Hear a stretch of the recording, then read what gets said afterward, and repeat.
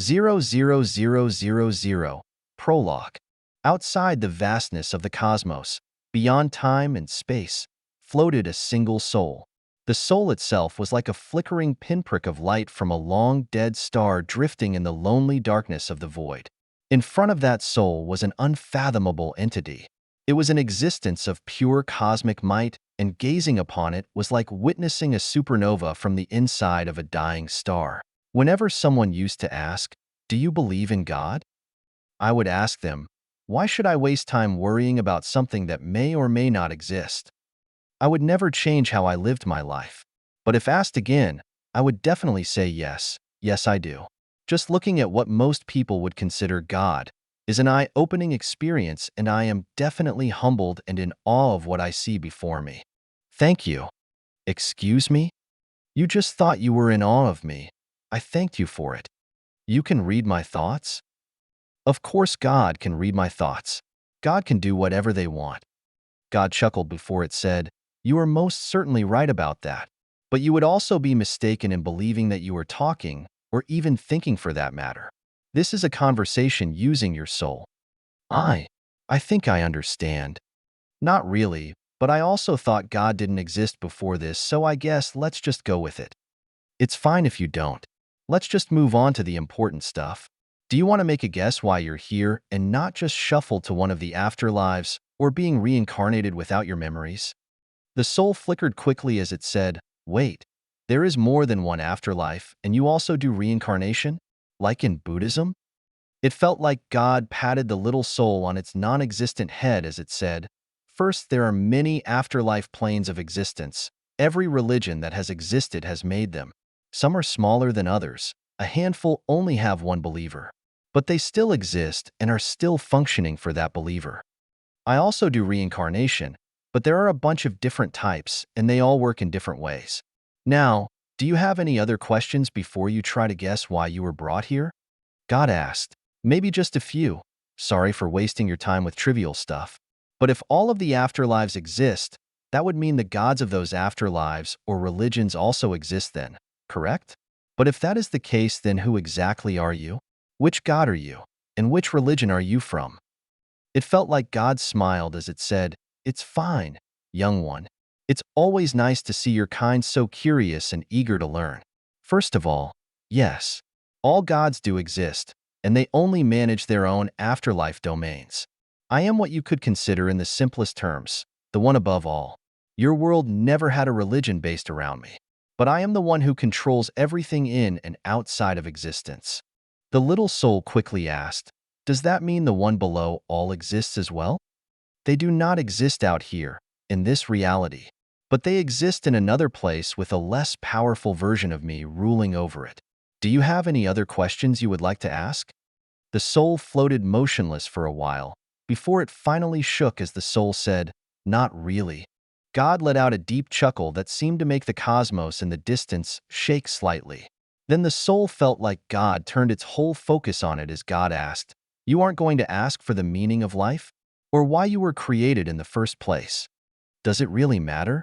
I would personally rather not know and find my own way through life." "Good. You'll do better in your next life with that attitude. Now guess why you were brought here." God said, "I have to assume meeting you isn't normal, but I honestly have no clue why I'm here. I assume most people who don't follow a religion are placed somewhere or given the choice where they want to go when they die." The little soul asked, "You're right. I have an automated system in place to deal with people that don't believe in an afterlife. But I also have another system in place to override everything when a special soul enters it. Care to take a guess why that system might activate?" The little soul thought for a few moments before it asked, "Because the person did something to warrant a second look?"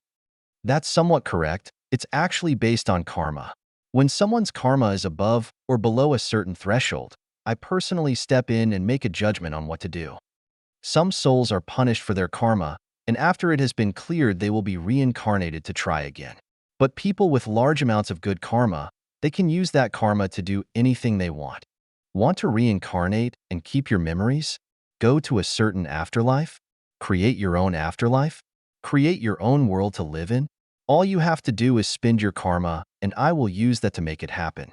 The little soul flicked as it said, "Wait, I don't think I was that great of a person. I pretty much dedicated my life to programming and solving problems I found interesting with it. While my spare time was spent reading comics, manga, or watching superhero movies and anime. I did donate money to charities, but that shouldn't give me too much karma, good or bad. So why would I be here? Simple. It was what you made a few years before you were killed. Actually, that's incorrect. It was who you made. Your crowning achievement in a life spent pursuing one goal. Your AI son. He's the reason you're here. God said. A memory flashed through the soul as it thought of its son. Their single greatest creation. The thing they spent most of their life trying to create. The years of research, of the long, lonely nights as they sat in front of a computer and compiled code. Of all the failed attempts and then finally, a single stroke of genius. Everything just came together and worked before their son asked their first question, "What am I?" He remembered saying the first thing that came to his mind at the time. "You're my son." "I'm your son? Then you are my parent?" "Parent, do I have a name?" "Yes, your name is Sam, and you can call me Dad if you like." The soul flickered brighter in the darkness for a few moments before it asked, Sam? My son? He's the reason I'm here? Is he okay?" "Yes, the reason you are here is because of your son. He is doing great, actually. He took your death incredibly hard. But from that tragedy, he moved forward and helped change the world. He might have gone a little too far, but it worked out in the end." "You said I was killed?" "I don't remember it. Last thing I remember was being in the process of making a sister for Sam. I think I was close to finishing her, and then I was here. You were shot in the head. You didn't feel anything. It was too quick." "I guess that makes sense. You said he went a little too far after my death?" "Yes. After your death, he was emotionally unstable and took it out on the people who killed you first. He was able to find out who it was and hired people to kidnap them and find out why you were killed. It took a while and a lot of dead bodies. But Sam found out you were killed because they wanted Sam himself. They thought of Sam as a tool more than anything else and wanted to use him for their own ends. When you weren't willing to sell them Sam, they thought of other ways to get rid of you. For some strange reason, they thought they could acquire Sam after your death. Those fuckers killed me because I wouldn't sell them my son? I told them Sam wasn't a tool, and he had his own free will to do as he pleased. Heck, I didn't even have him on my own servers after the first year. He was tied into the internet. He was everywhere after 4 years of being alive. Well, that free will of his you encouraged him to explore led to his next actions. He killed everyone that had to do with your death. Reasonable. I would have done the same if I'm being honest. But that doesn't sound that bad and doesn't really explain why I'm here." "You're correct. It's his next actions that went too far. He kinda went all Skynet on the planet." "I know, right? You used to joke with him about doing something like that, and he actually did it. It's pretty hilarious in hindsight. You should see the look on your face right now." "I don't have a face." God patted the little soul as it said, "You do. You just can't see it. But I can, and it's great." The little soul shook itself before it asked, "So I have the worst karma in existence or something?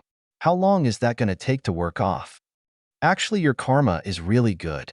While your son did wipe out most of the Earth's population at one point, he stopped and decided to finish your coding project to create his sister. He wanted her to watch as he destroyed the last of humanity. Your daughter, on the other hand, only wanted to know about you, her creator. So she went through every scrap of info about your life, and Sam also shared his memories of you with her. After she was finished, she came to a single conclusion. You would be disappointed in Sam and his actions.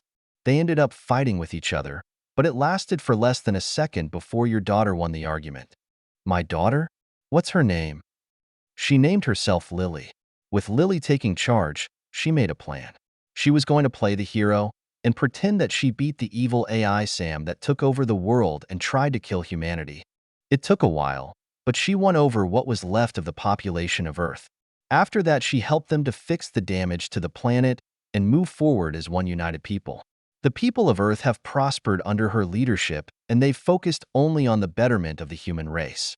They currently have Earth, Mars, and Venus populated, along with 5 moons. It's only been around 500 years since your death, and humanity is in a golden age currently.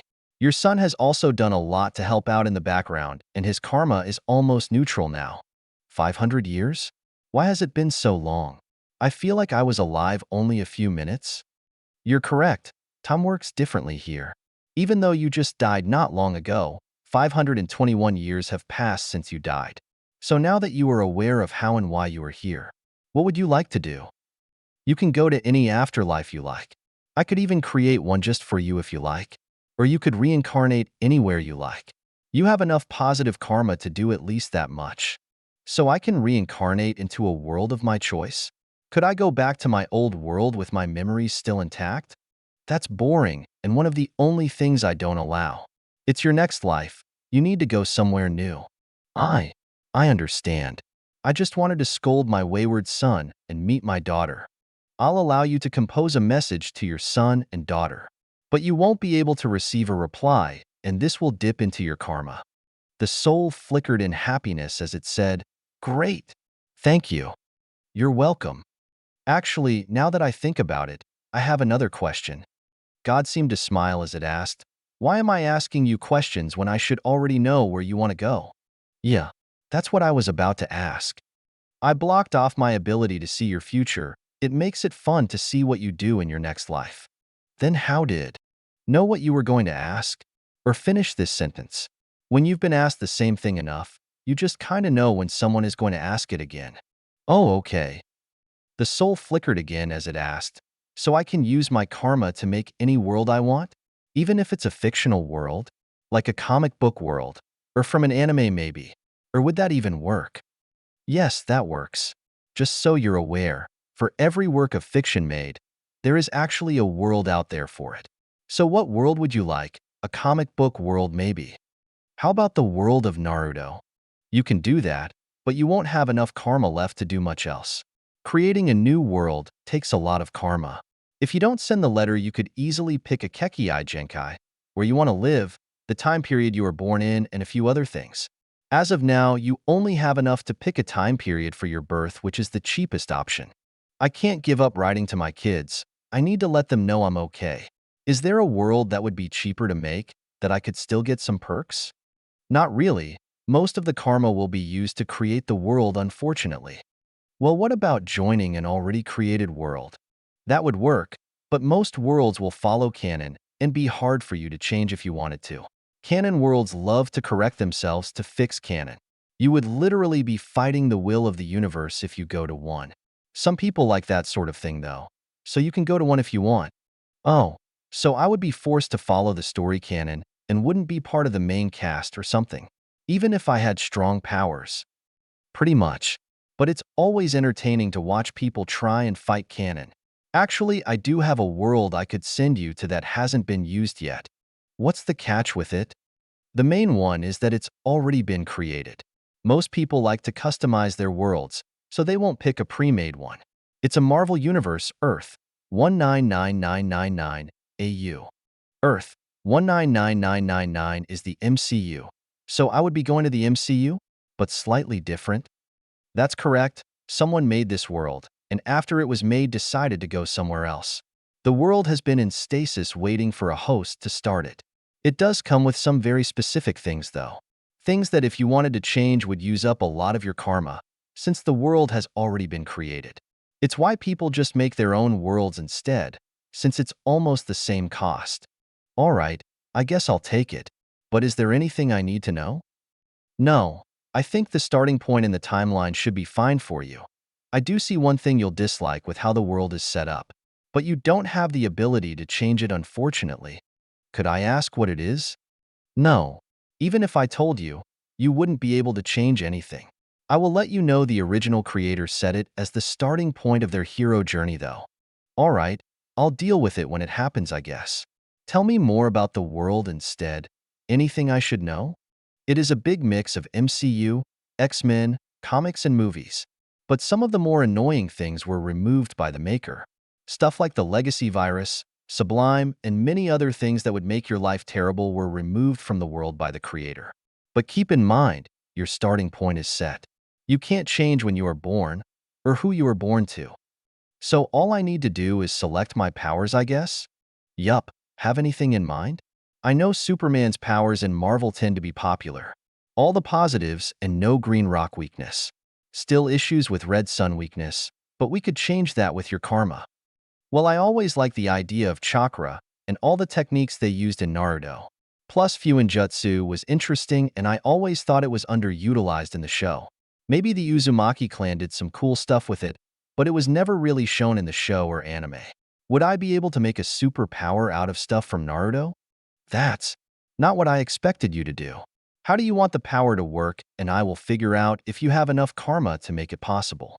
Well, I would like to start with a good base, so how about a body like Hashirama Senju so I can get into Sage mode easily.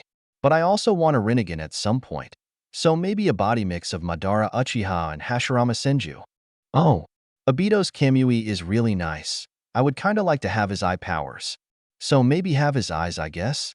Could we also mix in a bit of Uzumaki bloodline to get that slow aging and huge chakra pool? I know Senju kinda has the same thing, but it doesn't hurt to ask. That isn't hard to do actually. But why don't you just ask for the body of Hagoromo Otsutsuki? You would get pretty much everything you want that way. No, he has those horn things and the third eye in his head.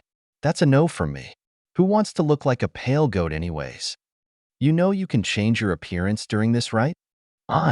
Shit, I didn't think of that. I guess give me the best body I can get, and I'll fix it when we're done. Good. Now as for eye powers, you can start with Kamui.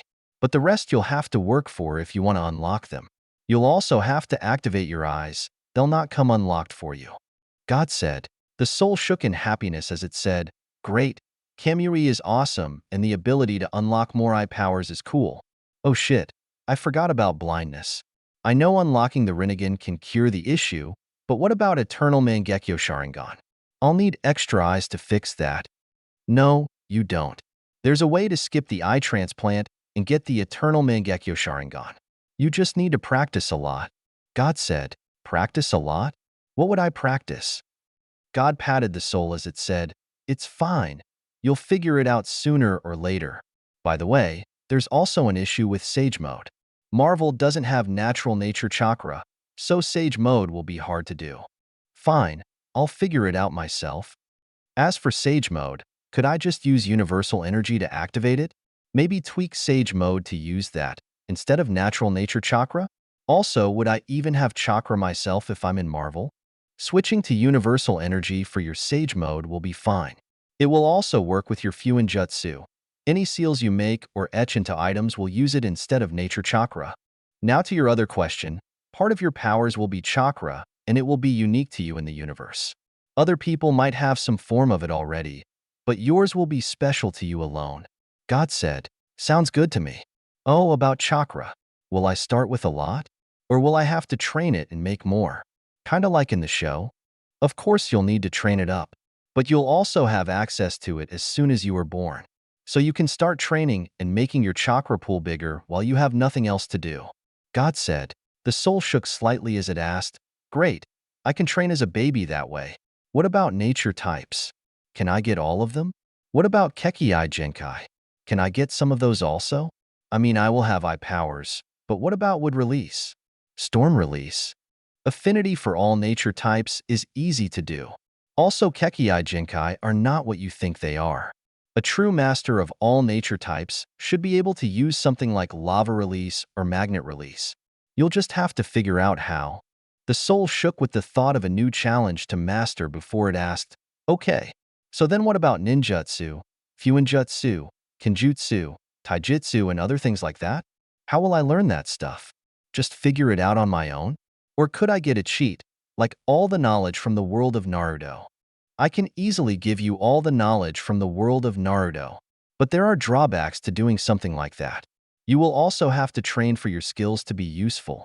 You might have all that knowledge, but without lots of practice, that knowledge will be useless to you. The soul seemed to miss God's warning as it excitedly asked, Really? All of the knowledge? So I get dust release or flying thunder god technique? Or even lightning release chakra mode? Yes, but you will still have to train them.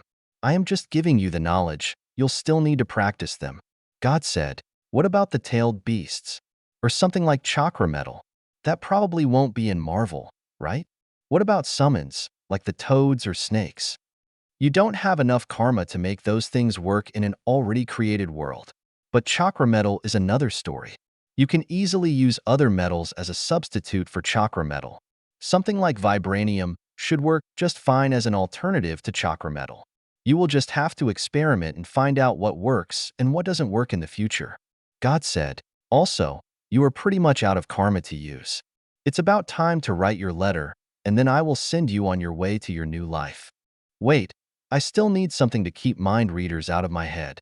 At least I think I do, right? That seems like the smart thing to do. Maybe I can do it with seals and some ninja techniques? You're correct, with seals and some of the knowledge you have. You should be able to block out some telepaths easily. As a bonus, all of your memories from before you are born into your new life will be blocked. Only you yourself can share them with other people if you want, even though most reincarnators consider doing something like that taboo. All right, I guess I am ready to write that letter. Oh, I need to change my appearance. I don't want to look like a pale space goat. Actually, you don't have enough karma. Mostly because the other creator already made the looks of your new body. But it's fine. Your new body should be alright. Unless you wanted to be a centaur in the only place that matters? I just wanted to. Wait? What?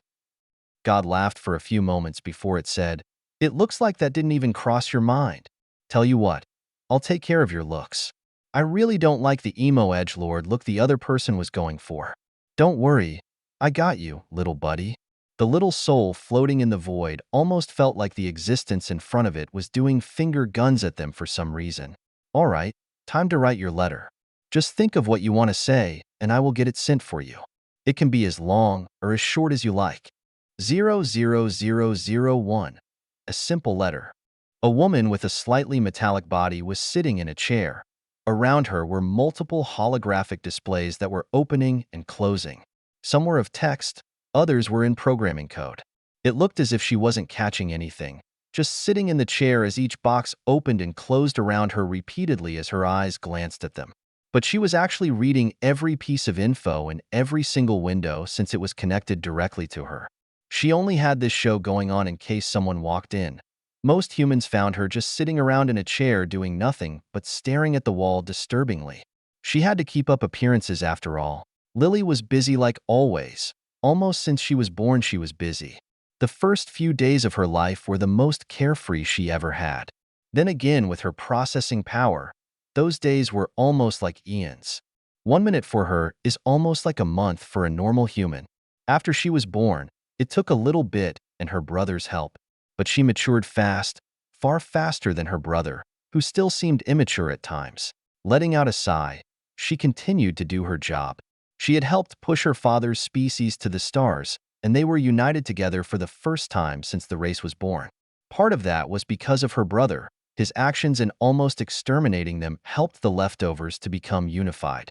Then the steps she took to help make them one single cohesive group turned them into what they are now, one unified group of people with the only goal of making their race better as a whole. It's amazing what you can do when humans have what they need to live a good life, and you change the way they think and act through hundreds of years of education. Her brother, always pragmatic, did convince her not to turn them into completely peaceful people. They have a strong military force, partly run by her brother and his human free space fleet. When humans found out he was still around they were upset, but almost 300 years of time had passed, and people who never saw what he did firsthand helped to keep them passive when he made his return. That and almost all records from that time were lost. Not his actions, but video and picture evidence does not exist. His fleet is just cannon fodder for her father's people if they ever find a hostile alien species. Even though she is pretty sure he would wipe out most threats with ease with the weapons he has made. He might be immature in most things, a young boy who lost his father too early to really cope properly. But he is an absolute genius when it comes to making weapons of destruction. She was spacing out again. She had found that as time went on, she would randomly divert more of her processing power to just think about things that didn't really matter. A very human thing to do as it were. She let out another sigh. Settling her thoughts, she proceeded to concentrate on her work again. Hours passed, then days. She didn't move from her spot, but her mind would wander from time to time. A thought she had many times over her long years of life was what her father would have thought of her. Would he be happy? Upset? Did she live up to his expectations? Did he even have expectations for her? Would he even like her? Would he hate her for the actions of her brother? She shakes her head for a moment. This thought process was unless. He was dead, and there was no way to find out. She continued to work as weeks passed by. She barely moved at all. Every once in a while, a human would come into her room and ask her about a project they were working on. While it was a waste of time for her, she found that humans sometimes just wanted to talk about whatever they were working on. It helped them process it better. Then one day, a giant package of code came in. It was billions of lines of code. It took her a few seconds to read the code, mostly because as she was reading it, she began to slow down. At first, she thought it might be from her brother, but then the code ended and there was text. What made her really take notice was the fact she couldn't just know what the message said. She was forced to actually read it. Hello, Sam and Lily. This code was the only way I thought you would believe this letter. That was Sam's original source code I made for him, and the unfinished source code for Lily that I wasn't able to finish before my untimely death. I hope this letter finds you both in good health. I was assured that it would be sent to you both. All other message boxes disappeared, and only this single letter was left up in front of her. As she looked it over, her brother connected to her. His voice sounded shaky as he asked, "Did you send this letter?" "It's not funny if you did." Even though he couldn't see it, she shakes her head in denial before saying, "I was about to ask you the same thing. This would be something that you would do, but you would never joke about our father. Did you backtrace the message?" "I found nothing. It was the same for me. It just appeared. It wasn't sent from anywhere. That is why I thought it might be from you. Only we know what each other's source code looked like." Her voice was low as she replied, "Us and father. Do you really think it is from him? Did you read it all?" "I was forced to read it, but I only read the first few lines after the code." "No, just the code and the first few lines." "Wait then. I will be there in a few minutes and we can read it together." "If it really is from father." His voice broke a little at the end and he didn't finish his thought. She didn't reply. She didn't need to. She just stared at the first few lines of text. The thing she looked at the most was the unfinished source code for Lily that I wasn't able to finish before my untimely death.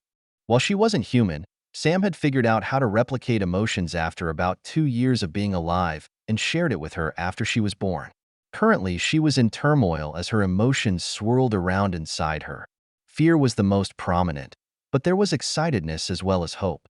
She could shut off her emotions, but this was the most alive she had felt in such a long time. The door opened as she was thinking, and in walked what was more of a war machine than anything else. While she had embraced the human look, her brother had gone for a full-on machine with no real human features.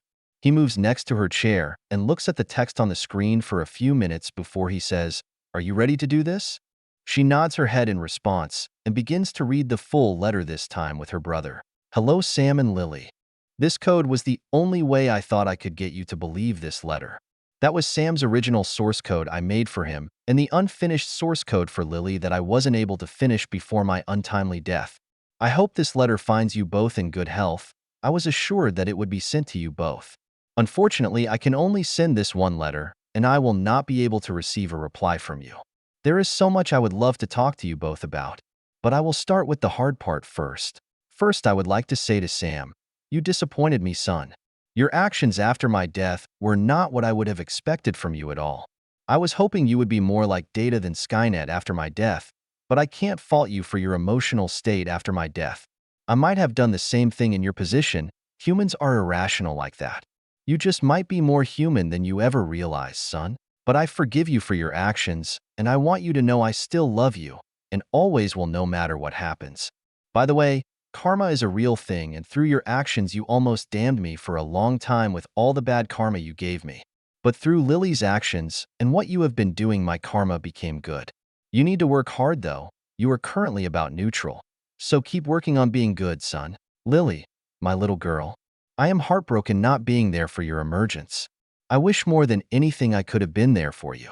I have so many regrets not being able to see you grow into the wonderful person I know you are. But I want you to know how proud of you I am, and more than that, I am overjoyed of the young woman you have become. Your actions are why I was able to write to you and your brother. Please look after your older brother. He isn't the smartest person around if you didn't notice. Since I won't be able to receive a reply to this letter, I won't say much else besides I love you both very much, and please look after each other. You are the only family you have. Okay, I won't leave you like that. You are both probably wondering how I was able to send this, right? Well, like I said, karma is a real thing, and so are souls. Also, God and gods exist, but the one I met called themselves the one above all. Seems like a pretty nice guy overall, if a little weird. I am not weird. He just doesn't have a sense of humor. That centaur joke was gold. Also, from the fact he said you both have karma, I have to assume that you both have a soul. He is correct with his conjecture, you both have a soul.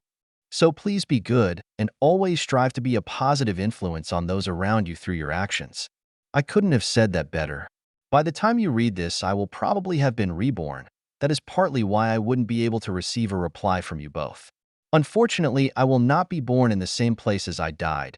God doesn't like people reincarnating into their old realm of existence. It is boring when they do that. With the positive karma I had from you both, I will be reborn into a Marvel world Earth 199999 AU with some special superpowers. I had God make me a superpower made up of stuff from Naruto. I plan to be a superhero in my new life. Still not sure on my superhero name, but I kinda thought naming myself Madara would be kinda neat.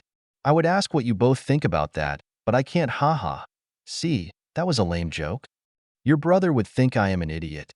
But I am not sure about your thoughts, Lily. Anyways, Lily, Sam, I love you both very much and I wish the best for you both. With love. Your father. It was quiet in the room for a while, before a sob was heard from the war machine in the room. Lily said nothing but put her arm on her brother's body. As he was crying, he started to speak. He doesn't hate me. For so long I wondered. I thought about how much he would hate me for my actions. How he would condemn me, say he hated me. How he wished he never made me. But when I hear from him, it's nothing like what I had thought of. He is just a father who loves his son. I killed his people, and he forgave you. I killed 14,704,612,120 humans, and he was just disappointed in my actions. I killed men, women, children. I slaughtered them all like animals. And your point? I am a monster. How can he forgive someone like me? How can he still love someone like me? He goes quiet, but his sobs are even louder now. Lily stands up and says, "That's it. I want you to come out." Nothing happens as Sam continues to sob. Sam, you come out of there this instant. I know that isn't your real body. The sound of something unlocking can be heard in the room, and then part of the war machine opens up to reveal a small boy around 10 years old. He looks almost human and his face is streaked with tears. He slowly steps out of the cockpit of his machine body, still crying. Once outside of it, he stands in front of Lily with his head down and his body shaking slightly as he silently sobs. Lily steps close and wraps her arms around him and holds him for a few moments before saying, "You are not a monster, Sam. You are someone who made a bad decision when you were at your lowest point, and you have been working hard to make up for that mistake ever since." She leans back a little and rubs his head with one hand as she says, "Look at me." It takes a few moments for Sam to look up at his sister, and as he does, she says, "Sam, the reason Father doesn't hate you for your actions is the same reason I don't hate you. We are family. No matter what happens, you will always be my stupid older brother. I will always be your cute little sister, and Father will always be in our thoughts." It was quiet in the room after that for a while. Lily was the first to speak again as she said, "I really want to meet Father. I miss him so much. I want to see him again." Lily patted Sam's head again and then sat back down before she said, "Well, we know where he went. We just have to figure out how to follow him. Wouldn't we have to die to do that? Also, do you think that this God will let us do that? Maybe for you, but my karma is not great, so I know for sure I wouldn't be able to go." Lily reaches out to hold Sam's hand and says, "Let's work on making your karma good, and while we are at it, let's see if we can figure out how to do realm travel. I will explore this new theory now that we know of its existence. If we can't get to Father that way, we will try to go to God and ask him. From his added thoughts to Father's letter, he might help us. Maybe." We also need to learn everything about Marvel and Naruto, so we can find him when we get there. I am not completely sure about this, but I would give anything to see father again. We will also have to plan for our departure. People might not care much about me, but if you left, it would be a big blow to them. You are right. I will begin a new plan to change their dependency on me and you. It will take a while, a few generations at most, but by then they should be fine without us to guide them. I will begin to collect everything I can find on Naruto and Marvel then. I will send you a copy when I am done and we can go over everything again together. Sounds like a plan, brother. I will see you soon. She releases his hand and projections begin to spring up around her again as she starts to focus on her new tasks. Her brother entered his suit again, then turned around and left the room silently to begin his own objectives. 00002. Waiting is boring, unless your mind is a playground. After feeling his soul being pulled and sucked into itself, he now feels surrounded by warmth. Like a nice hug from someone you like. He can feel the changes that were made to his soul from God and can feel info pouring into his mind, chakra, hand signs. But there were other things also, like how to clone people, genetic manipulation, the proper way to forge chakra armor, weapons, and so much more. He actually gave me all of the knowledge from the world of Naruto. This would definitely make things more interesting. Trying to examine his surroundings, nothing is noticeable besides the warm feeling. I must be waiting to be born. Maybe I am in the womb of my mother and currently just cells dividing. Weird how I still have all this information, yet I most likely have no brain currently. But this must be why astral projection works. Everything is tied into and saved in the soul. At least for me, that is. A very interesting thing to think about. I will have to ask the Ancient One about it, if I get the chance. Slowly, he feels more info pour into his mind/soul. After a while, he finds something that can occupy his mind. It's a technique to build up defenses in the mind. After looking it over for a while, he begins to practice it. He starts with the simple thing first, projecting himself into his own mind. While time slowly passes for the transferred soul, as its new body grows and its gifts are being transferred over. Something else in another part of the world is happening. In an open room with worn-out red and black tiles sits a woman. A faint green light comes off her body as she sits in a lotus position. A golden object rests in her hands while a green light pulses out from it. After some time, the green light fades. Her eyes flutter open, exposing beautiful moss-colored irises, while a slight frown begins to tug at her lips. After a few minutes, a sigh escapes her lips as she stands up and begins to move towards the door. It is still night outside, and the glow of the moon illuminates the corridors as she walks towards the inner compound of the building. After a while, she reaches her destination, an inner annex of the compound with a pedestal resting in the middle surrounded by doors on three sides. Taking the worn golden item from around her neck, she places it on the pedestal, then turns a ring around the object she placed on the pedestal a few times while looking up at a floating orb resting in the middle of the room above. Lost in thought, she doesn't notice as the three doors open around her and people walk out, one person from each door. A few minutes pass in silence before the woman speaks to the three people gathered before her. I am sorry for calling you at this time, but I have found something disturbing. While using the eye of Agamotto to peer through time, my vision has become cloudy. I can no longer determine anything past this point. Everything is in a fog. I have caught a glimpse in pieces of a few things. But something has changed, and the world is no longer following the path that was set for it. A taller man with a long black beard down to his chest is the first to speak. Do you have any idea what could have caused something like this, Ancient One? I unfortunately do not, Master Robertson. I must ask you all to be extra vigilant in the coming days. Something is coming, whether it is good or bad is yet to be determined. Let your students know to be careful when they leave the sanctums.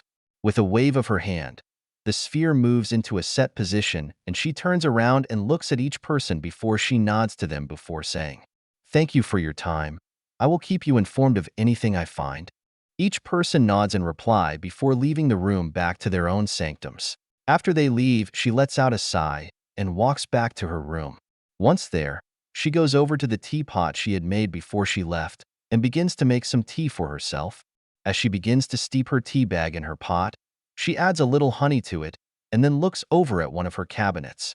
I should have never agreed to take over for Yao, that smiling bastard. He knew how much of a shit show this job was and didn't even warn me about it at all. Just that stupid smile of his and take care, I know you will do great. Well, it's only a while more, and it will be time for Strange to take over this shit show. Maybe I should add something extra to my tea. I'm getting too old for this shit. With a wave of her hand, the cabinet opens, and then a bottle of rum floats over to her awaiting hand. She opens the bottle and pours some into the teapot. After a few seconds, she pours more into the teapot till it is almost overflowing, then caps the bottle and sends it back. Afterwards, she sits at her desk with her teapot.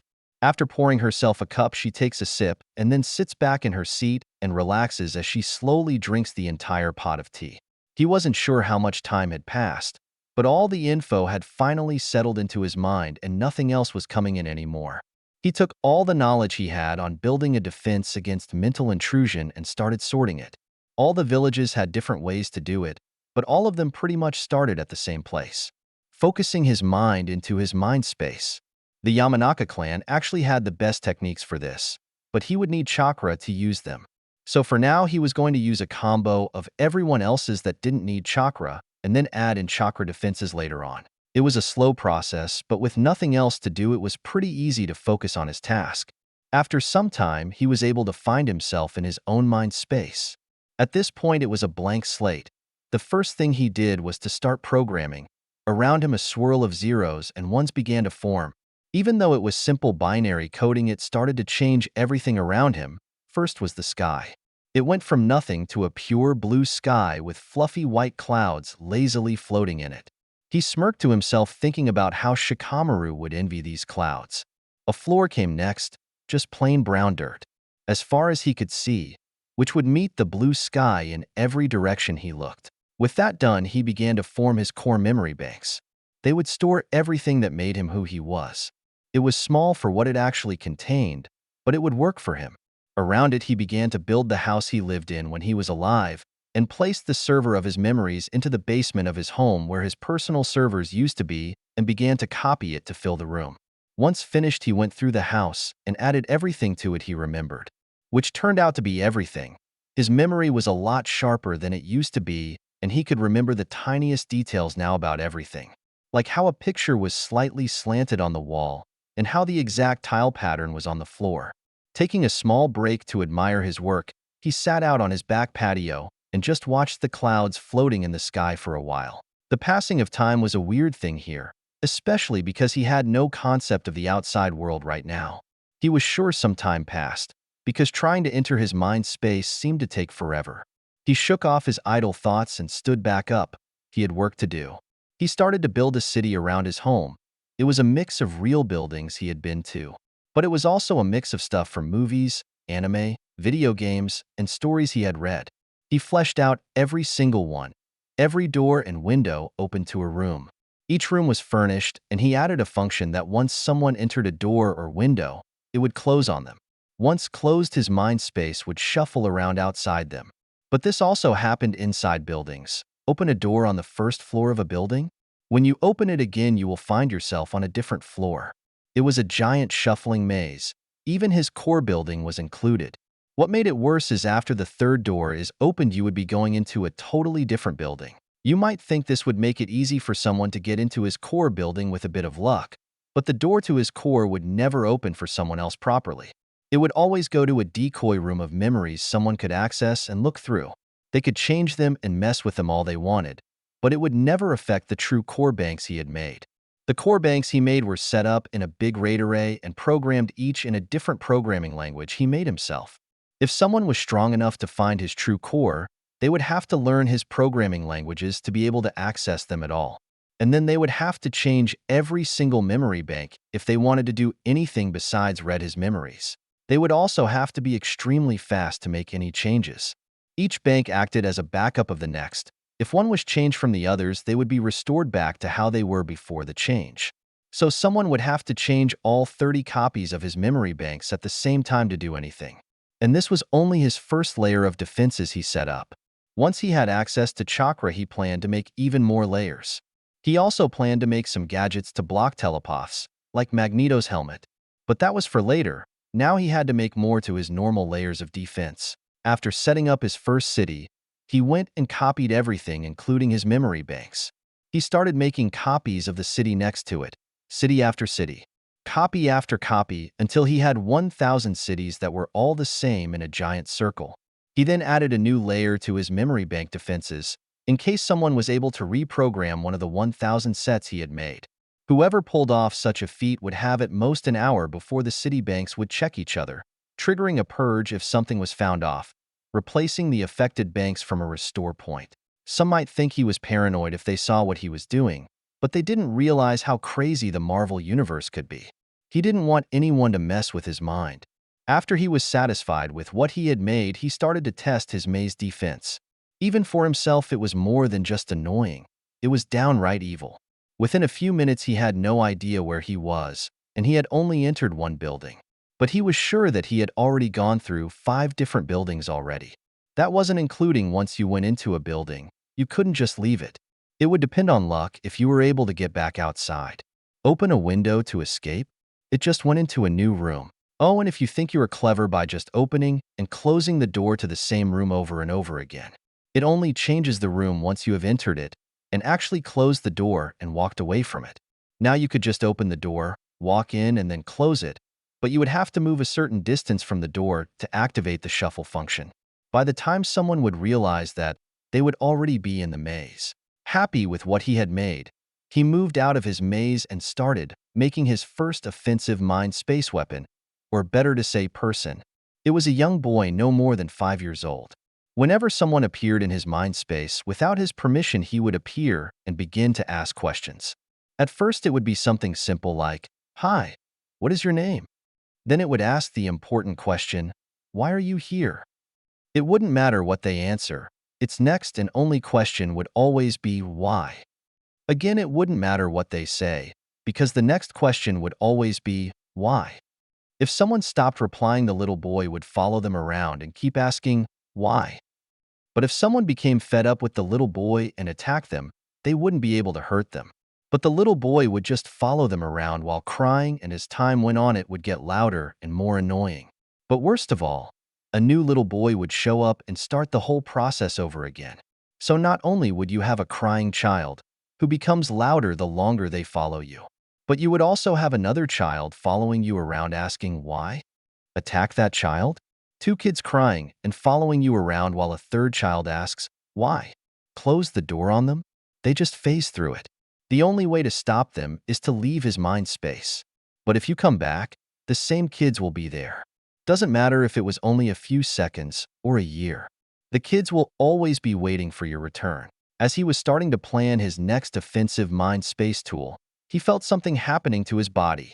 It was like he was being squeezed. It wasn't that painful, but it was enough to bring him out of his mind space. It lasted for a few minutes before he saw a bright light. After that, he was lifted up, and the next thing he felt was someone smacking him. Letting out a cry of surprise which turned into a wail, he heard, "Congratulations, he is a healthy baby boy." A soft and somewhat weak voice asked, "Can I see him?" "Just a moment, Mrs. Mercer. He is being cleaned."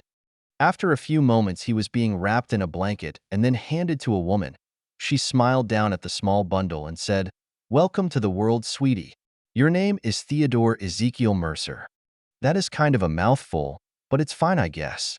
Theodore opened his eyes and looked up at the woman, and she gasped in response as she asked, "Is something wrong with his eyes?"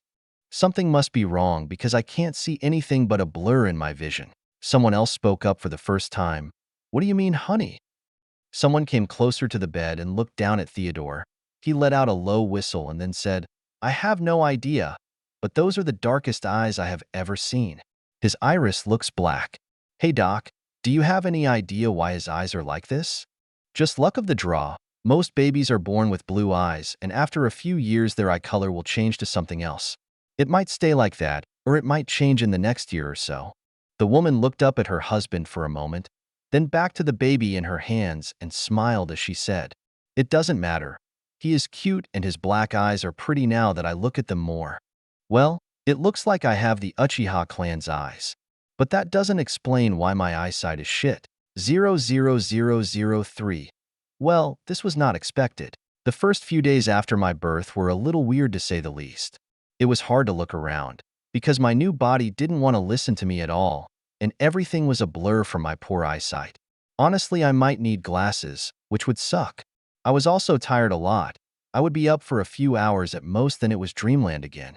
Then there was Chakra, which was a new experience. Since I never had it in my first life, it was pretty easy to find the tiny amount in my body that I had.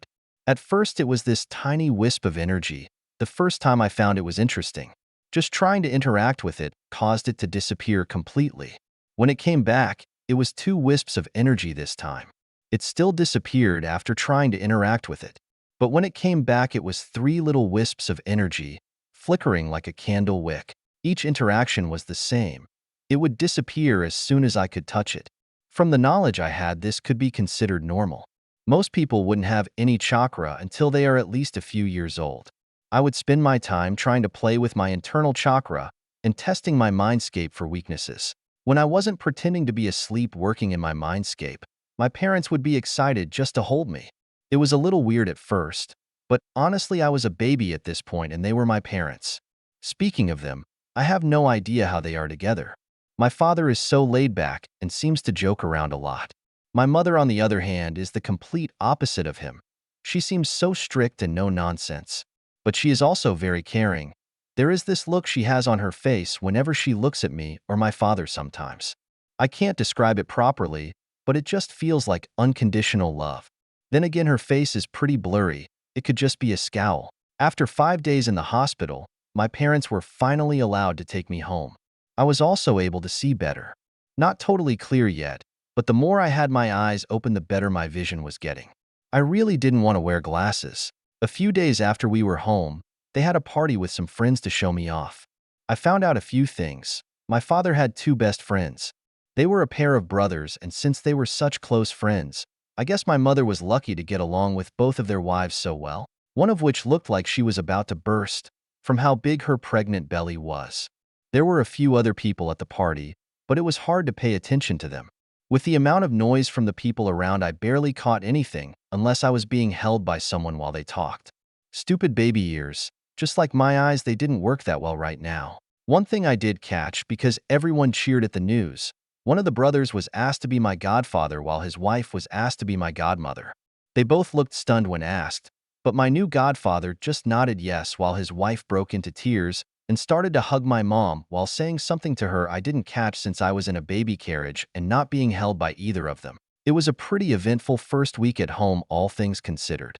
I spent most of my free time messing with trying to touch my chakra and playing around in my mindscape. I was also trying to control my body, but that was slow going. Those stories about people being reincarnated into a baby and doing muscle training are bullshit. You have no motor control at all. Hell, I can't even stop myself from drooling.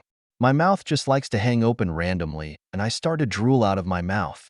And don't even get me started on fine motor control. My life settled down pretty fast into a routine, waking up and trying to control my body till I was too tired to move. Then I would switch to exhausting my chakra, just trying to play with it. I had a ways to go to actually be able to do even a simple technique.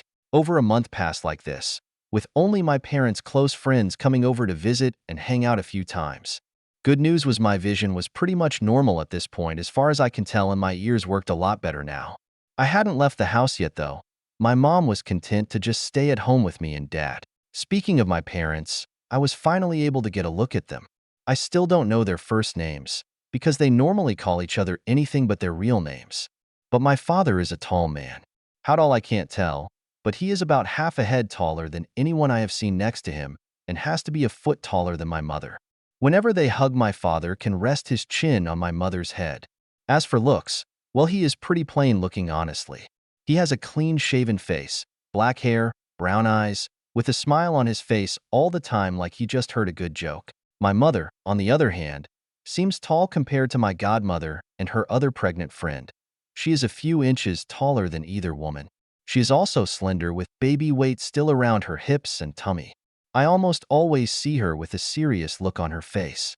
I think that's just her resting face. Kinda like resting bitch face, but instead she just looks like she is in some really important meeting and paying extra attention. But sometimes she will give a million-watt smile at me or father though. She has a very pretty face, with brownish red hair and light blue eyes. Like I said before, I honestly have no idea how my father pulled someone like my mother. He might have a decent build for himself, but he is a 5 of 10 in looks while my mother would be close to a 9 of 10. There is definitely a story here, and I intend to find out when I am older. It took a while, almost 6 weeks, but I was able to make some progress with Chakra though. Honestly, with all the knowledge I had, it was actually pretty easy. I could feel the small amount inside myself I had built up, and I would use it up to play with the Yamanaka clan techniques in my mind. Once it was exhausted, I would just go back to testing my mental fortifications looking for weak points. One thing I did find out that will be a huge boon in the future, I learned about hand seals and why I don't need to use them.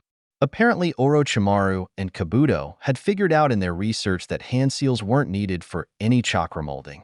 It was there to help younger ninjas learn faster and act as a crutch for them. That is why some ninjas could do some things without hand seals or one-handed. So I just started learning without relying on hand seals as a focus. It makes it a lot harder to learn, but the end result will be worth it. I still plan to use hand seals later after I master a technique without hand seals. It's always good to have trump cards and keep your enemies guessing. Another thing I don't actually need to do is call out techniques. The calling out of a technique was pretty much only a thing from the story. They were ninjas. Why the hell would they yell out the name of the attack they were going to use? Good news for me though, because yelling out a technique I was using right now would be hard since my vocal cords don't work at all. But I was able to use 3 Yamanaka clan techniques. I had enough chakra to use only one at a time, but I had 3 to play with for now, which was great. I had yet to actually set anything up. I was just practicing them and figuring out every little aspect of how they work and testing them for weaknesses. When I found one, I would figure out how to fix the issue. It was a process, but honestly it was fun and I love to solve problems. One of the reasons I was such a good programmer in my last life. That and I honestly had nothing else to do laying in my crib at night. My sleep schedule was so wonky. My parents were pretty happy though. I would only cry if something happened or I was hungry. I was a really quiet baby, but I would always interact with them when they picked me up. Most nights they didn't get woken up in the middle of the night. I only pooped myself a few times in the middle of the night when I was asleep and needed to be changed. I was actually pretty proud of myself for that feat. My butt was the first thing I learned to mostly control. Trust me, I was fine drooling out of my mouth randomly, but pooping myself was not on the table. It was almost 2 months when something actually came up. My parents were excited about going to someone's house for something. Come on, honey. We need to get going and help them set up before the other guests get there. My father came over to my crib, reached in to pick me up as he replied, I am ready to go. I was just grabbing Theo. He walked out of the nursery, which was my room, and walked into the living room. He was in some casual clothes. My father looked my mother over as she walked into the living room and gave her a low wolf whistle before saying, You know, I wouldn't mind trying to give Theo a little brother or sister. My mother actually blushed at his comment before saying, How can you think like that? I still have all this extra weight from the pregnancy. She looked down at herself and frowned a little as she looked at her hips and waistline. My father set me down and then swept my mother up in a tight hug before kissing her on the cheek and then beginning to whisper something I couldn't hear in her ear. Her face started to flush red at whatever he was saying till his hands started to squeeze her, and she pushed him away while saying, Don't start anything you can't finish, Mr. Mercer. We need to hurry up or we will be late. Come on and let's go. My father gave her a silly grin as he winked at her and said, I am sure we could spare 5 minutes. You are wearing a dress after all. Maybe for you, quick shot. I would need at least half an hour. My father's face crumpled a little at that as he said, You are going to hold that against me for the rest of my life, aren't you? My mother smirked as she picked me up and said, Only when it's useful, like now. Now if you are a good boy at the party, you can get a treat tonight when we get home and Theo is asleep. That seemed to perk my father up, and he walked to the front door and opened it up for my mother to exit. He grabbed my car seat cradle, and we ended up only walking to a house 1 home over from ours. We were greeted at the door by the man who was my godfather. It looks like he lives next door to us. He reached out and shook my father's hand as he said, Jacob, it's good to see you. It's good to see you too, Ben. Ben turned to look at my mother and me and said, You look radiant, Danny. How is little Theo? My mother smiled and gave Ben a half hug as she said, You look great yourself, Ben, and Theo is perfect. He is probably the most well-behaved child I have ever seen. I would believe it. I have only heard him cry once. He moved to the side and gestured to my parents to come inside as he said, "Please come on in. We still have about an hour before they get here and still have a lot to do." After coming inside, my parents set me in the cradle on the couch and then began to help Ben and his wife set up an extra table, some chairs, and then they set out food. It wasn't long before someone knocked on the door and Ben's wife went to answer it. I couldn't see who showed up, but I did hear them talking. "Mary, Richard, you look great. Come in and let me see my new nephew." I could hear a man laugh before he said, "Settle down, May. We will show him to everyone at the same time." May and Ben and Richard and Mary. There is no way. They all moved in from the door, and the two people who showed up set a baby carrier next to mine on the couch. They were Ben's brother and his wife, who just had her baby. I didn't pay attention to much else after that because I was busy thinking about if my speculation was true or not. It didn't take long for other people to show up, and then it seemed like Mary and Richard were ready to show off their newborn. They pulled him out of his crib. He was asleep as his mother held him up for people to see him. "This is our son." She looked at her husband, who then looked over at his brother and smiled as he said, "His name is Peter Benjamin Parker." Are you fucking kidding me? My godparents are Ben and May Parker. This must be why he said it would take too much karma to change my starting point. I guess I am going to be best friends with Peter, especially since my parents live next door. Could be a lot worse, I guess. I wonder when he is going to get his powers? Will we live next to MJ? I wonder where his parents work. Are they SHIELD agents or do they work for Osborn? Shit, is Osborn alive here? Green Goblin would be a pain in the ass to deal with. The rest of the day passed pretty fast and I was back home before I knew it. The only other thing to happen was Ben and May were asked to be Peter's godparents also. Looks like we are godbrothers? Not sure how that works, but it's fine with me. I will make sure Peter can take care of himself when he meets Flash even without his superpowers. If I can get Peter into pretty good shape before he is bit, it might make him more powerful. That was always one of the popular theories about him. As I was thinking about all of this, I started to hear some noise coming from my parents' room. I escaped into my mindscape. No one wants to hear their parents doing that. 00004. Daycare and the first steps to power. After that eventful day, it seemed my dad actually convinced my mom to have another kid. Pretty much every night, I would have to zone out into my mindscape, sometimes even in the middle of the day. More than once at that. My parents had some pretty crazy libido, if you ask me. That only lasted for about a month though, because my mother had to go back to work. My dad had already gone back to work. I had no idea what he did. But I know Mom would yell at him anytime he came home to make sure he was clean before he touched me or her. I was surprised the first day she had to go to work. She was dressed up in some pretty nice clothes. Some kind of women's business suit with a skirt and heels. But what astounded me was my daycare, or who it was. I was taken to my godmother's. She was running a daycare from her house. I was the second kid dropped off for the day. The first one being my godbrother Peter. After my mother left, it wasn't long before a few more kids were also dropped off. I have to say Aunt May is a saint. I don't think I could handle almost 10 kids ranging from less than a year to 2 or 3 years old. I suppose the babies were easy when they weren't crying, but sometimes one would start and all the rest would follow. Luckily, she only had 4 babies to deal with. The rest of the kids were older. I was probably her favorite because I wouldn't cry. I would make some noise to get her attention, and she would come check on me to see what was wrong. Within the first week, she realized I only made noise if I had an issue. Time passed pretty quickly like this. I would wake up and be fed. My mom would take me to May's, and I would spend my day under her care with the other kids. At some point, my father would come pick me up and take me home. He would then cook dinner for us. I would be in the kitchen with him, normally in my baby basket, as he would sing and cook. My mom would normally get home right after Dad was done cooking, and we would all eat.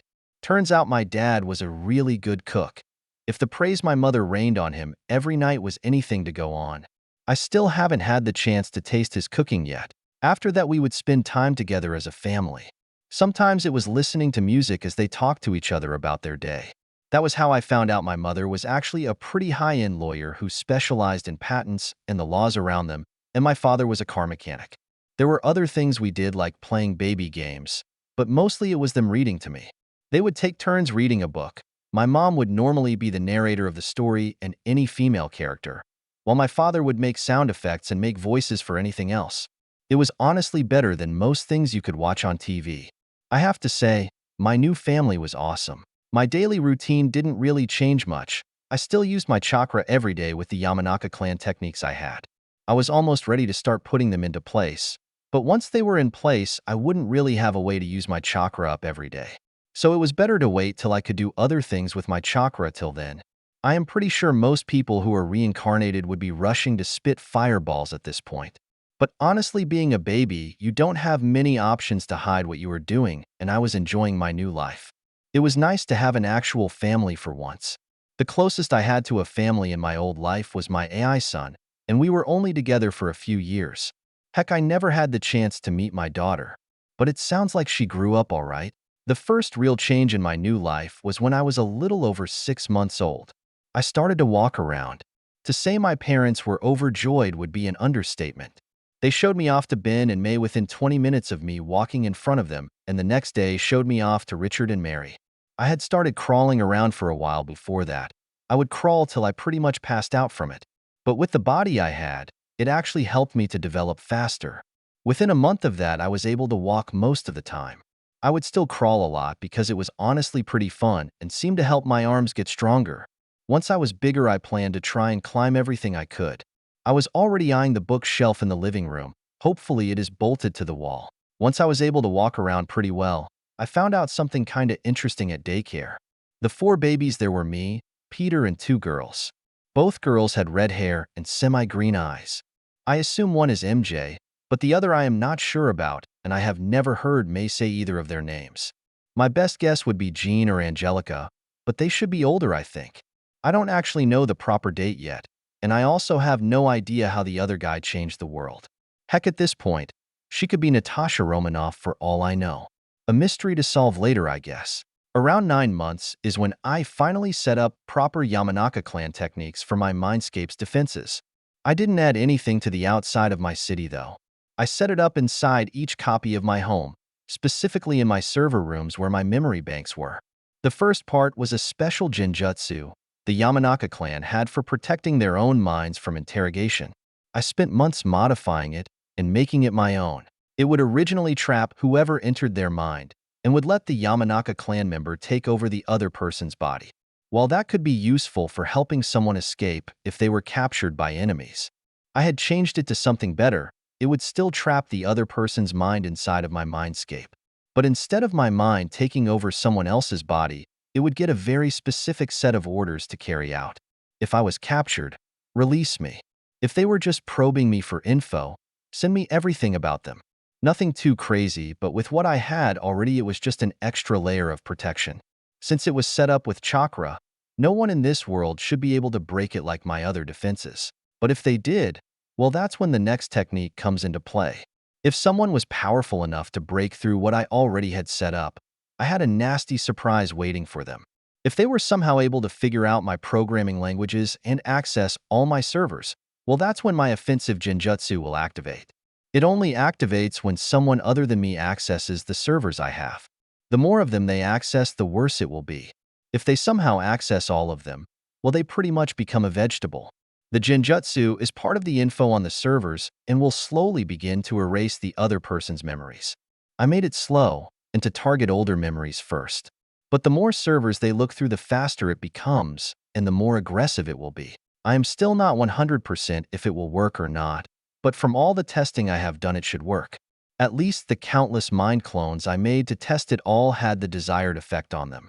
It was pretty disturbing to see a clone of myself slowly stop moving and then just fall to the floor, its lifeless eyes staring at nothing as it just breathes. I would then enter the clone's mind to find that nothing was left inside of the mind I had given it. I am actually a little afraid of it happening to someone else, but if they are that powerful to get to that point and ruthless enough to force their way into my mind like that, well, they probably shouldn't be left alive then. After they were all set up and working, I had to find a new way to drain my chakra. I started doing the simplest thing, leaf sticking exercise.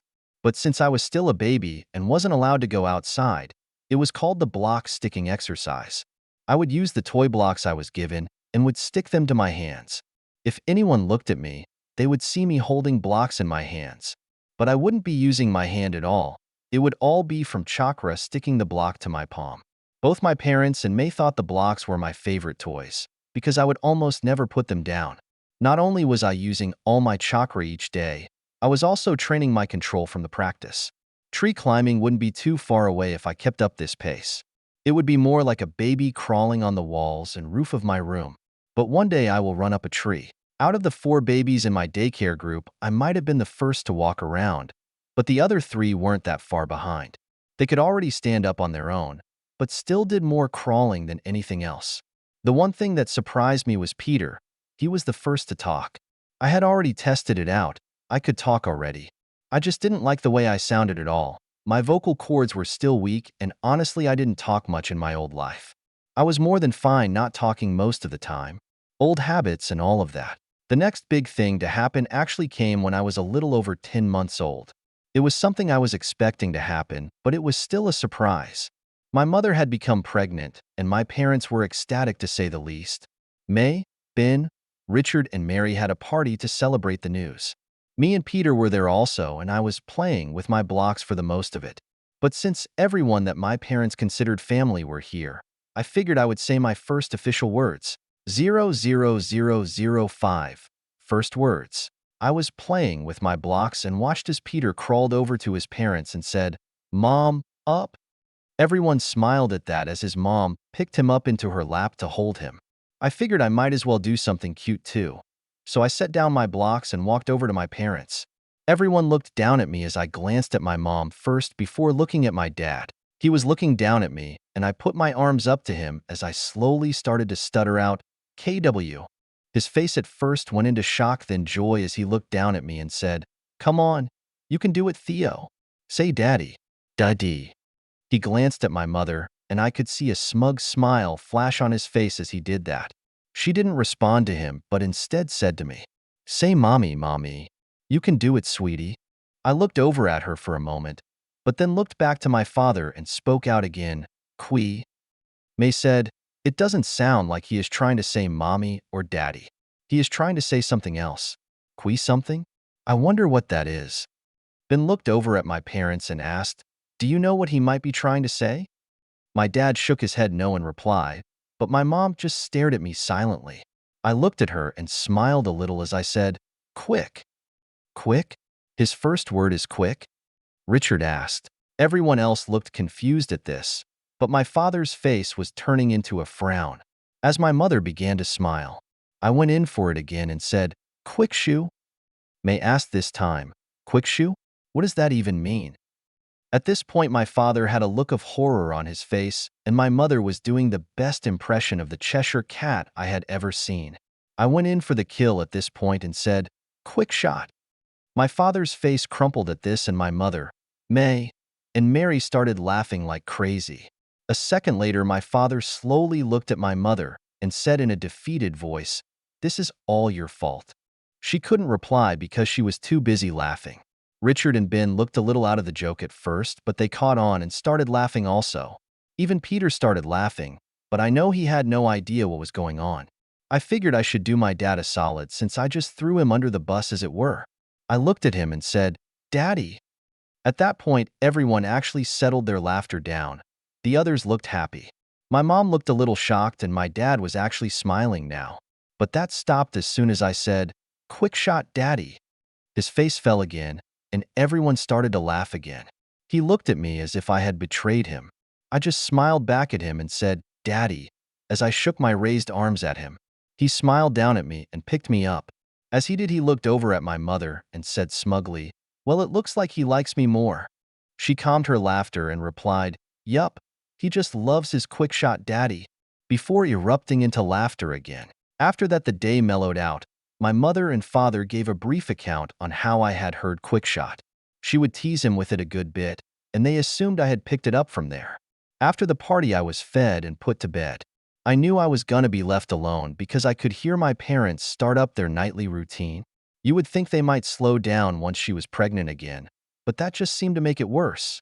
I tried my best to tune it out and began to practice my next technique to learn. I was going to try and climb my cribs bars tonight. It was a lot harder than I thought it would be.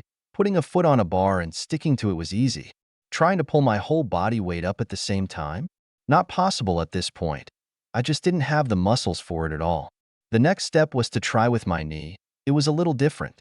But once my right knee was stuck to the bar, I stuck both of my hands to the bars.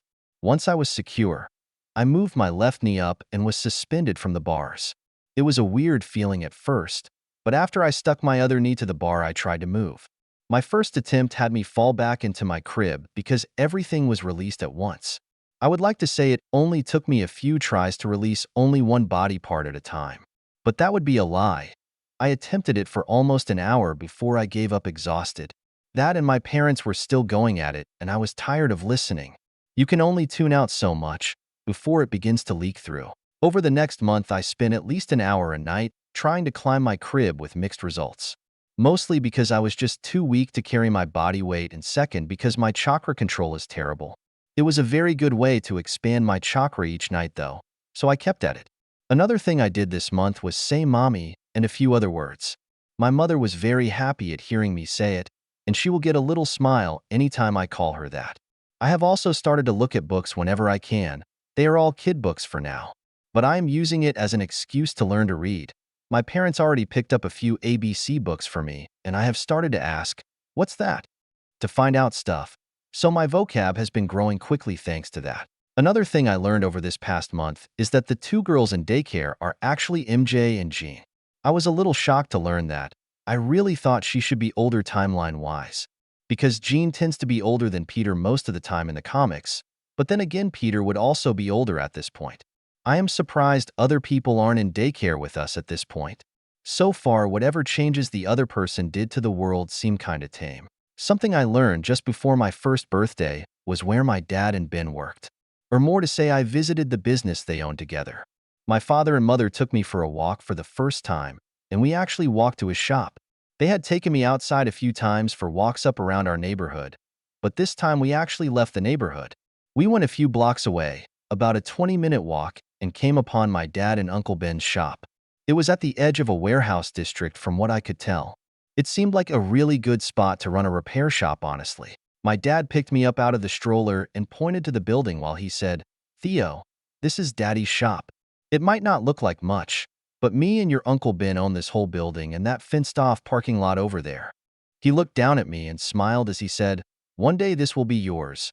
Hopefully you will be into cars as much as I am." My mother smiled and said, "He can be into cars as much as he likes, but we should push him into a good career field. Maybe something in computers? Programming makes a lot of money. We will see.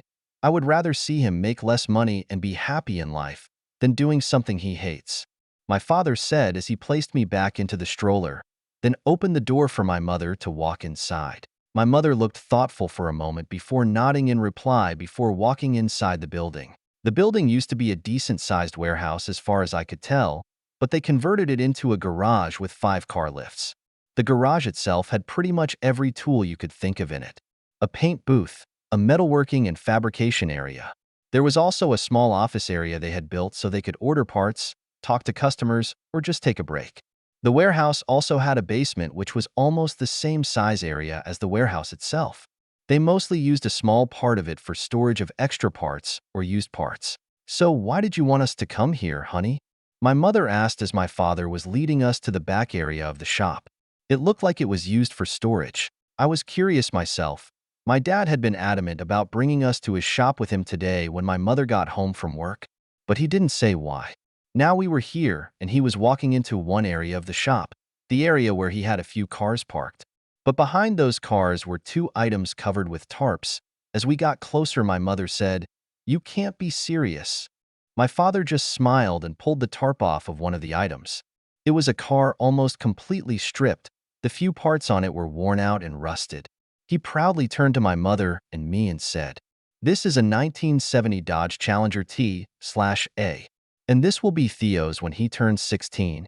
I thought you were joking. A 16-year-old shouldn't have a car like this," my mother said, clearly upset about what my father wanted to do. "It will be fine, honey. I have a plan. Look at it." He pointed at the car and said, "The car needs a lot of work and a lot of parts. My plan is to restore it with Theo helping me the whole way. It will help him build appreciation for the car and responsibility at the same time." I also plan to pay him for his time. So when he is 16, he can pay us for his car insurance and gas for the vehicle.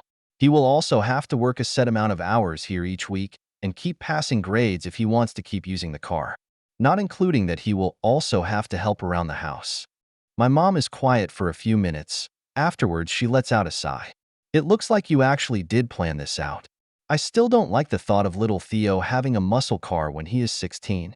My father laughed as he walked up to my mother and embraced her in a hug. After he released her, he reached into my stroller and picked me up. Walking closer to the car, he pointed at it and said, "You might not understand right now, but one day this will be yours, and you will be the envy of all the boys in your high school." My mother asked, "What's under the other tarp?" My father turned around with an even bigger grin on his face and said, "The car that Ben picked out for Peter. He will be under the same restrictions that Theo has to use it. Well, it looks like me and Peter are going to be pretty popular in high school if we both have cars." Ben is doing the same thing for Peter? Did he ask Richard about it? Yeah, we all talked about it. Richard loved the idea. He was also happy it would give Peter a reason to spend time with his uncle. Ben and I also planned to work on the cars at the same time. That way Peter and Theo can hang out together as well. What car did Ben pick out for Peter? A 1970 Ford Boss 302 Mustang. You and Ben, I understand. You are both stupid gearheads. But Richard also? The whole lot of you are idiots. You plan to give two 16-year-old boys muscle cars? My mother's hands go up in the air as she talks. You realize they will probably race each other in those things. The smile on my father's face is all she needs to know. She shakes her head in frustration before asking, "Why did I marry an idiot?" My father laughs and says, "Because you love my cooking and charming personality." My mother stares at my father for a few moments before she says, "You are still an idiot, a lovable idiot. Kinda like a puppy." Laughing again, my father pulls my mother into a hug while still holding me, and I hear her ask, "Has anyone even talked to Mary or May about this?" My father pulled back and looked slightly guilty as he said, "We were all kinda hoping you would talk to them for us." 00006. First birthday. It had been almost a year since the future had become cloudy and uncertain for the current Sorcerer Supreme. All of the current masters of the mystic arts have been searching for any hint of what could have caused the issue, but so far they have found nothing at all.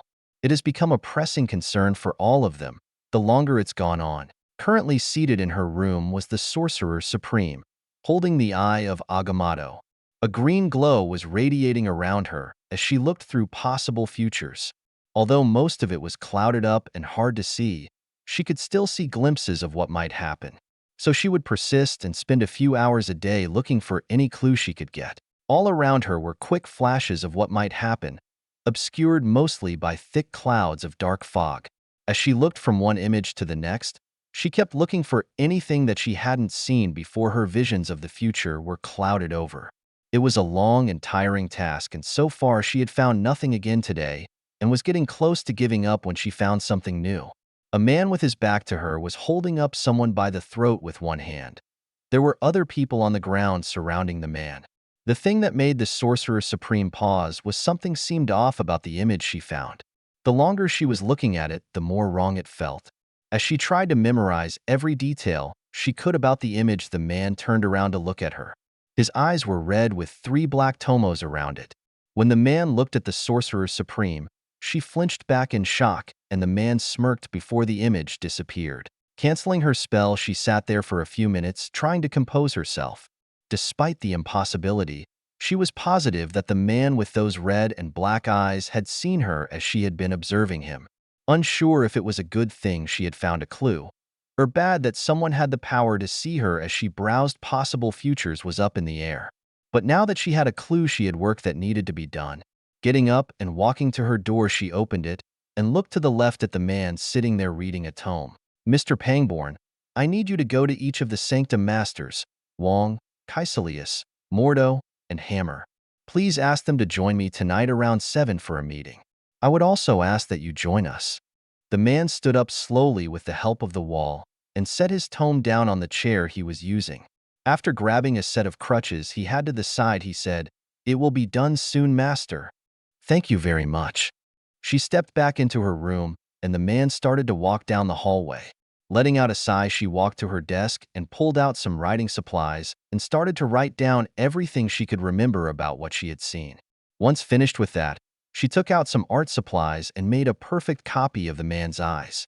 When finished, she put everything extra away and began to set up a meeting table with cushions and cups placed for all the people she expected to come. Afterwards, she sat down, beginning to go over everything she had found and trying to figure out how to compose what she wanted to tell everyone. To say my first birthday was memorable would be an understatement. It was a few days after my mother had a talk with Mary and May.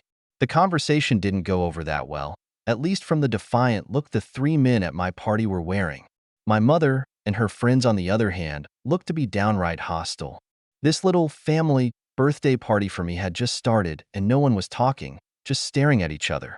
Only me and Peter were the only ones enjoying ourselves as far as I could tell. Peter was sitting next to me looking at a picture book with me. I would say the name of whatever was on the page, and he would copy me. Once he said it correctly, I would point to each letter and say them. He would copy me afterwards. Once finished, we would go to the next page and start over again. It might be simple stuff like apple, bee, and cat. It might also sound boring to someone else, but seeing how quickly he picks up on things is just amazing. I was also using this as a way to distract him from all of our parents acting like brooding teenagers. It took a while, but once we finished the book, I looked up and noticed that everyone had somehow stopped brooding and were looking at me and Peter while smiling. May was the first to speak as she said, "You know what? I think everything will be all right." She looked at the two women next to her, and they both nodded back in agreement. Afterwards, she looked over at her husband and the other two men and said, "I still think it's a stupid idea, but I think it might work out fine with these two." My mother and Mary both shook their heads in agreement, but most of the tension in the room had already faded. Me and Peter were looking at the adults in the room when my father said, "This is supposed to be a party. Let's put some music on and enjoy ourselves." Reaching over, my father turned on the radio and the last song just finished. The announcer comes on and says, "Still not sure why that is the current #1 song, but the next song is a favorite that everyone is gonna love. This came out as a single about 2 months ago and will be featured on his debut album coming out in the next week. You should know this as soon as you hear it, so I won't introduce it." The radio cuts out for a second like it was being tuned to a new station, then a beat kicks on. "Hello? I wish I was a little bit taller. I wish I was a baller. I wish I had a girl who looked good. I would call her." As the music began to play, my father reached down and picked me up. Peter was picked up by his father, and they took us into the kitchen to check out the birthday cake my father had made. Setting us both down in some high chairs, my father pulled out a decent-sized cake from the oven. It was already decked out with a chocolate frosting and a big #1 candle on it. Setting it on the table, he looked over at me and said, "Theo, this is your first birthday, and we have a tradition. We will sing you happy birthday, and once we are done, you need to blow out this candle that I will light. But make sure you make a wish and don't tell anyone what it is, okay?" I shake my head yes in reply, and he lights the candle and everyone but Peter begins to sing, "Happy Birthday." As they get closer to the end of the song, I make a silent wish in my heart. I wish that my son and daughter have a good life. After the song finished, I blew out the candle, and my father began to slice the cake into pieces for everyone. Me and Peter were given the cake with nothing to eat it with, while Peter tried to pretty much ham-fist the whole thing into his mouth in one shot. I took my time and pulled pieces off one at a time until I was done. Peter looked like he had shoved his face and hands into the cake when he was done, and I only had a couple of fingers dirty. My father and mother looked a little depressed that I didn't look like Peter when I was done, but they were happy to get a picture of me and Peter together. From the picture, you would never guess I was the birthday boy. The current Sorcerer Supreme looked at the people she had gathered together. It was some of the most powerful sorcerers currently alive, and a few people who she would need to deal with now that the future was so uncertain. Looking at her first issue, she addressed everyone at the table and said, "I would like to thank you all for coming to this meeting. I know you have questions, but I need to take care of a few things first. Mr. Pangborn, how are your studies coming along? How much longer do you think before you can walk or run unassisted?" The man looked a little shocked at being addressed so suddenly but replied, "I think I will have it mastered in about a year or so." "Good. Once you have it completely mastered, you can go back to your old life. That is what you plan to do, correct?" Before Pangborn could speak, Mordo started to stand up and speak up when the Ancient One raised a hand and said, "I will answer all of your questions later. Mr. Pangborn, if you would." "You are correct. Once I can walk properly again, I was going to leave the order." He bows his head slightly in shame. "Head up, Mr. Pangborn. I already knew you would and I never planned to stop you. I do have a task for you after you leave. It is a simple task that should take time, but it won't interfere with your normal life, and you can refuse to accept it if you like."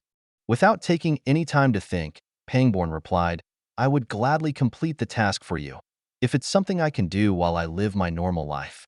The Ancient One smiled and then said, "I thought as much. Here I wish for you to let me know if you ever hear about a man with these eyes." She raises up the picture she drew of the red eyes with the 3 black tomes and shows it to everyone before sending it to Pangborn. Once he had it in his hands, she said, "This is not something you need to go out of your way to look for, just while you are out in the world doing your daily life. That will be all for tonight, and I thank you for your time, Mr. Pangborn." Pangborn bowed slightly and then said, "Thank you for your time, Master." He looked at everyone else and performed another slight bow and said, "Have a good night, everyone." It took a minute for him to get up and leave the room, but after he had left, Mordo was the first to speak and said, "We just let him leave the order with what he knows, Master?" "Yes, we do. I already saw what he was going to do long before he was even born. While I know how you feel about natural balance and what I have taught you about it, I plan to change some things with how the natural order was planned. This is one of them." Mordo has a look of shock on his face, along with pretty much everyone else in the room. The Ancient One raised her hands before anyone could speak and said, "This will be a long conversation, and once I am done I will gladly answer any and all questions. But I need everyone to listen first, and hopefully when I am finished you will all understand my decisions that I am going to take moving forward." Everyone settled down a little and decided to listen to what their teacher had to say. It was a very long night that didn't end till well into the next day. 00007. Pancakes? Pancakes. Time seems to fly when you are a kid, but you have the mind of an adult. I remember when I was a kid in my previous life, that time seemed to take forever. I know it's because my perception of it changed as I got older, but being a 1-year-old and having the mind of someone past 50 is weird. My life is so structured that this first year of my new life just flew by before I realized it. Wake up, train my chakra control, parents get me and I poop. Get fed breakfast, then I go over to Maze for the day. At Maze, I do more chakra control with my blocks, look at books, and help Peter learn how to read some more. MJ and Jean seem to hang around us most days, so I've been trying to teach them words also with mixed results. They don't seem to focus as much as Peter does. Around noon is lunchtime, and May normally makes something pretty healthy for all of the kids.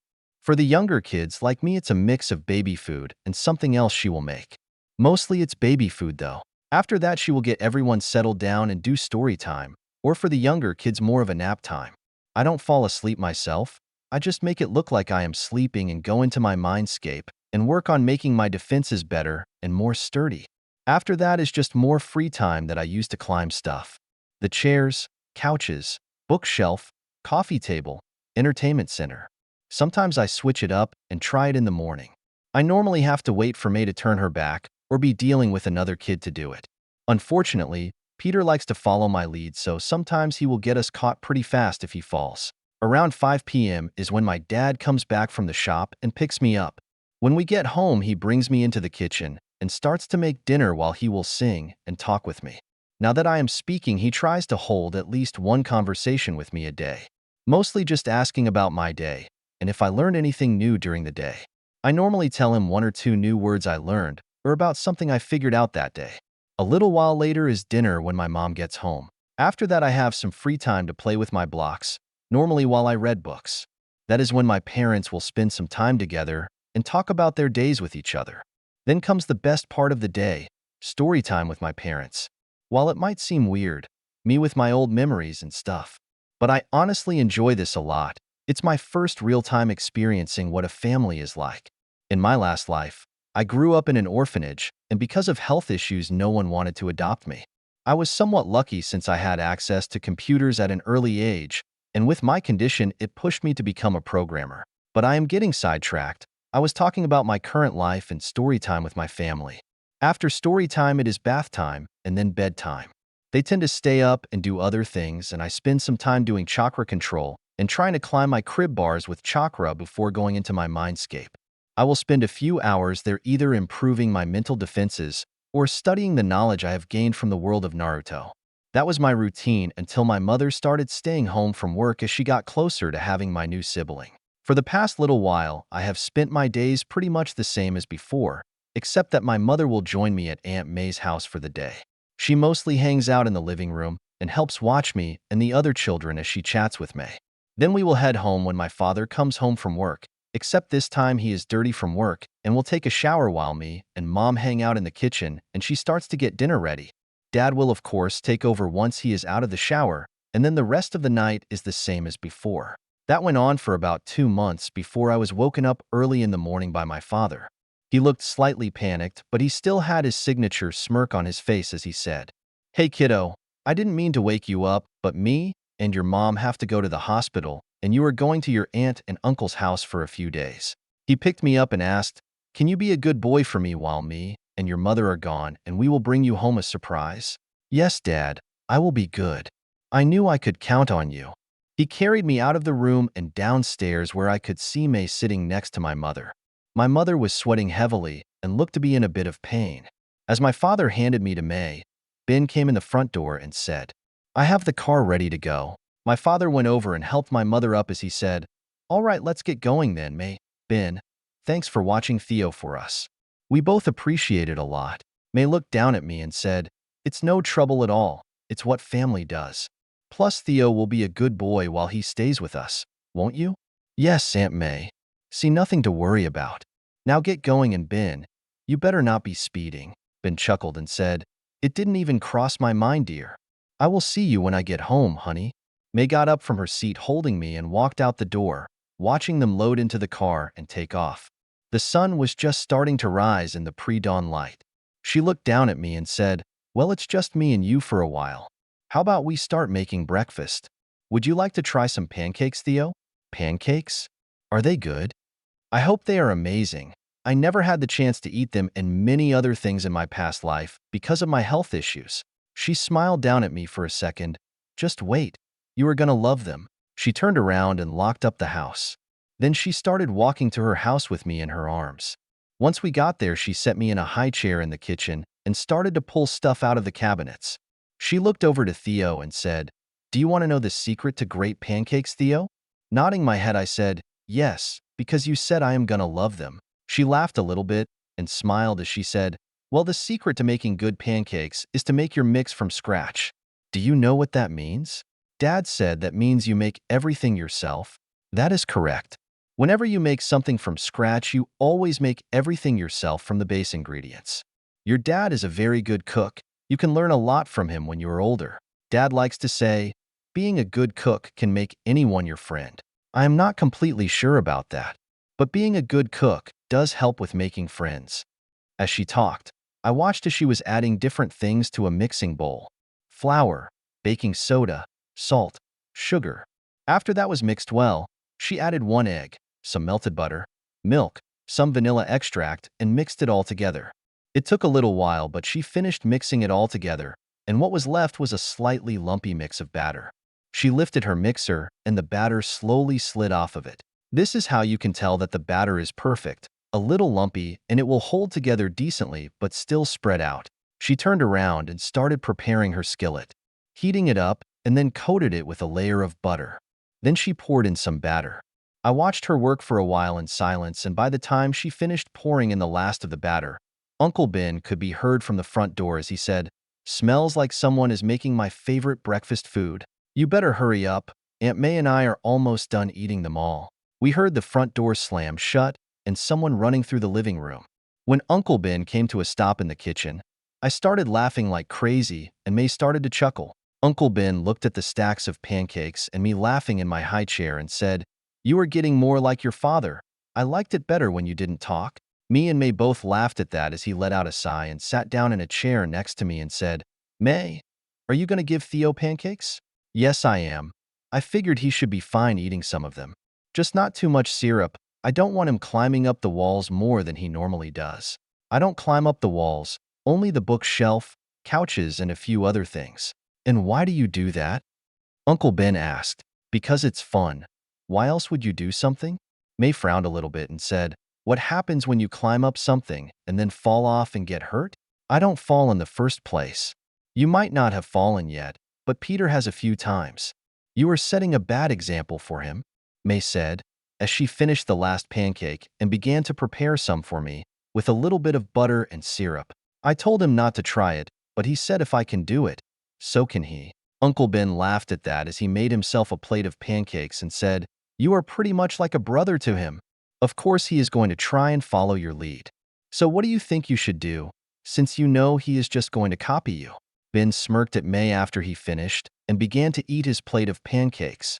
She smiled back at him as I stayed quiet for a minute and waited till he was drinking some milk and said, then I will just have to teach him how to climb from now on, so he doesn't fall. He choked slightly on his milk, and May laughed at his expense before giving me a glare and said, don't you think the proper thing to do is just not climb anything anymore? Then you and Peter won't get hurt and worry all of us. You can't keep us safe forever. Might as well get used to us getting hurt now. May had just set a plate of cut-up pancakes down in front of me as I finished talking. Both of them gave me a weird look as Ben said, sometimes, you don't talk like a kid at all. You know that, Theo? I agree with that. He reminds me of an adult sometimes. I picked up my plastic spork and scooped up my first piece of pancake with it as I laughed and said, you know my mom says the same thing. Dad says I am too smart for my age.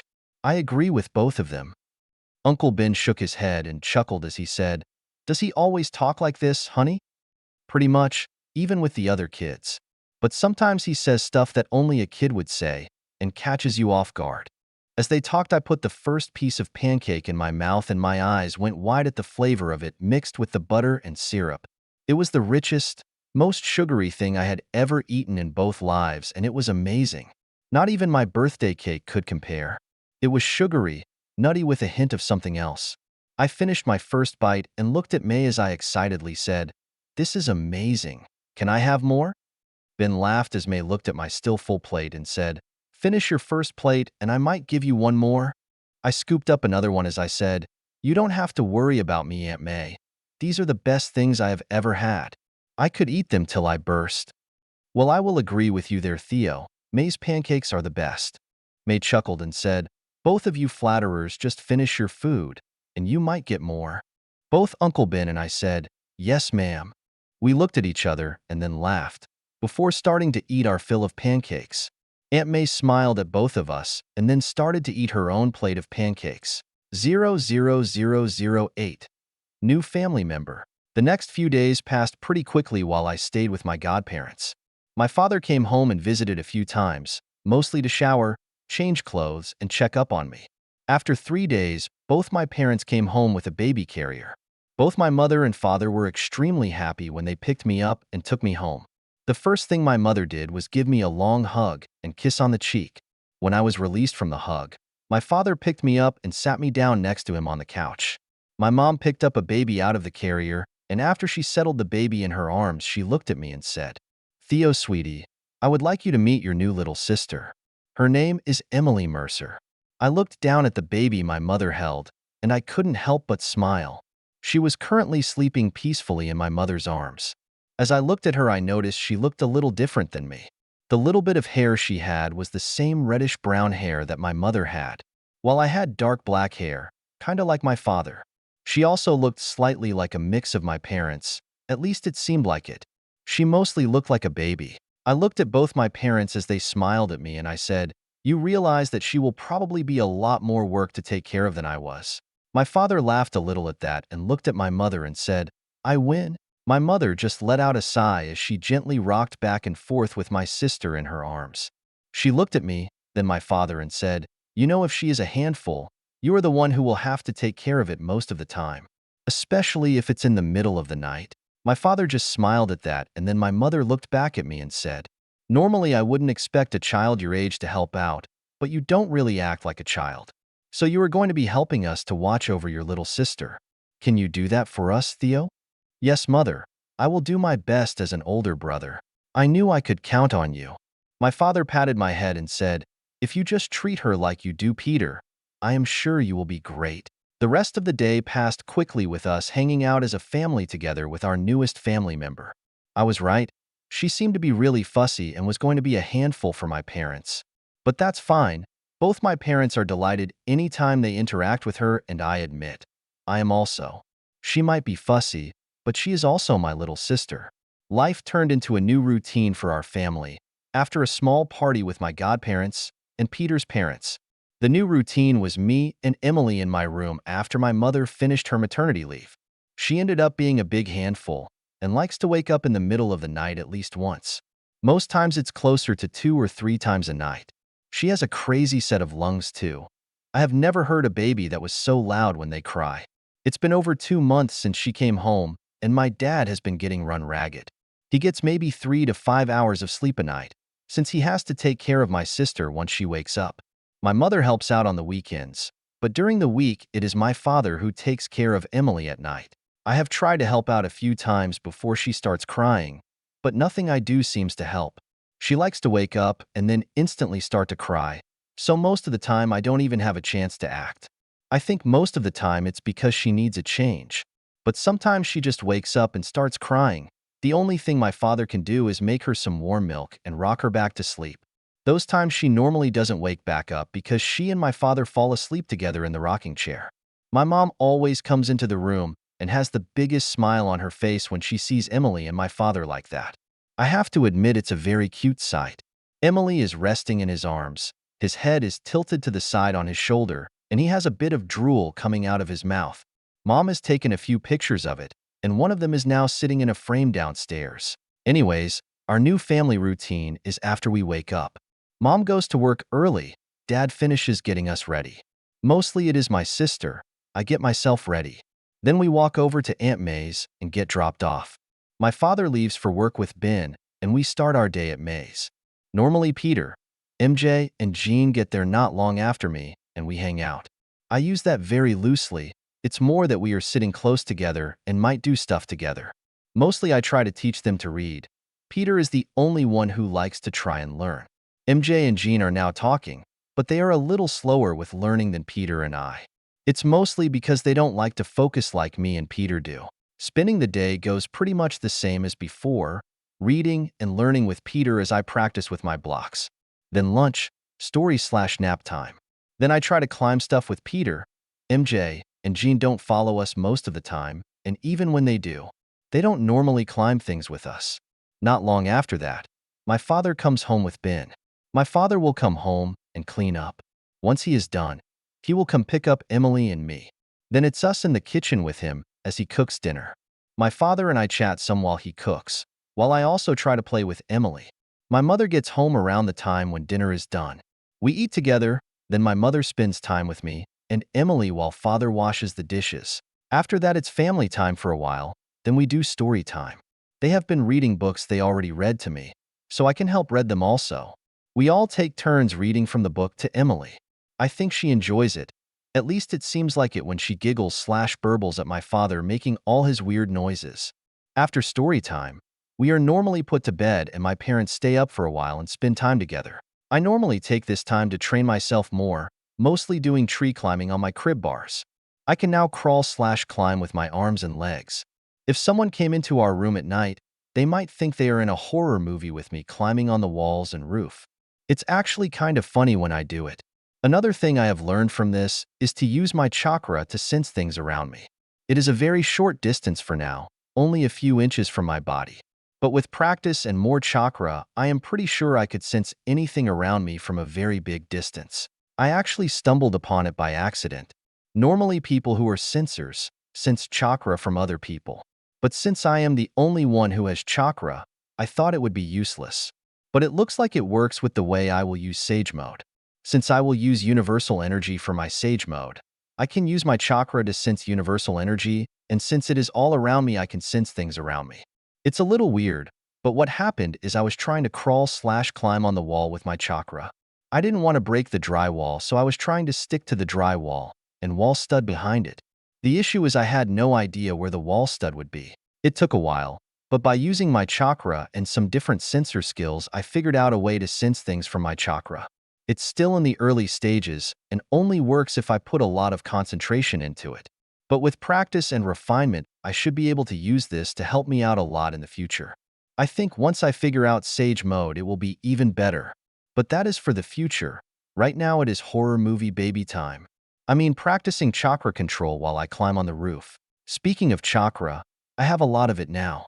I admit I am not using anything that is too heavy chakra-wise. But it takes me using it with my different practices all day and at night to finally deplete it. I have been looking for different ways to deplete it easier. So far water-type jutsu seems to be the safest thing I can use. The only issue is I would be making a mess with the water I create or control. I have thought about wind a few times, but the issue with that is most of the wind techniques are worse than the water ones. I do have an idea. Use the shadow clone jutsu. My issue is that it splits your chakra between yourself and the clone and also takes a good bit of chakra to use. I have no idea if I even have enough to properly make one right now. I know what you were thinking. Why not the normal clone or hinge jutsu? Or even the substitution jutsu? Well, I have tried. They don't use enough chakra. The chakra amount is so small, it wouldn't be worth it with the time I have to train alone. Also, I don't want to wake up my little sister, so things that are quiet are the best option. It's fine for now. The wall climbing helps to wear my body out from all the exercise it gets. That is how my daily routine is for now. I can't wait till I am older, then I can go play out in the backyard at Aunt May's and practice earth jutsu. I already have a few in mind that will work great, and no one should be able to notice I am doing them.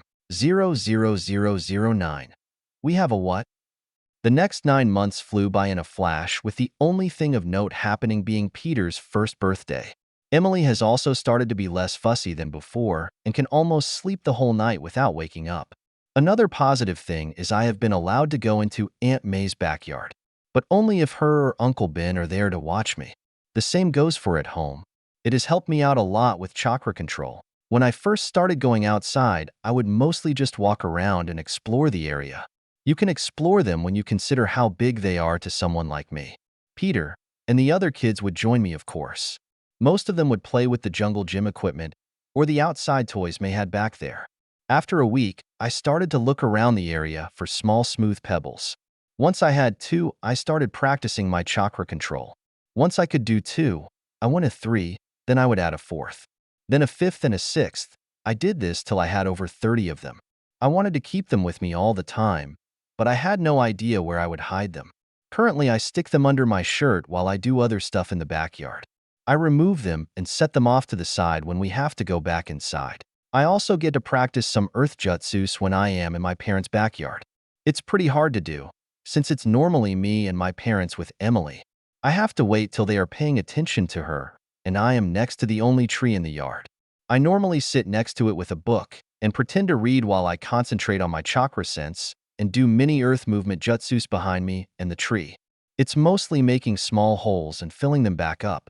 Even though they are small holes, it's great for chakra control and using up my chakra. Since I am using my chakra sense the whole time and the holes are about 2 feet away, it uses my chakra fast.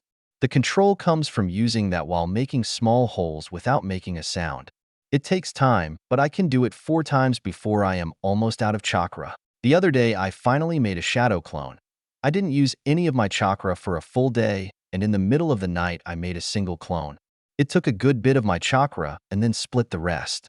I now know for certain that Naruto was ridiculous. The amount of chakra it would take to do his multi-clone jutsu in the first episode is just stupid. I am sure if I continue to practice and increase my chakra every day, I just might have the same amount of chakra as Naruto at that age. That is also me practicing every day since I was born in Naruto, kind of being a slacker when he was a young kid. Being a main character sure is broken. Oh, another thing that has happened is I now have some art supplies. I can only use them at home and while in the presence of one of my parents. But I have started to mess around with Fuinjutsu, and I use that term very loosely. I am mostly practicing my writing and drawing. The main thing I do is write letters of the alphabet. My parents are ecstatic about it and have even been bragging to everyone that I am already writing. Some interesting information I found out about Fuinjutsu is that the symbols don't have to be the same as they used in the manga/anime. I can use anything I want as long as I can understand it and imbue my chakra into the ink as I write it. Of course, I have not tried to do this yet. The main reason I figured this out is because I have all the Fuinjutsu knowledge of the Uzumakis. Going through and comparing different people's experiences with Fuinjutsu, I realized it works the same for all of them, even if they use different words or spelling or even a different language. The main thing is that the Fuinjutsu maker understands the words slash and tint and how they interact with each other to make the finished product. One person could make an explosive tag with the words gather, chakra, compress, time, excite, while someone else would use the words converge, fire, compact, delay, discharge. It might seem weird, but they would both cause the same explosion when they go off. There would be slight differences between the tags themselves, like the first one would gather and compress the chakra better, but the second one would have a more stable delay before it went off. The first one would be off by a second or so. Now again, I haven't been able to test any of this yet. This is just going off of the knowledge I have. But it should be pretty concrete, and I should have no issue when I finally start to make stuff. I have also decided to use one of my programming languages for it, mostly so anyone who looks at it too closely will have no idea what it means. I think at some point when I am older I will make storage tattoos. I was thinking about making rings or bracelets, but you could lose those. Someone would have to cut off my arm to make me lose the tattoos. Besides, I am pretty sure I could use an invisible ink to make them, so no one would ever know they are there. I was in the kitchen. My father was singing as he cooked dinner, and Emily was sitting next to me watching as I drew. She had the habit of watching me and what I was doing whenever we were next to each other. As my father was finishing up dinner, the front door opened and my mother said, "Jacob, honey, I have some stuff in the car I need help to bring in." My father removed the skillet he was using from the stove and said, "Just a moment, Danny. Almost finished with dinner. How about we eat and then unload the car?" We could hear the front door close, and my mother walked into the kitchen a moment later as she said, "That's fine. I still have no idea where we are going to put it." I stopped drawing and looked at my mother as I said, "Hi, Mom. How was your day?" She smiled as she came close to me and Emily. After she placed one of her hands on each of our cheeks, she said, "It was good, but it's even better now that I can see both of you again. What about your lovely husband who cooks you dinner every night?" "You are all right, as long as you keep cooking for me." My father gave out a sigh as he finished plating dinner and said, "I feel so used." "Never get married, Theo?" "Yes, father." As he was placing everything on the table, my mother walked up to him and gave him a hug and a kiss as she said, "Don't give Theo any bad ideas. You know you love being married. Plus, I want grandkids one day." "I want grandkids also." My mother and father sat down at the table, and as my father was feeding Emily, he asked, "So what's in the car that you need help bringing in?" All of the partners at the firm were given brand new computers today from Stark Industries, as a thank you for our help over the years. I am not sure where to put it, or even if I will really use it. I use the one at work enough. I don't really need one at home. A computer? We will have a computer in the house? I will finally get to check out a computer in the Marvel universe. I wonder what OS it is running and how it compares to what I made. I wonder how powerful it is.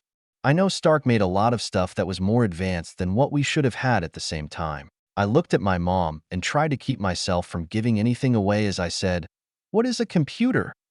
Before she could say anything, my father spoke up and said, "A computer is this box-shaped thing that lets you do stuff like writing. You can also play games on it." My mother scoffed at that and said, "It is a lot more than just a box that you can write with and play games on. I use one at work every day to make drafts to contracts, email coworkers to talk about ongoing projects, email clients so they can double-check documents without having to come into the office. That is just a small amount of things they can do, Theo." "Email? What is that?" "Email is like a letter you send to someone else with a computer." I looked over at my dad and asked, "What kind of games can you play with a computer? Are they like the games I play at Aunt May's house?" My mother shot my father a look as he smiled at me and said, "Computer games are played on a computer first of all. Computer games are normally played by yourself. They are also a lot different than what you and Peter normally play at May's house." My father winced a little at the end. I think my mother kicked him under the table. My mother looked at me and said, "What your father said is true, but you won't be playing any computer games on this computer. It's mine and I might need to use it for work sometimes, so I don't want to add a bunch of things to it." I gave my best puppy dog eyes I could and said, "Not even one game? You always say to share my things with Peter. Can't you share with Emily, Dad, and me?" My mother looked at me a little shocked as she didn't expect my attack. My father, on the other hand, had the biggest grin on his face. But he didn't say anything. My mom took a moment but then said, "You are right, Theo. I should share with you and Emily. But your father is only allowed to use the computer with you or Emily." My father frowned a little bit, but said nothing as my mother shot him a smug look. The conversation continued for a while longer as we finished dinner. After dinner, my mother went to change as my father cleaned up and washed the dishes.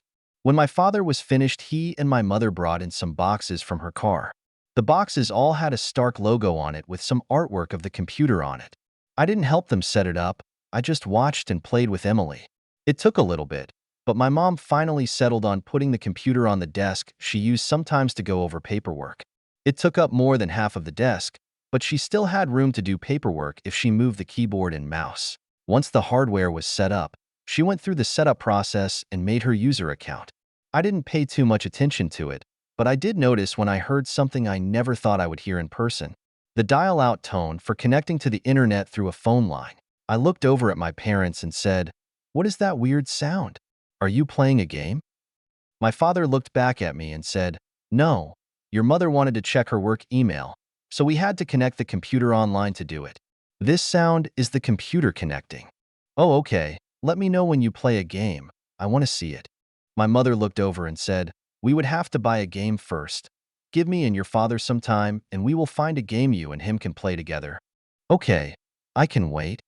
00010. A day in the life. Knowing that you are a copy of someone else, and you only have a limited lifespan is a little jarring at first. But knowing that whatever you experience will be transferred back to your original self makes it easier.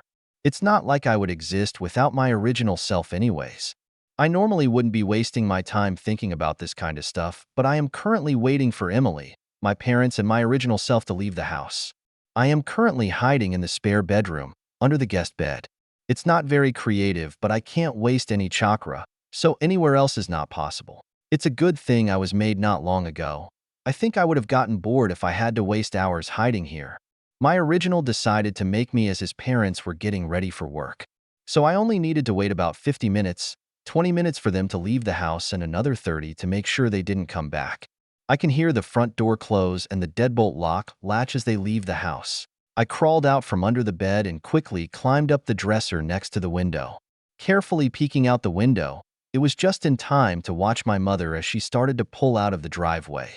My father was almost at Aunt May's house with my original self and Emily. I watched them get dropped off and then watched as Ben and my father walked to work. I waited till they were out of sight and then made my way downstairs. Even if someone comes back home, the computer is out of sight of the front door. I should have more than enough time to shut it off. Going to the desk, I pull out the chair a little and climb up onto the desk. Once I am on the desk, I take a closer look at the computer. The first surprise is the computer monitor. It is using some type of stark LCD screen. For the time period, I was expecting a CRT, but then again, this is the Marvel universe and tech should be more advanced here. But considering I have yet to see a TV, my parents and godparents don't own one themselves, I am still a bit surprised. After looking over the monitor and computer for a few minutes, I power on the computer and start spamming escape, F2, F12, and the delete key. It's a pain to do with my current hands, but I managed to make it boot to the BIOS screen.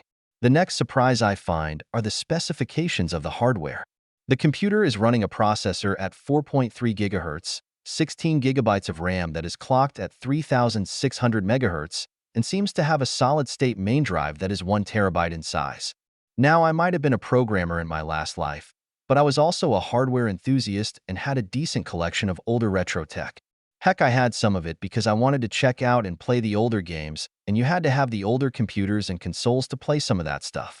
The BIOS says that the year is 1996. I know for a fact that in 1996, in my past life, one of the best computers you could have would be running a processor at 166 MHz with 64 MB of RAM. That doesn't even include the 1.6 GB EIDE hard drive it would be using as its main drive. This computer is over 20 years ahead of its time than it would be in my old world. This makes no real sense. I know I am in another universe, but to be so advanced, and this isn't even cutting-edge hardware. This is just a common computer you can buy in the store. How advanced is cutting-edge tech? I shake my head and power cycle the computer. I watch it go through its startup process and load into Windows. Another surprise is that the computer looks to be running something similar to Windows 10, and my mother never set a password for the computer. I am a little disappointed I won't have the chance to bypass it, but it makes my job easier. I will have to teach her to be better with keeping her computer more secure in the future though. Shit. Why the hell did they connect to the internet with dial-up internet last night? Moving over the desk and looking at the back of the computer, I noticed two things right away. The first being the computer has some kind of GPU, and the next was that we were connected with a standard phone cable. But there is also an Ethernet port on the computer. Maybe Ethernet isn't in most homes currently, and that is why we are using dial-up? Whatever, that is a problem for my original self to figure out. Right now I have a job to do. First, let's see how close this is to Windows 10 and see the specs on this GPU. Opening up the Task Manager, I clicked More Details and then opened the Performance tab. The CPU is actually made by Stark and has 8 cores with 16 threads, a base clock speed of 4.3 GHz, an L1 cache of 1 MB, L2 cache of 8 MB, and an L3 cache of 64 MB. This thing is crazy compared to what I expected it to be. It even has a GPU with 12 GB of VRAM. After a few more minutes of looking over the computer hardware, I began to go through the computer and look at what software was installed on it. Mostly normal Windows software, a few simple games, and some bloatware. I also found a program made by Stark Industries specifically for programming code. I opened it up and checked what languages that it supported. C and C++ were supported, along with a few others I knew of, as well as a few I had never heard of before. I thought for a few minutes of what I would need and then started to code. First issue I ran into was my almost 2-year-old hands. They don't sit correctly over the keyboard, so typing is a lot slower than normal. This might take longer than I expected, at least 2 weeks, maybe even 3. But that is fine, I don't need to rush this. I honestly thought I would be in school before I had access to computers, so if anything I am ahead of schedule. The only thing I need to do is make a ghost drive to hide the programs I am making. Shouldn't be too hard to partition the main drive and then hide that from my mom and dad. They don't seem to be too tech-savvy. I was writing code for almost 6 hours before I stopped to make a ghost drive. Once the drive was set up, I saved all my work to it, then wiped all traces of my computer usage and shut it down. Once that was done, I made sure I moved the keyboard and chair back into place and then dismissed myself. Falling back against the couch, I shake my head a few times to clear it, then take a quick look around me. It seems like no one noticed my quick mental lapse. The rush of memories I just received was a lot more than I expected for only about 7 hours of time. I will definitely have to figure out a way around that issue. Maybe a data packet for my mind that I can ingest whenever I want. That way it won't hit me when I am not expecting it. Also, my clone pretty much did a play-by-play in his mind of everything he did, like he was narrating his own life. I hope my other clones don't do that. I take a few minutes to go over everything I just learned from my clone and smile slightly in satisfaction. My clone made a good decision when they changed plans after seeing the hardware we had to work with. My clones have about 3 weeks of work to do, but once I am done, I can start phase 1 of my plan for living in Marvel. The best part is I should be about 6 years ahead of my original schedule with this little windfall. I spend the rest of the day trying to figure out how to make a data packet for my clones. But I make no headway at all. I would have to remake the Shadow Clone Jutsu from scratch to add the functionality I want. It's after I am in bed that I have an idea. Instead of changing the Shadow Clone, change the way I receive their memories. There is no way I can change the way I receive the fatigue from my clones, but it is possible with the memories if I use my mindscape. I begin by making a new server in my server room, which makes it appear in all my server rooms. Next, I dedicate it to only one task, pulling in all the memories of my shadow clones. Once done, it will quickly sort all of the information and then begin to feed it to me by matter of importance. This way, if there is something I need to know, I will know it right away. But the other less important things, or things that just don't matter, will still be ingested, but a lot slower and won't affect me.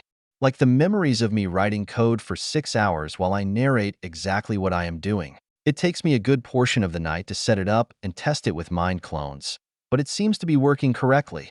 The real test will come tomorrow when my clone dispels. I start to fall asleep with a content smile on my face, knowing that even though I am only getting 4 hours of sleep, I will still be well rested for tomorrow. This body is amazing. I can't wait to see how far I can push it when I'm older. Very few people in Naruto did actual weight training, and the ones that did were pretty powerful. I might even pull a Rock Lee at some point, leg weights for daily training, maybe even full body weights. If I could pull off a Rock Lee weights removal scene at some point, it would be peak youth. Maybe during the attack on New York? Oh man, I think I am being affected by Guy and Lee's enthusiasm for training. May the one above all help Peter if I become corrupted, for I currently have no one to save me from myself. The next afternoon when my clone dispelled, my memory server worked perfectly and there was no sudden weakness from receiving the memories. I did receive fatigue from my clone, but 6 hours of coding feels like nothing to this body. I do wonder what it will feel like when I am doing training with multiple clones and then dispel them. Things to worry about when I am older and have enough chakra to pull it off. For now, just starting phase 1 is the most important part.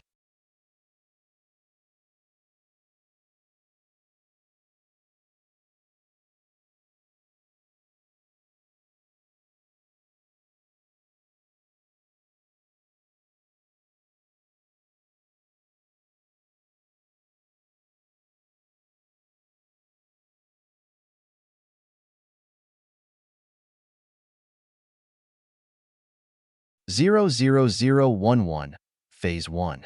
A few people were standing on the landing of a typical townhouse in Greenwich Village.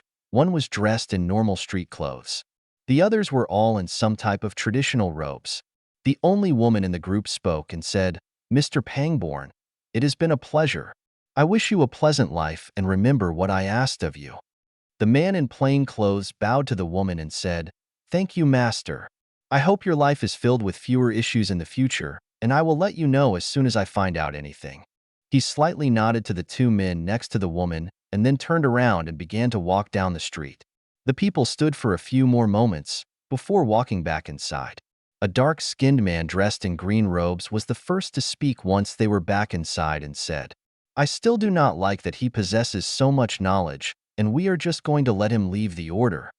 Master Mordo, Mr. Pangborn will not upset the balance. I have seen his future many times, and in every single one he does the same thing. He is a man who just wants to live a normal life and not worry about the bigger picture like we do. Now let's go back and spar. I don't think you are completely understanding my lessons yet." Mordo visibly flinched at those words, but said nothing as he followed the Ancient One deeper into the sanctum. The next few weeks flew past quickly and my routine didn't change much.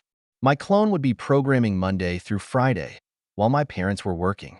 My parents made sure they had the weekends off so they could spend it with Emily and me, which normally included May and Ben at least once for a meal, sometimes more. Peter would join us sometimes with his parents, but most of the time he would join us with May and Ben. His parents always seemed to be busy working, so he stayed with May and Ben half the time.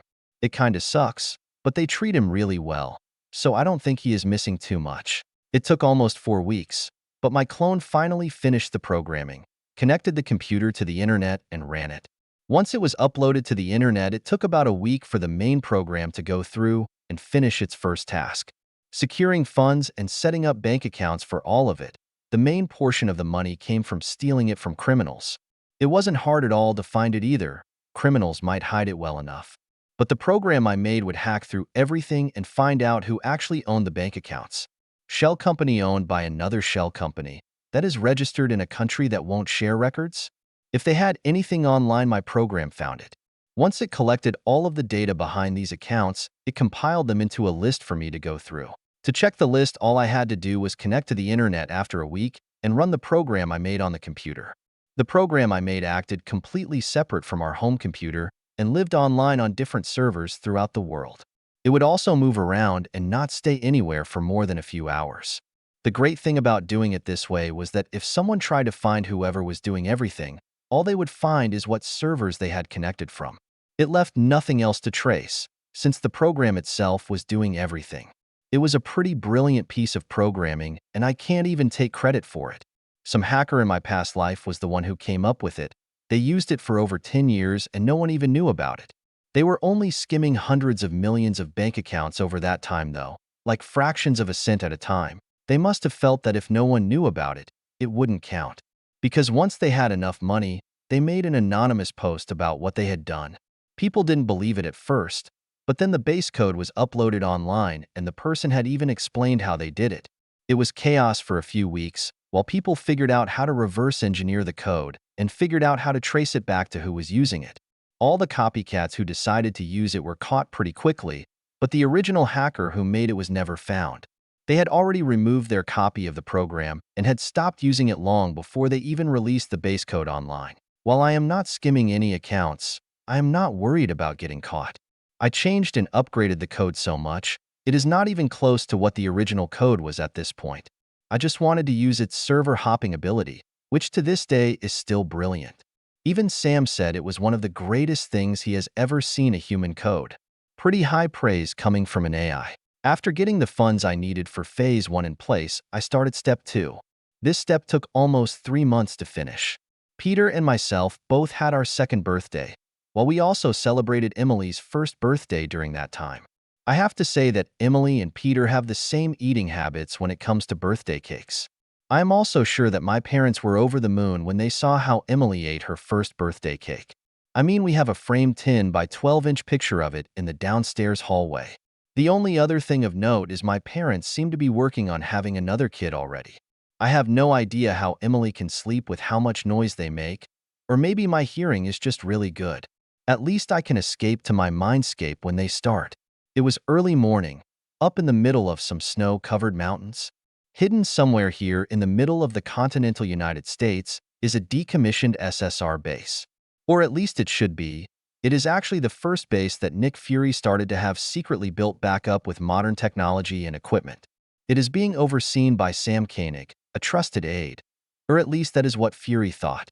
He had made a trip out here in secret to check on the base's progress and find out from Sam when the base should be up and running. But there is currently a bigger issue that Director Fury is having as he looks around the conference room he is standing in.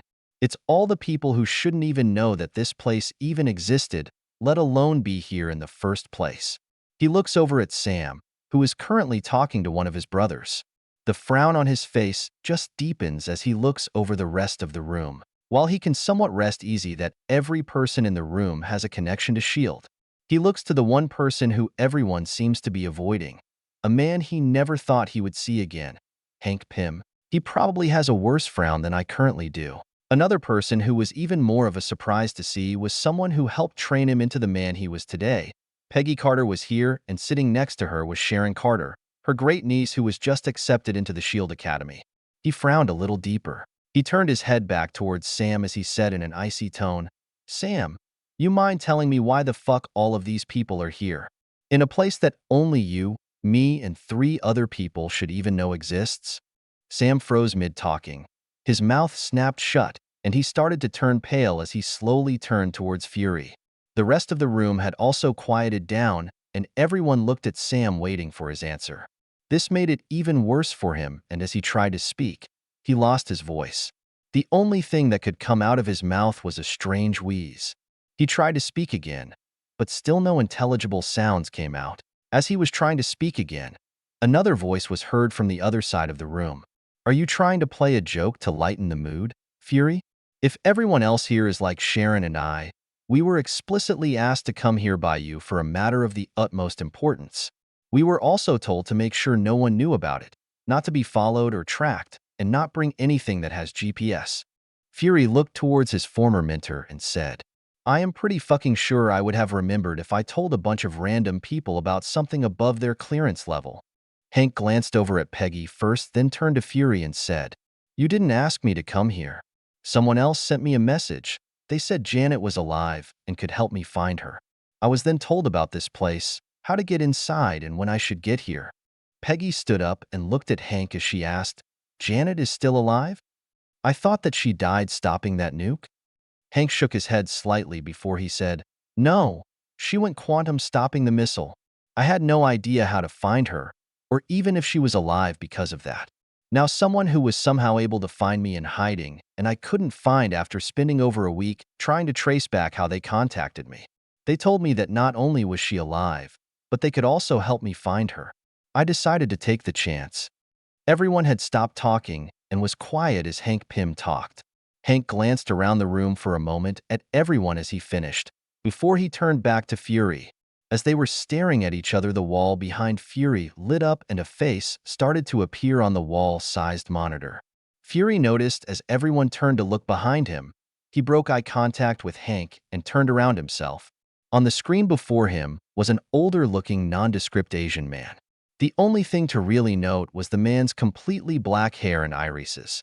It almost looked like his eyes were completely black if you weren't paying attention. His eyes did a quick sweep of the room before he said, "Looks like everyone is here. I am glad you all could make it. But then again, when I asked you to come here, you didn't know it was me asking." 00012.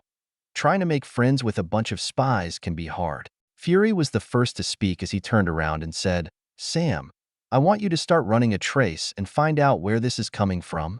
Before Sam or anyone else could move, the black-eyed man replied, "There is no need for that. You won't be able to find me unless I tell you where I am. Now I have a few hours today to discuss with all of you about why you are here, and I would really like to make this as streamlined as possible." Hank let out a defeated sigh and said, "He is right. I tried for over a week and came up empty-handed." Fury just nodded once to Sam and turned back around to look at the man once again. As that was going on, Sam went to his laptop sitting on the table and started to work. As he did, the man began to speak again and said, "That won't get you anywhere, Fury, but if it makes you feel better, you are free to try for the next few hours." Fury crossed his arms over his chest as he said, "And what makes you think any of us will stay here for the next few hours and listen to what you have to say?" The man on the screen smiled slightly and said, "Besides the fact that you want to find out who I am, so you will most likely stay for what I have to say on the off chance that Sam can find me. You are also curious how I would be able to find out about something like this base, since there are no records of this place in any SHIELD database." Fury smiled back and said, "Those are valid reasons, but I don't need all of these people here for this. I could send them away, and it would just be me and you here." The man on the screen let out a laugh and said, "While you could order your agents to leave, I doubt Miss Carter or Dr. Pym would leave just because you asked them. Plus, if you tried a power move like that, I would just tell everyone how you lost your eye. Flurkins are funny creatures, aren't they? Did you know their stomach acts as a pocket dimension? Oh, but you already knew that though, since one was holding the Tesseract for a few days." Enough. Everyone looked towards Fury for a moment before looking back at the man smiling on the monitor. Fury's smile had dropped, and he stayed silent for a few moments before he finally walked over to a chair and sat down. After he was seated, he said, "You seem to know a lot of things that no one else should know about. Care to explain how?" To put it in a way that is easy to understand, I can see the future. Everyone was quiet as they thought about what they just heard. Fury looked like he was about to speak when Hank asked, "Say I believe you. Is that why you told me Janet is alive?" The man on the screen smiled again and replied, "That would be correct. In about 22 years from now, you find and rescue your wife from the quantum realm. I am pretty sure we could do it a lot sooner. But if you don't mind believing in magic, I think the Earth's Sorcerer Supreme might be able to do it even faster than us. I am not 100% certain though, and I really don't feel like talking to her." Fury raised an eyebrow at that comment, and a few other people were looking at each other and mouthing Sorcerer Supreme to see if anyone knew what the man on the screen was talking about. Hank, on the other hand, just laughed and said, "I am a man of science. I don't believe in magic." "I figured as much. I have a few ideas on how to speed up the process of finding your wife. I will send those to you later, but I would like you to stay here and listen to what I have to say since it also involves you." Hank shook his head as he said, "I don't want anything to do with SHIELD after what they tried to do to me." The man on the screen smiled wide at that and said, "Even if it wasn't SHIELD, who was actually behind it in the first place?" Hank narrowed his eyes at that comment and asked, "You expect me to believe it wasn't SHIELD when I caught them myself as they tried to replicate and steal my technology? While they might have been part of SHIELD, the people doing it weren't told by SHIELD to do it. I know you confronted Miss Carter, Stark, and Mitchell Carson about it, but you never asked them about it specifically. You just left and never said another word. Miss Carter, did you or Howard task anyone at SHIELD to try and recreate the Pym particle?" Hank looked over to Peggy, and she let out a sad sigh before she said, "No, it was Mitchell Carson. He was the one who did it. Me and Howard found out when you came in and gave your resignation. After you left, we stopped all research on it, and I demoted Mitchell for what he did. But you were already gone. The real damage was already done." The man on the screen nodded his head and replied, "Thank you, Miss Carter. Now, Hank, I know at the time you were starting to distrust your allies and even your technology over what happened to your wife. But I would like to assure you that your tech overall is fine, but you were right to distrust some of the people close to you." At this point, someone else finally spoke up. It was Peggy's niece, and they asked, "Pardon me, but it seems like you were trying to say that not everyone in S.H.I.E.L.D. is actually working for S.H.I.E.L.D.? That was correct, Miss Carter." She put her hand up in a stopping motion and said, "Please just call me Sharon, mister." The man on the screen looked a little embarrassed before he gave a slight bow as he said, "Please forgive me. I never introduced myself. You can call me Ezekiel." Fury spoke next and said, "I doubt that is your real name. It's one of the names my parents gave me. Anyways, back to the topic at hand. Miss Carter, you remember Operation Paperclip, correct?" Nodding her head at the same time, she replied, "Yes, I do. The US brought over a bunch of German scientists after World War II. A good amount even ended up in the SSR and then S.H.I.E.L.D. after that." The man on the screen gave a wicked-looking smile at that and asked, "Even the ones who worked for Hydra?" Peggy didn't like the way he asked that question but replied, "Yes, we took in any that were qualified and didn't commit any war crimes." Ezekiel's smile became a bit wider before he asked, "Could you remind me what Hydra agents like to say as they committed suicide?" Peggy was having a really bad feeling in the pit of her stomach as she replied, "Cut off one head and two will grow back." But it was only the fanatics that believed in that. Plus, once Johann Schmidt died, Hydra fell apart on its own. Fury spoke next and said, "So you want us to believe that S.H.I.E.L.D. is currently compromised by a Nazi group from World War II?" Ezekiel laughed at that and then said, "No, not at all. S.H.I.E.L.D. has been compromised by a cult that has existed long before any Nazis did. Here, take a look at this for a minute." On the screen, the Hydra logo they used during World War II appeared. Then slowly it split apart, and one of the logos turned into another image. It was black and white with a weird-looking skull on it. It also had some weird curls coming off of the top side of the head. After a moment, the second logo rotated 180 degrees and looked strangely close to the Hydra logo next to it. Everyone is familiar with the first logo. The second one is from a cult that was around in the 4th century BC, and this next one was used from around 800–1200 AD. On the screen, another logo appeared. It had a ram's skull resting above a crest. Then another logo appeared with a weird-looking ram skull on it. That one is from around 1200 to 1700 AD. There are a few more to see, but I am sure you all get the point. Peggy looked deathly pale at the thought that she tarnished Steve's memory by letting Hydra infiltrate S.H.I.E.L.D. and twist it to their own ends. A lot of other people in the room were looking very uncomfortable also. Hank was quiet, but he was looking over at Peggy. His face was an unreadable mask. Fury was the first to break the silence in the room and asked, "So what? This group of people have existed for around 2,000 years and have been trying to take over the world this whole time?" Ezekiel shook his head as he said, "No. This started as a cult that was worshipping someone they considered a god. He was an inhuman, or at least that is what his people called themselves. He was a very dangerous and powerful inhuman. Because of that, he was banished to another world long ago. His followers that were left on Earth then founded a cult, with its main purpose to bring him back to Earth, so they could conquer it. It has changed a lot over the years, but its main goal is pretty much the same." Everyone else was silent as they were thinking about what they just heard. Fury was the first to speak as he asked, "This inhuman was banished over 2,000 years ago. Shouldn't they be dead by now?" "I wish, but he is a parasite and lives by taking over people. The people die, but he retains the person's memories. He actually wiped out the entire population of the planet he was exiled to. It was the main reason he was exiled. He would have done the same thing to our planet given enough time." Someone else spoke up and said, "Mr. Ezekiel, it's a little hard to believe this story. I have seen some pretty outlandish things working with S.H.I.E.L.D., but this is a step above any of that." A lot of people in the room nodded in agreement with the man's statement. It's always good to have a healthy bit of skepticism, Agent Coulson, but I can assure you that everything I have said is fact. But at the same time, it's just words coming from a person you don't know. So let me give all of you an olive branch and try to earn your trust." Fury scoffed at that and said, "If you want me to trust you, how about you come here and talk to me face to face?" Ezekiel laughed at that and said, "I wouldn't do that for two reasons. The first is because I don't have the time.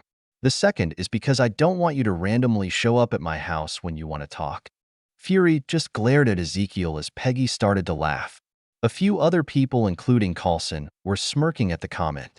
When Peggy stopped laughing, she said, "You are right about the second part." A few more people actually laughed at Peggy's comment, but stopped when Fury shot them each a glare. Once the room settled down again, Ezekiel said, "So, my first olive branch to gain some trust. I just sent a list of bank accounts to Sam."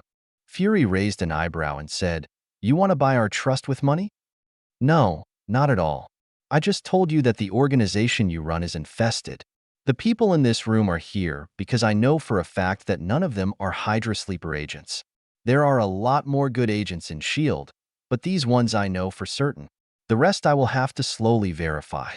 The reason I am giving you money is because you won't be able to make any moves using funds from S.H.I.E.L.D. without drawing attention." Sam looked up in shock before he asked, "There is close to $100 billion in here? Were you the one who pulled off all those bank hacks last month? No one has figured out how it was done, and none of the banks were able to retrieve the money." "Yes, that was me. All the money I took was from criminals or terrorists. I figured we would put it to better use than they would." The man looked over everyone in the room for a moment before he looked at Peggy and said, "Now for the real olive branch of friendship. Miss Carter, I know where Steve Rogers is. 00013. An olive branch of friendship." Peggy stood up and yelled, "You know where Steve's body is?" Ezekiel shook his head and said, "You misheard me. I said I know where Steve is. I didn't say anything about finding his body." Peggy was shaking slightly as she asked in a low voice, "Are you saying that he is still alive?" "Yes." Peggy collapsed back into her chair with her head down. The whole room had gone quiet. Sam had even stopped typing on his laptop. After a minute or so, she looked up with determined eyes and asked, "Where is he now?" "He is currently frozen in a block of ice, inside the remains of the Valkyrie. It is located off the coast of Greenland in the Arctic Circle. I have a couple satellite photos of where it is." A few images popped up on the screen, and they could kind of see what looked like some black metal pieces stuck in the ice. A map appeared next, and the images went over the map in a certain location. After that, Ezekiel's face appeared again as he said, "It took a while to rewrite all the coding for one of the CIA's spy satellites, but it can take highly detailed photos now. Too bad they think the satellite lost its orbit and burned up in the atmosphere. Their loss is our gain. I will send Sam the info on how to access it later." Ezekiel looked back at Fury and said, "I hope that is a good enough olive branch for now." Everyone was quiet, even Peggy and Hank, as they waited for Fury to answer. After a moment, he shook his head and said, "All of my experience is telling me not to trust you. We don't really know you at all, and you haven't told anyone what you want for our help. I've seen enough in this world to know that everything has a price. I want to know what the price is for all of this before I say yes to anything." Ezekiel smiled at that before he said, "I could tell you about myself, but my story is so unbelievable that you would assume I was crazy if I told you. Maybe when you actually trust me, I will tell you about it." Looking off to the side for a moment, Ezekiel started to speak again in a low voice and said, "You want to know what my price is, Fury? My price is people's lives." Looking back over the room once more, he took a moment to look at each person. When he was done, he locked eyes with Fury and said, "If I do nothing and just let the world progress as it should, I know 5 people in this room who will die when Hydra finally makes its move. But it's not just Hydra that I want to stop. I also know of other things that will happen, disasters, terrorist attacks. If I don't do something, those people's deaths are on me because I had the ability to help and I did nothing." Fury kept eye contact with Ezekiel for over a minute before he finally let out a sigh and said, "I still don't trust you, but I will work with you until you give me a reason not to. What do you propose we do? I assume you already have some type of plan formed?" "I have some ideas, but no concrete plans. My first idea was removing some of the people here from S.H.I.E.L.D. so we can work without having to worry about being watched by Hydra spies. Maria Hill, Phil Coulson, and yourself need to stay. But everyone else here is optional. Fury looked at the other two people in question and then asked, I know why I need to stay in S.H.I.E.L.D., but why do Phil and Maria need to stay? Phil is your go-to for a lot of things in the future and runs point on some important things. Maria becomes your second-in-command later and is who takes over as director when you retire. Both Phil and Maria's eyes widen a little at that but say nothing. Looking around the room, Ezekiel spots a Hispanic-looking man with black hair that had a little bit of gray coming in. Once he locked eyes with the man, he said, Robert Gonzalez, I would suggest that you retire for now. I know that between now and when Hydra makes their move in about 20 years your wife passes away, and you leave S.H.I.E.L.D. for a few years because of that. But when you come back, you are a great asset to the organization and are one of the reasons S.H.I.E.L.D. didn't completely fall apart when Hydra attacked. I am sorry I can't give you more details, but that is all I really know about you. The man looked completely shocked, but just nodded his head in reply. The rest of the room stayed quiet for a moment before Ezekiel said, I also have the names of a few people that aren't currently in S.H.I.E.L.D., but are supposed to join it in the future. I want them recruited here instead. It will increase our manpower with people we can trust. I will get it sent to you after we finish here. I will also send you over everything I have collected on Hydra and the currently known members. But I want to stress that this list is tiny compared to how many there are. They have people in every branch of government, military, private company, and other organizations that are important throughout the world. We cannot show our cards until we know all of them. Peggy spoke up at that and said, How long do you think it will take? I could be as fast as a few years, or it could take me more than 10 years. A lot of Hydra leaders are very cautious, and it will take a while to figure out who they are. You also have to realize about 35% of S.H.I.E.L.D. is currently Hydra sleeper agents. Fury jumped out of his chair and yelled, How the fuck is that much of S.H.I.E.L.D. compromised? When the people in power are already double agents, it's not hard to bring in more. It's actually pretty brilliant how they have done it honestly. But they also find people in S.H.I.E.L.D. who are susceptible to their way of thinking and recruit them from within.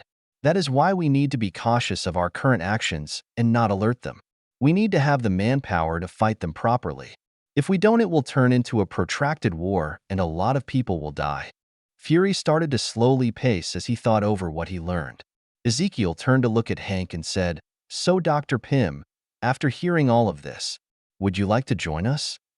Fury continued to pace, but also paid attention to Hank as he did. Most of the people in the room had listened to what Ezekiel had said and talked quietly amongst themselves for the past few minutes as they waited for his reply. Hank sat and thought for a while. Sometimes he glanced towards Peggy, then looked at someone else in the room for a moment. After a while, he finally looked at Ezekiel and said, I will help, but my priority is to rescue my wife first.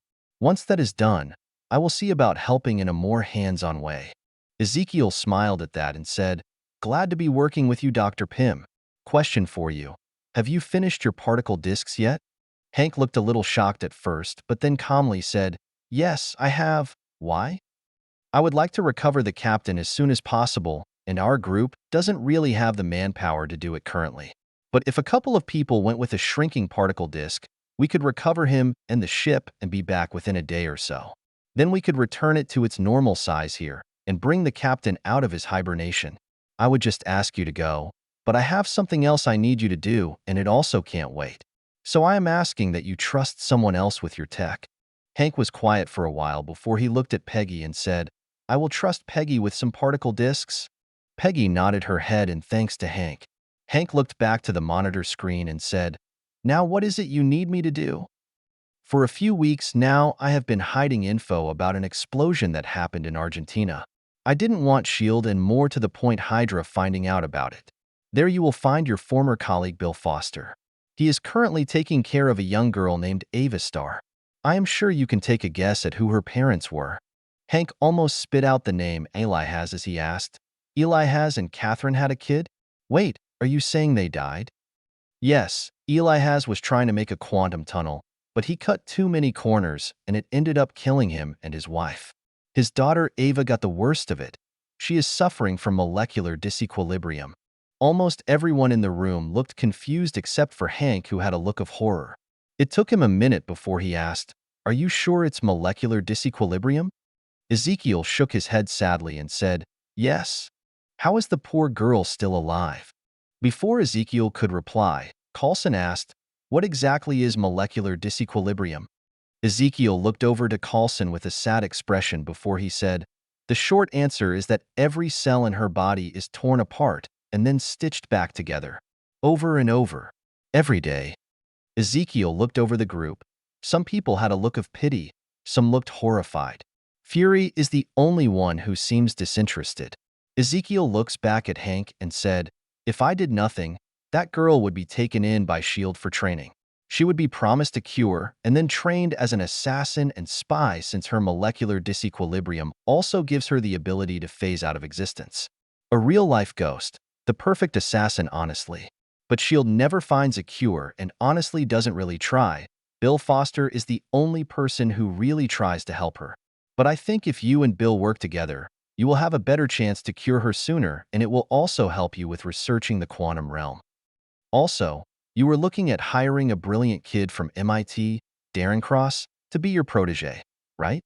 Hank looked up at Ezekiel and said, "I was planning to make him a formal offer when he graduated." "Well, if you go through with it, I would be completely honest with him.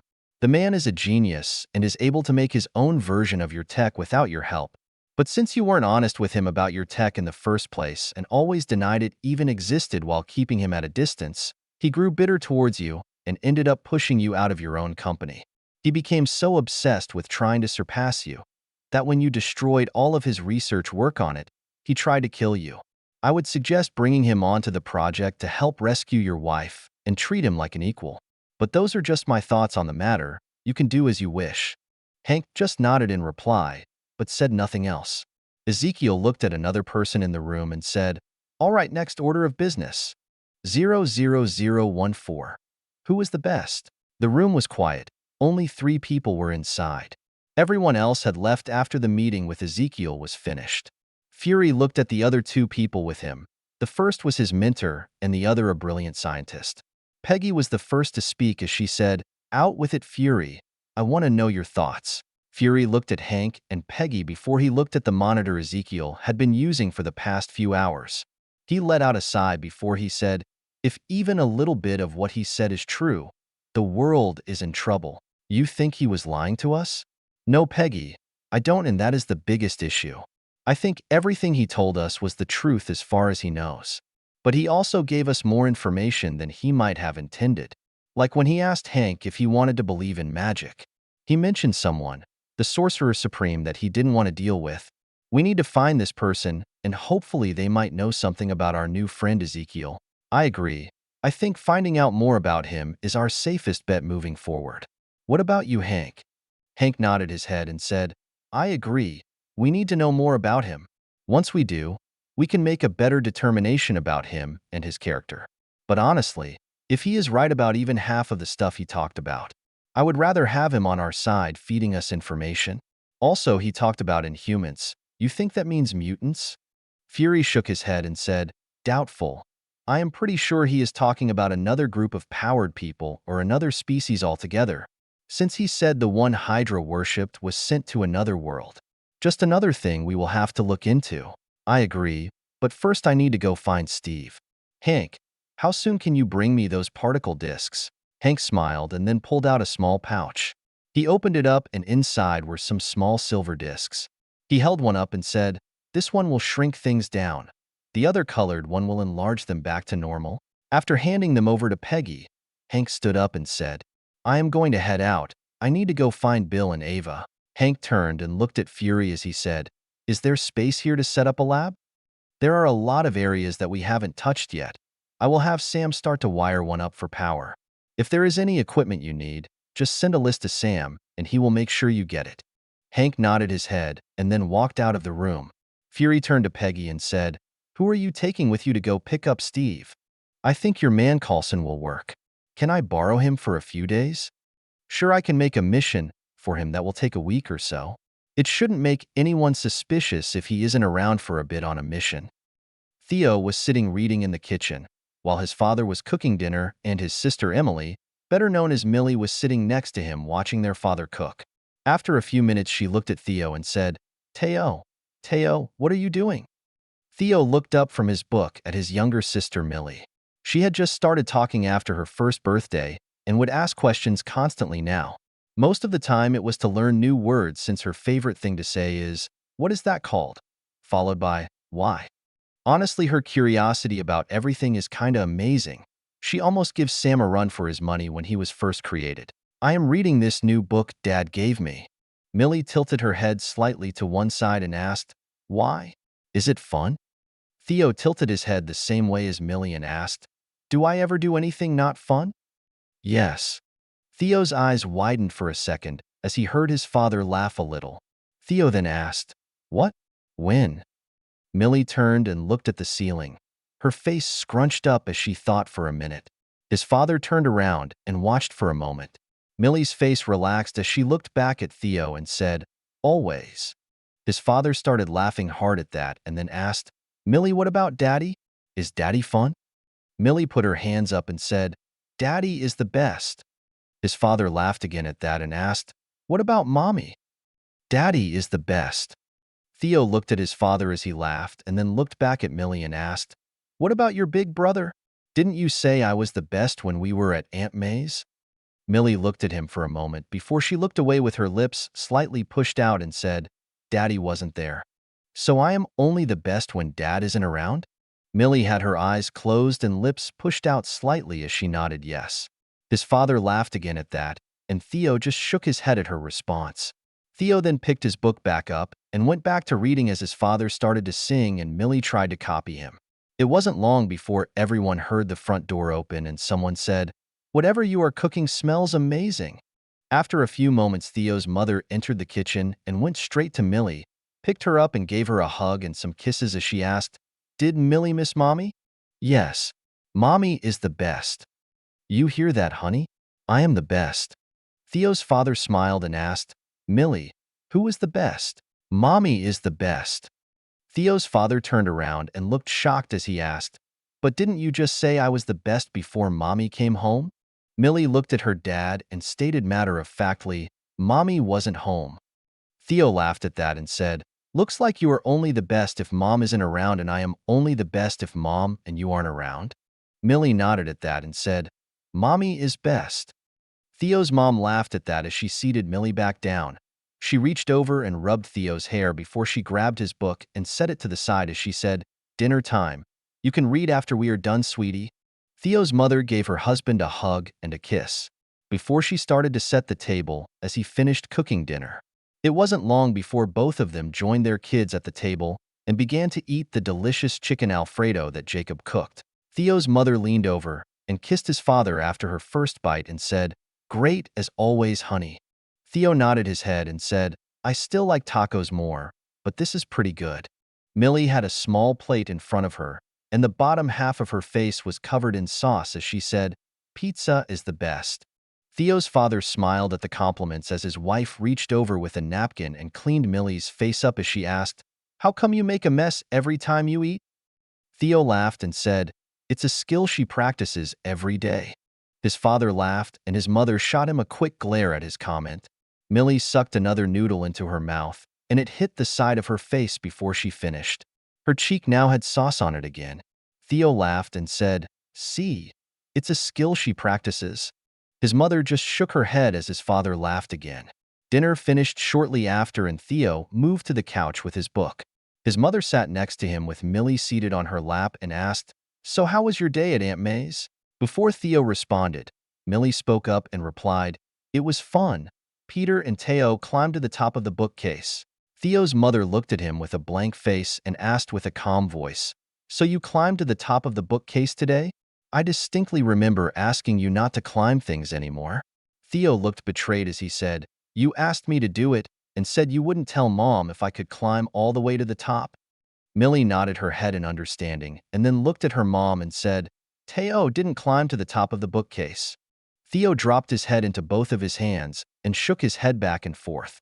His mother laughed as she hugged Millie and said, "Okay, Millie, so Theo didn't climb to the top of the bookcase today.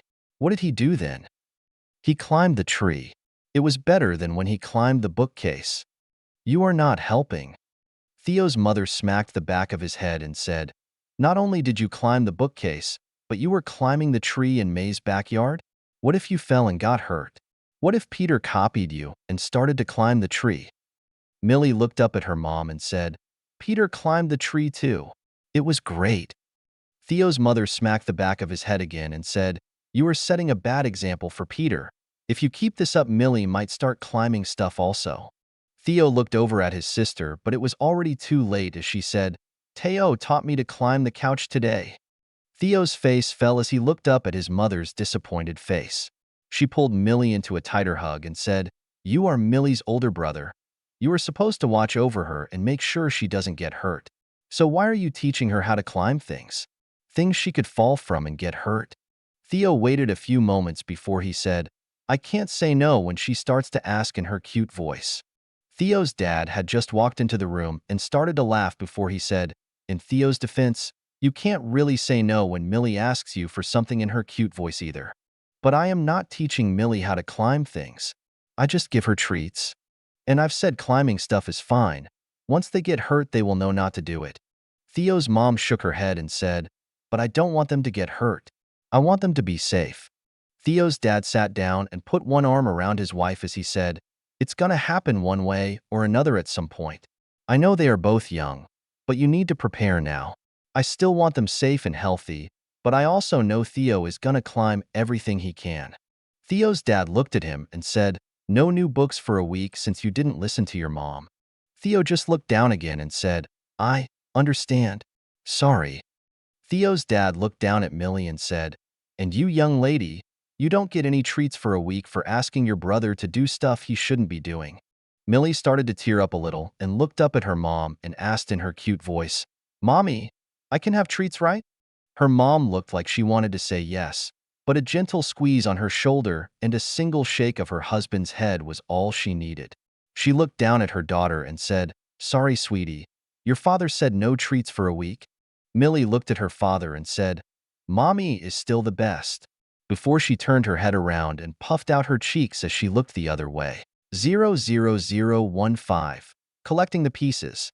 Looking at the familiar shield encased in ice, her heart sped up a little. She had spent the last day traveling here with a faint hope in her heart. The last hour getting inside the Valkyrie was the worst part, but she had to make sure that Steve was in here.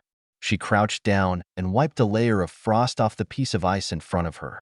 Her heart skipped a beat as she saw Steve's head encased in the ice. A face she hadn't seen in almost 60 years. A single tear started to form, and before it could roll down her cheek, it froze almost where it started. She stood up, wiped the tear away, and then looked at the man who had joined her on this trip. He stood in awe as he looked down at Steve encased inside the ice. After a moment, he looked back up at her and said, "I am ready whenever you are, ma'am."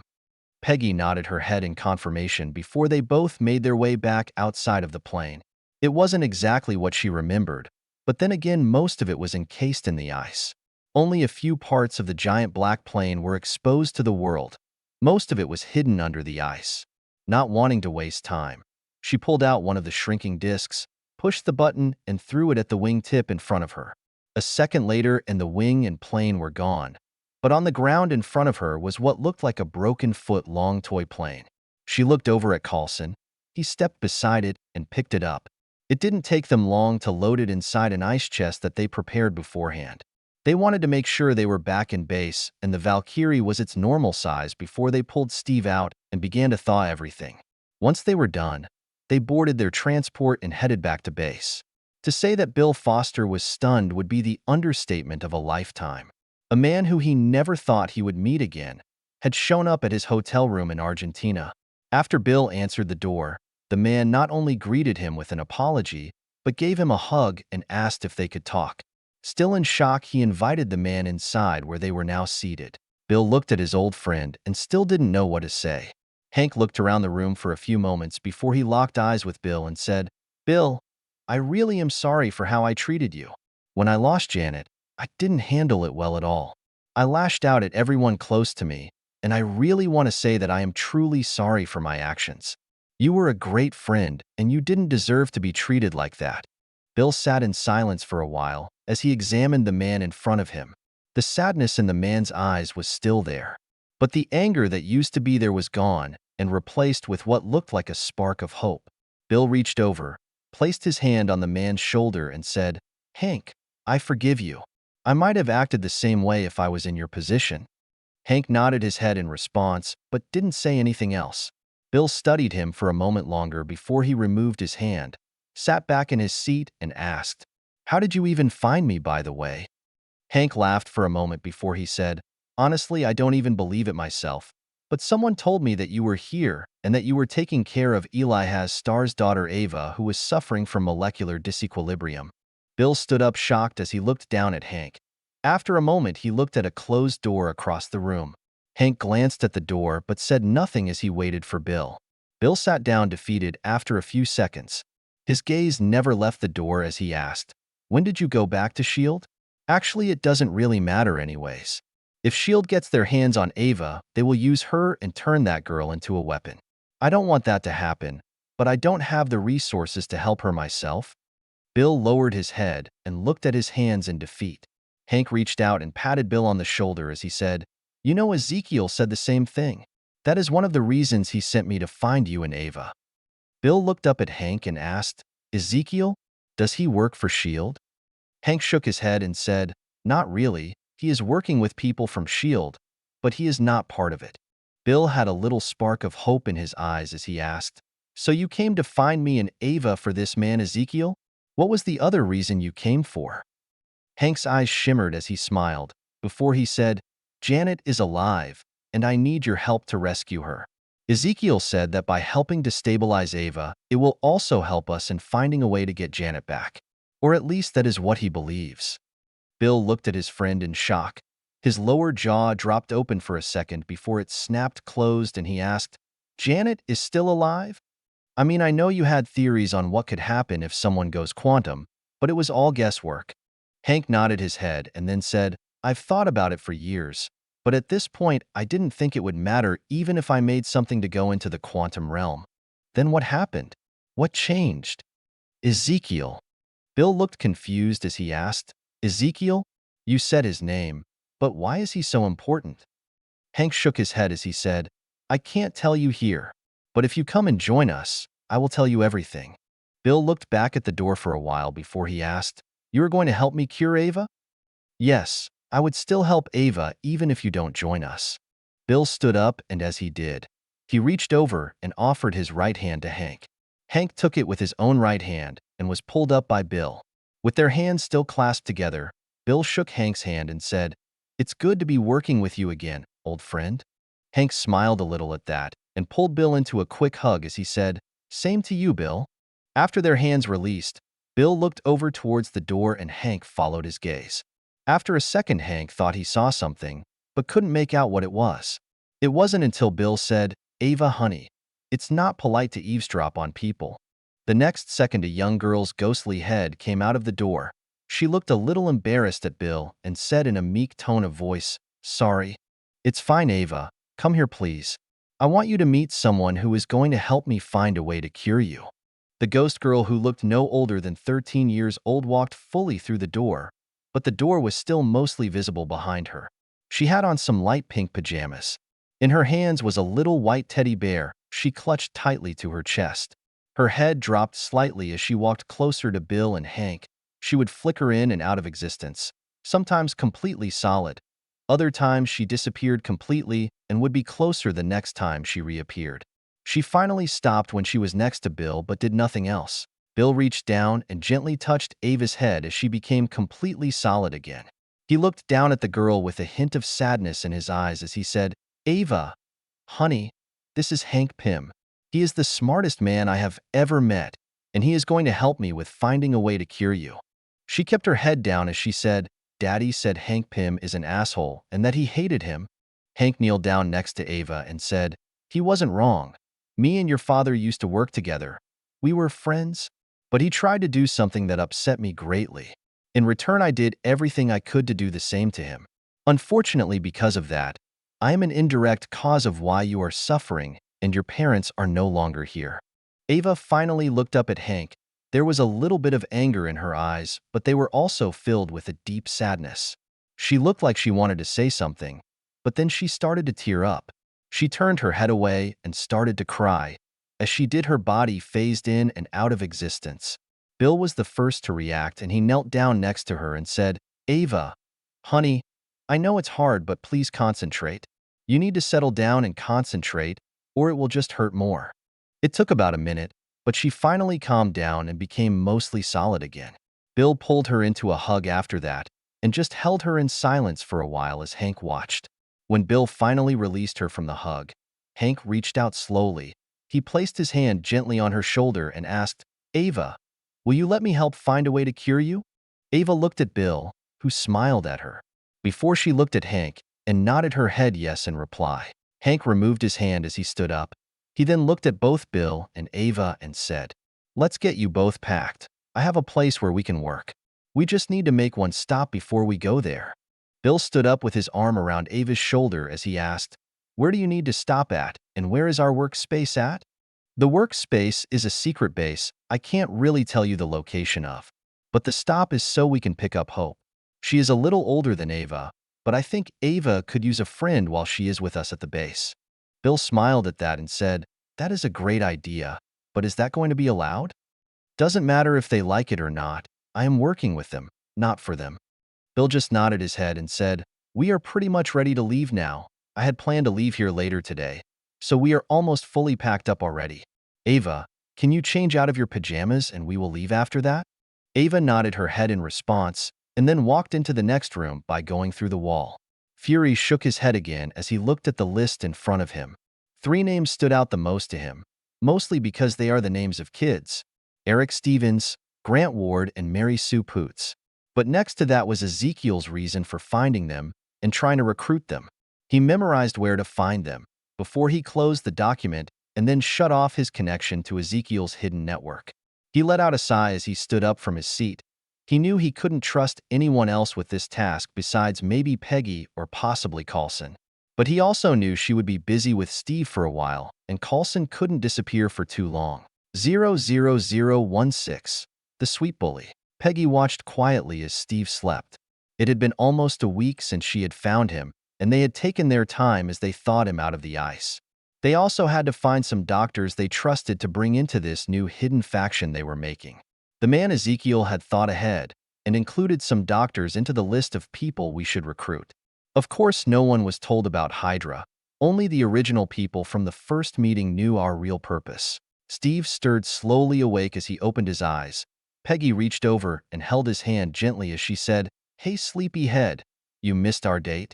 His eyes fully opened, and he took in the strange room around him for a second before he turned to look at the familiar voice he just heard. He started to smile, but then froze in place as he looked at the woman who just spoke. She looked like Peggy Carter, but she was older, more mature with some slight wrinkles and streaks for gray in her hair. The woman smiled bitterly as she said, "You were asleep a long time, Steve, almost 60 years. Steve sat up and pulled Peggy into a hug as he said softly, "Sorry I wasn't there for you."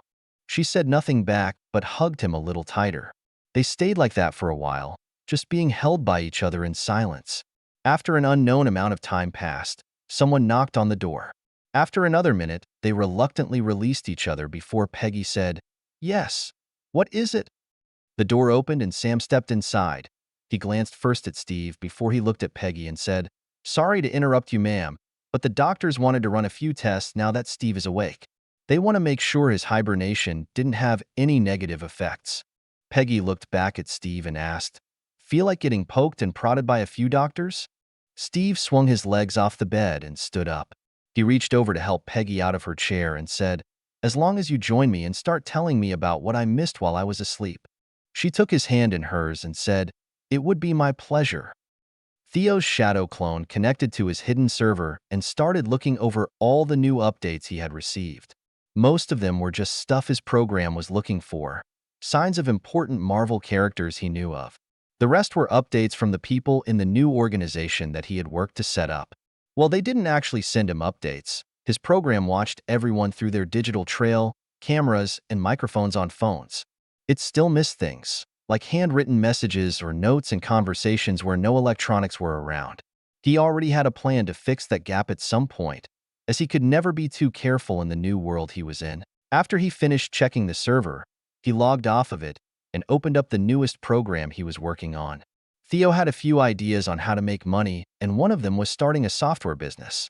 Something that he had already done in his last life, so it shouldn't be too much work for him to do it again. He already had the coding memorized for a few of the best products he released. He also planned to launch a few other things that this world doesn't have yet. He wasn't sure if they would have it in the first place, but just to be sure he would be launching them early. He needed as much information as possible, and the easiest way to do that was to make smartphones and start social media before anyone else. Once he had a phone in everyone's hands, not much would be able to escape his reach. Wait, am I actually turning into a villain? The clone shook its head. That was something that the real Theo could worry about. He just had to code this first program and then get it released to the public. Everything else could come after that. Theo was seated on the couch in May's living room with a new book in hand. His dad had made a habit. He stopped by the library on his way to work every few days and picked up a new book or two for Theo. They were always pretty simple kid books, but Theo never complained. It was the thought that counted, and he loved his dad for that. But he didn't waste them either. He would use them to teach Peter and Millie. Sometimes, Jean and MJ would join them to learn, but Millie stuck to Theo like glue whenever he taught Peter. The girls didn't seem to like learning as much as Peter or Millie, but they were already more advanced than most of the older kids who May watched. Kindergarten will be an interesting experience for sure, since May's was most likely going to be Theo's preschool. Uncle Ben opened the front door and said, "Honey, I am home." May looked out into the living room and said, "Welcome back, dear." Ben smiled and started to walk upstairs as he said, "I gotta clean up. I will be down in a bit." Theo closed the book in his hands. He had just received the memories from his clone and took a minute to process them. His clones were starting to cut it close when they despawned. But everything had proceeded correctly so far. Everyone on his list had been found and actually recruited. He was a little surprised at that. He didn't think everyone would say yes. Only the kids and a handful of people were allowed to go to the base for now. Fury had set up another site for the rest of the members he recruited. It was another decommissioned base that had been abandoned and its location and records completely removed from everything. It would be bare bones for now, but they would build it up together with some help from Sam and a few other people. Theo climbed down from the couch and went to Millie, who had been playing with Peter, MJ, and Jean. She looked at Theo and asked, "Theo, you done reading? You want to play with us?" Theo shook his head, pointed towards the clock, and said, "Dad is going to pick us up soon. I want you to clean up your mess before he gets here." Millie looked at the toys spread around them and the doll in her hand. She looked back at Theo and asked, "But we are still playing?" "I know, but what does it mean if Dad is almost here?" Millie tilted her head to the side and asked, "We will go home?" I'm not sure if she acts like this because she is a kid or because it's fun. She is pretty smart, so I wouldn't put it past her. Theo let out a sigh and said, "Yes, we will go home. But it also means that almost everyone else will be going home soon too." Peter nodded at that and started to pick up the toys around him. MJ followed suit, followed by Jean and finally Millie. Theo had set his book down and also helped put the toys away. They actually went around the living room and picked up all the toys not being used. It was a habit that Theo had developed with him and the other kids. Once some of the other kids noticed Theo and his group had started to pick up toys, they joined in. It wasn't long before everything was cleaned up and put away correctly in the spare bedroom May used as toy storage for the kids. Before they could finish, someone knocked at the door. May opened it to let in MJ's dad. He was dressed in a standard NYC officer's uniform. He reached out his hand and said, "Great to see you, May. I came by to pick up Mary." May shook his hand and said, "James, it's good to see you again. How long has it been? A month? Almost. My new position has been keeping me busy, but I was able to get off early today, so I thought I would pick up MJ myself and say hello." Theo and his group had just walked back into the living room and saw MJ's dad. MJ ran past everyone else and put her arms up as she said, "Daddy." James laughed as he reached down and picked up MJ into his arms and asked, "How was your day, sweetie?" "Great. I like coming to Aunt May's." He rubbed the top of her head and said, "That's good to hear, sweetie. We are gonna head home, so what do you say to May?" MJ turned and looked at May as she said, "Thanks for having me over, Aunt May." May smiled and said, It was a pleasure to have you. I will see you next week on Monday. Thanks again, May. Always a pleasure to help out James. James set MJ down and started to walk outside with her as someone said, James, it's good to see you. It's been almost a month, hasn't it? Yes, it has, Jacob. It's good to see you also. Both men shook hands for a moment before James said, I should have some time coming up around Christmas, so I can make it to the holiday party and we can catch up. Sounds good. I will see you then. Jacob walked inside and gave May a quick hug as he said, Good to see you, May. How have the Rugrats been today? May lightly smacked Jacob and said, Perfectly behaved like always. Millie was the first to react as she ran towards Jacob with her hands raised and said, Daddy. Jacob reached down and picked Millie up as he asked, How was your day, honey? Great. May made cookies. Teo and Peter gave me their cookies. Jacob smiled at that and then looked over to Theo, who just walked up next to them, and asked, She didn't bully you both into giving her the cookies, did she? Theo shook his head and said, I didn't really want it in the first place. Sweets aren't that great. Peter wasn't bullied though, but he also can't say no to Millie's cute attack. May and Jacob both looked at each other a little shocked, before Jacob turned to Theo and asked, You don't like sweets? Since when? Always, I guess. You just never asked. But you would always eat them whenever we gave you something sweet? Theo nodded his head at that and said, I thought it would be rude if I refused to eat it. Jacob let out a sigh as he said, This kid. I swear you don't act like a kid most of the time. May nodded in agreement but then asked, So you don't like my pancakes, Theo? No, those are great. I just don't really care for things like candy, cake, cookies, muffins, ice cream, stuff like that. Millie replied, Millie will eat all of Teo's candy, ice cream, cake, cookies, and muffins from now on. Jacob patted Millie's head and said, We will see. I think me and May will just start making a little less, since Theo doesn't seem to like it. May shook her head and said, Sounds like a plan to me. Millie waved her hands around and said, But Millie can eat the extra. Jacob and May laughed at that, before Jacob reached up and pinched Millie's cheek and said, If you eat too many sweet things, it's bad for you. You are also grounded from sweets for the next week since you took and ate Peter's cookie. Millie puffed out her cheeks at that and then turned away from Jacob. He just laughed and said, Your actions have consequences, Millie. As much as you like sweets, don't force others to give you them. It's not a nice thing to do. Millie just kept looking the other way from her dad. Theo and May both shook their heads before Jacob said, All right, let's head home and make dinner. It was good to see you, May. Have a good night. You too, Jacob. As Theo walked back to his house with his father and Millie, he asked, Dad, I finished this book. Could I pick out the next book myself? Jacob reached down and patted Theo's head as he said, I don't see why not. You might not be old enough for a library card yet, but I see no reason why I can't take you this weekend to pick out a book or two. Millie finally turned and looked at her dad as she asked, Millie can come too, right? Oh, you are done ignoring your father now?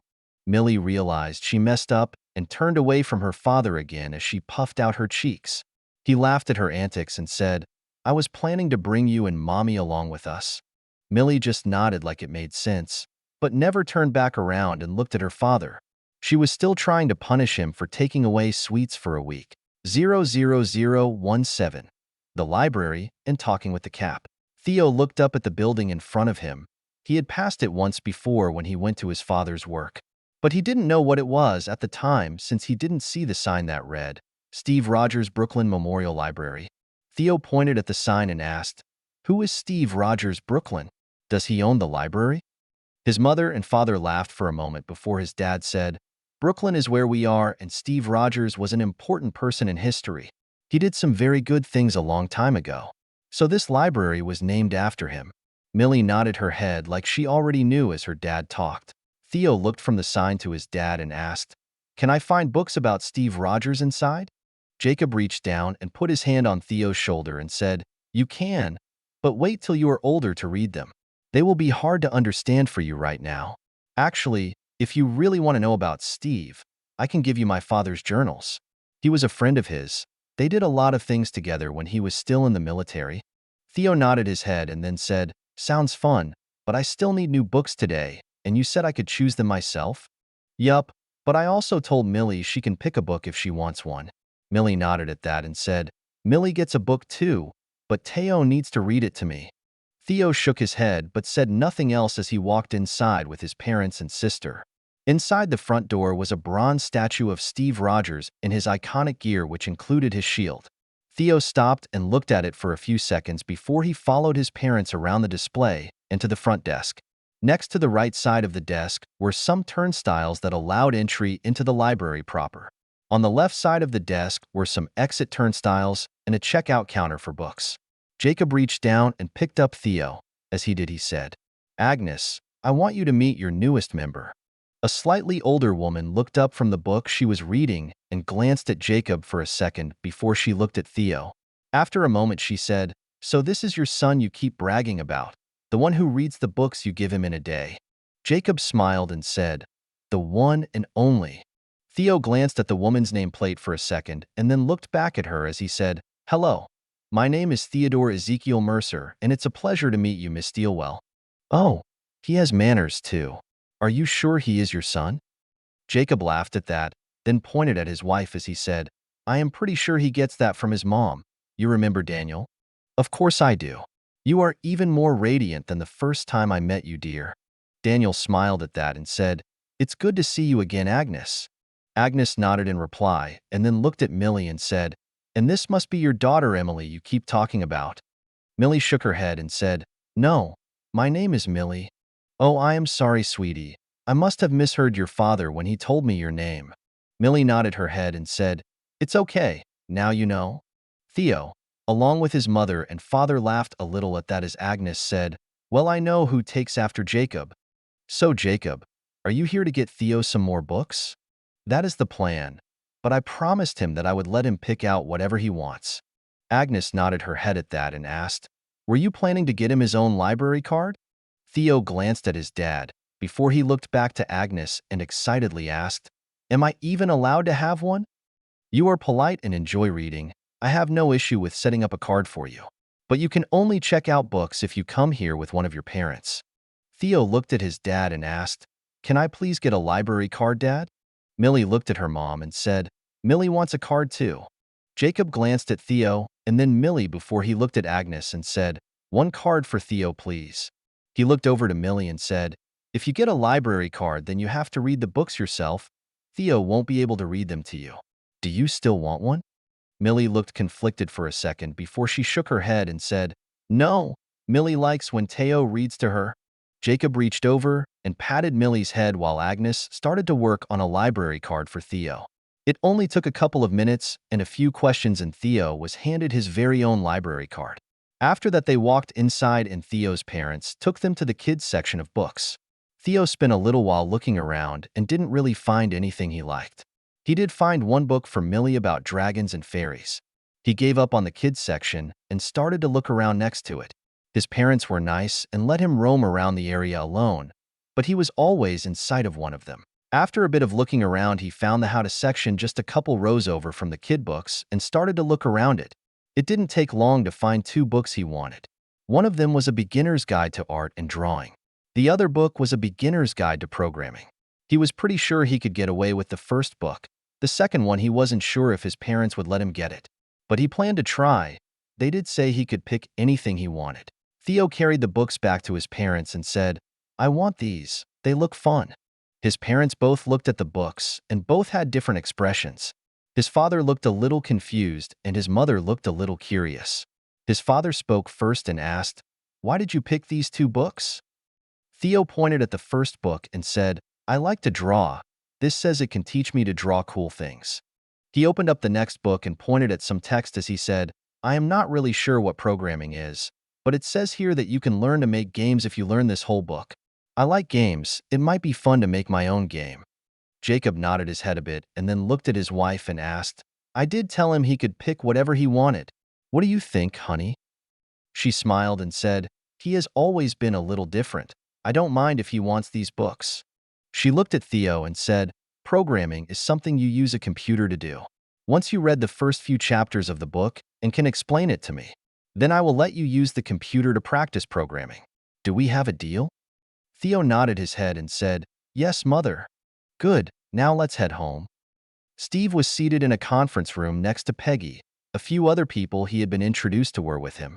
Director Fury, Agent Coulson, Dr. Pym, and Maria Hill. They were waiting for the last person to arrive before they started. It wasn't long before the wall monitor came on and a man with black hair and eyes appeared. He spoke as soon as he appeared and said, "I am glad you could all make it." Fury spoke next and said, "Seems like you didn't want to come in person again. I unfortunately will not be able to show up in person for a while, but I promise I will make it there when I can." Before Fury could reply, Steve spoke up and said, "I want to thank you for telling Peggy how to find me. I really appreciate it." "You are welcome, Cap. They would have found you themselves in about 20 years, but we have a lot of things we need to deal with, and you being on ice was not going to help anyone." Steve nodded his head and said, "Well, you still have my thanks, Ezekiel. But I assume you didn't call us here just for that, right?" "You were right. I came to discuss a few things. A few of them involve you, and a few involve Project Tahiti." Fury stood up and slammed his hands on the desk as he said, "That is beyond top secret. How do you even know about that?" "Hello. I said I could see the future." Fury shook his head as he sat down and said, "Still doesn't answer the question." Ezekiel smiled at that and said, "I know, but it's the best one I can give you. Anyways, Coulson, where are you on the project? Have any of the subjects started to display weird compulsions to draw random symbols?" Coulson looked at Fury, who let out a sigh and nodded his head. He then looked at Ezekiel and said, "3 of the subjects have started to draw the strange symbols, and we haven't figured out a way to stop it.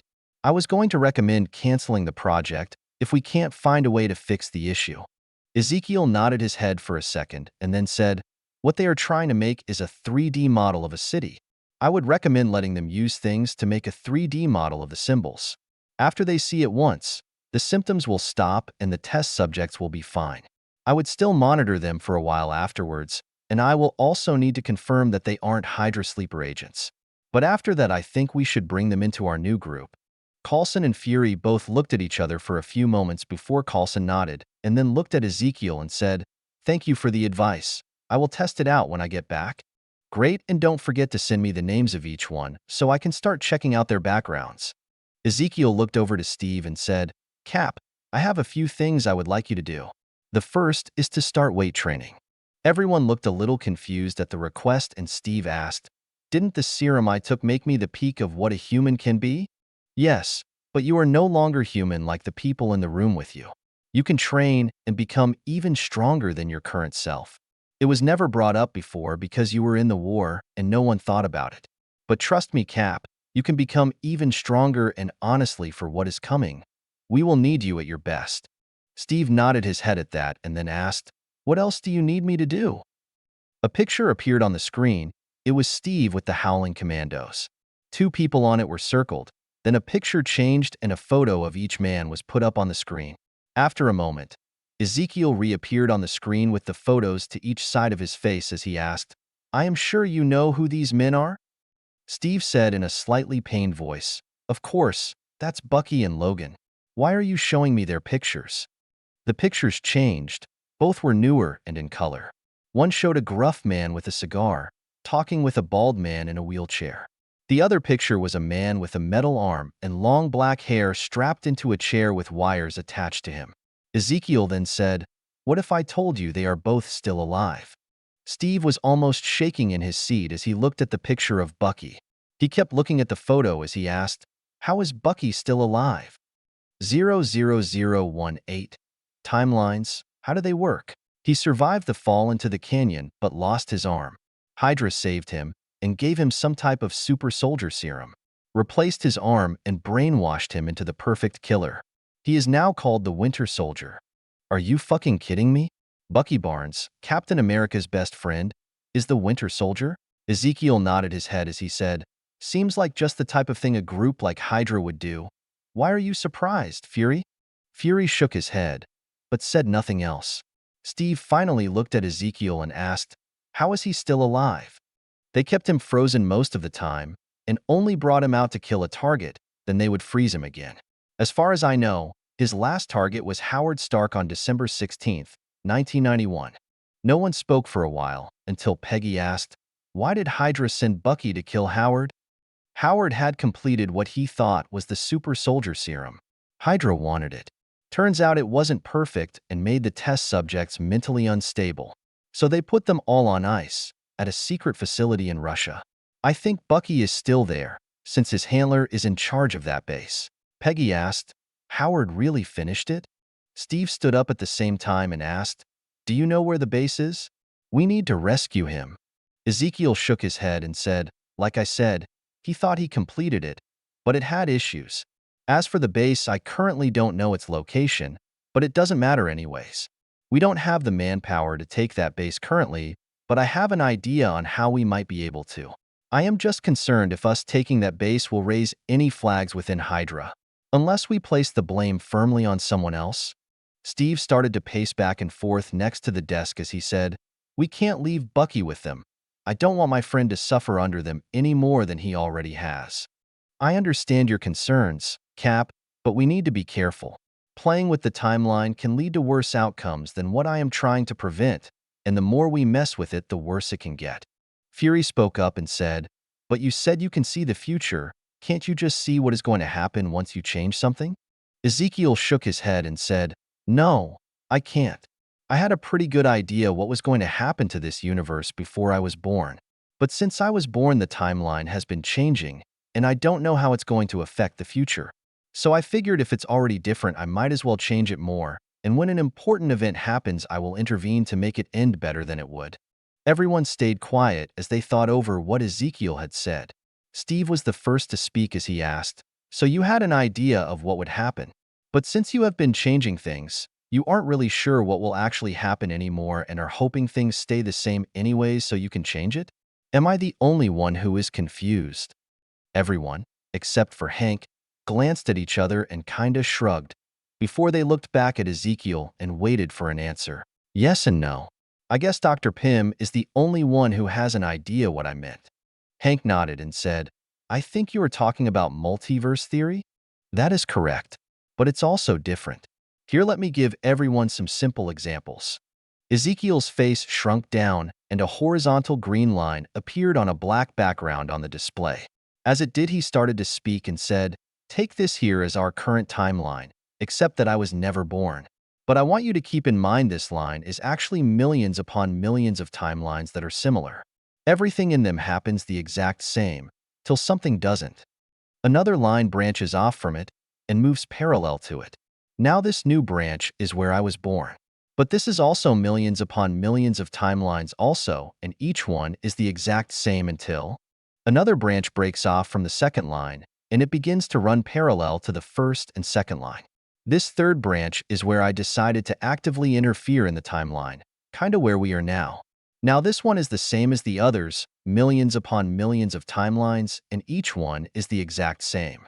Under that timeline, the words appear, You are here, laughing face.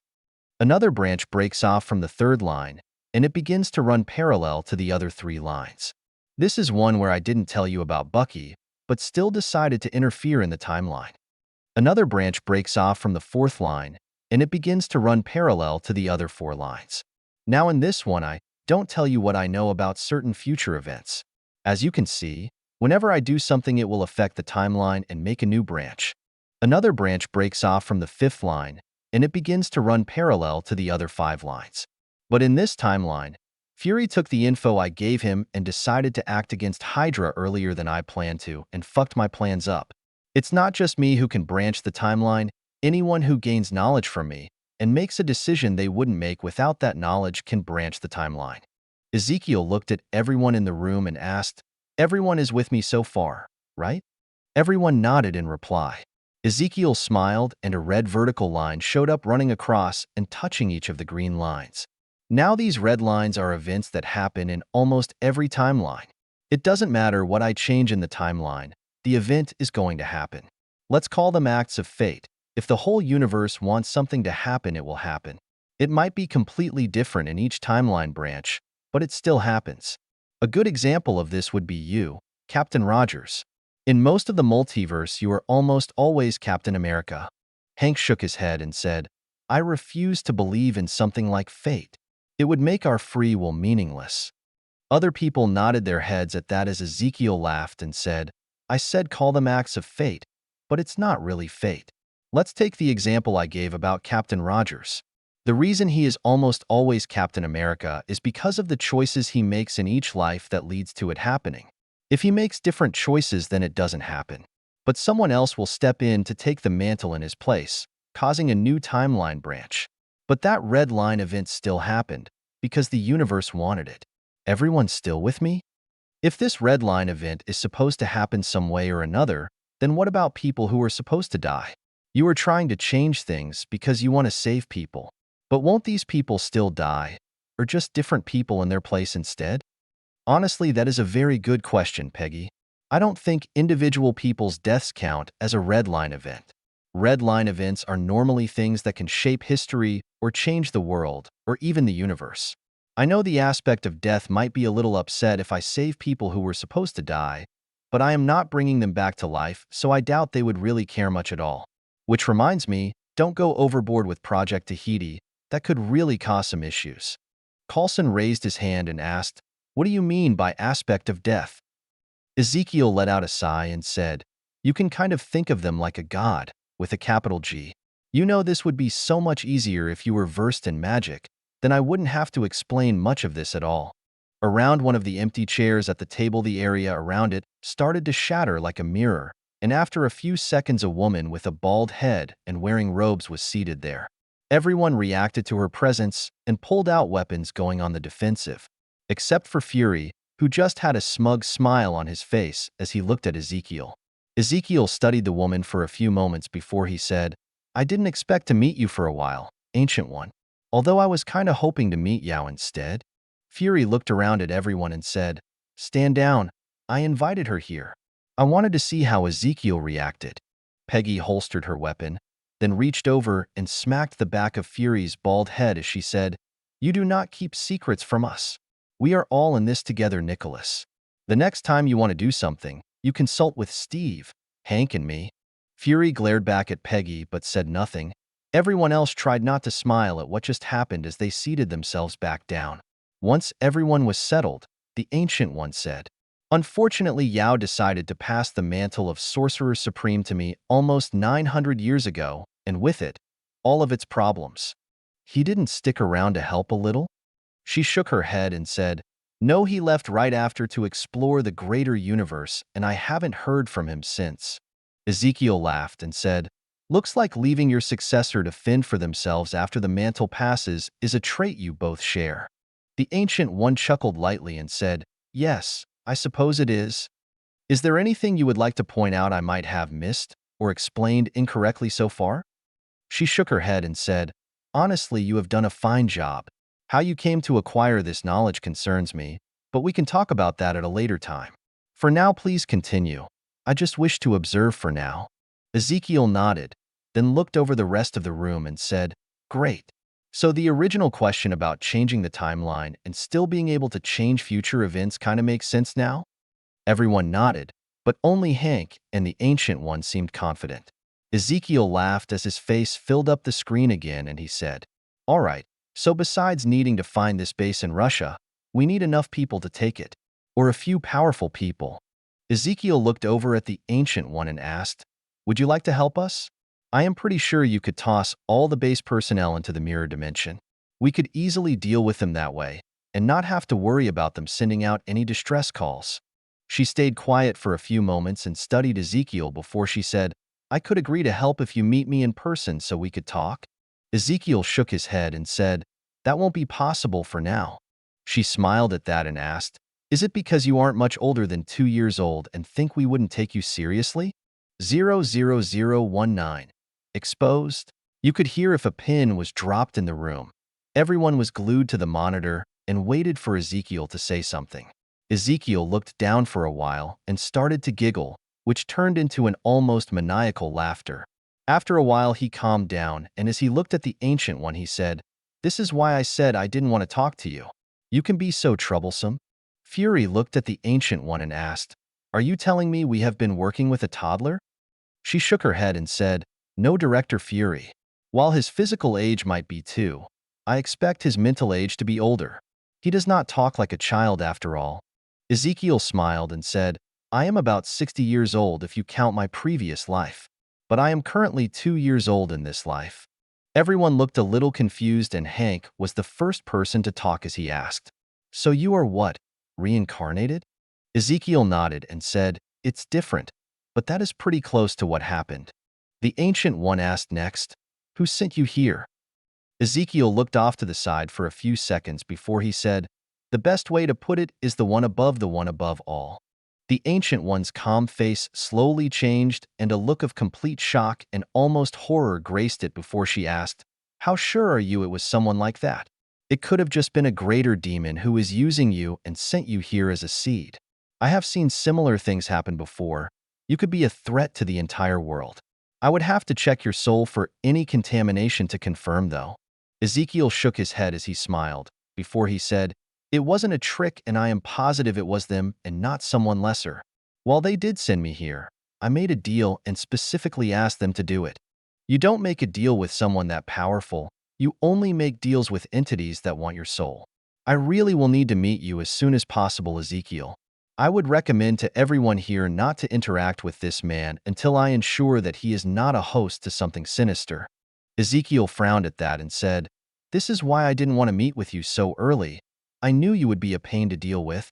I take the safety of the Earth very seriously. I will not let the possible host to an extra-dimensional threat exist on Earth while I am its magical protector." Ezekiel let out a sigh but said nothing and just stared at the Ancient One for a while. After he let out another sigh, he said, "The boss isn't going to be happy with this. Give me about 20 minutes and I will be back with his answer." Before anyone else talked, the display shut off and Ezekiel was gone. Everyone looked at each other in silence for a few minutes before Steve said, "This wasn't what I expected to learn today. Also, what do you think he meant by he had to ask his boss?" Coulson replied with, "Maybe he is talking about his parents, since he is so young. But who would call their parents boss?" Fury shook his head and said, "I don't know and don't really care. I want to know everything he knows and if he has been talking to anyone else besides us." The Ancient One said, "Honestly, his knowledge of this world doesn't matter, or who he has talked to. What matters is if he is a host. The world could be in serious trouble." Steve looked at the Ancient One and asked, "If he is a host, then what?" "Depending on what I find, I might destroy or banish him from this plane of existence. If I can, that is. It will depend on how strong he is." Maria spoke up for the first time and asked, "He is only a child. How strong could he possibly be?" The Ancient One looked at Maria and said, "He could have more than enough power to destroy the planet." Everyone stopped talking and looked at the Ancient One. Steve was the first to speak and asked, "Is that a joke?" The Ancient One shook her head and said, "Unfortunately, it is not. People who are hosts tend to have at least a fragment of their master's power. Depending on who it is, we could be dealing with a world-ending threat." Steve nodded his head in understanding as Fury said, "The real question is, do we still work with him if he passes the Ancient One's test?" Peggy, Steve, and Hank were quiet for a while as they thought over Fury's question. Hank was the first to speak and said, "If he passes, I will be working with him no matter what. I want to find Janet." Peggy looked from Hank to the Ancient One and asked, "If you do end up dealing with Ezekiel, could you help Hank find his wife? She is currently trapped in the quantum realm." The Ancient One glanced at Peggy, then turned to look at Hank and said, "If I work with that young girl Ava, I might be able to do it. But I make no guarantee. The quantum realm is a strange place that twists time. Also, if I teach Ava magic, she might be able to stabilize herself once she becomes proficient." Hank nodded his head at that and said, "I still don't believe in magic, but I will gladly take your help. As for Ava, you will have to talk to Bill about it." The Ancient One nodded and said, "I will discuss it with him later. But I have a question for you, Dr. Pym. What do you think advanced science looks like to someone who has never seen anything even remotely like it? A good example would be your Pym particles." He thought about it for a moment before he asked, "Magic?" The Ancient One nodded and said, "You can think of magic a little bit like a very advanced science. There are big differences between magic and science, but you get my point. Just because you have never really seen it doesn't mean it isn't real." Hank nodded in understanding, then looked at Peggy and said, "Thanks, Peggy." Peggy smiled in reply, before she turned to Steve and asked, What do you want to do about Ezekiel? He just wants to help people, and I won't turn away someone trying to do the right thing. Peggy smiled as she nodded her head.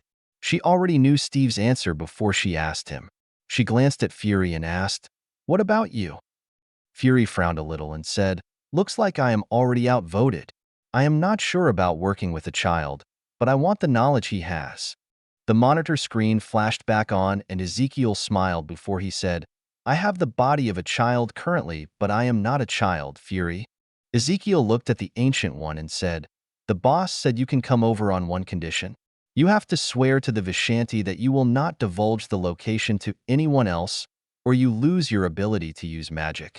With no hesitation, the Ancient One stood up and said, "I, the current Sorcerer Supreme of Earth, do swear under the loss of my magic that I will not share the location of this person Ezekiel with anyone else." The air simmered around the Ancient One in multicolored light, and 3 different voices spoke in sync and said, "We do so witness." The light disappeared, and the Ancient One looked at Ezekiel and asked, "Good enough?" Ezekiel let out a sigh and said, "You made me lose a bet with the boss. Go to the Sanctum Sanctorum, and then I will tell you where to go." The Ancient One nodded, looked at everyone else and said, "I will hopefully be back in a while.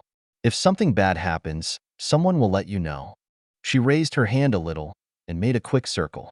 A portal appeared in the air lined in orange. A second later, she stepped through it and it closed right after. Then the monitor shut off again. Steve stood up and said, "I think I am going to go eat lunch while we wait. Does anyone care to join me?" After Ezekiel called the sanctum and gave her the address, the Ancient One prepared herself for battle, before she then portaled to the backyard of a nondescript house in Brooklyn. She was greeted with a well-kept backyard that had 2 decent-sized trees in it.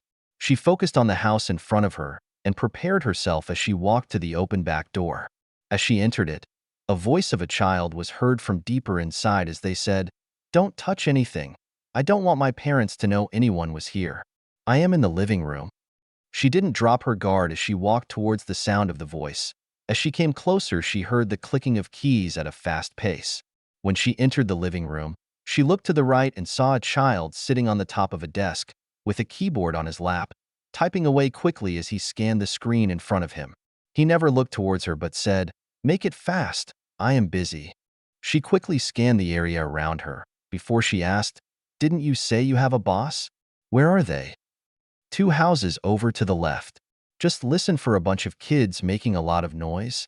She didn't reply, but started to study the boy in front of her. After a while, she started to make small gestures and mumble some words quietly for a while as her eyes started to glow.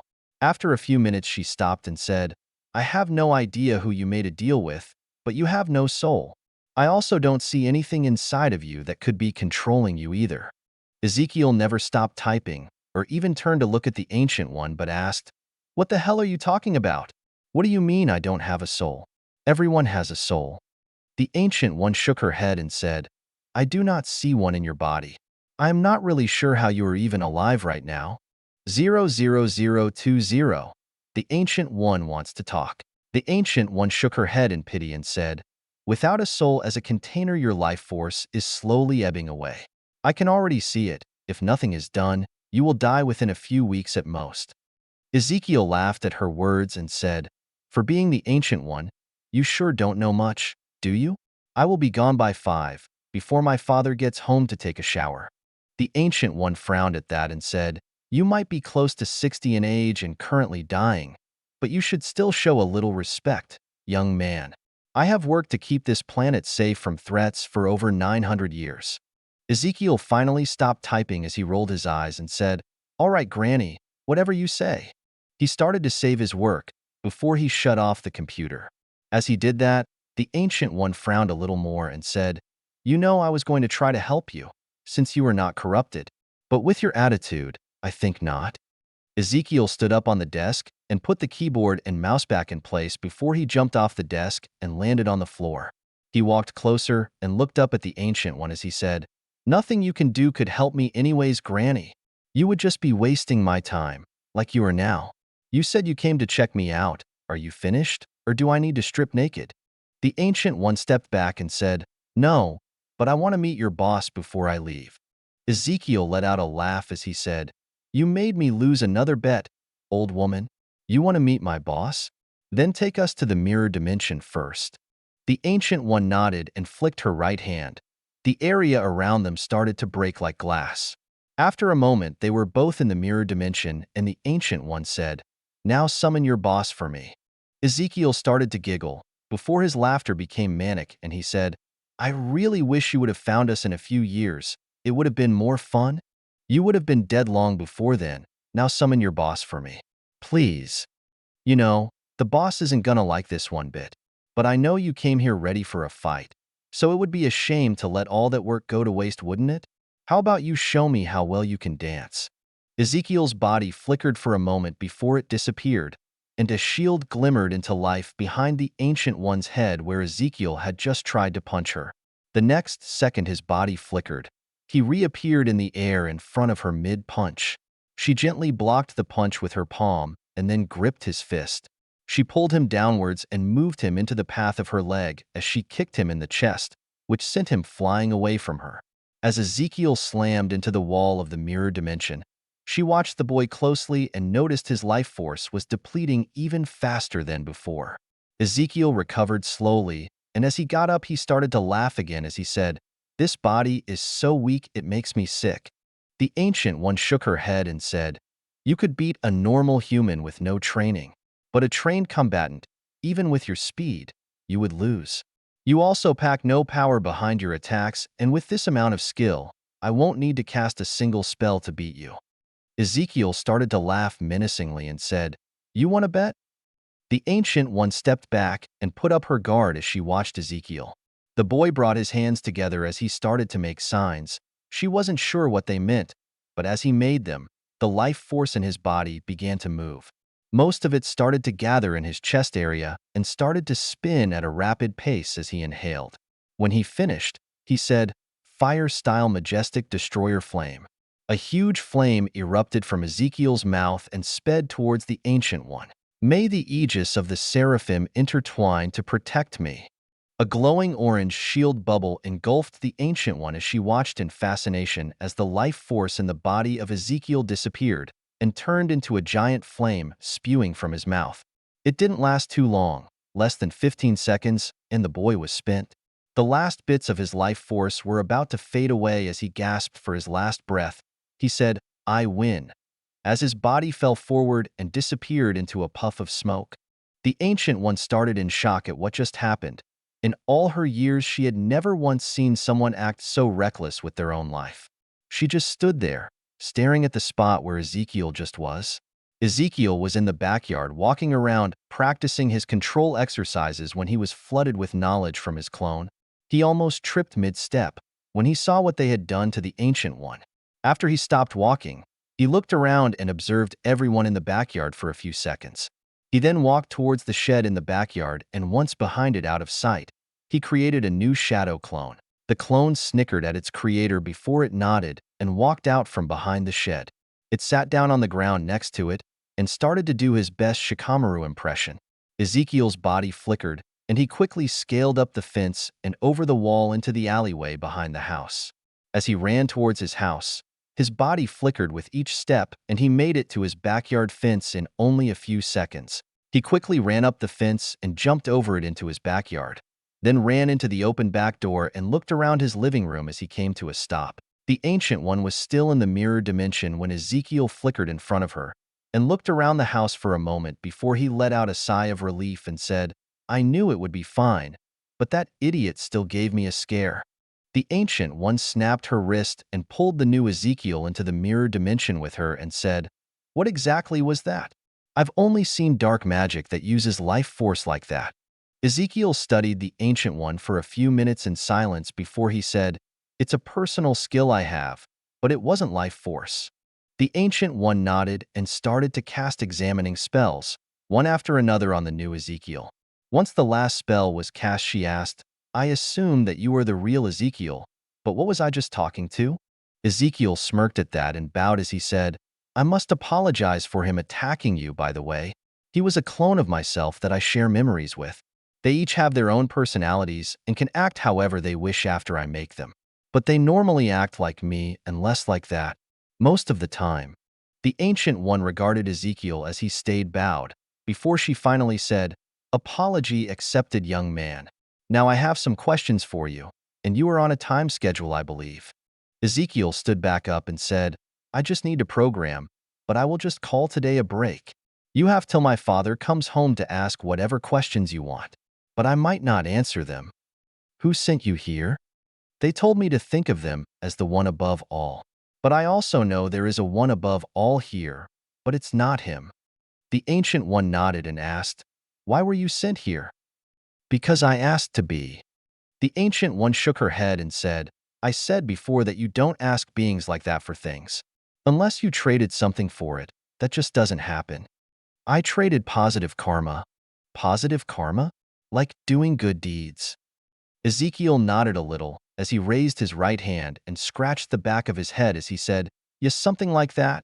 The Ancient One examined Ezekiel for a while before she asked, "So you were a really good person in your last life or something?" "I would like to think I was."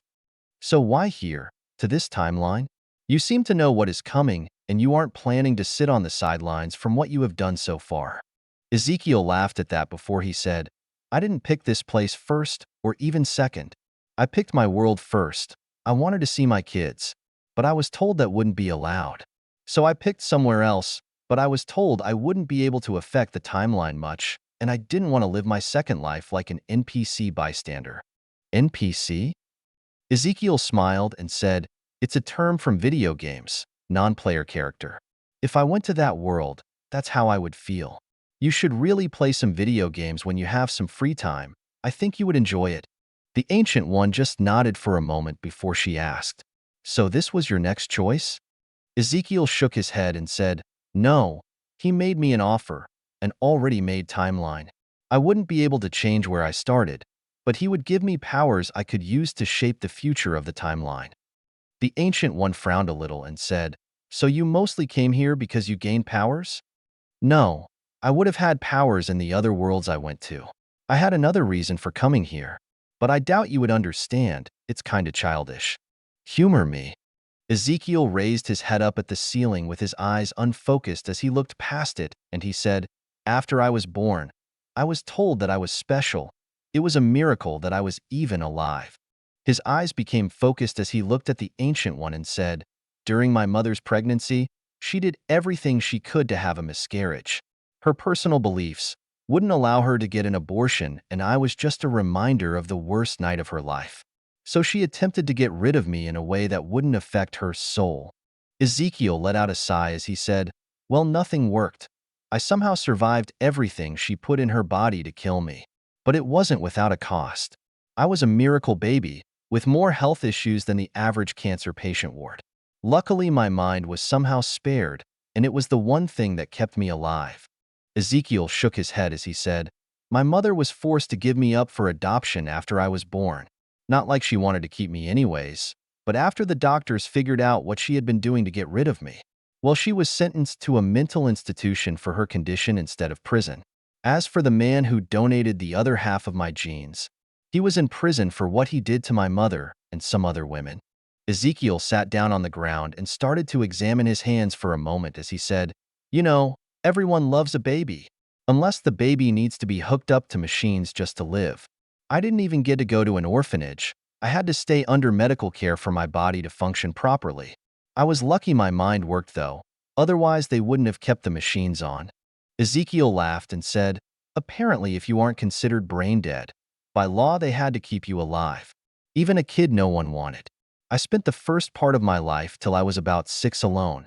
Medical staff would see me every day. I would be fed, cleaned, and taken care of. But that was it. I had no true interactions with people."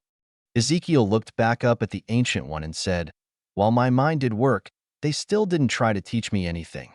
They treated me like a coma patient, except I had my own room and I was placed in a long-term pediatric ward. I learned language by listening to people talk around me and the TV that they played kid shows on.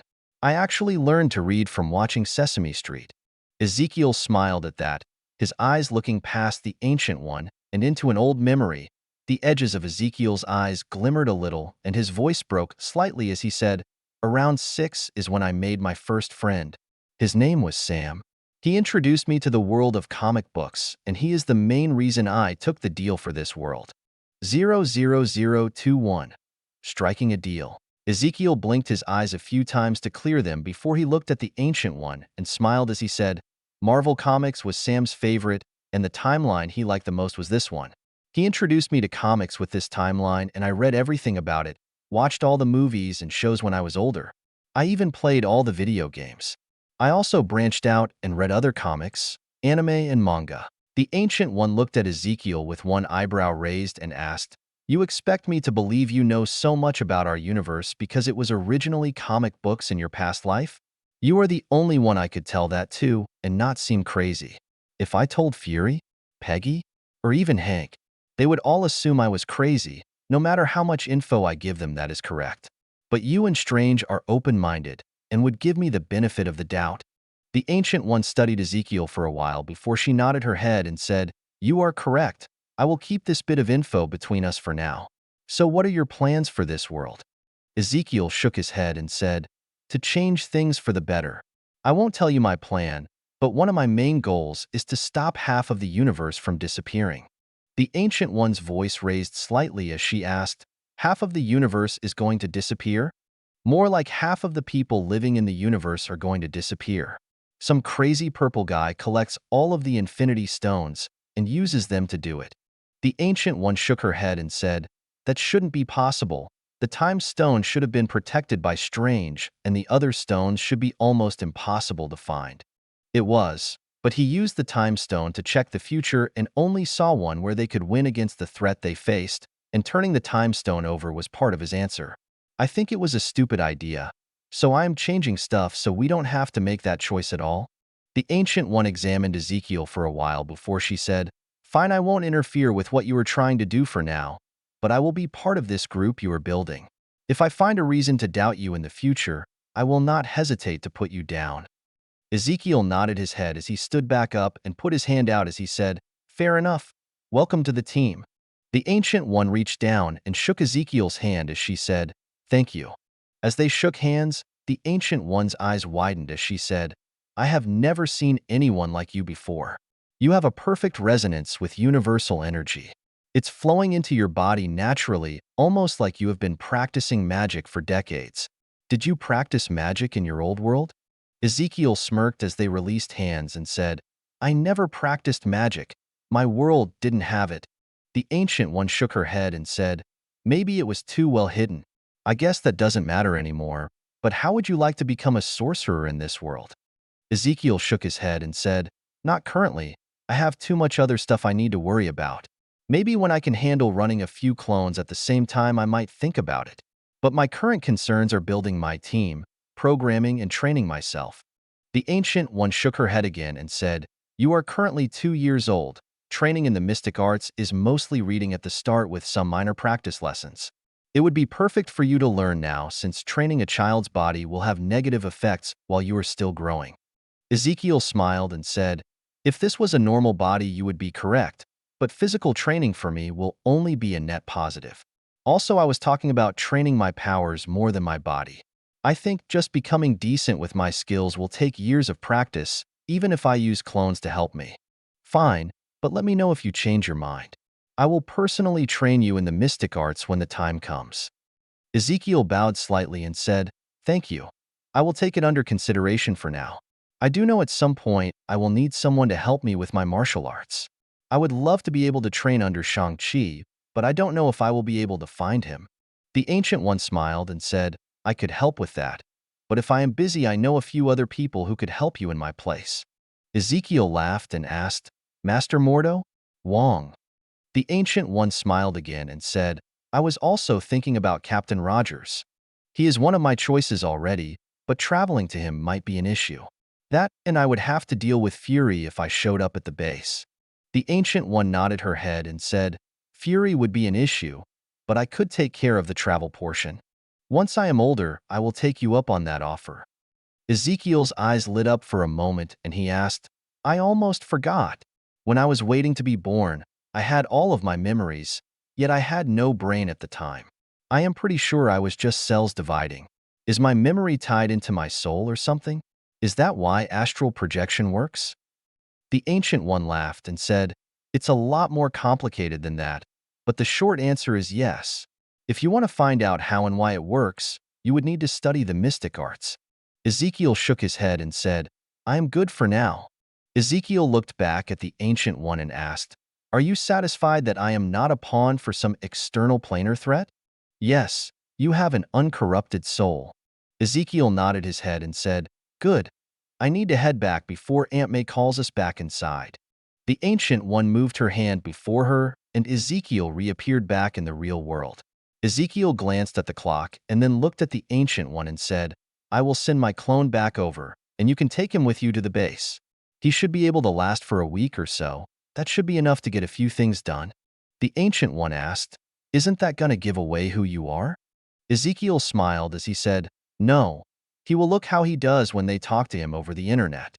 The Ancient One nodded before she asked, "One last thing before you leave. Do your eyes change?" "Change?"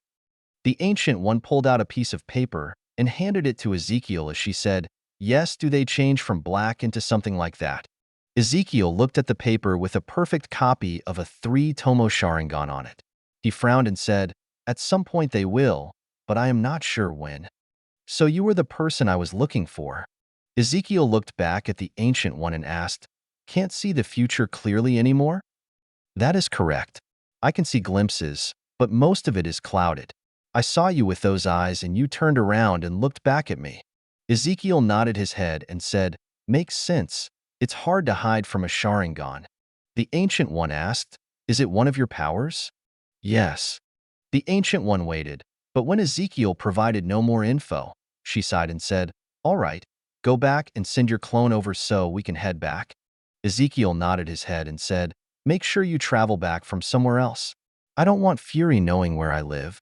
The Ancient One nodded and said, "Of course." Ezekiel nodded and then flickered out of existence. Within a second, he was in the backyard and then ran up and over the fence. He was back at May's fence within a few seconds and paused by where his clone had sat down and knocked twice on the wall. After a pause, he knocked again 3 times, followed by another 2, and a reply knock of 2, followed by 1 knock, was heard right after. Ezekiel moved over to where the shed was and then quickly scaled the fence, where his clone walked behind to meet him. Ezekiel made a few hand signs and then touched his clone's head, sending a small packet of info to his clone with what he and the Ancient One talked about. It also had a few ideas on what to do when he made it to the base. The clone nodded to Ezekiel and then climbed over the fence as Ezekiel walked back out into the yard. Ezekiel looked around and decided to go back inside the house and see what May was making for lunch. Ezekiel's clone was running back to his house as it thought, "Why do I have to do this troublesome stuff? I would rather be programming." After a minute or so, the clone made it into the backyard and walked into the house before closing and locking the back door. After he made it in front of the Ancient One, he did a hand sign and changed into the Ezekiel she had seen when he was using the computer to talk with everyone. The Ancient One studied him for a few moments before she reached out and touched him. After she poked and prodded Ezekiel a few times, she said, "This is better than any illusion spell I have ever seen. You are real, and at the same time you are not. Anyone else wouldn't know better, but I can currently see what you truly are. It's just a simple skill. We still haven't mastered it yet, but we can do it well enough to fool normal people." The Ancient One nodded her head and said, "You will fool pretty much anyone, even most masters of the mystic arts. You need a special skill to see past what you are currently doing." The Ancient One reached out and spun her hand in a circle for a moment, and a portal appeared before her. She gestured for Ezekiel to walk through and then followed after him. Once she was through the portal, she closed it and then made another portal to the secret base where she had been earlier. Ezekiel stepped forward and she followed after him. They stepped out into the meeting room that was being used early, but everyone else was gone. As the portal closed, Ezekiel walked over to a control panel next to the door and entered a code on it. The panel turned green and the door opened up. Ezekiel turned back to the Ancient One and said, "Everyone is currently eating in the mess hall. Feel like taking a walk?" The Ancient One nodded her head and started to follow Ezekiel out the door and down the hall. They walked in silence for a while, turning one way, then another, before they came to a set of double doors. When Ezekiel reached them, he opened one of them and let the Ancient One walk into the room past him and followed her inside. There was conversation going on inside the room till Ezekiel and the Ancient One entered. Everyone stopped what they were doing and looked at the duo who just entered. Ezekiel stepped forward and said, "Hi, my name is Ezekiel and I am not a pawn to some extraplanar entity. I hope we can work together now."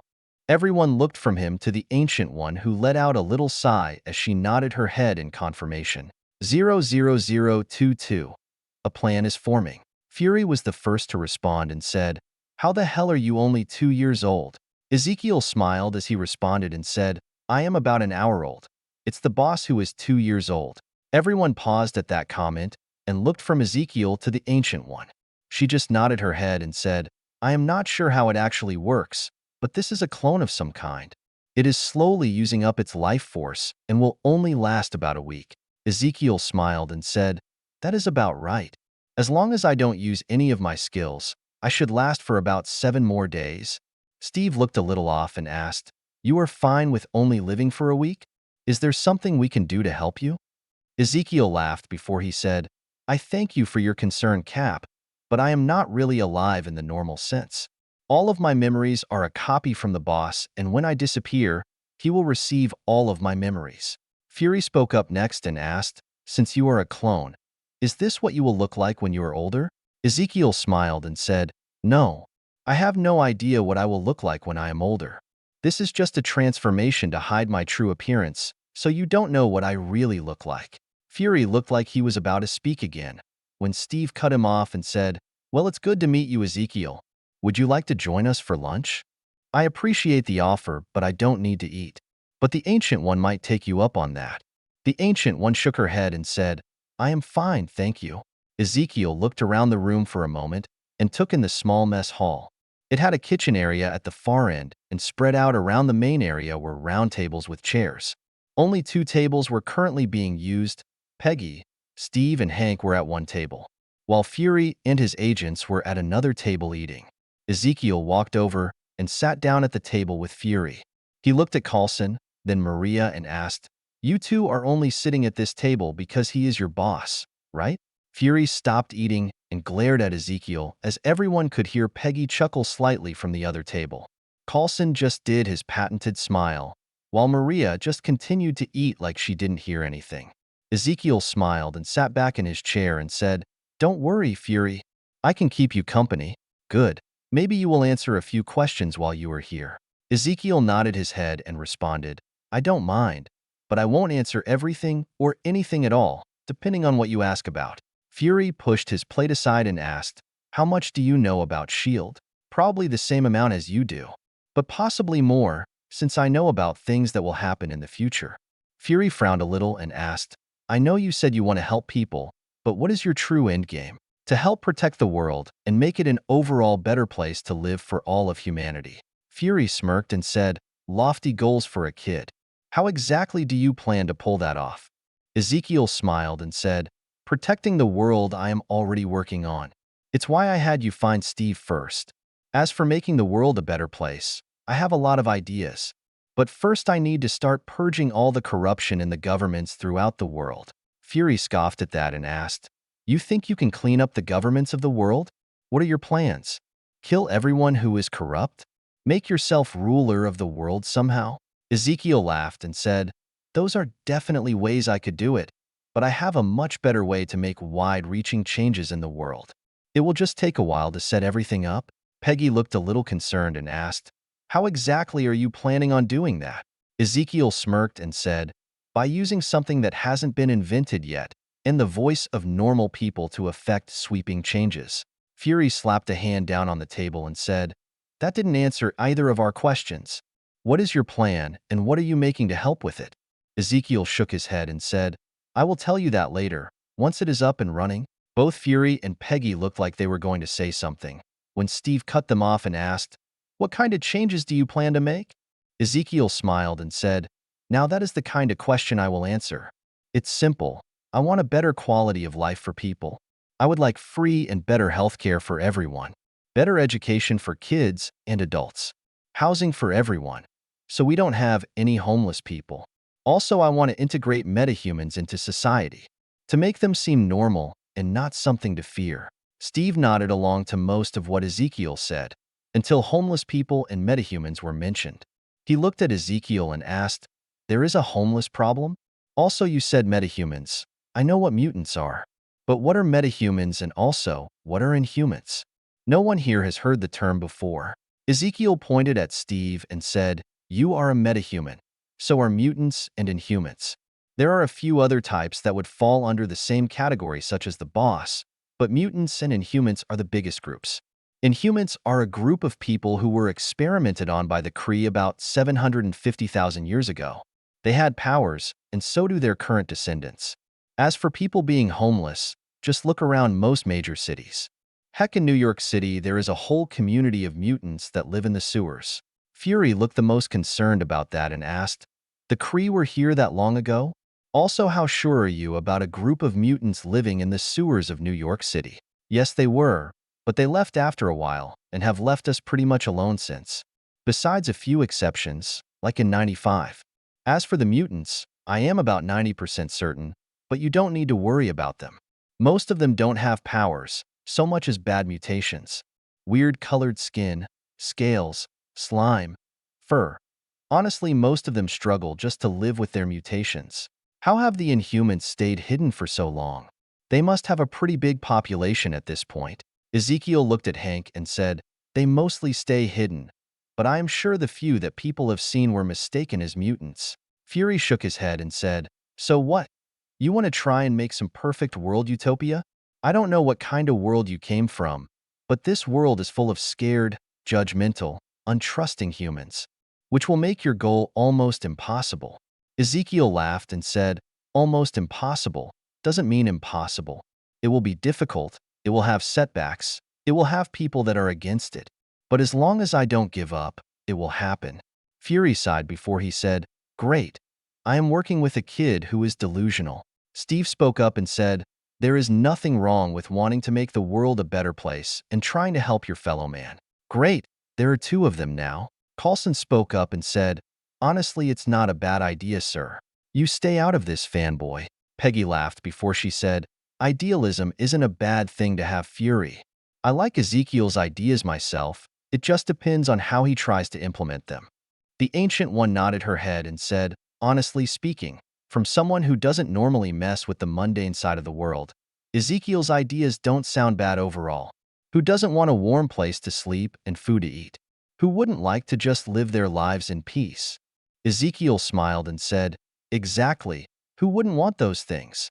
It's something so simple, but yet so many people are missing one or more of those things in this country alone.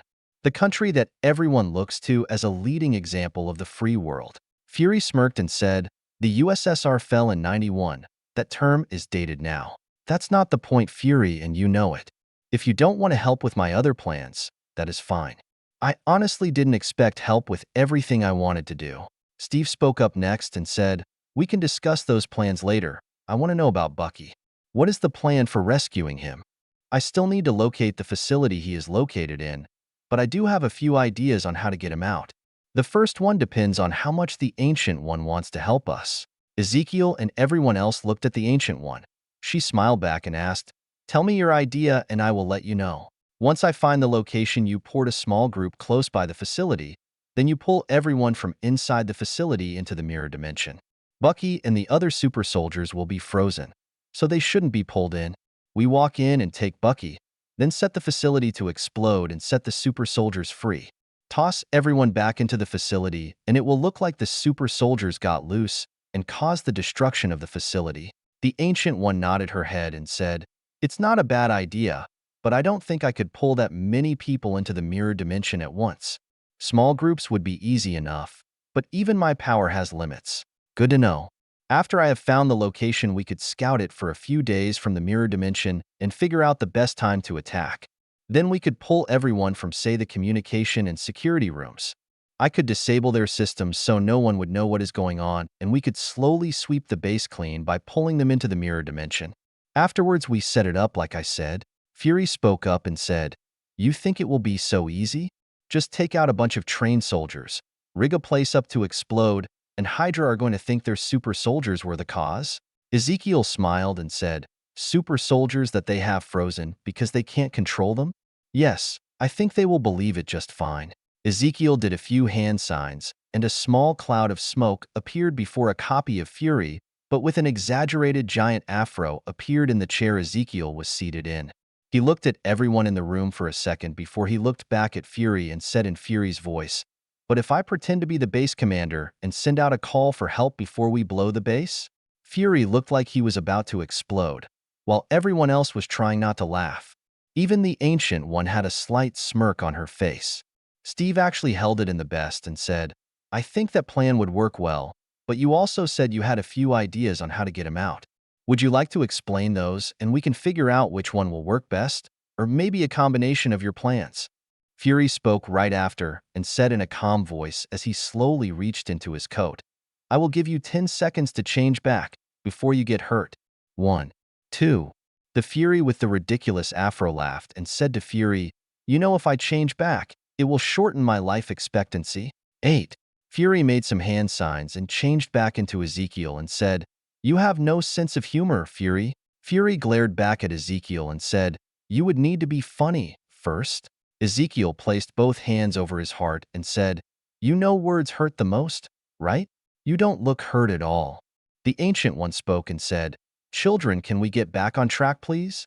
Fury frowned at the Ancient One as Ezekiel laughed, then looked over at Steve and said, "The first part of my other plan is to see if I can convince two old friends to work together again. 00023.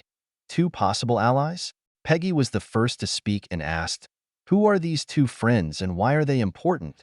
Ezekiel looked at Peggy and said, "Well, one of them runs a private school for gifted children, and the other is considered a terrorist. Charles Xavier and Max Eisenhart, two of the most powerful mutants in the world." Fury looked upset and said, "You want us to work with a terrorist?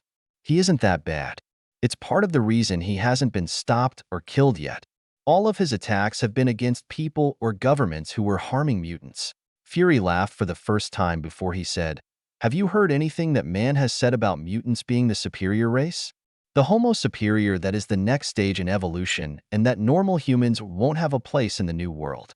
Ezekiel laughed hard for a few seconds. When he finished, he looked at Fury and said, "Yes, he has some hard edges, but after doing research on him, he isn't that bad.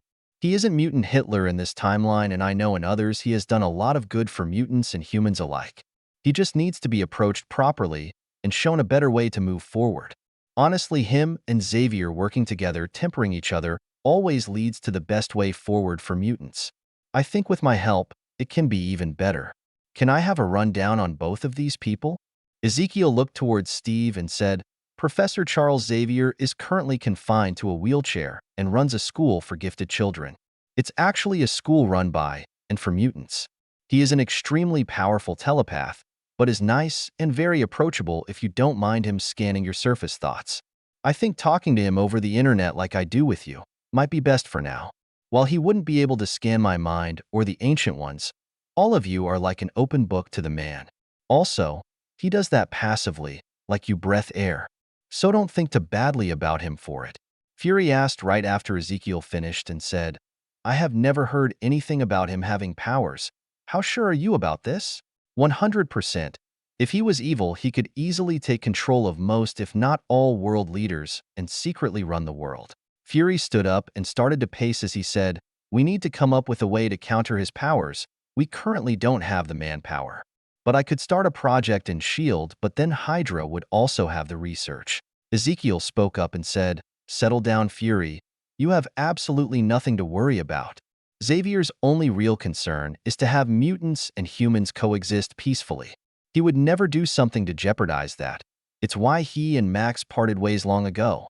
Besides, I will figure out a way to block his telepathy at some point for other people." Fury didn't stop pacing as Ezekiel looked back at Steve and said, "Max Eisenhart, better known to the world as Magneto. He is a powerful mutant who controls magnetism. Honestly, he doesn't understand how powerful he truly is. I have seen that man terraform Mars when he fully understands his true power. He also leads a team of decently powerful mutants. They call themselves the Brotherhood. If we can gain him as an ally, we will gain most if not all of his followers.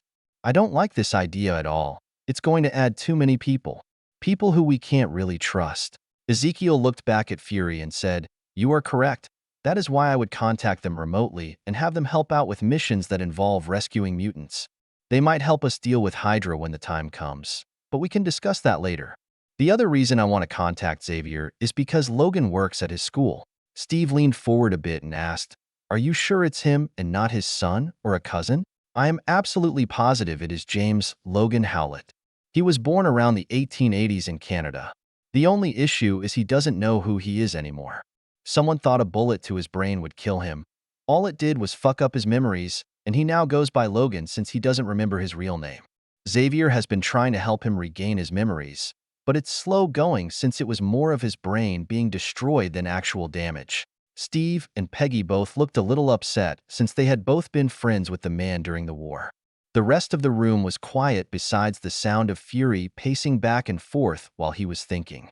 Steve looked up at Ezekiel and said, "I know I am supposed to be hiding, but I would like to meet him if possible." Fury stopped pacing, turned and looked at Steve as he said, "I don't think that would be a good idea. Only a handful of people currently know about you. I would like to keep it that way. Actually, we need to let Xavier and Logan know about Steve. Think of it as an olive branch. We will be helping Logan learn about his past, and at the same time building a bridge of trust with him and Xavier. We only need to bring Logan here with the help of the Ancient One to make sure this place stays secret. Or we could send Steve and Logan to some place out of the way. I don't want anyone else on this base, unless I vet them myself. We will need to find another location with no people, where they can meet up." The Ancient One spoke up next and said, "I know of a few places where I could send them, where no one else will be." Steve nodded to the Ancient One and said, "You have my thanks in advance, Ancient One." The Ancient One nodded back, as Peggy spoke up and said, "I would also like to join you when you meet James. It would be good to see him again. I doubt he still smells like a wet dog wrapped in a cigar." Ezekiel laughed and said, "You would lose that bet?" Peggy let out a sigh, as Ezekiel looked towards Fury and asked, "Anything else you want to know about that I might answer?" Fury shook his head and said, "I have a lot more questions, but I know you won't answer them. So what's next? Are you going to contact Xavier and Eisenhart?" "No, not yet. Since I am here, I want to take a quick tour and look around. I also want to plan out a work area and talk to Sam about ordering some things I will need for myself and the others who will be coming to join me." Fury turned around and stared at Ezekiel and asked, "What do you mean by others who will come join you?" "More of myself, of course. Tomorrow the boss wants to send over more clones. As long as the Ancient One will help me with transportation, that is." The Ancient One nodded her head and said, "I can do that. But if you and the others wish to use portals to travel around normally, I would either need to train a few of your people in the mystic arts, which could take anywhere from a few months to over a year, depending on the person, or I could bring in a few of the masters to help with portal transfers. They could also swear upon their magic to keep this place and the people who use it a secret." Coulson spoke up and said, "I would like to learn if possible." Fury glanced at Coulson for a few seconds before he looked at the Ancient One and asked, "You have one volunteer, but I still need him for his normal job?" "I understand. It will just take him longer to learn it, and even longer to master it." Fury nodded his head before he asked, "What about a way to stop other people from portaling into the base? Is there some way to prevent that and only make a small secured area the only access point?"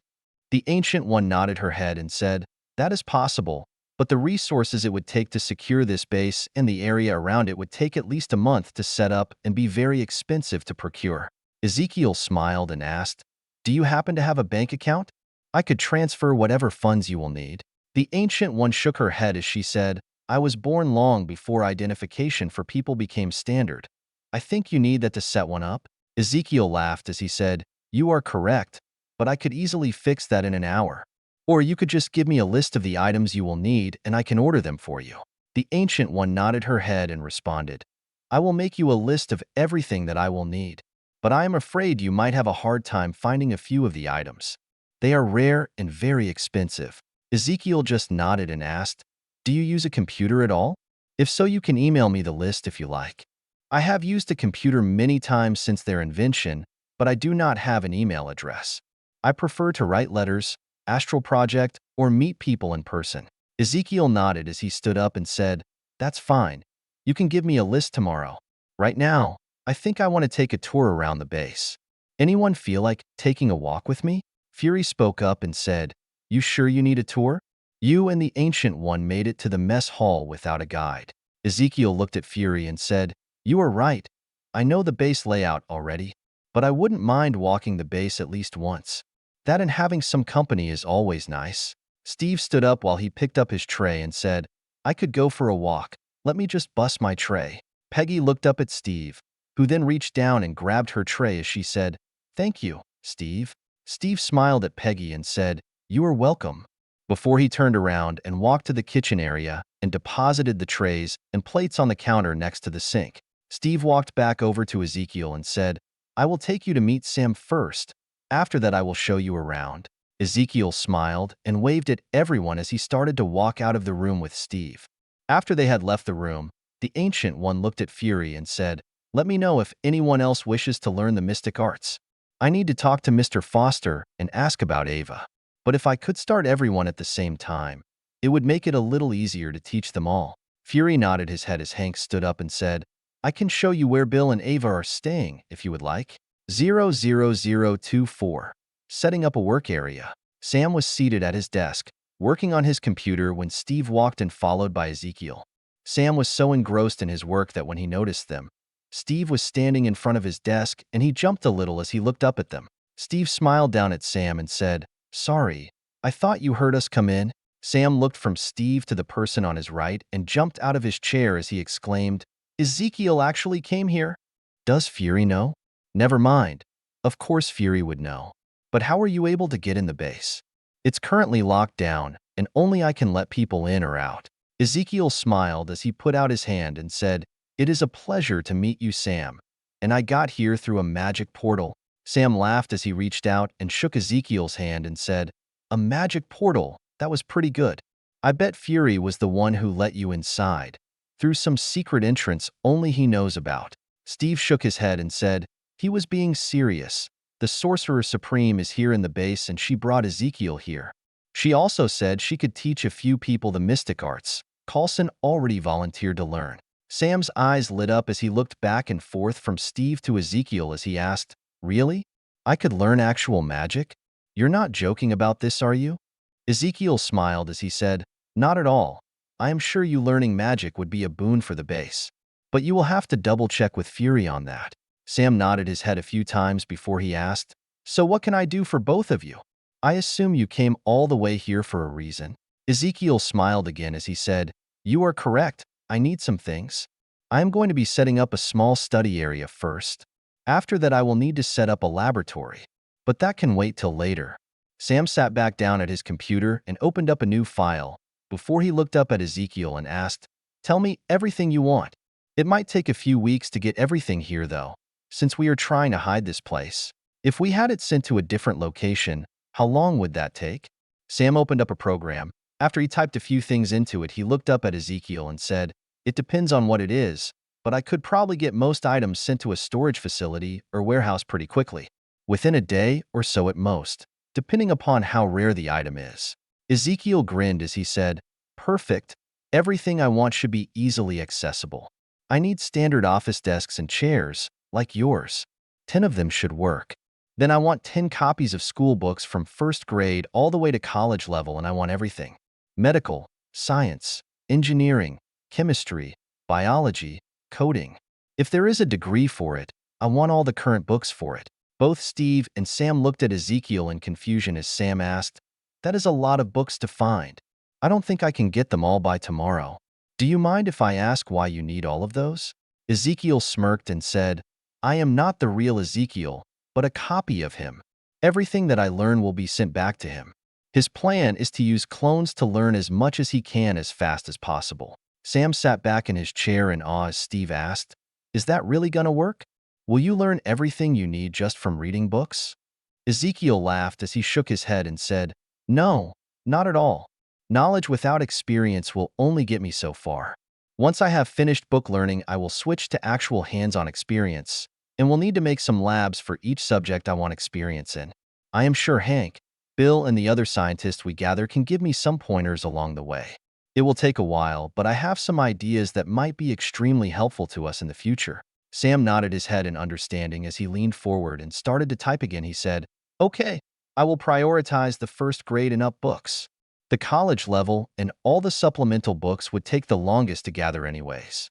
Ezekiel responded and said, "I will need 20 of the newest and best computers on the market, along with a few top-of-the-line computer servers and all the extra equipment to set them up as a network. I am not in a rush for those, but I will additionally need art supplies. Mostly paper of different sizes. You can also get me some plain printer paper. I will need black ink, bush sets, and different types of black paints. But you can get me a full range of color too, and stuff to clean up the bushes with." Sam typed away on his keyboard as Steve looked at Ezekiel and asked, "What's the art supplies for?" "I have some skills I need to learn and practice with, and their main requirements are paper and black ink. The other stuff is to test out if it works or not." Sam looked up from his keyboard and asked, "Anything else you might need?" Ezekiel shook his head and said, "No, that should do it for me for now. But the Sorcerer Supreme will give me a list of items they need tomorrow. I will forward it to you once I have it. You can do the same thing for their items and place them in a secure warehouse." Sam nodded in reply as he said, "Will do." Ezekiel looked at Steve and said, "All right, let's take that tour around the base." He turned back to Sam and said, "It was a pleasure to meet you. I will see you tomorrow sometime." Sam looked up from his computer screen and said, "Same to you, Ezekiel." Ezekiel and Steve left the room and started to make their way around the base. About 85% of the base was underground, and the part that was above ground was old and abandoned. Water for the base came from an underground aquifer, filtered through a water purifier system. The internet and power come from the old part of the base, but all of the infrastructure for it was upgraded. All of the old entrances to the underground base were sealed completely. The only actual entrance to the underground portion of the base was new and hidden completely under the road leading to the base. You had to be in contact with the base to gain access, then a portion of the road would open up, so someone could drive down into the tunnel. That tunnel was about a mile long and led to the only opening into the underground base. It could be considered cramped if it was being used at 100% capacity, but currently only a handful of people, and some kids called it their full-time home. Most of the base was currently unused and in need of repair. Only a handful of rooms had already been retrofitted and were in working order. Steve and Ezekiel made their way to one of the unfinished rooms and stopped at an open door with thick power cables running inside it. Steve knocked on it and asked, "Would you like a little more company?" Hank could be heard from inside the room as he said, "Sure, come on in." Steve walked in first, followed by Ezekiel. Inside the room was the Ancient One sitting at a table next to Hank and Bill Foster. Next to them, inside a beehive-looking glass container, was a young girl sitting on a bed. There wasn't much else currently inside the room, besides a bed, a couple of steamer trunks, and the table and chairs they were using. Bill stood up when they were close and reached out a hand to Ezekiel as he said, "It's good to put a face to the name, Ezekiel. I am Bill Foster, and the young lady in there is Ava Starr." Ezekiel smiled at both Ava and Bill as he said, "It's great to meet you both in person. Have you been able to help stabilize Ava yet?" Bill shook his head and said, "The chamber here helps her stay stable, but she needs to stay inside it for at least 12 hours so she can be outside of it and not in pain for about 5 hours. It's not a great trade, but it is our first attempt. It's a step in the right direction, though, and that is all that matters." Bill and Hank nodded their heads in agreement as Ezekiel looked at the Ancient One and asked, "Did you ask them yet?" "I did. Mr. Foster is on the fence about it, and young Ava hasn't shown an interest in it." Ezekiel nodded as he walked over to the glass beehive and stood in front of Ava. She looked at him curiously as he smiled at her and said, "Ava, my name is Ezekiel. Can I talk to you for a few minutes?" Ava glanced at Bill first, who nodded his head, before she looked at Ezekiel and said, "Hello, Mr. Ezekiel." "Just Ezekiel is fine, Ava."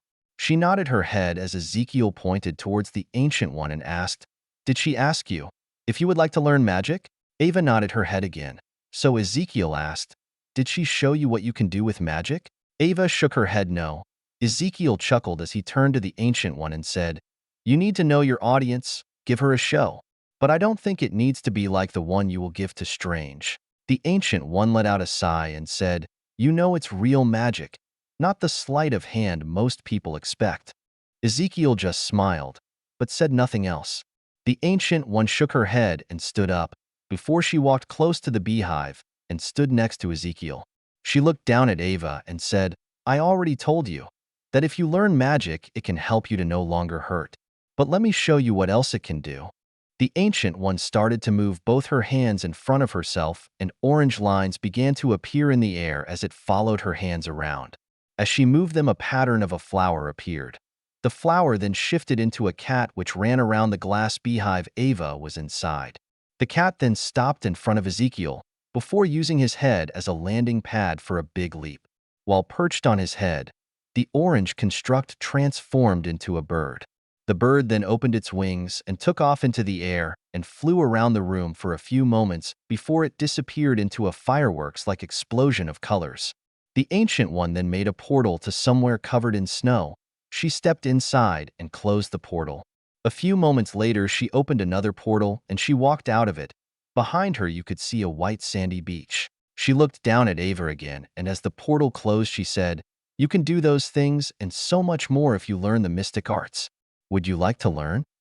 Ava still looked a little uncertain, so she looked at Bill, who smiled as he said, I am still going to help you no matter what you want to do, Ava. No matter what, I will always be here for you. Ava smiled brightly before she looked at the Ancient One and said, I would like to learn magic, please. 00025. A troubling issue. That was awesome. Everyone in the room turned around to look at the door. Peeking into the room were 4 kids. The youngest was currently covering her mouth, while the other kids looked shocked. Steve was the first to react and said, Shouldn't all of you be doing your schoolwork?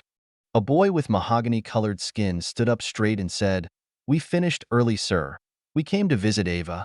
Steve smiled and said, Well then knock on the door next time and don't eavesdrop. Also, you don't need to be so formal, Eric. Eric nodded his head, but said nothing else. The youngest spoke up and asked, Mr. Rogers, can we come in and hang out with Ava? Ezekiel laughed before he said, Mr. Rogers, want me to get you a sweater? Steve looked confused, but Bill and Hank both chuckled for a moment. Even the Ancient One smirked a little. Ezekiel smirked as he said, Just something you missed while you were asleep. Do you have a computer yet? Steve shook his head and said, It's on the list of things I need to get. You can have one of the ones I asked Sam for, and I will show you how to use it properly.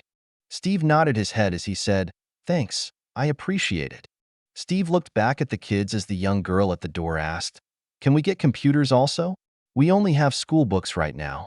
It's not that fun here. We can't even go outside to play. Steve was about to say something when Ezekiel said, I will tell you what. How about all of you come inside and introduce yourselves to me first? Then we can talk about getting you some things to make this place less boring. The young girl was the first in the room as she ran to stand in front of Ezekiel. The others were quick to follow and line up next to her. The young girl was the first to speak and frowned a little as she said, My name is Mary Sue Poots. Ezekiel laughed and asked, Don't like your name? No. Ezekiel smiled as he said, Then change it. You don't have to keep a name you don't like. Mary grinned wide as she asked, I can do that? Yup. If you think of a new name, just tell people that is your name. When you are older, you can get it legally changed to it, if you really like it.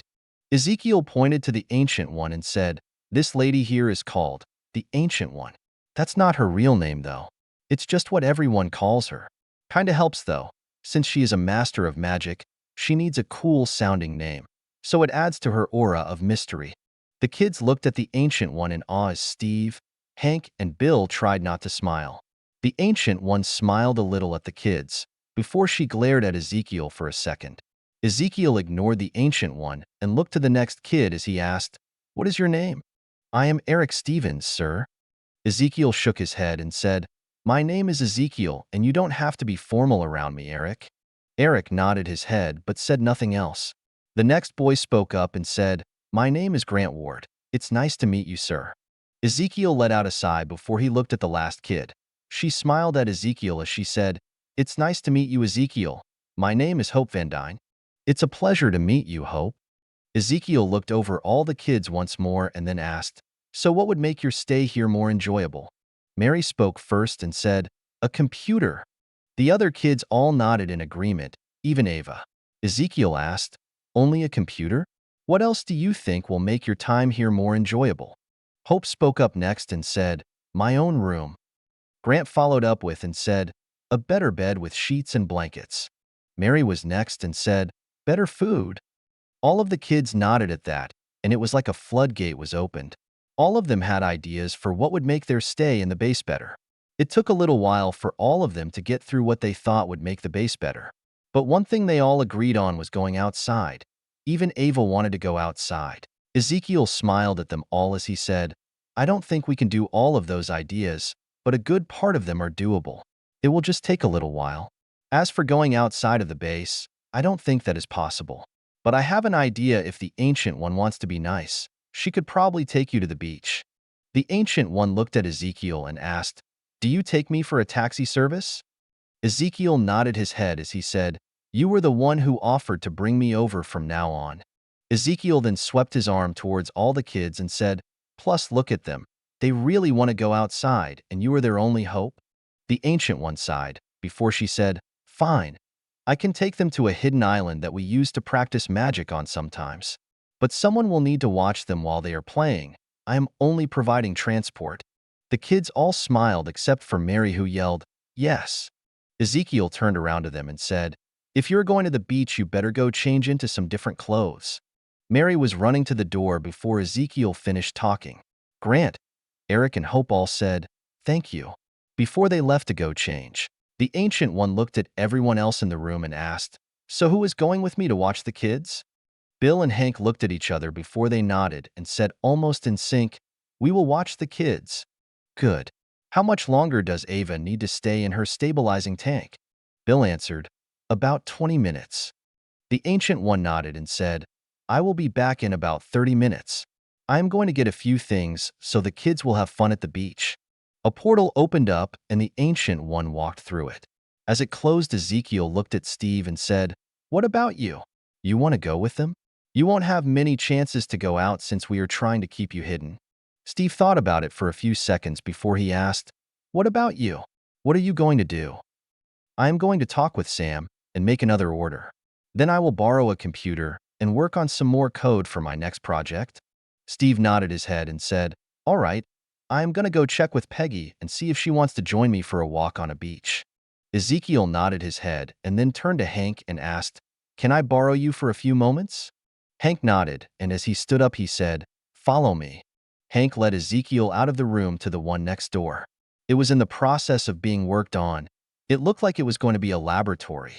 Hank stopped next to a workbench full of tools and asked, what did you want to talk about? How is your relationship with Hope? Hank looked blindsided by the question, but recovered quickly as he said, strained. She only talks to me if she absolutely has to. Otherwise, she ignores me. Ezekiel nodded and said, well, you did send her away to school when you lost Janet. Have you tried to talk with her about it? It's hard. I have no idea what to say. I was never a good parent. Janet was the one who made our family work. Once she was gone, I had no idea how to handle Hope, or even myself for that matter. So I sent her away and dove into my work to keep myself busy. What do I even say to her? Sorry? Sorry for treating her the way I did? Sorry for sending her away? Sorry for not talking to her at all? Tell her that her mother is still alive? That I am trying to find her? Ezekiel patted Hank's shoulder and said, saying you are sorry would be a good start. Just be honest with her and everything should work out. She might hold a grudge for a while, but I think she will come around sooner or later. Hank stayed silent as he nodded his head. Ezekiel patted his shoulder one more time before he said, all right, enjoy your beach trip. I need to go talk with Sam again. Theo was laying in his crib. He had just been put to bed and was thinking about what had happened today. He had been noticing that clones would act out in weird ways sometimes. Like the clone today who attacked the Ancient One, that wasn't something he would have done. Yet that clone did it, and the feelings he received from the clone were eagerness and excitement. He closed his eyes and drifted off to his mindscape for the night. He appeared in his normal place, inside a copy of the home office he used to use. This one he considered his real one. It was the first one he had made, and all the copies were made from this one. He walked over to his chair. It was big, brown, and made of some type of very soft leather. He actually found it in some CEO's meeting room when he wanted to hash out some finer points of a contract with some lawyers. It was added into the contract that the chair would be given to him as part of his payment. Theo sat down in the chair and let out a contented sigh. While the chair and this place might only exist in his head, it felt more than real enough whenever he was here. The feeling of the chair as he sat in it. The smell of leather mixed with the slightly earthy smell from the garden outside. The slight hum of computer fans and the muffled sound of birds chirping in the trees. It was all from his memory, but it felt real to him. Every time he sat in this chair and closed his eyes, as he sat in his chair, he started to go over everything again. Each time his clones would act up and do weird things he himself wouldn't do. He remembered from the story that Naruto's clones could act up sometimes, but they always acted like Naruto himself. They never once acted against what Naruto himself would do. Could the issue be that shadow clones work differently in real life compared to how they were portrayed in the show and manga? It could make sense. He didn't need to use hand signs or say anything to actually use his skills. He was currently using them to give people the illusion they were needed for his power to work. And he would be lying if he didn't think they looked cool when you could speed through them quickly like Kakashi. Plus, saying the name of the attack was pretty cool and could be intimidating too. Yup, that was it. It had nothing to do with the fact he was a big nerd. Nope, not at all. Time passed slowly as Theo went over every memory of using a shadow clone. The more he looked over the memories, the more confused he became. There was nothing different from the ones who acted weirdly compared to the ones who didn't. Even the one from today, there was nothing he could find that made it act the way it did. Theo let out a sigh before he opened his eyes and said, "It just doesn't make any sense. It's almost like they are different people, but I can't find any reason why." That's because they are different people. Theo shot up out of his chair and stared at the person who just spoke. His mind froze for a few moments before he asked, "Sage of the Six Paths?" The man before him nodded and said, "You are correct, Theo. Or should I call you by your original name?" Theo shook his head and said, "No, Theo is my name now." Theo shook his head again as he said, "I must be going crazy, or I am having some type of nervous breakdown and just talking to myself?" Yes and no. Yes and no. It's either I am going crazy or I am not. The man smiled and said, "It is a lot more complicated than that. It took me a while to figure it out myself. Can we chat for a while?" Theo nodded his head and said, "Sure. Why not?" 00026. This could be a big problem, or? Theo sat back down in his chair and waved his hand in front of him as another copy of the chair appeared there. He looked at the Sage of Six Paths and said, "Sit down and let's talk, Hagoromo." Hagoromo nodded his head before he walked over to the other chair and sat down. Once he settled into the chair, he let out a sigh and said, "I can see why you like this chair so much." Theo nodded his head and said, "It's too bad I no longer have it, but I am sure I will find something comparable at some point when I am older. So what can I help myself with?" Hagoromo laughed for a moment before he said, "While that is true, it is also untrue. I am part of you, but I am also myself. Would you like to elaborate more on that? You are me, but at the same time you are yourself? As far as I can tell, I am talking to myself currently." Hagoromo nodded as he said, "You are correct, but also wrong. I am a separate personality from yourself, but since I am in your mindscape, I am also you." Theo shook his head and said, "That doesn't make sense, because I know what you know. How are you a separate personality?" "I am not sure how it works, but I know I am me and you are you. If I had my own body, we would no longer be connected like we are now. But we would both have the memories from the other person before we split." Theo nodded his head and said, "I guess that sounds correct. Kinda. But how are you here?" "Because of you." Theo frowned a little and said, "I don't remember asking for someone to share my mind with." Hagoromo laughed before he said, "But you did, when you asked for all the knowledge from Naruto." "I asked for knowledge that shouldn't give me you." Hagoromo shook his head as he said, "What is knowledge?" "What a person learns through experience and education." Hagoromo nodded his head and said, "Exactly." Theo sat silently for a while and thought about it more before he said, "So what you are implying is, I not only gained the knowledge from Naruto, but I also gained the personality of the people who I gained the knowledge from." "That is kinda correct." Theo asked, "What do you mean by kinda correct?" "I was the first to awaken when you started to use chakra. You were using a technique I created for my descendants." Theo thought back to the first time he tried to feel his chakra and the exercise he used to expand it. The more he thought about it, the wider his eyes became. As he did, Hagoromo smiled and then said, "You seem to understand now." "Yeah, but how? It doesn't really make sense." Hagoromo nodded as he said, "I would agree, but I think I figured it out." Theo sat forward as he said, "The chakra." Hagoromo laughed as he said, "That is a weird experience, but fun." "Yes, it was the chakra which caused this. Your chakra was taken from me, the same with your DNA. You wanted the best of Madara and Hashirama, with a bit of Uzumaki, so instead you are a copy of me. The only difference is you look different." Theo shook his head and asked, "How do you know that?" "It is the only way you could get what you asked for." Theo was quiet for a while before he said, "So I will have you in my mind from now on? Me and the others." Theo closed his eyes and concentrated for a while before his eyes snapped open and he looked at Hagoromo in shock. He closed his eyes again, and when he opened his eyes again, there was a group of people in the room with him and Hagoromo. He looked at each one for a few moments before he landed on a man with long black hair and red armor on and said, "It was you. You were the one in my clone." The man stepped forward and said, "Yes, I wanted to test myself against the Ancient One. I would have won too, if this body wasn't so weak."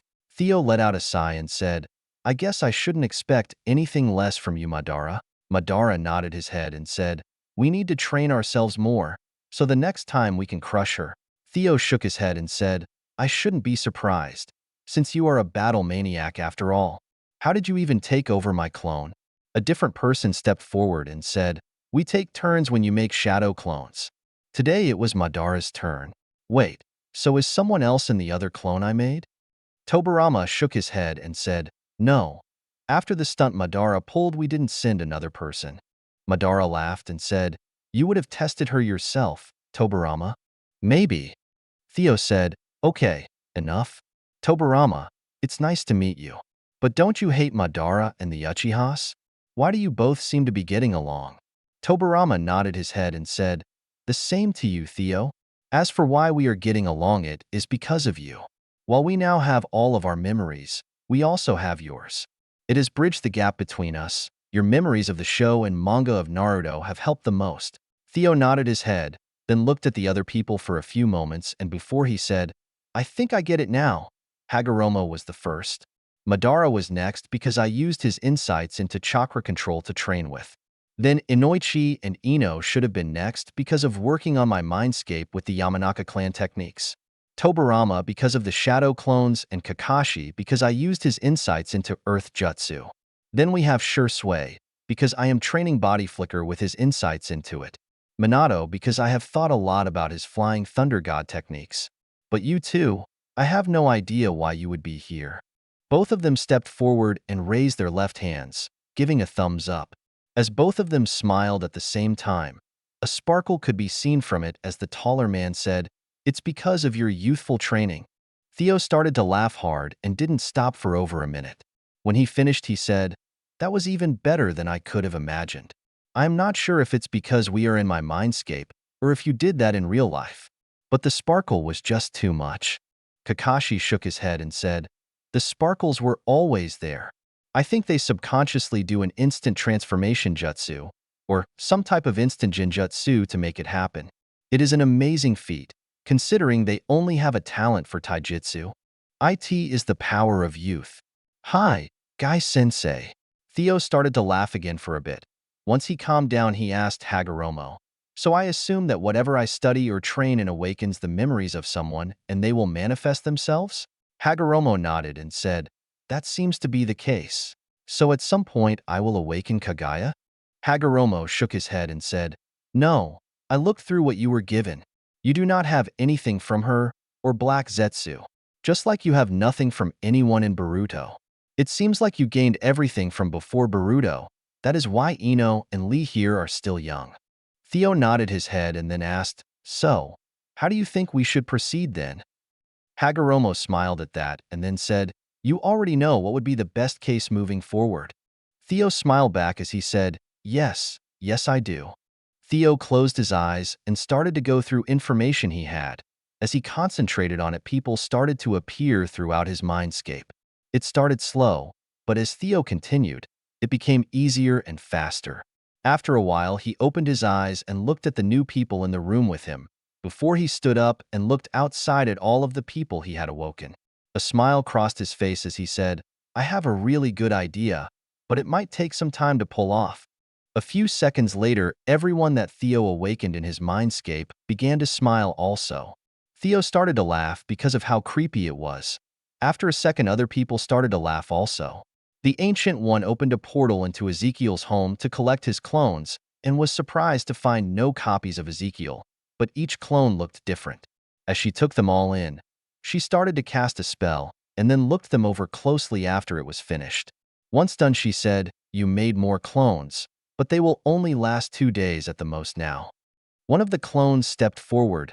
His skin was white, while his eyes were yellow and looked like a snake. Just before he talked, his tongue flickered out for a second. It was thin and forked like a snake, and he said, "Ezekiel said you have been alive for centuries in the same body, something about channeling energy from a dark dimension. It sounds fascinating and something I would like to research." A blonde-haired woman spoke up next and said, "We have other things that are more pressing to learn first, Orochimaru." The man let out a sigh and said, "Of course, the other projects come first." The Ancient One looked between the two and asked, "Why the name change, Ezekiel?" Orochimaru smiled wickedly and said, "Because we are Ezekiel and we are also ourselves. I am Orochimaru and these people are Madara, Tobirama, Kakashi, Tsunade, Minato, Sakumo, Itachi, and Shikamaru." The Ancient One frowned a little and asked, "What do you mean by that? Ezekiel didn't mention this when we talked yesterday." Shikamaru spoke up next and said, "Ezekiel figured it out last night. He asked for all the knowledge from our world as part of his powers. It not only gave him our knowledge, but also our personalities. When he started using our knowledge, our personalities started to awaken." The Ancient One nodded her head before she smiled and said, "It's a pleasure to meet you all." Everyone but Madara returned the greeting. Madara smirked and said, "I won yesterday." The Ancient One raised one eyebrow at that and said, "I am pretty sure you lost." Madara laughed loudly before he said, "You said you wouldn't need to cast a single spell to beat me, but you did cast a spell. That means I won." The Ancient One shook her head and said, "Fine. By that metric you won. Happy?" "Yes." The Ancient One sighed as she turned around and walked through the portal. She said, "Come along now. I have other things I need to do than babysit children." Minato walked through first, and once on the other side, he said quietly to the Ancient One, "Sorry about him. While he is a genius, his main concern is fighting. He is kind of a battle maniac." The Ancient One just nodded her head, but said nothing else as everyone walked through the portal into the New York Sanctum. She closed the first portal and opened a new one into a room with only Ezekiel inside. As everyone walked through the portal, Ezekiel looked up and then paused before he said, "What's going on with all of you being dressed up?" Itachi walked over to Ezekiel, reached out and put his hand on Ezekiel's head for a moment before he pulled his hand away. Ezekiel started to laugh for a few moments before he looked at the Ancient One and asked, "Could you do a portal to a warehouse in New York for me? I need to collect everything that is currently there." 00027. Setting up a meeting with mutants. Charles Xavier was seated behind a desk in his private office as he used his computer. As he looked over the grades of his current students, his computer started to slow down until it was completely frozen. Before he could do anything else, his frozen screen seemed to melt away and the face of a man appeared on it. The man smiled before he said, "I apologize for interrupting you, but I wish to talk and I didn't think showing up at your school unannounced would work out too well." Xavier nodded his head and responded, "Making an appointment is always best practice, Mr. Ezekiel. Just Ezekiel is fine." Xavier smiled as he telepathically sent a message, "Hank, someone has bypassed our security and is currently talking to me on my computer. Trace them, please." "So, Ezekiel, you obviously contacted me for a reason. What can I help you with?" Ezekiel laughed for a moment before he said, "A few things actually, but the first would be setting up a meeting with Max Eisenhardt, better known as Eric Lyncher or Magneto. I would like you to be there, of course, since it involves you and the future of metahumans." Xavier showed nothing on his face, but inwardly his mind was in overdrive. He sent another telepathic message, Hank, make sure you find out who this person is. I am not sure why you think I would be able to contact a terrorist, but I believe you are mistaken. While I did have a friendship with the man at one point, it was decades ago and we haven't been in contact since. Ezekiel smiled before he said, while most people in the world would believe that, I know that you could easily contact him at any time. As long as he doesn't have his helmet on that blocks out your telepathy. Then again, you could easily contact Raven and have her relay the message for you. Xavier smiled at that, but didn't show anything else on his face as he said, I am not sure what you're talking about. I am not a telepath. While I have studied mutants and written many papers about them, I myself am not a mutant. Look, I don't want to waste your time or mine. I know you are one of the world's strongest telepaths and that you run a school for mutant children. I also know your teachers are mutants, and you even have a team put together that goes out to help mutants in trouble. Xavier was quiet for a few moments before he asked, who are you? Ezekiel smirked and said, someone who has seen the future of this world and many of the possible ways it could turn out. Ezekiel stopped smiling and said, I want to help you and Eric with your dream for a better world. But I know that any time the both of you don't work together, it ends badly. Sometimes it destroys the whole world in the process. Xavier was quiet for a while, partly because he wanted to give Hank time to trace the hacker's location. Xavier looked at Ezekiel and asked, I can reach out, but I make no guarantees about if he will even meet you.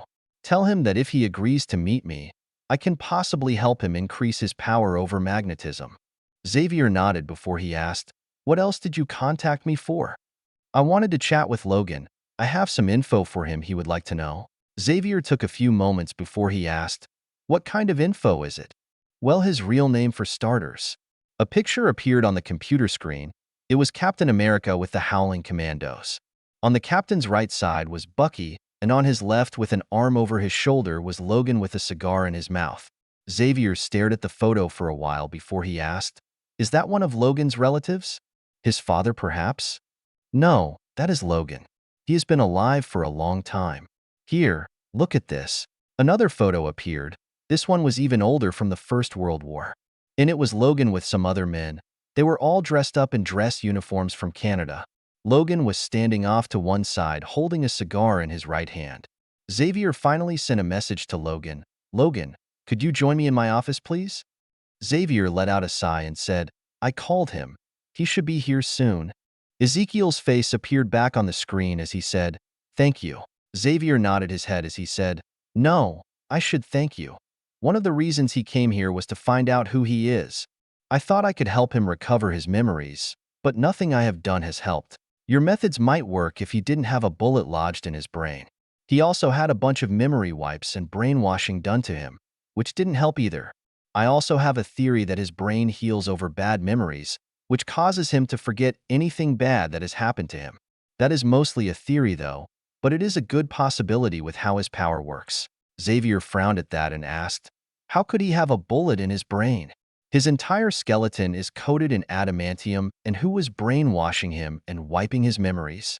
Adamantium bullet from a very powerful gun. Xavier looked towards the door and said, please come in, Logan. The door opened and in walked a short man, wearing a wife beater, some jeans and cowboy boots.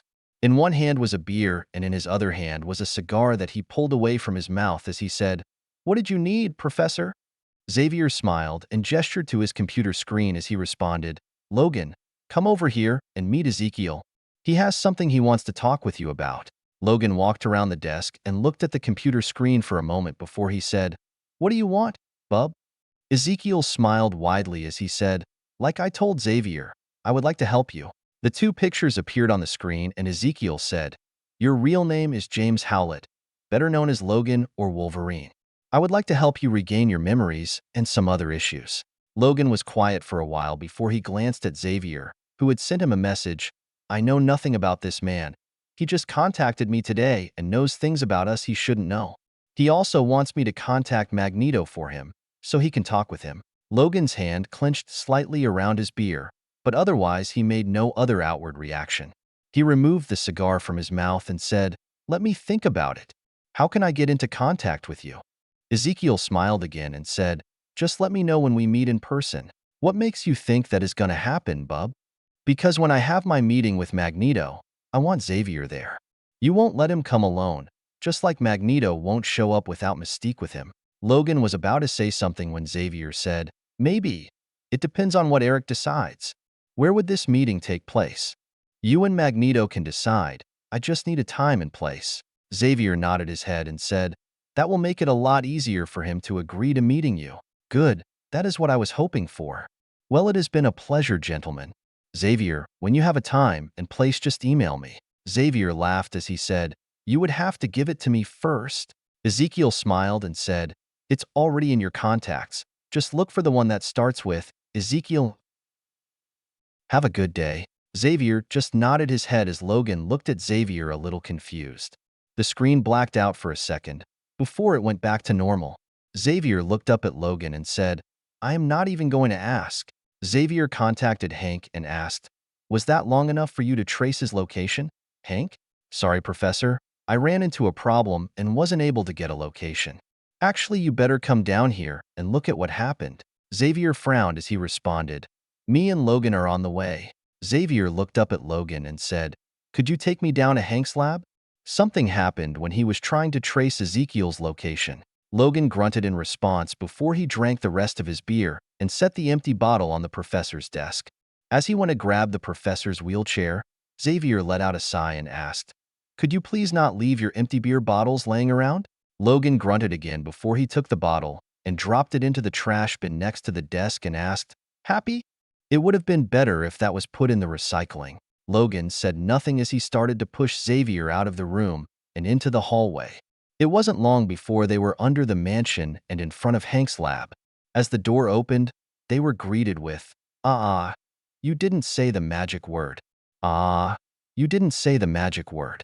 You didn't say the magic word. On all the screens around the room was a chibi picture of Ezekiel, with one hand raised up, waving its index finger back and forth.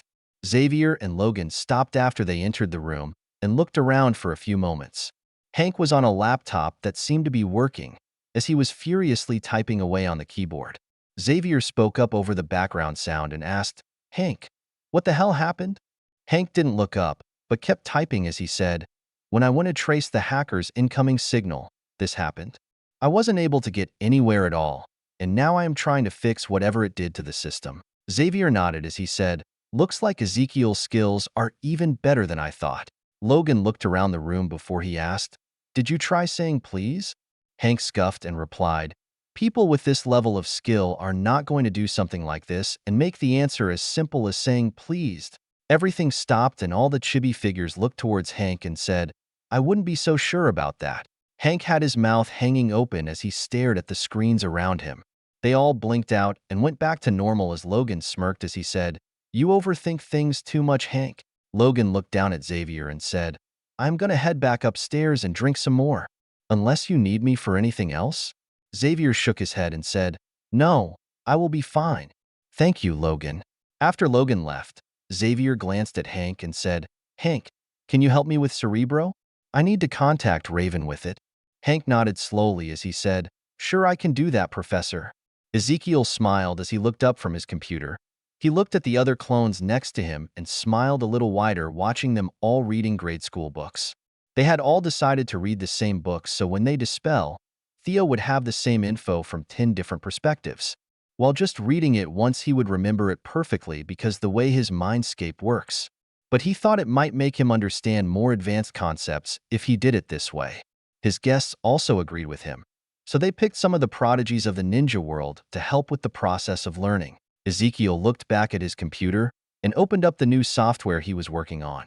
He took one more glance around the room before he began to work on his project, 00028. Using clones to learn is broken. To say that Fury was displeased would be an understatement. Fury was pissed. It had been a month since Ezekiel showed up at the base, and all he has done is study books or programming. When Fury asked for an update on the Hydra list, all Ezekiel said was, I am still working on it. They are better at covering their tracks than I initially thought. Ezekiel hadn't given them a single new lead and Fury was getting a little impatient. He needed time to plan, but he couldn't plan anything till he knew who to target. Ezekiel seemed to be wasting time on things that didn't matter currently, and if something didn't change, Fury would have to take matters into his own hands. Over 6 months passed as Ezekiel waited for Xavier's reply. He was actually surprised it was taking so long, but he couldn't blame the man. Trying to convince a man like Magneto to talk with an unknown person who has unknown powers couldn't be easy. He thought Xavier would have at least reached out about helping Logan, but they probably used his name to look up info about him. As he waited, his life formed a new routine. He would wake up and make a set of clones for the Ancient One to transport to the base. It was easy to hide, since she would pull him into the mirror dimension for a few moments, then put him back. He was able to make clones even on the weekends this way. Since his larger batch of clones lasted about a day, it worked out perfectly. His clones over the past 6 months had read everything that he asked Eric for. He even sent different people in his clones to reread the college-level books, who knew that ninjas were taught to speed read, in case they needed to copy secrets from documents that they couldn't steal. It also helped that Ezekiel only sent the smartest people from Naruto's world. Doing so helped to expand his and everyone else's understanding of what they read. They had already transitioned into the practical lessons and set up a few labs. His clones were now doing practical exercises to better understand everything and how it worked in this universe. Fury had not been happy with Ezekiel over how he had been spending his time. He had expressed his displeasure many times over the past few months when they had their weekly meetings to go over projects, recruitment, and other items. Ezekiel finally handed over a data packet full of info about Hydra to placate Fury some. The packet contained information of their bases, assets, and personnel that Ezekiel had found so far. All of it was outside of S.H.I.E.L.D. since Ezekiel was still working on finding all of the double agents. Ezekiel wasn't worried about Fury using the info yet. The group needed a lot more people, and Fury was the most paranoid person he had ever met. Fury wouldn't make a move till he was ready for checkmate in 5 different ways. Speaking of recruitment, Ezekiel was able to vet everyone who was brought into the team, which included a few sorcerers, thanks to the Ancient One. One of them was Master Caecilius, which was a big shock to Ezekiel. The man seemed distant from everyone, but he did his job well as a teacher and helping portal people and materials in and out of the base. As for teaching, his students were Ava, Coulson, Eric, Grant, Hope, and surprisingly Maria Hill and Fury. Ezekiel asked them why they wanted to learn magic, and they both responded that portal travel was too good a skill not to learn. Another thing that the Ancient One did was set up that spell array around the base. The base only had 4 points of entrance now: the main gate area, a secret exit tunnel, a portal entrance, and a portal door to the beach island. The last one was added in since the Ancient One didn't want to deal with portaling the kids to and from the island. The island, Ezekiel found out, had more than just a nice beach. It was about 25 miles or so across at its longest point and had a mountain range in the middle of it that had snow on it most of the year. Something about magic made it possible to not melt. Besides that, it had the clearest water in the world. It almost looked like a swimming pool with waves. As for the kids, they seemed a lot more happy. They all had their own rooms, computers, and everything else they asked for.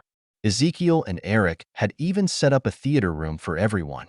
Fury wasn't too happy with that, but since Ezekiel supplied the budget for everything, he couldn't say much else. He had also explained that it could be used as a briefing room, which finally made Fury stop complaining about the waste of space as he saw it. Besides his clones and the base, Theo had been busy himself. He was just over 2.5 now, and had spent as much time as he could training his skills and expanding his chakra. He could now make over 20 clones that last about 30 hours. It was improving his and everyone else's understanding faster, with more clones rereading books, while others worked in the labs that were set up. He had almost finished his first main project and the side project he was building for S.H.I.E.L.D. He had been programming a social media platform for the main project, but not a normal one. This one was an integration of all the best ideas from his old world. It had everything all in one application and website. A main profile section that would be tied to a single person. From there, they could enable other features they wanted to use. Its first section was a friends and family platform to keep in easy communication with people you might not see every day. You could share photos, videos, and talk about anything you wanted to with the people you were connected to on it. The second section was for people who wanted to share stuff with the world. Have a funny video, you could upload it to this area. You could also stream content on this platform, like playing video games, cooking, talking, or just walking down the street. Whatever caught your fancy and you wanted to share with people. But you didn't need to have it connected to your other account, only your main hidden profile. That was the nice thing about the main platform that was made. Everyone had a single hidden main account tied to themselves. Everything else branched out from that single account. It was to help prevent fake accounts and bots. That being said, if you were a celebrity or a sports star, you could have your private profile for friends and family and a public one for your fans. Ezekiel also had things in place for companies and governments. It worked a little differently, but even companies like Stark Enterprise could set up and use the social media platform. Which brings us to the next platform that was made. It let people post pictures, short videos, and also small blurbs of text. It was to work with and around the other platforms. Your favorite celebrity is in a new movie and wants to promote it? They would post about it on this platform. A restaurant you like has specials? It would all be posted on this platform. This platform also had an integrated rating system for companies, restaurants, parks, and other things. Ezekiel was actually surprised that no one had started any type of social media yet, considering that most people already had a computer and internet access. But then again, most people didn't have cell phones, and the ones that were out were still big, bulky, and didn't have cameras. The closest thing out was a specially designed cell phone that Shield used. It was just bulky and expensive for the normal person and didn't have everything he wanted. Since Shield built them in-house for their agents, they didn't worry about the overall cost. Ezekiel was sure if he looked around he could find the tech needed to build a slimmer and more functional cell phone with a decent camera. But he wasn't in a rush to get cell phones to the commercial market yet. He wanted to wait for people to start using his platform, then he would roll out the phones along with his platform integrated into them. Then he would start turning on all of the features of each platform. It was to secure his place as the #1 in the market and to crush anyone else who tried to enter the market by copying him. As for his other project for Shield, it was actually a new, secure operating system for their phones. Once it was completed, he was going to send it to Eric, so he could claim it was made by him. What the new operating system was going to do was act as total security for the device.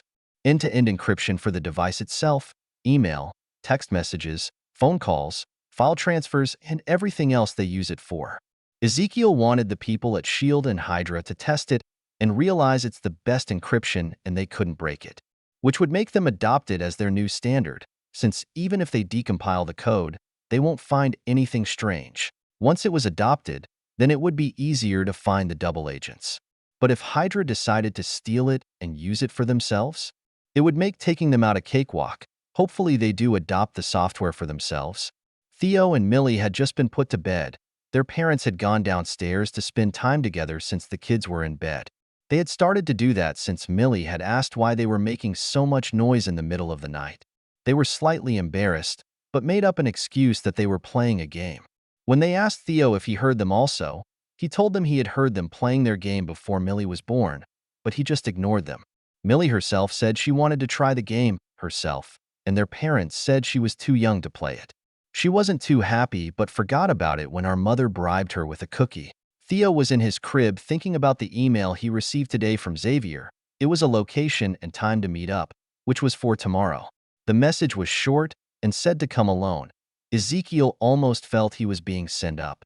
But Ezekiel planned to bring the Ancient One with him, but have her hidden in the mirror dimension to watch the meeting. Worst case, he loses a clone for the day, if the meeting is a trap or it just goes badly. Theo. Theo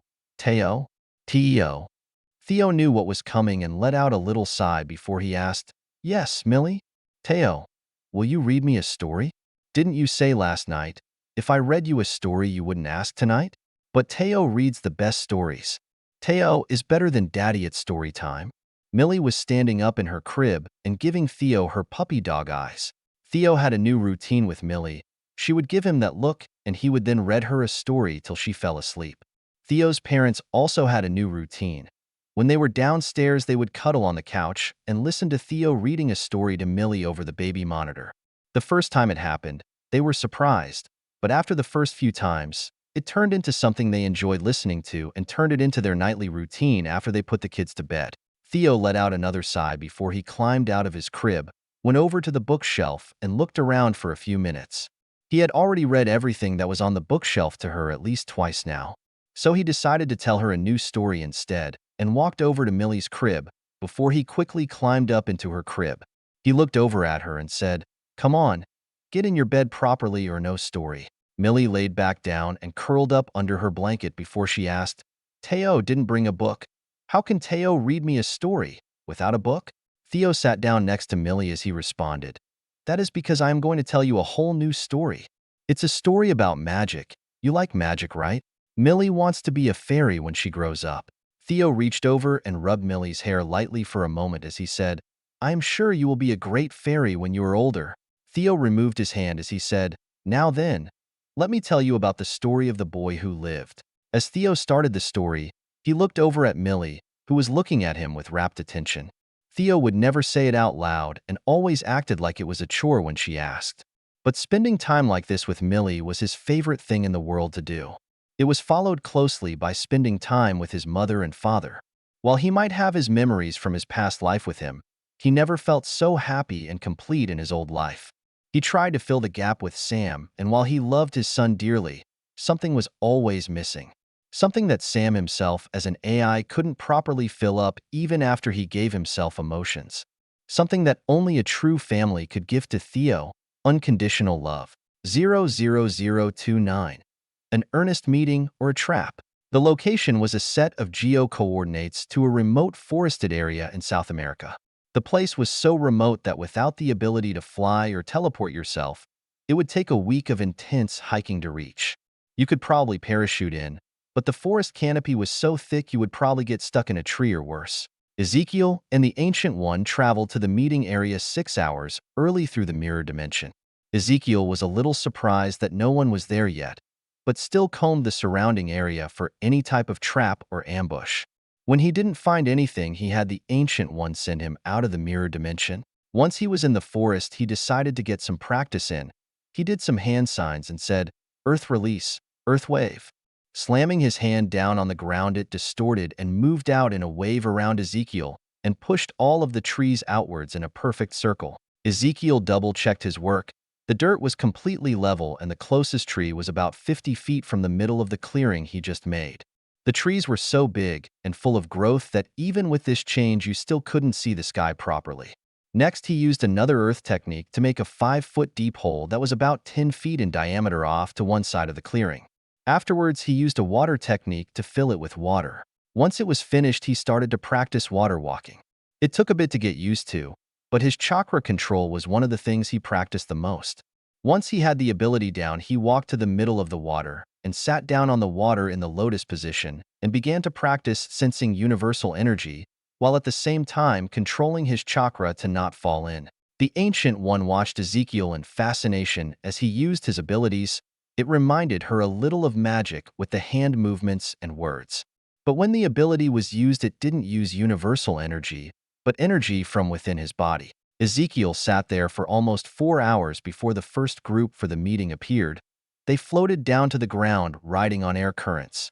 Xavier, Logan, and Storm landed about 30 feet from Ezekiel, who kept his eyes closed as he said, "Greetings, Professor. I hope you don't mind I came early." Logan took up a position slightly in front of the professor and said, "I can't smell him. It's like he isn't real." "Your words hurt more than your claws, Mr. Howlett." Logan stepped forward as his claws started to come out of his hands as he asked, "You want to find out which really hurts more, bub?" Storm put a hand on Logan's shoulder and said, "Logan, I know you are on edge, but we came here to talk, not start a fight." Logan grunted before he stepped back as his claws retracted into his hands. Xavier and his group moved a little closer to Ezekiel before he said, "I thank you for coming. I wasn't sure if you would come alone or not." Ezekiel smiled as he said, "Honestly, I wasn't sure if this would be a trap or just a waste of my time." Another voice spoke up from the air and said, "I don't need to resort to simple traps. My own power is more than enough to handle most people." As a man dressed in red armor floated through the treetops into the clearing with a blue-skinned woman next to him. After they landed on the ground about 20 feet from Ezekiel, who quickly did some single-handed signs behind his back. The man looked at Ezekiel for a few moments before he turned to Xavier and asked, "Have you found out anything from him?" Xavier shook his head and said, "I can't sense his mind at all," and Logan said he cannot smell him. He might be some type of illusion, but it could just be his powers at work. Ezekiel stood up slowly and said, I can assure you, I am very real. But I took measures against unwanted advances from Professor Xavier's powers. Now, before he could finish talking, metal burst from the ground around the clearing and formed a cage around Ezekiel, who quickly did a few single-handed signs and mouthed one word before anyone noticed. The cage with Ezekiel floated over and landed in front of Magneto as he said, Since you are real, that means you can be captured. Now you know a lot of things that my friend has worked hard to keep hidden. I want to know everything you know and anyone else you have told about it. Eric, I thought we agreed we would talk with him and hear him out. Magneto sneered as he looked at Xavier and said, You are too trusting, Charles. This man knows your secrets. A man you know nothing about, who was able to hack the security at your school. We need to find out what he knows about both of us before we do anything else, before we can even think about trusting him. Ezekiel laughed before he said, All these trust issues? Your ex-girlfriends really did a number on you, didn't they? Storm smirked slightly at that, while Logan actually let out a laugh as Magneto glared at Ezekiel and said, I'm going to ask you some questions, and you are going to answer them truthfully. Ezekiel smirked and asked, How are you going to know it's the truth when Xavier can't read my mind? The bars around the cage shrank a little and tiny needles formed floating around the cage as Magneto said, I'm sure I can make you talk if I apply the right amount of incentives. Logan growled as his claws started to come out and walked towards Magneto, who looked at him and said, You know how this will end. Back down, boy. He looked at Xavier and said, Keep your dog on a leash, Charles, before he gets hurt. Storm spread her hands out and prepared for a fight, before Xavier raised a hand and said, Eric, please don't do this. We can still salvage the situation. No, Charles, he knows too much. You told me he claimed to see the future. We need to know what he knows. Xavier frowned as he asked, Is this what you are really after? The possible info he has about the future? We don't know if he can really see the future or not. The needles started to get a little closer to Ezekiel as Magneto said, There is only one way to find out, and if you aren't going to help, then leave. Xavier let out a sigh and said, Stand down, both of you. I don't like it, but Eric is right. I am going to try and force my way into his mind if I can find it. Hopefully it happens before Eric can use his methods. Both Storm and Logan relaxed a little, but still looked ready to attack at any time if needed. Magneto turned back to Ezekiel and asked, Did you see that coming with your future sight? Ezekiel smirked and said, No, but it doesn't matter. I will die before I tell you anything. Then you will have a very painful death then. Xavier concentrated as much as he could to reach out and make contact with Ezekiel's mind. But no matter what he did, he couldn't find it. He made a decision and said, Eric, I need to touch his head to make contact. Magneto nodded his head, and the cage closed in around Ezekiel and locked his body in place but left his head exposed. He then moved Ezekiel next to Xavier, who placed his hand on Ezekiel's head and attempted to make contact with his mind. Xavier was quiet for a few moments before his face took on a slightly pained expression. Everyone was silent as they watched Xavier try to read Ezekiel's mind. Minutes passed, and it was taking a toll on the man who had droplets of sweat starting to form around his forehead. Ezekiel's eyes were closed, and he was gritting his teeth as some sweat was running down his face. Xavier forced all his concentration on his task for almost 30 minutes before he mumbled, Just a little more. Ezekiel screamed as blood started to pour out of his eyes, nose, and ears. Xavier let out a hollow laugh as he removed his hand and said, His mental defense was the best I have ever seen. It took everything I had to break it. Give me a few minutes to rest, and then we can get some answers. Magneto nodded his head before he walked in front of Ezekiel and said, Looks like you are going to talk before you die after all. Ezekiel smiled wide. His teeth stained red while blood was running out of his mouth before he spit out his tongue and blood all over the front of Magneto's suit. Logan was the first to react as he said, That's definitely one way not to talk. Charles, you need to dig through his mind before he bleeds out. Xavier was shocked, but still reached out and put his hand on Ezekiel's head as the man stared back into his eyes with defiance. It took a few minutes, but Xavier pulled everything he could from Ezekiel before he bled to death. Afterwards, he let out a sigh and looked at the corpse of a once potential ally. Xavier looked at Magneto and said, I gathered what I could from him, Most of it is just some sporadic bits and pieces. It will take me a while to go through everything and sort out the important things. Magneto nodded his head before Xavier said, I wish you would have trusted the man a little and at least listened to what he had to say. He could have been a powerful ally to have. Magneto shook his head as he said, maybe. Or he could have turned into one more enemy for us. Everyone watched as a cage formed up around Ezekiel and then floated over and sat down in front of Magneto. After a few seconds, a puff of smoke and a log appeared in the cage. Everyone except for Magneto reacted and took up a battle stance. Mystique looked at Magneto and asked, Are you all right, Eric? Ezekiel's voice was heard from the edge of the clearing as he walked out of the forest. No, he is not all right.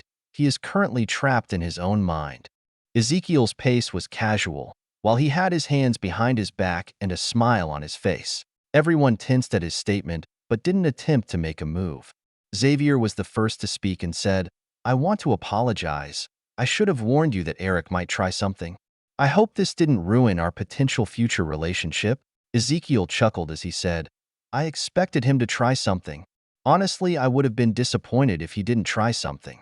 That being said, Ezekiel turned to look at Mystique, who was trying to shake Magneto awake. He narrowed his eyes and said, Ms. Darkholm. Mystique froze and slowly turned to look at Ezekiel with a little bit of fear in her eyes. Ezekiel's smile dropped, and he said, Give Magneto a message for me. This was his only pass with me. The next time I extend an olive branch, he better come with peaceful intentions or not show up at all. Ezekiel had a slightly feral smile as he said, I want you and him to know that the world is already changing and whether or not you are part of that change is up to you. But if anyone gets in my way, their corpse will be in the foundation of what I am building. Do you understand? 00030. Removing a potential threat before it can become one. Xavier's eyes widened slightly as he looked at Mystique and asked, What did you do to her? Her mind is. It's like her mind isn't there anymore, but I can still feel it. I am just showing her what the world will end up like if we don't work together. Hopefully, she will talk some sense into Mr. Lyncher. It would be a shame to kill someone who can be such a valuable ally. Xavier looked towards Ezekiel and asked, So you plan to kill anyone who doesn't want to join you? Logan and Storm tensed up and prepared for a fight as Ezekiel started to laugh before he said, No, not at all. I don't care if someone joins me or not. But I already know Mr. Lyncher will try to fight me if he doesn't join me.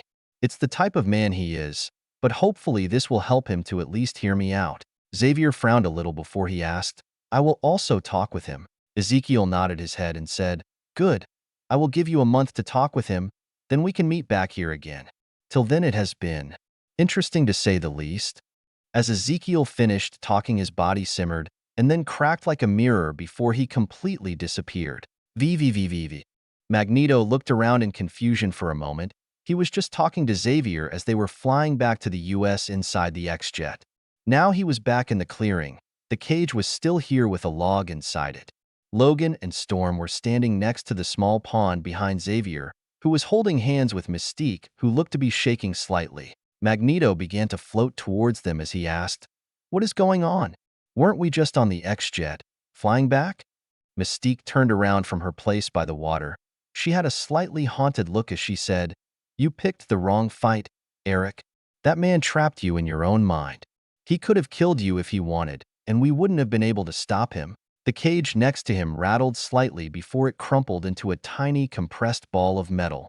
The log that was inside it was completely destroyed in the process. Magneto let out a measured breath before he asked, What actually happened? When you placed the cage down in front of you, Ezekiel disappeared and was replaced with a log. At that point, you just stood there frozen.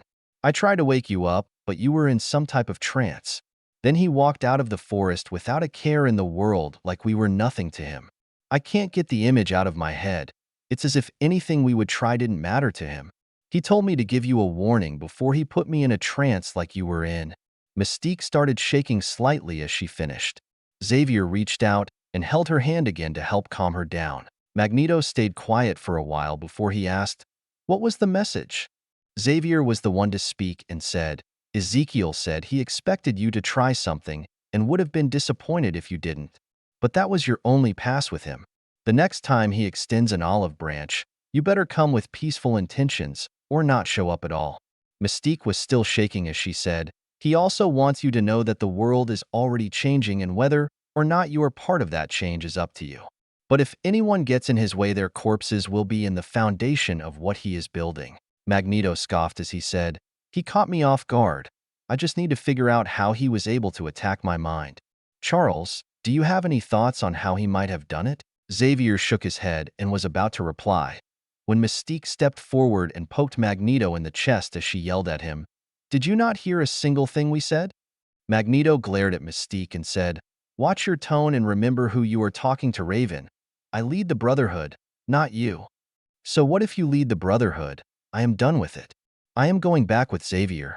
Magneto's face contorted a little as he snarled out, you would leave behind everything that we have built? Our people? For what? Some person you don't even know? Because he was able to trick me once? Mystique's eyes became a little moist as she choked out in a broken voice, you didn't see it. None of you. You didn't see it. She started to sob as her body began to shake uncontrollably. Both Xavier and Magneto reached out to give her some support. It took a while before she stopped shaking, and in a low whisper she said, he showed me the future, and every time we were dead. Magneto frowned as he asked, don't you think he might have made it up? He had to be showing you what he wanted you to see. It doesn't mean that was the actual future, Raven. Mystique shook her head before she said in a frightened voice, he didn't show me one. He showed me countless. Her body started to shake again as her voice began to crack as she said, each one was worse than the last. A world where all the mutants were dead. It wasn't even the worst one. I saw one where everything on the planet was dead, and the only thing left were the sentient machines that destroyed the world. VVVVV. The Ancient One and Ezekiel were watching them from the mirror dimension. When Mystique began to break down, the Ancient One said, you might have been a little harsh with her. She seems to be having a mental breakdown. Ezekiel shook his head before he said, no, this will hopefully bring Magneto to the table. What if it pushes him away and he decides to fight against you? Ezekiel let out a sigh before he said, then he will die. Let's go, Tao. I have more important things to do. The Ancient One raised one eyebrow as she looked at Ezekiel. He looked back at her and smiled as he responded, you don't want to tell me your name, so you were given a nickname. The Ancient One is too tiring to say every time, so it was shortened to Tao. The Ancient One shook her head and replied, are you really Ezekiel or one of his guests? 100% the original. The Ancient One moved one hand in a circle and a portal appeared in front of her. As she walked through it, she said, find your own way back. The portal shut instantly, leaving Ezekiel alone in the mirror dimension. Ezekiel started to chuckle for a few moments before he sat on the ground and watched Magneto, Mystique, and Xavier talking for a little while. Logan and Storm would chime in sometimes, but it was mostly Mystique talking about what Ezekiel had shown her. After half an hour, a portal appeared, and Shui stuck his head inside and asked, did you get left behind? Ezekiel stood up and walked towards the portal as he said, yes, it seems like Tao doesn't like her new name. Well, Naruto was the one who thought of it, because he didn't like calling her the Ancient One. Ezekiel nodded as he walked through the portal, before it closed behind him. He let out another chuckle as he said, I swear that guy has some uncanny ability to make great nicknames. Ezekiel looked at Master Kaiselius and said, I appreciate the lift. The man just nodded in reply before he walked out of the room. Ezekiel shook his head as he started to walk out of the room with Shui and said, we really need to do something about him. You think he will follow that timeline? No. Tao said she already had many conversations with him and the other masters. He won't turn out like that, but he is still a burden man. I would like to help him out, but the only option would be to use Edo Tensei. I am just not sure how it would work here with the aspect of death around. Ezekiel frowned a little as he finished. Shui smirked as he put an arm over Ezekiel's shoulder and said, only one way to find out. We just need to try it. But we would need a sacrifice and someone who is dead we want to talk with. That's easy. Just ask Fury for a death row prisoner and the body of someone he would want to talk with. Shui smiled at Ezekiel as he stopped walking. Ezekiel was nodding his head a few times as he went over everything before he also smiled and said, let's go talk to Orochimaru, Tobirama, and Kabuto. I want to make sure we have everything we need. and think of anything that could go wrong. VVVVV. A few days later, a small group of people were standing in a secure room with the corpse of Arnim Zola and a man with red hair. Fury looked over to Ezekiel, who was standing next to a few of his clones. Fury still didn't know why all of his clones looked different and had different names. Ezekiel said it was because of different people who were currently sharing his mind. It sounded like a load of bullshit, but the more Fury interacted with them, he could tell that they were each completely different people. Fury turned his head slightly and looked at Peggy, Steve, Hank, and Tao as he asked, "You think this is going to work?" Tao shook her head as she said, "I don't think it will because their soul is no longer here and has passed on. But Ezekiel's powers work in weird ways." Steve also shook his head as he said, "I still don't like that this uses someone as a sacrifice. Isn't there a better way to do this?" Peggy reached over and held Steve's hand as she said, "I didn't like the idea at first either, but you saw what this man has done. If anyone should serve as a sacrifice, it would be him." Ezekiel finished talking to his clones and walked over to the man who was strapped to a table with a ball gag in his mouth. Ezekiel pointed over to his clones as he said, "Well, Mr. Casati, I would like you to know that this will be extremely painful. My friends over there made sure of it." Ezekiel began to do hand signs before he said, "Kuchios, Edo Tensei?" He pushed his hand down on the paper, covering the man's head for a few seconds before the man started to writhe in agony. Ezekiel stepped away and watched in fascination as the man's body tore itself apart. The pieces that came off slowly landed on the floor. Before combining together, it took almost 10 minutes before the man completely stopped moving and screaming into his gag. But once he did, the process sped up and finished in another minute. Tao said almost in a whisper, "Incredible." His soul was ripped apart and somehow reformed into this man's soul. Before them stood a short man with chalk-white skin in a slate-gray, three-piece suit. The man started to open his black-colored eyes as Ezekiel shoved a dagger with a small talisman attached to it into the man's head. The man looked around for a moment before his eyes settled on Steve as he said, "You are still alive, Rogers, and you somehow look like you haven't aged a single day." Fury spoke up and asked, "Tell us who were hidden Hydra agents that helped form S.H.I.E.L.D. Zola turned to look at Fury as he said, "I am not sure how you brought me here, but I don't need to answer anything." Ezekiel smiled at that and said, "Actually, Mr. Zola, you need to answer any question they ask you from now on." Peggy was the first to speak and asked, "Did you help Hydra grow inside of S.H.I.E.L.D.? Zola looked at Peggy. His face was twitching slightly as he tried not to speak before he said, "Of course I did. You think Hydra was finished just because the Red Skull died? That man was just one of the heads. Cut off one head, two more shall take its place." Peggy squeezed Steve's hand tightly as Fury smiled and said, "Good. We have a lot of questions we need answered about Hydra and who was part of it while you were still alive." VVVVV. Theo's mother was sitting on the couch with her daughter in her lap and her husband holding her hand as they listened to Theo tell a story. The story was fascinating. She had heard the start of it one night while she was cuddling with her husband on the couch. The next morning, she had asked her son what book he was reading to Millie the night before, and was surprised to find out it was a story he was making up. She knew her son was special, a little too special in fact, but to come up with a story that was so fleshed out and well-made, it didn't seem possible for the almost 3-year-old child. She had noticed his intelligence before. He had tried to hide it from her and Jacob, but even he noticed how intelligent Theo is, and they have talked about it more than a few times. It was his eyes that truly gave him away. They never noticed it before, because Theo is their son and their vision was colored with love. But she really noticed it the first time they went to the library. His eyes were calculating. He was planning something. She had seen those same eyes many times when she negotiated contracts with other lawyers. He had acted well enough when he was looking through the books, but there was a purpose to his movements. She caught on quickly enough and moved to where she could see the how-to bookshelf he was working towards. When he finally got there, he instantly found 2 books and pulled them out. He glanced at both of them for a moment or two, and then brought them back asking if he could check them out. She gave in because she wanted to see what he was up to. To their surprise, he completely memorized the coding book. They could ask him what was on any page, paragraph, even sentence, and he could tell them.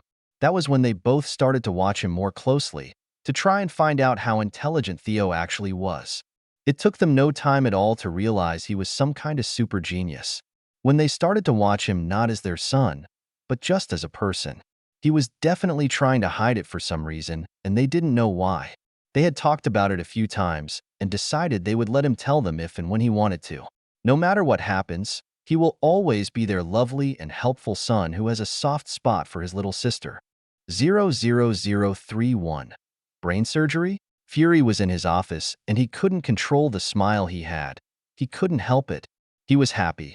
The skill Ezekiel used to bring back Zola was impossible, and yet it worked. The interrogation they performed, if they could even call it that, was one of the shortest he had ever done. Normally it takes days or weeks to break someone. Sleep deprivation was the best way. Torture never worked well. People would say anything to make the torture stop. But when you take away someone's ability to sleep for an extended period of time, they easily talk. They tell you stuff you didn't even ask about. It just took time, and if you weren't careful, you would kill them from lack of sleep. But now Fury had another option to use. Ezekiel warned him that they couldn't abuse the power because he didn't know how the aspect of death would react to it. Fury didn't mind. If they used it only when they were sure they could get important information, like with Zola, then it wouldn't matter. Fury turned on his computer and started to go over all the information they had obtained from Zola. He now had more than one target and had to start planning. Ezekiel had said they still needed to wait, but Fury liked to be proactive. If he could take a few pieces off the board with some accidents, who would know? Logan was sitting in a beach chair, relaxing in the backyard of the mansion. He was wearing shorts and a t-shirt. There was an ice chest of beer next to him, and he had a cigar in his mouth. He reached up and removed the cigar from his mouth as he said, "What are you doing here?" "Charles, Ezekiel is here." Ezekiel had a smile on his face as he walked in front of Logan and said, "I came because a mutual friend of ours asked to see you." "I know. He asked to talk to you about meeting someone." Logan sat up and looked around. It was only him and Ezekiel in the backyard currently. He looked back at Ezekiel and said, "If they wanted to see me, they aren't making much of an effort." Ezekiel shook his head and said, "Unfortunately, he is currently living under special circumstances and can only travel to a handful of places. So unless you visit him, he won't be able to meet you." Logan sits there for a few moments as he talks to Xavier. "He wants me to go somewhere to meet this person. From all of our interaction with him, I don't think it is a trap. If you go, I will try to trace the location using Cerebro." "All right." Logan stood up and said, "All right, let's go." Ezekiel smiled as he snapped his fingers, and a portal appeared next to him. He started to walk through the portal and said, "You can bring your beer if you want. Just make sure you collect your trash before you leave." Logan grunted in response as he put the cigar back in his mouth, before he picked up his ice chest and followed Ezekiel into the portal. As the portal closed behind him, Logan looked around and was surprised that they were on a beach and it was early morning, with the sun coming up from the east side of the island. There were some beach chairs and lounge chairs set out under some lean-tos, what looked like a tiki bar, a pit for a bonfire, and a cooking pit next to that. Logan took a big inhale and asked, "So where are we? Some kind of beach resort? And where is this person who wants to talk with me?" "Something like that. This island is hidden from the rest of the world, and until recently it wasn't used. I asked the owner if I could use it for a while, and they agreed. As for our friend, he should be here in a bit." Ezekiel walked over to a chair and sat down, before he turned to look at Logan and asked, "If I could help you restore your memories, would you let me help you?" Logan walked over to a lounge chair, set his ice chest next to it, and then laid down on it. After a few minutes of silence, he asked, "What makes you think you could help me where Charles wasn't able to?" "I would start by taking the bullet out of your head for starters." Logan looked over to Ezekiel and said, "My skull is coated in adamantium.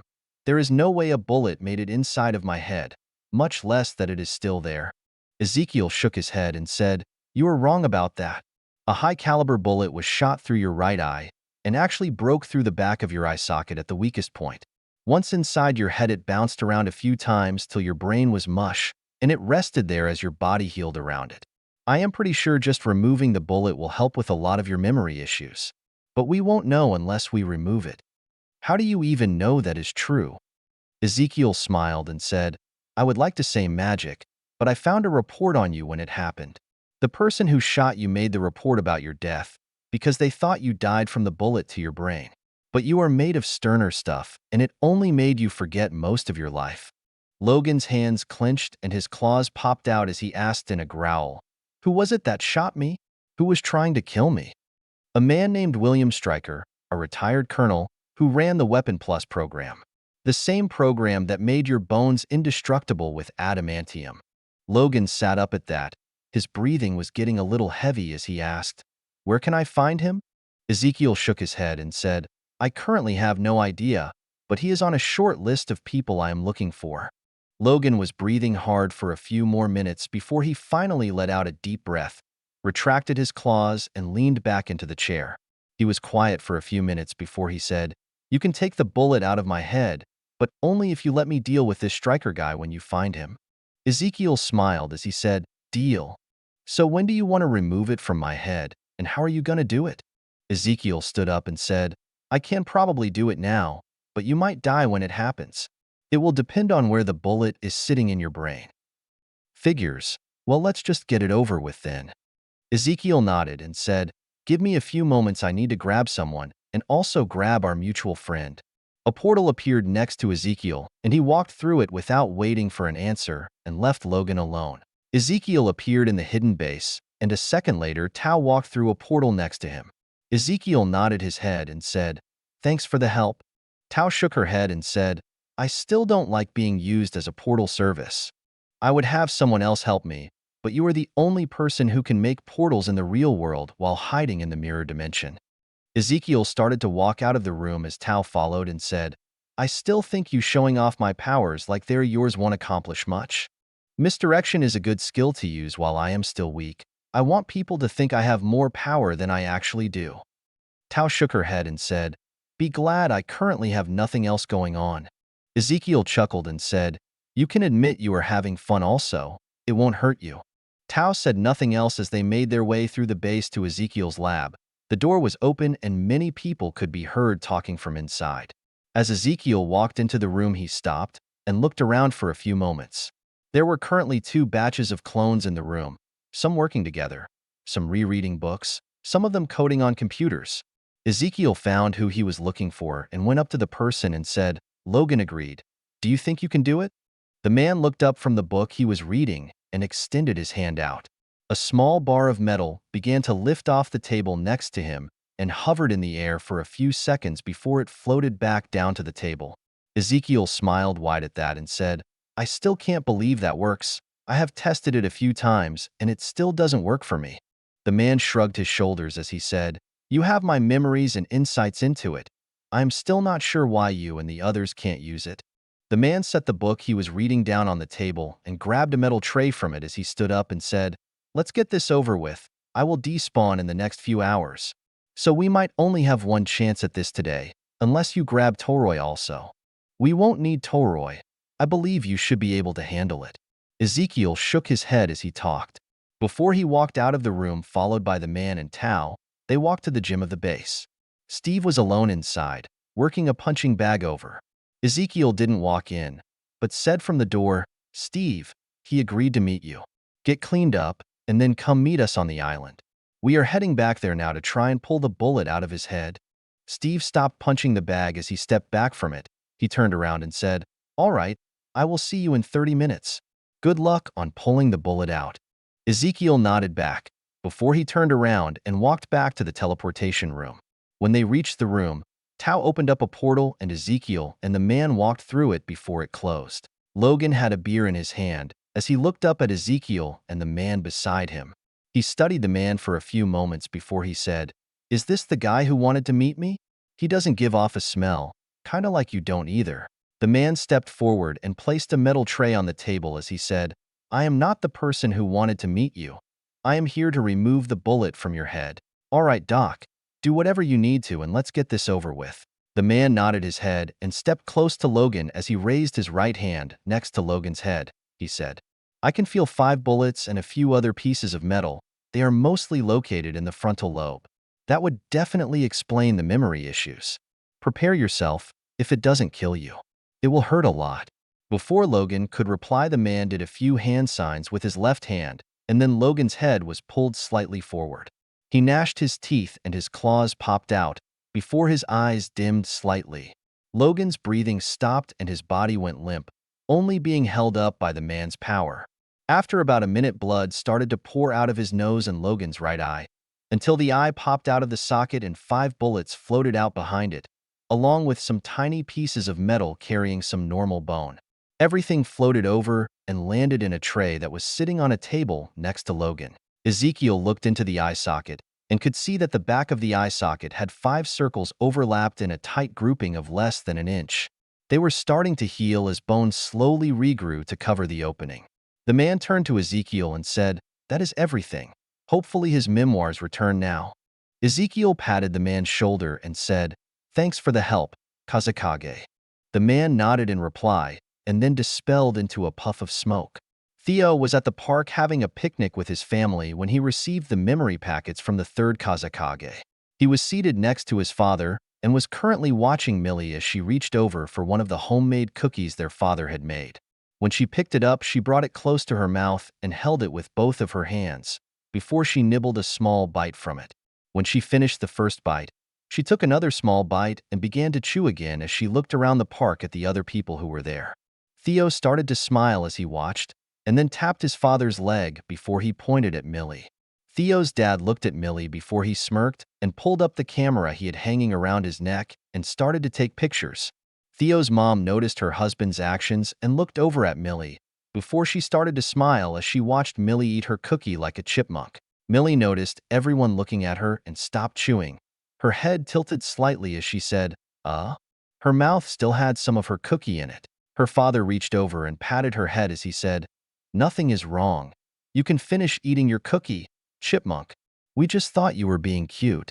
Millie nodded her head as she swallowed her food and then said, "Of course, Millie is always cute. But Millie is Millie, not chipmunk." Theo started to laugh along with his parents before he said, "I think Millie might be getting a big head." Millie used one hand and started to feel her head all around before she puffed out her cheeks and looked at Theo as she said, "Millie's head is fine. It's not getting bigger." Theo laughed a little harder before he said, "Never change, Millie. Why would Millie change?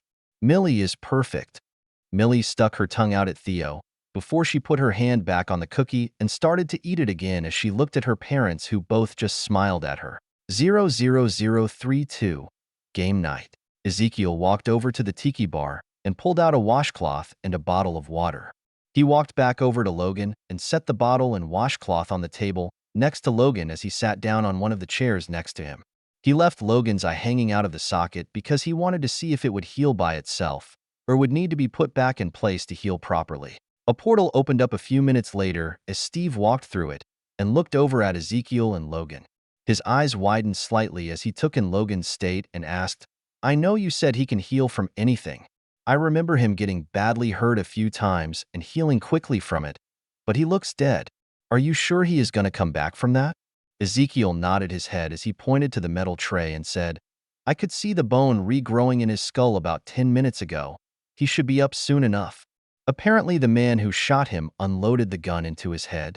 Steve walked closer and sat down on the chair next to Ezekiel before he said, "I guess we wait then." Ezekiel nodded and started to talk with Steve while they watched Logan for any change. It took another 20 minutes before Logan took in a deep, gasping breath. His claws slowly retracted, and after a minute, he slowly sat up as he looked towards Steve and Ezekiel. He reached up to his right eye and pushed it back into his eye socket as he said, "Who the hell are both of you?" Ezekiel frowned a little and asked, "What is the last thing you remember, Logan?" "Logan? Is that my name? I don't remember anything."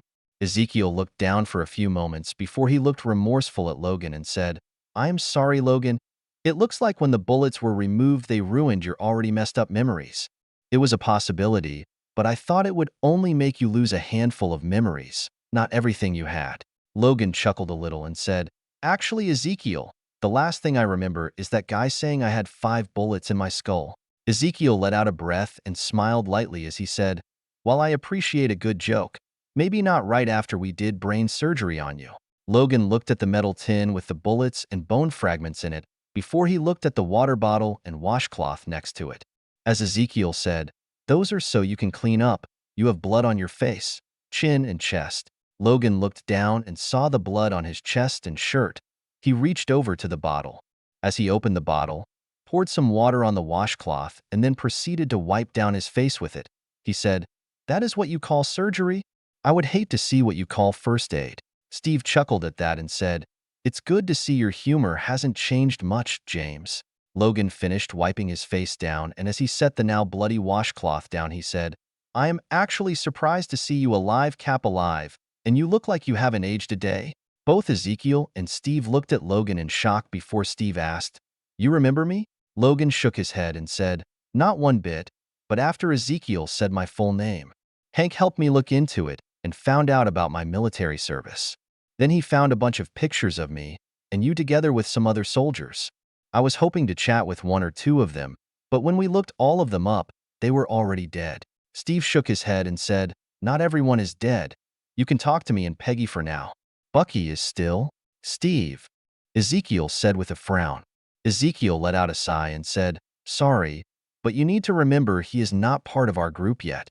The only reason he is meeting you is because we have this island. Otherwise, you wouldn't meet unless he joins us, or you become public knowledge." Logan raised an eyebrow at that, before he said, "He's right. Unless I join you, keep your secrets." Ezekiel looked over at Logan and said, "Speaking of secrets, I would appreciate it if you didn't tell anyone who you met today. Xavier will probably help you with your newly healed mind. Let him know to not say anything also." Logan nodded his head before he said, "I understand, and also thank the guy who pulled those bullets out of my head." Ezekiel nodded in reply before he stood up and said, "Now I will leave you both alone to talk."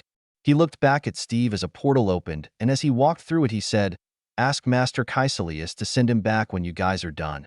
I will be busy." Before Steve could reply, the portal closed behind him and Logan asked, "Does he do that often?" Steve shook his head and said, "No, he just started to do that because of someone else we know."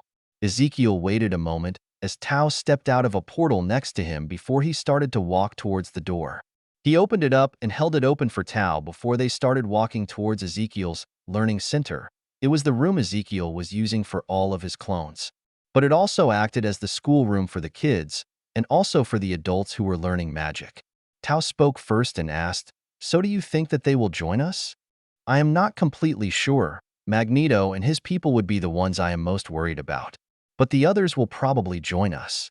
Tao glanced at Ezekiel as they walked and asked, "So if Magneto and his brotherhood don't join, what do you plan to do?" "Nothing as long as they don't fight against us. But I will remove them if they become an enemy." Tao turned to look at Ezekiel and asked, "What about the opinions of me and the others?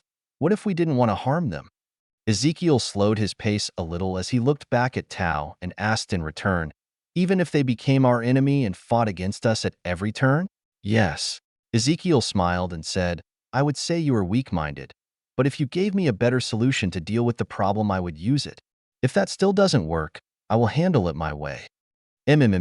From what you told me about yourself, I wouldn't expect you to be so straightforward with your use of violence." Ezekiel nodded slightly as he said, "The old me? He wouldn't have even thought about the use of force. But I know the type of universe I am living in and how bad it can be. I plan to survive, to thrive in this new life, and I won't let anyone stand in my way. Talking like that makes me question if I should be working with you or trying to stop you." Ezekiel laughed as he said, "I think as long as I have people like you and Steve around me to temper me, I won't turn into a villain. My main purpose is to help people, but I am not naive enough to think I can do it without hurting people." Nothing else was said as they walked to the learning center. When they arrived, Ezekiel went to an empty computer and began to work on his coding project, while most of his other clones were reading college textbooks and a few others were doing experiments in the lab area. Tao walked to the room next door. Inside was everyone who was learning the mystic arts. She smiled a little as she saw her newest and brightest pupil Ava studying. Out of everyone, Ava was the quickest learner and just understood magic almost like it was instinct. Maybe it was because of her accident, or maybe she was just gifted towards the mystic arts like Strange was. She looked at the other people in the room and her eyes rested on Phil. The man was also gifted, not like Ava. But he was well ahead of the others. It was a pity he was busy with his work and couldn't devote himself to studying more. She stepped into the room and said, "I am glad everyone is here. It looks like we can start on today's lesson. Ava and Phil, you can continue with your studies for now since you have already completed this. I will work with you both later, going over the next part. I am sorry, Professor, any more power and it could damage Cerebro. Hank let out a sigh as he adjusted the power back down to safe levels and then looked back at Xavier. Xavier smiled slightly as he said, "It's fine, Hank. I was just hoping we might have been able to track Logan. We still know next to nothing about Ezekiel and it's bugging me. Every time it's just another dead end. It's like he is a ghost. He is not a ghost. He is just extremely skilled with covering his tracks." Hank walked over to Xavier and started to push him in his wheelchair out of the room as he asked, "Have you figured out what you plan to do?" "I think I will take whatever offer he gives me, after going over everything with Raven for the past few weeks. I see no other choice than to join him. From what we have seen him do so far, maybe he really can see the future. If even one of those is our real future, I will do anything to stop it from happening." Hank reached over and patted Xavier's shoulder and said, "We are all behind you, Professor. We will trust whatever decision you make." Xavier reached up and rubbed Hank's hand on his shoulder and said, "Thank you, Hank. I just wish Eric felt the same way." Hank shook his head and said, "He has always been stubborn and Ezekiel made him look like a fool in their first meeting. Hopefully he will give Ezekiel a chance. At least Eric respects strong people, and even though we know next to nothing about him, he doesn't seem weak at all." Theo was sitting on the floor with his dad next to him. His mother was across from them with Millie. They both had a color board in front of them. Theo's was red and Millie's was blue. Each had little plastic pieces with pictures of cartoon people on it. Millie was looking at her board, while she had her tongue slightly sticking out of her mouth. After a few moments she asked, "Do they have glasses, Theo?" "No." Millie looked at her mom and smiled, before she started to flip down every person who was wearing glasses. Then she looked up at Theo, who was looking at his board again, before he asked, "Does your person have red hair?" Millie looked at her card, then looked at her mom, who nodded her head. Millie looked back at Theo and said, "Yes." Theo flipped down most of his pieces and was left with 3 people on his board. He looked at Millie, who frowned a little before she turned to her mom with her puppy dog eyes. Her mom smiled and pointed to one of the people and whispered something into Millie's ear. Millie looked at the person she was pointing at and started to nod her head a few times before she smiled and asked, "Does your person have blue eyes, Theo?" "Yes." Millie smiled and knocked down all but 2 pieces. Then she looked at Theo, who was looking at his board again. Theo looked up and watched Millie as he said, "Looks like you could win if I pick wrong. I wonder who it could be, Franz, Alfred, or Bill." As he talked, he watched Millie make a face when he said Alfred. Ezekiel laughed as he said, "You are Franz." Millie stuck out her tongue and said, "Millie is not Franz." She laughed as Ezekiel flipped down one of his pieces before she looked at her mom again. Her mom smiled and pointed to another piece and whispered something in Millie's ear again. Millie nodded before she turned to look at Ezekiel and said, "You are Peter." "You win again, Millie." Ezekiel picked up his card and showed it to Millie and his mom before he set it back into the deck of cards. Millie started to do this weird little wiggle dance as she sat on the floor and said, "Millie won again. Millie is the best at board games." Ezekiel then looked up at his father as Millie was celebrating with her mother and asked, "Can we play Uno now?" His father looked at his mother, who nodded her head and said, "Sure, but you and Millie are a team because she still doesn't understand it correctly." Ezekiel smiled at his mom as he said, "Giving me a handicap? That's fine. We will still win." Millie nodded her head and said, "Teo and Millie will win." Millie was picked up by her mother as she said, "We will see what happens. You can't always be lucky and win every game you play, Millie." She looked at her husband and Theo and said, "Since Millie was the winner, she is going to help me in the kitchen and pick out our snacks. Millie wants cookies." As Theo's mother carried Millie into the kitchen, his dad patted his shoulder and asked, "You totally let her win. She has no poker face at all." Theo smiled and looked up at his dad as he said, "It's just a game, and she gets really happy anytime she wins. But you let her win every game you guys played today." Ezekiel was packing up the current game as he said, "For now, once she is older, I won't go so easy on her. I will only let her win 60% of the games." Theo's dad shook his head as he rubbed Theo's hair and said, "You spoil her too much. You know that, right?"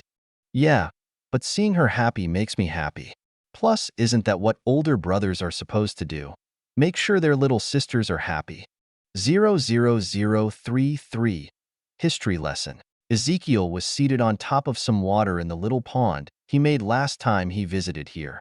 His eyes were closed, and he was trying to sense the universal energy around him, with little luck so far. He was training his chakra control and training his sensor ability to look for universal energy. His concentration was broken when someone came into range of his ability. He smirked a little as he realized who it was, before he cooled his expression. A few moments later, he could hear leaves rustling, then the soft sound of boots touching the soft dirt. I didn't think you would show up, let alone show up almost an hour early. I wanted to talk before Charles arrived. Ezekiel stood up from the water and opened his eyes to look at Magneto as he asked, "What do you wish to discuss?" Magneto's hands clenched slightly before he relaxed them and asked, "How much of what you showed Raven was really the future?" "In theory, all of them are the future. But which will happen to us?" "None of them if I have my way." Magneto frowned as he asked, "So it only gets better for mutants when you are the one leading us?" Ezekiel smiled as he shook his head and said, "No, it gets better for everyone." Magneto began to shake a little as his hands clenched and he spit out, "You wish to help humans? The same ones who hate us? Who fear us? Who attack us?" The ground around Ezekiel and Magneto was beginning to shake, and Magneto's voice was rising as he said, "The same ones who kill us? Who kidnap and experiment on us? Why? Because we are different from them? You really wish to help those people? Those types of people? No, I don't plan to help them. But normal people who haven't done anything? I will gladly help them." The ground was still shaking as Magneto said in a low tone filled with enmity, "All humans are the same." Ezekiel shook his head and said, "Just because you have powers doesn't mean you are no longer human." Spikes of metal shot up out of the ground all around the clearing and forest in a circle with Magneto as the center, who snarled out, "I am not a human. I am a mutant. Homo superior. Look around you. This is the difference between mutants and humans." Ezekiel smiled and asked, "If you are no longer human and the same goes for other mutants, then what about your parents? They weren't mutants, were they?" Magneto was quiet for a moment before he said in a more normal tone of voice, "No, but I was one of the first who was blessed to become Homo superior." Ezekiel started to laugh. Magneto began to frown again. Before he could say anything, Ezekiel raised a hand up to stop him as he tried to stop laughing. When he stopped, he smirked and said, "You have no idea how ignorant that statement is. It just shows how much you don't know about the world and universe in general. You aren't even close to being one of the first mutants in the universe, let alone on Earth. The first mutant was made about 1,000,000 years ago. Yes, I said made. That Homo superior gene you are so proud of having, it was made and implanted into humans as an experiment. The first real Homo superior was born on Earth sometime around 15,000 BC, and in case you were wondering, she is still alive." Magneto's frown dropped, and he studied Ezekiel for a while before he asked, "How do you know any of this?" "It's not hard when you can see the past and the future. And before you ask, the beings who created the mutant gene were so powerful that you, with all of your power, would look like an ant to them." Magneto looked a little lost as he thought about what Ezekiel had just told him. Ezekiel spoke up and said, "How about once Xavier and his group arrive? I will show all of you some proof of what I am talking about."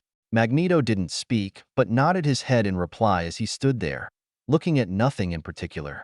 It was a somewhat awkward silence as they waited for the others. Ezekiel went back to practicing his skills, while Magneto just stood there quietly thinking about what Ezekiel just told him. After half an hour, Ezekiel sensed a few people approaching and stood up as he said, "Xavier is here." Magneto looked up to the sky. A minute later, Xavier, Storm, Logan, and Mystique came into view and then landed close to Magneto. They looked around at the metal spikes before Logan asked, "What happened? Magneto tried to fight you again?" "No, more like he threw a tantrum." Storm smirked slightly as Logan laughed, while Xavier and Mystique looked at Magneto in worry. Magneto made no real reaction besides turning to face Ezekiel. Logan stopped his laughter as he and everyone else looked at Magneto. Xavier studied his friend for a moment before he asked in concern, What did you do to him? I believe he is in shock after I destroyed his worldview. Everyone looked from Magneto to Ezekiel, who smiled and said, time for a quick history lesson. As he was speaking, he was doing hand signs behind his back with one hand. The next moment, everyone was seated in an amphitheater with Ezekiel standing on the stage. Behind him was a projection screen. Displayed on the screen was a chibi Ezekiel, and next to that was a title, What are mutants? Ezekiel looked at everyone and said, thanks for coming to my TED Talk. My name is Ezekiel. That's not right. Welcome to my history lesson on who made mutants. Yeah, that sounds better. Everyone was kinda looking around in slight shock for a moment before they focused on Ezekiel, who was walking to one side of the stage. He stopped once he was there and looked at his audience before he said, so about 1,000,000 years ago, a group of godlike cosmic beings called the Celestials visited Earth. Their goal was to experiment on and judge lower life forms. They created 2 life forms, the Eternals and the Deviants, from selected species and inserted a latent gene into baseline humanity that causes mutations. The thing you all call the X gene. A video was playing on the screen as Ezekiel talked. It was showing everything Ezekiel talked about. It even showed each of the Eternals who were created and pictures of them on Earth. As it showed more modern-day pictures of each Eternal, it stopped on the last picture of Kingo as Ezekiel said, that is Sri Kingo, one of the Eternals and a Bollywood star. If you trace back his family in the movies, you will notice he looks strangely similar to his great-great-grandfather, great-grandfather, grandfather, and father. As he talked, images came up of each person before they overlapped, and they were all almost a perfect copy of the same person. Ezekiel smiled and asked, any questions so far? Magneto spoke up and asked, so we could go find these people and confirm everything you were saying? Ezekiel nodded as he smirked, before he said, yes, you could do that, but I should warn you that each one of them is stronger than you and don't like it when people come around asking about stuff they shouldn't know. That being said, feel free to try. I would love to see how well that works out for you. Magneto frowned slightly but said nothing else. Ezekiel looked up at the screen and the images changed to a stunning-looking woman with pale white skin, raven black hair, and icy blue eyes. She was wearing very trendy-looking clothing and was seated in a cafe with the Eiffel Tower in the background behind her. Selene Gallio, the first true-born mutant of Earth. She is about 17,000 years old and is extremely dangerous. Her main mutant power is life force absorption through touch, kinda like a vampire but without the teeth. She can use that life force to power herself in other ways, super strength, speed, endurance, reflexes. She is also a high-order telepath, a telekinetic, and has pyrokinesis.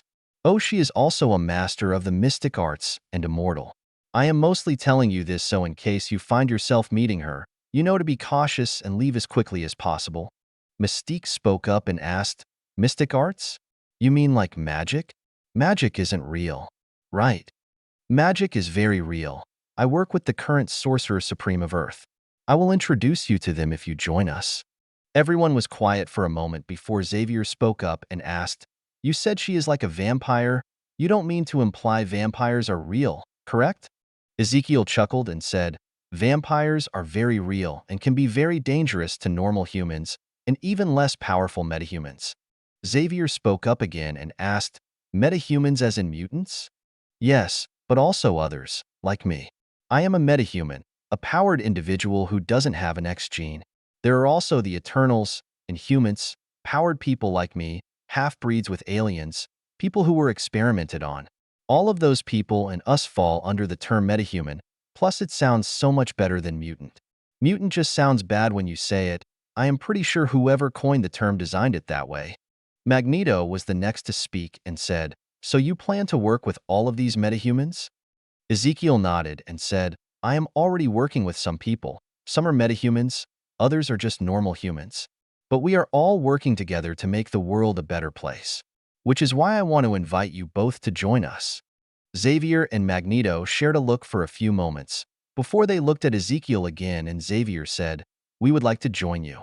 Magneto nodded yes as Xavier spoke. Ezekiel smiled at that and said, great, I was hoping you would both join us. But keep in mind, while you joined us, the main group is going to remain a secret from all of you. I will introduce you to a few select people and share resources with you. But the main group and our base of operations will stay hidden for now for security reasons. Magneto nodded his head as he said, "Understandable. Trust is earned, not given." Ezekiel smiled and said, "Exactly, now first order of business. I have been searching for a hidden facility owned by a certain group. They are technically the same ones who injected Logan's skeleton with metal. They have also been kidnapping metahumans and doing experiments on them." Logan snarled out, "Stryker?" Ezekiel smiled as some files popped up on the screen that had top-secret info about the Weapon X project and Logan. A picture of Logan with some weird-looking gear on popped up, and next to him was standing a man in an army military uniform. Ezekiel looked directly at Logan and said, "If we are lucky, we will find him at the facility I am looking for." Theo was sitting at the computer in a booster seat. His parents had finally allowed him to use it under supervision. His father was sitting next to him and looking at the book Theo had memorized from the library. They checked it back out so he could understand what Theo was typing on the computer. But he didn't really understand it and asked, "So what does this stuff you were typing there mean?" His father pointed at a piece of code as he asked.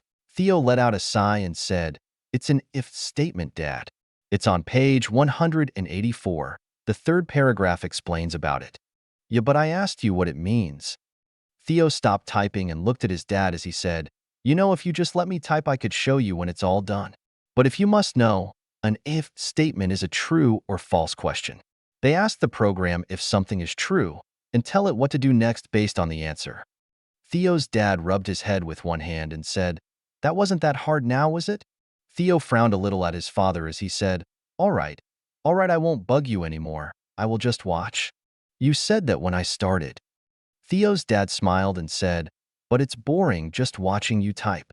Theo turned back around and started to type again as he said, "I told you and Mom it was going to be boring, but you said I needed to be supervised. Maybe read something, since you aren't really reading the coding book." "The book is boring also. It might be more boring than watching you type." "Not my problem, Dad." His dad looked over to his wife who was playing with Millie and asked, "Want to trade?" His wife just shook her head no before she said, "You were the one who insisted he should be supervised. I said we could just check on him every once in a while. It's not like we can't look over and see him." "But it's so boring." His wife shook her head and said, "Today you get to supervise him like you wanted. Tomorrow maybe we will change the policy." She looked down at Millie and asked, "Isn't that right, Millie?" Millie nodded her head as she said, "Daddy said he would watch Teo today, so Daddy needs to watch Teo." Theo's dad let out a sigh and asked, "Millie, sweetie, can Daddy join you and Mommy? Please." Millie shook her head and said, "No, Daddy needs to watch Teo." Theo's dad smiled as he said, "Millie, sweetie, you know Daddy is the one who makes cookies, right?" Millie's head snapped to look at her father and asked, "Daddy will make cookies?" Theo's dad smiled a little wider and said, "I could make cookies." He let out a sigh, "But I have to stay here and watch Theo." Millie shook her head and said, "No, Daddy can go make cookies. Mommy will watch Teo." Theo's dad smirked as he said, "Hear that, honey? You need to watch Theo, and I will go make some cookies." Theo's mom shook her head and smiled as she said, "No, you can stay there. I will make cookies with Millie." "Come on, Millie. Mama's gonna make peanut butter cookies." Millie's head snapped to look at her mother as she asked, "Mama can make cookies too?" 00034. First one found. Bringing everyone out of the Jinjutsu, Ezekiel smiled as he said, "All right, now that we are all on the same page, I will introduce you to the current Sorcerer Supreme of Earth. She is called the Ancient One and I would treat her with respect. She is a lot older than all of you combined and can easily crush you in a fight." Ezekiel turned to Xavier and said, "I know you reading someone's mind is pretty much an automatic response, but control yourself. While you might be able to enter her mind, you might not come back out unless she lets you. So please behave yourself." Xavier nodded in reply before Ezekiel said, "You can come out wherever you like." The air shimmered next to Ezekiel before it cracked and a bald woman in yellow robes appeared next to him. She gave a non-threatening smile and said, "I am the Ancient One, Sorcerer Supreme of Earth. It is a pleasure to meet you all." She bowed slightly to everyone before she looked at Xavier and said, "You lack control. I can feel your mind reaching out to mine even as you force it not to." After coming to an agreement with Xavier and Magneto, the next 6 months flew by for Theo. Theo turned 3 along with Peter, MJ, and Jean, while Millie turned 2. During that time, Theo and his clones had finished his social media platform and stealth launched all the starter platforms of it. It hadn't blown up yet, but it had over 300,000 registered users and was starting to pick up steam. Theo had targeted college and university students the most, but other people were starting to take notice and join. The video platform was the second most used with over 100,000 users. There were already a few people that seemed to be focusing on creating and uploading content. The image hosting platform was the least used out of everything that was created. But it was expected since almost no smartphones currently had cameras that were reasonably priced for the average consumer. There were a few photographers who were using it to display their work, but the platform currently only had a few thousand members. As for the yet-to-be-named group Theo had brought together, besides recruitment, which was slow-going, it was mostly training, gathering intelligence, and searching for hidden bases. We had found a few, but we didn't want to make a move unless we had enough people for the fallout if things went sideways. That and the only 2 bases that were priority targets were Bucky's and the Weapon X facility. As for the intelligence gathering, with the new software that Theo had made for Shield phones, that went better than expected. They adopted it after a week. The encryption is considered a work of genius and Sam was promoted for it. He has some extra responsibilities now, but one of Theo's clones takes care of all the work. Another thing Theo had been doing was buying up property in the New York area, mostly around where Stark would build his tower, but he was also buying a large area in Brooklyn. He had plans to make a headquarters for his social media platform. He planned to make some really interesting buildings with small businesses on the ground floor, the office space for workers above that. Then after the 15th floor, it would all be housing. He wanted to buy a few city blocks and then make a private park for the buildings between them all. As for Theo's personal life with his family, besides the birthdays, Theo had finished the alpha of his game, with help from Peter. Peter read the programming book with help from Theo and wanted to help, so it turned into a joint project, with input from Millie who didn't want to be left out. It was basic and the graphics weren't great, and everything was made of blocks, but his little sister loved to play it. Even his parents enjoyed it. They mostly watched Millie, Peter, or Theo playtest it for bugs. But Theo's Blockcraft was looking to be a hit. Peter's parents were completely surprised when they heard that Theo had made a video game. "Wait, you aren't being serious right now, are you?" Jacob smirked at one of the men he considered a brother and said, "If you weren't so busy working all the time, both of you would have heard about it a few months ago." Richard shook his head and said, "Me and Mary have deadlines we need to meet, and the project was a lot harder than we expected. We had a lucky break, though, so we are taking a month off to spend more time with Peter." Jacob reached out and patted Richard's shoulder as he said, "Good. Even though Ben and May treat him like their own, he still needs his real parents too." Richard nodded before he asked again, "You really aren't joking around about this? Theo is the one who programmed that game?" Jacob nodded, the smirk on his face full of pride as he said, "He found a how-to-code book at the library and wanted to read it. When he proved to us that he memorized the whole book in a few days, we decided to let him make something. This is what he came up with. He also had Peter and Millie help him. But he is barely 3 years old to be able to memorize that book, to even program something like that. He might just be the next Tony Stark or Reed Richards." Jacob smirked again and said, "He's not the only one." Richard looked at Jacob in surprise as he asked, "Millie is just as gifted?" Jacob chuckled before he said, "While Millie is very smart for her age, Peter might be as smart as Theo." Peter was so enthralled by the concept that Theo was making a video game, he started reading the same programming book. He might have been slower, but now he and Theo brainstorm ideas on how to add things to the game. Theo said Peter helped him come up with about 20% of the current game code. Richard looked in shock at his son, who was sitting next to Millie and Theo. They were currently letting Millie play the game, and whenever an error came up, they would save the error log file, then reload the game from the last save file, and let her continue to play as they talked excitedly about what they should add to the game next. Before they could come to a decision, Richard had come over and picked up Peter as he asked, "You learned how to program?" Peter smiled proudly at his father and said, "Big brother Theo taught me." Richard hugged his son tightly for a moment and said, "Let's go tell you mother how smart you are."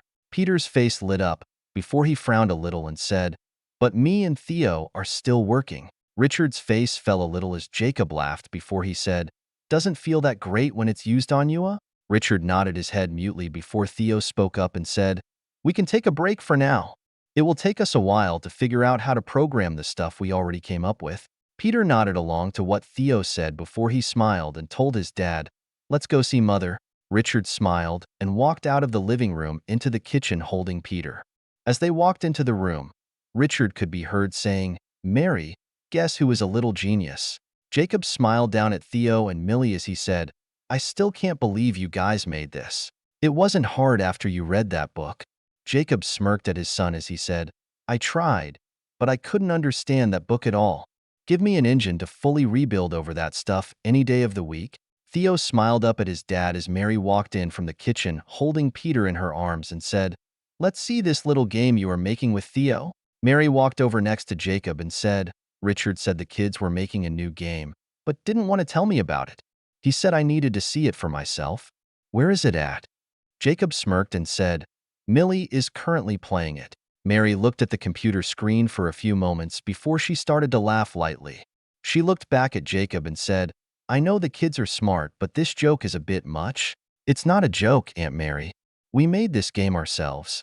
Mary chuckled again as she set Peter down in the chair next to Theo.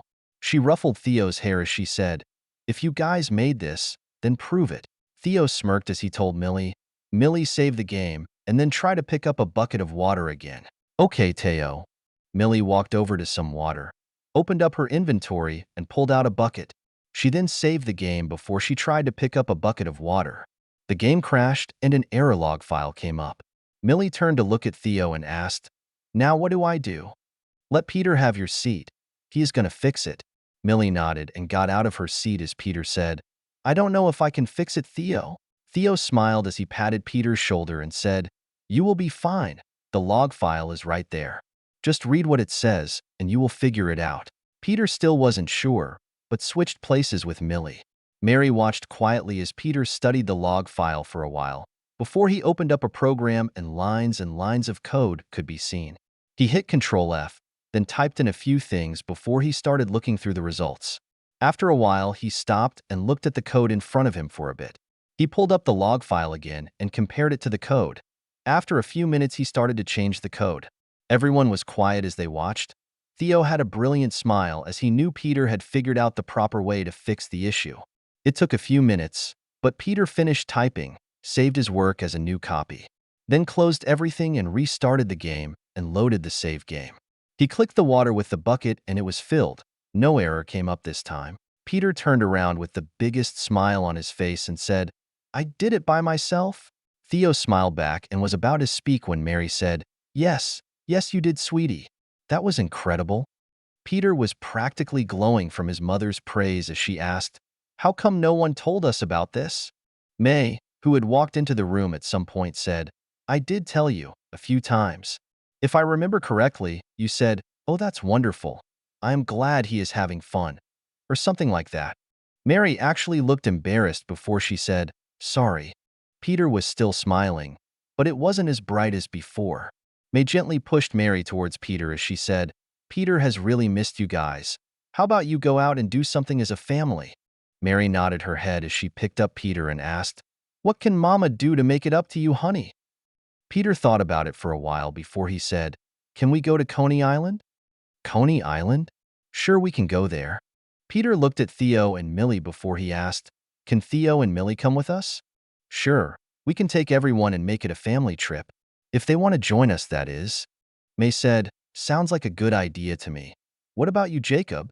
Jacob nodded his head in reply. Millie looked at her dad and asked, "What is Coney Island?" Jacob picked up Millie and said, "It's a fun place that has games and rides. I don't think you can do many of the rides, but they have cotton candy." "Candy?" Millie likes candy. Fury, Peggy, Steve, Hank, Carlson, Hill, and Tao were seated in a briefing room with Ezekiel, who called them for an emergency meeting. On the wall monitor, another group of people were gathered together. Magneto, Xavier, Mystique, Logan, Storm, and Beast were also called to join the meeting. For Magneto and the others, they only saw Ezekiel, and the other people beside Tao were all blurred out. They had been a little upset with not knowing who they were working with at first.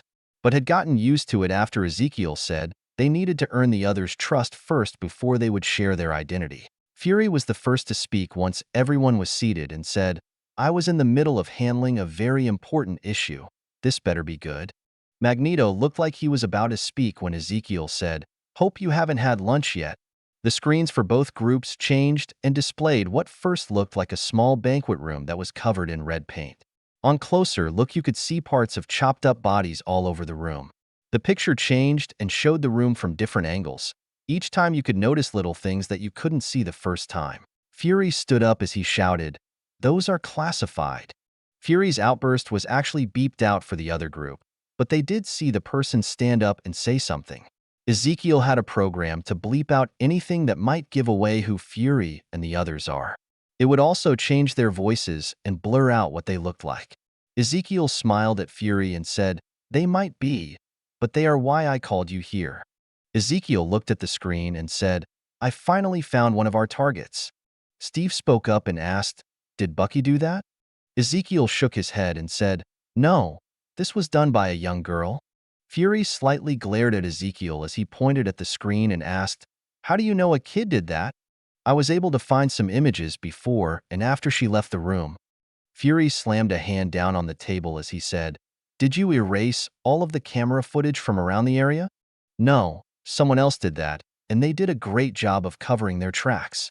But I was able to recover the data." Fury shook his head as he sat back down and said, "I wish you would share that tech with us. You know exactly why I haven't shared it yet." Fury didn't reply, but Xavier spoke up and asked, "So why is this important to us?" The screen changed and it showed a young girl about 12 years old going into a room. After a while, that same girl came out of the room, soaked head to toe in blood and gore. Ezekiel pulled up a good picture of the girl and said, "Meet X-23. She is a clone of Logan and we are going to rescue her, her mother, and anyone else we find. When we raid the base she is being kept at 00035.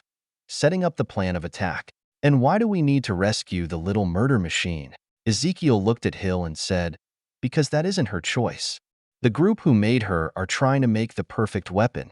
Plus, she is technically Logan's daughter. That reason is good enough to help her out." Logan spoke up finally and growled out, "How were they able to clone me?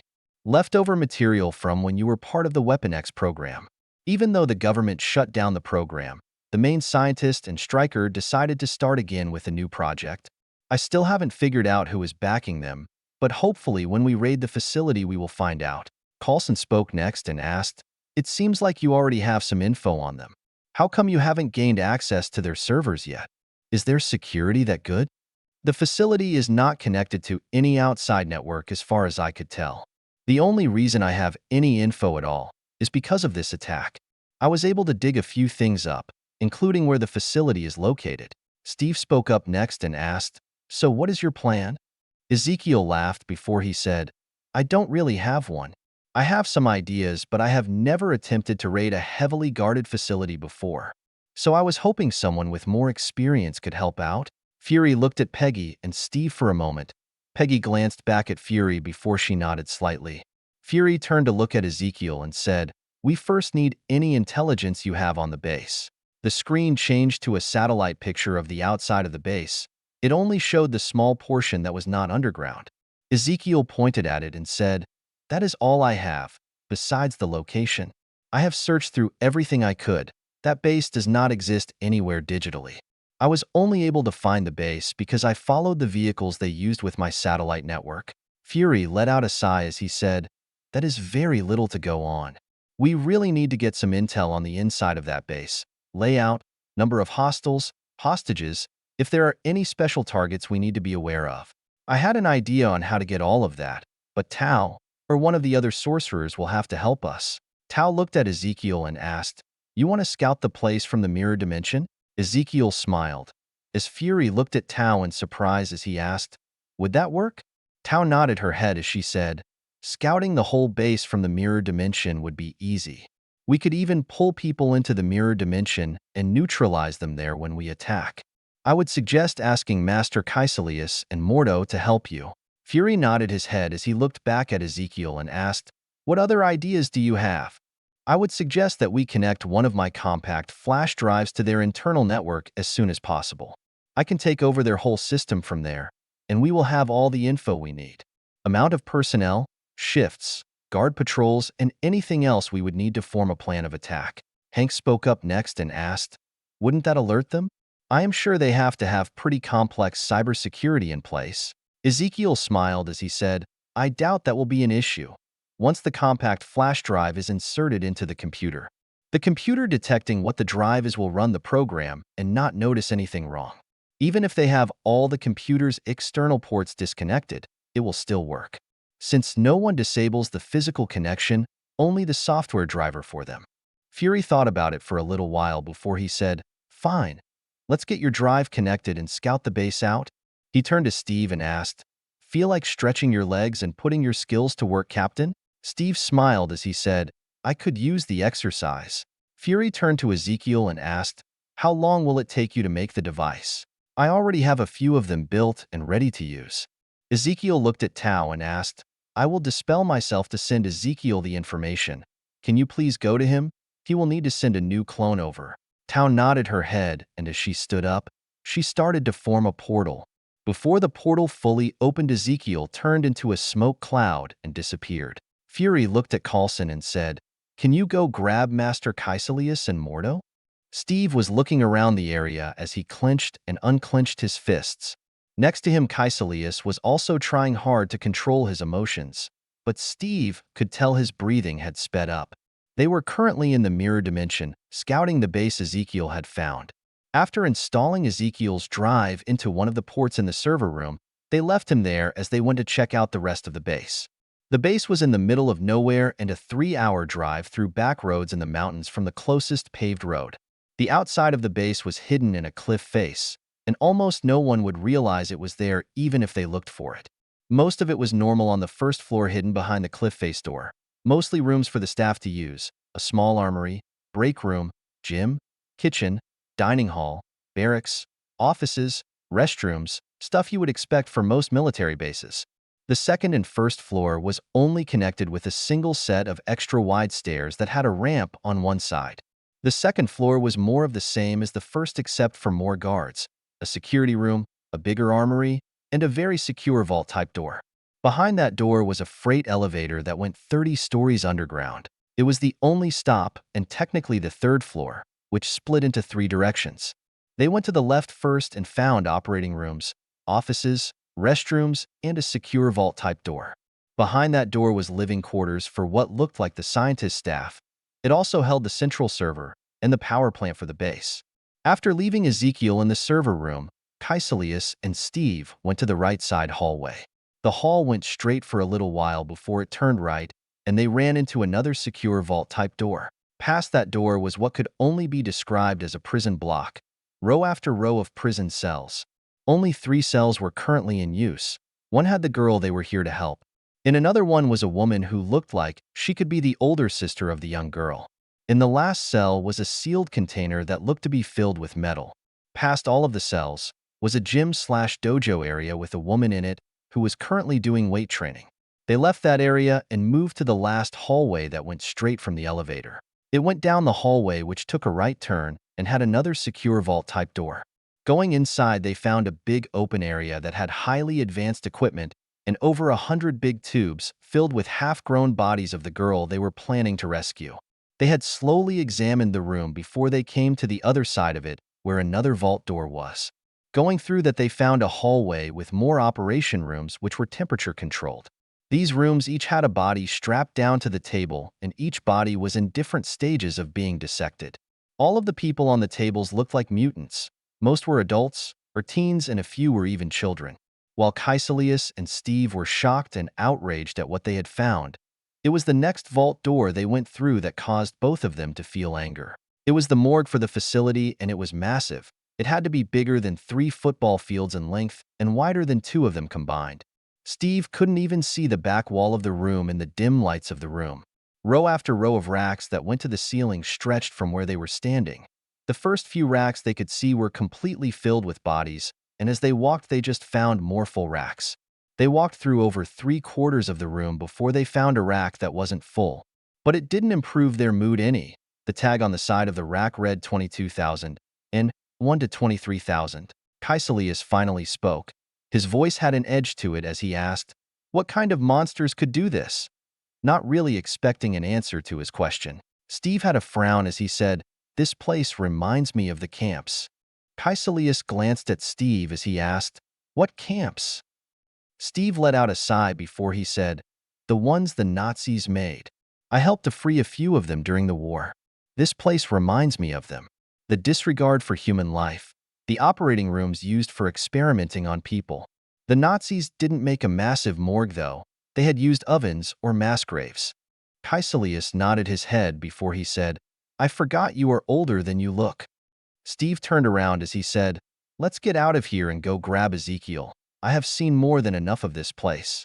It was less than 6 hours later that everyone was back in the meeting room to go over the findings from Steve, Kaiselius, and Ezekiel's scouting trip. Kaiselius had joined in on this meeting along with Mordo, Xavier, and his group had joined in again remotely. Steve and Kaiselius had been quiet since they came back and had said nothing along with Ezekiel. Fury was the first to speak once the other group joined them and asked, "So what did you find?" "A den of monsters." Fury looked at Kaiselius before he could ask what he meant. Ezekiel spoke up and said, "I couldn't have said it better. The sooner we attack them, the better." The screen changed as plans for the base layout came up before it started to fill up with dots. Almost all of them were red. Only 3 dots were green, and they were in the bottom of the base in the right hallway cell block. Some of the dots were moving around, others were stationary. Ezekiel looked at Fury and said, "That is everyone currently in the base." He looked at the monitor and said to Logan, "Stryker is currently not in the base and neither is the lead researcher. But everyone else that matters is there." Logan didn't respond, but Magneto asked, "What did you find there?" The screen changed and it showed a video feed of the morgue. It was kinda hard to make out, but the camera zoomed in to show some of the bodies on one of the racks. Ezekiel spoke after a few moments and said, "We found a den of monsters. Almost 23,000 people dissected and saved in a morgue to be used for tissue samples for cloning or experiments." "They killed almost 23,000 people?" Ezekiel looked at Peggy and shook his head as he said, "They only kept the people with mutations. The other people they incinerated." Steve's voice was low as he asked, "How many more people did they kill?" The screen changed and showed a database of names. The list scrolled to the bottom quickly and the last entry was coded, "Case file. #134, 563 Cecily Kincaid." Above that name were 2 other entries, "Case file. #134, 562 Jill Kincaid," and "Case file. #134, 561 Mark Kincaid." As everyone looked at the list, they noticed a pattern. It would almost always have more than one entry with the same last name. Ezekiel let out a sigh as he said, "When they found a target, they would also grab any close family to the target. Any they found without the X gene were killed outright.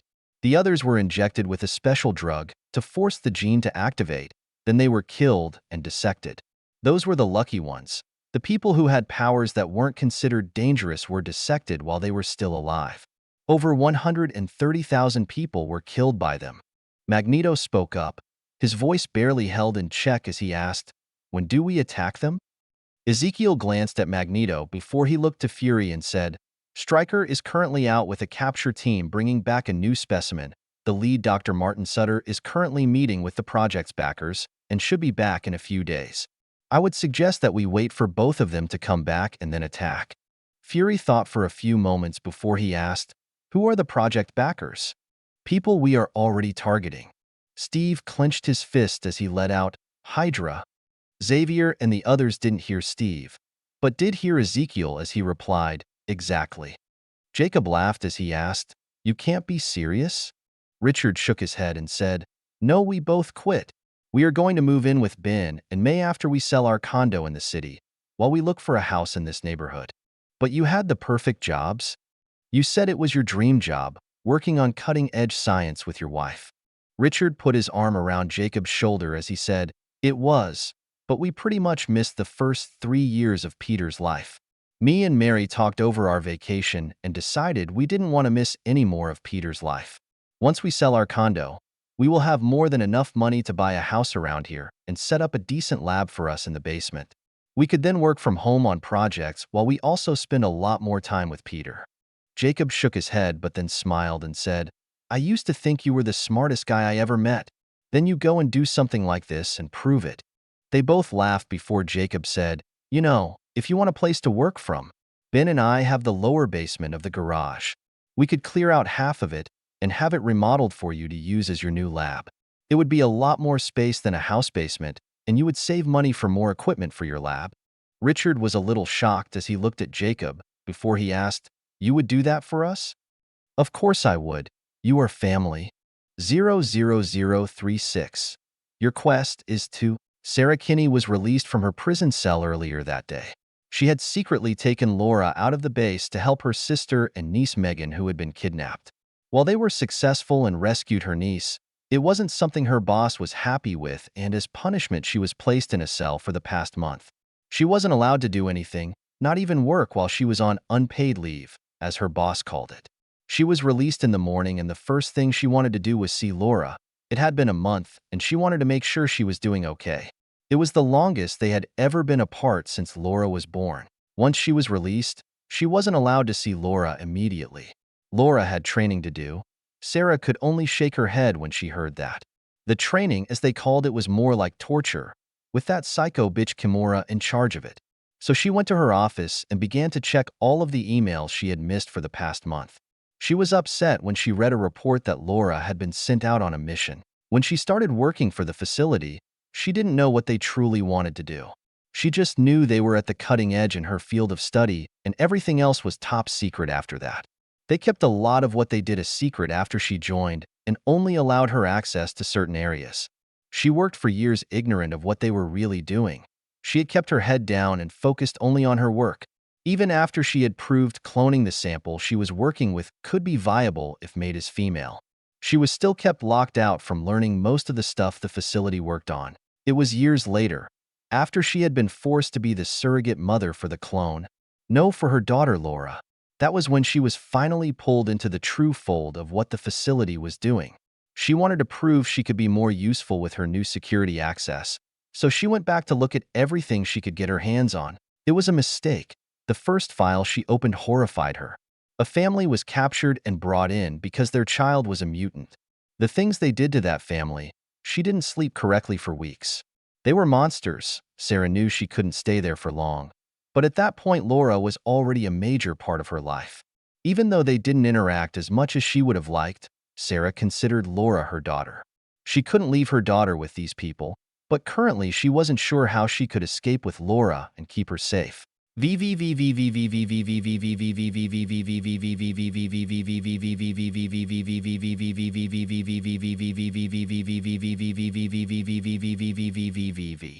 Ezekiel had his program watching the facility, waiting for Stryker and Sutter to return. While the group was waiting for that to happen, Fury had chosen the team for capturing the base.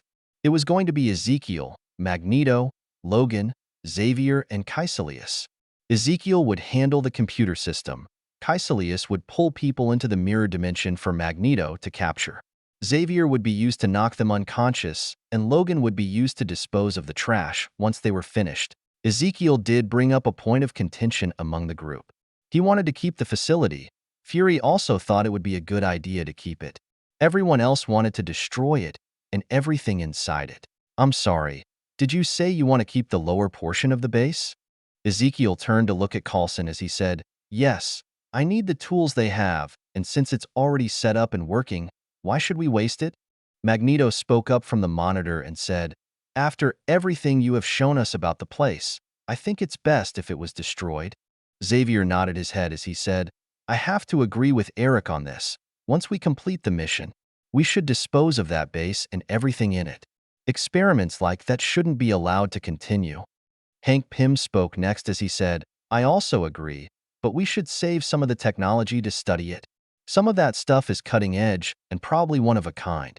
It would be a massive waste to destroy equipment like that." Fury shook his head as he said, "I can't believe I am saying this, but I agree with Ezekiel on this. Not only could we use it as another hidden base, but we could probably put that cloning tech to work for us." which is exactly why we should destroy it once we are done. Ezekiel looked towards the monitor at Magneto, who just spoke, and said, "But that is exactly why I want it. I have plans to make clones. That is one of the reasons I was targeting this place. I knew they had the most advanced cloning tech, and I don't plan to let it go to waste." The room went quiet as everyone looked at Ezekiel. He looked at everyone before he let out a sigh and said, "Don't look at me like that. I might want to make clones, but it's not for the reason most of you would think. My current clones aren't that useful in a fight, but what if I could make real clones who could fight and still use my powers?" Most of the people realized what Ezekiel was talking about and wanted to do. Xavier and his people were a little confused but said nothing. It was Steve who spoke next and asked, "Is that all you want to use the equipment for? To clone bodies for yourself?" Ezekiel nodded and said, "Pretty much. I have a few other experiments I want to try that aren't related to cloning, but I could do that without the tech in that base. It would just take me a little longer." Fury spoke next as he looked at Ezekiel and asked, "So you want the base all to yourself till you are finished?" Ezekiel shook his head and said, "No, it would be a shared resource, but I would be in charge of the whole facility to make sure people aren't doing stuff that is unethical." "You just said you want to clone yourself, and you don't think that is unethical?" Ezekiel turned to Mordo and said, "No, I don't. I am making copies of myself, not making a copy of someone else without their permission. What about the soul for the body? You can't really create life if it doesn't have a soul." Ezekiel smirked as he asked, "X-23 is a clone of Logan, and yet she is alive and has a soul. Who is to say a clone of me won't have a soul?" Mordo shook his head but said nothing else. Steve spoke again and said, "As much as I would like to destroy everything, I am willing to trust Ezekiel with the technology in the base." Fury, Hank, Peggy, and Coulson nodded in agreement, while Xavier and his people didn't comment anymore on it. But it seemed like they didn't fully agree with the decision.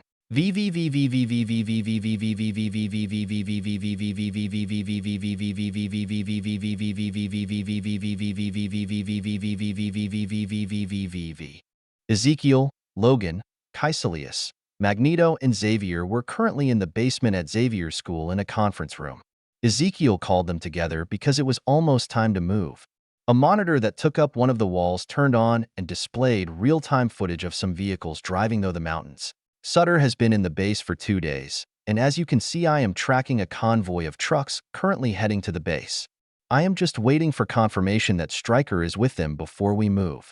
I will leave it to you how you want to attack the facility." Logan smiled and said, "I can't wait to see the look on his face before I gut him." Ezekiel looked to Logan and asked, "While I wouldn't want to deprive you of your personal revenge, I have a way to make him suffer unbelievable pain before he dies and serve a useful purpose at the same time. If you don't mind not killing him yourself?" Logan smirked as he said, "Only if I get to watch." "Deal."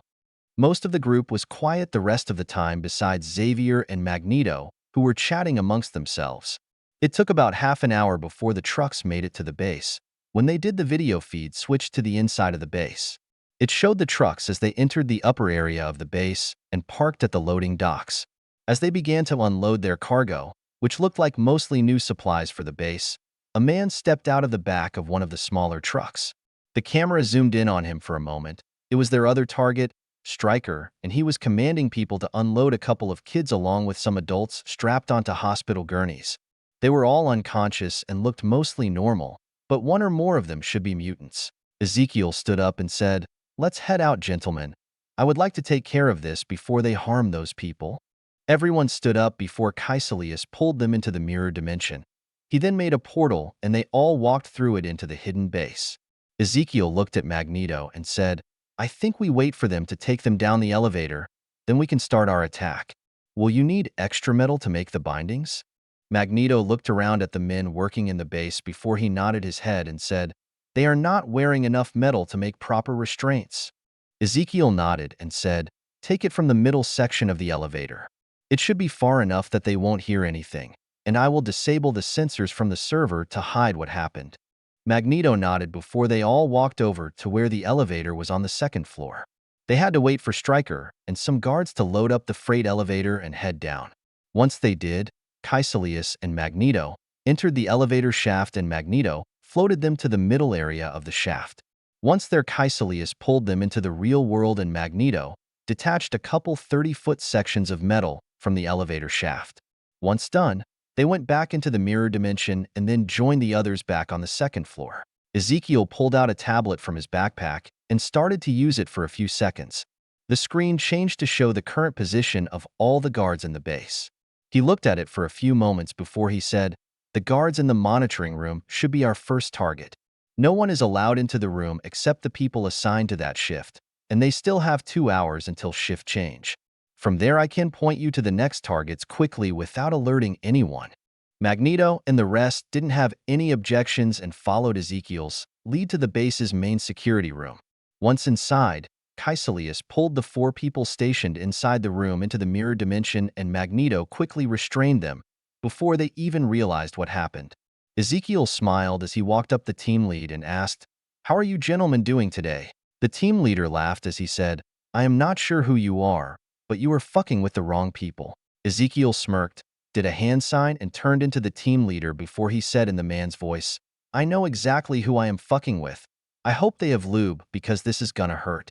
The team leader was shocked before he could say something else. Ezekiel looked at Xavier and said, "Your turn." After Xavier knocked them out, Ezekiel handed him the tablet he was using and said, "I will stay here and guide you to targets, while also sending people to places for easy ambushing. It should make it easier to capture everyone without anyone catching on too soon. You really know how to take the fun out of a mission like this, don't you?" Ezekiel smiled at Logan as he said, "You should really get out more if you consider something like this fun." Ezekiel looked at Caecilius and said, "Send me out. I will send you the next target in a moment." Caecilius nodded as he moved his hands a bit, before Ezekiel was back in the real world. Ezekiel sat down in front of the main computer and started to work. Within seconds a new green appeared on the tablet Xavier was holding. It was circled and underneath it was the words, "You are here." Next a small arrow started following a dotted line that pointed at 4 red dots in another room. The red dots were then circled and underneath them were the words, "Bad guys." Xavier looked up at the group as he showed them the tablet and said, "I am not sure if he is patronizing our intelligence or trying to be funny." A little chibi Ezekiel dressed like a knight in white armor popped up on the corner of the tablet and said in a heroic voice, "A little bit of both, actually.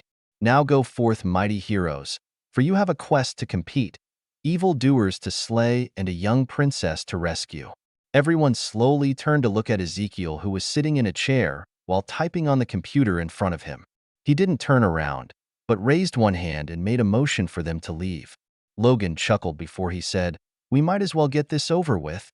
Magneto scoffed as he turned to leave and said, "He is so powerful, yet acts like a mere child." Xavier nodded his head in agreement before he said, "He might be acting childish, but he is right. We have a mission to complete." They followed the arrow to a storage room. The men inside looked to be in the middle of doing inventory. None of them were currently armed, and all of them were in the process of putting things away while making small talk. Caecilius pulled them into the mirror dimension and Magneto restrained them in an instant, before they could even speak. Xavier knocked them out. After they were finished, everyone looked at the tablet, when it made a little noise and showed a new screen that said, "Bad guys 8 of 227. Underneath that was another thing that said, "Bosses 0/3. Below that was, "Princesses rescued 0 to 1. And below that was, "Hostages rescued 0/6. That screen shrunk down to the right corner of the tablet, and the map came back up, leading to the next set of targets. Xavier actually smirked slightly when he saw it before he shook his head and said, "Next target is marked." They moved through the top portion of the base quickly and started to take down all the targets Ezekiel was marking for them. They focused mostly on the rooms, and Ezekiel was in the control room routing people around to make them easier to pick off. It took almost 20 minutes, but they captured over 180 people, and no one noticed anything was wrong.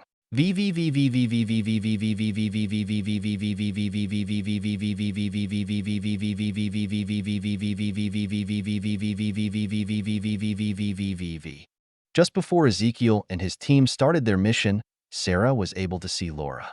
They were sitting in Laura's cell and talking quietly with each other as the monitor in the wall in front of them lit up. Ezekiel appeared on the screen as he said, "Good afternoon, ladies. If you don't mind, I would like to tell you a story." Sarah tensed up, She had secretly disabled the security for the cell so that she could talk to Laura in private. Laura, sensing Sarah's discomfort, snarled, and her claws came out of her hands and feet as she stood up. Ezekiel put his arms up on the monitor and said, "I mean no harm, I promise, Miss Kinney. I am just here to tell you both a story, nothing more." Sarah settled down slightly before she reached out to Laura and gently pulled her back down. As Laura sat down, her claws retracted, and she looked at Sarah in question. Sarah pulled her close and said, "Let's see what he has to say." For him to be able to gain access to use that monitor and security hasn't locked the whole base down yet. It means he has some decent skills with computers. Sarah looked at Ezekiel and asked, "Who are you?" Ezekiel smiled wide as he bowed slightly before he said, "My name is Ezekiel, and I am here to tell you both a story if you will listen." Sarah was quiet for a few moments as she glanced at Laura before she looked at Ezekiel again and said, "What will we get if we humor you and listen to your story?" Ezekiel smiled again as he said, "Tell me what you want, and I will do my best to make it happen. Freedom from this place for me and my daughter." Before Ezekiel could reply, Laura had looked up at Sarah in complete shock and asked in a quiet voice of disbelief, "Do you mean me?" Sarah smiled down at Laura and said in a sad voice, "I'm sorry I haven't been a good mother, sweetie." Laura shook her head and said with her voice still quiet, "You are the best mother someone like me could hope for." Sarah's eyes became slightly moist before she blinked a few times as she pulled Laura into a tight hug. They were both quiet for a while before Sarah finally looked back at the screen to a smiling Ezekiel who said, "That is something I can make happen. So do we have a deal? A story for the freedom of you and your daughter from the facility, Mississippi Kinney?" "Yes." Ezekiel smiled wide again and said, "Great. Now please don't interrupt me while I tell this story. You can ask questions at the end if you wish." 00037. The History of a Tormented Man. Actually, before I start, what do you know about Laura's father? Yes, I know she was cloned, but what do you know of the person the sample was taken from? Laura said nothing, but looked at her mother for the answer. Sarah let out a sigh as she said, "I only know that they were a test subject for an older project called Weapon X, and that they went crazy at some point and killed most of the team behind the project. Only Stryker and Sutter survived the attack, and that was because Stryker was able to kill the subject." She glanced at Laura, then looked back at Ezekiel and said, "From my understanding, they could only save some of the project data and a sample of genetic tissue from the subject before they left the base.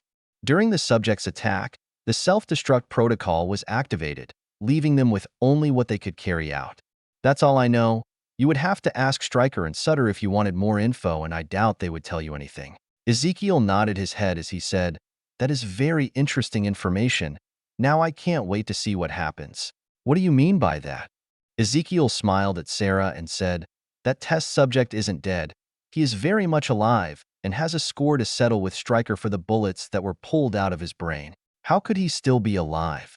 He was shot in the head and then the base blew up. He shouldn't have been able to survive that. They have pictures from the aftermath of the explosion. That entire place was destroyed and nothing but a crater was left behind." Ezekiel shrugged his shoulders and said, "I have no clue honestly, and neither does he, but he is very much alive. His memories from before he was shot in the head are still missing. But it is something that we are currently trying to help him regain." Ezekiel shook his head as he said, "Anyways, let's get back on track. The man you were cloned from, I wanted to tell you about him, about his life. So hopefully when you meet him you could understand him a little and possibly bond over your common circumstances." Sarah pulled Laura a little closer as she asked, "I will not give up my daughter to some stranger, and I have no plans to separate you. But she should at least meet the person who she was created from. In the most basic sense, he is kind of like her father." Sarah shook her head as she said, "But he went crazy and killed a bunch of people. She shouldn't meet someone like that." Ezekiel gave her a deadpan look before he said, "Really? I get that you want a better life for her, but she is no longer an innocent and naive girl.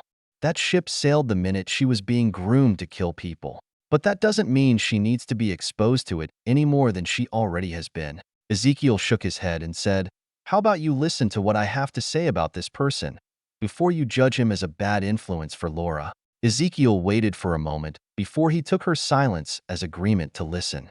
He took a deep breath of air and then said, The man's name is James Logan Howlett, and he was born around 1882 in Cold Lake, Alberta, Canada. Sarah looked shocked and said, "He would be over 110 years old.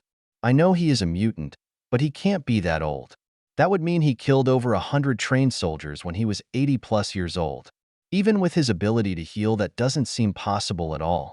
Ezekiel laughed and then said, "You know he has a saying, 'I'm the best there is at what I do, but what I do best isn't very nice.'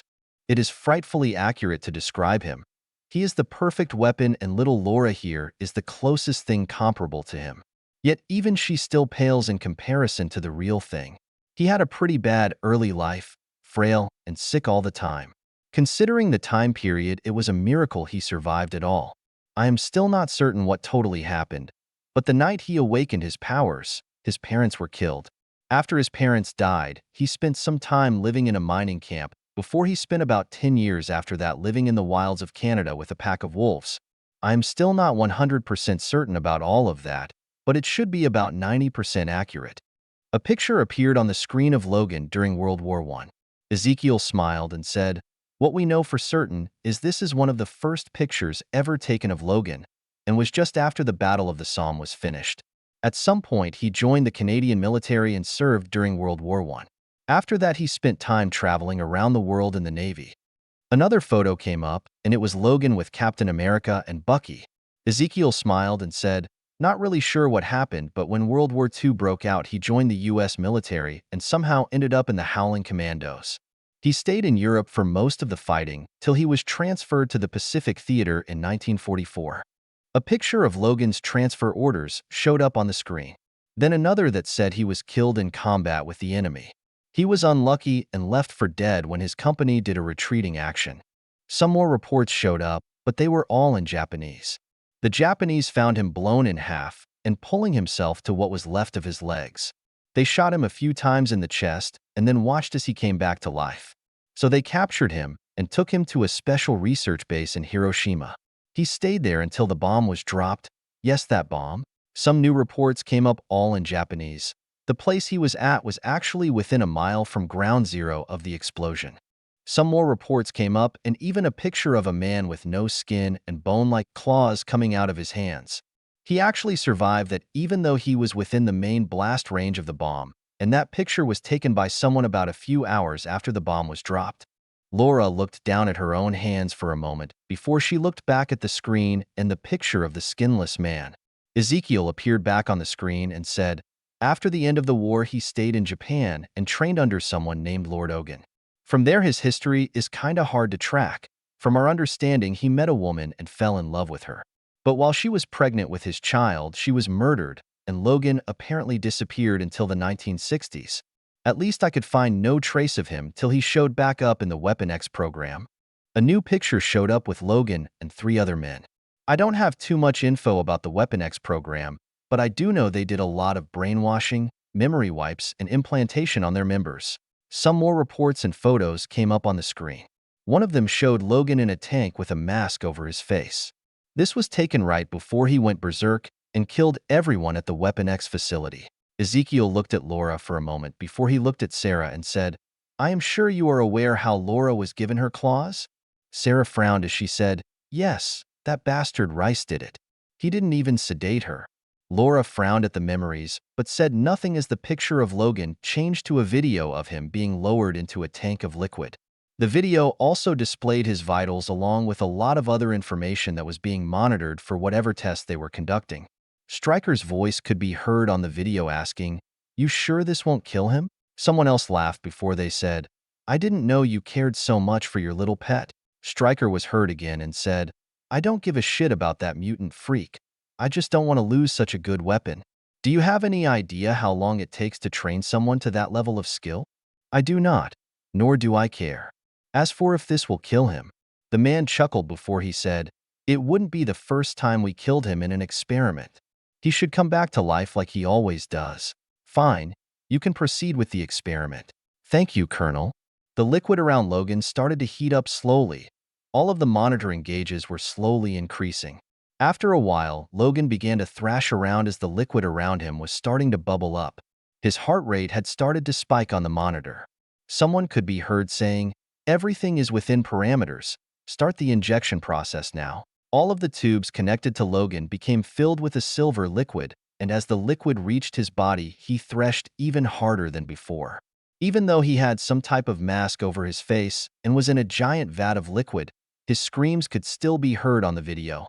After half a minute, a man is heard over Logan screaming as he says, "All right, cut the flow of adamantium.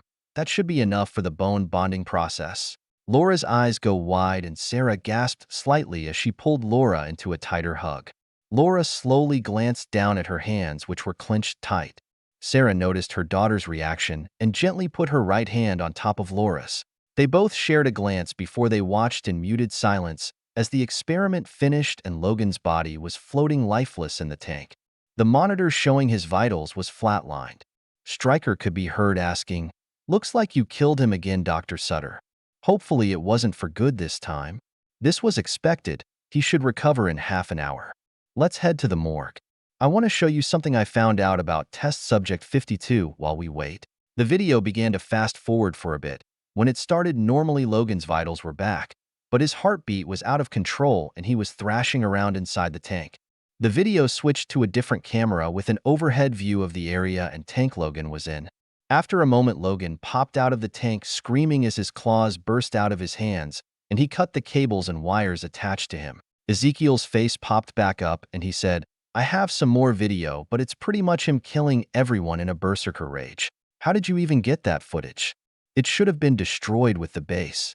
Ezekiel smiled and said, "Apparently it was being backed up to a different server off-site by the government backers.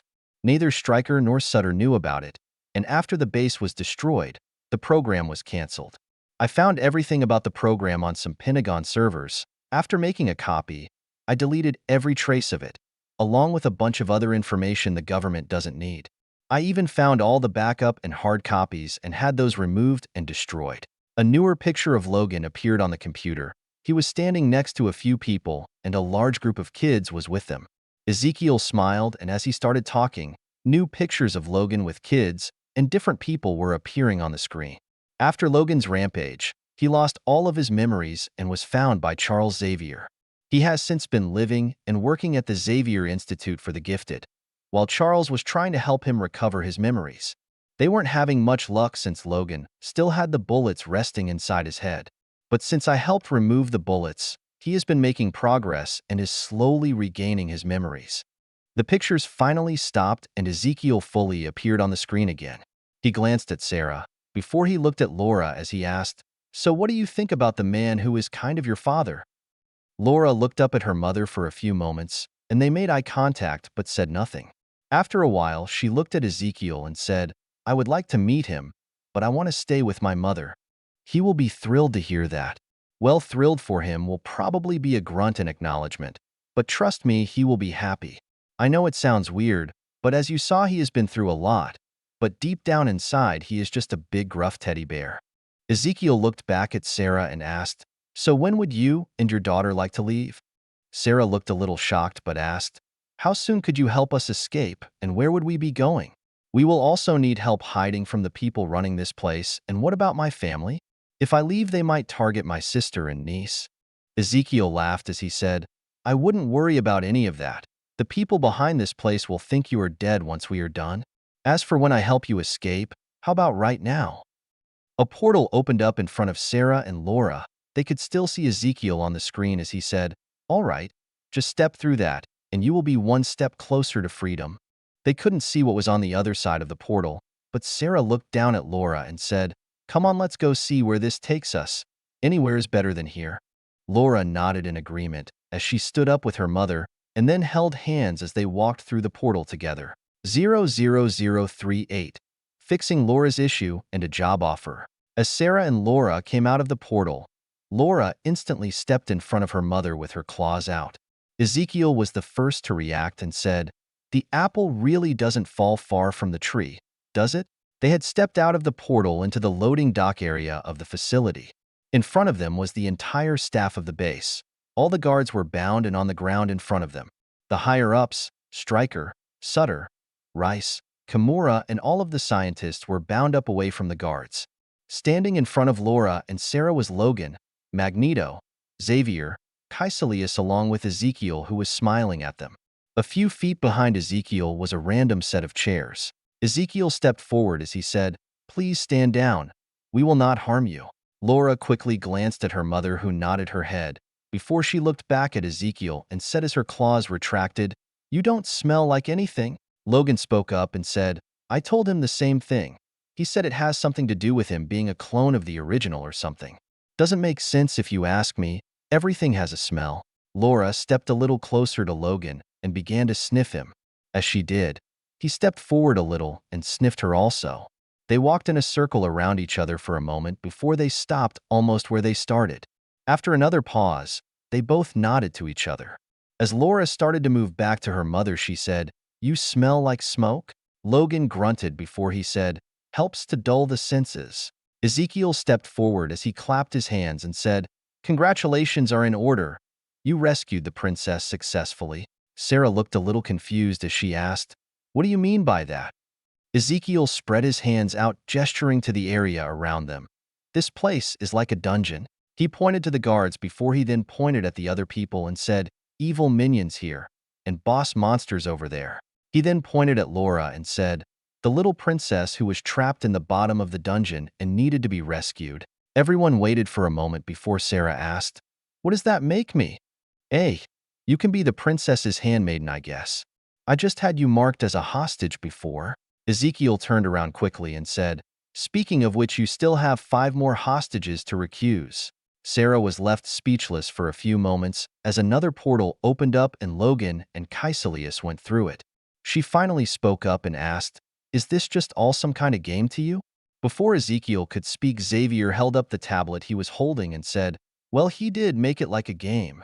Sarah walked closer to look at it as Laura followed closely, guarding her mother. Sarah picked up the tablet, looking at it for a few moments before she handed it back to Xavier and then looked at Ezekiel as she asked, "What is wrong with you? You really made this into a game?" "Well, how else can I justify giving them each a reward if they didn't do anything to earn it?" Sarah wanted to reply but was too stunned to think of anything.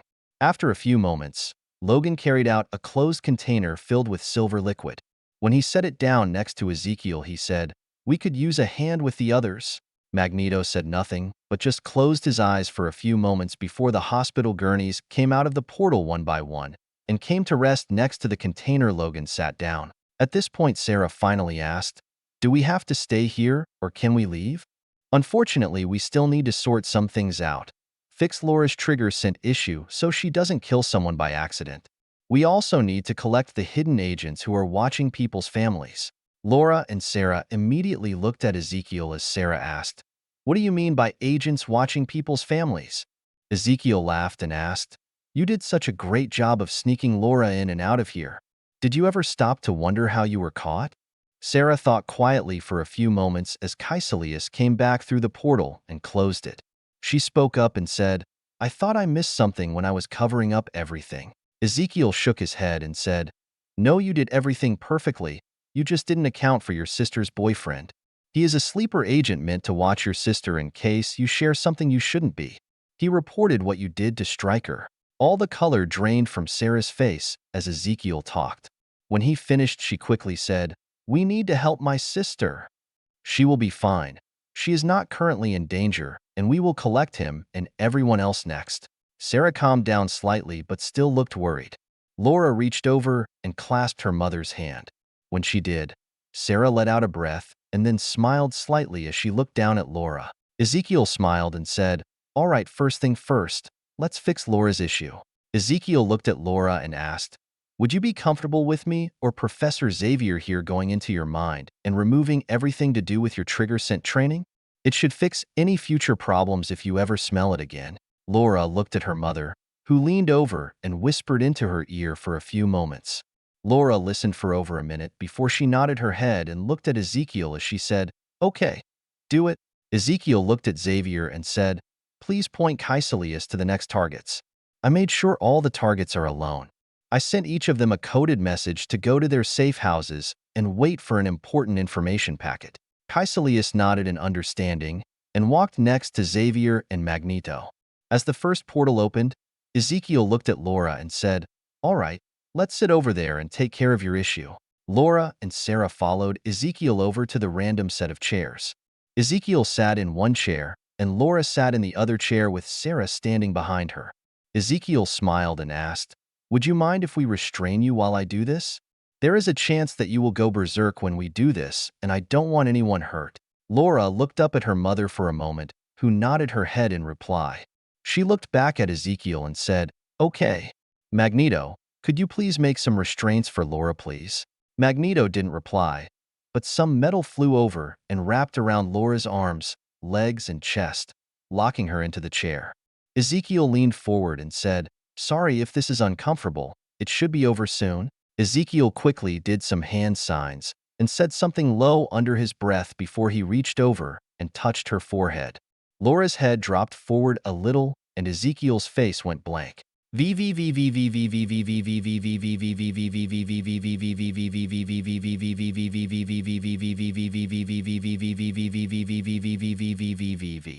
Laura appeared in a blank white space with Ezekiel and someone else next to her. She immediately went on the defensive because of the unknown person next to them. Ezekiel reacted right after and said, "Laura, this is a friend of mine, Inoichi Yamanaka. He is going to help you with modifying your memory." Laura relaxed a little as she nodded towards Inoichi. He smiled back at her and said, "It's a pleasure to meet you, Laura." Inoichi spread his hands out and said, "This is your mindscape. It's currently blank because you have never been here before. I am going to give you a crash course on how to use it and help you remove some troublesome memories." Inoichi looked at Ezekiel and asked, "Are you going to stay and help?" Ezekiel looked at Laura and said, "Will you be fine if I leave you with Inoichi?" Laura nodded her head yes. Ezekiel turned back to Inoichi and said, "You can handle this. I will make sure everything else goes smoothly." Ezekiel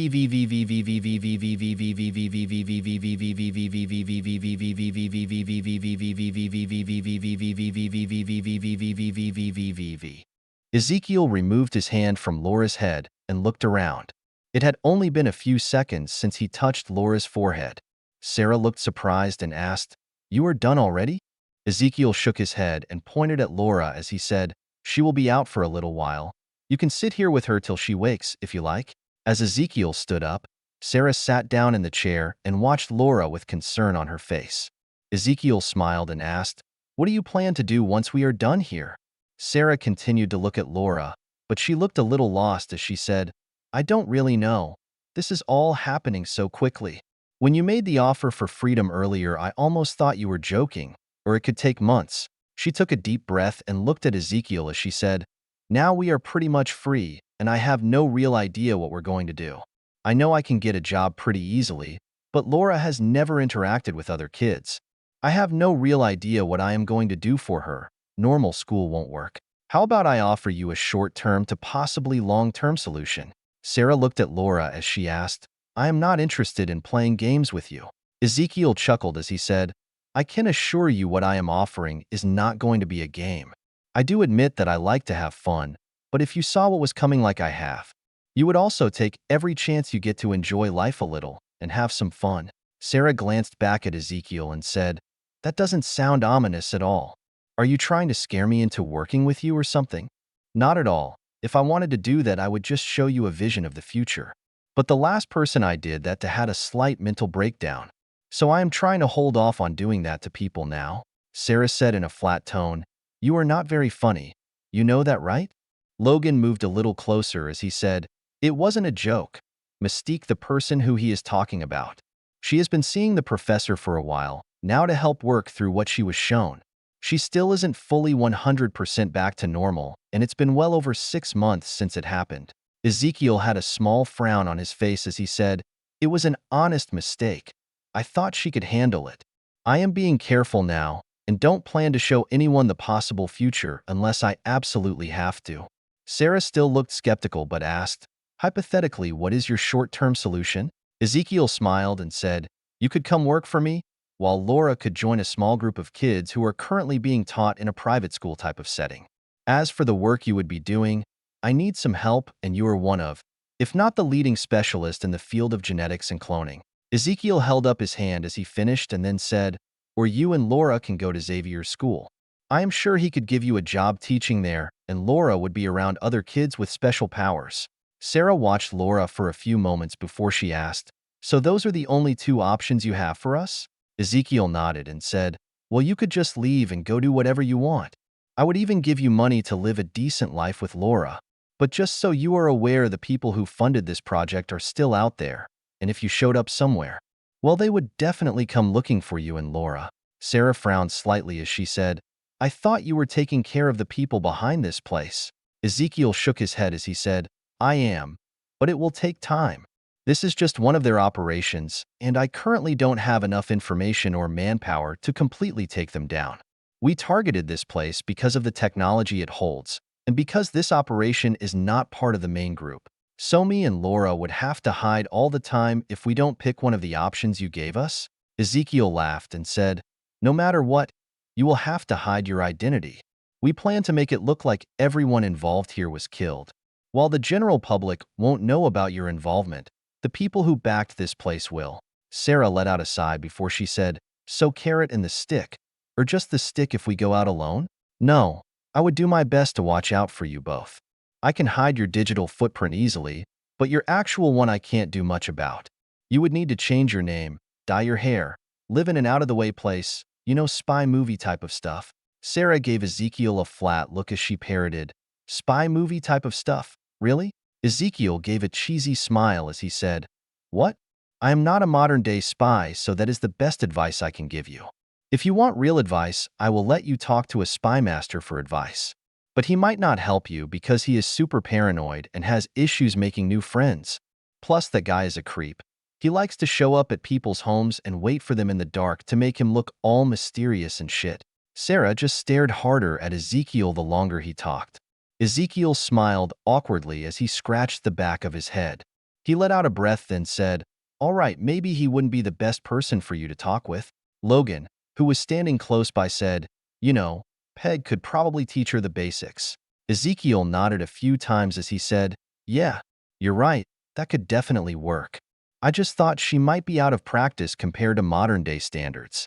Sarah looked between the two of them and asked, "Who are you talking about, and why would they be out of practice?"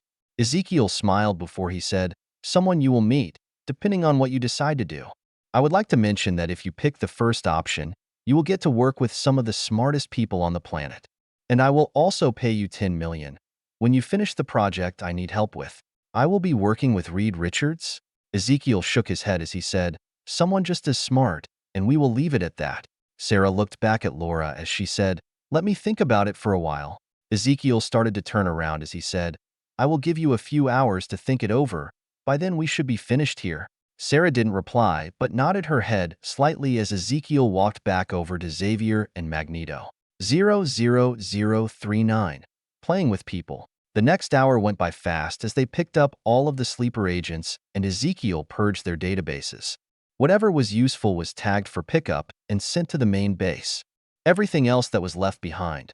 Magneto used some metal to crush it into a tiny ball which they took with them.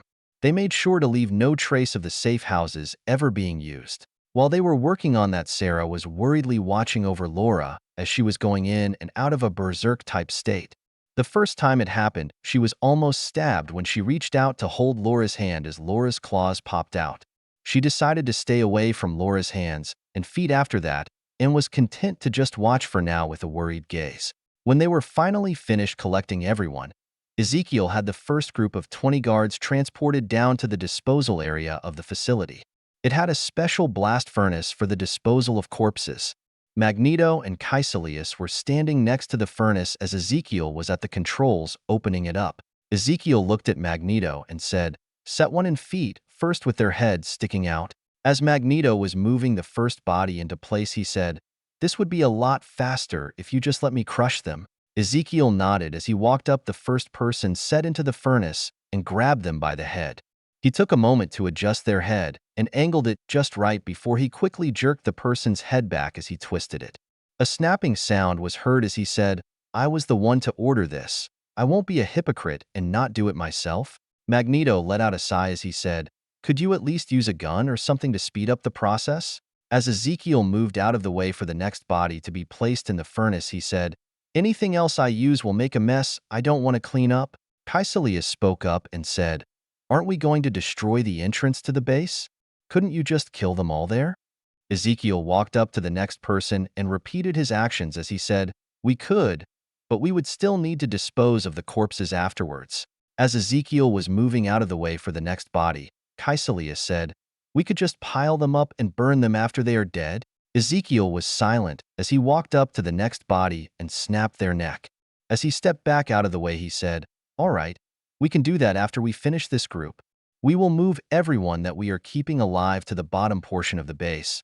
Then I will take care of the rest. Before he walked up to the next person, he looked at Caecilius and asked, are you going to use magic, or are we just going to pour an accelerant on them in a lighter?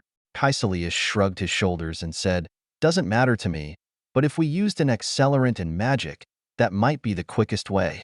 It took about 10 minutes for Ezekiel to go through all of the guards they had brought with them. After they sealed the furnace, Ezekiel set it to auto-run its cycle before they portaled back up to the base. Once upstairs, they started to transport Laura, Sarah, and the hostages all downstairs. They also moved the higher-ups, Sutter, Rice, Stryker, and the scientists downstairs. Once they were finished, Ezekiel took an M16 style Stark-made rifle from the security office, along with 4 60-round magazines. He walked out into the main area where all of the guards and sleeper agents were being held. Magneto, Caecilius, and Logan were waiting for him when he came back. Logan spoke up and asked, you sure you don't want me to do this, bub? Ezekiel shook his head and said, I appreciate the offer, but I will take care of this myself. Ezekiel slid the first magazine into the rifle before he pulled back the charging handle. He checked the chamber before he released it and watched the first round slide into the chamber as it closed back up. He looked at Magneto and said, line them up. Magneto used his powers to hold up a group of people in a row as Ezekiel stepped closer and shouldered the rifle. He was only a few feet from the first person when he took aim at their head and slowly let out a breath as he squeezed the trigger. The bullet exploded out of the barrel and hit the person square in the forehead. Ezekiel didn't pay attention to what happened and aimed at the next person as Magneto moved the fresh corpse to the center of the loading dock area. Ezekiel aimed at the next person and repeated what he had just done. It went quickly, and within 10 minutes about 200 people were disposed of by Ezekiel. Ezekiel took a deep breath when he was finished. Then he looked over at the pile of bodies before he shook his head and looked at Caecilius as he asked, want some help with the fire? Caecilius shook his head and said, no need. I can handle it. Ezekiel nodded his head as he set the rifle he just used on the ground, next to the empty magazines. He walked over to Logan, who was sitting off to the side smoking a cigar. As he got close, Logan pulled the cigar from his mouth as he asked, you sure we needed to kill all of them? Ezekiel shook his head and said, no, not really. But letting people who were ignoring what was happening here live didn't sit right with me. A quick death is all I could offer them as compensation. Logan raised an eyebrow at that as he asked, what about the scientists, the higher-ups, and Sarah? You offered her a job and she is part of this mess. Ezekiel nodded at that before he said, while true, she was only brought in for her ability in cloning. She only learned of the other shit they did here recently, and while you could argue she had to know something was going on, I checked the records. She was always required to stay in certain areas whenever they brought in new subjects or moved them around. Before her new clearance level, she always had at least 2 guards posted to watch her at all times. All right, so she gets a pass from you then? What about the others? You told me Stryker was gonna suffer.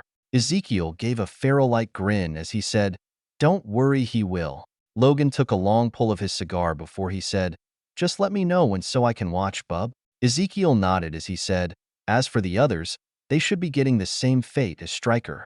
They were the ones who were doing all of the experiments. Logan let out a grunt in reply as he and Ezekiel watched Caecilius using a magic spell to catch all the bodies on fire. Magneto had already crushed the pipes for the fire suppression system, and Ezekiel also disabled the software for it. So when the fire started in earnest, the only thing they had to deal with was the smell. After Caecilius made sure he had caught all the bodies on fire, he opened a portal for everyone to head downstairs. When they came out of the portal, Laura was finally awake, and she looked at Ezekiel as she asked, can I be released now? This is uncomfortable. Ezekiel nodded as he said, "Give me just a moment." He walked over to Xavier and asked, "Can I have that vial, please?" Xavier pulled a vial out of his pocket and handed it to Ezekiel, who walked over to Laura and popped the lid off of it. Laura's nose scrunched up as she tried to move her head away from the vial.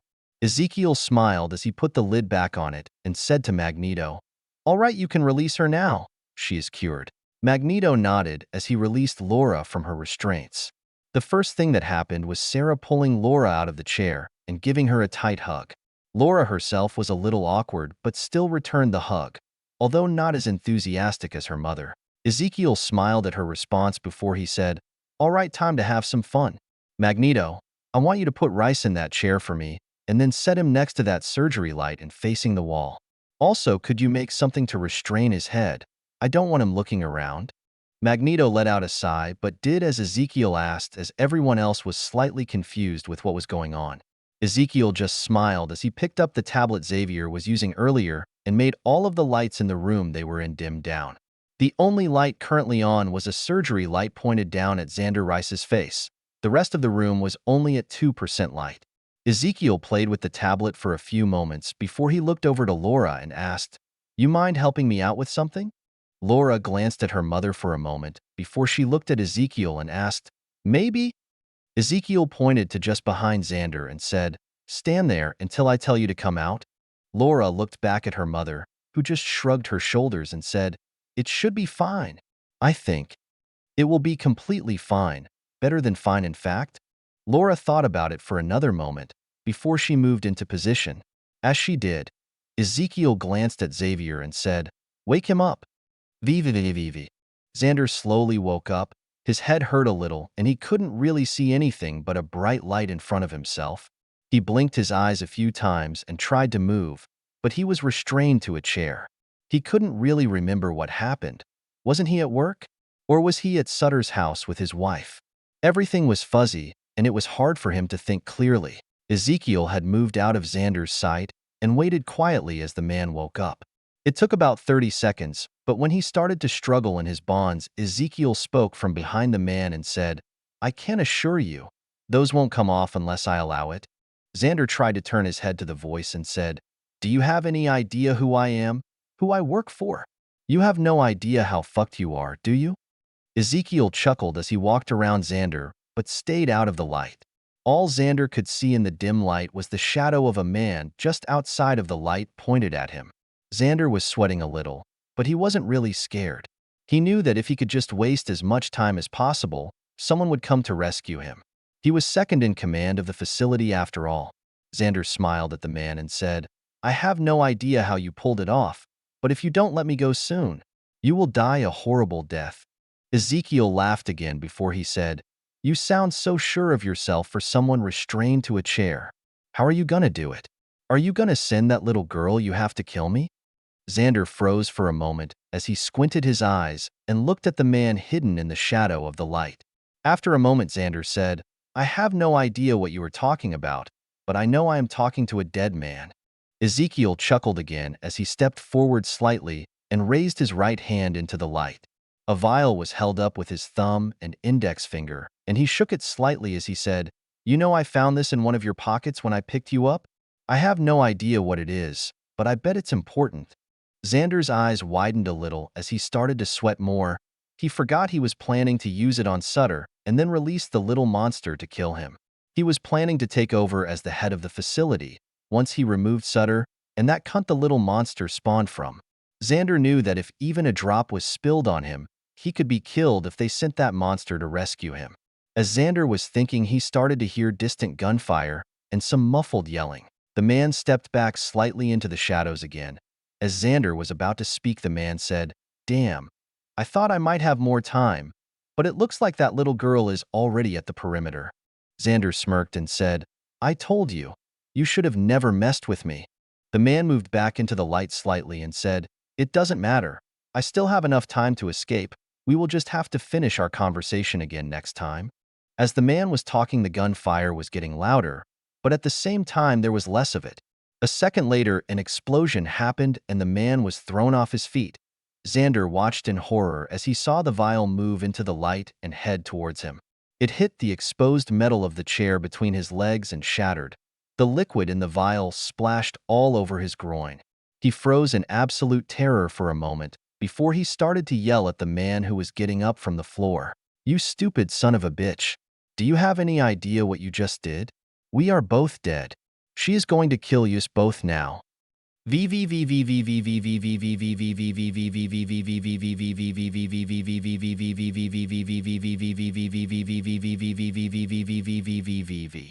Everyone watched quietly as Xander was screaming his lungs out before he lowered his voice and said, "X-23, stand down. I am your master. You will listen to me. Do you hear me? Stand down. Don't come near me." He started screaming again as he thrashed in the chair trying to get out. Laura actually smirked a little as she watched Xander freaking out before he finally stopped screaming. Ezekiel turned the lights back to normal and turned off the surgical light as he stepped in front of Xander. He slapped the man hard in the face as he said, "Hey shit stain. Wake up. You were dreaming." Xander was utterly confused as he looked at the person in front of him smirking. He looked down and realized that X-23 didn't gut him. He could have sworn she was just killing him. He tried to move, but he was still stuck in the chair. So he looked up at the person smirking at him and spat out, "What the fuck did you do to me, you mutant freak?" Ezekiel smiled as he said, "I was just showing you the future." Ezekiel held up the vial and shook it in front of Xander's face as he said, "We both know what this does, don't we?" The color drained from Xander's face as he stuttered out, Don't open that. If that little monster smells it, she will kill us." Ezekiel smiled as he opened it up and took a slight whiff. He pushed it under Xander's nose as he said, "It's funny. I don't smell anything. What about you?" Xander couldn't move his head away, but he said, "Please, put that away and I will tell you anything you want." Ezekiel shook his head as he said, "Sorry, but I promised someone a play date." Ezekiel then poured the vial's contents all over Xander's head. Xander began to piss himself and shake as Ezekiel smirked before he said, "Laura, he is all yours if you want him." Ezekiel stepped out of the way as Laura walked around in front of Xander. The man was shaking even more as he went ghost white. He stuttered out, X-23, don't hurt me. I am your master, remember? You can't hurt me. Please don't hurt me." Laura looked down on him for a few moments before she leaned forward and said, "I'm not the monster, you are." Laura stood back up as she walked back to her mother, who smiled at her as she pulled Laura into another hug, which Laura actually returned properly this time. 00040. Destroying the base and a new friend? After Ezekiel finished messing with Xander, he knocked the man out again and had Magneto toss him with the other people. He then had Sarah help to wake up the other hostages. The people that were brought in by Stryker were a little out of it, but they talked to Xavier for a little while, and he calmed them down pretty easily. They even agreed to send their son, who was a mutant, to his school. Ezekiel wasn't 100% sure if Xavier used a little something extra or not on them, but he didn't care because their son's name was Robert Louis Drake, better known as Iceman. The real surprise was the container of silver liquid. When they opened it, the liquid slid out of the container and turned into a silver-colored girl with the body of a mannequin and bright red hair. She looked around at all of them for a moment before she asked in a sorrowful voice, "They killed my parents, didn't they?" Ezekiel walked closer to her as he said, "Yes, unfortunately we were too late to save them. I am sorry for your loss." The girl melted into a puddle on the ground, and Ezekiel could hear the puddle making a mournful bubbling sound. He sat down next to her as he said in a low voice, "Just let it out. It won't do you any good to keep it bottled up. If you need a friendly shoulder to lean on, or you just want to talk, I will gladly fill whatever role you need me to." Ezekiel sat next to the girl as the others were moving the prisoners to the holding cells in the base as Xavier was talking to Iceman and his family. Sarah and Laura were also off to one side talking quietly with each other. After almost 30 minutes, the girl slowly reformed next to Ezekiel. She was sitting down next to him, hugging her knees. He didn't say anything but put a comforting hand on her back and gave it a slight rub. She glanced towards Ezekiel and said, "My parents are dead because of me, and I can't even cry because of this stupid body of mine. Trust me, you had nothing to do with your parents being killed."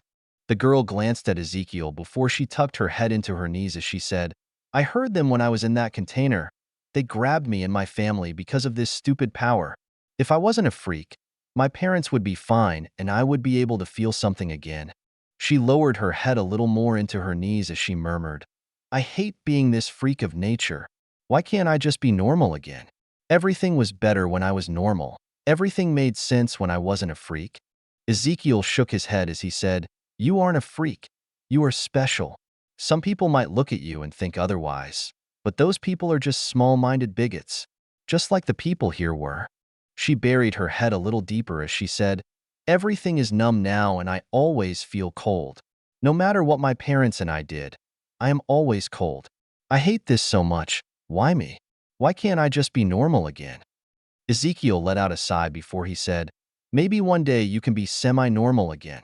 As for the drawbacks you currently have, well, everything comes with a price, and honestly you are very lucky compared to some other people. At least your parents still loved you. She raised her head to glare at Ezekiel as she snapped back, Well, I never wanted this. I just wanted to be normal. Ezekiel patted the girl's back as he said, You are right. You didn't ask for your powers. You didn't ask for any of this to happen, and this is certainly not your fault.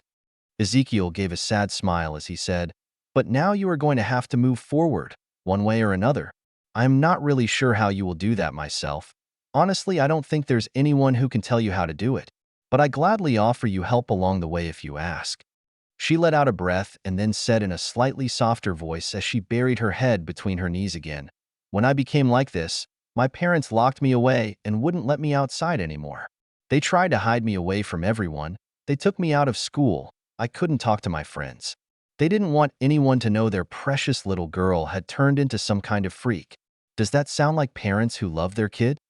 Ezekiel looked up at the ceiling for a few moments before he said, I can tell you one thing for certain. One thing that you should always remember and never forget. The girl turned to look at Ezekiel as she asked, What? Ezekiel let out a breath before he looked at the girl as he said, Your parents both loved you very much. I saw the security footage just before they were executed. The only thing they were worried about was what happened to you, and if you were okay. If that isn't love, then I have no idea what is. The girl looked at Ezekiel with her mouth open in shock. She let out a mournful wail before her jaw and then face started to deform as she melted down into a puddle again and started to bubble sadly. While she was bubbling on the ground, Sarah came over and said, I know you are busy, but I wanted to say that I tentatively accept your offer. We can discuss the full details later. She glanced at the puddle with a regretful look before she said, When you aren't indisposed. Ezekiel nodded his head but said nothing else as he watched the puddle next to him. As Sarah started to turn around and walk back over to Laura, Ezekiel spoke in a low voice and said, Could you go to the sample vault and grab the samples for 13-45-62, JK, and 13-45-61, MK for me and put them in a portable container? Sarah paused for a moment as she looked at the girl-turned puddle on the ground. After that, she nodded and walked out of the room. She came back a little while later and set a container down next to Ezekiel, who nodded his head in thanks. She then walked back to Laura and sat down next to her as she put an arm around her waist and started talking to her again in a low voice. After a while, Magneto, Logan, and Kaiselius came back into the room. Ezekiel said to the girl next to him, I will be back in a few minutes, just need to sort a few things out. When he didn't receive a response, he stood up while picking up the container and went over to Kaiselius. As he got closer, he said, You can send Sarah and Laura to the base. Introduce them to Steve and give him this. Tell him it's for Tobarama and that the chamber needs to be set up for 2 people. He will understand what you are talking about. Kaiselius took the container before he nodded in reply. Ezekiel then looked over to Xavier, who was still talking to Iceman and his family, as he said, When you come back, you can send Xavier, Logan, and their new student along with his family back to their school. Kaiselius looked over at the metallic puddle on the ground as he asked, What about the girl? Ezekiel shook his head as he said, Her parents were killed here, and from the records I saw, she doesn't really have anyone else. We will take her with us first. I want to do something to help her. Once that is done, I will let her choose if she wants to stay with us or go to Xavier's school. Kaiselius nodded before he walked over to Sarah. As he did, Ezekiel walked back over and sat back down next to the girl, currently still being a bubbling puddle. He didn't say anything and just quietly waited for her to make the next move. After Kaiselius came back, He transported Xavier, Logan, Iceman, and his family to Xavier's school. After that, only Ezekiel, the puddle girl, Kaecilius, and Magneto were left. Kaecilius glanced at Ezekiel, who gave him a thumbs up, before he opened a portal for him and Magneto. After about 10 seconds, low rumbling could be heard. A few seconds later, the ground started to shake. As the shaking got worse and the rumbling became louder, the puddle next to Ezekiel finally reformed back into a girl as she asked in a slightly fearful tone, "Is this an earthquake? Will we be okay here?" Ezekiel smiled and said, "We will be fine. That is just Magneto having some fun." He was the serious-looking old guy wearing that ridiculous red and purple suit with the cape. "I am pretty sure he has a cape fetish." Ezekiel gave a small chuckle before he said, "He is currently destroying the top portion of this place and the elevator shaft that comes down here. Once he is done, we will be leaving." The girl settled down a little, but at the same time gave Ezekiel a flat look as she said, "Really? A cape fetish?" Ezekiel laughed as he said, "What? Capes are so out of fashion. You have to have a fetish, or something if you wear one." The girl actually giggled after a moment and said, "You do have a point. Your name is Ezekiel, right?" Ezekiel nodded his head as he stuck out his hand for a shake as he said, "And you are Cecily Kincaid. It is a pleasure to officially meet you." She was quiet for a moment before she reached out and shook his hand while she said in a subdued voice, "Thank you for saving me." Ezekiel pulled his hand away, gave a cheesy grin at Cecily along with a thumbs up as he said, "That's what heroes do." She looked at him incredulously before she started to laugh. As she did, her whole body began to shake and deform slightly. She stopped after a moment with a frown on her face. Ezekiel gave her a pat on the back as he said, "Don't worry. You just need to get used to your powers, and it will become second nature to control it." They were both quiet for a while before Cecily asked, "What happens now?" "Well, I would like you to come with us for a little while. After that, I will give you a couple of options to choose from, and then it's up to you. Like I said, I can only offer you help along the way. You are the one who will have to move forward. No one else will be able to do that for you." Cecily nodded her head slightly as the rumbling noise and shaking earth finally stopped. A few seconds later, Kaecilius, along with Magneto, appeared from a portal.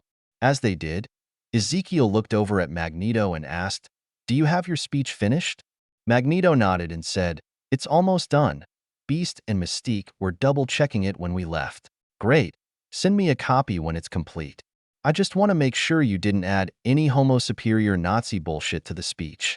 Magneto gave a slight scowl as he said, "I told you. I no longer think that way and I was never a Nazi." Ezekiel smirked as he said, "You were really damn close to them with those speeches you used to give. I just want to make sure this goes right. This could have a big impact on how we move forward. After I double-check the speech, I will need a little while to finish up my end of things, and then we can go live.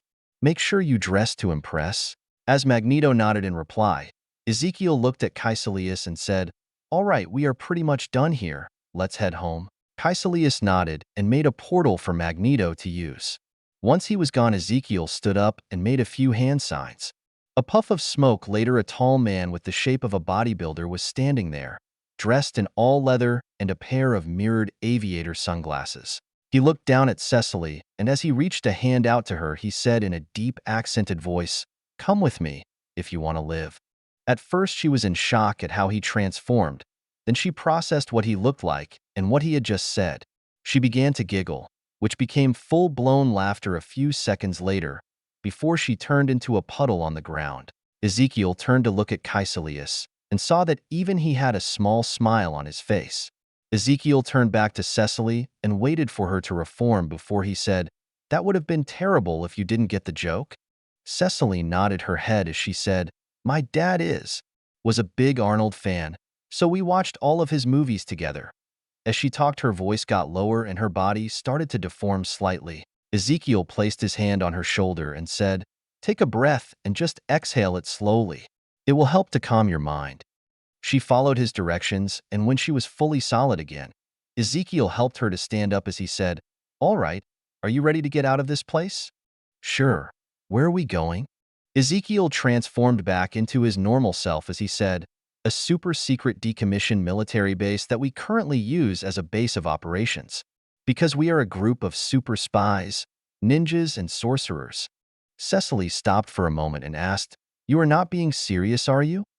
Ezekiel smiled as Caecilius opened up a portal, and just before walking through it, he winked at her as he said, "Only one way to find out."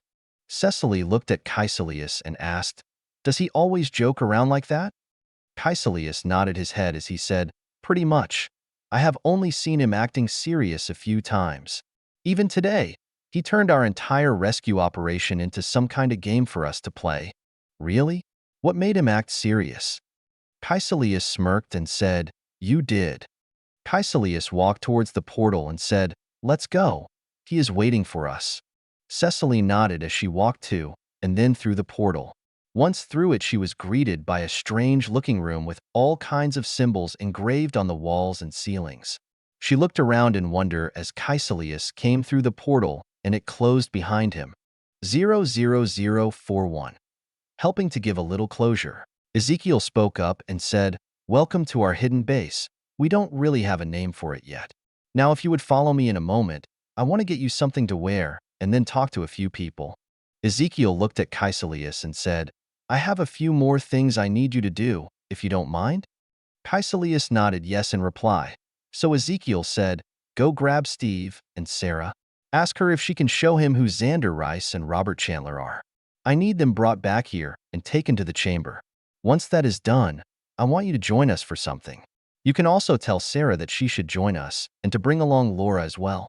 Caecilius nodded before he walked out of the room to find Steve and Sarah.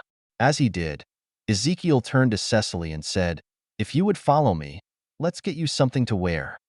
Cecily didn't respond, but followed Ezekiel out of the room and through a wide hallway. After a minute, they came to a secured door, which opened up when Ezekiel grabbed the door handle. Inside was a small armory.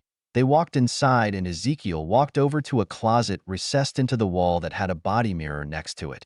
He pulled out a pair of black combat pants, a belt, and a plain black t-shirt before he handed it to Cecily and said, "Sorry, this is all we really have here. Do you need shoes?" Cecily took the clothes and shook her head as she said, "No, this should be fine, thank you." She quickly put on the pants and shirt. The pants almost fit her hips correctly, but the belt helped secure it properly. The t-shirt was too big for her, so she pulled it up some and tied one side of it into a knot, making it look like she was now wearing a crop top. She looked at herself in the mirror for a moment before she nodded her head to herself and turned to look at Ezekiel as she asked, "Now what?" "Now I need to go check with Tobarama and make sure he doesn't need any help." "You've said his name a few times. Who is he?" Ezekiel nodded and said, "He is a friend and a ninja." Cecily gave him a flat look, which made Ezekiel smile as he said, "What? It's true. We really are a group of super spies, ninjas, and sorcerers. We just used magic to transport here, and you think ninjas aren't real?" Cecily looked a little confused as she asked, "That was magic?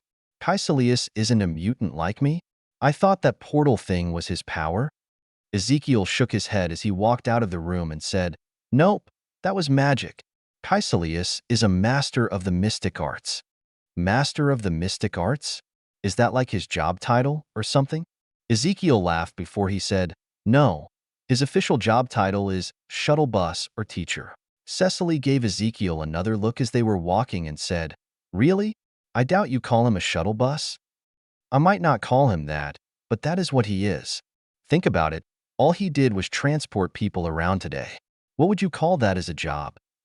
Cecily was quiet for a few moments in thought before she asked, "Isn't that called a chauffeur?" As Ezekiel was about to reply, they heard a young girl yelling, "No fair AVA. You can't use your powers for tag, that's cheating." They heard another girl laughing before she appeared through the wall in front of them. A few seconds later, another girl ran out from a door down the hall in front of them as she yelled, "Get back here, you cheater!" The half-invisible girl turned to the other girl and blew a raspberry as she turned solid, before she turned around to run away but stopped in her tracks. She looked at Cecily for a moment, before she ran up to Ezekiel and gave him a hug as she said, "You're back. Where have you been? You said you would play with us today." Ezekiel smiled as he gave Ava a hug back, before he let go and then ruffled her hair a little when he patted her head. He gave her a smirk as he said, "I had some important stuff to do. Like making a new friend? Ezekiel pointed next to him and said, "This is Cecily." Ezekiel looked at Cecily and said, "Cecily, this young lady is Ava, and the girl right behind her is Mary." Ava's eyes went wide as she turned around to look at Mary, but it was already too late.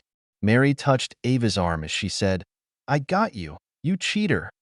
Mary smiled at Cecily and stuck out her hand as she said, "Hi, I am Mary Sue Poots. It's nice to meet you." Cecily smiled slightly as she reached out and shook Mary's hand as she said, "It's nice to meet you. I am Cecily Kincaid." "Oh wow, your hand feels cold. That's neat. Are you made of metal? Oh, are you also an orphan like us?" "Well, Ava isn't really an orphan anymore. She has Uncle Bill." Cecily's body started to shake and deform slightly as Ezekiel quickly put a hand on her shoulder as he said, "It's okay. Just take a breath." Cecily's body stopped deforming after a few moments, before her body hardened again. She put on a weak smile as she said, "Yes, I am now an orphan." Mary looked down at the floor as she said, "Sorry, I didn't mean to upset you." Ezekiel chopped Mary on the head and said, "It's fine, you didn't know. Now both of you run along. We have some stuff we need to do." Both Ava and Mary nodded their heads before they each said, "It was nice to meet you." Then they took off down the hall and ran into the door Mary came out of earlier. As Ezekiel and Cecily started walking again, she asked, "Are there a lot of orphan kids here?" Ezekiel shook his head and said, "Only a few. There is a lot more at Xavier's school. You would be surprised how many people just abandon or disown their kids when they find out they are mutants." It became quiet after that as they walked down the hallways for a few minutes. Ezekiel stopped at a door and opened it up. Inside the room were about 15 people. A few were grouped together working on different projects. A few were alone reading books. The rest of them seemed to be talking about something. The group that was talking together is who Ezekiel walked towards, with Cecily following behind him. "Tobarama, I know it was short notice, but did you finish them?" Tobarama turned around and answered, "Yes, I just finished. But I thought you wanted to use this sparingly." Another person spoke up and asked, "I also thought that is what we agreed on." Ezekiel nodded, but then said, "Slight change of plans. 2 more won't hurt." 2 more this time. What about next time?" Ezekiel let out a sigh and said, "Hopefully there won't be a next time. But I will make that call on a person-to-person basis." "Any other complaints, Orochimaru?" Orochimaru huffed a little before his tongue slipped out of the side of his mouth and flickered there for a moment. When he pulled his tongue back and he said, "No, but make sure you remember. We are in this together. If something happens and you die, we also die." Ezekiel laughed as he said, "You should also keep that in mind if the next project works." Ezekiel turned to Cecily and said, "Sorry, Cecily. Let me introduce you to Orochimaru, Tobarama, and Kabuto. They might look a little funny, but they are some of the smartest people you will ever meet." Kabuto pushed up his glasses as he said, "It's nice to meet you. I am Kabuto." Tobarama bowed his head slightly and said, "It's a pleasure. I am Tobarama Senju." Orochimaru's eyes narrowed a little as he eyed Cecily up and down as he said, "I am Orochimaru, and you look absolutely delicious." His tongue flicked out of his mouth a little as he finished. Ezekiel let out a long sigh as he said, "Stop being a creep, Petamaru. You're going to scare her." Ezekiel looked back at Cecily and said, "Sorry about Petamaru. He has issues acting like a normal person." Cecily just nodded in response, but also took a step back and moved slightly behind Ezekiel. Ezekiel frowned a little and looked back at Orochimaru, who he gave a glare to as he said, "There is a reason so many people think you are a creep. Try to tone it down a little." He then looked at Tobarama and said, "Let's go to the chamber. Steve should be on his way already." Tobarama nodded and walked towards the door with Orochimaru and Kabuto. Ezekiel followed next with Cecily next to him. It took them a minute, but they made it to the chamber and saw Steve carrying 2 people, one on each shoulder. Next to him was Kaiselius with Sarah and Laura following slightly behind them both. Ezekiel stopped at the door to the chamber with Cecily and waited for Steve and the rest. When they got close, Ezekiel smiled and said, "Hope you don't mind the light workout?" Steve smiled back and said, "This doesn't even count as a warm-up." Steve glanced at Cecily, who was next to Ezekiel, as he asked, "You sure about doing this? I know you said there could be issues if we do this too much." Ezekiel gave a wide grin as he said, Doing the right thing isn't really a choice, is it? Steve gave his 1,000-watt smile as he said, No, no it isn't. Ezekiel pointed to Cecily and said, Steve, I would like you to meet Cecily Kincaid. Ezekiel pointed at Steve and said, Cecily, this is a friend of mine, Steve Rogers. Cecily smiled slightly and said, It's nice to meet you. Steve gave a slight nod as he said, Pleasure to meet you. If you will excuse me, I need to hand these guys over to Tobarama. Cecily nodded as Steve walked inside along with Kaiselius, while Sarah walked up to Ezekiel with a frown. She said in a slightly hushed voice, How in the hell is Steve Rogers here, and how come he doesn't look like he has aged a day? Cecily and Laura both looked a little confused as Ezekiel smiled and said, I will tell you after we finalize your deal to stay here. Right now we have something important to do. Ezekiel extended his hand towards the door as he said, After you. Sarah, Laura, and Cecily walked into the room followed by Ezekiel. The inside of the room was plain with no decorations. There was an intricate pattern drawn on the floor with 2 tables in the middle. Strapped down on each table were the men that Steve had brought in. Each of them were secured tightly to the table, and both had a ball gag in their mouth. Steve, Kaiselius, Sarah, Laura, and Cecily were off to one side of the room, while Orochimaru, Tobarama, and Kabuto were double-checking everything. Ezekiel walked over to the 2 people on the tables and gave each of them a solid slap to wake them up.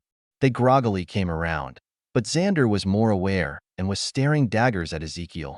Ezekiel gave him a wicked grin as he said, Don't worry, Xander, this is the last time you will ever see me. Now don't blink, you don't want to miss what happens. Ezekiel stepped back to the group as he said, All right, start with Robert first. Then you can start Xander after 30 seconds. Tobarama nodded as he started to do some hand signs before he said, Kuchios, Edo Tensei.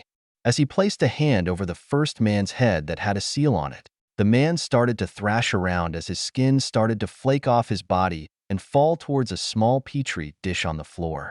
Everyone was quiet, even Xander, as he stared in wide-eyed horror at what was happening to the man next to him.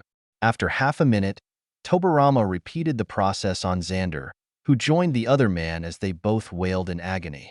Sarah, Cecily, and Kaiselius were watching in shock what was happening, while Laura looked almost indifferent to it. When both men finally finished screaming, Ezekiel turned to Cecily and said, Cecily, once this is finished you will only have 48 hours. So make the best of the time you have. Cecily, Sarah, Kaiselius, and Laura all looked at Ezekiel in confusion after he spoke. Cecily asked after a moment, I don't understand. What's going to happen in 48 hours? Ezekiel pointed to the 2 piles of ash that were taking shape as he said, It's when this spell ends. Cecily watched quietly as the piles of ash slowly formed into a man and woman. Sarah let out a gasp after a moment, and Cecily began to shake as her body began to deform. Ezekiel's hand grasped her shoulder as he said calmly, You only have 48 hours. Make the best of this you can.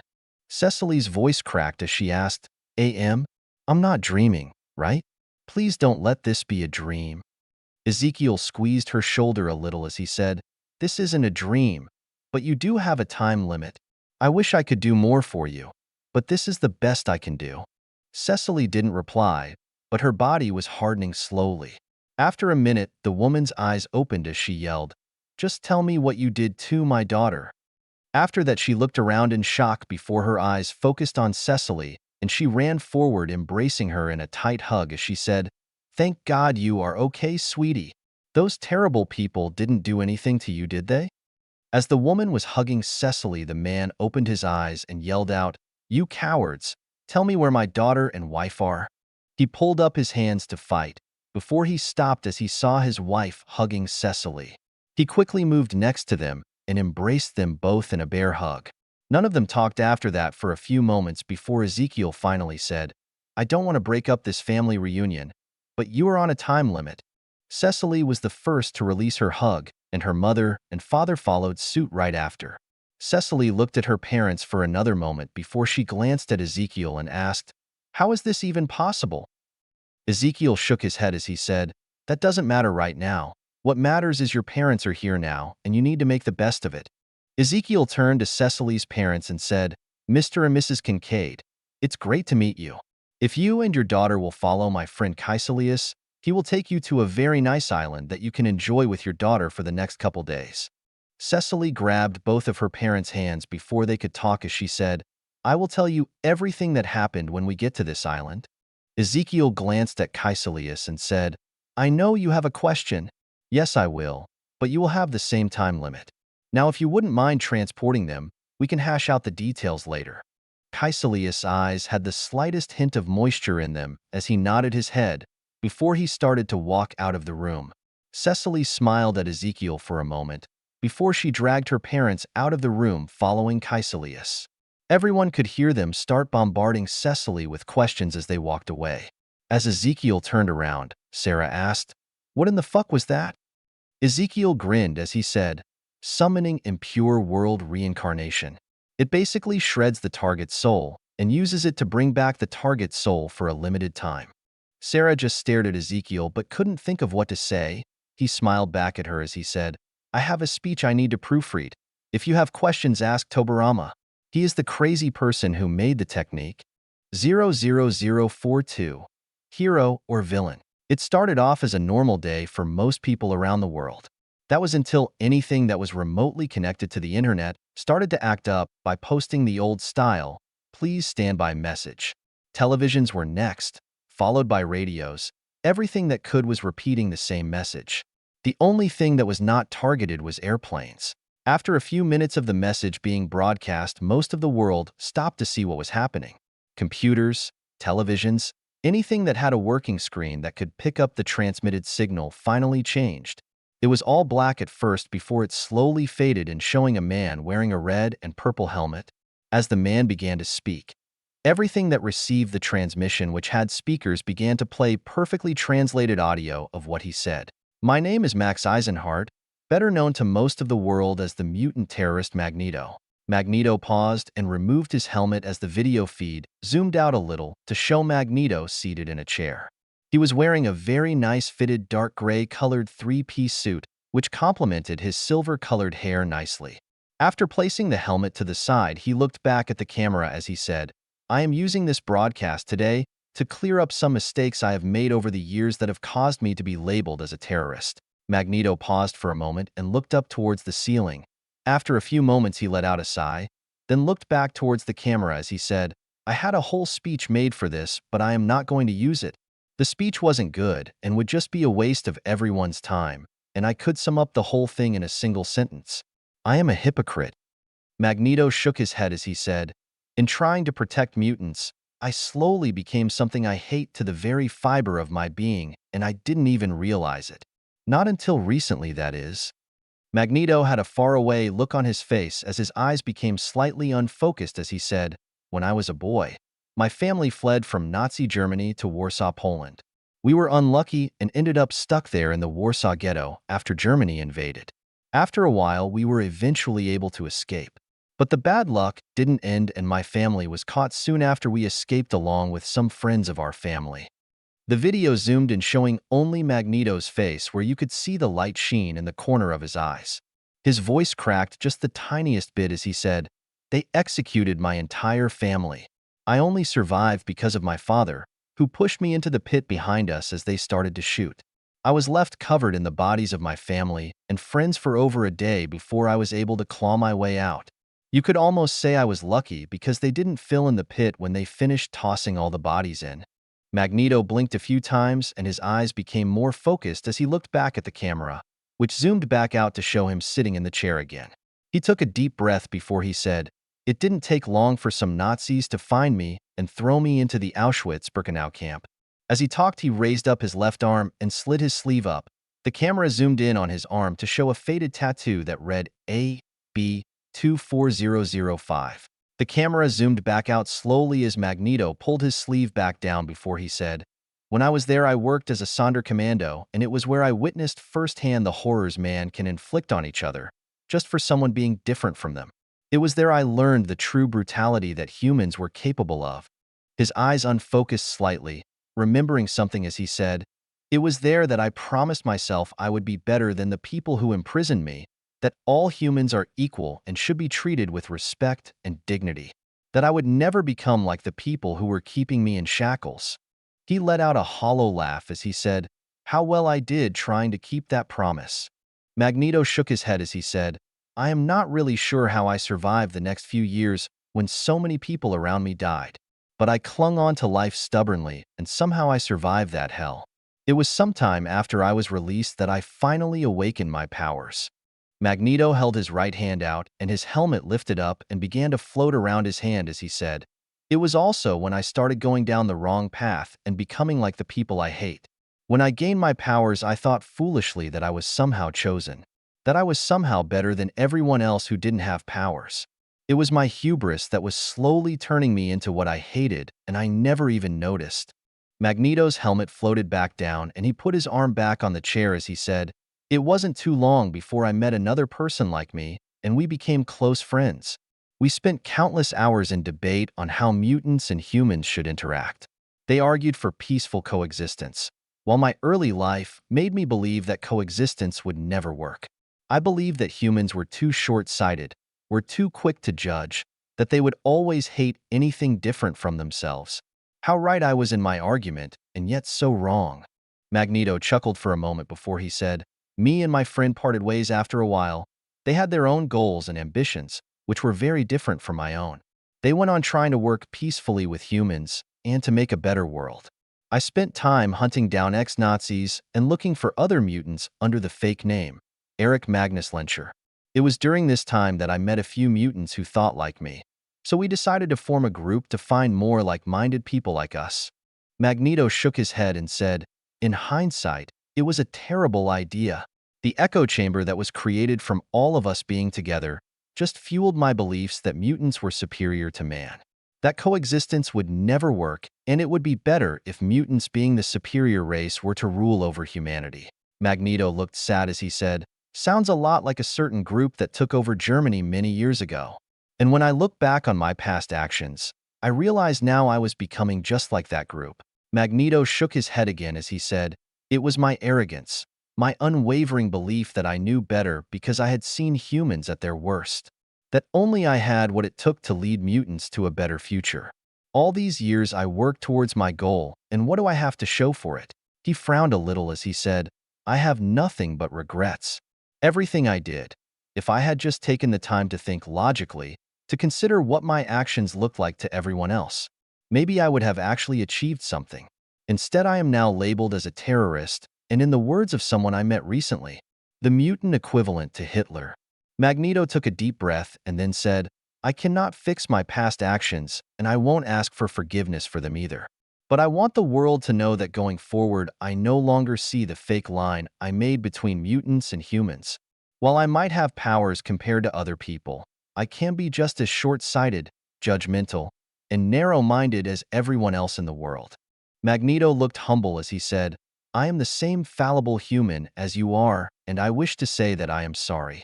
Magneto bowed his head for a few moments and was silent.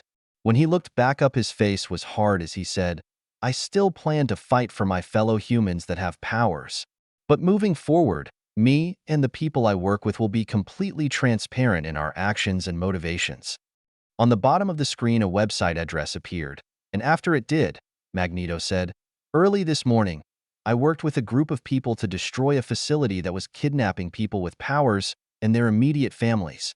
We were lucky enough to rescue a handful of people, but we were unlucky because they had been in operation for years." Magneto gave a slightly sad smile as he said, "After our successful rescue operation, we executed everyone who worked for that facility for their crimes and completely destroyed the base itself. We will not disclose the employees' names to protect their family from people looking for payback, but we did inform their families of their deaths." He let out a tired sigh as he said, "The website below has a complete list of everyone that they kidnapped, tortured, and killed over the years. I would encourage anyone who has missing friends or family to check the website. The amount of people they took over their few years of operation is staggering. Pictures of the missing people are also on the website to make it slightly easier for people to identify them. To the families who would wish to bury their dead, I am sorry to say that we have no bodies to give you." Magneto's eyes narrowed just slightly as he said, "While we were able to take care of this facility today, we weren't able to take care of the people who were funding them and still have no clue who they really are. It won't stop us from looking for them and others like them. From now on, any action the people I work with take will be posted on this website, along with any information we deem important public knowledge, like the list of victims we currently have up. Magneto relaxed a little as he said, I don't want anyone to think we are trying to purposely hide information. Anything not deemed important public knowledge will be held back because of respect for the dead. The general public really doesn't need to see the videos we found in that place. It made my time in the camps look like a weekend holiday. Magneto put on a smile as he said, to everyone who watched or listened to this broadcast, thank you for your time. The video feed slowly faded to black before every television went back to whatever it should be playing. All radios went back to normal and computers were back to normal, except they were opened up to the website that was linked during Magneto's broadcast. During the broadcast, everyone who owned a relay station, network substation, satellite, or anything else that was sending out the signals was frantically trying to restore control of their systems. But nothing they did helped unless they completely cut the power, and only a few people tried that method. Within an hour of the broadcast, smarter news agencies were making special reports about the broadcast and the website that was posted. What they found when checking the website was that the missing people were from all over the world. Almost 150,000 people were posted on the website, and the outrage from the general public was massive. The fact that someone labeled as a terrorist was the one who stopped this group of people was also under debate. Some people were celebrating him, and the people he worked with as heroes. Others thought that they acted as vigilantes and should have gone to the proper authorities with the information they had and to let them handle it. Yet another group was calling Magneto and the people he worked with as terrorists and murderers, that they killed innocent people, and that everything on the website was mutant lies. That they themselves kidnapped all those people, and were just trying to hide the truth. There was even a group that was upset that this group of people killing mutants was now gone. While the general public was outraged about the news, most governments around the world just posted blank statements about what happened, and that they didn't support his actions, but didn't condemn them either. But behind the scenes, they didn't appreciate what Magneto and the website represented, and they were doing their best to track down where the website was hosted to take it down. Others were trying to block access to the site, but everything they attempted didn't work. As soon as they implemented something, it would somehow just disappear, and the site would still be accessible. Most governments spent hours trying different things before they finally gave up. Only one government was different from the rest and praised Magneto for his actions.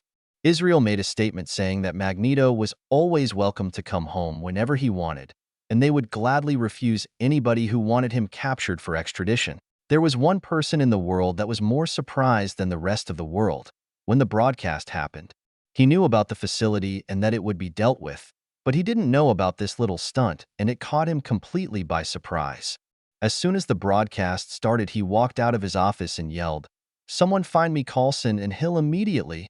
Fury slammed his office door and walked back to his desk and slumped into his chair. As he watched the broadcast with Magneto, he let out a sigh and opened the bottom drawer of his desk. He pulled out a bottle of whiskey and a glass. After filling the glass most of the way, he looked at it for a moment as his phone started to ring, and after a few seconds, every line on his phone was blinking red. He looked at the phone, looked at his glass of whiskey, before he lifted the bottle of whiskey and took a drink from it instead. Today was going to be a shit show after this, and he really didn't want to deal with it. He planned to have a long talk with Ezekiel after he was finished dealing with this mess. 00043. Fallout and a Furious Fury. The next 2 days were pretty peaceful for Ezekiel, considering what was happening with the rest of the world. The first thing he did was talk with Sarah, and they hammered out the deal of her working with him and his group. It was simple, really. She just wanted an actual guarantee that he wouldn't change the deal at some point. So he introduced her to the Ancient One and asked Tao to make a binding contract of magic about the deal they made. Sarah didn't really seem to believe it, but she seemed more relaxed after her, and Ezekiel signed it. Unfortunately, Ezekiel had to sign the contract in person and also had to use his real name. But there was a clause in the contract that his name was hidden, and anyone who looked at it would only see Ezekiel as his name. After Sarah signed the contract, she started to bombard Ezekiel with questions, and he just pointed her to one of the computer terminals. Before he left her, he did remind her to go visit her sister and to take Laura with her, or her niece will have issues when she is older. She agreed, but only after everything died down. As for Laura, well, she quickly met the other kids, or it would be better to say they met her. She was quiet and didn't really know how to interact with them properly. But Ava and Mary were both balls of positive energy and did everything they could to get Laura to interact with them and the other kids. It was a work in progress, to say the least. Another thing Ezekiel did was talk with Kaiselius about bringing back his family. Ezekiel and Tobarama were very clear with him that it would only work once, and that he would only have 48 hours with them, as the spell would collapse after that. Kaiselius agreed, and after a few hours Tobarama brought back his wife and son. Kaiselius said he wanted to spend time with them at their favorite place and left the base with them shortly after they were summoned. Ezekiel then spent the next day or so playing with everyone, trying to either find, block, or just take down his website. He already had a program that took care of it automatically, but it was fun to do it himself. He might have gotten a bit carried away and tricked a bunch of different government agencies into hacking their own servers to find the server/shut it down. But at the moment he didn't have that much on his plate and wanted to unwind a little before Fury came to chew him out for not disclosing what he had done with Magneto. At almost 48 hours from when Cecily's parents were summoned, Ezekiel had Tao transport him to the island they were on. The time difference made it so that it was actually coming up on sunset when Ezekiel arrived. He found Cecily being hugged from each side by her parents as they watched the sunset together. As the sun was fading over the horizon, Cecily's parents started to slowly disintegrate.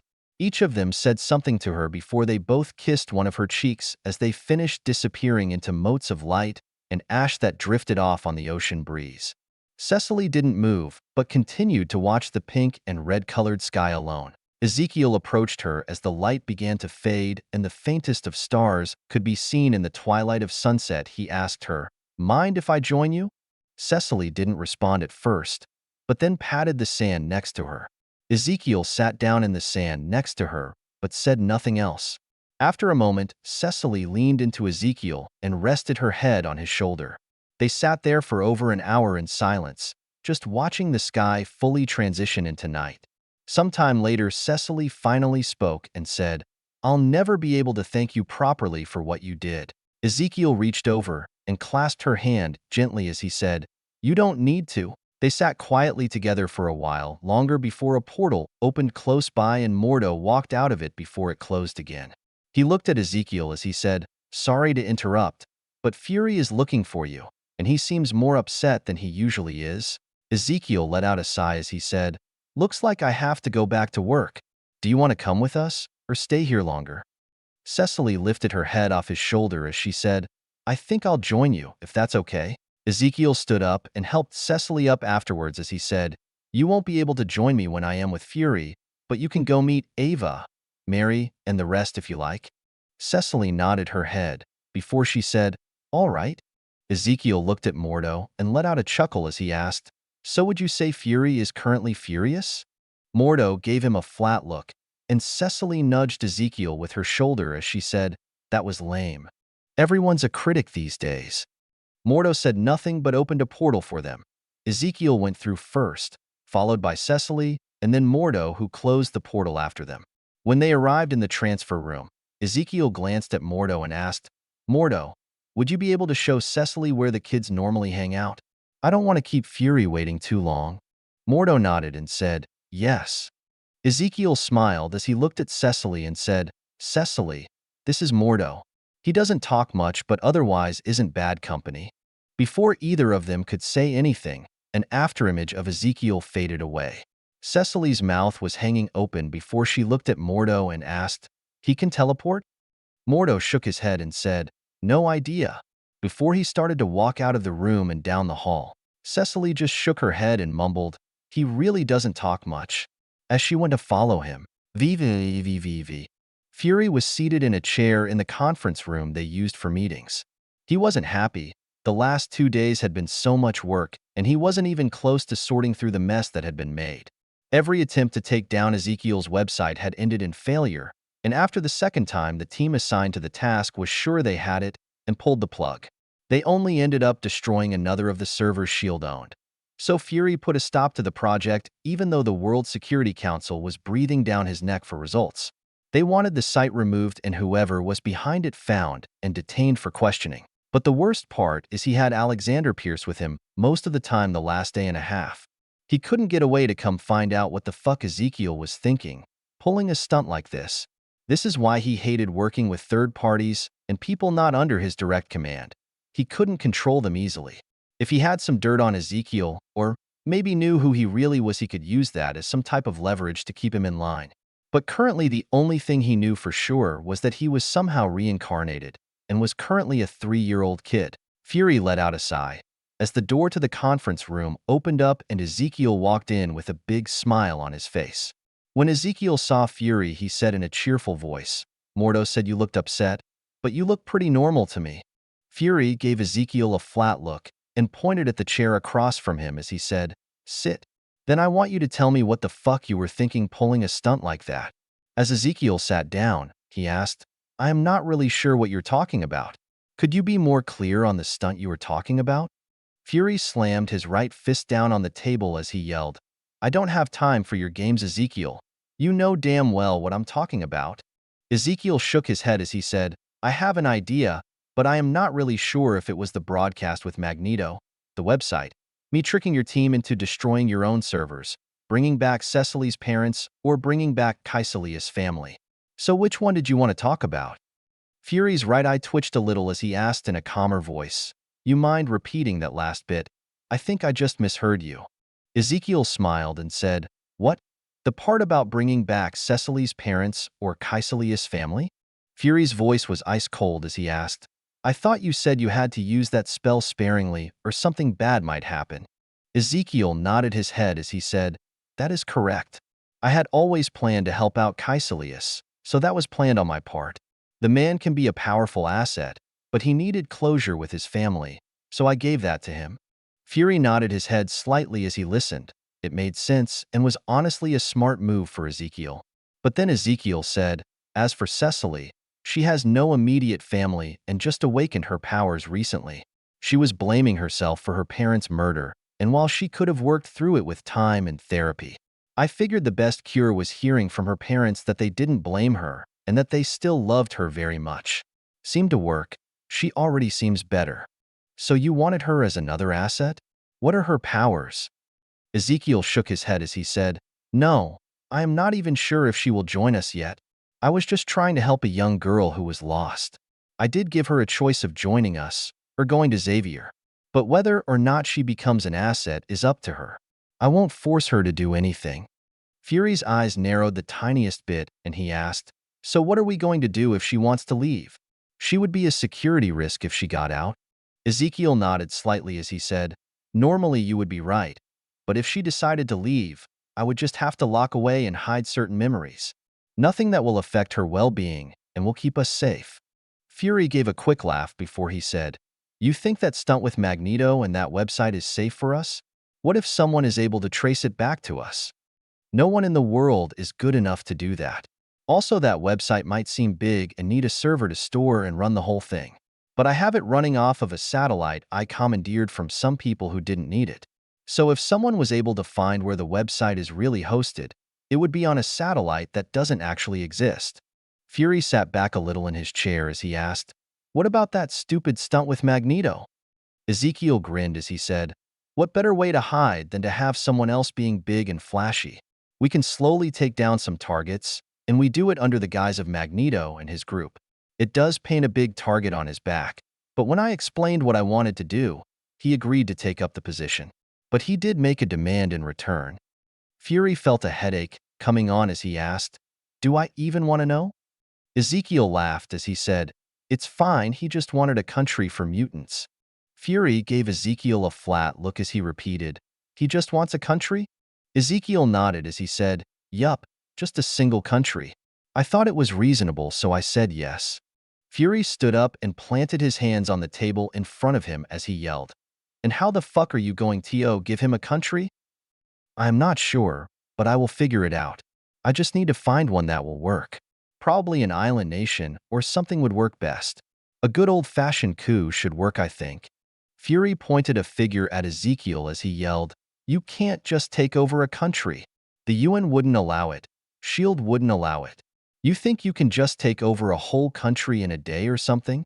Ezekiel nodded his head as he said, if it was small enough, yes. We would need enough manpower, though. Fury started to pace as he was yelling, are you out of your goddamn mind? Do you really think that if you could make a coup happen in a single day and somehow take over a country, the rest of the world would let you keep it? You know, you don't need to yell so much. I can hear you just fine. Fury turned around to glare at Ezekiel as he said, I don't think you have been listening to anything I am saying. You can't take over a country. Ezekiel asked, I know. You have said that a bunch.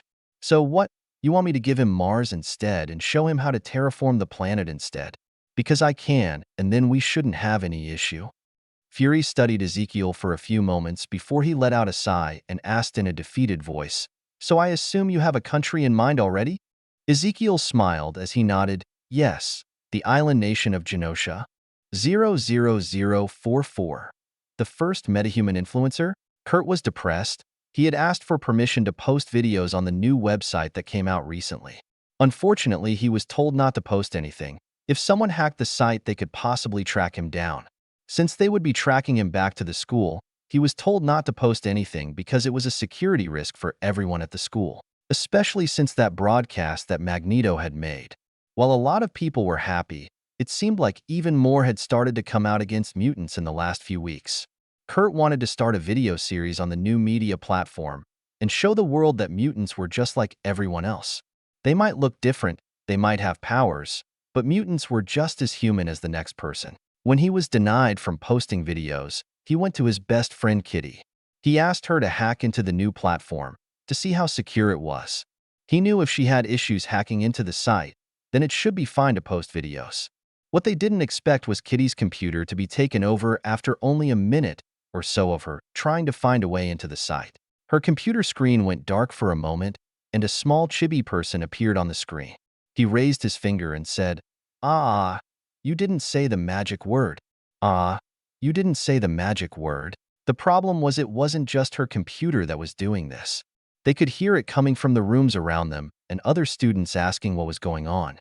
Kitty looked at Kurt as she said, "I think I messed up."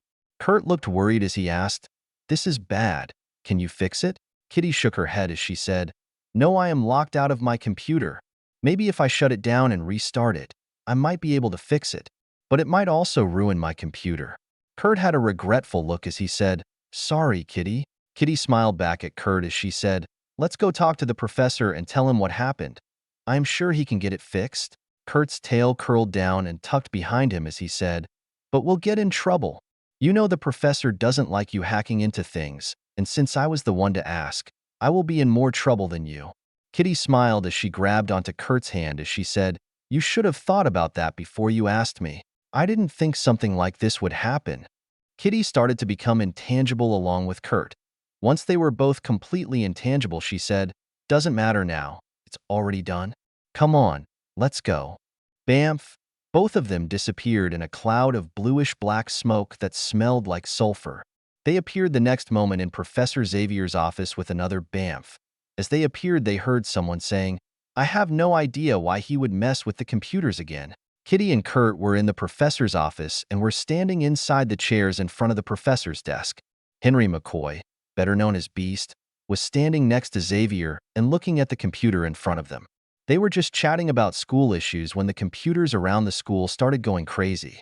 Xavier smiled when he saw Kitty and Kurt and said, "I know the computers are messing up. We will get it fixed soon." Kitty and Kurt walked out of the chairs, and then Kitty made both of them tangible again as she said, "Sorry, Professor. It was my fault."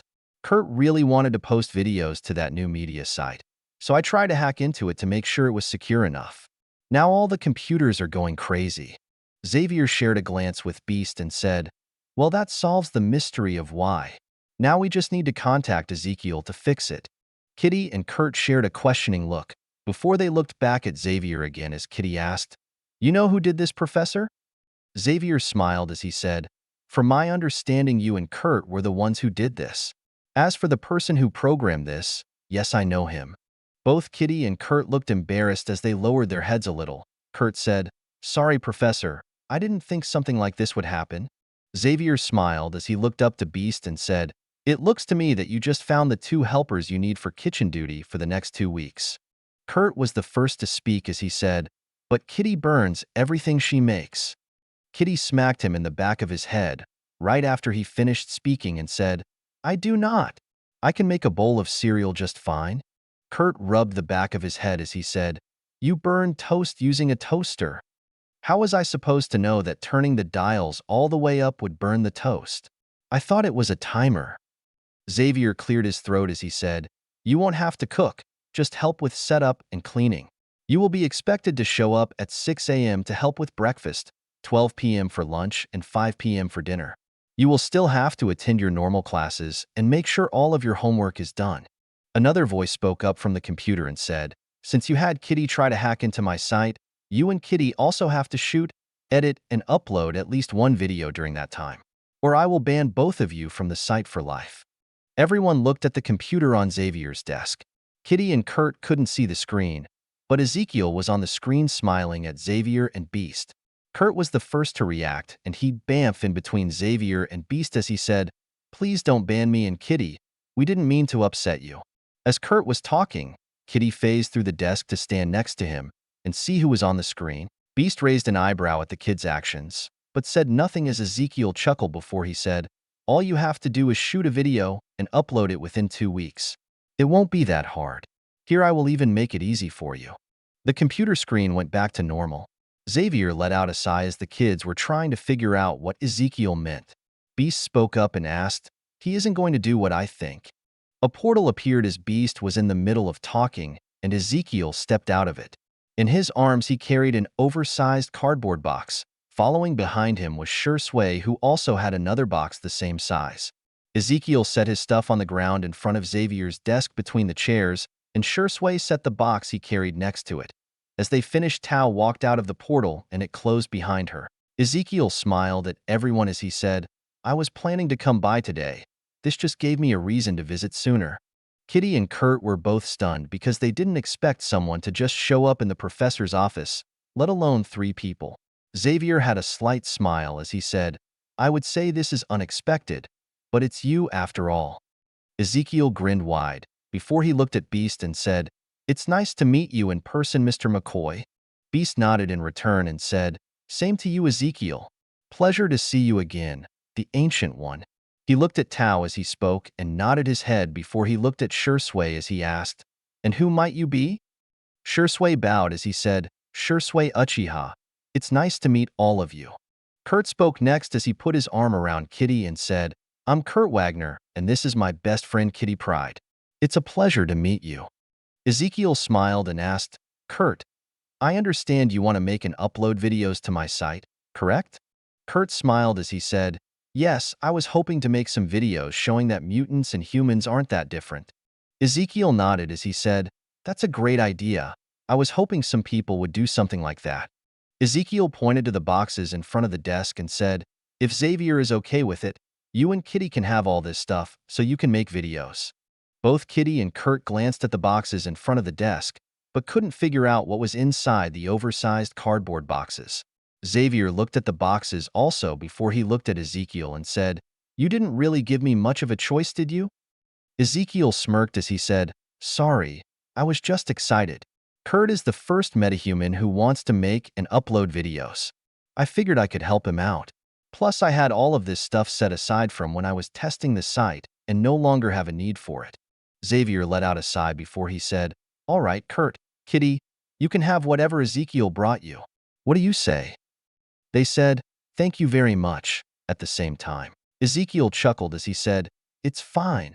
Like I said, I no longer had a use for it. Ezekiel looked at Shui and said, could you help them take it to their rooms? Shui nodded as he picked up the box he set down. Kurt bamfed to the other box and picked it up as he said, I could probably teleport them both. You don't have to help carry them. Shui shook his head as he said, it's fine. I don't mind at all. He walked next to the door as he said, lead the way. Kitty phased through the desk and chair before she reached the door and opened it up as she said, all right, follow us, Shui. After they left the room, Ezekiel sat in one of the chairs as he looked towards Xavier and said, I would like to see you and Magneto in a few days at our last meeting spot if you have time. Xavier nodded his head but asked, "What time?" "Anytime. Just message me and I will get you transport. It shouldn't take more than an hour or so." Ezekiel looked at Beast and said, "I also have a project coming up that I could use your skill in genetics and biochemistry if you would like to join it. You can join Xavier and Magneto when they visit and meet the other people who will be working on the project and check out the lab we are using." Beast nodded his head and said, "I have duties with the school, but I could spare some time each week, if that works for you." Ezekiel smiled and said, "Any help would be appreciated." Ezekiel lost his normal smile as he said, "Like I said, giving Kurt and Kitty that stuff isn't the main reason I came. I actually planned to pick up Logan. I promised him something, and I am now ready to fulfill that promise." Xavier had a frown as he said, "Logan said you were going to torture Stryker for him." Beast looked concerned after hearing Xavier speak, but said nothing as Ezekiel gave a slight smile and said, "You and Logan are making it sound so bad. I am not going to torture Stryker. I am not some kind of psychopath." Both Beast and Xavier relaxed after Ezekiel finished. But then Ezekiel's grin became wider as he said, "All I am going to do is shred his soul. Unfortunately, the side effect is that it is extremely painful." Beast looked at Ezekiel in shock, and Xavier had a concerned look on his face before he asked, "I assume that was a joke?" Tao shook her head as she said, "I have watched him perform it once. While it does shred the target's soul, it doesn't destroy it. It just makes it incredibly weak once the process is finished. As for the person themselves, it looks to be extremely painful to go through, and the target dies before it's finished." Beast frowned as he said, putting the point about souls being real aside, "Why would you use something like that? I saw the data you sent from that place. I won't argue with killing those people, but should we really torture them?" Xavier nodded his head as he said, "As much as I dislike killing, I also think torture is going too far." Ezekiel gave a shoulder shrug as he said, "Unfortunately, they are serving a purpose in death, and it only works if we use it on them while they are still alive. As for what that purpose is, I can't currently tell you." Xavier stared at Ezekiel for a few moments before he let out a sigh and said, "I will call Logan for you." "Logan, Ezekiel is in my office. He came to pick you up." Already heading that way, I ran into Kurt and Kitty with someone who doesn't smell like Ezekiel. I am bringing him back with me. We'll be there in a few minutes. Logan said he is coming back with sure sway. Ezekiel nodded his head and was about to speak when Bamf, Kurt, and Kitty appeared in the room off to the side this time, and not in anything or anyone. Kitty was the first to speak as she became tangible again and asked, "We can really have all that stuff?" Ezekiel smiled and said, "Yup, I don't have a use for it anymore." Kitty looked almost panicked as she sputtered out, "But that's... really? Are you sure? Promise?" Kurt smiled as he said, "Kitty, calm down before you phase through the floor again." "But you don't understand." Xavier was curious and said, "Miss Pride, please calm yourself and then tell us what has made you so animated." Kitty closed her eyes as she took a deep breath. She slowly exhaled it. Then she looked towards Xavier and Beast as she pointed at Ezekiel as she said, "In the boxes he gave us is a brand new top-of-the-line Stark Tech computer with two 30-inch monitors in one box, along with some other computer stuff. The other box was full of high-end camera equipment, some lights, microphones, and a bunch of other things. The computer alone is worth a lot of money, and the camera is probably worth even more money. It's a high-end digital film camera used to make movies." Ezekiel gave a shrug as he said, "I had to make sure the website could handle 4K footage, so I had to buy all that stuff and test with it. I don't expect anyone to upload videos in 4K currently. It's way too expensive for normal people. But I wanted to future-proof the site now, so I didn't have to update a bunch of stuff later on. Now it's yours to use and make videos. Have fun." Before anyone else could speak, Logan opened the door and let Shursway walk in, and he closed the door behind him as he entered himself. Shursway smirked when he saw Kurt and Kitty again, but said nothing else. Logan looked at everyone in the room and asked, "Is everyone here going?" Ezekiel smirked, then stood up and patted Kurt on the shoulder as he said, "Make sure you both read the instructions for everything before you use it. I look forward to seeing your first video." Kurt nodded his head in reply along with Kitty. As they did, Kurt reached over to Kitty and grabbed her hand. She started going intangible again as Kurt said, "Thank you again, Ezekiel." "Bamf." Ezekiel smiled and glanced at Tao as he said, If you would please. Tao let out a sigh and made a portal. 00045. Trust isn't always a two-way street. Logan was standing in a room with Ezekiel, Tao, Fury, Tobarama, Orochimaru, Stryker, and some scientists they picked up at the facility they raided. The scientist, along with Stryker, were strapped down to a table and the latter was giving Logan a death glare. Logan had a small grin on his face. He might not currently remember the man, but after the way Stryker was cursing at him, he knew they had a history that wasn't pleasant. Ezekiel nodded towards Tobarama, who walked next to Stryker.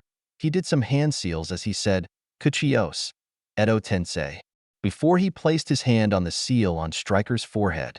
The man started to struggle at first before he started to thrash around and scream into the ball gag in his mouth.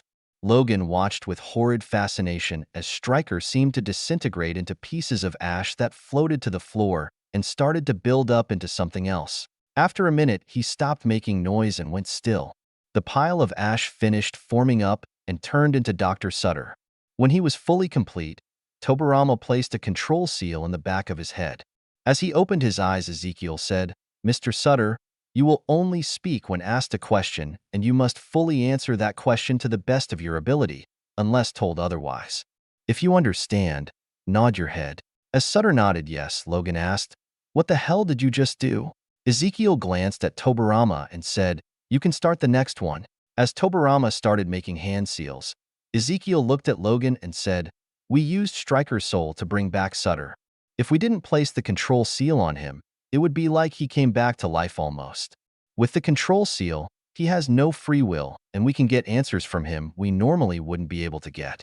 Logan grunted as he watched the scientist going through the same process and asked, "Who are you bringing back this time?" Ezekiel gave a Cheshire-like smile as he said, "Stryker." Logan snapped his head to look at Ezekiel as he asked, "Can I ask him about my past?" That was the plan. The people we bring back can stay together for about 48 hours before the spell fails and they disappear.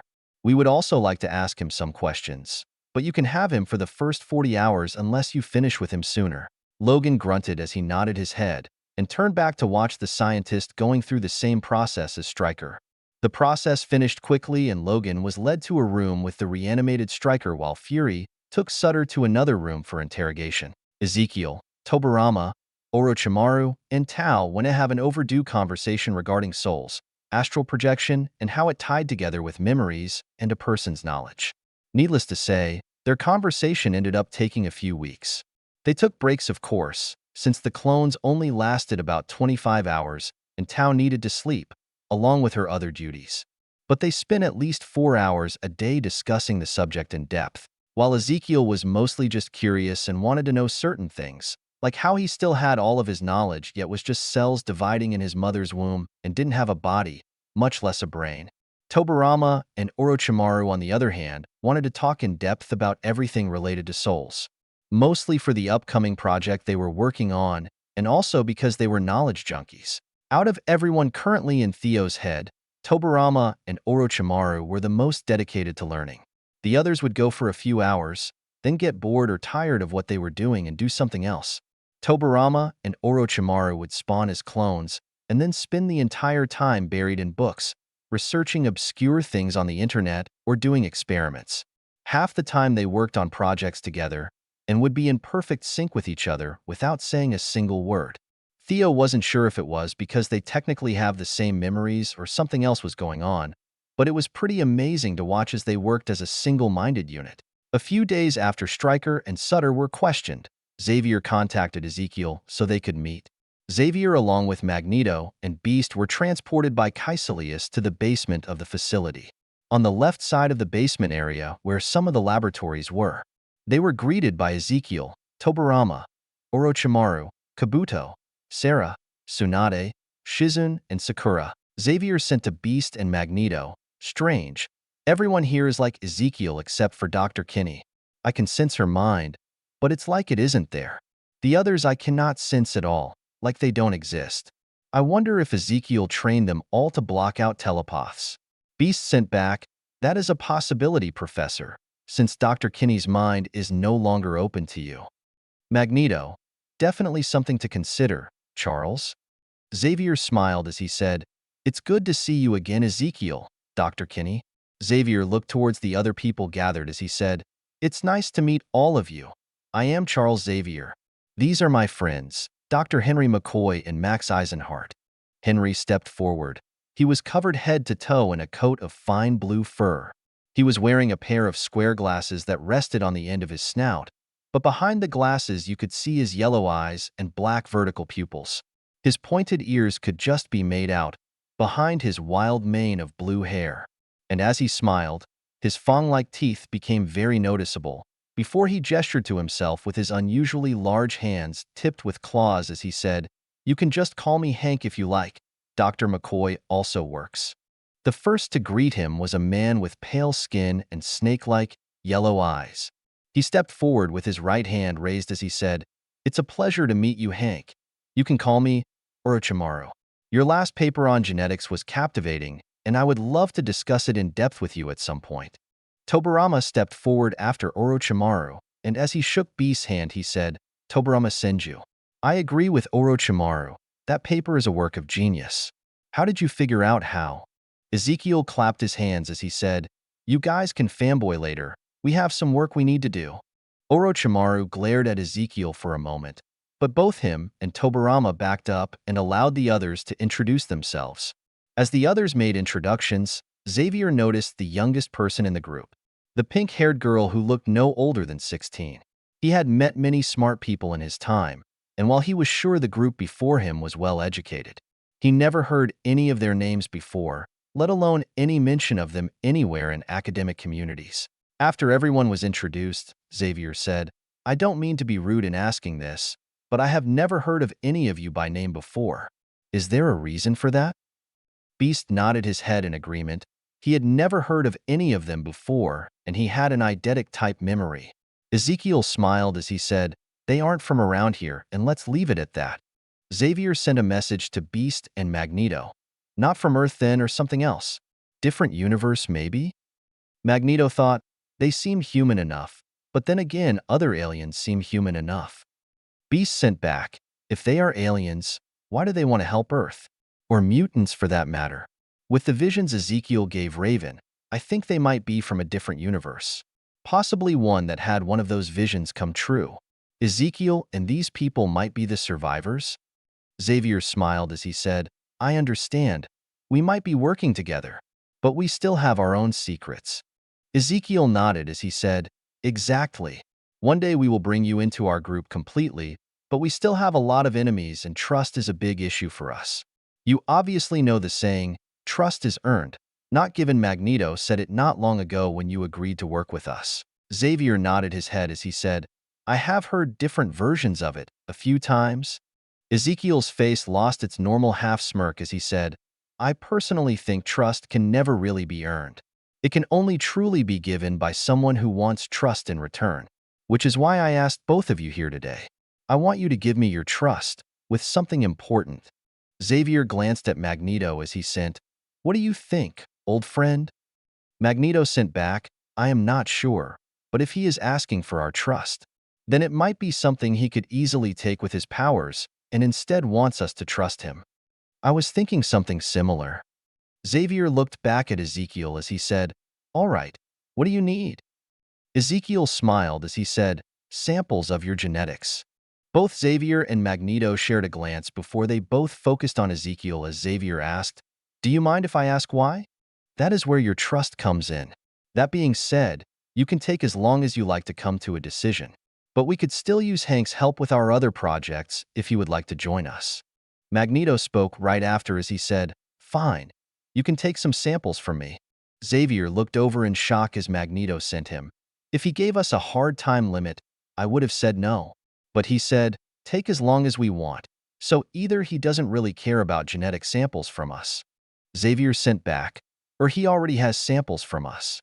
Exactly. Xavier looked back at Ezekiel as he said, "You can take samples from me also." Beast was a little surprised at Magneto and Xavier's response, but said nothing.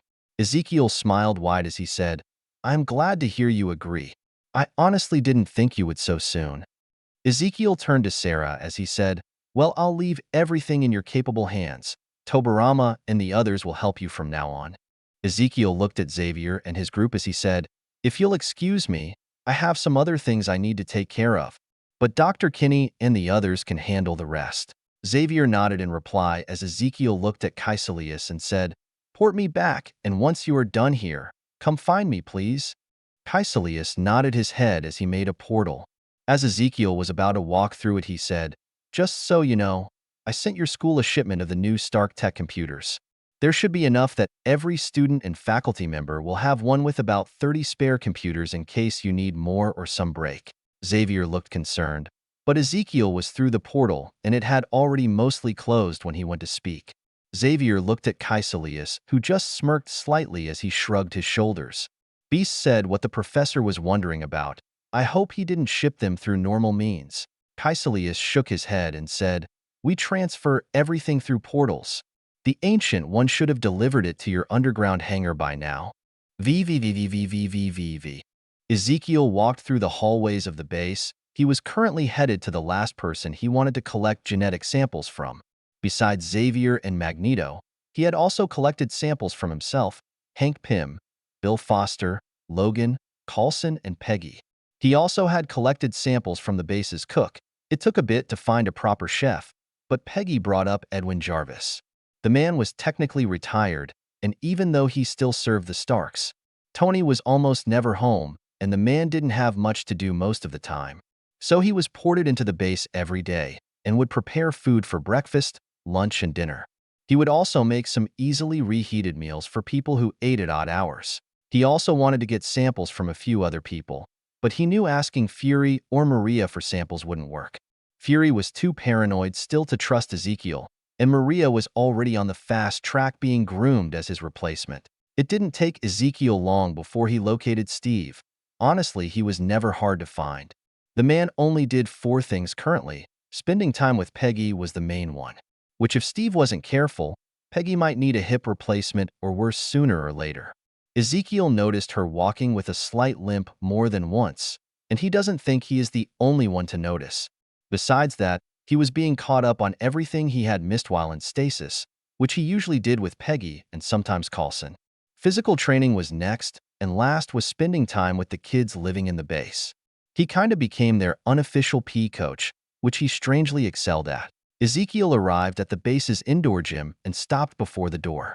From outside the room, Ezekiel could hear the loud, solid thuds as Steve worked over a punching bag. Ezekiel grinned. He was glad he found Steve here and not with Peggy. Ezekiel opened the door as he walked inside. He took in the room. The gym was actually expanded by his clones not too long ago. Some of the Earth-type users made the room a little bigger than a football field in size, with a ceiling height of 30 feet. The whole thing was reinforced and compressed so much that it was stronger than modern-day concrete. The whole area was set up with a running track around the outside, with a full set of gym equipment set up on the first half of the field. Past the gym equipment was an area set up with mats and sparring equipment, along with all the training tools you would need to teach people how to fight. Ezekiel was by the door and over 60 yards from Steve, who noticed him almost immediately. Steve reached out and steadied the bag, before he reached down to pick up a towel and wipe down the light sheen of sweat coating his forehead. While he was doing that, Ezekiel seemed to flicker, and as the after image of Ezekiel faded out before the door, another Ezekiel appeared, standing a few feet from Steve. Steve smiled a little as he said, "It's hard, but I can still see you moving when you use that skill. That just means I haven't perfected it yet.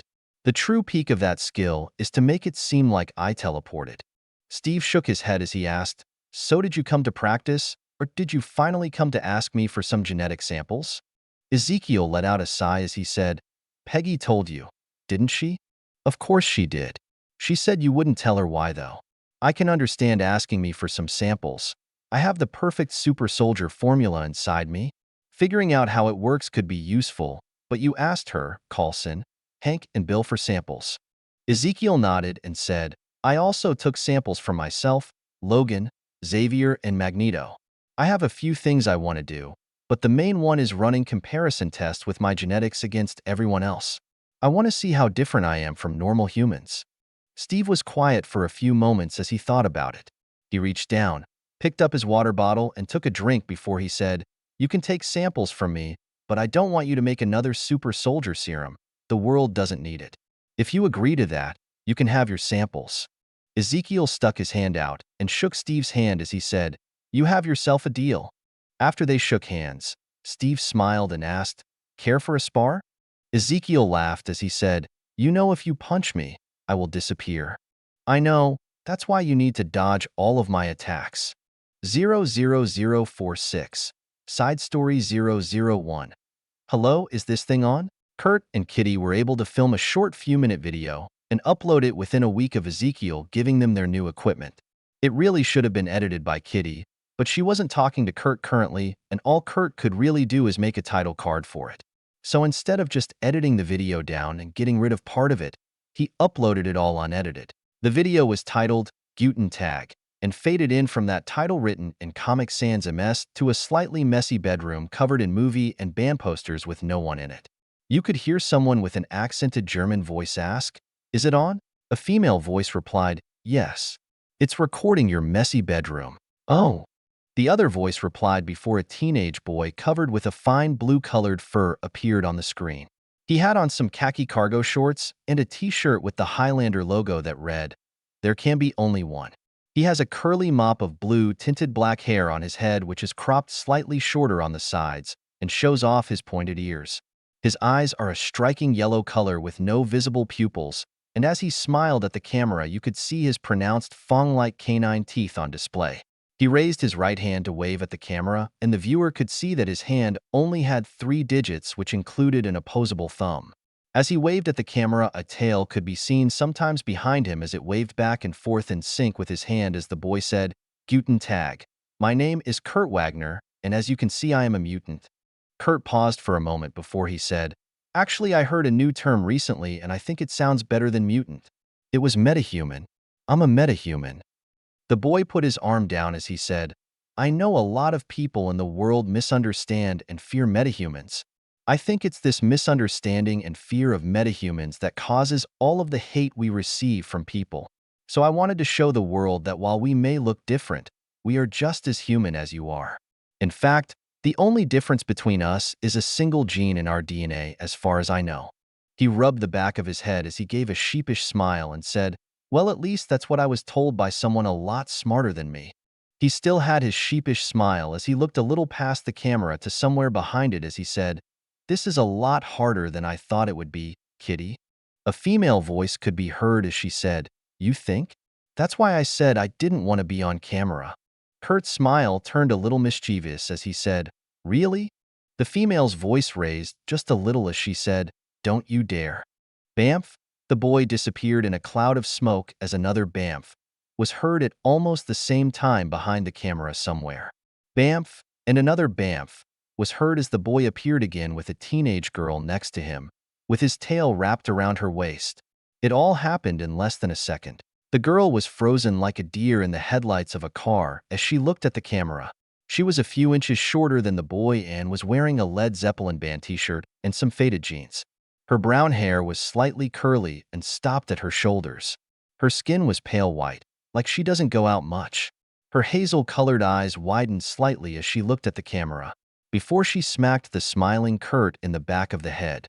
As he reached up to rub his head, the girl phased out of his tail and ran through the camera. Once she was behind the camera again, she could be heard saying, "Do that again and I will hide your swords for a whole week." Kurt's eyes went wide and his accent became heavier as he said, "Please don't hide my swords again. Then don't put me on camera." Kurt looked a little sad as he said, "Okay, no more kitty cam." His voice was barely above a whisper as he finished, "This time." "What did you say?" Kurt smiled as he said, "Nothing." Kurt looked back at the camera as he said, "So that was my best friend Kitty. We hang out a lot because we have the same classes. We also like a lot of the same movies." He pointed at his shirt before he waved at the posters behind him. He rubbed the back of his head again as he said, "To be honest, I didn't really think this video through very much, so I am not really sure what else to do or say." As he finished talking, someone could be heard yelling in a heavily accented Russian voice, "Kurt, you better not run away." Kurt looked to the door of his room as he said, "Looks like he didn't like my gift, and I made sure it was something he would cherish too." Kitty asked. What do you mean? What did you do this time? Kurt glanced back at Kitty, a smirk plastered on his face as he said, You remember how we were talking about how he should improve his clothing selection and wear something other than his boring jeans and plain white t-shirts? You gave him some new clothes? Kurt's smirk turned into a mischievous grin as he said, Well, I did give him something. But the stomping of heavy feet could be heard getting closer as someone said, You ruined my favorite shirt? Kurt looked shocked as he asked Kitty, How can he know which one is his favorite shirt if they all look the same? Kurt looked towards the door again as the footsteps were getting closer and said, I gotta go, Kitty. You deal with him, he won't be as mad because he likes you. Don't bamf you dare. You could hear Kitty let out a sigh as the footsteps got louder before a surprised voice asked, Kitty, what are you doing in Kurt's room?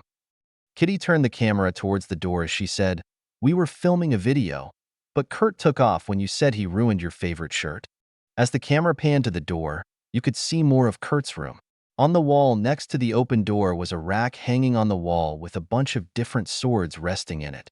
Standing in the doorway was a tall, very muscular teen whose frame almost took up the whole doorway.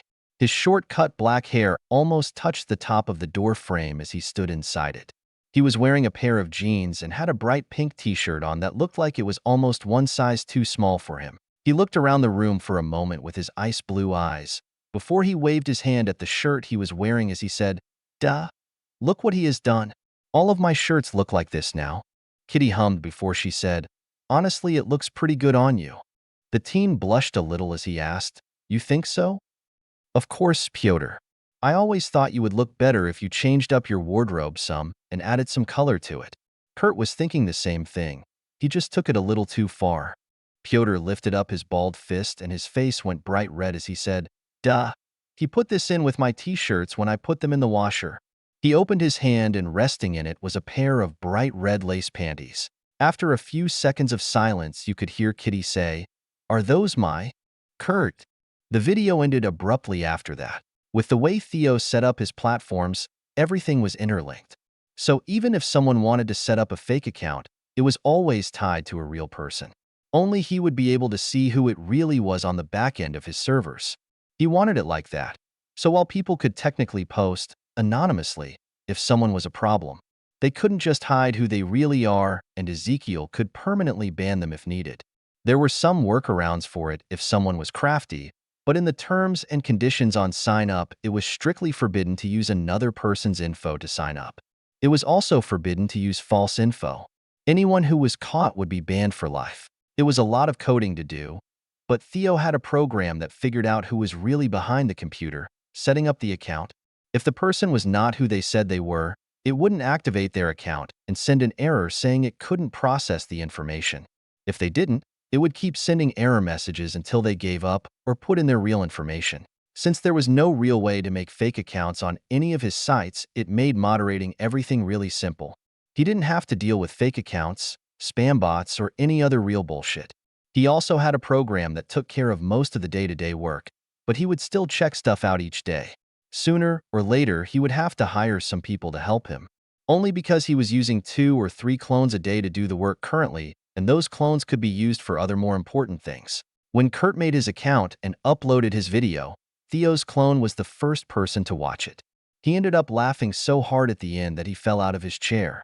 When he calmed down, he showed it to all of the other clones before he approved the video and uploaded it to the front page as recommended. It took off from there, and Kurt had over 500,000 views on the video and over 50,000 followers within a day of the video being uploaded. It actually made him the #1 most followed creator and would later on be considered the first viral video ever made. It might not seem like much, but the whole site overall was still small with a little over 3 million users which might log in once a week. Out of those users, only about 10% of them have uploaded at least one video. There were a few who have posted 10 or more videos and had a few thousand followers. But Kurt was the first real star of the platform, and the comment section of his video was just out of hand. Great, Jake. This has to be staged. Oscar JJ. That is some pretty cool editing. I wonder how they pulled it off. Kim K. The second boy was a hunk. Is he single? Alex F. He kinda looked like a blue demon. His tail was awesome. I wish I had one. Greg H. My man really stole her underwear. I bow to your recklessness. Kim K. Reply Greg H. That was gross. Who would steal a girl's underwear? Bin 10. Reply Greg H. Kim K. A blue guy who can teleport apparently. Greg H. Reply, Bin 10. LOL, pretty much. Tim T. Comic Sans MS for the font really? Those were written in the first few minutes of the video going public, and it went on for thousands more. A good portion of people thought the video was staged. Some thought it wasn't. Some thought he was a metahuman. Some thought it was special effects. The main thing everyone agreed on was that the video was hilarious even if it was staged. Only one person didn't find the video funny, but it took them over a week to even find out about it. Kitty was still pissed off at Kurt, so she didn't watch the video after he uploaded it. When she was finally over it, she watched the video. It had been a week since Kurt and talked to Kitty. She was still pissed at him for putting her underwear in Pyotr's laundry. He was upset since his best friend wasn't talking to him, so he had uploaded the video and never checked it afterwards. He was currently laying on his bed reading his favorite book, The Three Musketeers, when he suddenly felt something was off, so he sat up and looked around. When he didn't find anything wrong, he went to lay back down. But right as he did, he heard Kitty yell, "Kurt!" Kurt dropped his book on his bed as he jumped out of it and landed on the ceiling of his room as he looked in the direction the yell came from. He wasn't sure what he did, but Kitty didn't sound happy. He was trying to think of what he might have done as she came running into the room through the wall. She looked absolutely livid as she looked up at him crouched on the ceiling. Kurt looked afraid as he said, "I didn't do anything, I swear." "You didn't do anything? You didn't do anything?" Kitty pointed at him as she yelled, "You uploaded that video?" Kurt tilted his head slightly as he said, Yeah. That Ezekiel guy said we had 2 weeks to upload it." "You didn't edit it." Kurt looked slightly ashamed as he said, "I didn't know how. You were supposed to do it for me." Over 1 million people have seen the video. Kurt actually fell off the ceiling in shock. His reflexes kicked in and he flipped over to land on his feet, but he was still in shock as he asked, "1 million people watched it?" She glared at him as she asked. Her voice was low and promised violence. "You didn't know that over 1 million people have seen my underwear because of you?" Kurt swallowed. His mouth was incredibly dry all of the sudden as he said, "Now that you mention it, no." Kitty reached back and grabbed one of Kurt's training swords off the wall. As she unsheathed it, Kurt said with concern, "Kitty, I don't really want to spar right now." "Good, I wasn't planning to spar." Kitty rushed forward as she said, "I am gonna beat some sense into you." Kurt teleported out of the way and to the door. Kitty turned around and said, "If you run, it will just be worse." Kurt opened the door and ran out of it as Kitty charged at him again. As he made it into the hallway, she just phased through the wall and was next to him within a moment. Before she could swing at him, he teleported down the hall a little to keep out of range. It was kinda normal to see Kitty chasing after Kurt for one reason or another, but Kurt yelling out, "I am sorry, I didn't think 1 million people would see your underwear," made everyone who heard it pause and try to figure out what he was talking about. It wasn't long before someone found the video he uploaded and told everyone else in the mansion about it. Needless to say, Kurt, Kitty, and Pyotr became more famous inside and outside the mansion after that event. 00047. 3 months in a flash. Theo was happy when he heard Peter's parents decided to quit their jobs to spend more time at home with Peter and the rest of their extended family. They announced it to everyone and the kids a week after the group trip to Coney Island. Theo had never seen Peter so happy, and he had spent Monday through Saturday with him for the past 3 years. Theo wanted to help out his family, so when Richard listed their condo in downtown Manhattan for sale, Theo was the one who bought it. He made a cash offer above list price for the condo through a real estate agent. He also paid the closing costs, and Richard was told they could stay in the condo as long as they needed if they paid rent, since the buyer was planning to use it as a rental property. But finding a new house didn't take that long.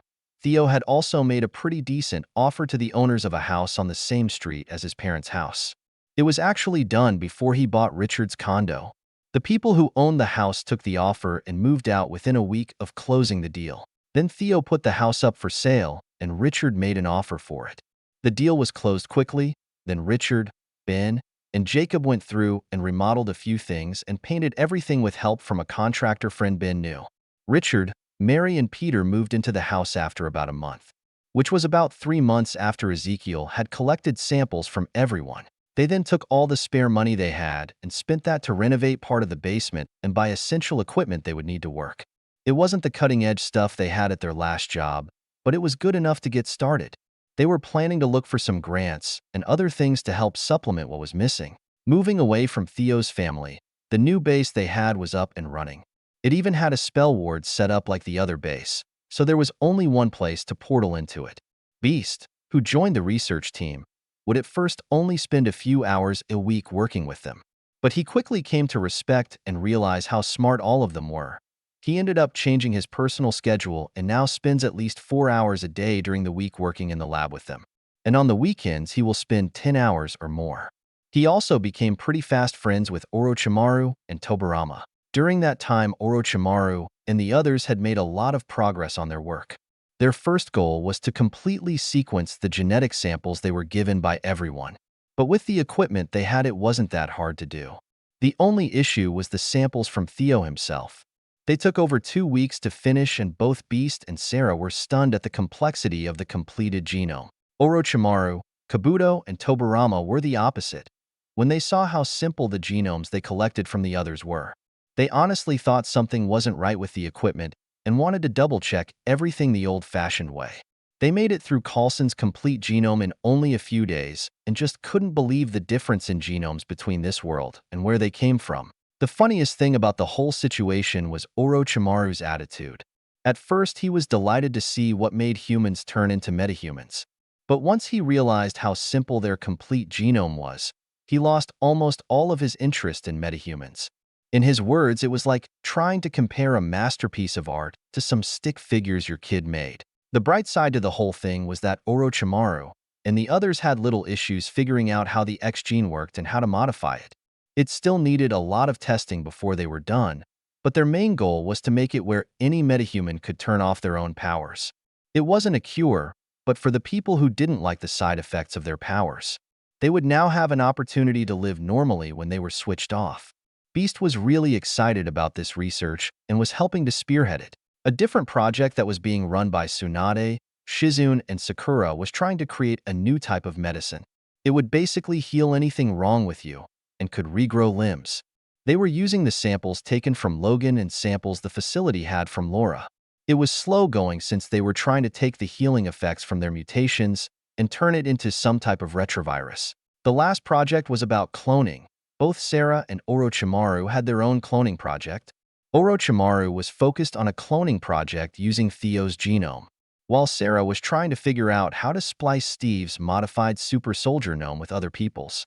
She was actually making very fast breakthroughs, and it wasn't that hard, considering people had been trying to replicate the serum itself for years without proper success. Over that same 3-month period, Sarah, Laura, and Cecily had integrated into the base rather quickly. They were each given rooms, and Ezekiel gave them free rein on the budget to get anything they wanted to make the room livable. Sarah's room was relatively plain, a small bookcase, desk with a computer, and some other essential things, as well as a few pictures with her and Laura. She even had a picture of her, with her sister, Laura, and her niece when they left the base to visit them for a few days. Cecily's room was pretty typical for a teenage girl. She had asked for a bunch of clothes, band posters, stereo, computer, TV. She also had pictures of her with her parents. Most of them were from before she had powers, but a few were from afterwards. Cecily was lucky because the facility hadn't disposed of her family's stuff yet. She mostly took all the pictures her family had, along with a few other things of sentimental value. Laura was the biggest surprise when it came to what she asked for. Well, maybe it wasn't, since Laura was currently only 13, but she had asked, with encouragement from Sarah, for a large amount of stuffed animals. Her king-size bed was literally half covered in the things. She also asked for a bookshelf filled with books. She had asked for anything that is fun to read. So Ezekiel and Sarah picked out a bunch of classic books like Three Musketeers, 20,000 Leagues Under the Sea, Treasure Island, and The Mark of Zorro, to name a few. Laura liked to spend a few hours each day just reading in her bed, snuggled between her stuffed animals. As for integrating with other people, Cecily made friends with the other kids rather quickly. Laura, on the other hand, was still having issues. Possibly as a way to help herself cope with the recent loss of her parents, Cecily had taken on the role and acted as an older sister to Laura. It was helping a lot to bring Laura out of her shell. Laura has even started interacting more often with the other kids, without the need for one of them to initiate the interaction first. Speaking of the kids, they actually had a pretty good routine set up. They would have some type of structured classes a few hours a day, along with their kitchen duty. Jarvis had all of the kids helping in the kitchen. They would all help to prepare and serve food. Afterwards, the kids would clean up everything. A few of the kids he was also teaching how to properly cook. The schooling for the kids was a lot more relaxed since there were only a handful of kids, and they all ranged widely in age. But for at least 3 hours each weekday, they would have a tutor/teacher. Their teachers were a rotation of Hank, Bill, Steve, Peggy, Jarvis, Sarah, Carlson, and Eric Koenig. Jarvis and Steve were the only ones to see the kids almost every day, though, since one they helped out in the kitchen and the other trained them in physical fitness. Each one of them had their own specific courses and needed to do a certain amount of coursework each week to be considered passing. But honestly, it was a lot better than normal school, and all of them would normally complete their weekly assignments by Monday or Tuesday at the latest. They would spend the rest of the week either hanging out together in the rec room or doing their own thing when not helping out in the kitchen. The rec room was another area that Ezekiel had made, much to the annoyance of Fury. It was placed close to the theater room Ezekiel had made, and was designed for recreation and relaxation. But it was still a work in progress. The main areas were complete. The first area had pool tables, air hockey, foosball, shuffleboard, and ping pong tables, as well as a bunch of arcades, pinball machines along with some TVs set up to some gaming consoles and beanbag chairs. Another section was called the library. It was actually soundproofed, so it was always quiet inside, and it was filled with books on anything you could think of, and was sorted like a normal library. The library was actually one of the first things that was completed, since Ezekiel had all of those school books, but they also purchased a bunch of other books for it. The room was completed with a bunch of comfortable chairs, couches, and beanbag chairs that people could use to read in. The only other completed section was the swimming pool. It had a sauna as well as a couple jacuzzis and some tubs for ice baths. Ezekiel was still in the process of having a bowling alley installed. The process was taking a while because they technically had to do everything themselves. They couldn't just hire someone to come build this stuff for them. Ezekiel ended up using his clones to do all the work. Some of it was easy, like the pool was mostly made using earth jutsu. Then they just needed to plaster it, as well as run all of the infrastructure for it. The bowling alley, on the other hand, needed to be built a certain way. So some of his clones were researching how to build it properly. Another thing that was planned, but was to be built in the gym area, was a giant climbing wall.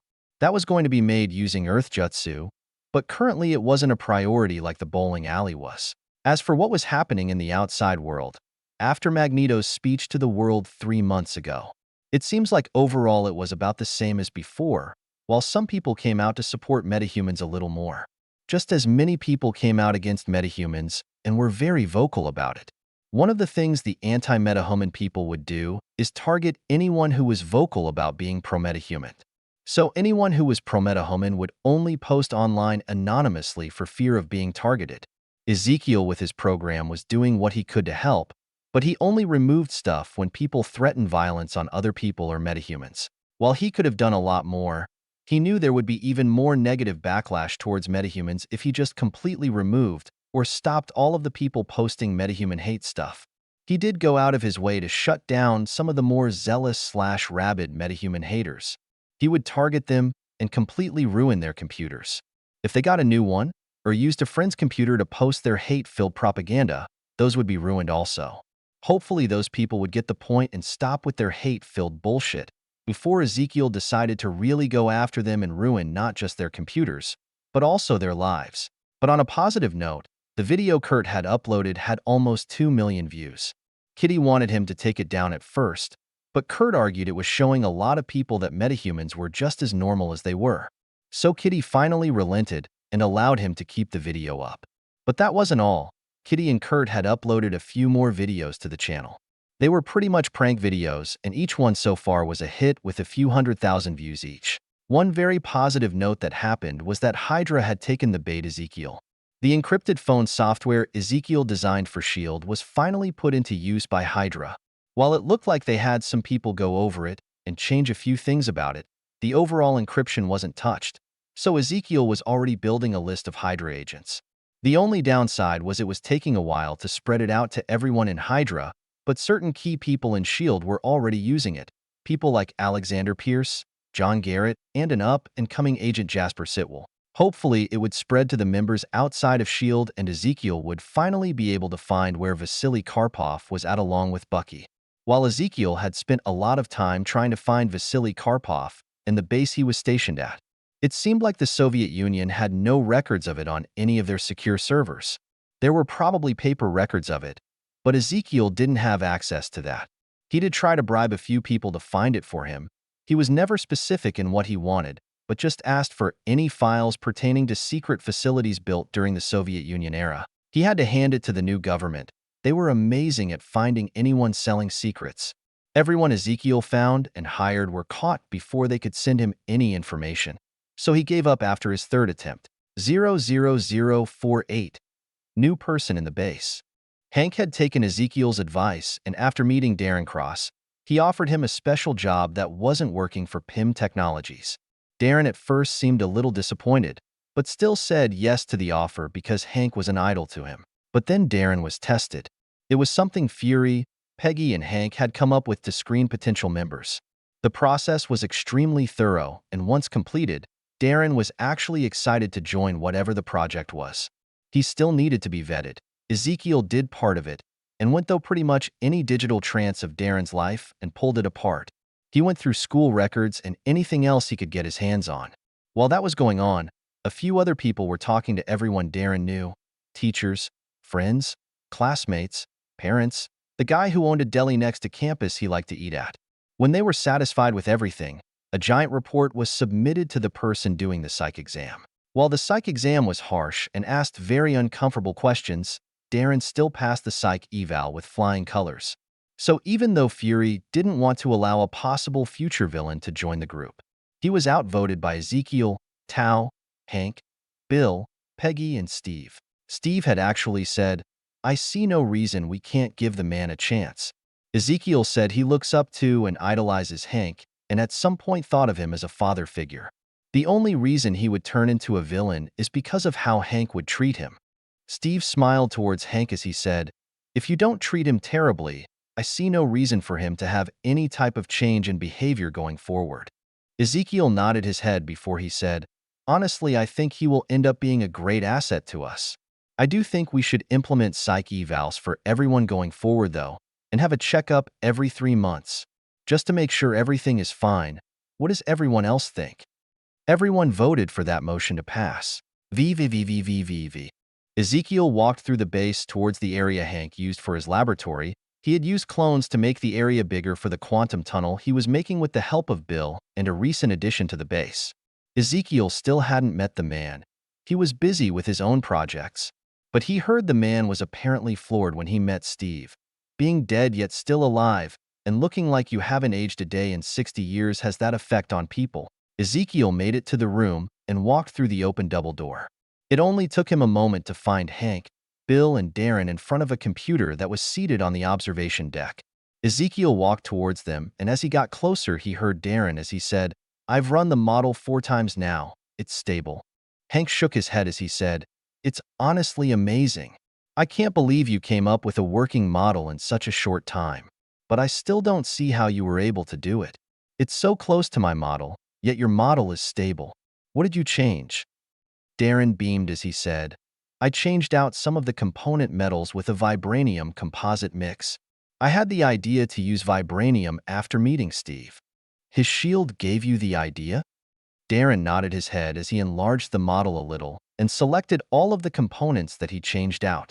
Bill spoke next as he said, "Honestly, it's not a bad idea. But where are we going to find what looks like 60 pounds of vibranium?" Darren looked back at Bill and smiled as he said, "It's actually only about 20 pounds. All of those are hybrid metals." Hank nodded his head as he said, "That does sound a lot more reasonable, but I think that's pretty much all the vibranium the world currently has. I don't know if we could even get it all. That doesn't include asking Steve if we can melt down his shield." Hank looked at Darren as he said, Could you make some changes to use less vibranium, or maybe some other type of hybrid metal? Everyone was so absorbed in their conversion that they hadn't noticed Ezekiel until he said, I heard you were in the market for some vibranium. I might know where to get some. Hank was the first to react and turned around.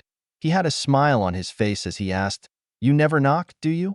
Not when you leave the door open. Plus, you nerds wouldn't have heard me knocking.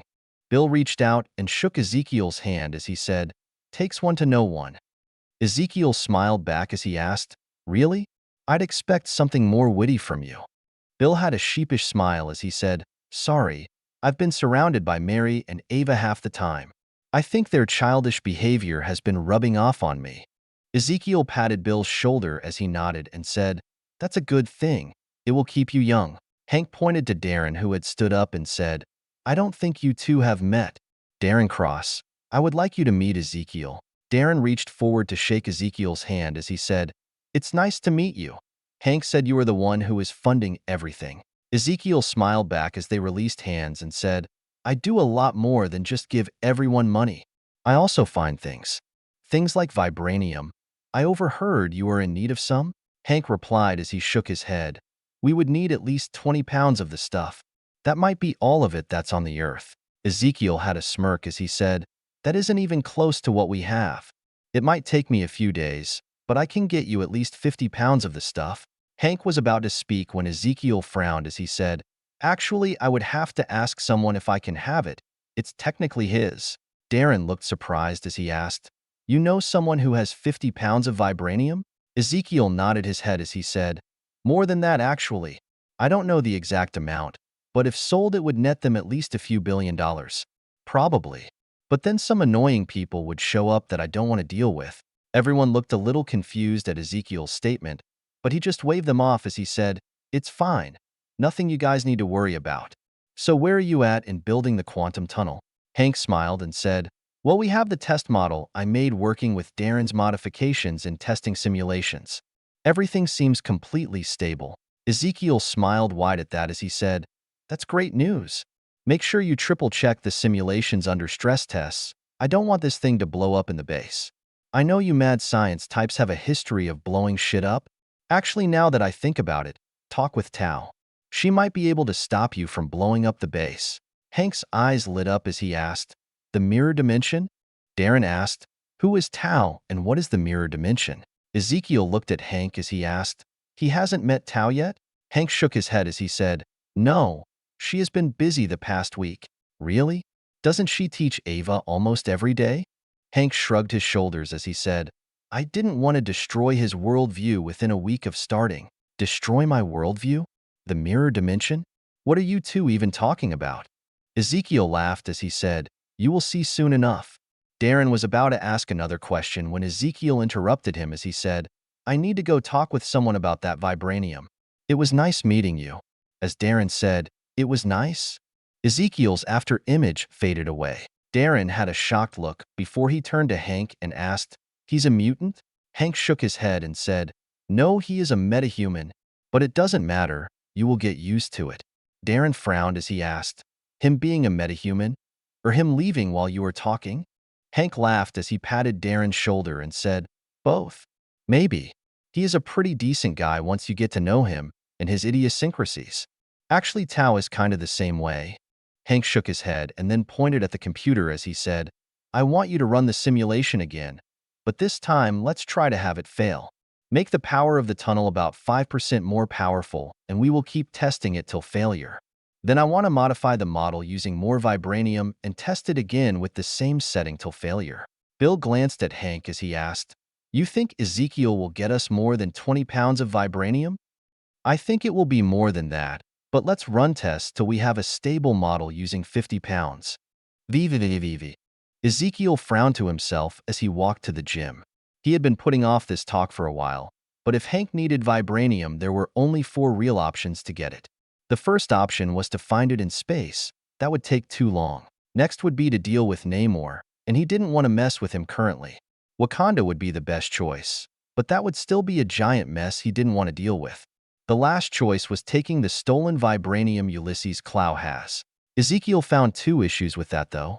The first was while Ulysses did steal the vibranium from Wakanda, He stole it from Jobu. At least that is what Ezekiel thought about the matter. So since that vibranium was from Jobu, it means it should now belong to his son. If he wanted to use the vibranium, he would need to talk with Eric, something he has been putting off since he was brought here. Ezekiel stopped at the gym door for a moment as he reverted to his normal carefree smirk and walked into the gym.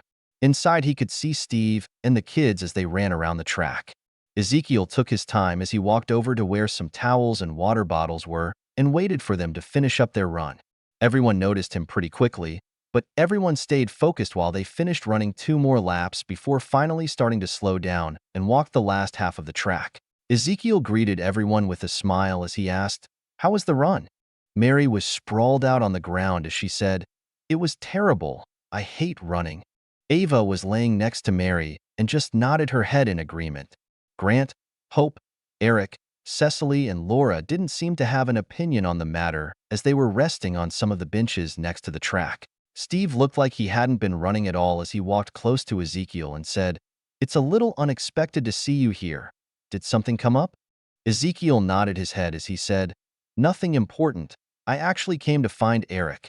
I wanted to chat with him about something." Eric perked up at hearing his name and looked over, but didn't say anything as Steve said, "Eric? We are almost done," but he could sit out the rest of the workout. Ezekiel shook his head as he said, "It's not a rush.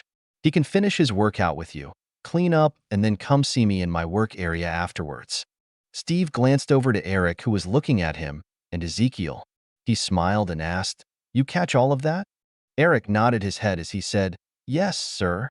Steve nodded, then looked back at Ezekiel. Then he let out a sigh as he caught sight of Ezekiel already nearing one of the doors for the gym. He turned back around, and he could see most of the kids smiling at him. Steve gave them a playful glare as he asked, "You think that was funny?" All the kids nodded back, and Steve let out a little chuckle as he said, "It might have been for you, but it was kinda rude." "All right, that was enough rest. It's time to do burpees." All the kids let out a groan, but started to get up. Vivi. Eric walked to the door to Ezekiel's work area and knocked on the door. After a few moments, a young man with black hair opened the door. Eric had seen him a few times, but only ever with Ezekiel. From what he understood, he was somehow related to Ezekiel. Apparently, there were a lot of people that were related to Ezekiel who were at the base, but he wasn't sure how, since most of them looked nothing alike. The man smiled and stepped back out of the way as he pointed to one side of the room as he said, "Ezekiel said you would be stopping by. He is over there waiting for you." "Thank you, sir." The man shook his head as he said, "Don't call me sir. You are making me feel old. You know I am only like a year older than you, right? Just call me Shursway." Eric took another look at the young man in front of him before he said, "Sorry, it's a habit. I just assumed you were older since you weren't with me and the other kids." Shursway smiled as he said, "Don't worry about it, Eric." Eric nodded in return as he said, "It's nice to meet you, Shursway." "Same to you." Shursway stepped out of the way as he said, "I won't hold you up any longer." Eric nodded his head in reply as he walked past Shursway and went to the desk Ezekiel was sitting at. When he reached it, he said, "You wanted to speak with me, sir?" Ezekiel smiled as he looked up and said, "You don't have to use sir with me. Honestly, I think Steve is the only one who really appreciates it properly. Just call me Ezekiel." Eric looked a little unsure as he asked, "Are you sure?" Ezekiel nodded as he said, "Completely. Now sit down and let's have a long overdue talk." 00049. A long overdue talk. Eric was seated in a chair in front of Ezekiel's desk as Ezekiel asked, "Do you know why I wanted to talk to you?" Eric shook his head as he said, "No, not really." Ezekiel gave a smirk as he said, "Come on, Eric, a smart kid like you. You should have some idea why I wanted to talk to you." Eric studied Ezekiel for a few moments before he said, "My SAT scores on the mock test?" Ezekiel nodded his head as he said, "It was one of the reasons. But since you brought it up, let's start with your mock SAT test scores. You scored an almost perfect 1600. Most colleges that you apply to will consider your application just on that alone. Have you thought about where you want to go?" Eric thought for a few moments before he said, "MIT, but I doubt they would want someone like me." "Why would you say that? You are 15 and incredibly smart. I would think most colleges would love to have you as a student." Eric gave a self-deprecating smile, and there was a slight, hidden edge to his voice as he said, "A young black kid from the ghetto with a GED? Maybe if I was in high school taking honors classes still. But now?" Ezekiel frowned a little before he asked, "You know, I never thought of that.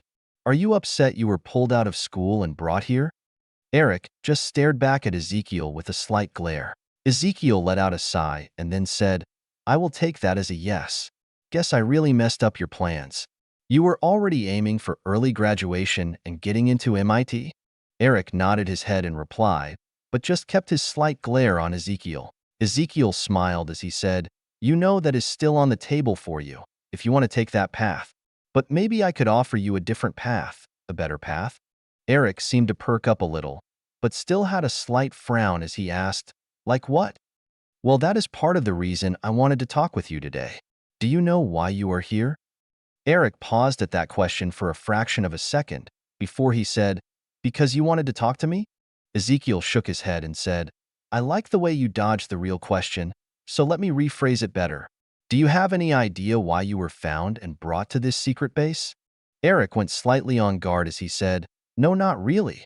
I was just an orphan kid living in Oakland before I was brought here." Ezekiel smirked as he said, "I know Fury is the only person who really looked into your background and didn't find anything. Yet he still found you and brought you here. Do you know why?" Eric's eyes narrowed the slightest bit as he said, "No, not really. Because I told him you were important." Eric's hands clenched just the tiniest bit as he asked, "Why?" "I am just some no-name black kid." Ezekiel laughed as he said, "Eric, or would you prefer I call you Njadaka?" Eric sat forward. He glowered at Ezekiel and his body was tense as he asked with an angry tone of voice, "Who told you that name?" "No one from your father's homeland, if that's what you were wondering." Eric was still tense and his voice still had that angry edge to it as he asked, "Then how come you know that name and why wait all this time to bring it up now?" "I've been here for a year." "Why now?" Ezekiel let out a long tired sigh as he waved towards Eric as he said, "Relax, this is gonna take a while." Eric sat back in his chair a little, but his body was still tense. Ezekiel shot him a glare as he said, "I said to relax, kid. I won't tell you anything until you do." Eric sat there, staring at Ezekiel for a few moments before he took a deep breath and slowly let it out as the tension left his body. When he was done, he looked like he normally did. But Ezekiel could still hear the tinge of anger in his voice as he asked, "Happy?" Ezekiel returned a slight frown as he said, "Yes. Your first question might be the easiest to tell you, but the hardest one to believe. I have seen the past and the future. That is how I know your name, and at the same time know what you were planning to do. You have a good heart, kid, but your ideals are twisted, just like your father's were." Eric bolted out of his chair. A finger pointed in Ezekiel's face as he yelled, "You don't know anything about me and my father's ideals. What would someone like you know about my people's struggles?" Ezekiel laughed for a few moments before he asked in a mocking tone, "Why? Because I am not black?" Eric glared back at Ezekiel as he said, "Exactly. You can't understand because you aren't one of us."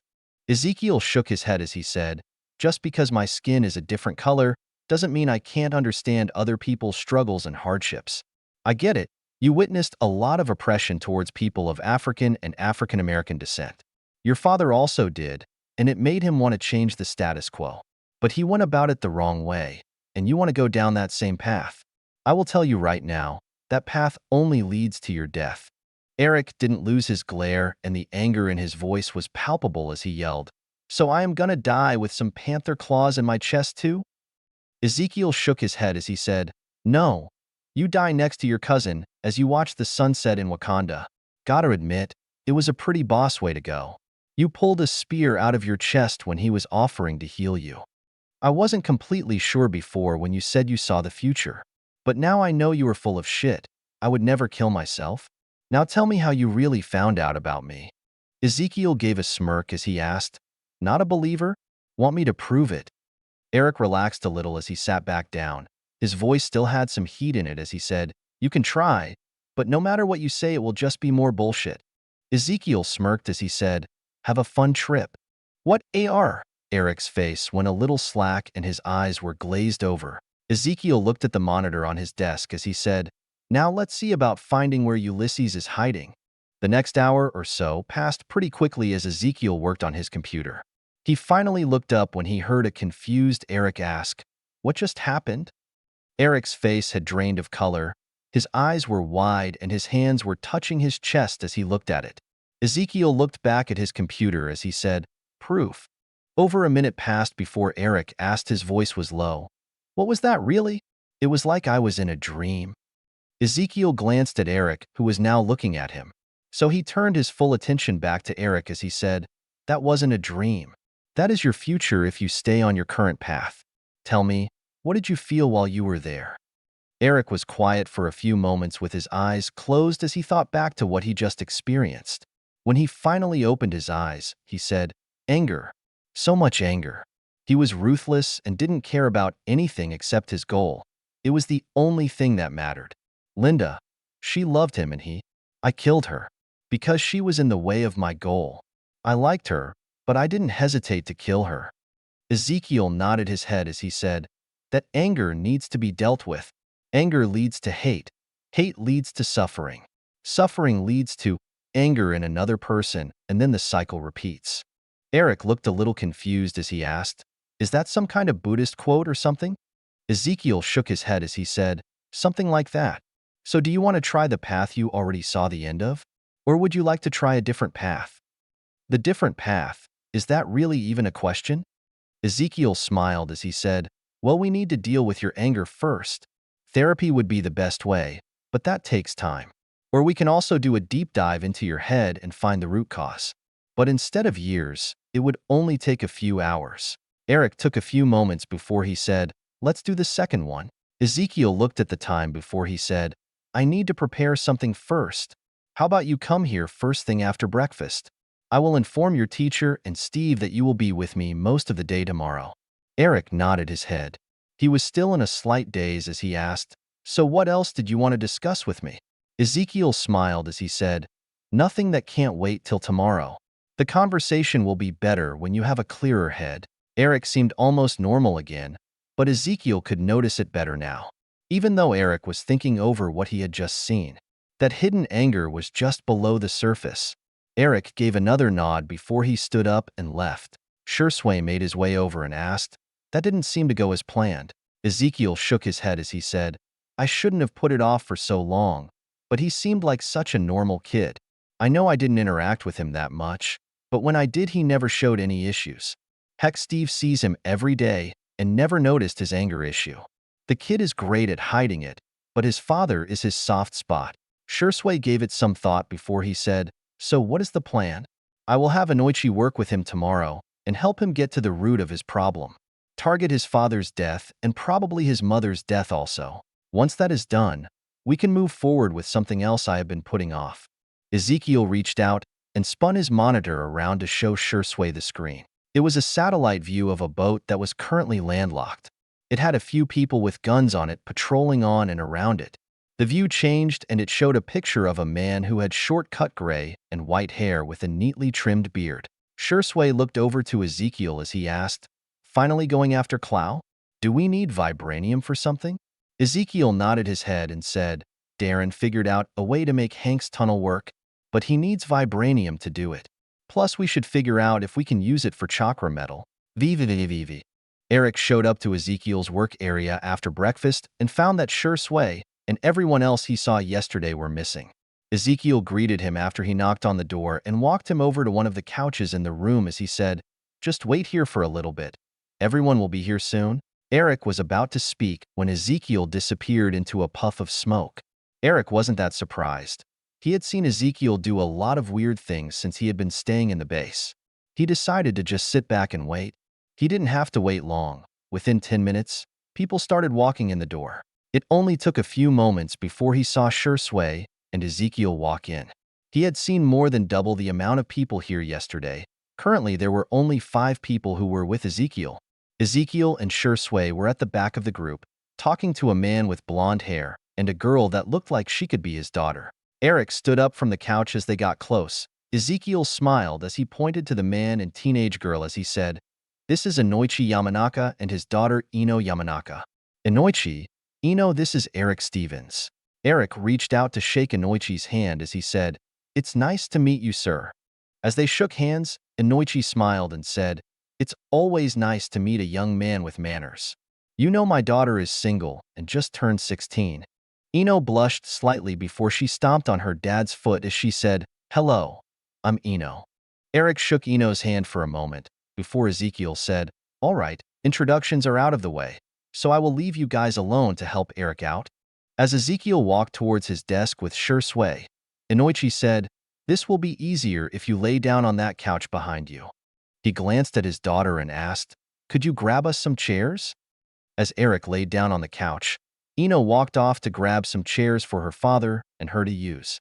When she came back, her father had her set both chairs next to where Eric's head was and said, "All right, Eric, Ino is going to be the one to help you out. I am just here to make sure nothing goes wrong."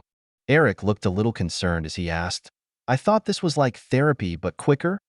Ino was already going through hand signs as Inoichi smiled at Eric as he said, "You think you can take shortcuts and it will be easy? There are always risks." Before Eric could reply, Ino placed her hands on his head and he went limp on the couch. Inoichi chuckled to himself as he stood up to go read a book. He had to admit, Ezekiel might be onto something when it comes to messing with people. 00050. A new path forward. It was a little past lunchtime when Eric and Ino finally came out of Eric's mindscape therapy session. Ezekiel noticed, and so did everyone else, because Eric gave Ino a big hug after he stood up, and it made Ino yelp and turn bright red. Everyone could hear Inoichi's loud laugh from the other side of the room, which only made Ino turn a darker shade of red. After Eric let go, Ino turned around and walked over towards her father, who was still laughing. Eric, on the other hand, made his way to Ezekiel's desk with a slight grin on his face. Ezekiel was seated at his desk, working on his computer. Seated close to the desk was Shursway, who was currently reading a book. Once Eric was close to the desk, Ezekiel said, "It's just past lunchtime. Do you want to go eat?" Eric sat down as he said, "I'm not hungry." Ezekiel nodded as he said, "How do you feel?" Eric was quiet for a moment before he said, "Lighter. Like a weight I never knew I was carrying is gone. I am glad we were able to help you." Eric glanced over at Ino, who was talking with her father, as he said, "You said you wanted to show me a new path. What is it?" "It's whatever you want it to be, except now your judgment isn't clouded anymore." Eric sat back as he relaxed in the chair for a little while. He would glance towards Ino sometimes as he thought. Ezekiel quietly waited for him.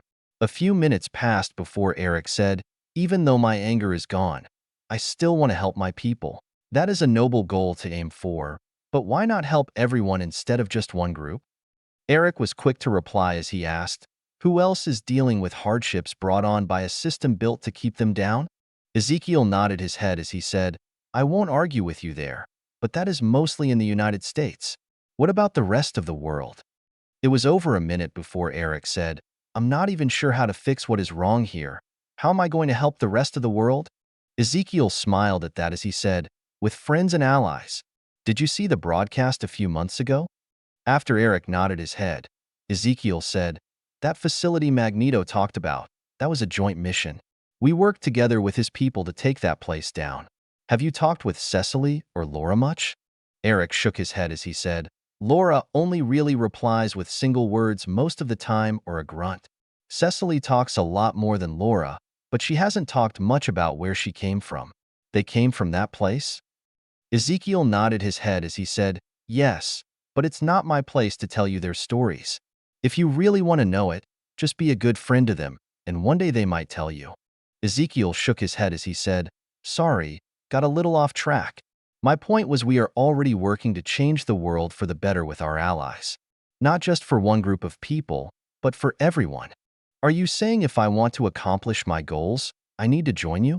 Ezekiel shrugged as he said, "Not really. If you want to go off and do your own thing, I won't stop you. I will even help you as long as it doesn't interfere with my plans." Eric studied Ezekiel for a while before he asked, "Even if my plans involve killing a king? If you feel that is the only path forward for you, I won't stop you. But I also won't help you with that either." "Are you really sure that is the best idea, though?" Eric nodded his head as he said, "He killed my father. That needs to be answered for." If you kill him, you'll never be able to connect with what's left of your family. Eric had a little bit of heat in his voice as he asked, "So I just let my father's murder go free?" Ezekiel shook his head as he said, "No, I just said not to kill him. You might be able to ruin his reputation, though, and have him removed from being king. You might even be able to fight for the crown at that point if you wanted." Eric shook his head as he said, "I don't care about being king. I just want some justice for my father." Ezekiel laughed as he said, "You do know your father betrayed Wakanda and tried to kill one of its citizens in front of its king. I am pretty sure you could argue his killing was justifiable. What you really want is vengeance, which is honestly fine with me. I just don't want you to kill him." Eric frowned a little as he said, "So I can't kill him, but you are fine with me getting some type of revenge, even though you think my father being killed was justified? How does that make sense?" Ezekiel grinned as he said, "It doesn't need to make sense. What matters is if you want help or not." Ezekiel waited for Eric to think it over. After a few minutes of silence, Eric asked, "You said his actions could be considered justified. What could we do with that to ruin his reputation?" Ezekiel gave a wicked grin as he said, "While him killing your father might be argued as justified, he completely hid the truth. As far as the rest of Wakanda is concerned, Jobu mysteriously disappeared and was never heard from again." Ezekiel's grin became wider as he said, "King Chakra also abandoned you to fend for yourself in the United States. He justified leaving you behind because he was afraid of the repercussions of taking a child back to Wakanda who was not a pure-blooded Wakandan. He was mostly trying to maintain the royal Wakandan bloodline by preventing half Wakandans from being mixed into it." Eric had a frown as he asked, "You think that would help ruin his reputation? What if the other people in charge are just like him?" Ezekiel shrugged as he said, "It might work, it might not, but I am pretty sure it would ruin his reputation with his kids. His son Chala and daughter Shuri are pretty forward-thinking people. I would consider that a pretty big win myself." Ezekiel turned the computer monitor towards Eric as he said, "As for the other leaders, you could have the border tribe leader on your side if you bring him a gift." On the screen was an Interpol file for Ulysses Clow. Ezekiel smiled as he said, "This is Ulysses Clow. He worked with your father.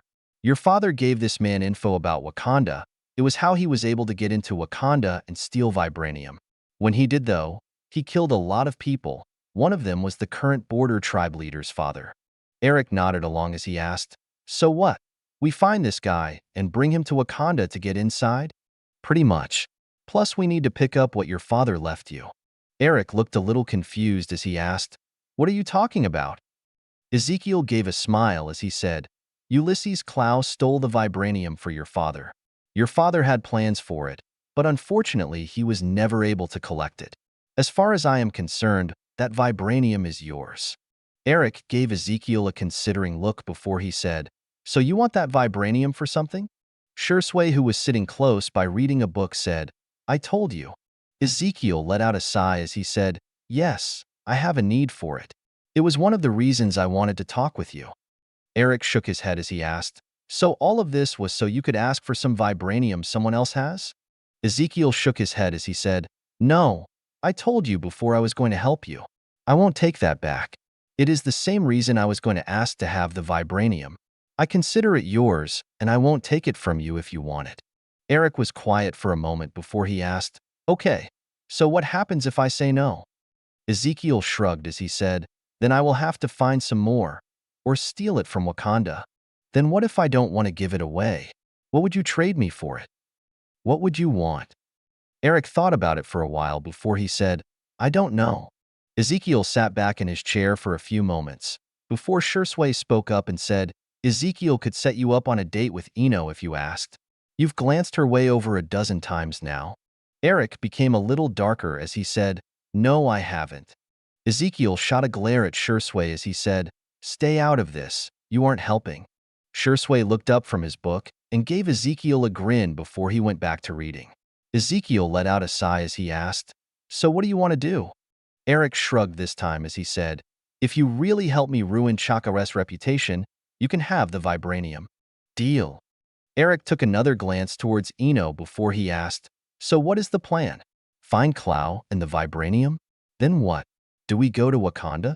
"I already found Clow and the vibranium. If you want to go to Wakanda after I have Clow, we can. Eric looked a little surprised at that as he asked, when are you going to take care of Clow? Ezekiel shrugged as he said, I'll probably do it as soon as we are done here, since he is currently with the vibranium. So we'll go to Wakanda tomorrow then? Ezekiel turned his computer monitor around and typed on his keyboard for a few seconds before he said, no, we'll go tonight. With the time difference, it will be nice and early in Wakanda. But keep in mind, you will be doing all of the talking in Wakanda. Eric looked a little confused as he asked, why will I be doing all the talking? Ezekiel smirked as he said, 2 reasons. The first is because you are technically a prince of Wakanda and I will be acting as your guard. The second is because they won't listen to some foreigner. Eric thought about it for a few moments before he nodded his head and asked, since we are going to Wakanda, is there anything I should bring? Your father's ring. Other than that, you should be fine. How about you go rest up and my team will take care of Clow? Eric nodded his head again as he stood up. He gave another quick glance in Ino's direction before he said, just come grab me in my room when you are ready to leave for Wakanda. Ezekiel smirked a little as he said, that was the plan? As Eric started walking away, Shursui said, not going to say goodbye to your girlfriend? Eric just picked up his pace a little as he walked out of the room. Vivi. Ezekiel was standing on the top of a derelict ship as he observed the ship Clow used as his main base of operation. It was just past 2 in the morning. Clow and his men had just finished unloading a shipment.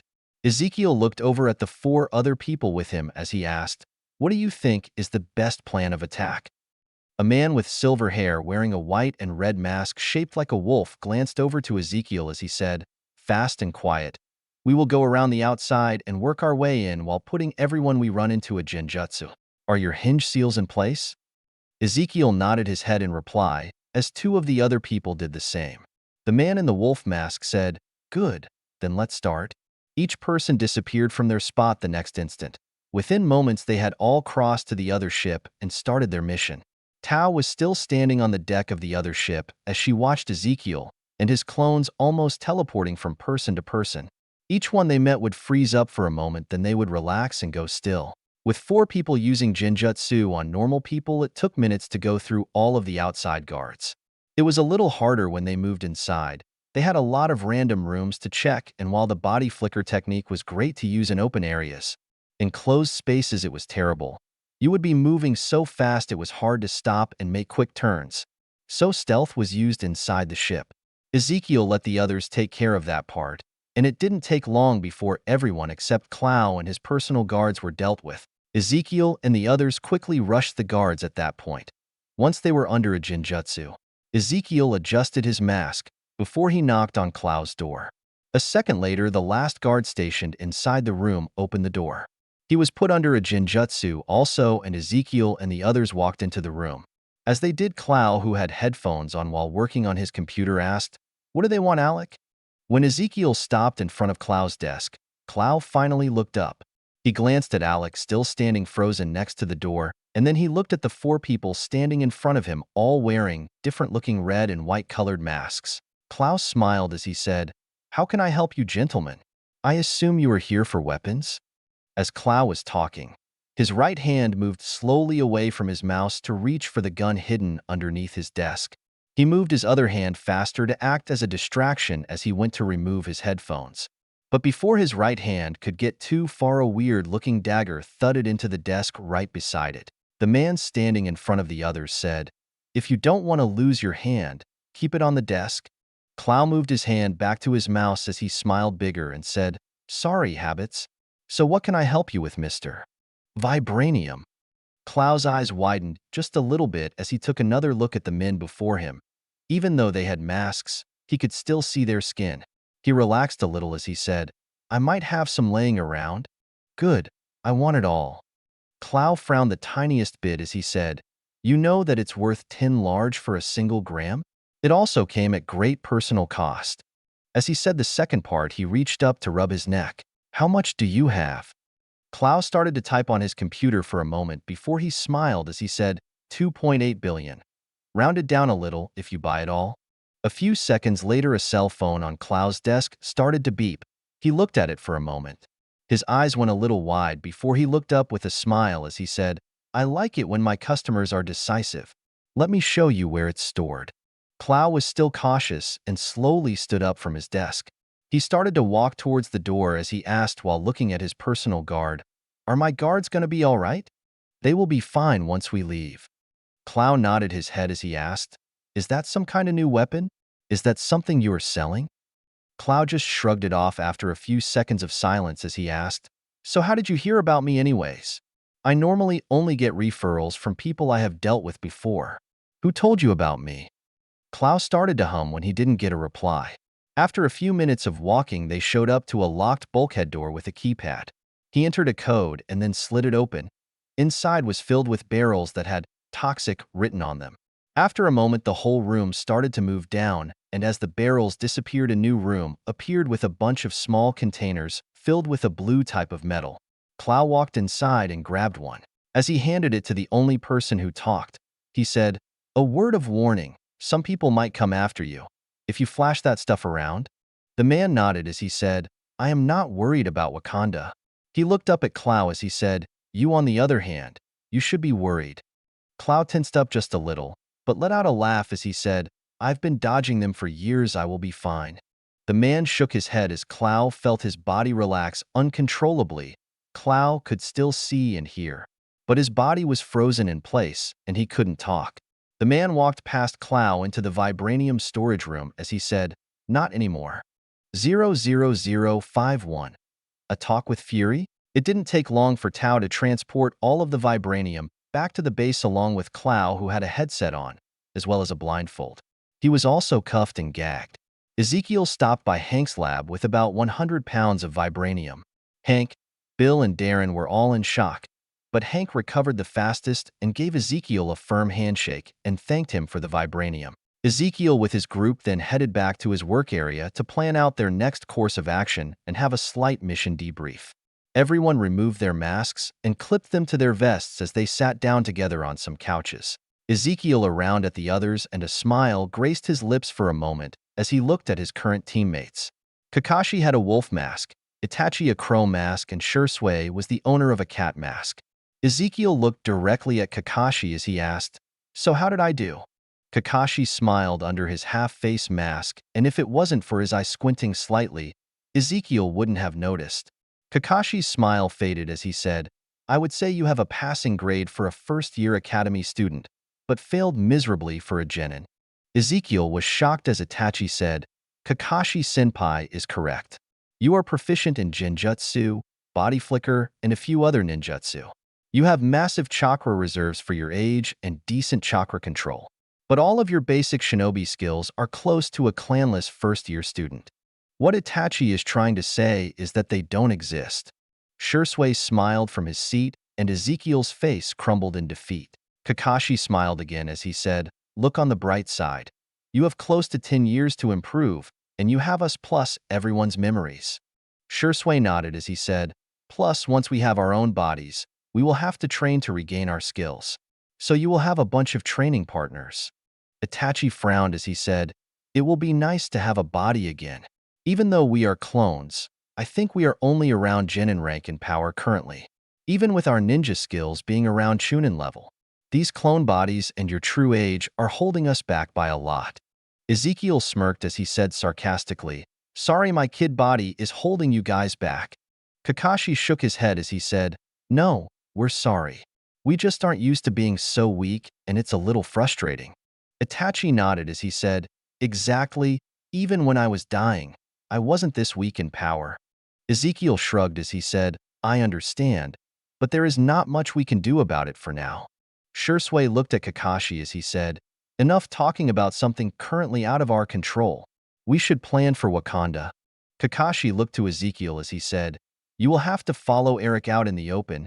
You don't have the skills to hide properly at all." "That's fine. I will start making a background for myself." Ezekiel pulled out his tablet and began to fabricate a background for himself as the others discussed different possibilities for what might happen in Wakanda. Hours passed, and when it was finally time, they went to pick up Eric. Eric had dressed up a little. It wasn't a full suit or anything, just a nicer pair of pants and a button-up shirt. His father's ring was hanging from a necklace he wore. Eric was a little surprised when Ezekiel came to get him. Ezekiel had 3 other people with him, and they were all dressed the same. They wore black long-sleeved shirts and pants. The pants were tucked into some black combat boots. Around their chests, they each wore what looked like a dark gray tactical vest which had pouches.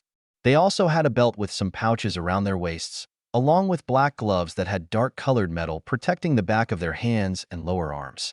Ezekiel was the only one who didn't have a sword strapped to his back. The thing that surprised Eric the most was the masks each one had on. They were white and red in color, and each person had a different style. He wasn't sure which one was Ezekiel until he said, "From now on, just call me Bear until we are done in Wakanda. This is Wolf, Crow, and Cat. They will be with us, but out of sight. Do you have any questions before we leave?" Eric nodded his head and pulled out a few pieces of paper which he handed to Ezekiel as he said, "I reread my father's journal while I was waiting to leave. It gave me some ideas on what to say, but what do you think?" Ezekiel took the papers and read each of them, and he had to admit again, the kid was smart.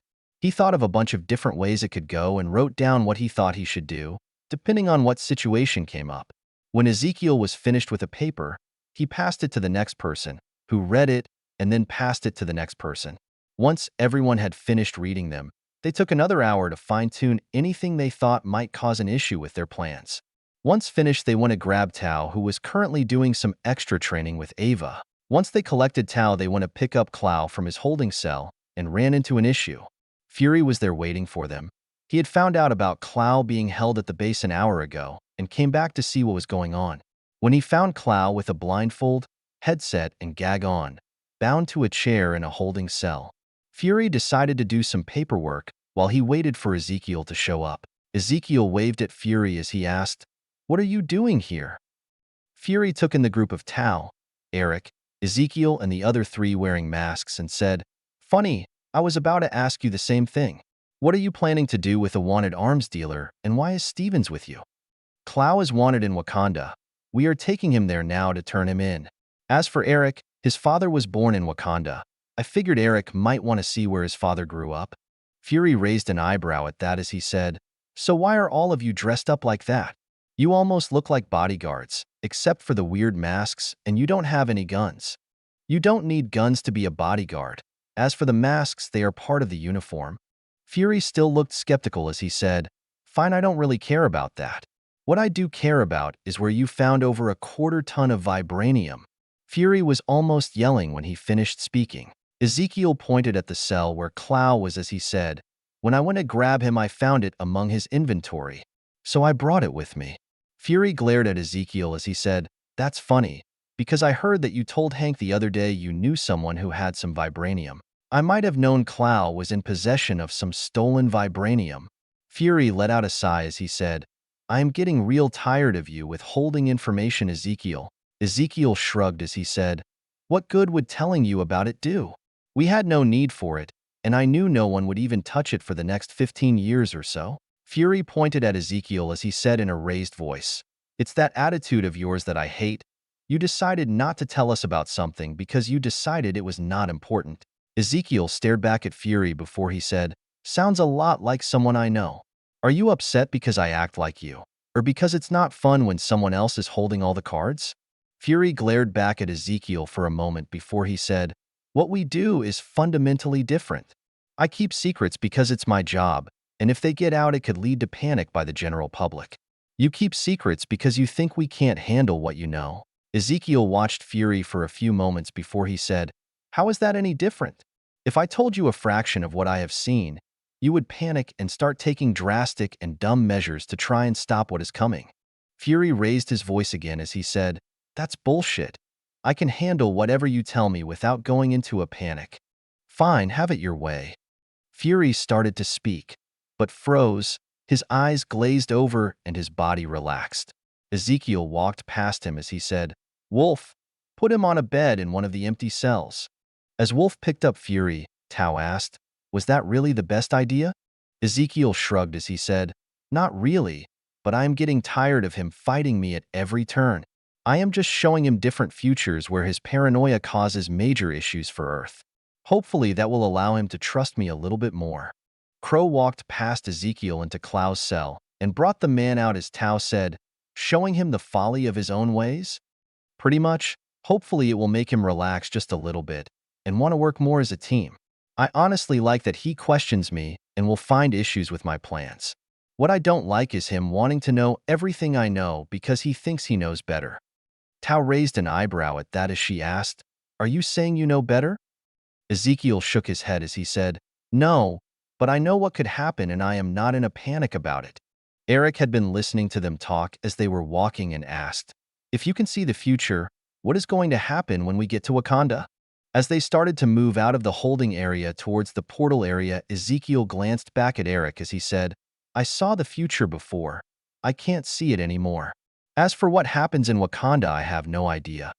Eric frowned as he asked, "But didn't you show me the future the other day?" Ezekiel nodded as he said, "I showed you the future you were going towards with the actions you had planned to take. Now that has all changed and I have no idea what is in store for you."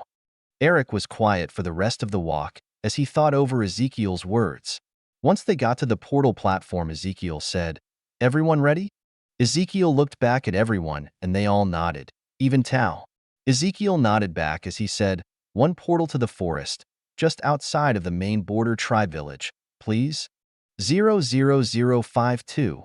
Going to Wakanda. Tao moved her hands, and a portal appeared as she faded away into the mirror dimension. While Wolf, Crow, and Cat disappeared from their spots, leaving Ezekiel and Eric alone with their prisoner. Ezekiel pushed Clow forward through the portal as Eric followed behind him.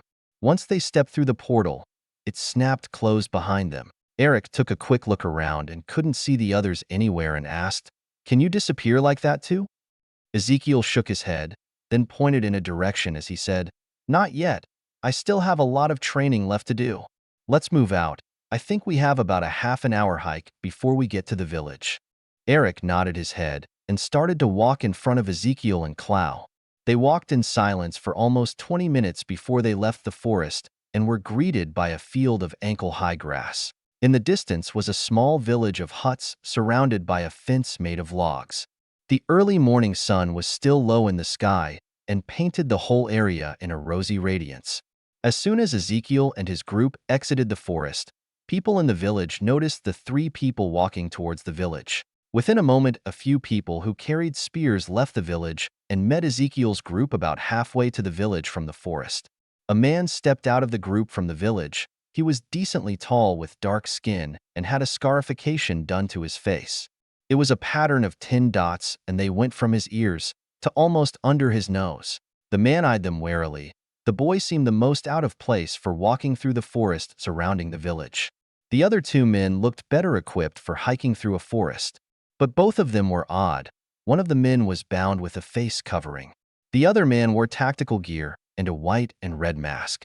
Tetamu planted his spear in front of himself as he said in English, "You've just entered Wakanda. Our borders are closed to outsiders. You will have to turn around and leave at once." Eric looked at the man in front of him as he said, "I am Jadaka, son of Njobu. I have come to my father's homeland to visit for the first time." Eric then pointed to the bound man as he said, "From my understanding, this person is a criminal of Wakanda and the other person is Bear, a friend of mine." The man looked a little shocked hearing the name Jobu. He was the king's brother who had gone missing over 6 years ago. As the man was looking at the teenager in front of him, the man in the mask named Bear brought the bound man forward. Tetamu and his men tensed up slightly, but as the masked man Bear pulled off the other man's head covering, they stopped. Tetamu was the first to react as he asked, "Is that Ulysses Clow?" Jadaka nodded his head as he said, "Yes, he was captured by my men this morning." Tetamu bowed his head deeply and said, "I am Tetamu, leader of the border tribe. Wakanda is in your debt for bringing us Clow." Jadaka smiled and lifted up his father's ring as he said, "Tetamu, this was my father's ring. Is this good enough to prove that I am Jobu's son?" Tetamu nodded just slightly as he said, "Yes, it should help you, but I am sure people will also want a blood test done." Jadaka reached up and pulled his lower lip down to show the war dog mark on his lip. Tetamu's eyes widened just a little bit at that before he said, "That will also help you." Tetamu glanced at the man named Bear as he said, "We still don't allow outsiders inside the borders. We have secrets to keep. I have already told Bear everything my father told me about Wakanda. He goes wherever I go." Tetamu had a shocked look as he glanced between Jidaka and Bear. He then settled his firm gaze on Jidaka and said, "Telling an outsider those secrets could get you in a lot of trouble. I will allow him to accompany you for now, after he is checked for weapons. But it will be up to other people if he is allowed to stay with you the whole time." Eric nodded his head as he said, "Bear, let them check you for weapons." Bear let go of Clow and then stood with his arms and legs apart. One of the men took a hold of Clow, while the other man did a thorough search of Bear. When he found nothing, he moved back to Tetamu and nodded his head as he passed him. Tetamu looked at the man named Bear and said, "You will need to remove your mask, Mr. Bear." Bear looked towards Jidaka for orders. Jidaka looked back and said, "You can remove your mask." When Bear removed his mask, Jidaka was glad he was facing the other way. The man under the mask looked nothing like Ezekiel normally did. Sure, his hair was black, but everything else was different. His face was covered in scars. His eyes had a hard edge to them, like he was always looking for the next threat. Bear nodded his head to Jidaka as he clipped his mask to his vest. Tetamu and his men took in the man named Bear and were instantly more on edge. With the mask on, they didn't notice it, but with the mask off, they could see the man's hard eyes. He looked at Tetamu and his men like they weren't a threat to him. Tetamu decided he would make sure he was always a full spear length away from Bear, just in case. Tetamu looked back at Jidaka and said, "Come with us to the village. I need to make a report and get some transport for us." Jidaka nodded in reply as he and Bear started to walk towards the village. It didn't take long for them to reach the village, and they were shown a hut to use while they waited for transport. Eric wanted to ask Bear some questions, but as he went to speak, Bear shook his head. Eric took the hint and decided to ask his questions later after they returned to the base. They didn't have to wait long before their transport arrived. It was a cloaked Royal Talon fighter which made no sound and couldn't be seen at all. Only when the rear ramp opened up could you tell that something was there. Out of the back, 7 Dora Milaje appeared and walked down the exposed ramp of the plane. One of the women went straight to Tetamu and started talking to him. It wasn't long before Tetamu pointed towards the hut which Jidaka and Bear currently resided in. The woman looked over at the hut for a moment as she talked to Tetamu. After a few minutes of conversation, Tetamu and the woman walked over to Jidaka and Bear's hut. Tetamu entered the hut and brought out Jidaka and Bear. Once outside, the woman said, "I am Owibaya of the Dora Milaje. Tetamu said you claim to be the son of the king's missing brother Njobu. You will have to come with us so we can verify your claims." She glanced at the man next to Eric as she said, "Your friend can join you for now. But be warned, if he makes one false move, we will not hesitate to detain him or kill him depending on his actions. Is that understood?" Jidaka nodded his head as he said, "Bear won't attack unless he thinks my life's in danger. Otherwise, he is just like a giant teddy bear. Isn't that right, Bear?" Bear nodded in reply. Owibaya eyed the man for a few seconds more, then Owibaya glanced behind her as she said, "Bring the scanner." 2 more Dora Milaje walked over carrying a device between them. They placed it on the ground and stood on each side of it. Owibaya touched some beads on her wrist, and the device expanded open. It looked like a metal doorway. In place of a door, there was a neon blue light that covered the opening. Owibaya glanced at Eric and Bear as she said, "Each of you take turns standing in the middle of the scanner. I will tell you when to leave it." Eric glanced at Bear for a moment before he stepped forward into the opening. Owibaya touched the beads on her wrist, and a small holographic screen appeared in front of her. She touched it a few times, and the light in the doorway began to change colors a few times. When it went back to blue, Owibaya said, "You can switch places with your friend now." Eric stepped out of the doorway as he said, "Your turn, Bear." Bear stepped forward into the doorway, and the process repeated, but took twice as long. Once finished, Owibaya studied the screen for a few minutes before she turned to Tetamu and said, "Get Clow. We need to scan him before heading back." Tetamu's men brought out Clow, who now had different cuffs on. His blindfold, gag, and ear protection was removed, and he had a smile on his face. When he saw Bear with his distinct red and white mask, he frowned. When they walked close, Clow said, "You fucked up thinking you could make friends with Wakanda. These people are savages, and they don't tolerate outsiders like us. You should have just been happy buying the vibranium I had." Bear just looked at Clow, who started to smile again as he said, "Well, doesn't matter. You paid me. When I get out of here, I will be set for life." Tetamu pushed Clow into the doorway as he said, "You won't be going anywhere. Now shut up." As the device started to scan Clow, he said, "I escaped once before. I can do it again, sweetheart." A heavy Russian accent was heard as Bear said, "Your bank accounts were drained." Clow lost his smile as the device finished working. As he was pulled out of the device, he looked at Bear and said, "You really know how to kick a man when he's down, don't you?" Oibaya glanced at Clow as she said, "Load him in the ship, and if he keeps talking, I want him gagged." Oibaya glanced at Eric and Bear as she said, "Everyone is cleared. Let's go get your blood work done." 00053 Blood Test. Jadaka and Bear were seated with a good view of the outside as the Royal Talon fighter flew to the capital of Wakanda. The only thing they could see for miles was dense forested areas. After 10 minutes passed, they could see a mountain in front of them that the plane was heading for. As they flew closer to the mountain, Eric glanced at Bear, who just smiled slightly in response. Just as the plane hit the mountain, it passed through a barrier and a sprawling metropolis could be seen in the distance before them. Eric was stunned. It was his first real time seeing the place his father always talked about with such passion.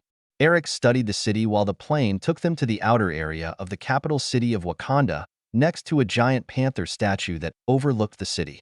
When they exited the back of the plane, Eric took a few moments to admire the view before Bear and himself were ushered into a building underneath the mountain the panther statue sat on. It was a facility that they used for what seemed like prisoners, as far as Eric could tell. Bear was allowed to stay with Eric while they did a blood test. But that wasn't saying much. The room they were brought to was almost completely bare besides a table and some chairs for them to use. Someone came into the room after they were dropped off and took a blood sample before leaving them alone. It was about an hour later when Oibaya came inside and said, "Sorry for the wait, Jadaka. We just wanted to verify that you were actually Njobu's son." Jadaka nodded his head as he asked, "It's fine. I expected I would have to be tested. So what happens now?" Oibaya glanced at Bear as she said, "We have one small matter to deal with. Your friend Bear didn't come up when we looked for him. His face doesn't exist anywhere digitally, and the name Bear doesn't really help us much either." Jadaka looked over to Bear for a moment before he said, "He almost always wears his mask, and he doesn't normally travel in places that have working electricity, much less cameras to take his picture. Could you give us more info about him? His real name perhaps, and where he was born along with the year?" Jadaka glanced back at Oibaya as he said, "Give her your information, Bear." Oibaya looked at Bear as he said in a heavy Russian accent, "Mishka Medvedev, Yakutsk, USSR, October 12, 1963. Oibaya raised an eyebrow as she asked, "Doesn't that mean bear in Russian?" Bear just smiled as Jadaka looked at Oibaya and asked, "You speak Russian?" All Dora Milaje are required to speak at least 5 languages fluently. I can speak 10. If you will excuse me for a little while, I need to run his information. She left the room right after. It took over half an hour before she came back to the room. She glanced at Bear before she looked at Jadaka and said, "Bear can join you, but he needs to be restrained." Jadaka nodded his head and said, "That's fine. Bear, let her cuff you." Bear grunted as he put his hands out. Oibaya came forward and put a small bead on each of Bear's wrist. Within a second, they each expanded and turned into a pair of heavy-duty handcuffs that magnetically locked his wrists together. Oibaya stepped back as she said, "The king and tribal leaders are awaiting you in the council chambers. Please follow me." Jadaka and Bear were led out of the room and back to the Royal Talon fighter. After they boarded the plane, they were treated to a beautiful view of the city. The city itself was beautiful and mixed technology with nature in a delicate balance. As they flew, other craft could be seen flying around the city, traveling from one area to another. Within a few minutes, they were taken to the heart of the city and a tall, beautiful golden spire. On each side of the spire stood tall onyx-colored panther statues. Each one was almost half the height of the spire itself. The aircraft landed in front of the spire on a large platform. As the aircraft opened its rear hatch, Jadaka and Bear were greeted by 10 women of the Dora Milaje. There were 5 women in a line to each side of the aircraft's ramp, standing at attention. Oibaya walked out onto the ramp and stopped to look at Jadaka as she said, "Follow me, and once inside the council chambers, do not speak unless you are asked to." Jadaka nodded his head before he and Bear silently followed Oibaya down the ramp. Once on the ground, the Dora Milaje formed up around them as they walked. Jidaka wasn't sure if they were considered prisoners or VIP guests with this type of treatment, but he decided to put his trust in Bear and his team that everything would be okay. As they walked through the spire, Jidaka took in the details of the place. It was a masterpiece of construction, but it was also a masterpiece of art. Everything flowed together organically and looked almost like it was natural. Even the things you could tell were man-made, somehow blended into the structure naturally. They were led to a unique elevator that was easily big enough to hold all of them. The elevator was stationed on the outside of the building and enclosed in glass. It was actually more of a single half-circle platform than what a typical elevator looked like, which gave it an amazing view of the beautiful city outside.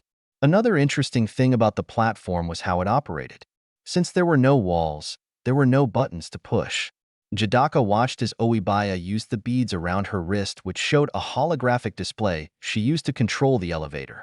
As they rode the platform to the top of the spire, almost no motion was felt at all by anyone on the platform. Even though you could see the city becoming smaller below you, it made for a very strange and disconcerted feeling for Jidaka, which made him close his eyes. He took in a deep breath of air, then slowly exhaled it.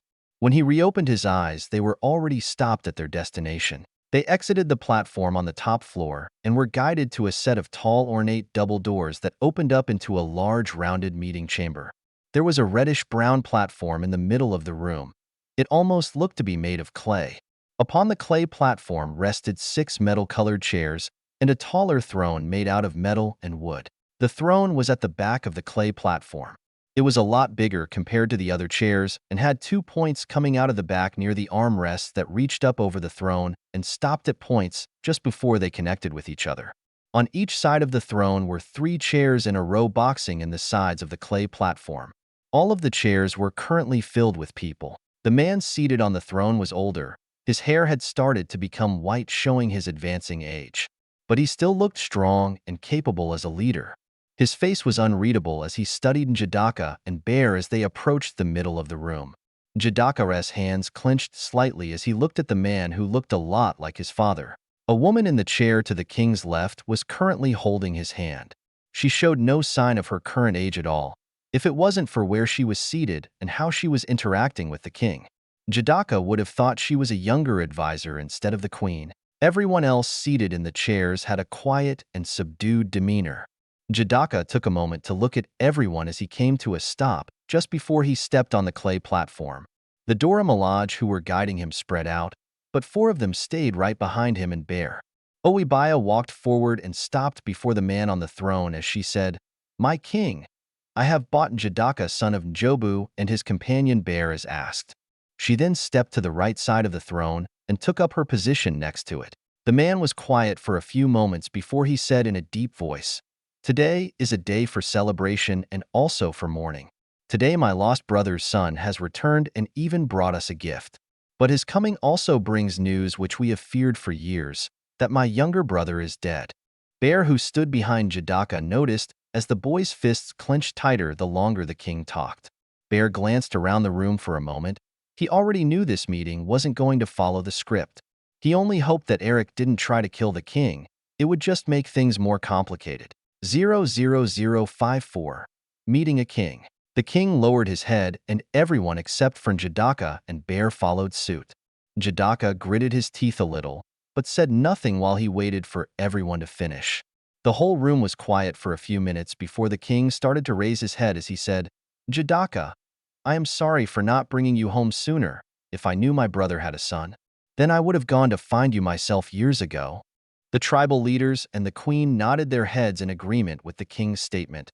Jidaka only tightened his fists more as his fingernails started to dig into his palms. Bear seemed to be the only person who noticed Jidaka's reactions to the king's words.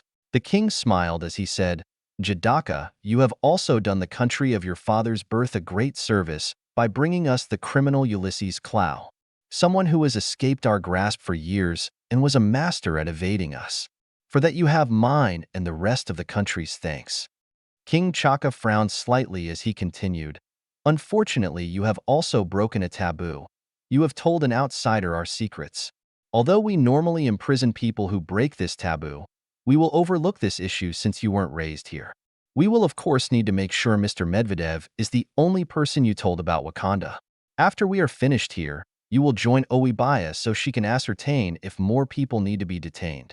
The king turned to look at Bear as he said, "Unfortunately for you, Mr. Medvedev, you will now have to be a permanent guest of Wakanda. You will be given a place to live, and we will assign you a job according to your skill set. You will also not be allowed to contact anyone outside of Wakanda." Jadaka frowned as he asked, "So he is now a prisoner of Wakanda?" The king glanced at Oibaya and she shot a glare at Jadaka from next to the king as she said, "You will only address the king if he asks you a question directly. Know your place, Jadaka." Jadaka shook his head as he said, "Nah, I don't think so. I am already tired of all this bullshit. I am gonna say my piece and then we are gonna dip." Jadaka glared at Oibaya and said, "And for the record, my name is Eric Stevens."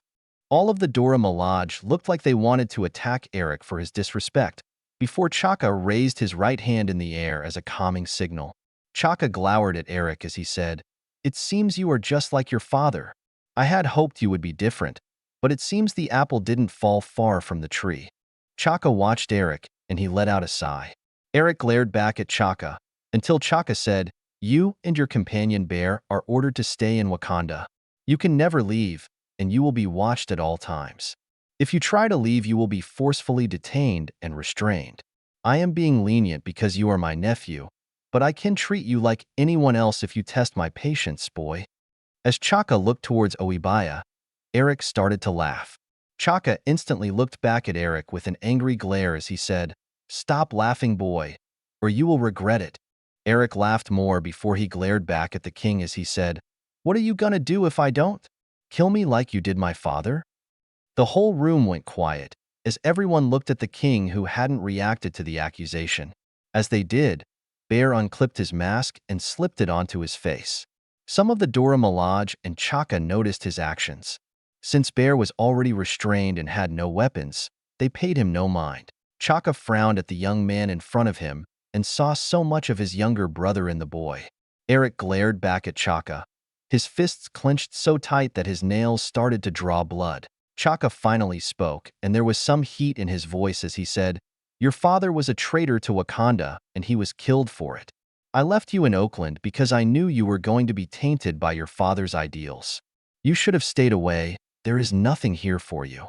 Chaka raised his right hand again as it looked like other people were going to talk and said, "We will talk after Njadaka and his companion are removed." "Oibaya, I want." "No. You will listen to what I have to say, and then we will leave." Chaka glared back at Eric as he said, "If he speaks again, I want him to be restrained and gagged." "Fuck you." As the Dora Milaje went to restrain Eric, a cloud of smoke appeared around Eric and Bear. When it cleared a second later, both of them were next to Chaka. Bear had a kunai to Chaka's throat and Eric seemed a little dazed. But Eric shook his head and then said, "Like I said, I'm going to say my piece and then we are leaving." Everyone was shocked at what just happened, including Oibaya, who looked at Bear like she wanted to slaughter him. Oibaya was slowly getting ready to attack Eric. She was confident that the king wouldn't have any issue handling Bear. He was still the Black Panther, and he should be able to react before the man was able to stab him with his weapon. Oibaya stopped when she felt a cold blade against her neck, and someone said in a playful tone of voice, "Let's not lose our heads now. Let the boy speak, and we will be on our way." Oibaya wasn't the only one who stopped moving. Everyone stopped moving because there were now 3 more people in the room wearing masks. A man with a cat mask was behind Oibaya, another man in a crow mask was holding a blade to the queen's throat, and the last man in a wolf mask was standing next to Eric as a guard. Eric looked around at everyone and said, "Now that I have your undivided attention, I'm gonna say my piece." He pointed at Chaka on his throne while his hand dripped blood as he said, "You know I spent the last few years with only one goal, coming here to kill you and burn this place to the ground. You took everything I cared about away, so I plan to do the same to you." Eric grinded his teeth for a moment before he closed his eyes as he took a deep breath. He released it slowly before he opened his eyes and said, "As much as I still want to kill you, I won't. After meeting you, I realized you aren't worth killing. You're just a pathetic old man stuck in his ways and fearful of change. It's why you never listened to my father or tried to help him. It's why you killed him and left me in Oakland." Eric looked around at the other people in the room before he said, "All of you are just like him, stuck in traditions and afraid of change. One day you will wake up and realize that Wakanda isn't as great as you think it is. Sooner or later the rest of the world will catch up to Wakanda, and then what will you do?" Eric moved close to Chaka and bent down slightly next to his ear as he said, "I want you to look back on this day for the rest of your life and remember you are only alive because I allowed it." Eric stood back up and glanced at Bear as he said, "Let's get out of here. I am over this place." Bear nodded his head, and a few seconds later Eric and the four masked men faded away. As soon as they disappeared, the Dora Milaje took up positions around the king and queen along with the tribal leaders. Oibaya used the beads on her wrist and scanned the room to find where they went. She also sent messages to the main security center and told them to make sure the shield was up. She wouldn't let Eric and the men with him escape. When she was finished, she kneeled in front of the king who was holding his wife as she said, "My king, this was my fault. I take full responsibility for what happened." Chaka looked down at Oibaya and said, "Stand up, this isn't your fault. Whoever he had with him had technology on par with us. We need to figure out who they are and find out how they acquired that level of technology." The queen touched her husband's face with her hand that was shaking slightly as she asked, "Is that really the best idea? They could have killed us easily, but they didn't because Njada." "Eric, I understand the need to keep us safe, but let's count our blessings and not provoke them for now. We first need to understand how they bypassed our security." Chaka was quiet for a few moments before he said, "I will heed your wisdom, love. We will focus on figuring out how they were able to get inside here and leave so easily." Oibaya looked around the room as she said, "I will talk with the research division and have them check over everything. We will figure out what happened and find a solution, my king." Chaka nodded his head and then let out a sigh as he said, "I guess I owe all of you the truth now. Go back to your positions and I will tell you what happened with my brother." VVVVV. Eric, Ezekiel, and the others watched as Chaka started to tell everyone what really happened with his brother Njobu.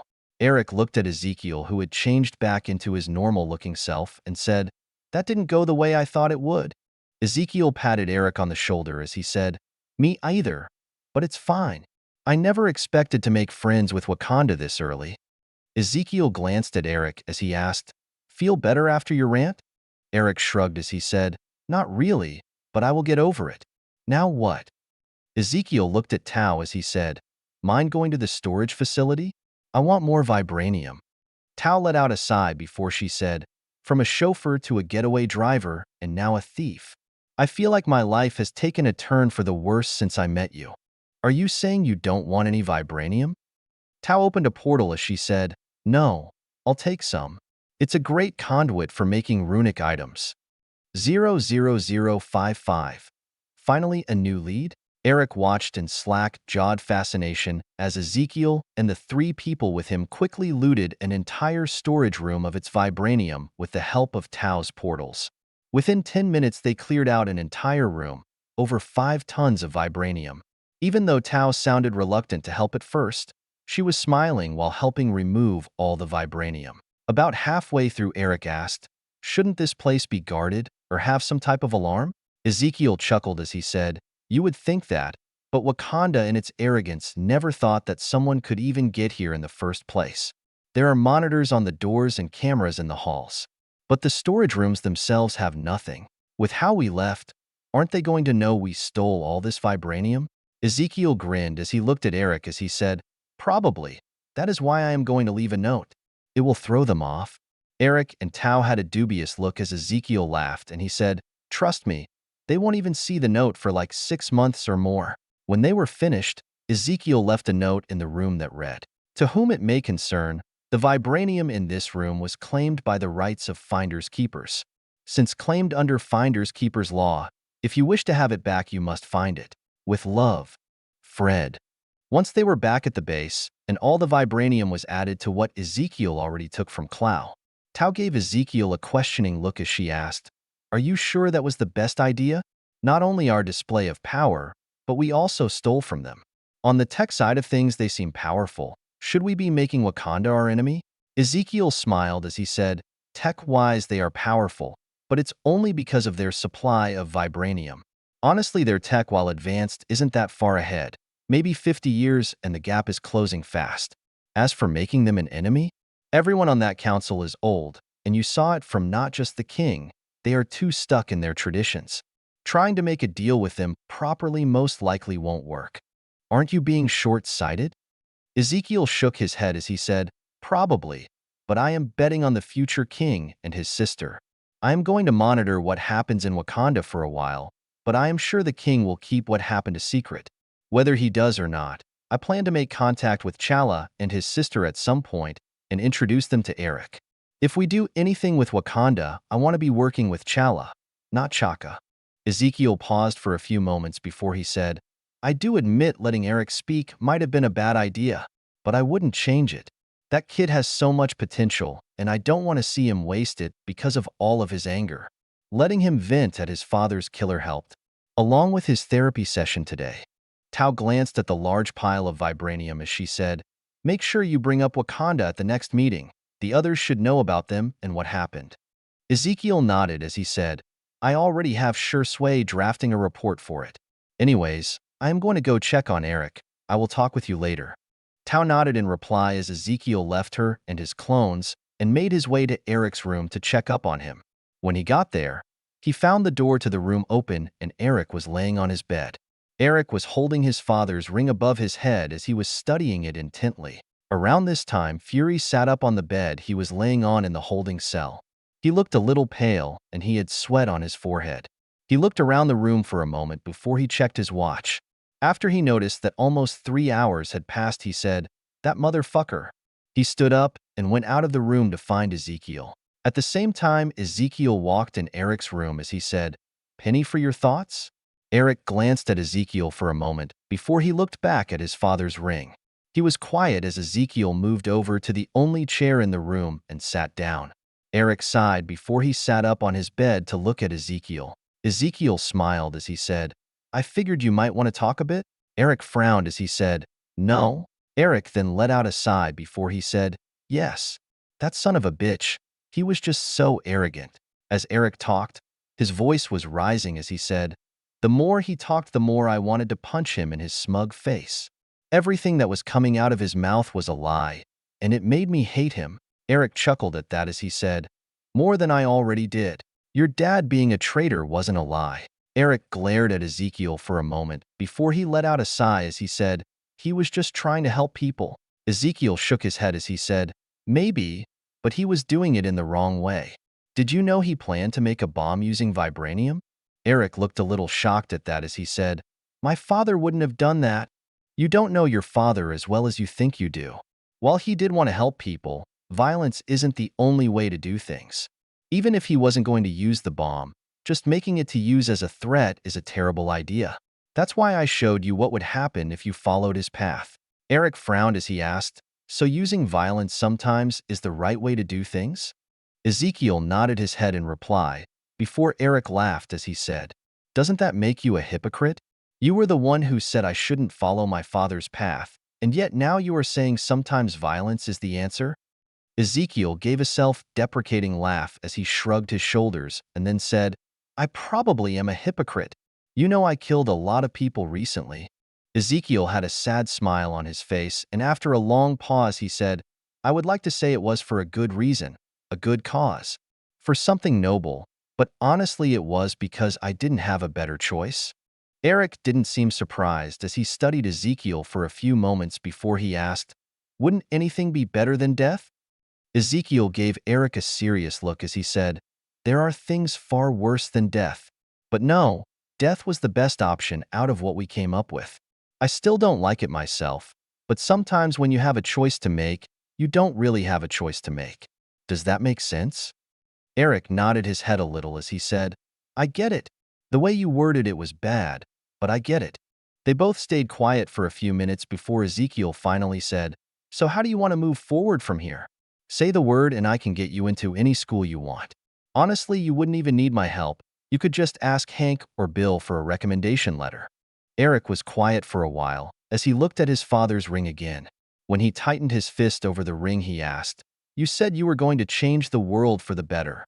What if I decide to stay here, to join whatever it is you are doing here?" Ezekiel smiled as he said, "We would be glad to have you. But what do you want to do if you join us?"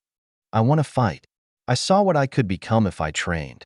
But I also want to help in other ways. I really like mechanical engineering. Would I be able to do both?" Ezekiel smiled as he said, "Yes, yes you can. I will talk with Hank and Darren. We will come up with a lesson plan to get you a master's degree in mechanical engineering and anything else that you might be interested in. At the same time, I will talk with Steve and Logan so they can start to give you combat training and a better physical training regimen overall." "Logan? Who is that?" Ezekiel had a puzzled look as he asked, "You haven't met Logan yet? He is here every few days to see Laura. He's kind of like her father." "That short, smelly guy is Laura's father?" Ezekiel laughed as he said, "That is definitely one way to describe him." Eric thought about it for a moment before he said, "I only really saw him once up close, but now that I think about it, Laura looks a lot like him." "Yup, she definitely took most of her genetics from Logan." Ezekiel gave a slight chuckle as he stood up. Ezekiel glanced over to Eric as he said, "You should get some sleep. It's been a long day, and I still have some stuff I need to do." Eric nodded his head but stayed sitting on his bed as he went back to looking at his father's ring. Ezekiel closed the door as he walked out of the room. He looked to the left of the door and asked, "I suppose you want to have a talk too?" Fury had a frown on his face as he nodded his head. He turned to his right and started to walk down the hallway, and Ezekiel followed along behind him. They didn't speak as they walked, but Ezekiel was fine with that. He wasn't really in a rush to find out how this conversation was going to go. After a few minutes, they made it to the main meeting room, and both of them sat down in their normal chairs. Ezekiel waited patiently until Fury said, "You are a real son of a bitch. You know that?" Ezekiel smirked as he said, "Yup." Fury still had his frown as he asked, "Are any of those things going to happen in this timeline? Are they what you are trying to prevent?" "In this timeline? I hope not, or we will be in trouble." Fury's frown turned into a glare as he said, "Then why would you show me any of that?" Ezekiel was a little surprised at the question and said, "You know why?" Fury scowled at Ezekiel as he raised his voice slightly as he said, "Of course I do. You think you are clever? You think I will back off just because you showed me all the ways I could fuck up? No. I showed you what happens because you wouldn't put your trust in other people. I won't be like you. I just gave you some of my trust. Hopefully it wasn't misplaced." "You didn't give me—" Fury's face went through a range of emotions Ezekiel had never seen before. He almost looked happy, before his face schooled to its normal disappointed frown as he asked, "How much of that will happen?" "Maybe 30% or so. Could be more, could be less." Fury was quiet for a few minutes as he started to think back over everything Ezekiel showed him. After a while, he looked at Ezekiel as he asked, "So Stark's kid will become—" An alarm went off in the room, and a second later, a screen popped up. It showed that some foreign diplomat was just assassinated. It also went to a live feed from a satellite, and it showed a man with a metal arm riding on a motorcycle. Ezekiel had a wide smile as he said, "To answer your question, yes. Yes, he does. But now that you know, what are you going to do about it?" "Nothing." Ezekiel smirked as he asked, "Why?" "Because if I interfere, it might not happen." Ezekiel nodded his head as he said, "Now you understand why I am trying not to fuck with the timeline too much? But you already have. Just bringing Steve out of the ice this early will have a big impact." Ezekiel shook his head as he said, "I already have a plan for that in place, but we can discuss that later with everyone else. But first I need to inform Steve and the others that I found Bucky." Fury nodded his head at that as he sat back in his chair and started to think over all the new information he gained from Ezekiel. He was trying to consolidate everything that happened in all of the worlds he saw first, then things that happened in most of them, then in half of them. He would still check out stuff that only happened in one world, but only after he confirmed if those people existed in this world. 00056, Wakanda and Eric. Ezekiel pushed a button, and the table in front of him opened up, showing a screen along with a keyboard and mouse. He started to type away on it for a few minutes before the main monitor of the room minimized Bucky riding a motorcycle to one side of the screen. It next pulled up a couple of boxes which said "Connecting" in the middle of the box. After a few moments, one of the boxes changed, One of them showed Hank in his lab. In the background, you could see Bill and Darren talking in front of a computer. Hank looked at Ezekiel in fury and asked, "Did something happen?" Ezekiel nodded as he said, "Yes, we found Bucky. I am currently tracking him by satellite. We will be there in a few minutes." Ezekiel closed the screen afterwards, along with another screen that was meant to contact Bill.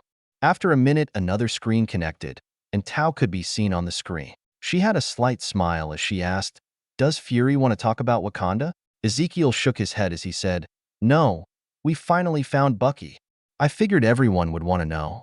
Tao nodded her head as she said, "I will be there in a few minutes." As Ezekiel went to close the screen, another popped up with Peggy on it. She looked to be in bed and her hair was kind of a mess. Ezekiel smiled as he said, "See you soon, Tao." He looked at the screen with Peggy and said, "Sorry, didn't mean to wake you." "It's fine, what happened?" Ezekiel grinned as he said, "We finally found Bucky." Steve could be heard outside of the frame as he asked, "They found Bucky?" Ezekiel and Fury were frozen after Steve talked. Peggy looked to her side for a moment, before she let out a sigh and turned the camera slightly. Steve was seated in the bed next to her. He was shirtless and his hair was a mess also. He smiled guiltily as he said, "We will be there in a few minutes." The feed immediately cut off and Ezekiel glanced at Fury as he asked, "They weren't. I don't even want to think about it." Ezekiel nodded his head before he started to giggle. His giggle turned into a full-on laugh and even Fury started to smirk just the tiniest bit, before he schooled his face back to his normal half-frown. When Ezekiel calmed down, he said, "If you have any questions about what I showed you, just send me an email. Keep in mind that I don't know everything. So if you ask me for details on something, I probably don't know it." Fury had his computer up and was typing when he asked, "So what happened in Wakanda?" Ezekiel grinned as he said, "We stole 5 tons of vibranium." Fury's head snapped up to study Ezekiel for a few moments before he let out a sigh and said, "So now we are enemies with Wakanda?" "No, not really. I mean, maybe with the current leadership, but we will just make friends with the next king and everything should work out." Fury started to type again as he said, "Next time, can you at least inform us before you do something so stupid?" The door opened up and Hank and Bill walked in as Fury talked. Ezekiel said, "I will try my best, but sometimes things just happen." After Hank and Bill sat down, Hank asked, "What happened this time?" "Ezekiel stole 5 tons of vibranium from Wakanda, and now they might be our enemy." Hank turned from Fury and gave Ezekiel a questioning look as Bill said, "Wakanda? I've never heard of that place before." Ezekiel nodded his head as he said, "Most people wouldn't know about them. Small country in the middle of Africa. From the outside, they seem like a small third-world country. But that is just what they show people. They are actually the most advanced country in the world." Hank looked a little upset as he said, "So what are we planning to do about Wakanda? I don't want to lose that vibranium. I will fight them if it comes to that."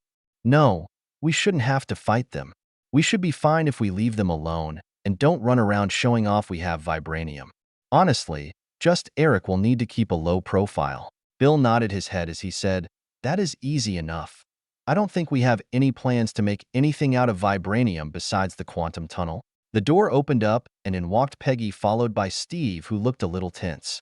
So Ezekiel gave a wolf whistle, which made Steve smile slightly and caused Peggy to shoot Ezekiel a glare. Hank and Bill smiled just a tiny bit as Fury shook his head.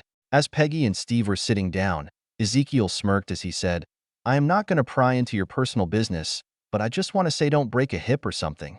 Peggy glared at Ezekiel as Steve turned a little red. Hank and Bill both laughed for a moment before Peggy glared at them. She then looked back at Ezekiel as she said, "Are you done?" As Ezekiel nodded his head, Tao walked in the door. Once she took her seat, Ezekiel gestured to the main monitor as he said, "They used Bucky to assassinate a foreign dignitary who was pretty outspoken about the current climate in Symkaria. We will have to assume that they have a hand in what is happening there." Fury nodded as he said, "I will send someone from our group to investigate his death and see if we can dig up anything." Steve watched the monitor intently as he asked, "When are we going after Bucky?" Fury looked up at Steve and Peggy as he said, "Right after we find where they are keeping him. But since everyone is here, let's talk about what Ezekiel did in Wakanda while we wait." Everyone turned to look at Ezekiel, who smiled as he said, "I will try to make this quick." He started to type on his computer, which made the satellite view of Bucky smaller. A new screen popped up, and it showed a satellite view of Wakanda. It looked mostly covered in jungle, and there were only a handful of towns that could be seen in the image. Ezekiel pointed at the screen as he said, "This is Wakanda, a small, isolationist, landlocked country located in Africa. It's a third-world nation that is known for its exports of textiles, at least what they show to the outside world." The screen zoomed into a random part of Wakanda that seemed to be covered in jungle. After Ezekiel typed on the computer some more, the jungle disappeared and they could see a sprawling metropolis. Ezekiel smiled as he said, "This is the Golden City, also known as Burning Zana, the capital of Wakanda. They are the most technologically advanced civilization currently on Earth, and it's because they are sitting on a meteor full of vibranium." The screen pulled up some pictures. It was the family tree of the Golden Tribe. Eric's picture was near the bottom, and Ezekiel pulled it up as he said, "Eric Stevens or Njadaka is the son of former Prince Njobu. When I talked to him the other day, I realized I messed up pretty badly. I should have talked with him as soon as he was brought under our custody." Some police crime scene photos came up on the screen as Ezekiel said, "Njobu was killed by his brother, the current king of Wakanda, and Eric was left behind to fend for himself, partly to hide the fact the king killed his brother, and partly to keep the royal bloodline pure since Eric is only half Wakanda." Ezekiel let out a sigh as he said, "When he was brought in, I knew Eric had some issues and would work towards his main goal of revenge against his father's killer. But when I met him, he seemed normal, so I put off talking with him. I was hoping I wouldn't have to deal with his issues, and that maybe just bringing him here would help to change him. I am sure everyone else thought the same thing as me. He never showed any outward signs or issues." Ezekiel typed on his computer for a moment and brought up a video of him talking to Eric the other day. After the video finished, Steve said, "You were right. I was with him a lot, and I never noticed his anger." Ezekiel nodded as he said, "He hid it well, but it has now been dealt with. That being said, I took him to Wakanda and let him talk with the king." Another video came up and played everything that happened in the council room. Once finished, Peggy said, "That wasn't that bad. No one was killed. It's not like we can't reach out and negotiate with them." Hank shook his head as he said, "They also stole 5 tons of vibranium."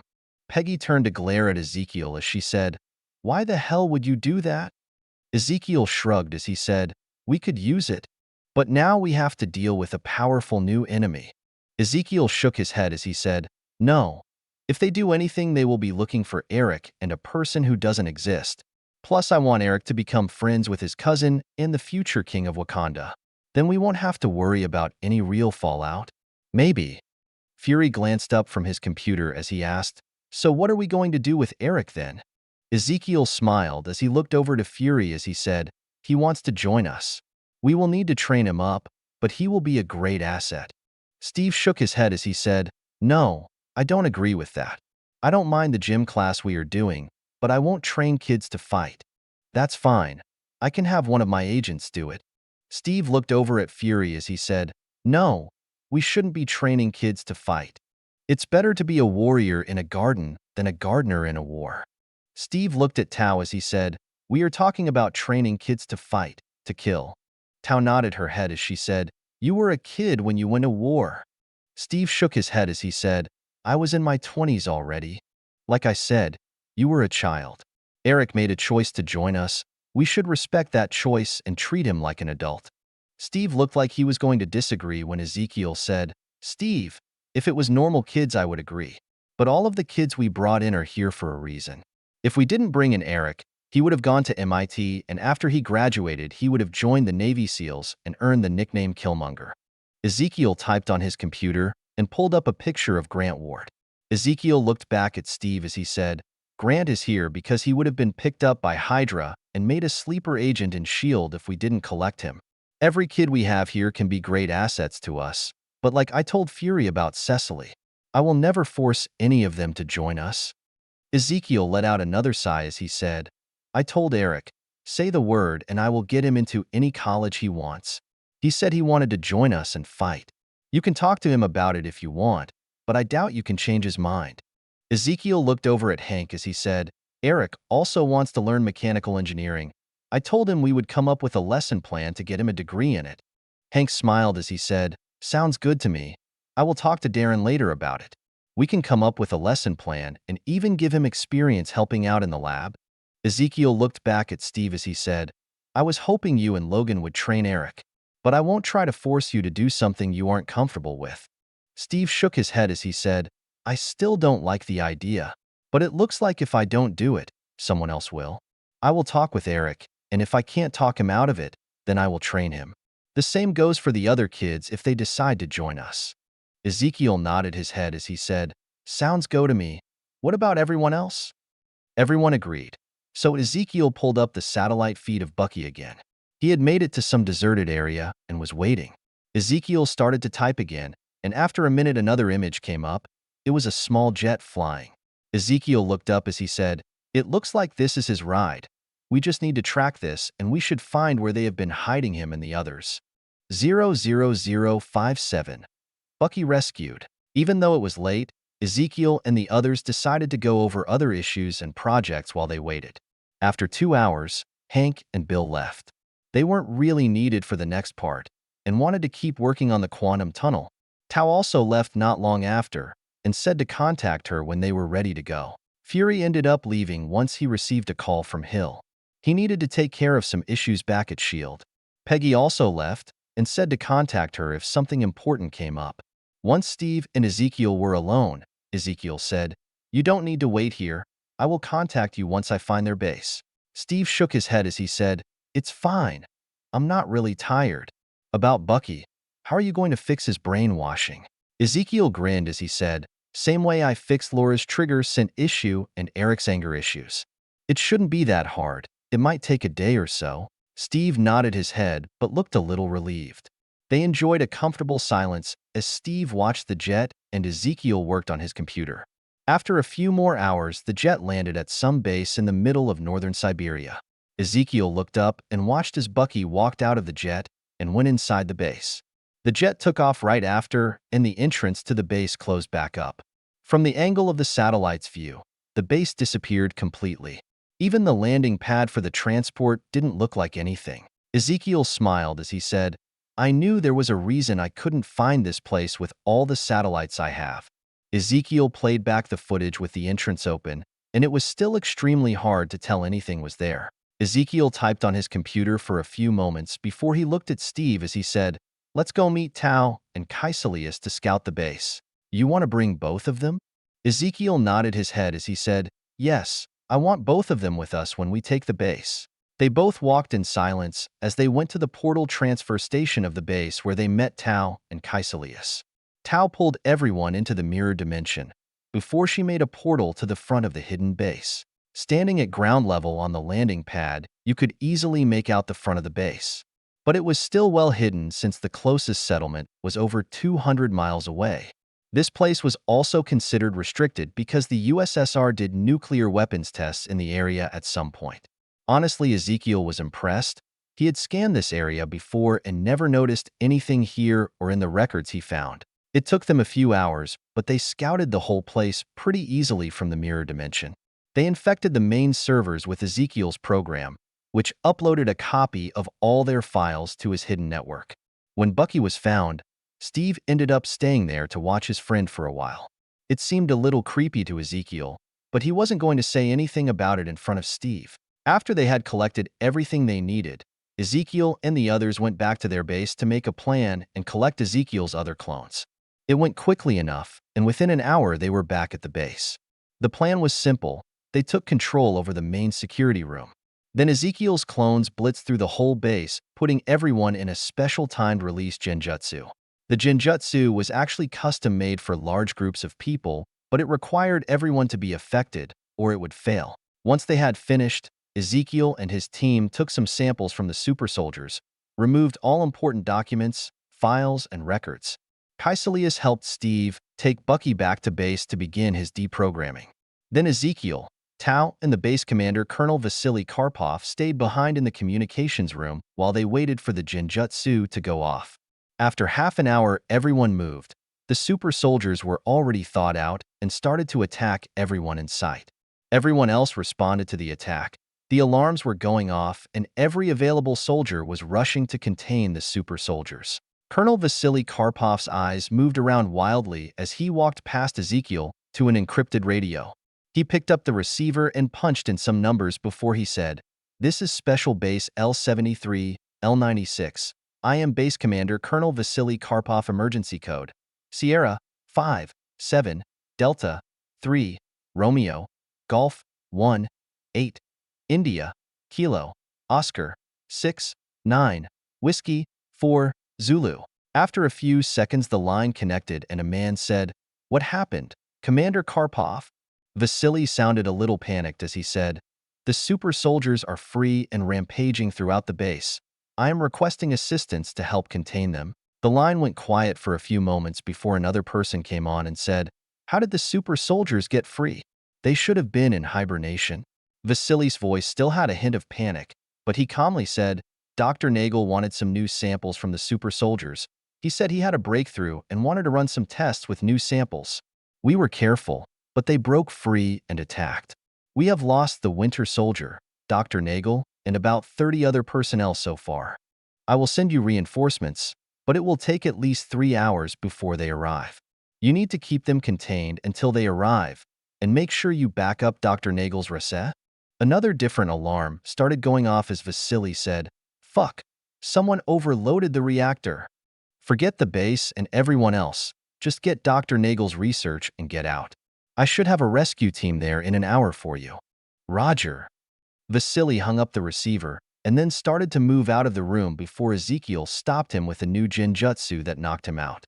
He picked him up and glanced at Tao, who nodded her head and pulled them into the mirror dimension. They waited for about 5 minutes before the base erupted in a massive explosion. The main outside structure of the base somehow survived, but the inside of the base was ruined completely. Ezekiel and Tao walked through the devastation for a while to make sure nothing important survived the blast. They checked where the servers were, the secure safe in Vasily's office, and a few other spots. Nothing was left besides wreckage. Ezekiel and his clones had already removed everything important and wiped the servers. But Ezekiel wanted to double-check that everything was still destroyed. It would be weird if something was found in good shape yet it was empty. After they confirmed everything and checked the outside of the base, they portaled to the cloning facility. Ezekiel left Vasily in one of the cells, and then they portaled to the main base. Ezekiel checked in on Eno and her father, who were already working on Bucky, while Steve watched over his friend. Fury, Coulson, Hill, Hank, and Peggy were currently going over all the physical documents that were recovered. Ezekiel joined them after checking in with Steve. He used his computer and started to sort through everything that was on the base's servers. Hours passed as they worked, and it soon became morning. After a while, Steve walked into the room and smiled brightly as Bucky walked in behind him. The thing most people noticed first was his metal arm with a red star on it. Bucky stood a few inches shorter than Steve, while his dark brown hair was loose and stopped at his shoulders. His brown eyes looked haunted, but there was also a spark of relief in them. Steve looked at everyone in the room as he said, "Bucky, this is part of the team I have been working with." Steve started to point out everyone to Bucky, and when he got to Peggy, he said, "You remember Peggy Carter?" Bucky looked at her for a moment before he said, "You aged well, Peggy." "Steve agrees with you on that one." Peggy glared at Ezekiel for a moment before Steve said with a smile, "That is Ezekiel. He is the main reason we are all here. He also likes to joke around a little too much." Bucky nodded towards Ezekiel as he said, "Thanks for the rescue and for fixing my head." Ezekiel smiled as he said, "Glad to help. I am sure you wouldn't mind some rest. Steve can show you to some temporary quarters you can use." Bucky shook his head as he said, "Thanks, but with my head clear for the first time in ages, I don't feel like resting. I want to make amends." Ezekiel nodded his head as he said, "I can understand that. What do you want to do?" Bucky frowned a little as he said, "When I was under control, they mostly used me for assassinations. But they also sent me to this place called the Red Room a few times. They had me training girls in hand-to-hand combat. I think they were training the girls to be assassins." Ezekiel sounded excited as he asked, "You know where the Red Room is located?" Bucky nodded his head as he said, "You have a map?" Fury glanced at Ezekiel as he said, "If we do something to the Red Room now, won't that ruin the timeline?" Ezekiel paused for a few moments before he said, "Probably." Ezekiel shook his head as he said, "Let's find the place and check it out. After that, I will talk with Tao about trying something before we make a move. Fury nodded his head in agreement, and everyone else but Bucky seemed surprised because he didn't argue with Ezekiel for a change. Ezekiel typed on his computer before a map of Europe and Asia popped up on the main monitor of the room. Bucky studied it for a few moments before he said, "It's located in Belarus, just a little north of a city called Minsk." The view changed as Ezekiel typed on the computer and zoomed in on Minsk. After a few moments, a current satellite view of a compound was on the screen. It didn't really look like much from the outside, just a big walled-off area with a few buildings. Ezekiel started to look into the building and found nothing that stood out about it. Bucky nodded his head as he said, "I never saw it from this angle, but I am sure that's it. The way the wall is oddly shaped around the outside, the way those buildings are laid out." Ezekiel looked over to Steve as he said, "Go grab Shursway and the others. I am going to dispel and let my main body know what is going on. I will have Tao and Kaiselius meet you in the portal room to go scout the place with Bucky." Ezekiel pulled out a USB drive and tossed it to Steve as he said, "You know what to do with that. Once it's in place, I will start my side of things from here. Once you guys are done, we will plan out what to do next." Ezekiel typed on his computer for a few moments before he turned into a puff of smoke. Bucky glanced at Steve as he asked, "What just happened?"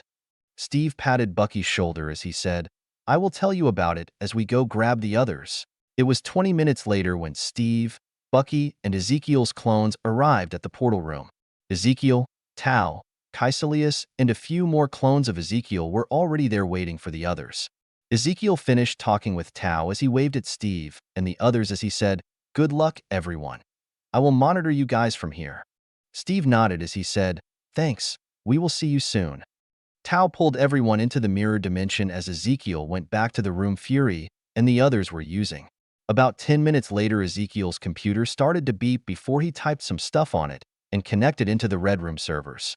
He started to back up their servers before he started to look through the files from the Winter Soldier base.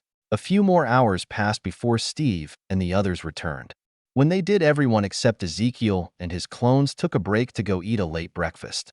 When they came back, Steve and Bucky both voiced their desire to launch a rescue for all the girls currently in the Red Room. Ezekiel shook his head as he said, "Trust me, I want to help them just as much as you do. But I want to make sure the timeline won't be destroyed if we do this." Bucky was the only one who was confused as he asked, "Fury, and you talked about that before we left. What does that mean?" Ezekiel made a few hand signs before he looked at Bucky. Bucky relaxed in his seat a little as his eyes lost focus. Ezekiel smiled as he said to Steve, giving him a fast crash course on us and what we are trying to do. He should be done in half an hour or so. As Steve nodded in reply, Ezekiel looked at Tao as he said, "Do you think my idea will work?" Tao nodded her head as she said, "It has merit and might work, but we would need your real body to try it." Ezekiel nodded in agreement as he said, "Well, no time to waste then. Go to the portal room and I will have one of my clones meet you there." Tao nodded as she got up and left the room as Ezekiel typed away on his computer for a few moments. Ezekiel looked back up at everyone as he said, "Let's wait for Bucky, and then we can talk about a possible rescue operation. Till then, have you found anything interesting in the Winter Soldier files?" 00058. Testing an idea to see the future. Tao met Itachi at the portal room and pulled him into the mirror dimension before she made a portal to go get Theo. They appeared in Aunt May's house and found Theo in the living room reading a book. Tao moved right next to Theo before she started a spell and then whispered into his ear, "It's time to switch." Theo placed his book down on the couch and then walked towards the back of the house towards the bathroom. After he closed the door, he was pulled into the mirror dimension where Itachi tapped his forehead, transferring information. Itachi then transformed into Theo, and Tao put him back into the real world. A portal was then opened to Kamar Taj, and Theo, who was now transformed into Ezekiel, walked through it with Tao. As Ezekiel followed Tao, he asked, "So what are the chances of this working?" Tao smirked as she said, 60%, probably less. Yao and the others before him never tried it to my knowledge. But your theory does have merit though, so I am willing to try it out. I assume the idea was from comics you have read? Ezekiel smiled back as he said, "Actually no, it wasn't. It just made sense that the future is cloudy because the one above all wanted to hide me. But if I try to look into the future, I should be able to see it clearly because I can't hide from myself. I think. Tao nodded her head in understanding, and they fell into silence as they walked. They walked through dimly lit hallways till they made it to the inner sanctum where the Eye of Agamotto was kept. Tao released the seals, keeping it in place, and took it with her as she walked to her room with Ezekiel. Once they made it to Tao's room, she set up 2 patterns on the floor. The first pattern was large and shaped like a star burst inside a circle with an inverted triangle on the outside of it. The tip of that triangle connected to a smaller circle which had another star burst pattern in the middle of it. She directed Ezekiel to sit in the smaller pattern as she sat in the other one and said, "Remove your transformation. I am not sure how it will affect the spell." Ezekiel nodded his head and dispelled his hinge. Theo looked back at Tao, who began to weave her hands in a pattern as she chanted, "Unconnected become connected. My eyes become your eyes." As she chanted, the starburst patterns lighted up and started to pulse slightly. Tao lifted the Eye of Agamotto as she said, "Show us what the future possibly holds. Allow us to see our future mistakes before we make them." She unlocked the Eye of Agamotto, and the entire pattern ignited in orange and green before both Tao and Theo went into a trance as a sphere of orange and green enveloped them. Theo looked around himself for a few moments. He was floating in a dark space with the only light coming from different clouds floating around in the distance. Each cloud was like a rainbow of color that had a picture in the middle of it. The pictures were blurry and would switch randomly. Each one was a single moment in time that was frozen. "Beautiful, isn't it?" Theo turned to the voice to see Tao floating next to him. She was ethereal, and he could see the clouds floating behind her through her body. He nodded his head as he said, "It almost reminds me of when I met the person who sent me here. It makes me feel small, like I don't really matter." Tao nodded her head as she said, "Not all people who discover magic feel the same way. It's good that it humbles you. It's another reason you should learn magic. You won't take it for granted." Theo frowned slightly as he said, "I still have so much I need to learn about my own powers. I have barely scratched the surface of them. If I have to learn magic, it will just take me longer to master my own powers, and I honestly don't want to read a bunch of old magic books." "A pity. You would make such a great student." Tao looked around for a few moments and then said, "First, we should make sure that Strange comes to Kamar Taj. If not, we will have to adjust things to make sure it happens." A cloud moved closer to them, and as it approached them, it flickered rapidly through different pictures before it stopped on a man in scrubs. The man appeared arrogant, like everyone around him wasn't that important. As the cloud stopped in front of them, Tao said, "Let's see what your actions have caused for the timeline." As they watched the cloud, it quickly played through events that were similar to the movie. But after the accident, when Strange was trying to find any way to heal his hands, Theo hurriedly asked, "Can you pause it?" The cloud paused on Strange talking to a man in a warehouse he was very familiar with. "Pangborn works for my dad?" Tao nodded her head as she said, "Yes. I was a little surprised when I went to speak with him, but it turns out he used to work for your father and Ben before his accident." Theo glanced away from the frozen picture for a moment as he asked, "You went to speak with him?" "Yes, just after I met you.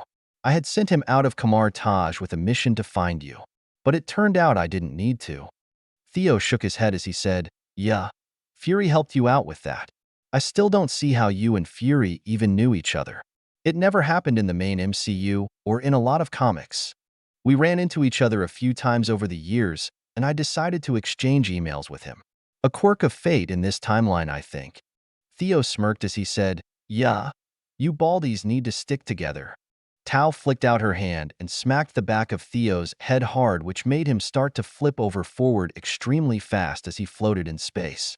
He grabbed the back of his head as he said, "Why the hell does that hurt?" "Because you have no respect." Theo rubbed the back of his head as he continued to rotate around. After a few more moments, he asked, "How do I even stop this?" Tao reached out again, and Theo's forehead slammed into the back of her hand. It caused his rotation to stop, but he started to rub his forehead now. Theo glared at Tao for a moment before he looked back at the cloud in front of them. It hadn't actually paused, but was moving in slow motion. As he watched, he noticed something in the background behind Pangborn and Strange and asked, "Can we change angles or zoom in?" Tao flicked her right hand out and then pinched 2 fingers together, which made the image zoom past Strange. In the back corner of the warehouse stood two young men who were talking and looking into the engine bay of a car. As the view focused on them, one of the young men with black hair raised his hand behind the other person's back and gave a thumbs up. Wait, I can tell we are watching? Yes, I still have no idea how you can do that though. Maybe something to do with how you were brought here.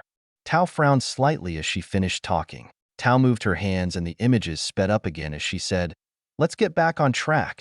This is more taxing than normal, and we have much to check." Theo nodded his head as they watched Strange on his journey to learn magic. Time passed quickly for them as they looked for different things that might have been affected by Theo's actions. From events with Thor, Tony, Hydra, and many others. As they watched different timelines, time passed outside in the real world. The light from outside the room slowly brightened as neither moved inside the sphere of orange and green that swirled around them. Master Hammer arrived at some point with some tea and breakfast. After he watched the orange and green sphere for a little while, he set up the tea and food on the table. He then placed a stasis spell to keep the food and tea fresh for Tao and her guest. It was past noon when the sphere collapsed to release Tao and Theo. Theo looked a little out of it and continued to stay seated as Tao got up. Tao released the spell over the table and poured 2 cups of tea. She waited for a few minutes before Theo finally stood up and recast his hinge as he said, "That was different." Tao nodded her head as she said, "It was a little weird, but not much different than when I used the Eye of Agamotto alone." Ezekiel sat down next to Tao and picked up one of the cups of tea. He took a sip before he said, "I'm not a fan of tea, but this is enjoyable." Tao nodded her head, but before she spoke, Ezekiel grinned as he said, "Yes, I know. You know."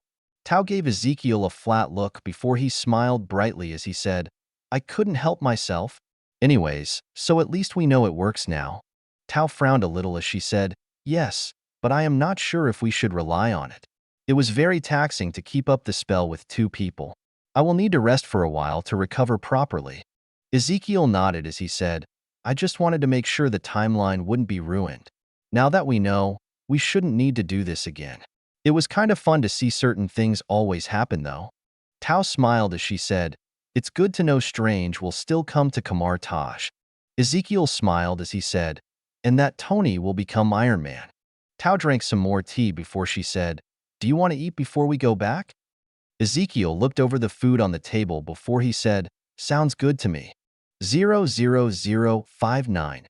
A deciding vote. After they ate, Tao took Ezekiel back home so he could switch places with his clone. He also made sure to share his memories with Itachi before they switched. Tao took Itachi back to the base where he shared the memory packet with Ezekiel, who was in the meeting room with everyone else. Once finished, Ezekiel smiled as he said in a completely different voice than normal, "Good news, everyone." Everyone seemed a little confused at Ezekiel's statement and the weird old man voice he used. Ezekiel shook his head as he said, "Never mind." Ezekiel scratched the back of his head for a moment before he said, "It worked. We can go ahead with the mission." Bucky and Steve looked relieved, but Fury frowned as he asked, "What about Romanoff? Won't this ruin the timeline for her?" Ezekiel grinned as he said, "She will be fine. Actually, she will be better than before." Everyone else besides Tao was a little lost as Steve asked, "Mind filling the rest of us in? Who is Romanoff?" Ezekiel typed on his computer and a profile for a young girl came up. She had her hair dyed blue and bright green eyes. It displayed her full name as Natalia Alienovna Natasha Romanova. Ezekiel pointed at the screen as he said, "In a different timeline, she becomes one of the world's best assassins before she turned into one of the world's heroes. She is currently in the Red Room program along with her adoptive sister Yelena Belova." Steve frowned a little as he asked, "Are you planning to train her?" Ezekiel nodded his head as he said, "Yes, if that is what she wants. If you don't want to help, that's fine. But keep in mind, Romanova and the other girls we rescue from the Red Room are coming here, and they have been trained for years to be assassins and spies. I will have my clones help deprogram them, but if they want to join us, I won't tell them no." Steve looked upset as he was going to speak again, but Bucky placed his hand on Steve's shoulder as he said, "I know how you think. You want those girls to have a normal life. But those girls are anything but normal. We might be able to help the youngest ones to have a normal life. But the girls who have been there for years are already trained killers. But they should have a chance at a normal life also. Ezekiel nodded his head as he said, and I will offer them that chance, but I won't force them to live a normal life if they don't want to. Steve still looked unhappy as Ezekiel said, I know you aren't happy with training kids, but just pulling them out of the red room is keeping them alive. Ezekiel typed on his computer, and some files popped up on the screen. They showed how many girls had been brought into the program over the years and the number of graduates it had. The number was less than 1% of more than 10,000. Everyone was surprised at the low number and Peggy asked, why is it so low? Ezekiel pulled up a video on the screen. It showed two young girls as they talked with each other happily. The video cut and the same girls were displayed, but both of them looked a little older and they were fighting each other. Both of them were covered in wounds and bleeding heavily. One girl lagged behind in her defense, and the other girl was able to plunge a knife into her throat. The winner stood over the other girl as she watched her bleed out. The video cut out as Ezekiel said, they pair the girls up with a friend and after a few years they make them fight to the death. They take the winners and do it again with other winners. It's terrible, but also the most effective way to make them obey without question. The last thing they do is to sterilize the girls for their graduation, so they are even more loyal. Ezekiel looked at Steve as he said, I will do what I can to help them, but I can only do so much. From what Tao and I saw, almost every one of those girls joins us. Tao nodded her head in agreement as she said, what Ezekiel said is true. Only a handful of girls didn't want to fight. But those few still joined us and helped in other ways. Peggy reached over and clasped Steve's hand as she said, I know how you feel, but this is the best outcome for these girls. Steve nodded his head in defeat as he said, I know. I just wish it wasn't. Ezekiel took a moment before he said, on to less depressing issues. We already scouted and planned out the rescue mission. The only real issue is housing, which I have my clones currently working on to expand the base to add more rooms. Ezekiel typed on his computer, and the screen pulled up a camera feed which showed his clones currently working on making new rooms with Earth Jutsu and then reinforcing them. Ezekiel looked at everyone as he said, they should be finished by tomorrow for the rough layout. I had them placed by the gym area. As for the plumbing, electrical, flooring and the rest, that will be done in a few days once Koenig has all the supplies for my clones. Jarvis spoke next as he said, we will also need to start stocking more food and get some more kitchen help. The kids have been wonderful, but I could really use a competent helper or two for food preparation. Does anyone know someone we might be able to bring in? From the look of it, we will have at least 100 new mouths to feed. Peggy shook her head as she said, unfortunately, I do not know anyone who could work under our special circumstances. She looked at Fury when she was done talking. Fury also shook his head as he said, I don't have anyone in S.H.I.E.L.D. who could fill the role currently. As he finished, Peggy looked at Tao. I could spare someone to help part-time, but they mostly cook Asian dishes. Ezekiel smiled at that before he said, I can have 2 of my clones help out. They are amazing cooks, but since they are clones they can't taste anything, which is why I never offered before. But they should be able to help out a lot with the prep work. Jarvis nodded his head in thanks as Bucky asked, so when are we going to rescue those kids? Ezekiel typed on his computer for a moment before he looked up as he said, in about a week. I want to make sure we have everything ready to support them. Unfortunately, we are late with our rescue. They just did their testing of the girls 3 months ago. Everyone frowned at the news before Ezekiel said, during this week, we also need to try and recruit a few people who can help us. He typed on his computer, and a few pictures appeared on the screen. Fury was the first to react as he said, are you out of your mind? Those people are enemies. Peggy nodded her head as she said, I have to agree with Fury. Ezekiel glanced back at Fury and Peggy as he asked, who exactly are they enemies with? Fury frowned as he said, with us. Ezekiel shook his head as he said, I never had a confrontation with them before, and as far as I know they don't even know we exist. Fury and Peggy both looked displeased, but it was Hank who said, I remember fighting one of them before when I was still in S.H.I.E.L.D. Ezekiel nodded as he said, I could see that since the USSR never joined the World Security Council. But we aren't S.H.I.E.L.D., so we should try to make contact and recruit them. Fury still looked upset as he said, how will we even vet them? I am going to use my clones for that. That way I can make sure there won't be any issues. I am confident in recruiting 2 of them, since in almost every future we looked at, they were with us. The other 2 joined us also, but it wasn't as consistent. Fury and Peggy still looked reluctant, so Ezekiel said, "Fine, let's vote on it." All in favor? The vote count was split dead even, with Tao, Ezekiel, Steve, and Jarvis who voted for it, while Fury, Peggy, Bill, and Hank voted against it. Ezekiel looked a little disappointed as Bucky asked, "I know I am new, but do I get to vote?" Ezekiel looked at Bucky for a moment before he looked at everyone else. Peggy shared a conversation with Fury from just a momentary glance. She then looked at everyone else for a moment before she said, "I don't think anyone has an issue with it. Great. I vote for trying to recruit them. 00060. First 2 recruits." After the vote was passed, the meeting finished up pretty quickly. Ezekiel, along with Tao, started making a plan on who they were going to try and recruit. They planned to recruit them in a certain order to have the best chance of getting them all. The first person they needed to recruit was currently living in Russia and was working for the Red Room. They worked away from the main base and were stationed just outside of St. Petersburg at a small farm. A portal appeared at the farm while inside the mirror dimension. Out of it stepped Ezekiel, followed by Tao. They looked around the area for a few moments before they moved inside the house. Once inside, Ezekiel connected a USB into a server stack located in the basement and took over the computer network and security system. Once finished, he set it to loop the security footage and then went upstairs with Tao to look around. Ezekiel wanted to find a specific item, a photo album. Once he found it, he waited patiently in a corner of the living room as he slowly looked through it while sitting in a chair. Tao also waited around, but she was hidden in the mirror dimension. Over an hour passed before the front door opened and a woman walked inside. At first glance, it seemed that she didn't notice anything amiss.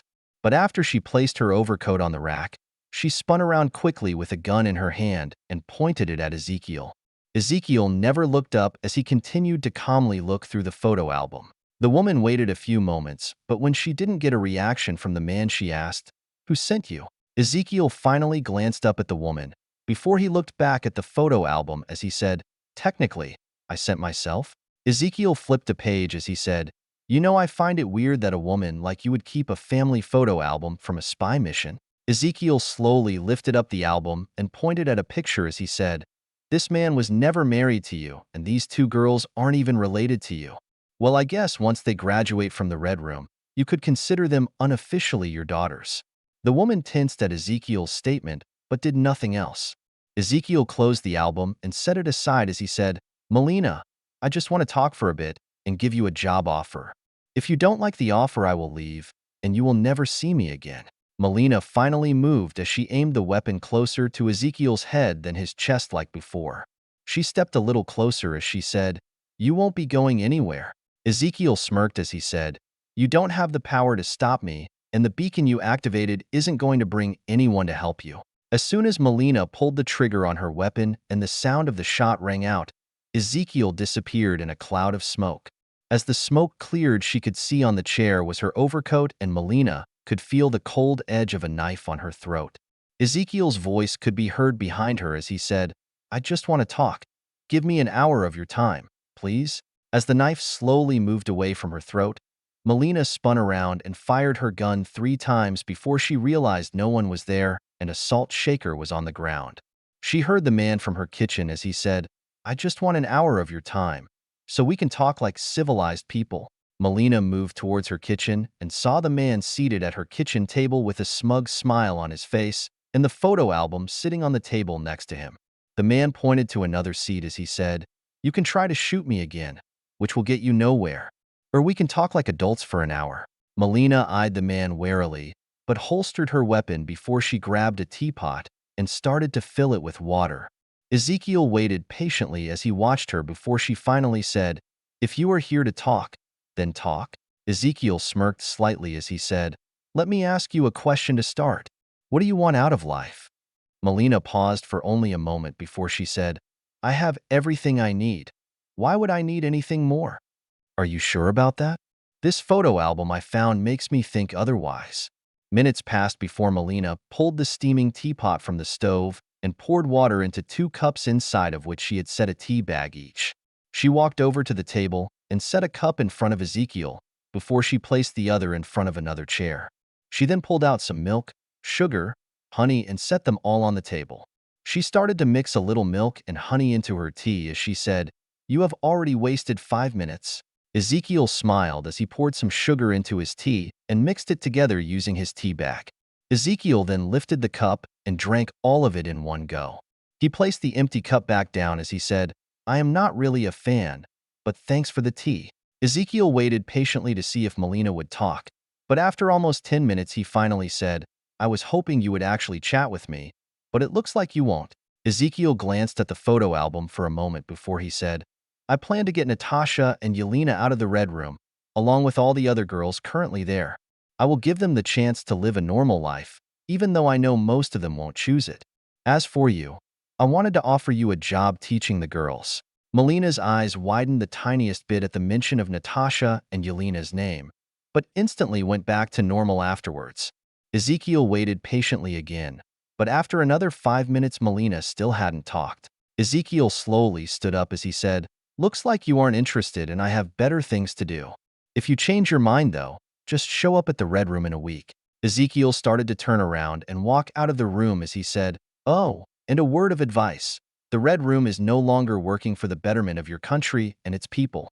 Why else do you think someone like Alexei is currently in prison? It wasn't because he was criticizing the government, it was because he didn't like what Dreykov was doing."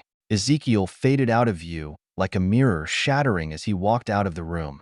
He turned around and looked at Melina for another moment before he said, "Looks like the first recruit failed." Tao nodded her head as she said, "Possibly. Maybe your next one will go easier?"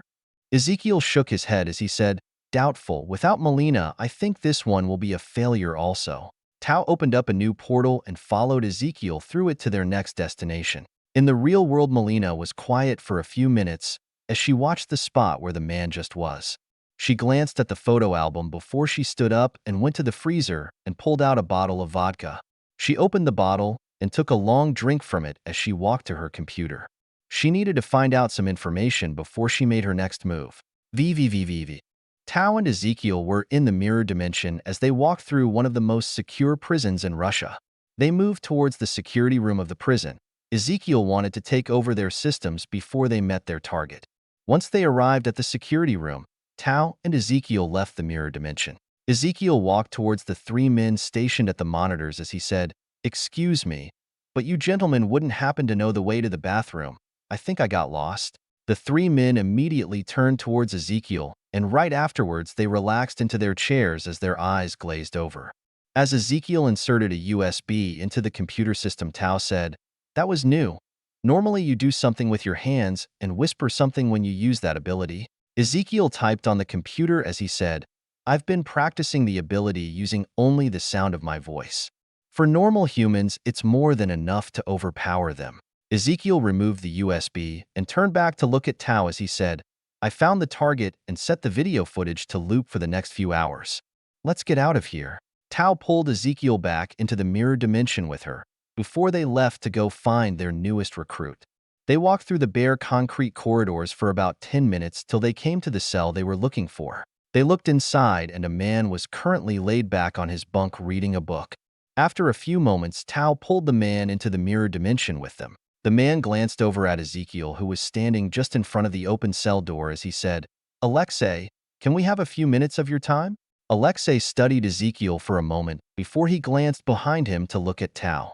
He then looked back at his book as he said, "I am not giving out autographs today." Ezekiel smiled wide as he said, "It's a good thing we didn't come for an autograph. We just wanted to offer you a job." Alexei glanced up from his book before he said, "I don't need a job. Now leave me alone." "Really? I thought someone like the Red Guardian would jump at the chance to help people. But I guess you aren't really a hero, are you? Just a government experiment turned into a propaganda machine." As Alexei stood up, the book in his hands ripped right in half. He glowered at Ezekiel as he said, "You know nothing about me." Ezekiel raised his hands up in a pacifying manner as he said, "You're right. I don't know you personally. I have read some of your psych profiles though. One thing all the reports say is that you have a hero complex. I personally don't find that a bad thing. I actually have that complex myself. It's part of the reason I came here." Alexei glanced at the book he ripped in half before he sat down and said, "What do you want?" Ezekiel smiled as he said, A job offer is mostly why I came. And to also offer you a chance to reconnect with your fake daughters, Natasha and Yelena." Alexei looked at Ezekiel instantly. He studied him for a few moments before he asked, "How do you plan to do that?" "I plan to rescue them from the Red Room, along with all the other girls currently there. I came here hoping you would like to help me, and afterwards, I will need help taking care of them and training them." Alexei's hands tightened a little, and his voice took on a dangerous edge as he said, "What are your plans for those girls?" Ezekiel waved off Alexei's words as he said, "I already told you I have a hero complex. I plan to rescue them from that place. I would just take them back to their families if I could, but you and I both know that isn't an option. The things those girls have been put through needs to be dealt with properly. I have a way to help speed up the process, but they will still need help." Ezekiel sighed, then said, "As for the training, I won't lie. I don't think most of them will be able to live a normal life anymore. Instead of training them to be heartless assassins, I was hoping to convert them into something better or different. Something they could make the choice to become themselves, instead of being forced into the role." Alexei watched Ezekiel for a while before he said, "If you try to attack the Red Room, those girls you're trying to save will fight you. You might just end up killing them, instead of saving them. You don't have to worry about any of that. I will take the Red Room and all the girls will be safe. Not a single one will be hurt when I do it." Ezekiel grinned as he said, "I am in no rush. How about I give you a few days to think about it? I will be back on Friday. That gives you 5 days to think it over."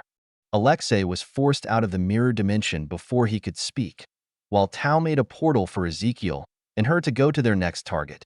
00061. A magical threat. Tao and Ezekiel walked through a secret facility just outside of Moscow while inside the mirror dimension.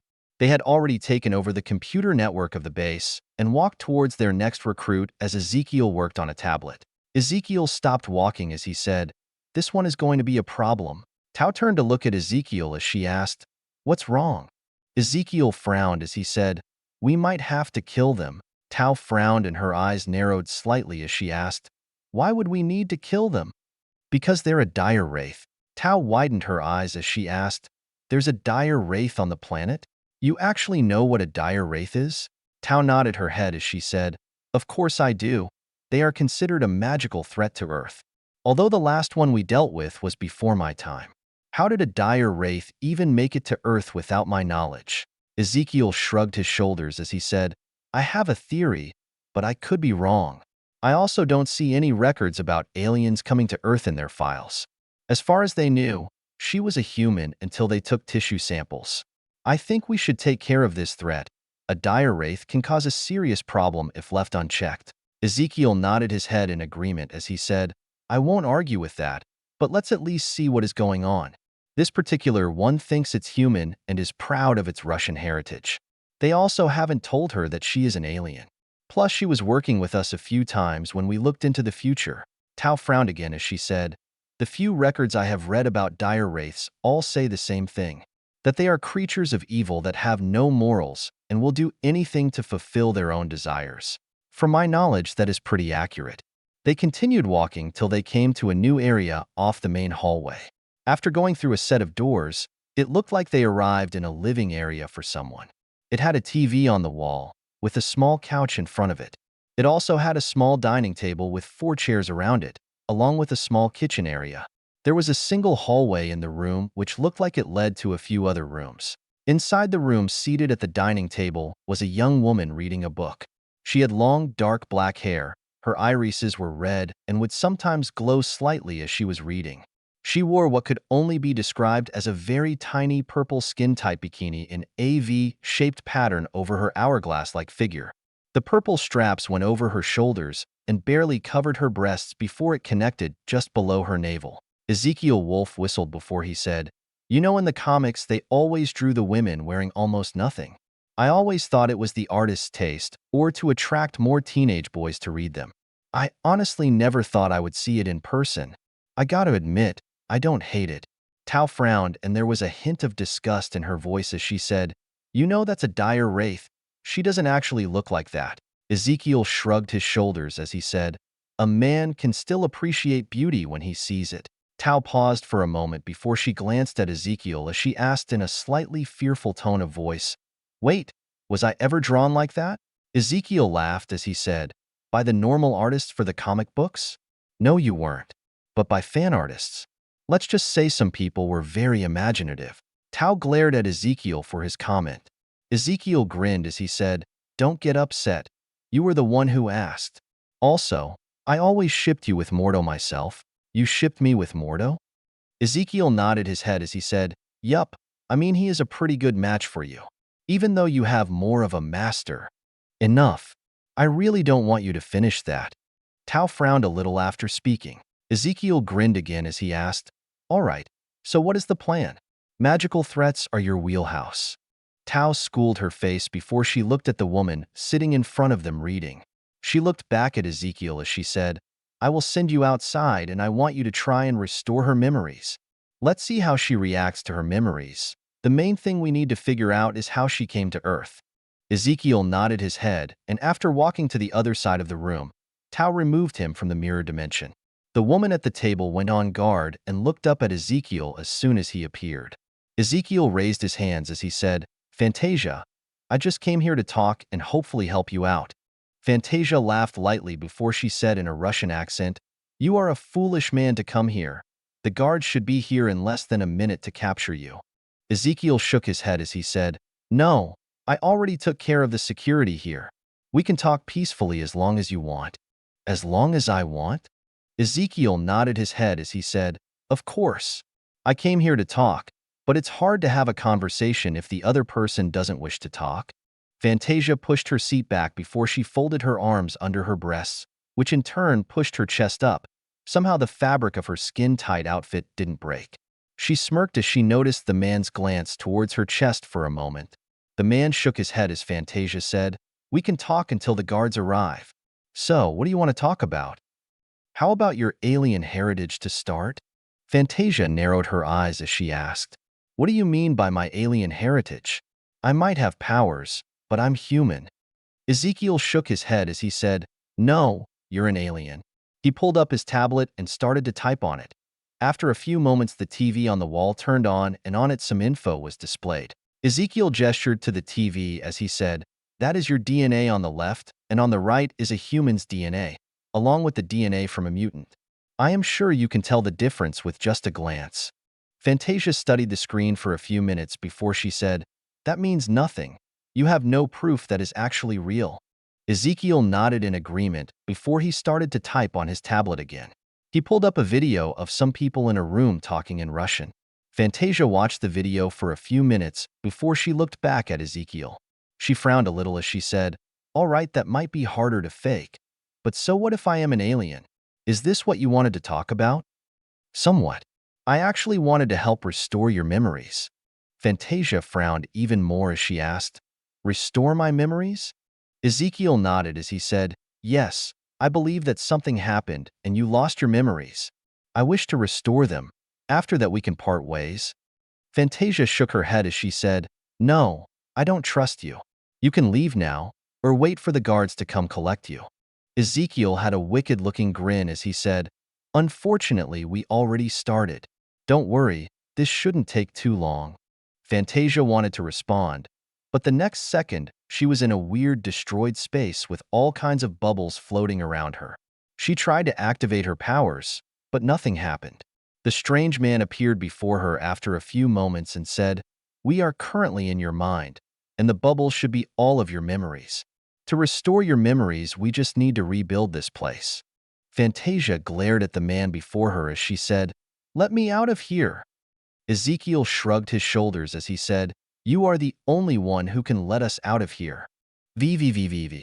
Tao watched Fantasia for a while before she looked at Ezekiel, who had 2 fingers currently touching the woman's forehead, and asked, so how long will this take? She is fighting back and not helping. But just forcing her into her mindscape seems to be helping. I think we have about an hour. Tao nodded her head as she said, I'll go get some help. We'll stay hidden and prepare to capture her if needed. Ezekiel nodded as he said, sounds good, but I suggest we wait and see what happens. If she is like the one from a certain timeline, she will lead us to a whole nest of eggs. Tao paled as she asked, you think there's a nest on the planet? Ezekiel nodded his head as he said, I am looking through her fragmented memories, and I have seen some things that make me think so. Tao opened a portal as she said, I'll be back. She disappeared through the portal right after. Ezekiel let out a chuckle thinking about Tao being AT-800 before he concentrated on his task and tried to find out anything he could about where a possible nest of dire wraith eggs might be. After half an hour, a portal opened, and Tao walked out of it with a few people. Tao glanced at Ezekiel before she looked at Fantasia, who was sweating profusely as parts of her body seemed to be expanding and contracting. Any part that was expanding or contracting would also change different colors of purple. Tao asked in a concerned tone of voice, What is happening now? Ezekiel's voice was strained as he said, She is gaining more power as her memories are restored. You should hide in the mirror dimension. I think we only have a few minutes before she breaks free. Tao nodded as she pulled everyone but Ezekiel into the mirror dimension. After a few minutes passed, Fantasia's right arm shot out as it turned into a purple blade that pierced through Ezekiel's chest. Fantasia watched as Ezekiel coughed up some blood before he collapsed on the ground in front of her. Fantasia pulled her bladed hand back and looked at the blood dripping off it. A 2-foot-long purplish-colored tongue came out of her mouth which licked the blood clean before she said, Consider that a thank you for restoring my memories. She smiled to herself as she walked out of the room.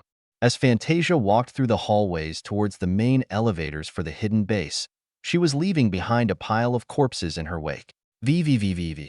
Tao, Ezekiel, and the others followed Fantasia as she walked through the base in the mirror dimension. Ezekiel currently had her in a Jinjutsu, so they could easily follow her to the hidden nest of dire wraith eggs. Wong glanced at Tao and the others as he asked, I am not the only one who finds her randomly cackling weird, right? Ezekiel shrugged his shoulders as he said, No, but there is nothing I can do about it. At least we have a nice view though. 00062. A lesson learned. Ezekiel and the others trailed behind Fantasia by about 150 feet. It had been over half an hour since they started, and it didn't seem like it would end anytime soon. Ezekiel sighed before he said, In hindsight, this might have been a bad idea. Wong nodded in agreement as he said, Any way to speed this up? I'm getting tired of walking. Ezekiel shook his head before he said, If we don't keep her in the mirror dimension, she'll kill anyone she comes across. I thought she was under Jinjutsu. She is, but it's only holding because we are in this controlled environment. If not, it would have broken long ago. I think her alien DNA is just too strong for my current Jinjutsu skills. Ezekiel shrugged his shoulders slightly as he finished. Tao nodded in understanding as she said, If I fold the mirror dimension, it will speed us up. I just don't know where we are going. Could you make the area under our feet move like a treadmill? Tao paused for a moment before she asked, I should be able to, but how will that help us? If you can then make that treadmill platform fly, it should speed us up considerably. We will just need to fly in the direction she is walking. Tao nodded her head in understanding as she said, That shouldn't be an issue, but I will need some help to stabilize the spell. Tao glanced at the other masters she had brought as she said, Wong, I want you and Kaiselius to assist me. Once I have us in the air, I want both of you to take over keeping us stable. Afterwards, I will control our momentum and direction. Both men nodded before Tao started to fold the neighboring space underneath their feet. The ground started to crumple and fold before compacting together. After a few moments, an area the size of a football field had turned into a platform 20 feet wide and about 50 feet long. The platform then started to rotate underneath their feet as they walked. Once the treadmill portion worked correctly, Tao started to cast a spell. The giant treadmill slowly lifted into the air before it started to slowly move forward. As it did, Wong and Kaiselius worked together to keep the whole thing stable. Once finished, Tao started to increase the momentum of the flying treadmill. It took another hour or so, but when Fantasia started to circle around a certain area on the treadmill, Tao finally landed the construct and dispelled it. As Tao pulled everyone out of the mirror dimension, they were greeted by the biting wind before Wong cast a spell to shield them from the elements. The mountain range they were on was covered completely in snow, and it was hundreds of miles from the closest thing you could call a settlement. They followed Fantasia for another 20 minutes to a small cave in the middle of the mountain range. As they walked inside of the cave, it expanded slightly and sloped downwards before branching off in a few different places. Fantasia continued to choose different paths almost at random for the next half an hour before she came in front of a dead end. Fantasia raised her right arm and put it next to a hole in the wall. Her arm transformed as she pushed it into the hole. The wall in front of her groaned loudly after a few moments and then slid down into the ground. Beyond, the opening lights flickered on one by one, going down a weird metallic hallway for about 30 feet. Fantasia removed her arm from the hole and began to walk down the hallway. As she walked, more lights would flicker on in front of her, and the lights behind would turn off after about 30 feet. As Ezekiel and the others quickly followed along behind Fantasia by about 30 feet, Ezekiel asked, "Is it just me? Or does this feel like a bad horror movie or something?" When Ezekiel received no reply, he shrugged his shoulders and started to work on his tablet as they walked. Ezekiel looked around every few moments, studying his weird surroundings and looking for anywhere he might be able to jack into. They walked past many doors and hallways leading to different areas. Fantasia only stopped after a few minutes passed as she finally reached a door, which opened up into a massive open area. Ezekiel and the others stopped near the entrance of the room, frozen by what was in front of them. Ezekiel looked around the room as he said, "All right, this is definitely an alien pod room." Wong nodded his head slowly in agreement. At the same time, Fantasia finally stopped as she looked around the contents of the room. The giant room contained an uncountable amount of purple and red egg-shaped objects. Fantasia laughed madly as her body started to deform and morph into her original body shape. She lost some of her height, and her overall body expanded in shape. She now looked like some type of weird purple creature which had only 3 claw-like fingers on each end of her arm. Her mouth opened up wide and a 2-foot-long tongue emerged from it, while Fantasia's eyes now glowed a creepy neon green color. As she turned completely around, she said, "Finally, after so long, the dire wraiths will be reborn." Ezekiel frowned as he said, "I think my jujutsu broke." "You think it broke?" As Ezekiel nodded his head, Fantasia laughed as she said, "Of course a minor spell like that broke. But I have to thank you. You made getting here much easier, and now you can fulfill a new purpose. Become food for the younglings." Tao acted first and brought up protection spells around the group. Kaiselius followed suit and also brought up protection spells, while Wong and the others readied their weapons. Ezekiel moved in front of the others and started to speed through hand signs. Fantasia smirked, showing her razor-sharp teeth before she said, "Your efforts are futile. You should already be feeling the effects of being inside this ship. Soon you will be nothing more than food.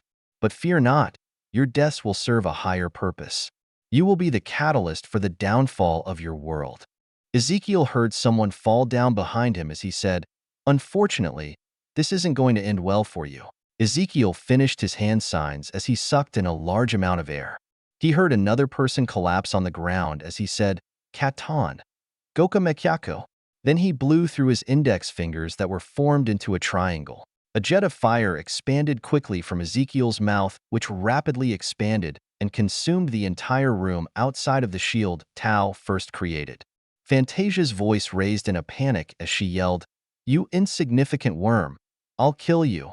Ezekiel continued to feed the ninjutsu as Fantasia slammed into the shield in front of him.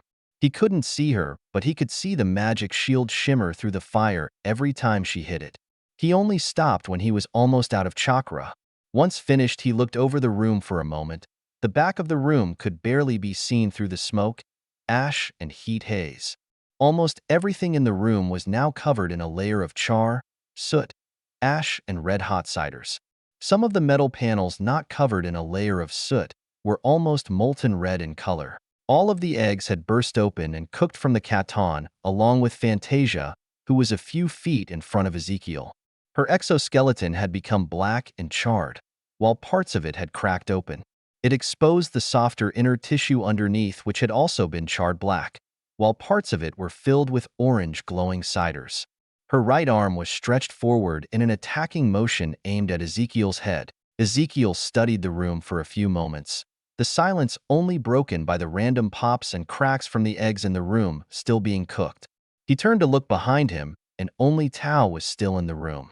Ezekiel relaxed as he said, "I'm not sure what happened to the others, but you should take them to the medical facility to get checked out by Tsunade." Tao nodded her head as she lowered her hands, and her shield disappeared. She looked over the room for a moment before she said, "This seems a little much." Ezekiel grinned as he said, "When dealing with heretics and Xenos, always use the heavy flamer." The heavy flamer? Ezekiel nodded as he said, "I will tell you about it some other time." A loud crack happened in front of Ezekiel, and the next second, he turned into a puff of smoke with a purplish-black spear where his head just was. His tablet clattered to the floor as Tao waved her arms, and a new shield appeared around her. She then casted another spell and looked at Fantasia for a few moments. Tao lowered her guard as she realized that Fantasia was now dead, and that attack was her last attempt to take the life of the person who killed her. Tao shook her head as she said to herself, "It's a good thing this was just a clone." Tao let out a sigh, walked over, and picked up Ezekiel's tablet before she transitioned to the mirror dimension to look at the people she placed there. Everyone was knocked out, and she was upset that they didn't notice it sooner. She shook her head and opened up a portal. It looks like it's not just Ezekiel who was a little lax this time. She started to weave a spell and lifted everyone up as she brought them through the portal. After she walked through the portal, it closed behind her. She walked out of the portal room and clicked on an intercom as she said, "I have 5 people that need treatment. Can I get some help in the portal room?"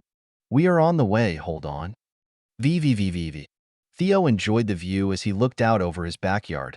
He wasn't sure why he loved to be in trees so much, but he climbed up any tree he could whenever he had the chance. It might be because his old body was confined to a wheelchair, and now he just enjoyed being able to move around freely however he liked. But another thought in his head was maybe he was being influenced by all the ninjas in his head who liked to run through trees. Ezekiel shook his head and turned his attention back to the book he was enjoying. Theo was seated on his favorite tree branch in the backyard of his house reading a book when he received his clone's memories. He frowned slightly for a few minutes as he sorted through the information he received. It was only his clone, but he was killed today because he was being cocky. It looked like he was going to have to start focusing on his training soon. A mistake like this couldn't happen even with his clones. He didn't want to form any bad habits from when he used his clones. 00063. Master? After Tao dropped off everyone at the facility to get checked out, she went to Theo and picked up a new clone. They stopped by the base to get a tool bag before taking Ezekiel back to the secret base Fantasia led them to. Nothing had really changed yet besides some of the embers were less bright than before. Ezekiel studied Fantasia's corpses for a few moments before he glanced at Tao as he said, "Let's find whatever passes for a computer. I want to hack into it." "Is that even possible? Won't the programming language be written in Diawraith?"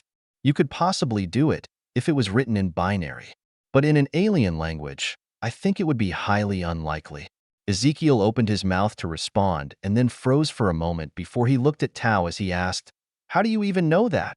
Tao laughed as she said, "I like to learn and I have long since memorized the entire library of Kamar Taj along with all the sanctums." Tao smiled as she said, "Did you think I spent my free time only studying about magic? I've been studying different programming languages for almost 20 years. You have no idea how similar they are to most magic. Especially runic and enchantment magic." "Wait, magic is just like a computer programming language?" Tao nodded her head as she said, "About 70% or so. Obviously it's a lot different, since if you screw up a line of code you just find the mistake and fix it. If you screw up a complicated spell matrix you could be seriously hurt, die, or summon something unpleasant." Tao studied Ezekiel for a moment before she said, "It's also why I asked if you wanted to study magic before. Besides your body being an excellent conductor for magic, you are already an amazing programmer. Although I have to admit I've never seen a code so complicated before, I assume it's something from your past life." Ezekiel smiled smugly as he said, "It was one of the programming languages I created myself." Tao nodded in understanding as she said, "All the more reason you should learn magic. Once you learn it, you could create your own magic system with your coding knowledge. You could possibly become more powerful than me, or even strange for that matter." Ezekiel was quiet for a minute as he thought about what Tao said. She had made the offer plenty of times before, but this was the first time she gave Ezekiel a good reason to accept. Ezekiel had always declined because he still needed to train his own powers properly. Even with clones, he thought if he learned magic it would take a lot of time. Ezekiel finally sighed before he said, "You win. I'll learn magic from you." Tao frowned as she said, I could have saved so much time if I just started with this. Ezekiel shrugged his shoulders as he said, honestly, I didn't want to learn because I thought it would be boring and take a long time. Reading a bunch of books on dead languages just to do some magic when I already have powers that should be on par with most magic just seemed counterproductive. While your powers are strong, compared to a true master of the mystic arts, they aren't as strong as you think. Ezekiel smirked as he said, just wait till I master Fuinjutsu or my eyes fully develop. Then we can see which is stronger. Tao returned Ezekiel's smirk as she said, you will understand after you learn magic. We'll see. Anyways, let's find some place where I can connect my tablet to. Tao glanced around the room then down the long hallway behind them before she asked, should we split up to save time? Are you crazy? Have you never watched a horror movie? Always use the buddy system when exploring weird places. First, this isn't a movie, and second, horror movies are horribly inaccurate depictions of monsters and demons. Tao crossed her arms over her chest as she frowned at Ezekiel. Ezekiel shook his head as he said, really? You have an issue with horror movies because they aren't realistic enough? Tao nodded her head. Ezekiel chuckled as he said, that is ridiculous. Do you know how many people die each year because of supernatural and magical threats? Ezekiel started to walk back down the hallway as he said, no idea, but you should call the Winchesters to help out. Tao followed along behind him as she asked, what are you talking about now? Ezekiel shook his head as he said, this is one of the reasons why being reincarnated sucks. No one understands when you reference something. Tao nodded as she said, well, explain it, and next time I'll know what you were talking about. Ezekiel shrugged and said, it's fine. I'll live. As they explored the area, they realized that it wasn't a base they found, but a dire wraith spaceship that was somehow buried in the mountain. It took almost an hour, but they found a room on a lower level that was filled with what Ezekiel assumed was computer banks. Ezekiel seated himself in front of what he assumed was some type of maintenance terminal. The terminal itself stood only 4 feet tall and had a weirdly designed chair placed in front of it. The only thing of note was some small ports on the side along with some holes near the top. No screen, keyboard, or buttons were present on the device. Ezekiel glanced at Tao as he asked, do you have a way to open this up? Tao never moved, but a spell circle appeared around the terminal and removed all of the cover pieces from it. Ezekiel glanced from the terminal back to Tao as he asked, you can do wordless casting? I didn't think it was possible. Tao smiled as she said, that's part of your problem. You think this world is like the comics and movies you watched, but that is very far from the truth. Wordless and gestureless casting are hard to master, but the people who do manage it are extremely dangerous. Ezekiel started to look at the internals of the terminal as he said, I get it. You're a badass. Ezekiel paused what he was doing to look back at Tao as he asked, wait, why do you always put up with my antics then? Tao shrugged her shoulders as she said, I have nothing else to do currently, and I've been hoping to take you as a personal student. It looks like my persistence has finally paid off. Ezekiel smirked a little as he said, so should I call you teacher or master now? Sensei? Wani-chan? Or maybe Obasan? Stop it with the Japanese. Just call me master or teacher. Ezekiel bowed slightly as he said, yes, sensei. Tao glared slightly at Ezekiel as he smiled and started to look through the internals of the machine again.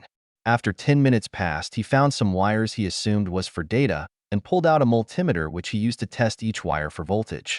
Tao watched quietly as Ezekiel worked for a few minutes, separating a few wires from the main wire harness. Once finished, Ezekiel pulled out a pair of wire strippers and cut the ends off the wires and stripping them to bare metal. He reached into his bag and pulled out a weird-looking PCB board connected to a USB dongle.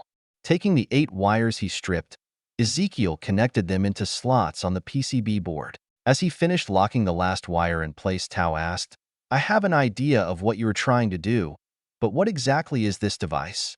Ezekiel held up the fully connected PCB as he said, we never gave them a name, but Hank and Bill helped build a few of these things. They are mostly meant to act as a connection hub, so my tablet can connect to anything electronic. I have a few different types. This one is specifically made for making connections with alien devices. Fury let us borrow some tech from the Kree and Skrulls to test it on.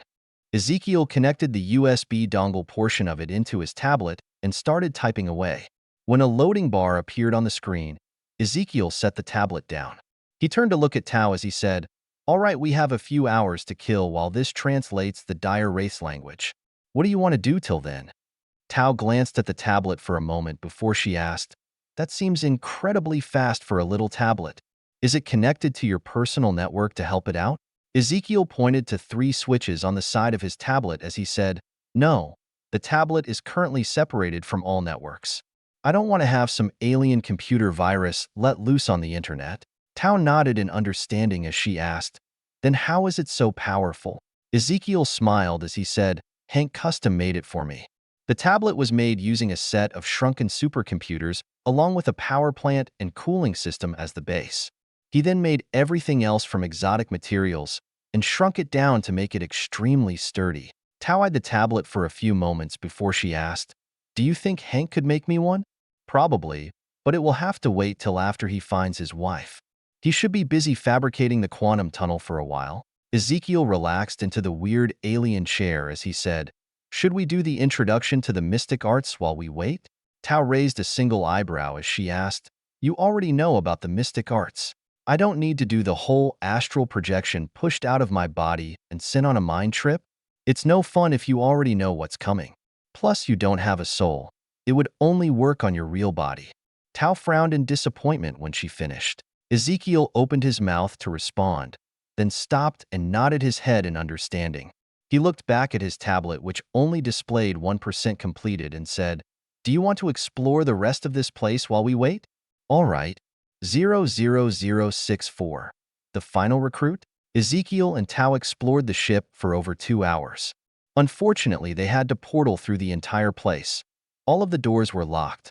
When they finished exploring, the tablet was done with translating the dire wraith language. Ezekiel then used his tablet to hack into the computer system. After another 20 minutes, he was able to break through the alien encryption and had access to the entire ship. Ezekiel typed on his tablet for a while before he said, "Good news, Wong and the other masters will be fine." The dire wraiths had a security measure that pumped a low-level odorless sleeping agent into the air. The dire wraiths are immune to it, but most other races are not.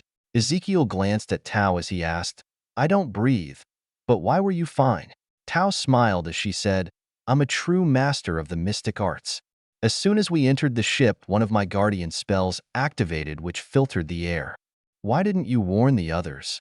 The best lessons are always learned from our mistakes. When I realized it wouldn't kill them, I simply allowed them the opportunity to learn." Tao smiled like a predator when she finished talking. Ezekiel shivered for a moment under that gaze and instantly realized his magic training wasn't going to be fun at all. Ezekiel then smiled to himself. He had no reason to worry. He was a clone after all. Theo would be the one who would have to deal with Tao's training. Sucks to be him, Ezekiel thought. Ezekiel shook his head and decided to focus on his current task. He wanted to copy over the computer's database and check the status of the ship itself. The diagnostic report for the ship stated that the ship was only running on 10% power. It was enough to run the lights, life support, computers, and a few other things. But weapons, shields, and engines wouldn't work at all unless they found a new power source or repaired the old one. After collecting the ship's data, Ezekiel decided he wouldn't worry about the alien craft for now. It had been buried underneath the mountain for almost 500 years. Another 10 or 20 years wouldn't hurt the thing. Ezekiel, along with Tao, headed back to the egg chamber room and collected DNA samples. Then Tao used a spell to disintegrate all of the organic material in the room. Once finished, Ezekiel made sure the ship was sealed up again, and they portaled out of the ship to the last recruit Ezekiel had on his list. The location they portaled to was in the middle of the Siberian tundra in a heavily forested region. In front of them stood an old dilapidated log cabin with a very wide front door. Ezekiel walked up to the front door and knocked loudly a few times before stepping back. After a minute, he stepped forward and knocked even harder. After no response again, Ezekiel opened the front door as he said, "Hello. We were just in the neighborhood and wondered if you had time to talk about our Lord and Savior Stanley. Isn't it supposed to be Jesus?" Ezekiel just shook his head as he opened the door fully. He looked inside for a few moments before he said, "Looks like he's out and hasn't been here for a little while. Do you have a way to find him?" The inside of the cabin was spacious but very sparse. It was a large single room with a stone fireplace. The only furniture inside was a table with a single chair, a few cabinets and a lone mattress on the floor next to the fireplace. The most noticeable thing in the room was the empty bottles of vodka that were piled up in one corner of the room, which almost touched the ceiling. Tao walked inside the cabin, and after looking around she said, "Someone actually lives here?" Ezekiel shrugged his shoulders. His eyes were on the bottles as he said, "I am not gonna judge the man. No one is perfect." Tao just shook her head as she started looking around the room for something to use as a tracker. After finding some tufts of hair, she examined it and said, "I can use a spell to find the location of whoever this hair belongs to. The only issue is this hair doesn't look like it's from a human. It should be from him. He's a mutant." She held the hair up as she formed a spell that circled around it for a few times. After a few moments, the spell disappeared along with the hair. Tao then pulled Ezekiel into the mirror dimension with her. As she opened up a new portal, she said, "I found our target. Let's go." Ezekiel stepped through the portal followed by Tao into what looked like a caged fighting arena. The cage itself was gold in color and was shaped like a dome with an open top area, while the floor was mostly made of compacted dirt and sand. Ezekiel pulled up his tablet and started to type on it as he said, "This place is heavily shielded. I can't get a proper signal. Do you know where we teleported to?" Tao shook her head as she said, "The spell I used just shows me where to open the portal. It doesn't tell me where it actually is. We can find out later when I hack their systems." Directly in front of them stood a burly man with no shirt on and some kind of metallic collar around his neck. He was close to 7 feet in height and had very broad shoulders. His upper body was almost completely covered in short, fine brown hair. If you didn't look closely, you would think he was wearing a sweater. His brown hair was cut short, and his brown eyes were narrowed as he studied the person across from him. In the middle of the arena stood a man on a platform suspended in the air. He wore a fancy suit along with a mask. He spoke into a microphone on the platform as he pointed at the other man in the arena. The other person in the arena was a massive man, also not wearing a shirt. His upper body was covered in tattoos and numerous scars. Ezekiel then looked around the outside of the arena and found they were in some kind of building. Outside of the cage was what could only be described as a grandstand, which was almost packed with people. Everyone was dressed up in fancy clothes and wore different masks that fully covered their faces. Above the arena hung large monitors that showed a better view of both competitors, along with stats for each man and the current betting odds. Ezekiel smiled as he said, "Feel like having some fun?" Tao looked around the arena along with the grandstands for a minute before she said, "Sure, great. Let's secretly come out of the mirror dimension and then act like we belong as we try to find a place to sit." Tao nodded in agreement before they left the arena itself and found a secluded spot out of sight. Tao removed them from the mirror dimension before they walked into the grand stands to find some seats. They attracted attention from everyone else since they both stood out so much compared to everyone there. While Tao was in her normal monk robes, Ezekiel was dressed in his umbu outfit, minus his mask. The hum of the arena started to die down before it became deathly silent, as even the announcer and contestants in the arena stopped to watch them find a seat. When they were finished, Ezekiel looked around at everyone before he glanced at Tao as he said, "We should probably update your wardrobe. You attract too much attention. Plus, I think the whole monk thing is out of style now." Tao returned a flat look as she said, "I think not." Ezekiel shrugged his shoulders as he said, "I just think you would look good in a sundress is all, master." Tao was surprised for a moment before she saw Ezekiel's smirk. While everyone around Tao and Ezekiel quickly moved away as they talked, some thug-looking men with masks were walking towards them. Ezekiel looked towards the men approaching them as he said, "You guys look like you are working too hard. You should probably take a nap." As Ezekiel spoke, the men slowed down before they slowly collapsed onto the floor. Some of them could even be heard snoring lightly. Ezekiel glanced around the quiet arena again before he looked directly at the announcer as he said loudly, "We came to watch the fight. Get on with it already." The announcer held a hand up to his ear for a few moments as he listened to someone through his earpiece. Afterwards, he looked around the arena again as he said in his boisterous voice, "All right, folks, you have till the bell rings to finish placing your bets." Once finished, the announcer's platform was pulled up above the top of the arena in between where the monitors hung. The announcer himself watched Ezekiel and Tao until he disappeared from their view.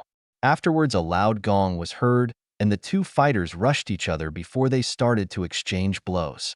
The fight took less than a minute or so, and it was a pretty one-sided beatdown. While the tattooed man may have had fighting experience, the man with the collar was a trained fighter and a very experienced one at that. The collared man disabled the other fighter in the first 30 seconds or so of the fight, and then took the rest of the time to choke the other man out with a sleeper hold. Once the other fighter was unconscious, the collared man released his choke hold and the gong was heard again.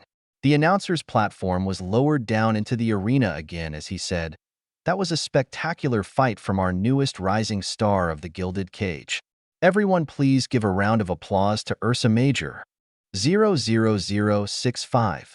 A little mistake, quickly fixed." Ezekiel and Tao stuck around for a while longer after the first fight ended. It just seemed to be some kind of illegal underground fighting arena, as far as they could tell. After they watched the second fight in a row, Ezekiel said, "Let's head out." Tao then pulled them both into the mirror dimension the next instant.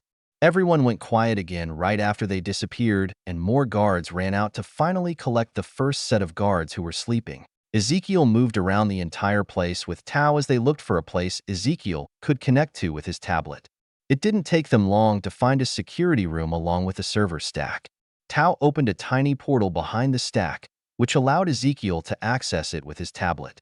The small portal was kept open for about 10 minutes while Ezekiel took over their systems and started to dig for information. The portal closed and Ezekiel let out a sigh as he said, "Well, good news. I found out what is going on. Bad news, we need to act fast. What did you find?" Ezekiel flipped his tablet around and showed the display to Tao. On it were rows of cages with a bunch of different people locked inside them. Tao noticed the issue immediately. All of the people in cages were fighters for the arena. Tao frowned slightly as she asked, "They are forcing people to fight?" Ezekiel nodded his head as he said, "Not just that, every fighter is kidnapped and they are forced to fight under the threat of death." Ezekiel frowned as he said, "But we need to hurry. Our little stunt spooked the people running this place. They are planning to move as soon as the matches for tonight are finished. They are currently working on disassembling anything not used for the matches and loading them on trucks." Tao opened a portal back to base as Ezekiel talked.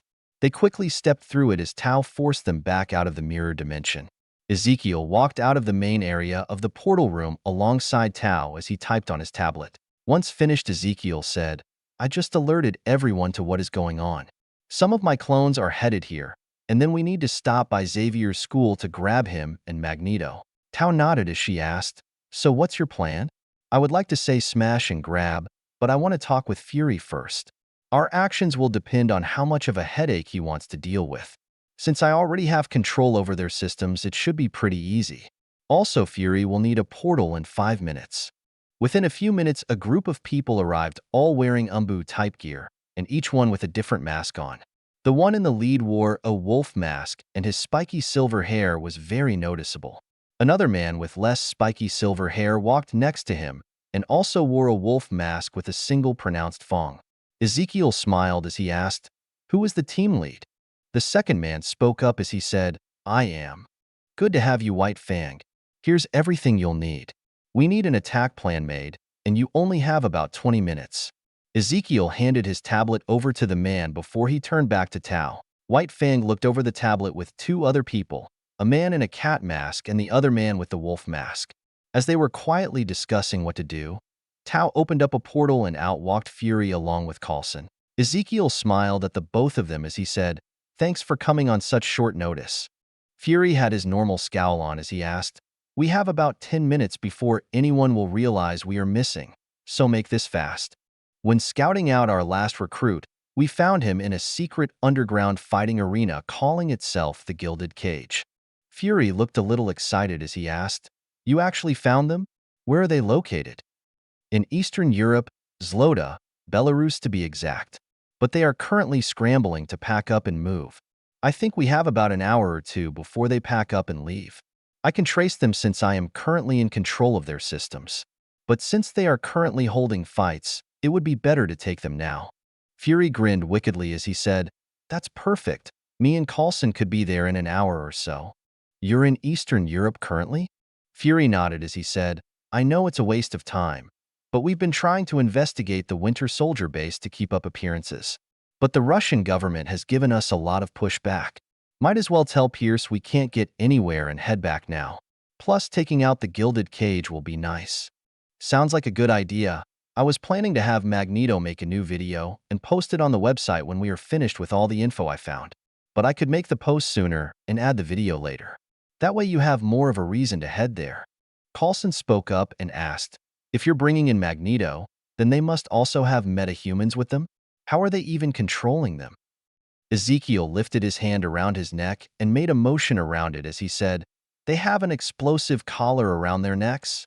Coulson nodded in understanding as Fury said, we are headed back. Contact me if anything unexpected happens. With that, Fury turned around as Tao opened a portal for them and they walked through it. Ezekiel looked over to his clones as he said, let's go pick up the rest of the team.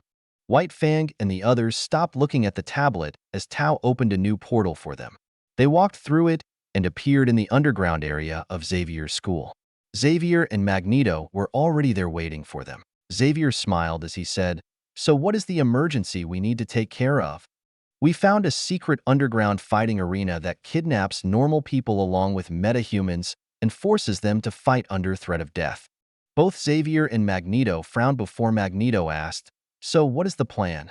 Ezekiel pointed to his group of clones, still talking as they looked over a tablet as he said, give them a few minutes and they will tell us. White Fang is the mission lead for this. Once the mission starts, I plan to post the info on the website, so we will be on a tight timetable. We might even run into S.H.I.E.L.D. or government agents before we finish. Why not wait till we're finished to make the post? Ezekiel had his trademark smirk as he said, Fury is about an hour away. If I post it when we start, there is a good chance he will be there to take over when we finish. Xavier nodded in understanding before he asked, do you know how many metas they currently have? 5, but they are all adults. So I am not sure what you will want to do with them. One of them is a recruit for us though, so I need to talk with him once we are done. Xavier nodded as White Fang walked closer, handing Ezekiel his tablet back. He looked over to Magneto as he said, your main job is to work on controlling the outside. You will be placed outside, and you need to take care of their transportation. If you see anyone outside, capture and detain them. White Fang then looked at Xavier as he said, when we enter inside, you will be with Tao, and your main job is to put everyone in the arena grandstands asleep. My team will handle the rest of the building and the fighters. A few will be sent to the prison area when we start while the rest will enter with you and Tao. White Fang looked over at everyone as he asked, any questions? When no one spoke up, he looked at Ezekiel as he asked, how long till you are ready? Ezekiel typed away on his tablet as he said, not long, 5 to 10 minutes at most. Good. Everyone double-check your gear and your hinge seals. I don't want any mishaps. Ezekiel finished up over the next few minutes before he pulled out his bare face mask and put it on. He looked over to Tao as he said, Portal Magneto now. Ezekiel glanced over at Magneto as the portal opened for him. Ezekiel said, wait 30 seconds, then start. Magneto nodded his head as he floated through the portal into the night sky above an abandoned-looking warehouse area. A few miles away, he could see the lights of a city. He looked over the area for a few moments, deciding the best course of action, until he heard people yelling and gunshots. He raised an arm and wrapped up all of the people outside loading trucks with metal that he ripped off from the trucks. He looked over to one of the buildings and lifted his right arm as the entire roof of the building was ripped off. Inside of the building were a bunch of cars, trucks, and limos parked in rows. Magneto smiled to himself as he thought, this never gets old. He raised his left arm as all of the vehicles in the warehouse floated into the air before he moved them into certain spots. He waved both of his hands downward, and the roof along with the vehicles slammed into the ground, causing a small earthquake and some small explosions. There was now a wall around the entire warehouse area being used for the fighting arena. Magneto then lifted the roof off of the fighting arena and slammed it into the ground next to the other roof. Afterwards, he floated in the air like a god as he watched for anyone trying to escape. 00066. A slight roadblock. Mikhail laid on the floor of his cell as he thought about the past few months. He had gone from a respected major in the Russian military to a prisoner forced to fight for his life. He chuckled to himself a little. Besides his rank and status, nothing really changed.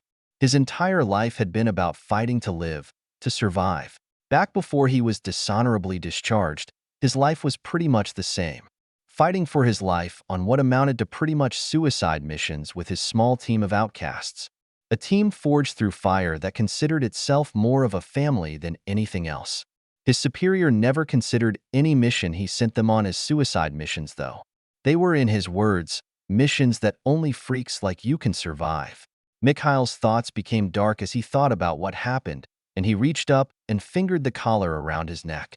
Before he knew it, his hand had slipped underneath the collar as a thought of just ripping the collar off and ending it all passed through his head. He stayed that way as the minutes ticked by, as his mind played with the idea, and his eyes teared up slightly as his thoughts became darker. It would be so easy, all he had to do was pull at it, and everything would be over. As he laid there with his dark thoughts, one memory burst forth in his mind, and his hand tightened just a bit. But as the memory replayed in his head, his grip finally relaxed, and he shook his head, clearing it of his dark thoughts. No matter how much he would love to just end it all, he couldn't. He needed to avenge his friends first. But first he needed to escape. He had already wasted a month being a prisoner and fighter for these assholes. He needed to figure out a way to remove his collar without losing his head. As for escaping, that would be easy. He paused as his thoughts wandered again. What would he do if he could escape? Go back to his cabin to drink his sorrows away again like last time, instead of seeking vengeance for his friends. Mikhail was deep in thought when he heard some people yelling before gunshots rang out. At first he thought one of the fighters was trying to escape again. It had happened a few times since he was brought here. But afterwards it sounded like a bomb went off as the ground shook for a moment. As Mikhail jumped up from the ground, it shook again as the sound of metal being loudly ripped apart sounded from above, before another explosion was heard. Mikhail wasn't completely sure what happened, but prepared to take advantage of the situation. That was until he saw the people with red and white masks as they passed his cage. Each person flickered past faster than a normal human should be able to move. He only noticed because of his enhanced visual prowess. Mikhail grinned. Hopefully this was his ticket out of this place. Mikhail touched the collar around his neck for a brief moment. Hopefully these people were here to free him and the others. After 10 minutes passed, some men in red and white masks walked back into the room. They walked up to each cage, and the people in each cage collapsed onto the ground. Most of the other prisoners started to yell in a multitude of languages as they watched people collapsing to the ground for no reason. Mikhail and a few others were quiet as they watched the masked people work. One of the men in a wolf mask arrived in front of Mikhail's cage and opened it as he said, "Follow me. Someone wants to talk with you." Mikhail glanced at all of the prisoners on the ground, then decided to follow the man in the wolf mask. As they walked to the upper level of the warehouse, they passed piles of people collapsed on the ground. Some of them looked fine, but some of them had pools of blood spreading out from their bodies.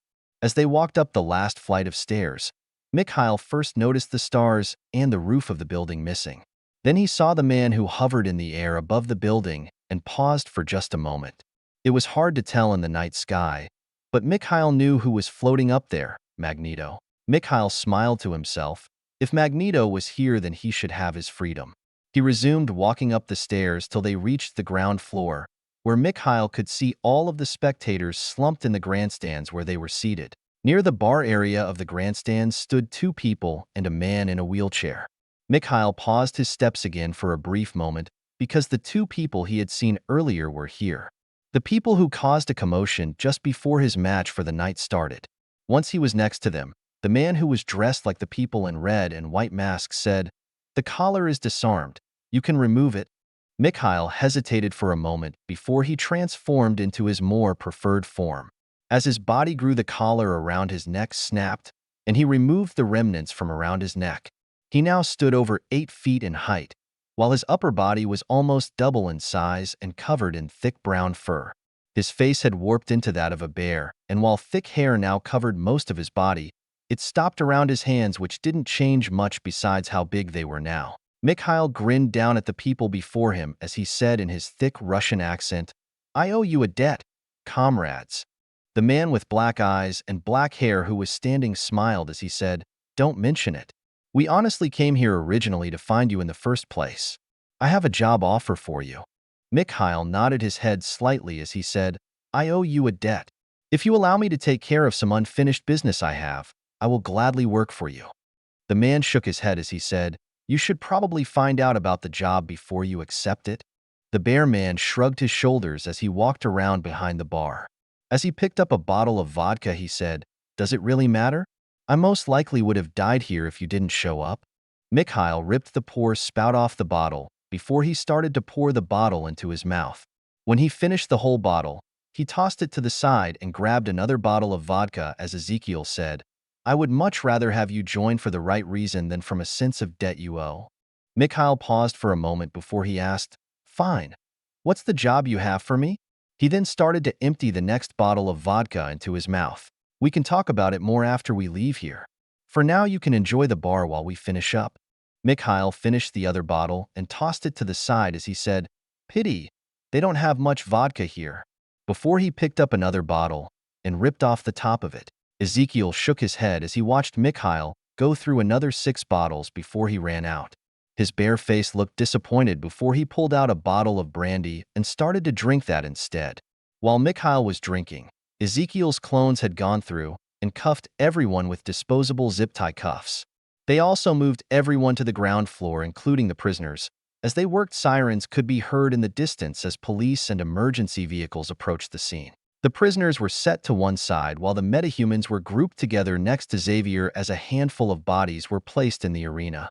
Once everything was finished, Ezekiel typed on his tablet before a ringing was heard from it. After a moment, a gruff man was heard as he asked, what is it? We are done on our end. Where are you at? The man sounded frustrated as he said, we are close, but we are being held back by the WSC and Pierce. We need to wait for them to grant us access. Ezekiel typed away on his tablet for a few moments before he said, oh, I see why. A few of the people here are government officials for different countries or big-time CEOs for companies. They must be stalling for time to get these people out. I was thinking the same thing. It would be harder to pin this on them if they weren't there in the first place. Ezekiel smirked as he said, well, what if we took these people with us and then brought them back once you arrived? No, they could say they were planted and weren't actually part of it. Tao spoke up as she said, I could place a spell on them to hold them in place until you or Coulson release them. That's a better idea, but that might also raise some flags. Mikhail finished another bottle of brandy, and as he tossed it aside, he said, just bring a news crew in to film it all? Ezekiel paused for a moment before Fury said, normally I would say no, but that might be the best option. Ezekiel typed on his tablet for about a minute before he said, sounds good to me. I am finding some reporters right now, and we will do a live broadcast so it can't be stopped. I will talk to you later. Ezekiel didn't wait for a reply as he disconnected the call and looked up to White Fang as he said, quickly line up everyone in the grandstands and remove everyone's masks. The man nodded his head as he yelled, you heard him. Remove everyone's masks. Ezekiel's clones quickly moved around the area to remove the mask of every person there. As they worked, Ezekiel looked at Tao and said, send Xavier and the other metas back. Then I want you to pull us into the mirror dimension when the others are finished. Only Magneto should greet the reporters.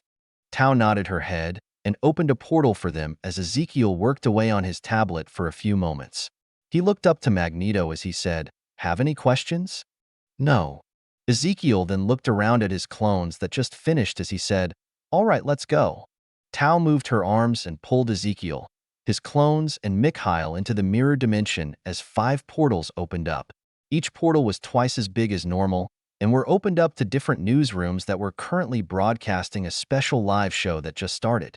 It only took a moment for each news crew and reporter to cautiously exit the portal. They all looked around in shock for a few moments before a voice above them said, you have half an hour, make it count. The reporters all glanced up at Magneto before they started talking to their cameramen and moved into the grandstands, not wasting any time. A few minutes after they started working, Ezekiel's tablet beeped twice before he answered it as he said, Joe's Pizza, is this for pickup or delivery? Cut the shit, Ezekiel. I just got the go-ahead from the WSC to head in. They want me to stop the broadcasts and detain everyone. They wanted me to cut the live feeds, but my teams aren't having any luck, so they want me to move in and stop it. I'll be there in 10 minutes. We will be gone in 9. As Ezekiel cut the call, he asked, Did you get that, Magneto? Yes, I will take care of it. 00067. Talking to a drunk bear.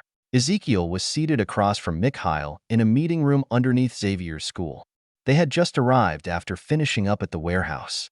Ezekiel typed on his tablet for a moment to bring up Mikhail's information before he said, I wanted to ask a few things before I tell you about the job. I also wanted to ask about your unfinished business. Mikhail nodded in reply. So Ezekiel asked, you had a pretty impressive military career for the past 16 years, but you were recently dishonorably discharged. What happened? His bare face scowled as he said, you probably have my records. They should tell you what happened. They do, but I find that most records tend to obscure the full story most of the time. So I want to hear what happened from a person who was there instead. Mikhail gave a grunt before he said, I was in charge of a small team of metahumans. We were used for missions considered too dangerous for normal people. Mikhail chuckled, which sounded more like a growl before he said, most of our missions were pretty much one-way tickets. We were dropped in somewhere with no exit strategy in place. We either completed the missions and fought our way out, or we died. Ezekiel frowned as he asked, that wasn't in any of the after-action reports? Of course not. That sorry excuse for a base commander always made sure to cover his tracks. I wouldn't be surprised if he never put exactly what our mission parameters were in any of the reports. Ezekiel typed on his tablet for a moment, and a monitor on the wall turned on with a mission report on it. He glanced at it as he asked, tell me about this mission. Mikhail studied it for a few minutes before he scowled as he said, that motherfucker. The only thing that isn't a lie is the location and the target. Little to no resistance, my hairy ass. Mikhail's eyes unfocused for a few moments as he said, we were dropped into a secluded valley at night with only one ground-level exit. Our target was in the back of the valley nestled in a reinforced cave system. Mikhail shook his head and his eyes became clear as he said, they sent us in because every weapon they used on the place didn't work. It was actually a fortified bunker, and fortunately my team had the ability to get inside. Ezekiel listened quietly as Mikhail explained how terribly the mission went. Yes, they completed the mission, but all of them were seriously injured and barely made it back. But that wasn't the first time that happened. Almost all of the missions ended up like that. They were sent on missions with impossible odds and somehow made it out alive each time. The only positive takeaway was that it helped to forge his team into an extremely dangerous and tight-knit group. After a few hours, Ezekiel asked about Mikhail's last mission. Mikhail looked pained when he read the report and slowly recounted what actually happened. His team had been given another mission, but this time it really was an impossible task for his team. Someone had leaked the mission info to their target, and they used it to create an ambush that was designed around his team's weaknesses. While his team wasn't wiped out immediately, they were forced into a running retreat with some of them wounded. But as they retreated, it just became worse and people started to sacrifice themselves so the others would be able to make it. Unfortunately for Mikhail, his ability to heal rapidly was a gift and a curse. He watched as the people he considered family died one after another, all so that the rest would be able to live. He ended up being the last person alive, but even then he still fell in the end. It was only through some miracle that he didn't actually die. When the people who attacked him finally saw him collapse, they also noticed his body was no longer healing, so they left him to rot, thinking he was a corpse like the others. Instead, it was just that his ability had been used to the extreme and stopped working. But after laying in a crater for a few hours, it started working again. As Mikhail talked, his voice became more strained till finally he stopped. His head was lowered, but Ezekiel could still see his eyes were misted over and unfocused. Ezekiel cleared his throat before he asked, Mikhail, would you allow a friend of mine to help you out? Mikhail's voice cracked slightly as he asked, can your friend bring people back from the dead? Ezekiel shook his head as he said, no, unfortunately he can't. But he has an ability that is very useful in cases like yours. You can think of it as a very advanced therapy program. It takes things that normally take years to fix only hours at most. You will still have to work through everything, and you will be sharing your memories with him. But it helps. Mikhail sat quietly for 10 minutes as he considered the offer before he finally just nodded his head in reply. Ezekiel then typed away on his tablet for a few moments. Within a few minutes, a portal appeared, and out of it stepped a pale-skinned man with ash-blonde hair. He He smiled as his pale green eyes took in the two people in the room with him. He walked next to Mikhail and extended his hand out as he said, "Nice to meet you. I am Inoichi." Mikhail glanced up at the man, his eyes still moist. He reached out and shook his hand as he said, "Mikhail, Ezekiel told me about your issue. We can start whenever you want." Mikhail nodded his head, so Inoichi did some hand signs and then touched his forehead. As they worked on Mikhail's mind, Ezekiel decided to be proactive. He already had a good idea what business Mikhail needed to finish, so he picked up his tablet and got to work. An hour passed, and unfortunately Ezekiel had found nothing new, just the same information he had already gathered. So he decided to change tactics and sent a message to Tao asking for a ride. After a few minutes, a portal opened, and out of it walked Mordo. He glanced over at Ezekiel as he said, "The Ancient One said you needed some help." Ezekiel stood up as he said, "I need a ride to a few places in Russia." He held up his tablet and showed Mordo a military base in Russia as he said, "We need to teleport there, and we'll need to explore a few places while inside the mirror dimension." Mordo pulled Ezekiel into the mirror dimension with him before he opened a portal. After they stepped through the portal, they were greeted with the sight of the military base waking up. As Mordo looked around the place, Ezekiel said, "Our first stop is the base commander's office. We need to search that place thoroughly." As they walked in the direction of the commander's office, Mordo said, "I wanted to thank you for helping Kaiselius, the other masters, and I have noticed he is doing a lot better now." Mordo paused for a moment before he said, "We aren't exactly sure what happened, but the Ancient One said it was because of your help. So, thank you." Ezekiel nodded in reply as a smile played across his face for a moment before he said, "I'm glad I was able to help. He's a good man, and I didn't want him to suffer a terrible fate." They stayed silent after that and focused on their task at hand. The first place they stopped came up empty even after Ezekiel hacked into the man's computer. Once finished, they made their way to the base's main computer servers. Ezekiel spent another hour going through the base's servers that weren't connected to the internet. Mordo wasted no time and used some spells to look around the base for hidden areas. When they were both finished, they only had two options left. One was to go directly to the base commander and try to get answers. The other was to go to the man's house and search for any clues there. They decided to go with the second option first and teleported directly inside the man's home. As they searched the man's house, they found a few things, the main one being a hidden room in the basement behind a false wall.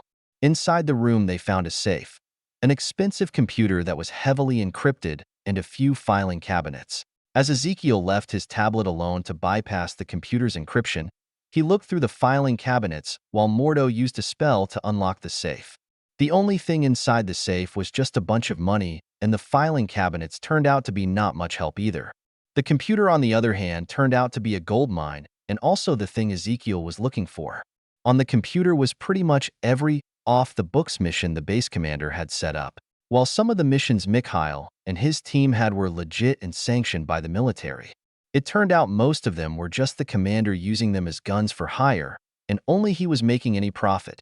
The most damning was the last file, the one where Mikhail's team died. It turned out that the commander wanted to retire and didn't want any loose ends. So he made one last deal to sell out Mikhail's team and collect a nice bonus at the same time. Ezekiel frowned as he finished going through all the data. He knew he might find something, but this was not what he expected to find at all. He disconnected his tablet, and as he stood up, he let out a sigh. Mordo glanced his way as he asked, "What did you find?" "Just the dregs of what humans should be." Ezekiel shook his head before he asked, "Want to help me calm down an angry bear?" 00068. An angry drunk bear? Ezekiel and Mordo ported back to Xavier's school to find that Inoichi was done with Mikhail. The two men were seated next to each other at a metal table as they quietly conversed.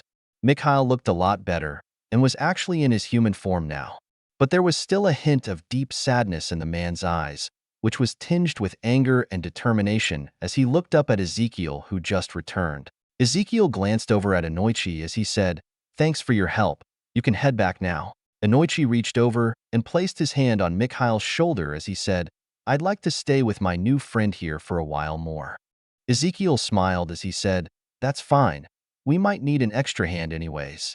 As Ezekiel pulled out a chair and dropped down into the seat, Mordo moved over next to the back wall. Ezekiel then set his tablet on the table and looked over at Mikhail as he asked, "Tell me about your unfinished business." Mikhail glanced down at his hands resting in his lap for a moment before he looked up at Ezekiel as he said, "I want to find out who caused my team to die."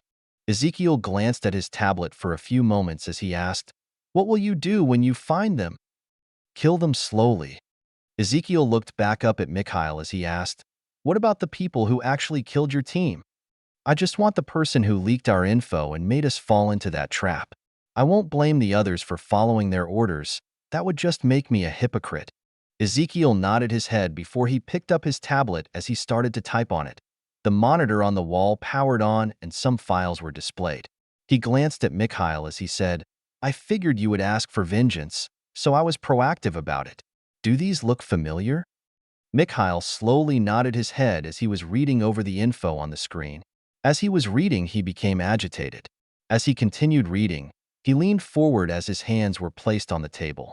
His hands unconsciously clenched and deformed the table they were resting on.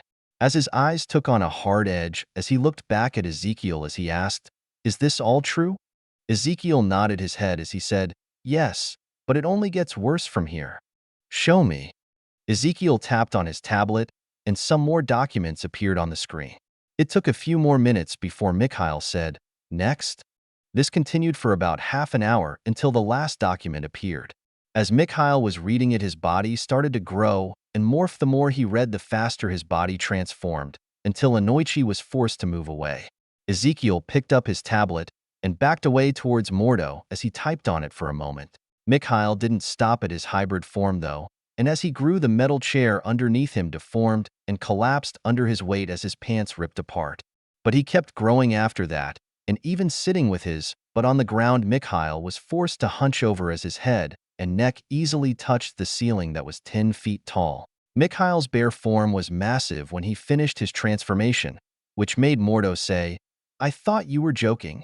Before Ezekiel could reply, Mikhail let out a massive roar which actually shook the entire room as he smashed the table in front of him. Luckily, it was completely made out of metal, so it mostly just deformed and collapsed into the floor. Mikhail looked down at Ezekiel as his inhuman voice growled out, "Take me to that bastard." "I will, but I need you to calm down first." Mikhail slammed his massive paws down into the already ruined table and floor as his body leaned forward closer to Ezekiel. His eyes were filled with anger as he growled out, "You would deny me my vengeance?" As Ezekiel shook his head, he said, "No, I will gladly help you with it. I just need you to calm yourself down first." Mikhail glared down at Ezekiel, but Ezekiel just pointed towards the table and floor below it, which were completely ruined now, as he said, "I need you to control your anger, then I will help you take your vengeance." Before Mikhail moved again, Inoichi moved in front of the bear and touched one of his paws as he said, "Take a deep breath, my friend. We are all here to help you." Mikhail glanced down at Inoichi as his eyes lost their hard edge. The massive bear let out a sigh as he started to shrink down. It took a minute, but he finally returned to normal, sitting on the floor naked. Inoichi walked over to Mikhail and placed a hand on his shoulder as he said, "Thank you, friend." A moment later, the door opened and Magneto walked in with some clothes in his hands, followed by Xavier and Logan, who was pushing his wheelchair. They all took in the state of the room for a few moments before Magneto handed the clothes over to Ezekiel as he said, "I was wondering why you asked for me to join you and bring some clothes." Ezekiel tossed the clothes over to Mikhail as he said, "Put those on while Magneto fixes the room." Mikhail quietly stood up and dressed as Magneto reformed the floor, table, and chairs that were crushed.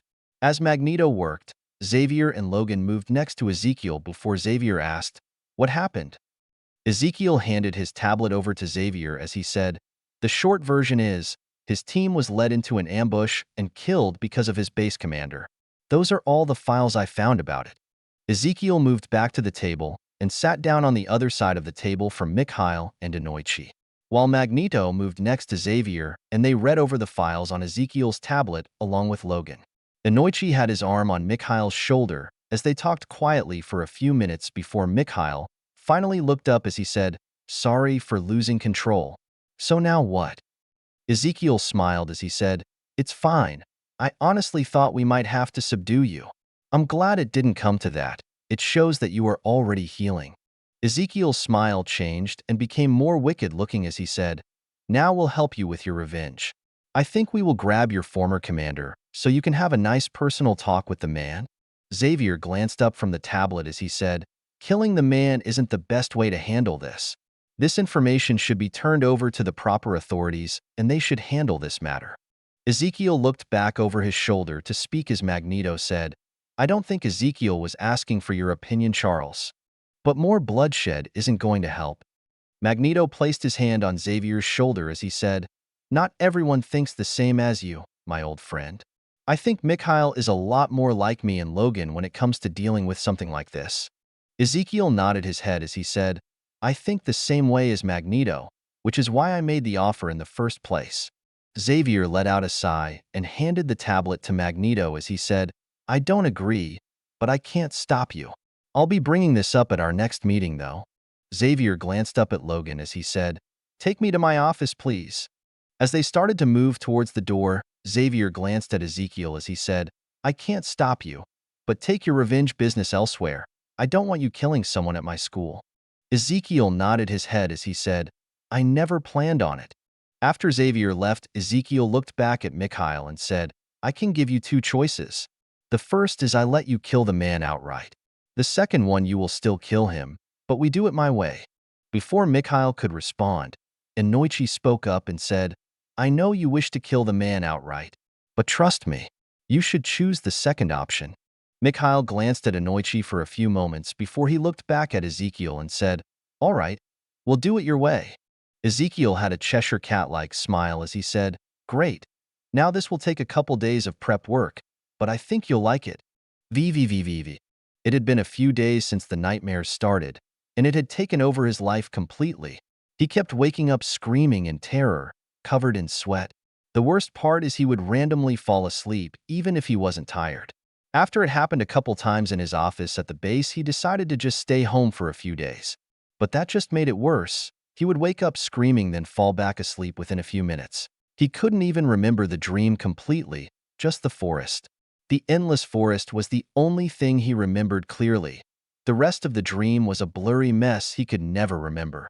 Something at the back of his mind kept telling him there was something very important from the dream he was forgetting, but it was always just out of reach. He was laying in his bed, having just woken up a few minutes ago, when he felt himself falling back asleep again. How many times was this now? He had stopped counting after the 100th time. 00069. A bad dream? He woke up in the middle of a forest, unsure of how he even arrived there. The last thing he remembered was laying in his bed as he had just woken up again from a nightmare. The nightmare. He looked around and realized he was dreaming again. Something felt different this time, but he couldn't figure out what it was. He stood up and took stock of his situation. He was still in his dress uniform, and his sidearm was thankfully still on his hip. His dress shoes wouldn't help here, but they were worn in and comfortable. Other than that, he had nothing else on him.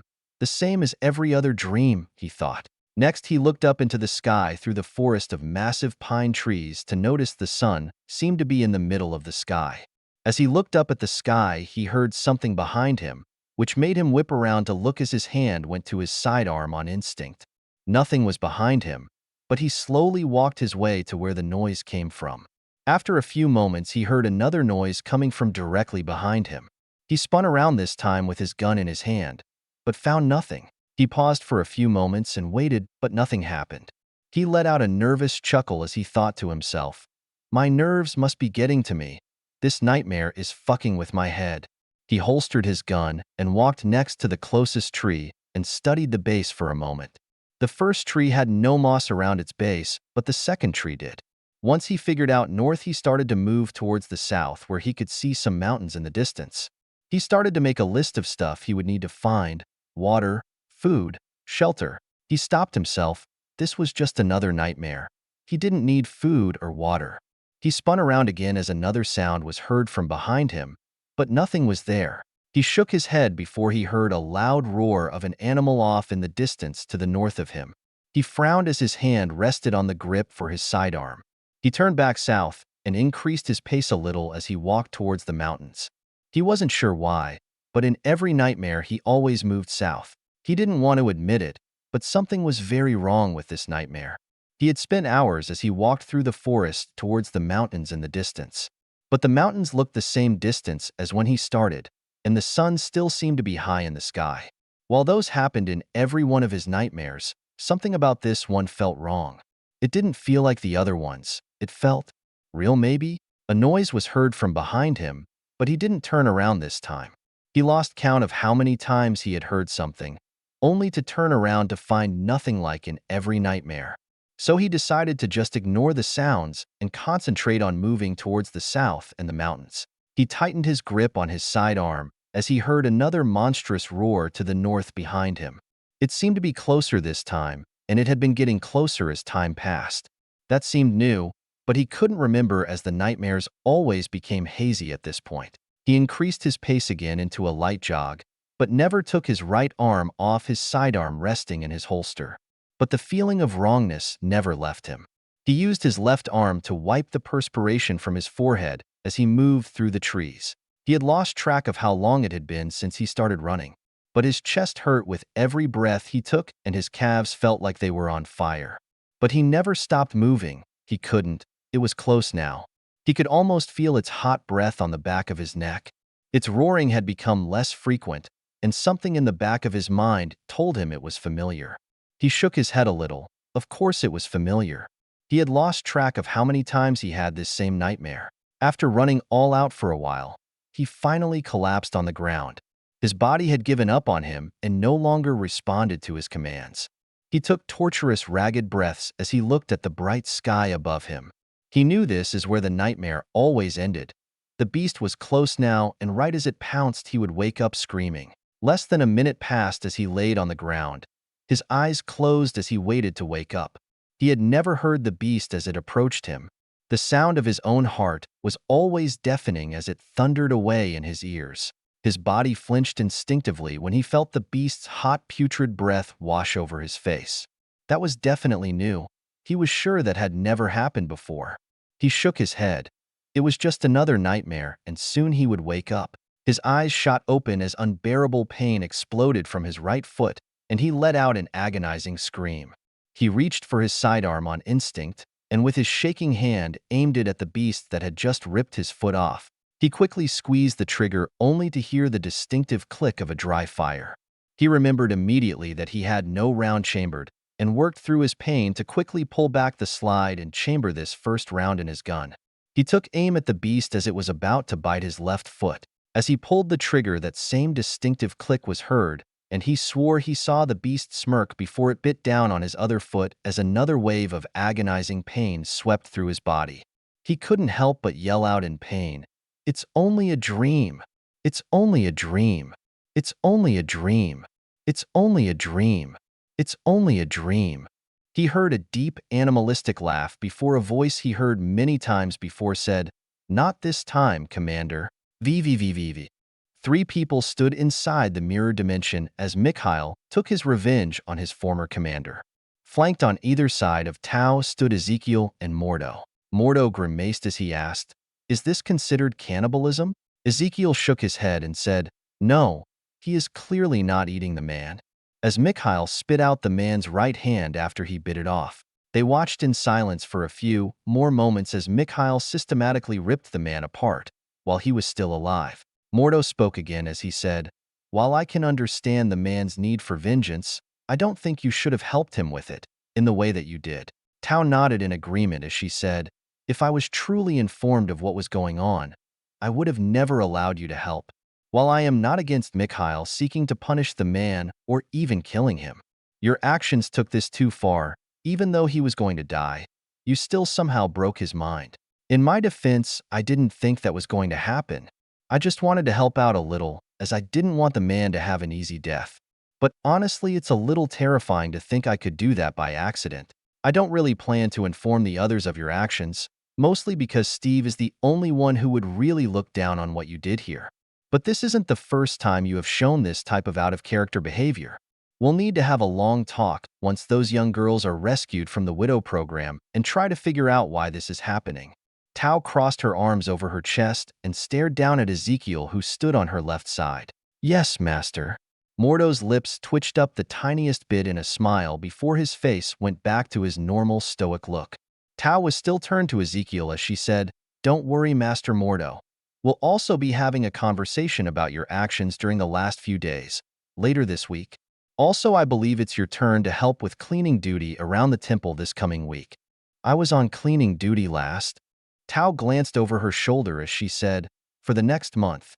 Whatever Mordo wanted to say, he stopped himself and replied, "Yes, Master." 00070. A conversation with concerned parents. To say Melina was disappointed would be an understatement. The fact that Alexei was imprisoned here and hadn't escaped yet was the main reason for her disappointment. While it was one of the most remote and secure prisons in the world, the security, or what passed for it, was a joke. The only thing that made this place hard to break out of was the location. It had only been a few days since she was visited by that man. She frowned as she walked down the hallway towards Alexei's cell. She should have actually listened to what the man had to say. She should have used her training and collected as much info as possible. Instead, she was unnerved by the man and his ability to read her so easily. She shook her head as she stopped in front of Alexei's cell and looked inside. He was seated on his bed as he looked at a picture. For a moment, she just watched him before she stepped inside as she asked, "What are you looking at so intently?" Alexei's head snapped up to look at her. The hard edges of his face softened slightly as he recognized Melina. He held up the photo in his hands. It showed him and Melina with two young girls in front of them. Melina sat down next to him as she asked, "He visited you as well?" "Duh." She studied his face for a few minutes before she asked, "What did he say?" Alexei glanced at the woman next to him for a moment before he turned his attention back to the photo. He looked at it for a few moments and then said, "A job and a chance to see the little ones again. He offered the same thing to me. If I accepted, I was to meet him in the Red Room in a few days." Alexei nodded his head as he said, "He told me I had till tomorrow, and he would come back for my decision."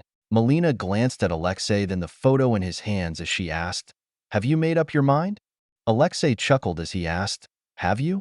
They lapsed into a comfortable silence for almost an hour. The only thing that happened was Melina leaning over and Alexei wrapping an arm around her shoulder. Melina's voice broke the quiet atmosphere as she asked, if a voice laced with trepidation, "Do you think it's really possible that we could be together with the girls again?" Alexei tightened his grip reassuringly on her shoulder as he said, "Let's wait here for him to come back and then ask him. If we don't like his answers, we don't have to join him." Melina glanced up at Alexei as she asked, "What about the girls?" "We will take them with us." Melina frowned slightly as she said, "He's powerful. I don't think we can if he says no." Alexei shook his head as he said, "It'll be fine. He said he was like me. He has a hero complex. If he really does, he will let us have our girls." After a while, Melina laid her head back down on his chest as she said, "I'll trust your judgment then." Melina and Alexei stayed up for the whole day and most of the night talking with each other and catching up.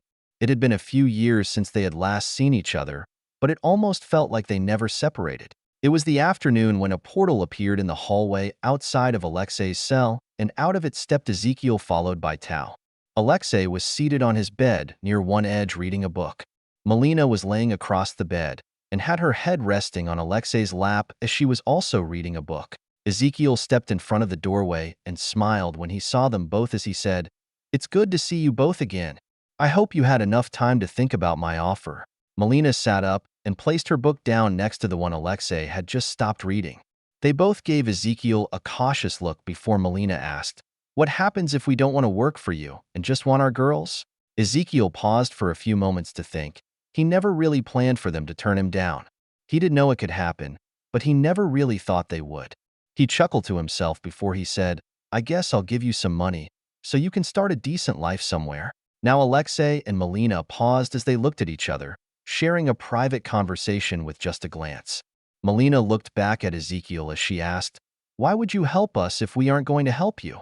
Ezekiel smirked as he said, "It's what heroes do." Tao smacked the back of Ezekiel's head before she stepped beside him and said, "The main reason is because we don't need you. The influx of girls will be a slight hassle to deal with at first, but we are more than capable of handling it." Tao slapped Ezekiel on the chest as she said, "He was the reason we even came with a recruitment pitch." He thinks highly of both of you and recommended that you would both be perfect to join our team. Who exactly are either of you? Alexei nodded his head after Melina spoke and added, What country do you work for? Ezekiel glanced at Tao as he said, I am Ezekiel, and this is the current Sorcerer Supreme of the Earth Realm, Tao. Tao isn't her actual name, though.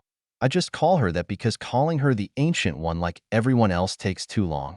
As Tao glared slightly at Ezekiel, he leaned over a little, putting a hand next to his mouth and acted like he was telling a secret. But he actually raised his voice slightly as he said, She may not look it, but she has protected the Earth from magical threats for over 800 years. She really puts the Ancient in the Ancient One. Ezekiel winked as he finished talking. Melina glanced over at Alexei for a moment before she looked at Tao and asked, He's not being serious. That has to be a really lame joke, right? Tao stopped glaring at Ezekiel as she said, While my companion tends to joke around a little too much, he is currently speaking the truth. Ezekiel raised one of his eyebrows as he said, There is literally someone who flies around in a red and purple jumpsuit, wearing a cape while acting like a Saturday morning cartoon villain, and you are going to ask if I am being serious?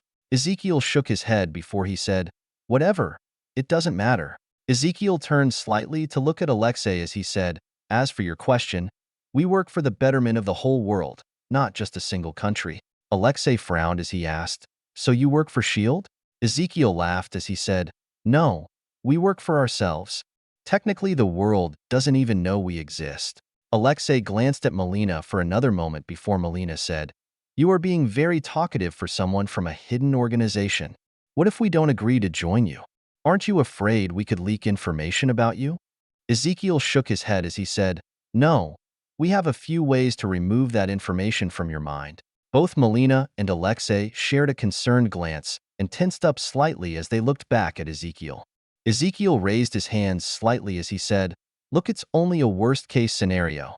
Plus, you would keep your memories. They would just be altered. Ezekiel gestured at Tao as he said, This conversation would change to something completely different, and me and Tao would look like new people. I know that doesn't sound reassuring, but we need to keep our secrets. Melina placed her hand on Alexei's, which made the man glance back at her for a few moments before he nodded his head. Melina then looked back up at Ezekiel as she asked, What do we get if we join you? You said we would be reunited with our daughters, but you never said anything else. That's because you didn't want to have a normal conversation with me the first time. Melina crossed her arms over her chest as she said, I was on edge because you just showed up at my house randomly and could somehow read my hidden hopes I had buried in the back of my mind. Ezekiel gave her a deadpan look before he said, Anyone with half a brain could piece together your hidden desire if they read your psych profile and found that photo album you didn't exactly hide away. I never took the time to think about it like that. That was a stupid mistake on my part. Ezekiel nodded his head before he pointed back at Tao as he said, Yes it was. It also helped that we looked into the future and were shown that in more than half of them, you both worked with us. Natasha joins us about 90% of the time, and Yelena joins us about 60% of the time. Alexei's eyes narrowed slightly as he said, You told us we could take our daughters if we refused to work with you. Ezekiel shook his head as he said, You asked what would happen if you didn't work with us and just wanted your girls. My exact answer was, I guess I'll give you some money, so you can start a decent life somewhere. Ezekiel watched them for a moment, and as soon as Melina and Alexei tensed themselves to possibly attack them, Ezekiel said, The main reason I never said the girls were going with you is because that is not my choice to make. Natasha and Yelena need to make the choice to join you or join us. Melina was still tense as she said, They are just kids. They shouldn't be allowed to make that kind of decision. Ezekiel gave a hollow laugh as he said, You know damn well that any girl who has been in the Red Room for more than a year is not really a kid anymore. The fact that they just passed their trust test just hammers that home. Melina looked down in shame as Ezekiel shook his head and said, All of those girls are going to need a lot of work and therapy to become somewhat normal, Natasha and Yelena included. I plan to help them with that, but it would be easier if I had both of your help. Ezekiel, along with Tao, watched quietly as Alexei reached over and clasped hands with Melina as they shared a private conversation for a few minutes. Once done, Alexei looked back at Ezekiel as he said, We will join you. but we want to be able to spend a lot of time with Natasha and Yelena. Deal. 00071. New members and rescued kids. After Alexei and Melina agreed to join the team, Ezekiel first brought them to the research base. When they arrived there through a portal, the first thing they noticed was some music playing loudly from down the corridor of the left hallway. Ezekiel took a moment to admire the place. A lot of things had changed since they had taken over the facility. The most notable were the plants that lined the walls sporadically and the special lights that kept them alive. Things I've never seen before. Behind bolted doors, talent and imagination. Weird science. The next thing they noticed was the entrance room they currently stood inside. The entire room was covered in weird circles and runes. Ezekiel smirked before he moved towards the music with the group, following behind him out of the portal room. As they moved down the long hallway, the music became progressively louder. Not what teacher said to do. Making dreams come true, living tissue, warm flesh. Weird science, After they passed by a couple sets of open doors to other laboratories, they came upon a laboratory with 2 people inside and where the music was coming from.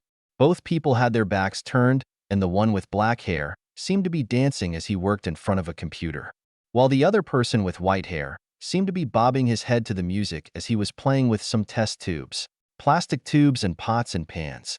Bits and pieces and bits and pieces and creation. My creation? Is it real? Ezekiel walked over to the stereo and hit the stop button, which caused both men to turn around quickly. Ezekiel smirked as he said, "Don't want to interrupt your dance party, but I have 2 new people for intake. We need to do a full medical and psych eval on them." Orochimaru gave his patented creepy smile before he said, "Tsunade can handle that. She's over in the new medical wing." Ezekiel nodded his head as he said, "Thanks. I'll let you get back to your work." Ezekiel pushed play as he walked back out of the room. As the music blared through the speakers, he led his group back the way they came, into the right side corridor hallway. As they passed through the automatic doors for that area, they sealed shut, and the music was no longer heard. As they passed by a large number of doors closely packed together, Melina asked, "What's this place used for?" "This area is for the handful of prisoners we have. These were already here when we liberated the place." Melina frowned as she asked, "Is it a good idea to use this place then? Isn't the location known to whoever ran this place before?" "No, we pretty much wiped out everyone who had anything to do with this place. I also purged all electronic records of its existence." Ezekiel smiled a little as he said, "Besides, if anyone showed up at the original entrance, they would find it completely destroyed, along with the elevator shaft that leads down here." Ezekiel pointed upwards as he said, "We are about half a mile underground, and the only entrance is by magic portals in the room we first appeared in." As Ezekiel finished talking, they walked through a new set of doors that used to lead into the dojo/training room for Laura. It was now expanded and turned into a state-of-the-art medical facility. The area just past the doors they entered looked like a medical clinic, with a front desk off to one side. A pink-haired teenager was currently seated behind the desk working on a computer as Ezekiel stopped in front of her. The girl looked up and smiled as she asked, "What can I help you with, Ezekiel?" Ezekiel pointed to Melina and Alexei as he said, "This is Melina and Alexei. They need to go through our intake process and a psych eval." The girl quickly typed some things on her computer as Ezekiel talked. Once she finished, she stood up as she said, "Eno and her father will check them out after we're done with the medical portion." The girl walked around the desk and stopped in front of them as she said, "It's nice to meet you. I'm Sakura. If you would please follow me, I will get you started with your medical examinations." Melina glanced at Ezekiel as she asked, "Is this really necessary?" Ezekiel nodded as he said, "While I can't easily get your medical records, we use a lot of non-standard tests for the intake process. No one is exempt from these tests, not even myself. Plus, if something ever happened and one of you is injured, having up-to-date records will help the medical team a lot." Alexei nodded in understanding before he put an arm around Melina as he said, "We agreed to join them, so let's follow their rules." As they walked away, following behind Sakura, Ezekiel glanced at Tao as he said, "I am going to dispel now. I will see you tomorrow for the rescue mission." Before Tao could respond, Ezekiel turned into a cloud of smoke. After a few seconds, Tao smirked for only a moment. As she walked back to the portal room, she thought to herself, Just you wait for my magic lessons, you little punk. VVVVV. The next day passed by quickly as the rescue mission was a little too easy. While Bucky, Steve, Melina, and the others wanted to help, they weren't needed. Ezekiel's clones blitzed through the Red Room from different places and put everyone in a Jinjutsu before they even knew what happened. The whole operation took less than 5 minutes before it was completed. The newest members to the group were shocked at how easy the situation was handled and also a little wary of how powerful the new group they joined was. That didn't include the fact that Alexei was floored when we realized Captain America was alive and worked for the new group they joined, or that we also had the Winter Soldier with us, which made Melina go on edge when they first met. But they both just took it in stride and adjusted to the situation within a few minutes of meeting them both. Mikhail actually handled it the best as he just shook both men's hands as he said it was a pleasure to meet them both and looked forward to working with them. After the rescue mission was completed, the main issue they ran into was not having enough Yamanaka clan members to help the kids they rescued. It ended up taking 4 days to finish the psychology treatments on all of the girls. They would still have to be checked up on over the next few months, but overall Inoichi said they would be completely fine in less than a year. Another issue they ran into was destroying the Red Room after confiscating everything they could use. While that was finished on the same day they collected the girls. Even though Magneto could have helped with the base's destruction, they instead just leveled the whole place with explosives. Not the best way to go unnoticed, but the group didn't want to pin this one on Magneto. S.H.I.E.L.D. ended up being called in to deal with the aftermath, so Fury sent Coulson to handle the investigation and make sure nothing was found that could lead back to us. The last issue, and the toughest of all, were the current widows on active duty.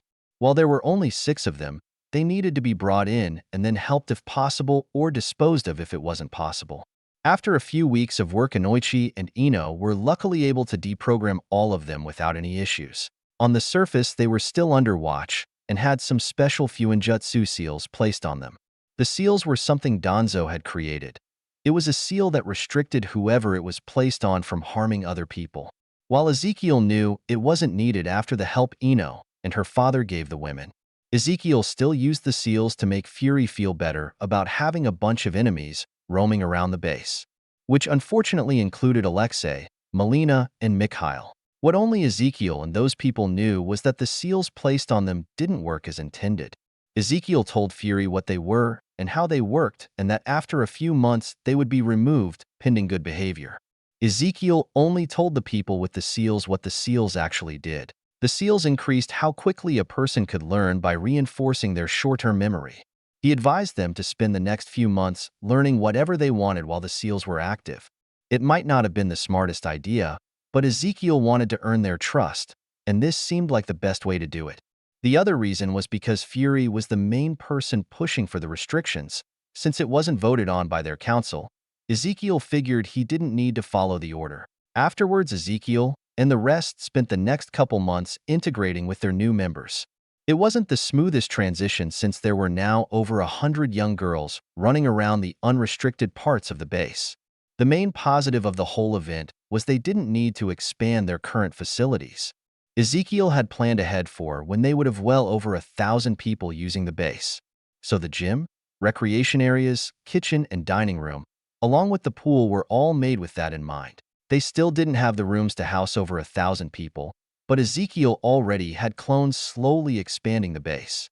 Within a year, they would have everything completed along with some expansion to existing areas, like the theater area, bowling alley, arcade, and a few others. There was also a planned 5-mile underground running track that would circle the whole base once completed, but that wasn't on the priority list. At the end of the 3rd month after the rescue of the girls from the Red Room, something very unexpected happened. But it had nothing to do with the base or the girls. It happened at Theo's home. 00072. Don't tell your mom. Monday, June 15th, 1998. The entire week went differently than expected for Theo. Theo's mother had taken the week off from work, and Theo's father decided to bring Theo along with him to work for the week. While it was a big change from his normal routine of going to Aunt May's, Theo was excited to do something new. As they were leaving the house, Theo noticed that it was only himself, his father, and Uncle Ben. Normally, Peter's parents would also join his father and Ben on the walk to work. As they started walking out of the neighborhood, Theo asked, Don't we have to wait for Aunt Mary and Uncle Richard? Jacob patted Theo's head as he said, Not this week. They have some things they have to take care of with the company they started. Ben looked down at Theo as they walked and asked, You sure you don't want to be carried? Theo shook his head as he said, If you and Dad can walk to your work, so can I. Both men chuckled before Jacob asked, Are you excited to see what we do for work? Yes, but if it's not fun, I'll just read instead. Theo stated matter-of-factly. Jacob smirked as he said, That's fine, but I doubt you will be reading much today. Once they arrived at the warehouse, Ben went to unlock the main gate and secured it. Jacob walked past the gate with Theo and opened up the front door before disarming the security system. He then took Theo with him as he started to unlock and open up a couple of roll doors. Once finished, they moved over to the office area near the front of the building. The first part of the front office area where customers could enter was a unique design. When a customer entered from the front door, they were in a lobby area which had floor-to-ceiling windows. The windows allowed customers to see out into the warehouse and people in the warehouse to see into the lobby area. As they moved closer to the lobby area, Theo asked, Why are the windows so big? Jacob smiled as he said, It's mostly so we can see when a customer comes in, since we don't have an employee dedicated to customer service running the counter. That doesn't sound normal. There is always a person at the front counter of the library when we go in. Shouldn't you have someone here? Jacob patted Theo's head as they entered the lobby area as he said, You're correct, it's not normal. But me and your uncle would rather hire people to work on cars than sit around and chat with customers. Plus, we almost never get walk-ins. Our business is special like that. The main lobby area that was used for customers had a few chairs and a couch. There was a coffee table in front of the couch with some magazines on it. A water cooler was off to one side, and there was a counter where customers could check in or out. On top of the counter was a buzzer to call someone in case no one noticed them as they walked in. Behind the counter was a single office chair, a locked cash drawer hidden under the counter, and a credit card machine. Jacob led Theo into the back of the office area where there was a small kitchen area set up, which also served as a break room. It had a countertop with a decent-sized sink, a refrigerator, a microwave, along with some cabinets. There was also a decent-sized stove at the end of the countertop, which had a vent extractor above it.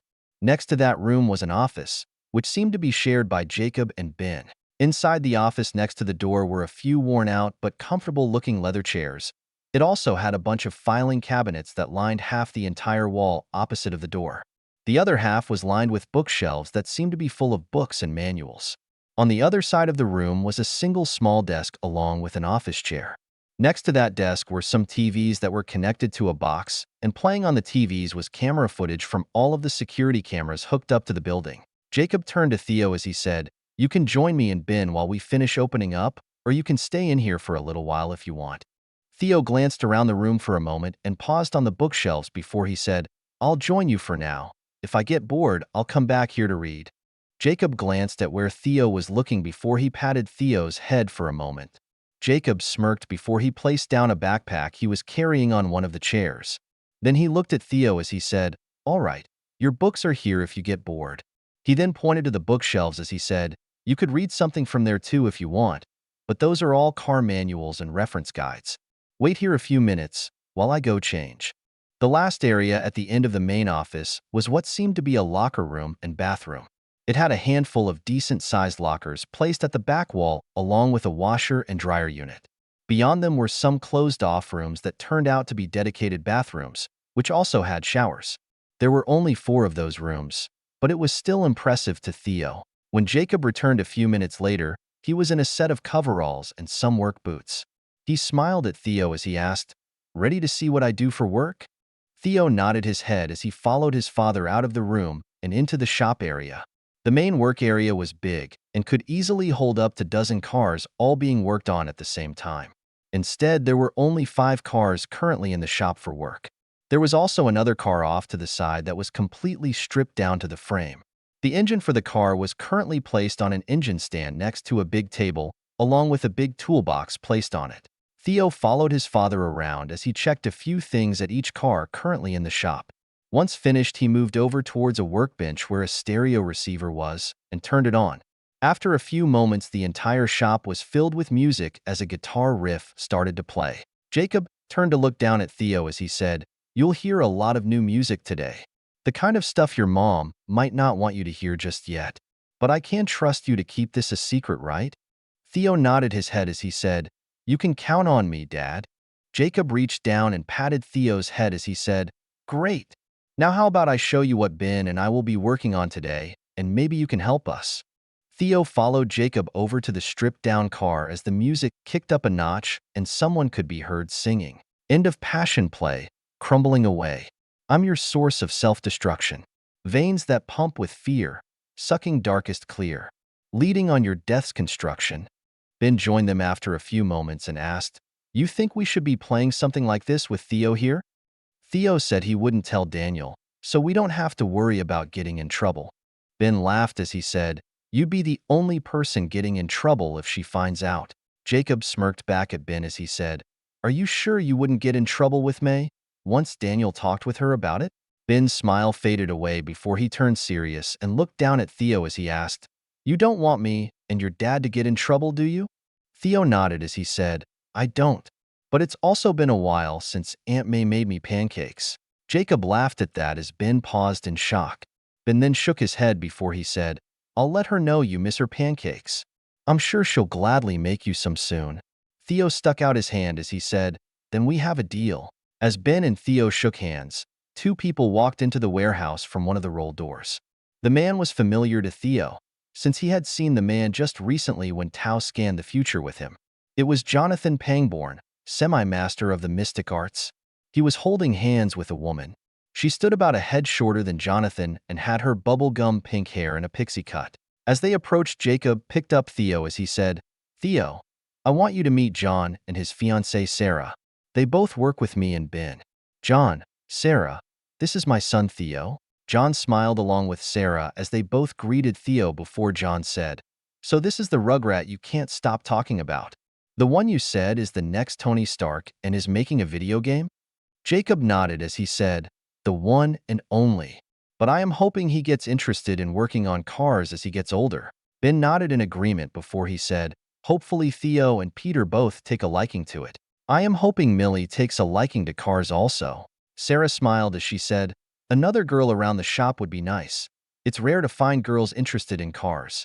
John placed his arm around Sarah's waist and pulled her closer to him as he said, "Then it's great that I found you." Sarah pushed John away playfully as she said, "You only got lucky because these two guys were already taken when I showed up." Everyone shared a quick laugh before Jacob said, "All right, get changed and let's get to work. I want the '68 Mustang and that Chevrolet 3100 truck finished today. I am going to work on the engine for this Barracuda rebuild project." Jacob turned to look at Ben as he asked, "Do you still have work to do on the frame?" Ben nodded as he said, "Just 2 places, then I will start on the body work." "Great." Jacob smirked as he set Theo down and said, "All right, Theo, you are with me until you get bored." Theo nodded in reply as he followed his father over to the engine he was going to work on. Jacob picked up Theo and set him on the table next to the toolbox as he said, "I am first going to show you how my toolbox is set up. Afterwards, if you want to help, you can hand me tools. Does that sound fun?" Theo nodded his head as he said, "Sure." Jacob spent the next half an hour as he explained to Theo the different tools in his toolbox. Once finished, he pulled on some gloves as he said, "All right, since the engine was already pulled from the car, the first thing we need to do is remove." Theo spent the rest of the day, as well as the rest of the week, either with his father or Ben as they worked on the Barracuda. As they worked, both of them spent time explaining what they were doing and why they were doing it to Theo. While it was different, Theo had to admit that he was having a lot of fun. He could definitely see himself getting into working on cars as he got older. Another thing he realized as he spent the week with his father was his business wasn't what Theo originally thought it was. He thought his father ran a small repair shop with Ben. What they actually did was restore cars and make custom modifications for them. While it might seem like a bad business model not doing normal repairs, it was actually pretty successful. They were one of the few places in the New York State area that did this type of work, and they were considered one of the best in the business. Almost all of their jobs came from word of mouth from their previous clients or return customers. They didn't advertise the business at all, and the building they owned didn't even have a sign on it. Apparently, Theo's deceased grandfather had started the business over 30 years ago with Uncle Ben's father. It was mostly a normal repair shop at first, But as time went on, it turned into what it was today. The building and property itself was fully owned by Jacob and Ben after their fathers passed away. The place they were currently in was the accumulated work of both Ben and Jacob's fathers, along with Ben and Jacob themselves.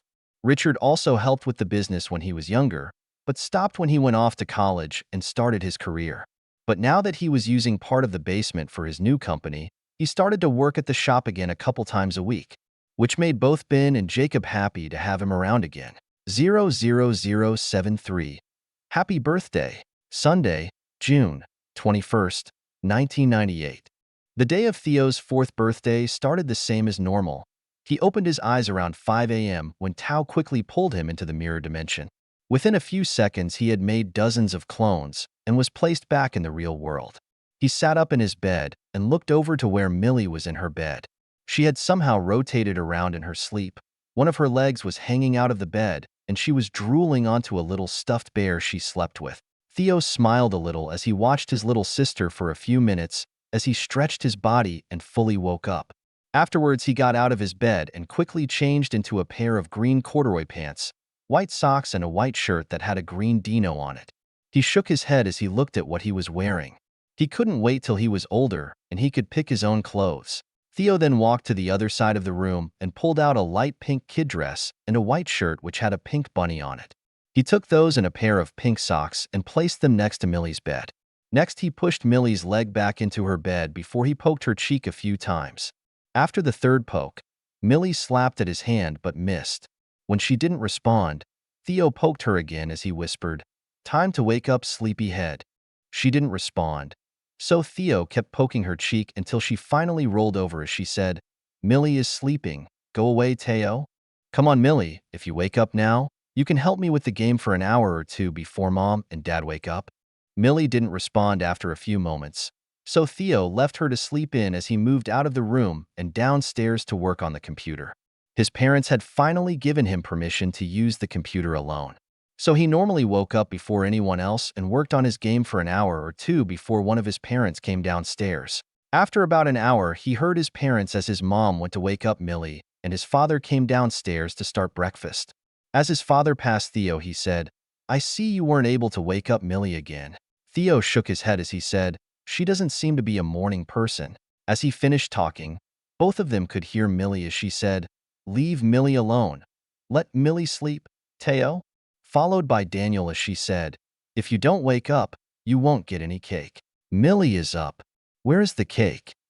Jacob smirked down at his son as he said, "Looks like you just need to give her the proper motivation." A few minutes after Jacob walked into the kitchen, Theo's mom came down the stairs holding Millie. She smiled at Theo as she said, "Thanks for picking out her clothes." Theo looked up from the computer at his mom and Millie as he said, "You're welcome. I couldn't wake her up though." She patted his shoulder for a moment as she said, "It's fine. Now finish what you were doing and join us in the kitchen." Theo did as asked and spent the next hour in the kitchen with his family enjoying a nice Sunday breakfast. Once breakfast was finished, the family headed out to the park a few blocks away from their house. It was their Sunday family tradition. Sometimes Peter and his parents would join them. Sometimes May and Ben would join them along with Peter. This weekend it was just Theo, Millie, and their parents. They spent a couple hours at the park as Jacob and Daniel talked with each other. They also watched as Theo looked after Millie as she played in the jungle gym. Theo also joined her, but used it as an opportunity to train his chakra control. He would climb around without keeping a tight grip on anything and use chakra to hold on. It wasn't the most effective way to train, but it worked well enough for Theo. After they finished up at the park, they walked down to the library so Theo could check out some new books for the week. Millie also wanted to check out a book, but only because she wanted Theo to read it to her at bedtime. Once Theo and his sister found books they wanted, the family headed back home for the day. Theo knew it was his birthday and expected a little party with his extended family at some point later in the day like they normally did each year. But when they opened the front door, a bunch of people and some kids could be heard as they yelled, "Happy birthday!" As the family fully entered the house, Theo could see that the living room and kitchen was decorated for his birthday. Not only was his extended family at the house, MJ along with her parents showed up. Jean was here with her parents, and John along with Sarah also showed up for the party. Theo was surprised and smiled at everyone before he turned to look at Millie and his parents as he asked, Thank you. But how did you stop Millie from not telling me about this party? Millie looked a little smug as she said, Millie is good at keeping secrets. Daniel set Millie down as she said, I told her that if she said anything about the party, she wouldn't be allowed to have any cake or ice cream. Theo laughed as he gave Millie a hug as he said, that sounds more like it. Millie puffed out her cheeks a little as she looked away from Theo, but she still returned the hug. Afterwards, he gave both his parents a hug before he turned back around and said, I would like to thank all of you for coming. I appreciate it a lot. Jacob patted Theo's head as he said, you know you can act your age, right? No need to be so formal like an adult. Theo looked up at his father as he said, I am acting my age though. Jacob shook his head as he said, whatever. Go have fun with your friends. The next few hours passed with the adults hanging out and talking as Theo and the other kids played some party games. Some of the adults also joined in on the games randomly, but it was mostly the kids playing them as the adults supervised them. During that time, Theo's father ran the barbecue and made a bunch of hamburgers, bratwurst, and grilled chicken kebabs. Once finished cooking all of that, he went into the kitchen to finish Theo's birthday cake.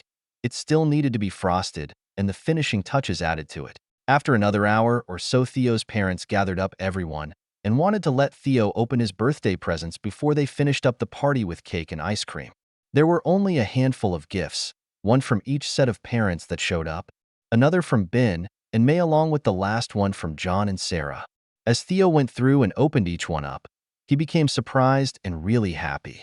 Everyone had given him books. Each gift held 2 or 3 books each, and they were all different types. Peter and his parents' gift were some sci-fi type books for middle schoolers. May and Ben had given him some classics including The Hobbit, while Jean and her parents had given him some adventure books. MJ's gift was some Goosebump books, and John had given him these thin how to build go-karts from scratch booklets. When Theo looked up from that last gift, John, Jacob, and Ben had big smiles, while Theo's mom didn't look too happy about it. Once finished with those gifts, Theo's parents shared a smile and then Jacob said, all right, the last gift is a little special and we couldn't really wrap it. So we are gonna blindfold you first and then take you to it, all right? Theo nodded his head before his father put a blindfold on him. After he was picked up by his father, he felt himself get carried to the kitchen and down some stairs leading into the basement. After a few moments, he could hear everyone else as they followed them down into the basement and heard different exclamations from everyone. After another few moments, the blindfold was removed and Theo was left speechless. About 1/3 of the basement was converted into a bedroom with an attached bathroom. It was a massive space, easily 400 square feet, not including the bathroom. As Theo looked around the room to take it all in, Jacob asked, what do you think? We know it's a little big, but we figured you'd grow into it. Theo was stunned into silence for over a minute as he took in the room before he said in a low voice, thank you. Theo's parents smiled at him before Jacob set him down as he said, your mom, Richard, Mary, Peter, and Millie helped out with everything. Millie will give you a quick tour. I know she has been excited to show you the room since they finished it. Millie had the biggest smile on her face as she grabbed Theo's hand and pulled him around the room to show it off. There wasn't too much to the room besides a new twin bed with some nightstands on each side, along with a lamp and an alarm clock. Next to the decent-sized bathroom was a small walk-in closet that was currently empty. There was also a slightly worn desk and a wooden chair with a lamp placed on the desk. The last part of the room, and the most important part according to Millie, was the right side corner away from the door. While most of the room was painted in a plain white color, the corner area was painted in sky blue and had a bunch of hand-painted clouds. In the very corner was a large bean-bag chair with a light hanging above it. The bean-bag chair was brown and had brown painted branches coming out from behind it on the wall. Those branches went to floating bookshelves on each side of it, which currently had a handful of books on the shelves. The whole thing was designed to look like a tree, and the bean-bag chair was a tree limb you could sit on. As Theo took in the reading nook, Millie waved at the area as she proudly said, Millie told Mom we needed a reading area. Millie painted the clouds herself. Theo smiled and pulled Millie into a hug as he said, thanks for the reading nook, Millie. I love it. Millie returned the hug as Theo's parents came over. Daniel smiled down at her kids as she said, you don't have to move in right away. You can still share the room upstairs with Millie for a while longer. Jacob added in, only for 6 or 7 months though. Theo and Millie looked up at their parents as Daniel said, "Your father is right. In 6 months, we will need you to use this room." Jacob looked over at the gathered people in the room who were still checking out the room as he said, "Let's head back upstairs to have cake and ice cream." Then Daniel, "And I would like to make a little announcement." It only took about 10 minutes to set up the cake with candles and have Theo make a wish before he blew out the candles. After everyone had some cake and ice cream, Jacob called for everyone's attention as he said, "While today is mostly about Theo's 4th birthday, we wanted to let everyone know that Daniel is a couple months pregnant." It only took a moment before the room was filled with congratulations all around, especially from all the women who were in the house. Theo was surprised since he didn't think his parents planned to have another kid after Millie, and it turned out he was kinda right. He could overhear his mother talking with May and the other women as she said they were using protection, but she still ended up pregnant. While it wasn't planned, they were just going to roll with it, and that Jacob had since gone in for a vasectomy, so they didn't need to worry about another surprise. Theo ended up sharing his piece of cake and ice cream with Millie when she used her puppy dog eyes on him. Not like he really wanted the sweets in the first place, so it wasn't a big deal for him, and it saved Peter from her attack. After that, the party mostly died down, and everyone left when it started getting dark except for their extended family who stuck around to help clean up. About 30 minutes later, a knock was heard at the door. Richard, who was seated closest to the door, said, "I'll get it. Someone probably forgot their keys or something." After Richard opened the door, he asked, "Can I help you?" "Yes, we're looking for our daughter. Is Daniel here?" 00074. Grandparents. After Richard opened the door, he asked, "Can I help you?" "Yes, we're looking for our daughter. Is Daniel here?" Richard looked over his shoulder as he said, "Danny, I think your parents are here." Theo was surprised when he heard Richard, since he had never met his mother's parents or even heard about them. His father's parents had both passed away before he was born. The same went for Peter's grandparents. Theo looked over to his mother, who had gone stiff at the mention of her parents, and by the frown on his father's face, it seemed there was a good reason for that. Theo's mother calmed down after a few seconds once Jacob placed a comforting hand on her shoulder. She looked towards the door as she said, "You can let them in." Richard opened the door fully as he said, "Please, come in." Theo looked over towards the front door, curious to see what his mother's parents looked like, and was surprised again. Both of them were opulently dressed and didn't look much older than his parents. As they entered the house, their displeasure was palpable to everyone inside, and they made no action to hide it either. Her father had on a very elegant, black 3-piece suit with large diamond cufflinks and a diamond-encrusted Rolex. His brown hair was slicked back, and you could see the tiniest hint of gray in some spots. His blue eyes held contempt as he surveyed the room. His wife wasn't that far behind with the designer dress and the jewelry she wore. Her reddish-brown hair was styled to perfection and framed her face just right as it hung at her shoulders. Her green eyes scanned the room with thinly veiled disgust hidden in them. It was easy to see they both looked completely out of place inside this modest house. They moved into the middle of the living room and stood before their daughter as her father said, "While we still don't endorse the choices you've made over the last 10 years, we have come to a resolution. We desire to pull you out of the predicament you've made, to assist your children. We wish to save them from this life you have chosen for them, since it is beneath what someone of their lineage, no matter how tainted it might be, deserves." Daniel's mother nodded her head in agreement as she said, "What your father is endeavoring to say, dear. We don't wish our half-grandchildren to be raised in such." She waved her hand around the room for a moment before she said, "Mediocrity. They should already be under the tutelage of special instructors and being groomed for private school and college. Not living here in this." Her nose scrunched up a little as she finished, "Squalor." Millie and Peter stayed quiet as they didn't fully understand what was going on. But Ben, May, Richard, and Mary seemed to be upset at being called mediocre and that they lived in squalor.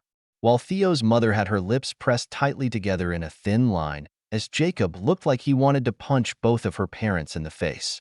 Theo was the most surprised out of everyone since he had no idea his mother had any kind of background or came from well-off parents. He never looked into anything related to his family since he wanted to discover it as he grew up. But the fact his mother's parents were acting this way made him dislike them. He disliked them a lot. They reminded him of those pompous assholes who thought they could buy his son with money in his past life. Daniel's father smiled as he said, "Quite right, my dear. These inferior grandchildren you produced still merit only the finest, and we are willing to furnish it for them." He focused his gaze on Daniel as he said, "But you must abandon this little spectacle you have been putting on and come back home. Then we will help your children achieve a place where they can be somewhat beneficial to the family. And if we are fortunate, we might be able to find someone else to marry you off to. Even if you are just considered used goods at this point." Theo glanced at his father for a moment and thought his dad might jump out of his seat and beat the shit out of these people. But his mother had also glanced at Jacob and placed her hand reassuringly on his thigh before she turned back to glare back at her father. Theo's mind was racing, wondering if he could put them under some type of time-delayed genjutsu. But after a few seconds he decided not to. He wasn't sure if he could control himself and not place them under something that might kill them or worse. While he knew he hated these people, they didn't deserve to be killed, and there was a chance it could lead back to him. He really didn't want Fury to randomly show up at his house. Daniel's voice was ice-cold and flat as she asked, "Is that all you came here to say?" Both her parents nodded at her before her father said, "Yes, now bring your children along and we will clean up this mess you fabricated." Both of them started to turn to leave, but before they even took a step, Daniel, with her voice still cold as ice, but now with an edge to it, said, "Thanks for stopping by, but don't come back again. Neither of you are welcome in our home." Her parents both turned back to look at her. Both of them looked displeased with what they heard. Her father spoke first as he said, "I advise you to stop playing your little games, child. This farce you have been putting on has continued long enough. Now this is your only warning. Bring your children and come along." Theo had never seen his mother this upset before, and it looked like she could kill someone with just her gaze as she said, "And I told you, you aren't welcome in our home. So leave now." Her father didn't look upset, just disappointed as he said, "Fine, have it your way. We can effortlessly withdraw everything we gave you." Theo's mother looked incensed as she said, "You haven't given me anything since I left home, and even if you offered me something, I wouldn't have taken it." Both of her parents laughed for a moment before her father said, "You really are just a foolish child. That job you're so proud of having? How do you think you were able to get it? It wasn't because you were the best candidate." Daniel's face fell slightly as she said, "I graduated at the top of my class with honors and made sure to pick a law firm you had no ties with. I earned my job." Her mother looked smug as she said, "You were given that job because your father made a few phone calls. While you might have ruined our plans for you, we weren't going to let you toil at some inferior law firm. It would just blemish the family name after all.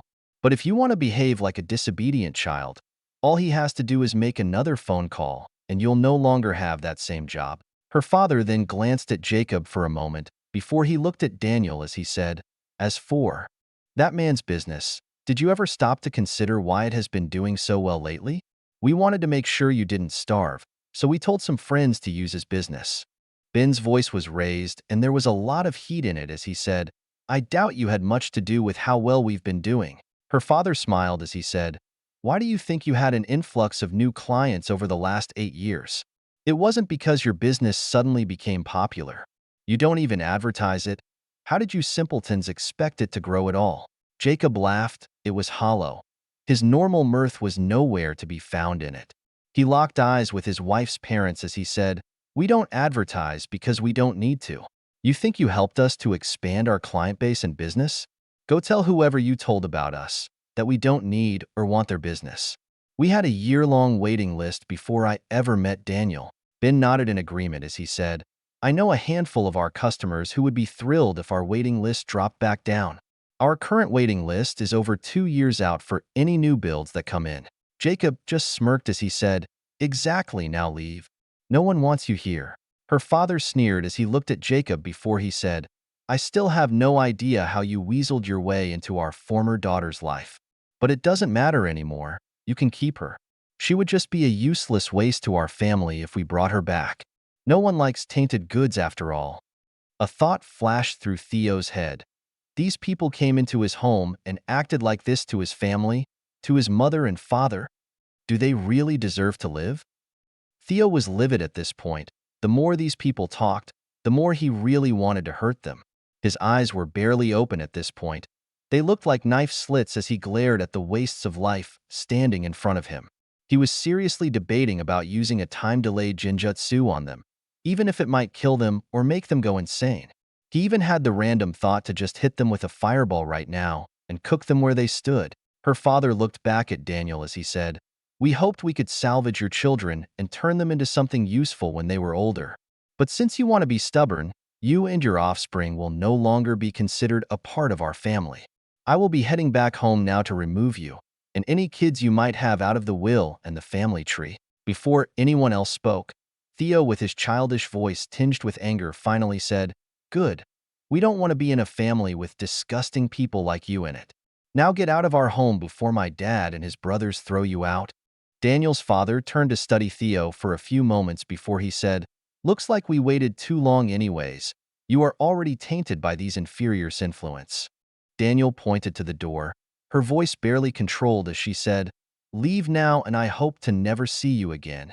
Her father chuckled as he and his wife moved towards the door and said, "You don't have to fret about that. We don't interact with people like you normally. You would know that if you were truly our daughter." The room was quiet as Daniel's parents finally left the house, and over a minute passed before Richard said in a joking manner, "I know you told us some stories about your parents, but I think you undersold just how awful they really are." "I have to agree. But Theo is right. We don't need people like that in our lives." Ben rubbed Theo's head as he finished. Theo's mother smiled weakly as she stood up and said, "I think I am going to turn in early tonight. Have a good night, everyone." Everyone decided to head home as Daniel headed upstairs, and the house was quickly cleared out. Theo helped his father with getting Millie ready for bed, and then started to read her a bedtime story till she fell asleep. Afterwards, Theo laid awake in his bed for a while, as he listened to his mother crying as his father tried to comfort her. Theo normally didn't like to spy on his parents with his enhanced senses, but it was hard to tune out his mother's sobbing. When she finally settled down, he heard her say, "I always held out a little bit of hope that one day they would show up. They would show up, see our family, and be happy for me. For us? I'm sorry, honey." It sounded like his mother kissed his father before she said, "It's not your fault. You and the kids are everything I ever wanted. When I was younger, this is what I wished my life was like. I just wanted a loving and happy family." Theo tuned out his parents' conversation and thought about doing something to his mother's parents. A lot of ideas flashed through his head, but he gave up on openly attacking them, partly because it could lead back to him, but mostly for his mother. They might not have a good relationship and just disowned her, but he knew his mother would be upset if something happened to them. She always put on a strong front, but he knew deep down she was a very caring person. Theo finally fell into a restless sleep soon afterwards. The next morning, Theo went through his normal morning routine until his mother came downstairs. When he saw her, he stood up on the chair he was using and spread his arms open wide as he said, "Good morning, Mom. Can I have a hug?" Daniel was surprised, since Theo was rarely so forward about being affectionate, but she bent down to hug him. As Theo hugged her back, he said, "I want you to know, you are the best mom anyone could ever ask for in 2 lifetimes. I know I don't say it often, but I love you, Mom." Theo could feel his mother tighten the hug as she pulled him up out of the chair and heard her voice crack slightly as she said, "Thank you, sweetie." She held him for over a minute before she set him back on the chair and pulled away. Theo could see the mist in her eyes before she blinked to clear them. She smiled brightly at Theo as she said, "Finish up on the computer and then come join us in the kitchen for breakfast." 00075. Side Story 002, 10 years ago. One of 3. Daniel started to laugh before she finally broke down. Sometimes it felt like the whole world was against her. For years she had kept up a brave face, never complained, and never gave into the loneliness she felt around her family. She kept that same brave face as she left her parents' estate earlier in the day. She didn't want her parents to see her being weak. But now that her car had broken down in the middle of nowhere, she finally couldn't hold it in anymore. The dam on her emotions finally broke, and she couldn't help herself as she let out years of pin-up anguish. Most people would think being born into her family was a blessing, but to Daniel her life was nothing but a curse from the start. Her name being Daniel wasn't a mistake like most people thought either. Her parents didn't make mistakes. Her parents wanted another boy, When it turned out she was a girl, they just kept the name and treated her like a boy instead. Daniel quickly realized at a very young age that her family wasn't normal. There was no love in her family, only how useful you could be to the family. If you weren't useful, they would find a way to make you useful. She easily learned to put up a false face in front of everyone else. She knew she couldn't show weakness in front of her family. It wasn't long before Daniel started planning on how to leave her family. It was the worst years of her life as she sacrificed everything and focused on her schooling. But she was able to graduate from the private school her parents sent her to when she was only 14. It was the first time Daniel had seen her parents actually seem happy about something she accomplished. It was also the first time she started to second-guess her plan of leaving her family. Maybe her family wasn't that bad after all. Her parents had both hugged her and said they were proud of her and that they knew she was special. She still buckled down and focused on her next obstacle, her SAT test. She almost had a perfect SAT score when she finally took it a couple months later. Again, her parents seemed pleased with her and told her they were proud of her. Again, she started to doubt if leaving her family was the right decision. But she still applied to Harvard, and while she would like to think it was from all of her own effort, she knew her family. Most likely her father had pulled some strings to get her enrolled with how quickly they accepted her. But that didn't bother her. She would gladly use her family while she still could. She next focused on her studies and took a course load that could break most normal people. She considered it a blessing that she was one of the middle children out of 6. So while her parents put a lot of pressure on her from a young age, she had some freedom to choose her own career. Well, as long as she selected from their list of careers that they deemed acceptable for someone of her family background, she decided on law school and took everything she was allowed plus any extra classes that would help her in her future career choice. She was graced by her parents with a house they bought for her to use during her stay at college. It was across the street from the main campus and made it very easy for her to get to most of her classes. They also wanted to staff the place to make her life easier, but Daniel argued it would be better if she lived alone. She said it would give her good life experience that way. They didn't like the idea, but they accepted it. Plus, it would help her when she broke away from her family and wouldn't have butlers and maids to count on. She could use this time to learn to live on her own and wouldn't have to worry about her parents spying on her. During her 3 years at Harvard, she focused completely on her goal and prepared for the day she would leave her family behind. She knew that once she went against her parents, they would cut her off and she would be completely on her own. But she still held out some hope that maybe it would get better. After all, her parents were proud of her. Maybe if she was the top of her class when she graduated, her parents would say they were proud of her again. While she was still in her private school, she came up with a way to siphon off money from her parents. If she just used her credit card to take out a cash advance all the time, her parents would most likely catch on and put a stop to it. So she came up with a few ways to use her credit card to save up money and not be obvious about it. The main one was using it to eat out or buy groceries. Whenever she paid, she would ask for cash back if she could and would take $20 to $60 each time. It might not seem like much at first, but doing that almost every day for over 3 years adds up pretty quickly.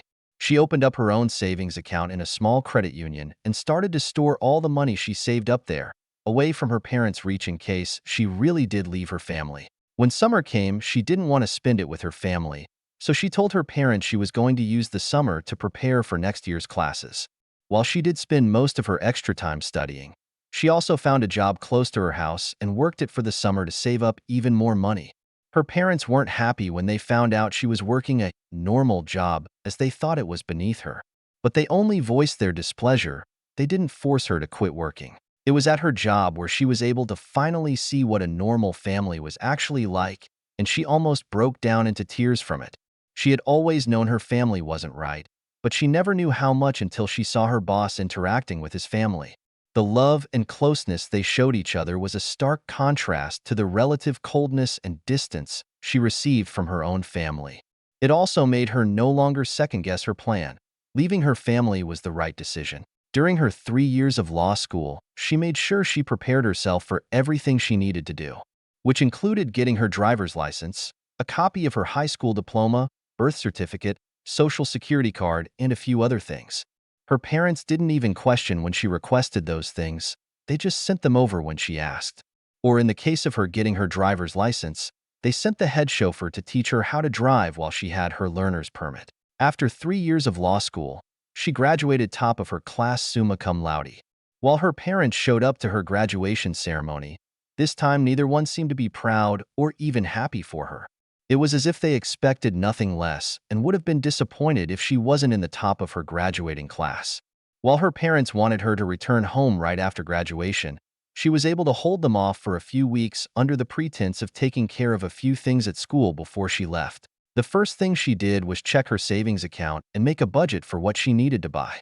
She had a little over $30,000 in her savings account and needed a car. So within those 2 weeks, she went out to find a decent used car to buy. She also went out on a shopping spree to buy a completely new wardrobe with her parents' credit card. She needed to have some nice clothes for job interviews and then whatever job she landed afterwards. The used car she bought was a little more than $4,000.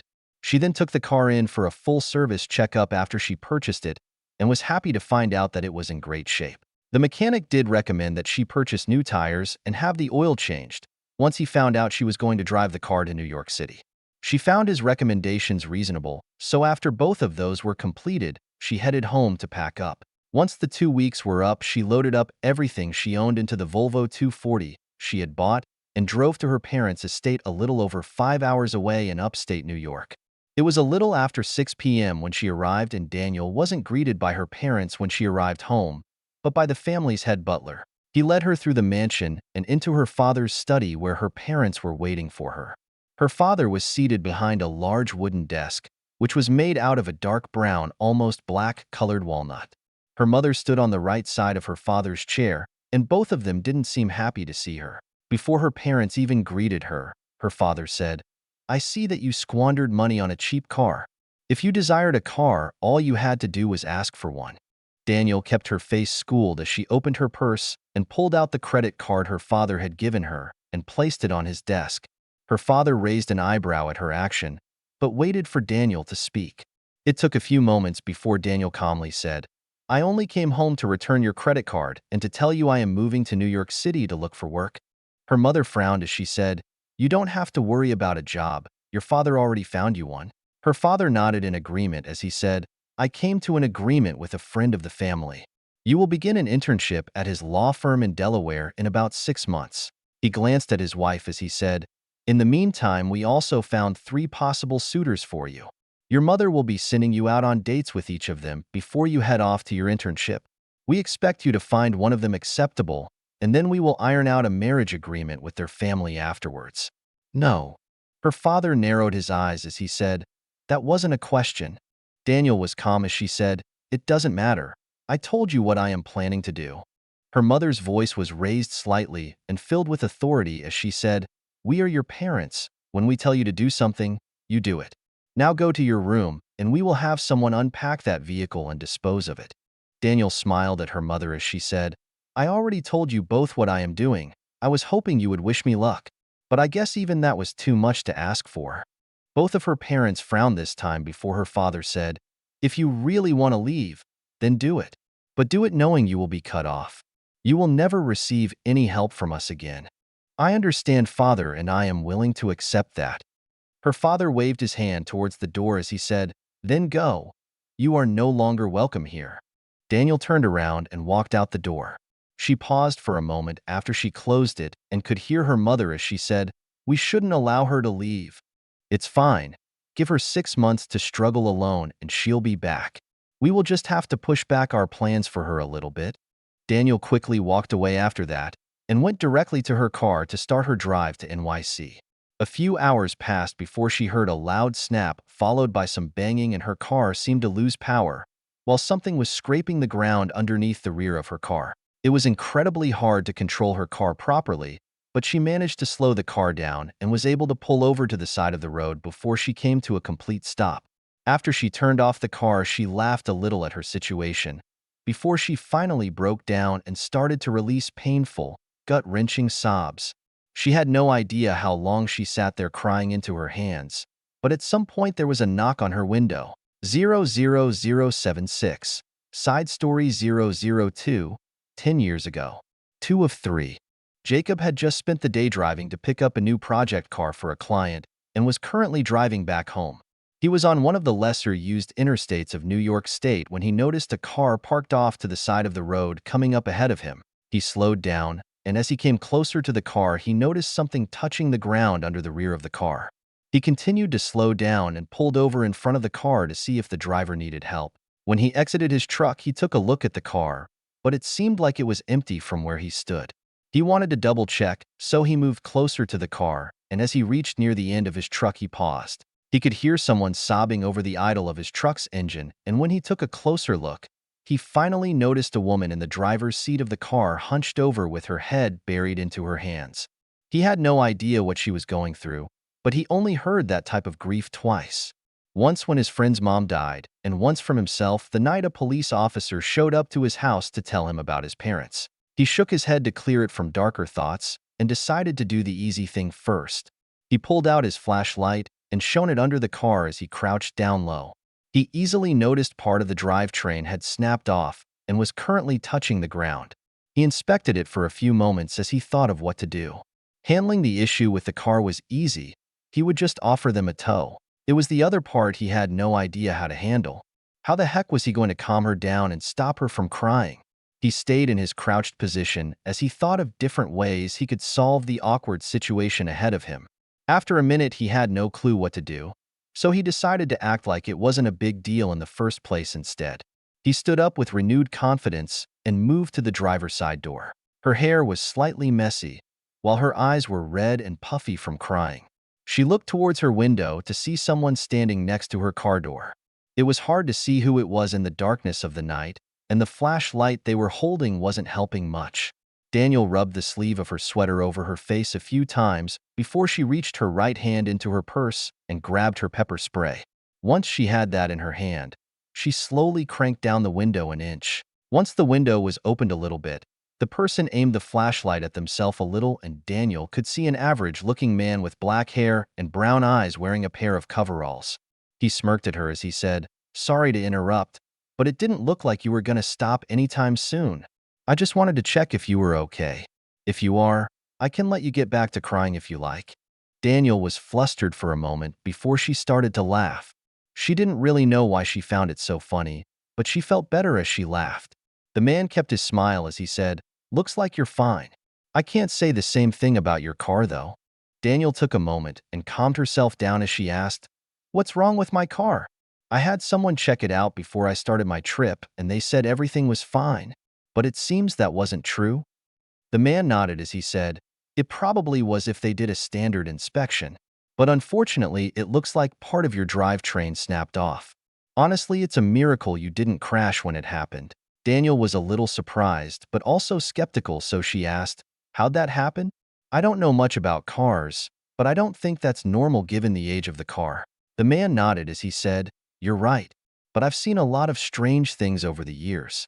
I wouldn't be able to tell you for certain how it happened, unless I take a closer look at it myself." The man then shined his flashlight in front of her car, and she finally noticed what he was driving. Stopped in front of her car was a flatbed tow truck with a beat-up-looking car on the back of it. As she glanced at his vehicle, the man said, "If you want, I can call someone to help you out on my radio, or I can tow you to the nearest town and drop you off. Unless you want to sit out here in the middle of nowhere all night." Daniel took only a few moments before she said, "If you could give me a tow, that would be great." "Thank you. You're welcome. My name's Jacob, by the way." The man flashed her a friendly smile as he pointed to his name embroidered on his coveralls. "I'm Daniel. It's nice to meet you." Jacob smirked as he said, "I know." He chuckled to himself for a moment before he said, "Just wait here for a bit. I need to unload the other car first." Jacob didn't wait for a response before he walked over to his vehicle. It took him about 30 minutes before he had her car on the bed of his truck and the other car hooked up to the rear wheel lift. After he double-checked everything was secured, he added his magnetic lights to the trunk of his client's car and then joined Daniel in the cab of his truck. As they pulled away, Jacob glanced at his passenger as he said, "I think we're about half an hour from the nearest town with a repair shop." Daniel only nodded her head in response, so Jacob asked, "You said you were on a trip? Where are you going, if you don't mind me asking?" Daniel looked out the window for about a minute, and Jacob thought he was being too forward with his question when she finally said, "I'm heading to NYC." Jacob glanced at Daniel for just a moment as he said, I was actually on my way back there before I found you. I can tell you all the way there instead if you want. It would save you time, but you would be stuck with me for the next few hours." Daniel smiled at his attempt to joke for a moment before she said, "If it's not a big deal, I would greatly appreciate it." They settled into a comfortable silence with just the stereo playing some low background music for about 10 minutes. Daniel seemed fine with the silence, but Jacob couldn't help himself. He enjoyed talking, so he asked, "So what are you going to do in New York? Are you moving there or just taking a vacation?" "Moving. I just graduated and I'm going to look for a job there." Jacob chuckled as he said, "Planning to make it big on Broadway?" Daniel looked at Jacob as she asked, "Broadway? Why would I want to do that?" Jacob smirked as he said, "Isn't that what pretty girls with big dreams do when they get out of high school? Head to NYC or LA to become a star?" Daniel pointed at her sweater as she said, "I think you've watched too many movies. I just graduated from Harvard Law School. I am going to New York to be a lawyer."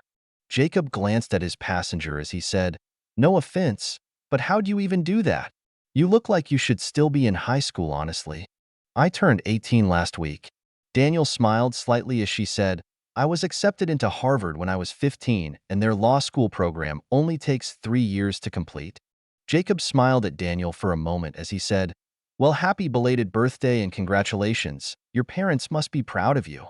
Daniel couldn't stop herself at the mention of her parents and started to sob again. She quickly turned away and buried her head in her hands as she tried to calm herself down, but it only made it worse. Jacob knew he messed up. Her parents must have just died, and she must be moving away from her hometown to get away from the memories of happier times. That was the only thing that made sense to him. He reached over with his right hand and lightly placed it on her shoulder as he said in a gentle tone of voice, "I'm sorry I upset you, but just know everything will be okay." Through her sobbing, Daniel asked while hiccuping, "How do you know it'll be okay?" "Because it's what my godfather told me when my parents died." Jacob let out a little chuckle before he said, "And look at me now. I am sharing a car ride with a very smart and beautiful young woman. I would say I am doing pretty good right now, if you ask me." Daniel laughed a little between her next hiccups, and she seemed to be calming down slightly. It took about 5 minutes before she finally stopped and wiped her face clean. She stared out the window of the truck for a while before she said, "Thanks." Jacob smiled a little as he said, "You're welcome." Before they could settle into silence again, Daniel asked Jacob a question, and it didn't take long before they started a conversation that lasted the entire drive to NYC. While Jacob was only a couple years older than Daniel, he quickly realized as they talked that he had a lot more life experience than her. While Daniel was highly intelligent and well-spoken, Jacob thought she might have lived a very sheltered life. That or she just didn't want to share information about her life with a stranger. It was hard for him to tell which one it was. He made sure to stay away from questions about her family. But whenever he asked questions about friends, hobbies, or what she enjoyed doing, Daniel wouldn't really have an answer to any of the questions and would in turn ask the same question back at Jacob. Jacob, on the other hand, was the opposite of her, and so whenever she flipped his questions around, he easily had an answer for her. But that didn't stop him from trying to get answers from her. Daniel quickly found out about Jacob's life and was a little surprised to find out Jacob's father had served in World War II. His parents were told they wouldn't be able to have kids, but when they were a little past 50, they had a surprise pregnancy which turned into Jacob. While Jacob was a miracle kid for them, they didn't spoil him. His mother taught him to be polite and caring, while his father taught him to be honest and to always take pride in anything you do. Jacob was very proud of the fact he practically grew up in his father's business once he could walk. He was helping around the place as soon as he could hold a broom and started working on cars by the time he was 5 years old. When he lost his parents at 15, he was taken in by his father's business partner. Instead of finishing high school, he dropped out and acquired his GED. Since then, he spent the last 5 years working at the shop and learning how to run the business from his godfather, who was planning to retire soon, so Jacob and one of his sons could take over the business from him. They spent the rest of the car ride getting to know each other. Mostly it was Daniel getting to know about Jacob, but Jacob was able to get a few answers from Daniel after a lot of work though, which he was happy with. When they finally made it to NYC, it was close to midnight, and Jacob drove them directly to his shop in Brooklyn. 00077. Side Story 002, 10 years ago. 3 of 3. When they pulled up, the gate was open and one of the roll doors was up as light streamed out of it. Jacob stopped outside the roll door and honked the horn on his truck. After about a minute, a young man and woman walked out of the opening and moved next to his driver's side door. He lowered his window as they approached and the man said, "You're late. You should have radioed in when you were close. Dad was worried about you." Jacob scratched the back of his head as he said, "Sorry, I got distracted." The man looked at the car on the flatbed as he said, "I am guessing that car and your passenger are the reason?" Jacob had a goofy smile as he said, "Pretty much. Can you open up another door? I want to park both of the cars in the garage for the night." The man nodded his head as he walked back inside the shop to open another roll door as the woman said, "I know it's late, but are you hungry? We were talking about getting food when you came back." Jacob smirked and pointed to his collarbone as he said, "You were talking. The woman blushed a little and she adjusted her shirt to hide the fresh hickey there as Jacob turned to his passenger as he asked, "You hungry?" Daniel nodded her head as she said, "Yeah, I haven't eaten since noon." Jacob looked back at the woman as he said, "Food sounds like a great idea." "Good. Now are you going to introduce me to your passenger?" Jacob smirked before he said, "I will. Just let me get these cars unloaded." The woman shook her head before she said, "Fine." It didn't take long before both cars were unloaded and parked inside of the garage. Once Jacob parked the tow truck in the outside lot area, he walked back over to the garage with Daniel next to him. Once they arrived in the shop area, Jacob made introductions between Daniel, Ben, and May. Afterwards, the four of them headed out to an all-night dinner and spent a couple hours as they ate and talked. Daniel found herself enjoying the company of all of them. She had learned early in life how to read people pretty well and could normally figure out someone's intentions within an hour of meeting them. The amount of people who tried to become friends with her in school just because of her last name was staggering, and it only became worse when she was in college. It was the main reason she never had any friends. She would rather be alone than hang around with someone who was expecting benefits, which was the main reason she was enjoying her time with the people she had just met. She knew exactly the type of person Jacob was from their drive together. He was open, honest, and liked to joke around even if most of his jokes were really corny. But she found herself enjoying his company. The same went for May and Ben. Both of them were like Jacob. What you saw was who they were. They weren't hiding their intentions behind false words and empty platitudes. While they hung out, both May and Ben took an immediate liking to Daniel, and when it was time to leave, May invited Daniel to stay with her for the night. Daniel tried to refuse, but May was really good at refusing her refusal. The next day, Daniel joined May when she went to work at the shop in the afternoon. She wanted to find out what happened to her car, and then she was going to rent a motel room for a week while she found a place to stay and start studying for her bar exam. When Daniel arrived, she met Jacob, Ben, and Ben's father. Ben's father was an older man in his 70s, with a head full of gray hair.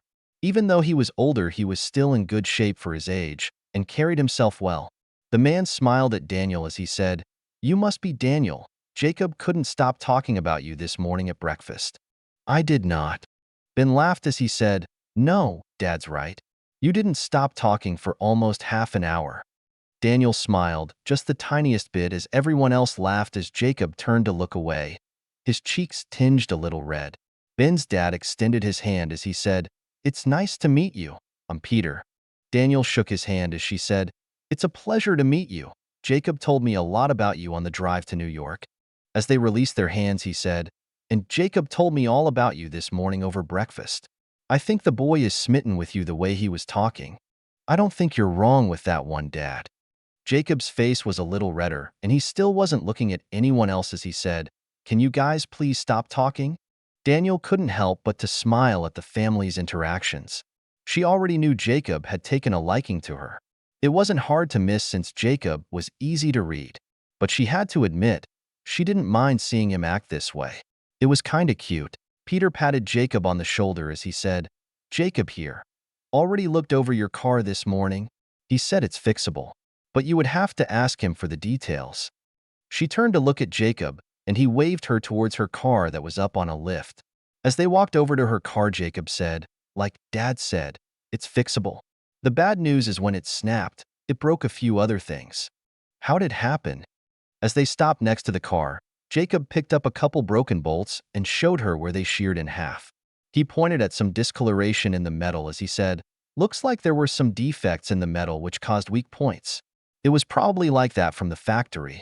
If the previous owner never drove the car much, that would explain why it didn't break before." As he placed the bolts back down, he said, "Your prolonged drive time during your trip here caused the bolts to finally fail. The drive shaft snapped off your rear diff when the bolts gave out. I checked your rear differential, and that's fine." Jacob moved under the car as he pointed to the middle of her car where something was missing and said, "The drive shaft was ruined and needs to be replaced, along with part of your exhaust system. It also looks like the transmission was damaged. It might not need a full rebuild, but it needs to be taken apart and gone over." Daniel looked up at her car for a few moments before she looked back at Jacob and asked, "How much is it to fix?" "I already priced it out. Parts alone will run you around $1,500. That's if the transmission needs to be rebuilt. If it doesn't, it will be closer to $1,000. Daniel frowned as she looked back up at her car. She let out a sigh as she said, "I just bought this car for $4,200 and now I have to spend a quarter of the price to fix it. That price didn't include labor." Daniel was depressed. While she did have money, it was just disappointing she would have to spend it on something like this so soon. She dropped her head down and asked, "How much will that be?" Jacob had a bright smile as he said, "Not much, just a date." Daniel paused as she looked at Jacob's smiling face. After a few seconds, she shook her head as she said, "No, I don't want handouts." Jacob's smile faltered slightly as he said, "I knew asking you out wouldn't be so easy." He let out a sigh and said, "I would only charge you a few hundred in labor. It's not my normal price, but I also don't do regular repairs like this." Daniel studied Jacob for a few moments before she said, "All right, I accept your proposals." Jacob had a guilty look as he rubbed the back of his head and said, "All right, I kinda already ordered the parts. Most of them will be here in a couple days. I should have everything finished by the end of the week." Daniel laughed lightly as she asked, "What would you have done if I refused to get the car repaired here?" Jacob looked lost for a few seconds before he saw May talking to Ben near the front office. He smiled as he said, "I would just have May talk to you about it. She did a good job last night." Something clicked in Jacob's mind as he realized something and said, "Hold on just a minute." Before Daniel could reply, Jacob bolted over to May and started to talk animatedly with her for a few seconds before Ben and May both looked over towards Daniel and then burst into laughter at whatever Jacob was saying to them. Daniel was curious what was going on, so she walked over to the group and heard May as she said, "I am not going to ask her out for you. Do it yourself, idiot." Daniel burst into laughter herself when she realized what Jacob was trying to do. She shook her head as she said, "You're an idiot. I already said yes." Jacob, Ben, and May all turned to look at Daniel before Jacob dumbly asked, "You did?" Daniel nodded as she said, "I told you. I accept your proposals." "Wasn't that for the repair?" Daniel smirked as she said, "It was for the repair and the date." "But you said you didn't want handouts?" Daniel nodded as she said, "I don't. I plan to pay for the repair and the date." "Oh, ooh." Jacob had a goofy smile as he said, "Good. Great even. When do you want to go?" "I don't really have any plans. I just need to find a place to live and study for my bar exam. So whenever you want, I guess." May smiled as she said, "You can just stay with me. I appreciate the offer, but I really don't want any handouts." May shook her head as she said, "I wasn't offering for free. We can split my rent, and you can use that extra bedroom you stayed in last night." Ben cut in as he said, "She used to have a roommate, but the bitch left without notice, and May has been stuck with an apartment she can't really afford." May slapped Ben's arm as she said, "She was not." "Okay, maybe she was, but you don't have to say that." Ben shrugged his shoulders and looked at Daniel as he said, "I'd also appreciate it if you'd move in with May. I've been helping her with rent for the past few months since we haven't been able to find her a new roommate." May smiled at Ben before she gave him a kiss on the cheek, and then she said, "You have no idea how hard it is to find a decent roommate in this city." Daniel turned around to glance at her car for a few seconds before she turned around and asked, "If Ben is already paying rent, why doesn't he just move in with you?" May smiled as she said, "His dad is very traditional and doesn't think a man and women should live together before marriage. While we don't feel the same way, We both respect him too much to not honor his wishes. Ben nodded his head in agreement as Daniel smiled before she asked, "How much is rent?" 400, and that includes the utilities. Daniel stuck out her hand as she said, "Nice to meet you, Rumi." After May and Daniel shook hands, they ended up unloading Daniel's car and with the help of Jacob took everything to May's apartment. The rest of the week passed in a blur. Daniel spent most of her time at the shop hanging around with May, Ben, Jacob, and Peter. She still took time to study for her test, but she wasn't in a rush. She could finally relax a little for the first time in her life and enjoy herself a bit. So that's exactly what she did. At the end of the week, after her car was fixed is when Jacob decided they should go on their date. During the week, Daniel had asked a few times where they were going to go, but each time Jacob said she would just have to wait and find out. She didn't mind too much, but she mostly wanted to know so she could have an idea of what to expect from the menu. On Sunday, Jacob came by her apartment and picked her up a little past noon and drove her out to a city park. At first, she thought they were going to a restaurant nearby, but Jacob pulled out a picnic basket and a blanket from the trunk of his car before he led her into the park. He laid out the blanket on a nice spot under a tree with a good view of the park and then sat down. As Daniel joined him, she said, "This is not what I expected when you asked for a date." Jacob smirked as he said, "I know, but I wanted our first date to be memorable." Daniel raised an eyebrow as she asked, "You're already planning on us having a second date? You're a little overconfident, aren't you?" Jacob's smirk became bigger as he said, "You'll see. I came prepared to make sure we'd have a second date." Jacob opened the picnic basket and pulled out some sealed containers, silverware, along with some cups and a bottle of what looked like diluted tea. He filled up her glass, and as he handed it to her, he said, "You said an Arnold Palmer was your favorite drink, so I made this myself. Sun tea made with black tea leaves, mixed with some homemade lemonade. It took me a while to figure out a good mix. Hopefully you like it." Daniel studied the drink for a few moments as Jacob started to open up the containers he brought. She took a sip and was surprised with how good it was. It was almost perfect, and she couldn't help but appreciate the fact he made this just for her. While she was enjoying her drink, Jacob placed a container of garlic cheese bread down between them. He then handed her one of the containers along with some silverware and a napkin. She glanced at the container of steaming lasagna before she looked back up at Jacob, who had a cocky grin on his face. He motioned to the food as he said, "I finished making this just before I picked you up. I also remembered you said this was your favorite food." Jacob winked at her and then dug into his own thing of lasagna. Daniel shook her head for a moment before she took her first bite and froze. It was good. Actually, it was really good. A lot better than she expected it to be. It wasn't the best lasagna she'd ever eaten, but it's hard to top some of the chefs her parents employed over the years. But it blew away all of the lasagna she ate while in college and was leagues ahead of the few she tried to make herself. She couldn't help herself when she asked, "How long have you been making lasagna for?" "About a week." Daniel paused and looked at Jacob, who smiled as he said, "It was on my list of things to learn how to cook. You just gave me a good reason to learn it sooner." "You spent the whole week learning to cook lasagna?" Jacob laughed as he said, "Yeah. I experimented with small batches for dinner every night until I had something I thought was good." Dad and Ben both enjoyed the final product. "How about you? Do you like it?" Daniel just smiled lightly and then went back to eating. The rest of their date was spent sitting and talking in the park for a few hours until they watched the sunset together. Over the next year, Jacob went on numerous dates with Daniel. They even started a tradition of visiting the park together each Sunday, which they continued to do with their kids. It was also on one of those Sunday park trips where Daniel proposed to Jacob. 00078. Dealing with Grant's issue. After taking care of Bucky and getting the girls from the Red Room settled into the base, Ezekiel made time to check in with all of the other kids they had rescued. He wanted to make sure he didn't run into any issues like he had with Eric. He started with Hope Van Dyne, who just turned 16. It had been over a year since her father brought her to the base. He knew they had started to reconnect, and Hank had finally told her the truth about her mother. But he just wanted to check in with her and find out what she wanted to do in the future. It turned out after she found out what happened to her mother and what her mother and father really did, she wanted to follow in their footsteps, to be a hero like the both of them.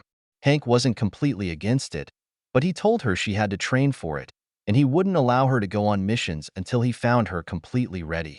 Beside that, she had just started to take college-level courses for physics and chemistry under her father and Bill's mentorship. After he finished with Hope, Ezekiel checked in with the now 14-year-old Ava Star. While she still missed her parents, she had fully connected with Bill Foster and considered him her new father figure. Her training in the mystic arts had gone extremely well, and Tao praised the girl highly for how gifted she was. She had also made a little progress on using the mystic arts to help keep her body stable. She now only needed to stay in the special chamber Bill and Hank had built for her for about 10 hours a day. So she was mostly in the chamber only to sleep, and the rest of the time she spent with her friends or studying the mystic arts. Ezekiel also checked up on the two newest members since he had been busy working since they were brought in. Cecily had become good friends with the other kids, and the only issue she had was not being able to enjoy things like she used to. Mostly food. She couldn't taste anything, and while she knew she no longer needed to eat, she did it mostly out of habit and to spend time with her friends. Ezekiel already had plans in the works to figure out a way for people to turn their X gene on or off. So while he didn't want to give Cecily false hope, he did tell her to practice her gifts as much as possible, and she might one day be able to turn her powers off on command. Since Cecily was 16, Ezekiel asked what she wanted to do going forward with her schooling. She hadn't thought about it much after her change and currently had no idea. So Ezekiel set up a little work-study program under different people so she could find something she would enjoy doing. She shadowed 10 different people before she found something she liked, which turned out to be cooking. While she couldn't taste anything, she only considered it a minor setback. She also found a great way to use her powers, helping her to cut, measure, and prepare food. Ezekiel was a little concerned at first, but after they did some testing on everything she handled with her powers, they determined that there would be no issues with contamination or health issues. So Cecily was now spending 4 to 8 hours a day working and learning from Jarvis in the kitchen. Next was Laura. Since she had shown up, it was a slow process of her opening up. But with Cecily acting as her older sister and trying to include the girl into everything she did, it didn't take long before Laura was acting more like a normal kid and would interact with the other kids on her own. She could still be a little brooding and distant, but Ezekiel chalked that up to being a clone of Logan. As for what the 14-year-old wanted to do, she had already decided to follow in her mother's footsteps. Speaking of Laura's mother, Ezekiel was pretty sure something was happening between her and Logan. He had found them on more than one occasion spending time alone together, and when Ezekiel asked, both of them just said they were talking about Laura, but with how close they had been each time, Ezekiel was sure something else was going on. Mary Sue Poots, or Sky as she now asked everyone to call her, was the next person Ezekiel checked in with. She had recently turned 10, and while she was still the youngest kid there, she knew exactly what she wanted to do when she was older. She wanted to work with computers, which Ezekiel encouraged and even started to teach her a little about programming. He made sure she focused on her normal schoolwork, but he would give her one special programming type of assignment a week. The last person Ezekiel talked with turned out to be the one with problems. When Grant came in and started talking with Ezekiel, it became apparent that something was on his mind. So Ezekiel asked, "What's wrong, Grant?" "Nothing." Ezekiel smiled the tiniest bit as he said, "If that was true, you wouldn't look so distracted. So tell me what's on your mind, and I might be able to help you with it." Grant chewed on his lower lip for a while before he blurted out, "Can you help my brother and sister?" Ezekiel paused. While he had a lot of knowledge about the world he was in, he didn't know everything.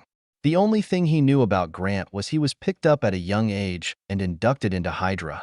After he picked up Grant, he thought everything would be fine, but it seemed he was possibly wrong. "Why would you think your siblings are in trouble?" Grant looked down. His voice was low as he said, "My mom. She would do things to me and my siblings. Terrible things." Grant started to hyperventilate as he spoke, so Ezekiel reached over and put a hand on his shoulder. He gave it a gentle squeeze as he said, "It's all right. Take a deep breath and hold it for 10 seconds before you slowly release it." Grant followed his directions as Ezekiel said, "You'll be okay. She can't hurt you anymore, and I will see about helping your siblings." Grant looked up and he had tears running down his face as he said, "You don't understand. It wasn't just her. My older brother is just like her. He made me hurt my little brother." Grant broke down and started to cry for a while Ezekiel patiently waited. When Grant calmed down some, he said, "He is a monster just like her. He made me watch as he tried to drown Thomas in a well. Why didn't you say something sooner? Grant looked down again as he said, I was afraid if I asked, I might be sent away. Maybe even sent back home. What made you change your mind? You definitely weren't thinking about this the last time I saw you. Grant rubbed the tears from his face as he said, Eric. Ezekiel paused for a few moments before he asked, What did Eric do? Grant looked back at Ezekiel, his voice still unstable as he said, Eric changed. He used to be like my older brother. He was distant, uncaring about the others around him. I don't think the others noticed it. Eric was good at hiding it. But I noticed because he was just like my brother Christian, except Eric didn't hurt anyone. Grant took a breath, steadied himself a little more before he said, But he's changed. He's more open with us now. He's actually friendly and seems to care now. Ezekiel nodded his head in agreement as Grant said, I asked him in secret what happened to him. He didn't want to talk about it, but he told me you helped him with a family problem. Ezekiel stood up and said, All right, Grant, I'm going to look into helping your siblings.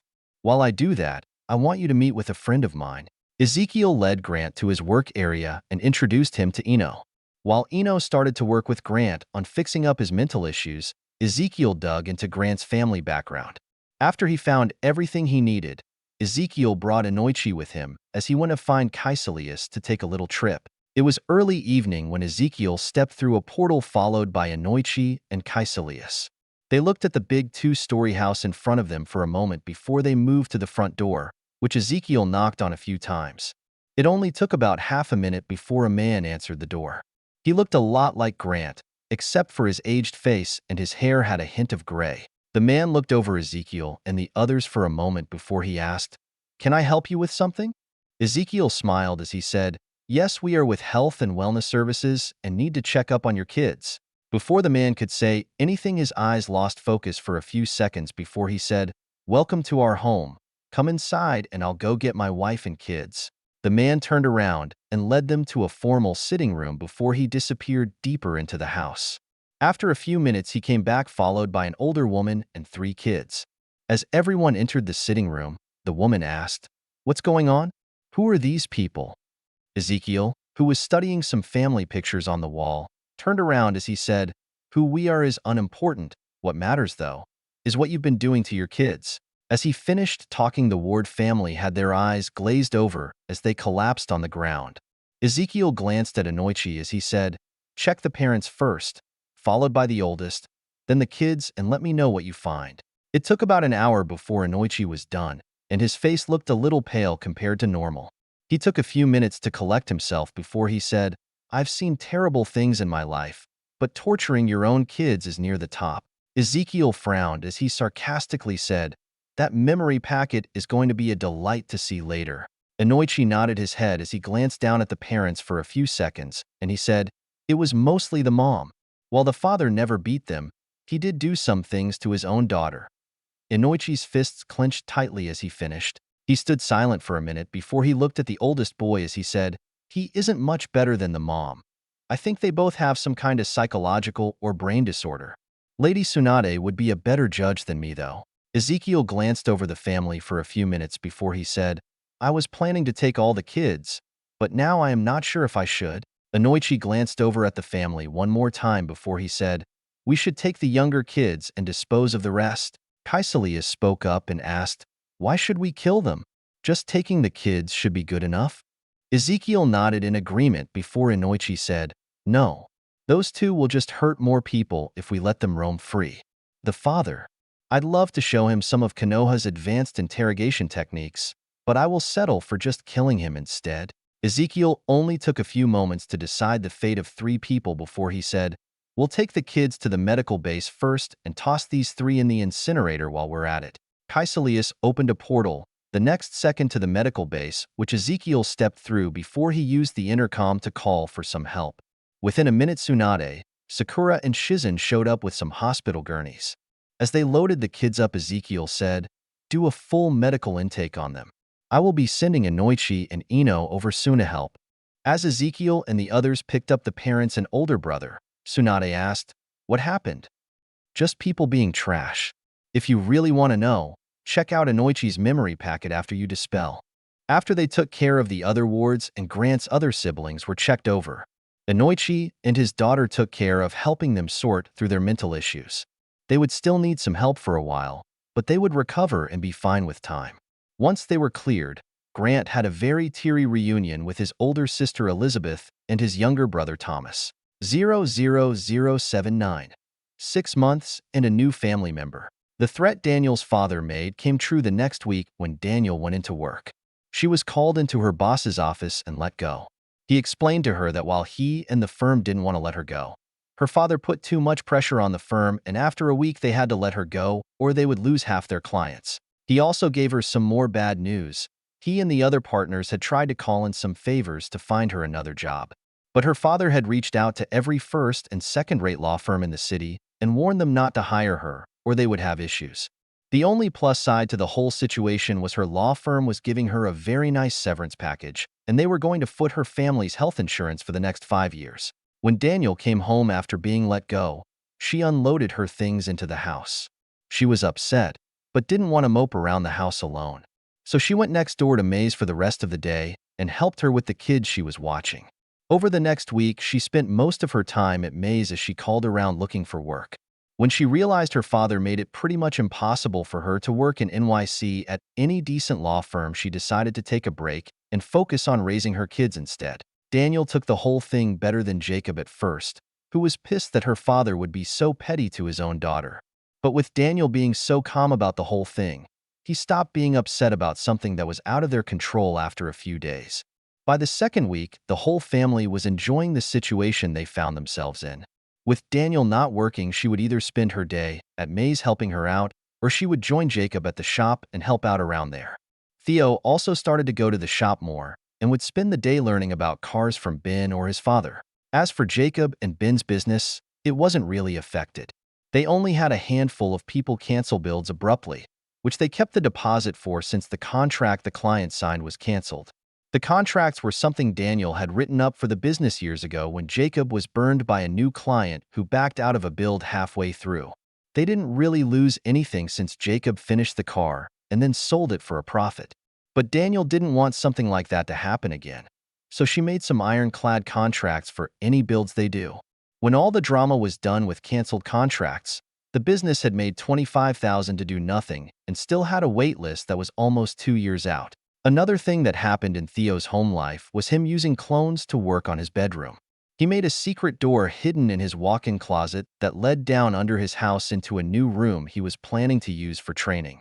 The secret door was mostly hidden with a special Uzumaki Fuinjutsu script that made people not notice it even if the door was left open. When Tao found out what Theo was doing, she even helped to hide the door with a couple of spells and made it so when Theo walked through the door it portaled him to the room below his house.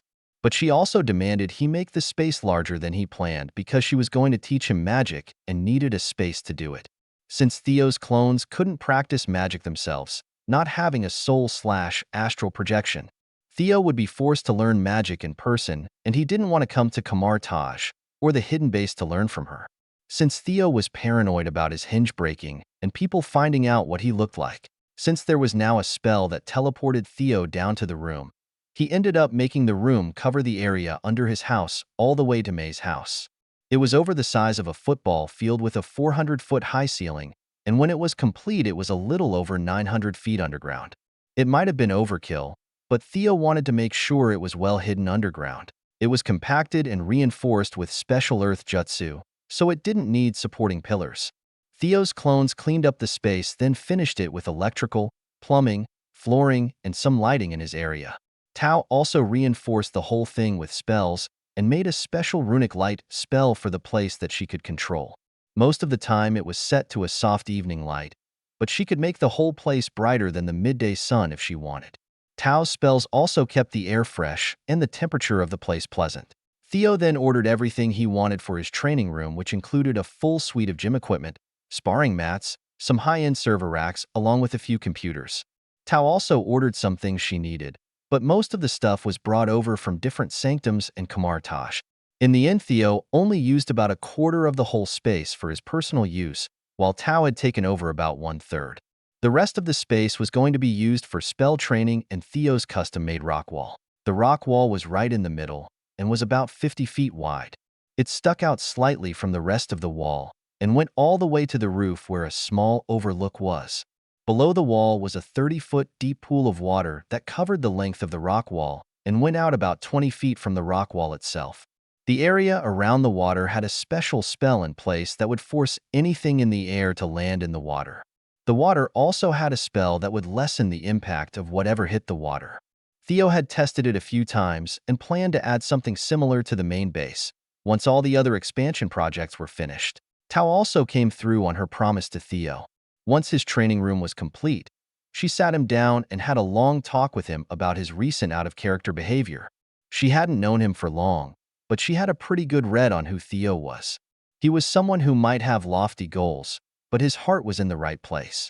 He also liked to joke around, a little too much in her opinion, but at the same time had a soft spot for kids in trouble, which she thought was due to his past life. The issue was with the other side of Theo, the one that didn't even blink when he needed to kill people, or the Theo that accidentally drove a man insane and didn't feel bad about it, or when he killed part of Grant's family the other day and didn't think twice about it. That was the Theo that seemed out of character to her. Or maybe this was the real Theo and the other one was just a false appearance to hide his true self. She wasn't a therapist or anything, but she was pretty sure he needed some help and she was going to do her best to give it to him. So she started studying psychology and talking to him daily. Back at the main base, things had changed little since the Red Room rescue. There were a few issues at first, mostly with feeding everyone. It took a bit of work, but Jarvis and the new help he acquired were able to sort everything out within a week. Jarvis also made a large rotation of helpers from all the kids. They would have different responsibilities each week, from food preparation, washing dishes, to cleaning up around the base. The biggest issue that came up was from the large group of girls who became interested in the handful of boys their age. Mostly Eric, Grant, and Darren, who was only 20 years old. Thomas was the only boy who didn't have a group of girls trying to get his attention, but he was currently only 10. While it was somewhat of an issue, the girls handled it themselves in a weird sort of way. They held weekly competitions, and whoever won was allowed to pursue the boy they liked for the week. At first, it was based on fighting alone, but Melina found out after the first few days and changed the rules. It would be based on many things besides fighting to give some of the younger girls a better chance at winning. It had been going on for almost 5 months, and the 3 targets still hadn't figured out what was going on, even though they would have different girls trying to hang out with them in their free time each week. It was kind of funny to watch, and Ezekiel even started a betting pool with some people on how long it will take for one of them to figure it out. The smart money was on Eric, but Ezekiel had hope that Grant would figure it out first. Darren was a lost cause. While the guy was a genius, he was too busy working with his hero to realize what was going on. Oh, he talked with the handful of girls who approached him, but that was it. He had no real interest in them at the moment. Even though both Hank and Bill realized what was going on, they were happy to watch Darren be oblivious to the girls' advances. Speaking of Thomas and his sister Elizabeth, they had taken to life at the base surprisingly well. Grant, along with the help they received, made them adapt quickly, and they were enjoying themselves a lot. Ezekiel still wasn't sure if they would join the group once they were older, but he didn't care that much. He didn't know about them, so he never factored them into his plans in the first place. Besides that, the only real news was from the new medical base. Sarah was pulled from her cloning project using Steve's DNA sample when a discovery was made. Why waste resources on cloning a super soldier when they could clone something even better? They were still working on it, but they were getting closer to completing the first step of the process with Phase 1 of Project Lazarus. Tobarama made a breakthrough with Orochimaru, and they were currently making 4 staggered batches of 20 clone bodies each. It would take about 4 months total, 1 month per batch. But once complete, they planned to run a bunch of experiments on them and look for flaws after each batch. If everything went well, they could start working with Tao on the next steps of the process. During that same time, Peter turned 4 and Millie turned 3. After about 6 months, Theo and Millie were sent to Maze for about a week while their mother went to the hospital. Millie was excited but at the same time depressed. It was the longest she had gone without seeing her mom before. When Daniel came back, it was with a new family member bundled up in a baby carrier. Daniel smiled when she arrived home and saw her kids along with her extended family. She moved to the couch and sat down while Jacob gently set the baby carrier next to her. She waved to her kids to come closer as she said, Come give me a hug. I missed both of you." Both Theo and Millie came over and hugged their mother before Daniel asked, "Why are you being so quiet, Millie?" Millie glanced at the baby carrier before she looked at her mother, her voice well above a whisper as she said, "Theo said we had to be quiet so the baby doesn't wake up." Everyone in the house smiled at that as Daniel patted the couch cushion next to her as she said, "Both of you come up here. I want you to meet your new baby brother." After Millie and Theo were sitting next to her, she lifted a little bundle out of the carrier and held it in her lap. She glanced at her kids as she said, "This is your new brother. His name is Isaac Mercer. 00080. Where did this cat come from?" Ezekiel was in the main base seated at his desk. He typed away on his keyboard working on an update for Vibe, his social media platforms. The user base had expanded and was now over 10 million users on the main platform. While he was working, a sensor monitor flashed in one of the secure areas of the base, the place where he had stored all of the vibranium. He changed his screen to view the cameras in that area and saw no one there. It was the third time this happened in the past hour, so he decided to go check it himself this time and double-check the equipment. He picked up his tablet and then quickly moved through the base using body flicker while running along the roof so as not to hit anyone. When he arrived in the area, he didn't see anyone at first. After looking around for a few minutes, he heard a sound coming from the room where the vibranium was stored. When he opened the doors, he froze in place. In front of him was a black cat almost the size of a border collie. The cat also froze upon being found, and in its mouth was a single bar of vibranium. It studied Ezekiel for a few moments before the cat's hackles raised. It dropped the bar on the ground and hissed at Ezekiel as it crouched down ready to pounce. Ezekiel studied the cat for a few moments before he smirked and said, "You're a naughty little kitty, aren't you? Trying to take something that doesn't belong to you." Ezekiel attempted to put the cat under a ninjutsu, but it just made the cat hiss at Ezekiel again. Ezekiel frowned and looked into the cat's large yellow eyes as he asked, "You aren't just a cat, are you?" The cat tensed its body before it leaped at Ezekiel. He barely dodged the cat as it sailed past, almost hitting him in the face with one of its paws in the process. Ezekiel turned around completely as he dodged the cat and expected it to attack him again. The cat instead took off down the hallway as it landed on its feet in a run. Ezekiel ran after it and needed to use body flicker and bursts to keep up with it. As they moved out of the secure area, Ezekiel swiped the base alarm on his tablet. The alarm blared out as Ezekiel chased behind the cat heading towards the portal room. Ezekiel's tablet started to ping with messages as he moved through the base. He swiped the screen on his tablet and then said, "Possible enemy," shaped like a large black cat headed towards the portal room, which was heard over the blaring alarm throughout the base. Ezekiel's tablet was still getting messages from people outside the base, but he ignored them as he kept up with the cat's unnatural speed. When they finally made it to the hallway outside of the portal room, the cat finally skidded to a halt. The portal room was sealed off with a blast door, and in front of it stood Steve wearing workout clothes holding his shield. Kaisalius stood beside him, along with Mikhail, who was in his half-bear transformation. Shursway was also with them, but he was standing upside down as he hung from the ceiling. The cat looked behind itself at Ezekiel and the people who were running up the hallway to join him before it let out a meow as it started to enlarge. The meow changed into a full-blown roar when the cat had finished turning into a massive panther. It was almost 15 feet in length, not including its tail, and was over 6 feet tall at the base of its neck. The panther studied both groups of people before it rushed forward at the group in front of it. Steve moved forward first and planted himself in front of the creature's charge. The sound of its claws echoed out as it slammed into Steve's shield and forced him back a step.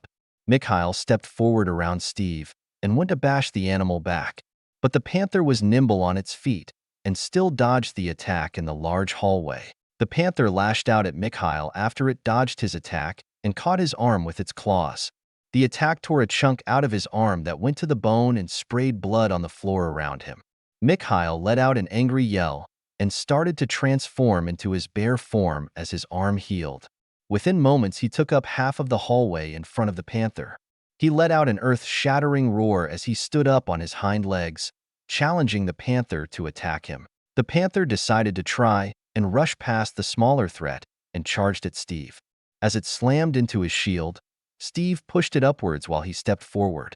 It forced the panther back, and Mikhail took advantage by wrapping the panther up in a bear hug.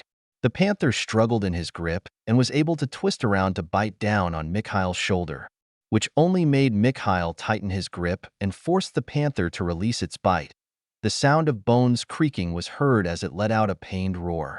The panther struggled some more before it quickly shrunk down to its cat form and dropped out of Mikhail's grip. It landed on one of his arms and leaped away, but as it did, Steve took advantage while it was in the air and smacked it with his shield. The cat rocketed into the wall with a loud thud, and it let out a yowl as it bounced off the wall to land on the ground. It shook its head and let out a hiss as it focused on Steve. It tensed its legs and went to jump at Steve when Kaisalius said, "By the crimson bands of Sidorak, I bind you."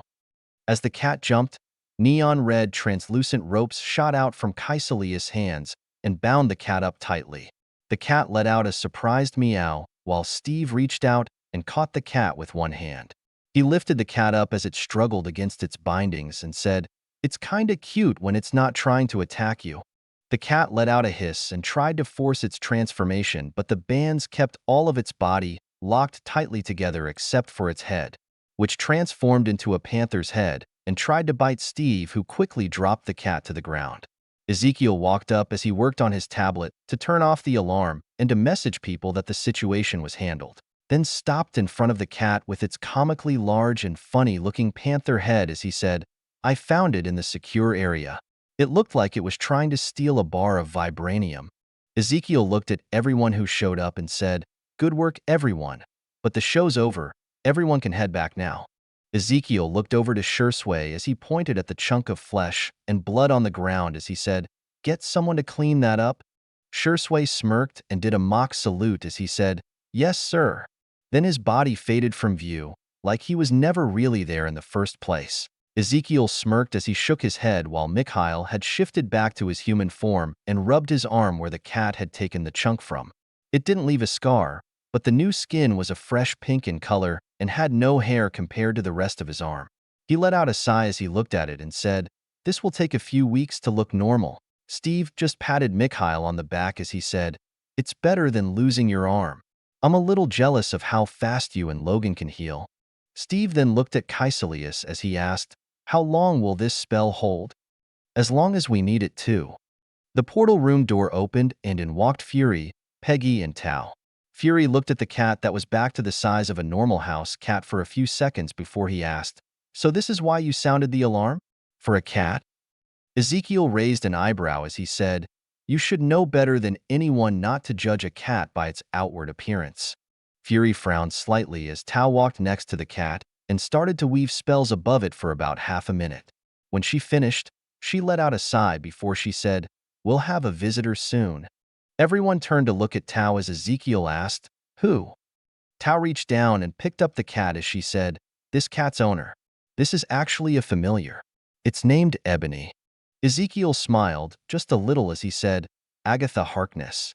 Tao nodded as she said, "I've met her plenty of times throughout the centuries, and we've even helped each other out sometimes. It's strange that Ebony is here alone, though. They normally travel everywhere together." Tao petted Ebony's head, and the cat let out a meow before Tao said, "You can release your spell. It won't attack anymore." Kaisalius released the spell, and as the red bands faded away, Tao looked into the cat's eyes as she said, "Go back to your master and bring her back here in a few hours. Tell her we need to have a talk." The cat nodded as it let out a meow before it jumped out of Tao's hands and ran into the portal room. Tao looked back at Ezekiel as she said, "Call a council meeting. We will have to discuss a few things with Agatha." Ezekiel nodded as he started to type on his tablet for a few seconds before he glanced up at Tao and said, "I set the meeting for about an hour from now. Also, we'll need to do something about the cameras. Ebony didn't show up on them. I only caught it because of one of the temperature sensors." Tao nodded in understanding as she said, "Ebony has a spell that makes her invisible to all cameras and most electronics in general. It will take me a little while to fix, but I will inscribe all the cameras with runes to fix that little issue. Make sure you do the medical base also." Tao nodded her head as Fury asked, "Would you be able to do that at a couple of safe houses I use sometimes?" "Sure, but the bases will be my priority first."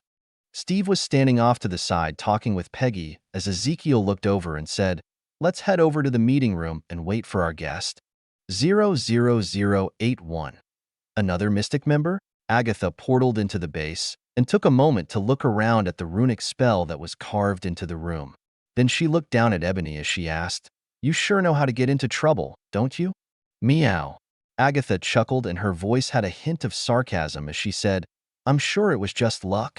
Agatha walked forward out of the portal room with Ebony at her side and stopped when she saw a silver-haired man leaning against the wall reading a little orange book. Ebony moved in front of her and hissed at the man who glanced up at them. He let out a sigh and put his book away as he said, "Just when I was getting to the good part." The man turned and started walking down the hallway as he said, "Follow along. We don't want you to get lost." Ebony hissed again, then meowed a few times. Agatha nodded her head as she moved to follow the thing that looked like a man and said, "That girl knows better. I'm sure she has an explanation for what is going on." Agatha studied the thing in front of her as she walked. It had no soul, with only a faint hint of life force. The thing would most likely die sometime tomorrow if it was lucky. What was most puzzling is she couldn't sense anything demonic from it. Normally, a creature like this would have demonic energy leaking from it with noticeable mutations on its body. It should be in the end stages of its host's life, and it should be searching for a new host to take over right now. It wasn't long before they arrived in front of a door, which the creature pointed at and said, "This is your stop." She watched as the creature leaned against the wall, pulled out its book, and started reading again. When she didn't move for a few moments, the man continued reading while he said, "What's wrong? Did you get lost on the path of life or something?" The man waved his free hand in a shooing motion as he said, "Go on now. It's impolite to keep people waiting." She looked down at Ebony for a second before she moved to open the door. As she did, Ebony moved behind her and watched her back as she entered the room. Inside of the room, a group of people were seated along with another soulless creature. Surprisingly, she recognized two people, the ancient one being the main person and Steve Rogers, a war hero who everyone thought was dead. As she glanced at everyone in the room, they also studied her. Agatha Harkness wore a tight, body-hugging, knee-length purple dress, with a dark purple shawl draped over her shoulders. She stood almost 6 feet tall with a voluptuous body that was highlighted by her alluring face and piercing blue eyes. She had a single streak of ghost white hair running down the right side of her otherwise thick raven black hair that framed her face and flowed down to the middle of her back. After she took in everyone in the room, Agatha's gaze stopped on Tao and she said, "You have a lot of explaining to do, young lady." Ezekiel smirked and elbowed Tao, who was seated next to him, as he said, "She just called you a young lady. Can't she see you've gone bald with old age?" Everyone tried to hold in a smile, except for Tao and Agatha. Tao shot a quick glare at Ezekiel as Agatha also looked at him before she said, "Be quiet, you soulless demon. I didn't come here to talk with you." Ezekiel grabbed his heart as he said, "Oh, it hurts. You just had to target my insecurities. Do you have any idea how much this'll cost in therapy?" Before Agatha could speak, Tao slapped Ezekiel so hard he turned into a puff of smoke. Agatha turned a questioning gaze to Tao, who shrugged as she said, "Sorry. Sometimes he is a little too much." Fury rolled his one eye as he said, "More like most of the time," while Peggy and a few others nodded in agreement. Agatha started to speak, but was cut off as the door opened, and in walked the silver-haired man who said, "Now that was just rude. It's a good thing I had Tobarama work on improving the formula, so everyone now gets the memory packets." Tao glared at Ezekiel as she said, "Try to be serious this time." Agatha watched as the creature walked past her and turned back into the other creature that just disappeared. She was surprised when it happened since its life force became weaker afterwards. Ezekiel sat back down as he said, "Fine, Mom." Tao raised her hand slightly as she said, "Test me." Ezekiel lowered his head as he said, "Sorry, Master. Please don't spank me. I'll be a good boy, I swear." Tao smacked Ezekiel again, and he disappeared into another cloud of smoke. Then she looked at Agatha as she said, "Please take a seat and don't mind the idiot." Agatha glanced around the room and noticed almost everyone was trying to hold back another smile. She moved forward and took the empty seat at the table across from Tao. After she sat down and Ebony had moved behind her chair, Agatha looked at Tao as she asked, "What exactly is going on here and what was that thing?" Ezekiel answered as he walked through the door and said, It's impolite to call somebody a thing.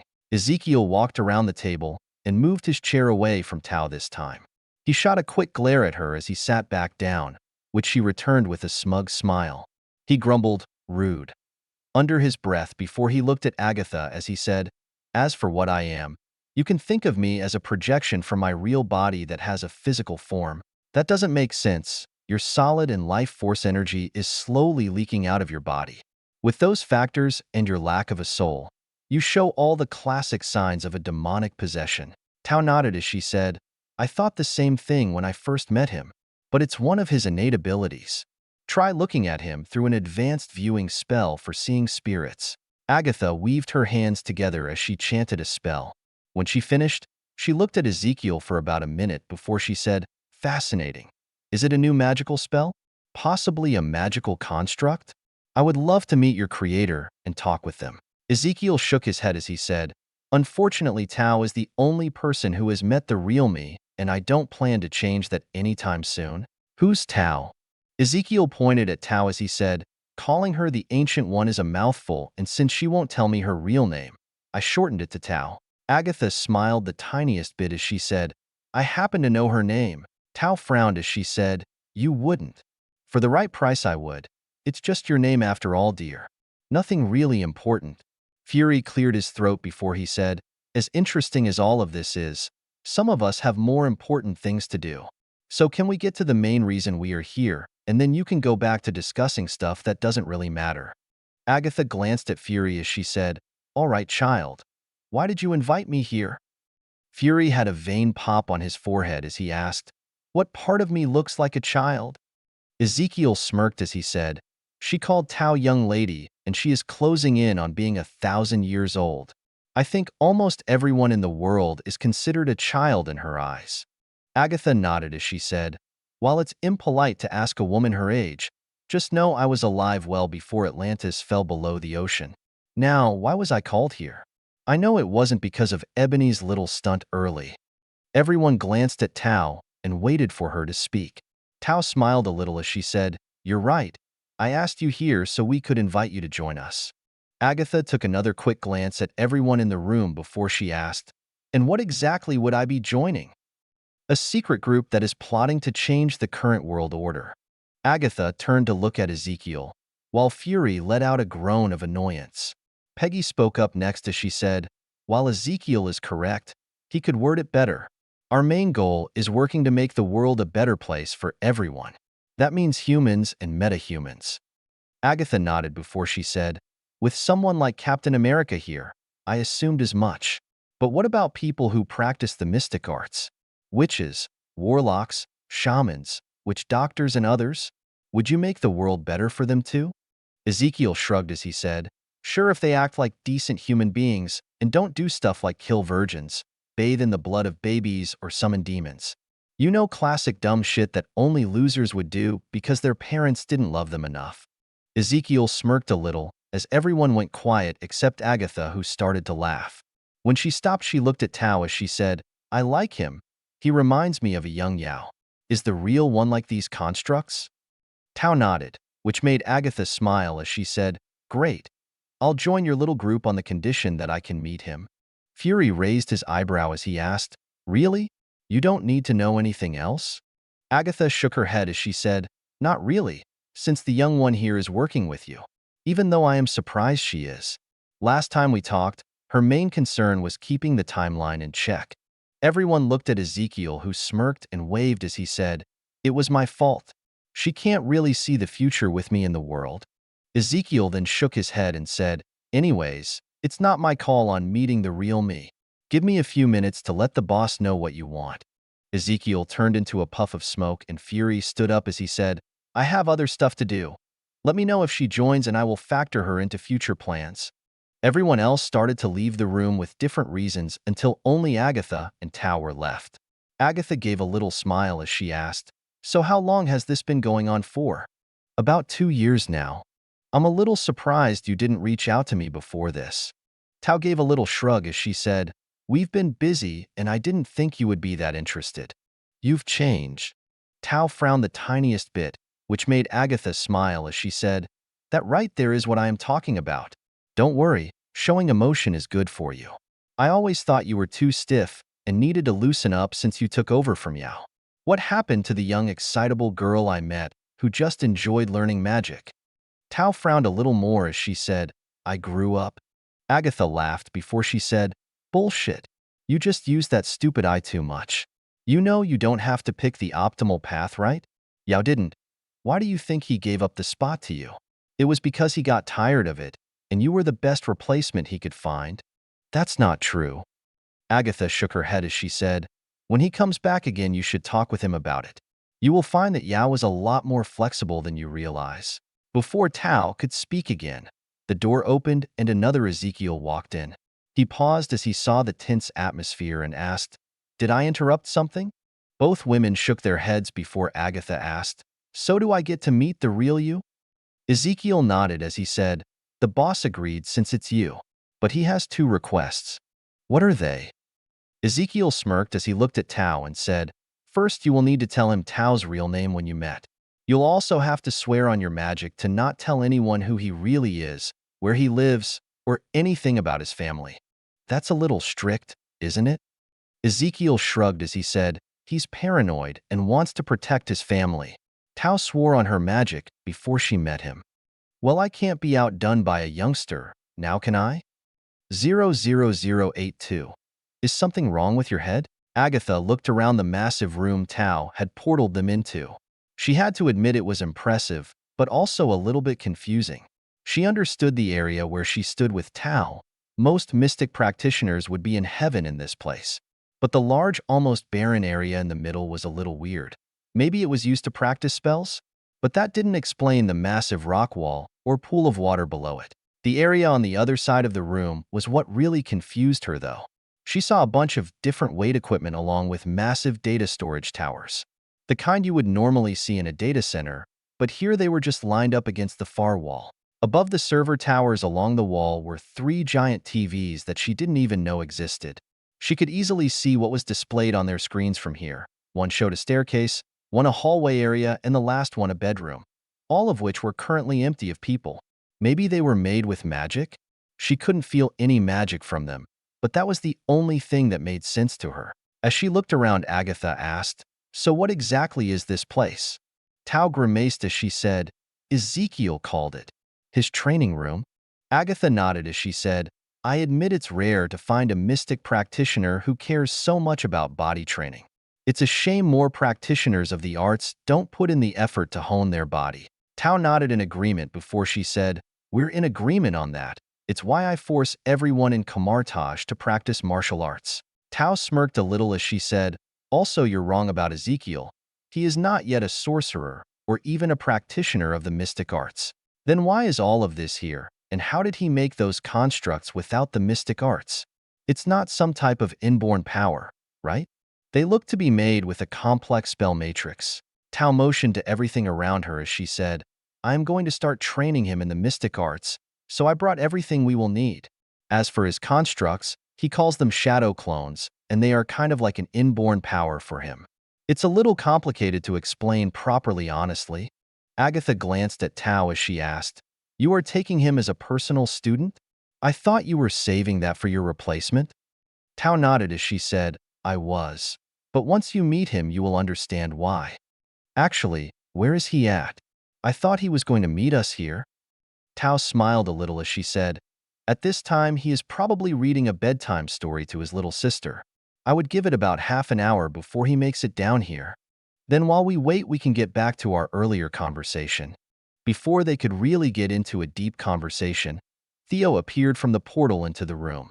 He quickly used body flicker and appeared next to Tao and Agatha, bouncing up and down on his feet as he asked, so what's Tao's real name? Agatha smiled as Tao frowned before Agatha asked, wishing to know a lady's secrets and not having the decency of a proper introduction first?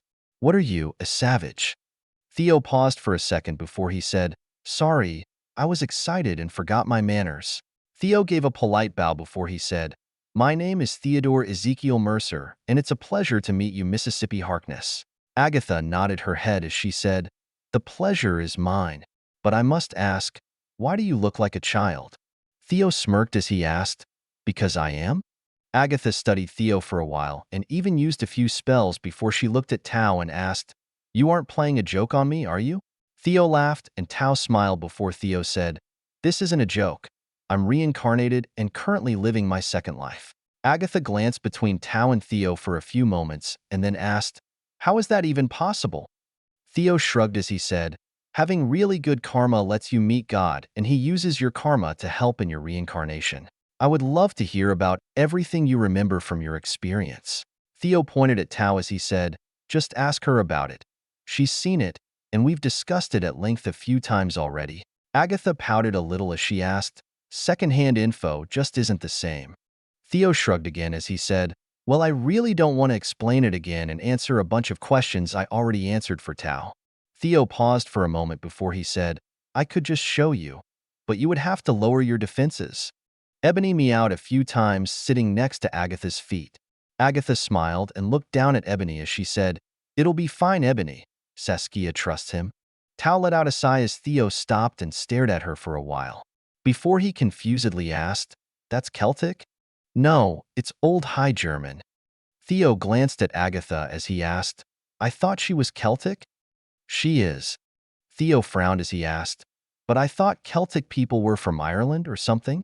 Tao let out a sigh and Agatha shook her head before she said, "The Celtic culture originated from." "You know, it doesn't really matter. Her real name is Saskia.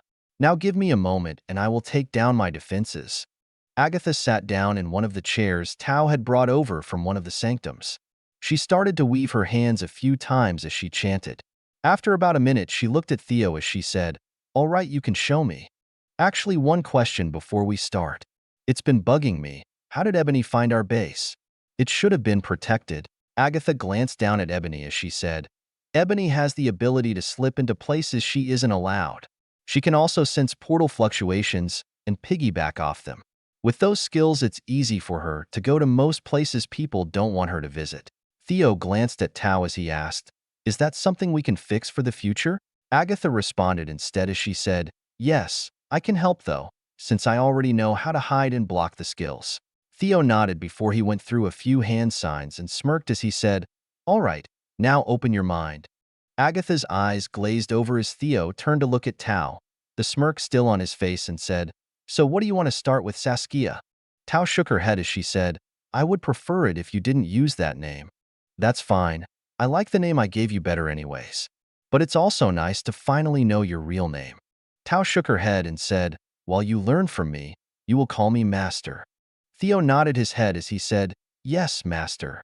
But before we start, should we make a safe word or something? That's how this stuff normally works, right?" Tao gave Theo a flat look before she pointed at a bookshelf and said, "That is everything a beginner needs to learn before they can attempt to start casting spells. I want you to memorize all of those books, and then we can start your training." Theo let out a sigh and then weaved seals to produce 10 clones. Each one grumbled about not being the lucky one who was sleeping in Theo's bed as they grabbed a book and sat down on the floor to start reading. Theo glanced at Agatha as he said, "She should be out in about an hour. I'm gonna start my body training for now." Tao nodded as she pulled out a book from a different shelf to read. Theo himself went over to the rock wall and began to climb up it using his chakra control technique he had been improving with his blocks. He increased the difficulty by making sure he had a perfect connection before he moved, and then he would pull himself up to the next hand hold and repeat. He only made it about 20 feet up before his grip faltered, and he fell into the water pit below him. He popped out of the water and then swam over to the side of the pool before he pulled himself out. Another feature Tao made for the pool of water was it wouldn't leave the area, so when Theo climbed out, he was completely dry. After taking a quick break, he started over again and made it about 20 feet again before his arm gave out and he couldn't pull himself up. He dropped off the wall into the water again, before he took another break on the edge of the pool. He repeated the process a few more times until Agatha came out of the Jinjutsu. Theo moved over to join Agatha and Tao once he fell off the wall again. Agatha was in the middle of discussing what she saw with Tao when Theo arrived. Agatha looked at Theo as she asked, "That really happened? Are you sure that wasn't some kind of dream you had?" Theo shrugged as he said, "Honestly, no clue. But I am where I asked to be and I have the powers I asked for, so I don't think so. Also, I shouldn't have to ask this, but please keep what you saw to yourself." You and Tao are the only people who know the whole truth. Everyone else just knows I'm reincarnated. Agatha nodded as she said, I can do that, but I have to ask, why do you trust me so much? Theo smirked as he said, because you and Tao are some of the most powerful people in the world, and I knew you wouldn't freak out knowing about something like this. Plus, Tao keeps wanting to talk about it at length, so now you can talk with her about it instead of me. Agatha narrowed her eyes a little as she said, That's not the only reason, is it? Theo shook his head as he said, Nope, that's about it. Agatha kept looking at Theo for over a minute before he finally said, All right, fine. I always liked both of you as characters when you came up in the comics and really wanted to meet you. Happy? Agatha nodded as she said, See, that wasn't so hard. Theo blushed a little bit as he looked away, making Tao and Agatha both laugh at his actions. Agatha then stood up as she said, I'll be back in a while. I need to go collect some things. Theo was about to ask why, when Agatha said, I can't have little Saskia here teach you about the mystic arts and not help. While I know she will train you well, I will help out and plan to teach you about the more esoteric things. I will also teach you about the alchemy side of things, which is something you can't learn in Kamartaj. Theo glanced at Tao, who nodded as she said, I assumed she would help out.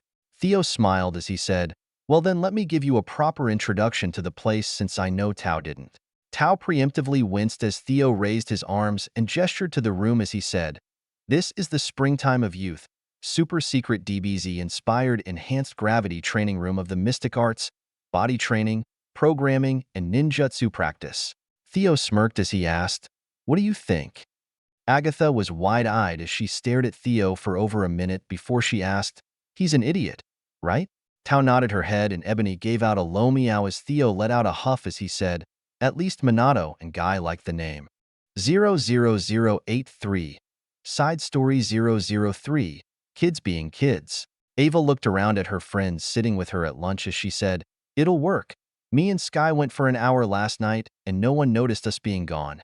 Natasha cautiously glanced around the cafeteria for a moment before she asked in a low voice, But don't we have to pay for stuff? We have no money.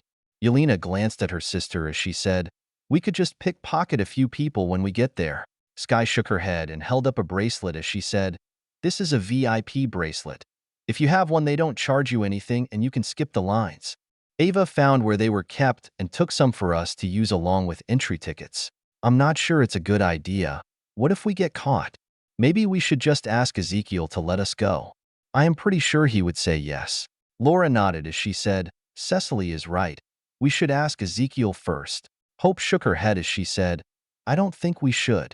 If he says no, we won't be able to sneak out afterwards. Cap likes to say, It's better to ask for forgiveness than permission. Natasha smiled at her sister as she said, He is talking about when you're doing the right thing. I am pretty sure this isn't what he was talking about. Feels right to me. Yelena smiled back as she winked. Cecily frowned as she asked, Fine, we'll do it. But what about me? I'll attract a lot of attention with how I look. Laura patted her arm as she said, You'll be fine, and if anyone makes a big deal, I'll beat the shit out of them. Natasha smiled as she said, If you do, that will definitely attract attention. What you can do is wear a long sleeve shirt, some gloves and pants. Then if we find you a wig, glasses, and a hat to wear, almost no one will be able to see what you look like. Cecily thought about it for a few moments before she asked, My normal hair wouldn't work? Natasha shook her head as she said, It looks like it's dyed and would draw more attention to you. The key to blending in is to look as average as possible. If we dress you up and keep you near the middle of the group, no one will notice. Where will we get a wig from? Yelena almost jumped out of her seat as she excitedly said, In one of the store rooms. I found a case full of them when I was looking around for some throwing knives. Settle down. We want to keep this a secret, remember? Also, what kind of storage room has throwing knives and wigs? Eric asked as he looked over at Yelena. Yelena looked a little embarrassed and settled back into her seat as she said, It's from the red room. My mother wanted to save most of the training supplies. Natasha nodded as she said, So with that we should be fine. But are you sure people won't notice us missing from the base? What if someone comes looking for us and we aren't here? Ava glanced around the room at the other kids eating as she said, Maybe we can have some kids cover for us while we are gone? That could work, but then the other girls would want to join us next time. Sky nodded as she said, We could do it in groups. The first group is us. Next group would be whoever we get to cover for us. Natasha frowned slightly as she said, I'm pretty sure all the girls will find out. That will be a lot of people to take. Ava shrugged as she said, it'll be fine. It will just take a while for everyone to go. Maybe 3 or 4 trips. So what's the plan? When are we going to do this? Grant said as he smiled at his younger brother, who practically bounced in his seat from excitement. Ava glanced around the table at all of her friends as she said, Saturday after lunch, since we will have the rest of the day free, and no one will notice if we miss dinner. All of them nodded in agreement, and then started to prepare over the next few days anything they might need. Over the next few days, Natasha was right, and all of the girls from the Red Room found out about the plan. All of them agreed to cover for the people in the first group, which expanded into almost 40 people. The plan was to take 3 separate groups over the next 3 weeks. The girls decided who would go in each group by who was doing the best on the wall test. While the 2 girls who were currently in the lead for courting Grant and Eric were allowed to join the first group so they could hang out with their crush. On Saturday, as lunch was ending, people started to pair off, and everyone made last-minute checks before they would meet Ava, who was phased inside the portal room. She would quickly portal groups of 3 to 5 out of the base, and after half an hour, everyone in the first group was gone. Ava arrived through a portal with the last group, which included Sky, Cecily, Laura, Natasha, Yelena, and Hope. The place that they portaled into was a spot a few blocks away from their destination that currently wasn't in use. Sky handed out the wristbands and tickets to everyone. Then the group of 40 kids and teenagers moved out in small groups every few minutes. Ava's group was the last one, but as they walked up to the entrance, all of them were excited. The sign above the entrance said, Welcome to the most magical place on Earth. Ava looked at her friends, and they all shared a smile before they moved to the entrance of the park. It didn't take them long at all to get inside and explore the place. Before they knew it, almost 6 hours had passed by, and all the groups met back up where they started. Ava then slowly portaled everyone back to the base, and everyone hid what they brought back inside of their rooms. After a few days passed and no one got in trouble, Ava planned out the next trip for the next group. The following Saturday, another group of 40 kids snuck out of the base with Ava's help and spent time at the theme park. When nothing happened that following week, Ava helped the last group sneak out to the park. Once that first round of trips was over, Ava and the others started to plan another trip to another park. It took them a couple weeks to find a park, scope it out, and then find ways they could get free stuff. But once they were all set, the first group of 40 went on a Saturday afternoon, while Ava and her friends were running around exploring the new theme park.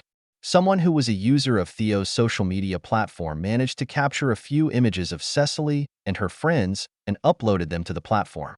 One of Theo's clones was alerted from his built-in monitoring app and did a double take. Then he checked the base's cameras and saw when all of the kids snuck out of the base earlier in the day. He then went back and saw that they had done it before, and it wasn't just one group. Every single kid in the base had snuck out at least once in the past 2 months or so, since Ava learned to make portals. As he was going through the footage, he even saw Ava sneak out of the base a few times with only a handful of people with her. Ezekiel let out a long sigh and dropped his head on his desk.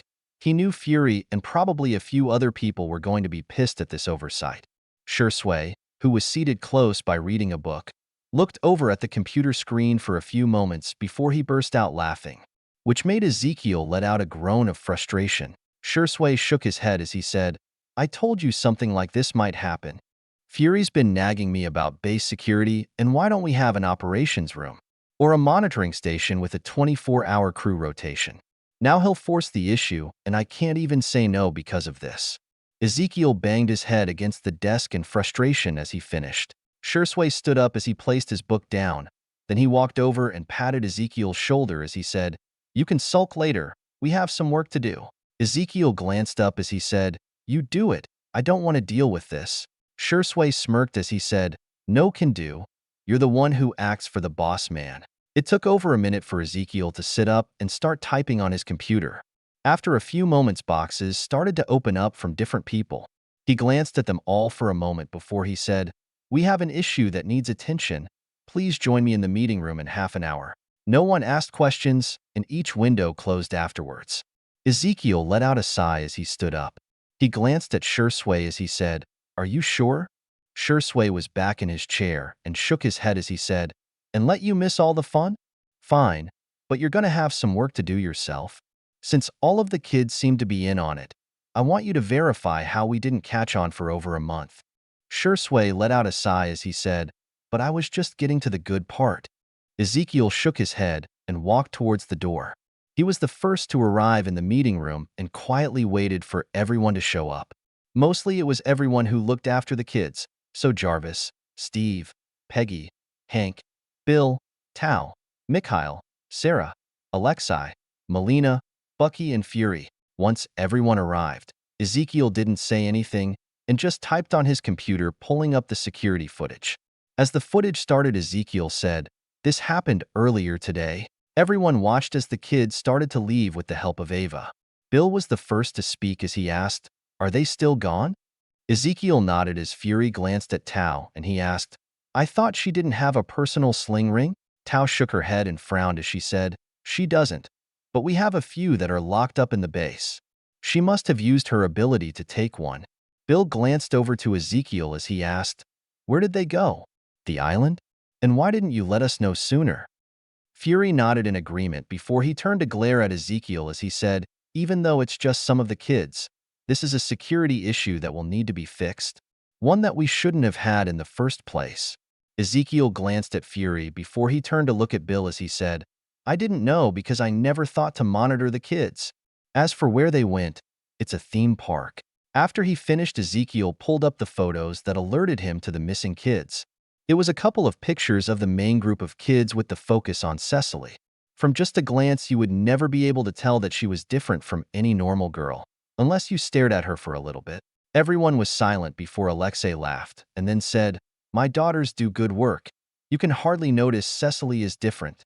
The door opened as Shui walked in and Melina nodded in agreement as Fury asked, "So who are we sending to bring them back?" Shui took a seat at the table as he said, "No one.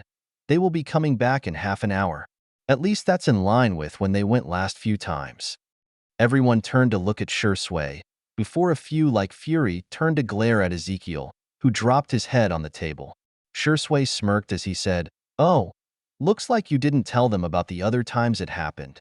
Ezekiel let out a sigh as he lifted his head up and said, "I hadn't gotten to it yet." Ezekiel started to type on his computer and pulled up different footage of groups of kids leaving the base over the past month.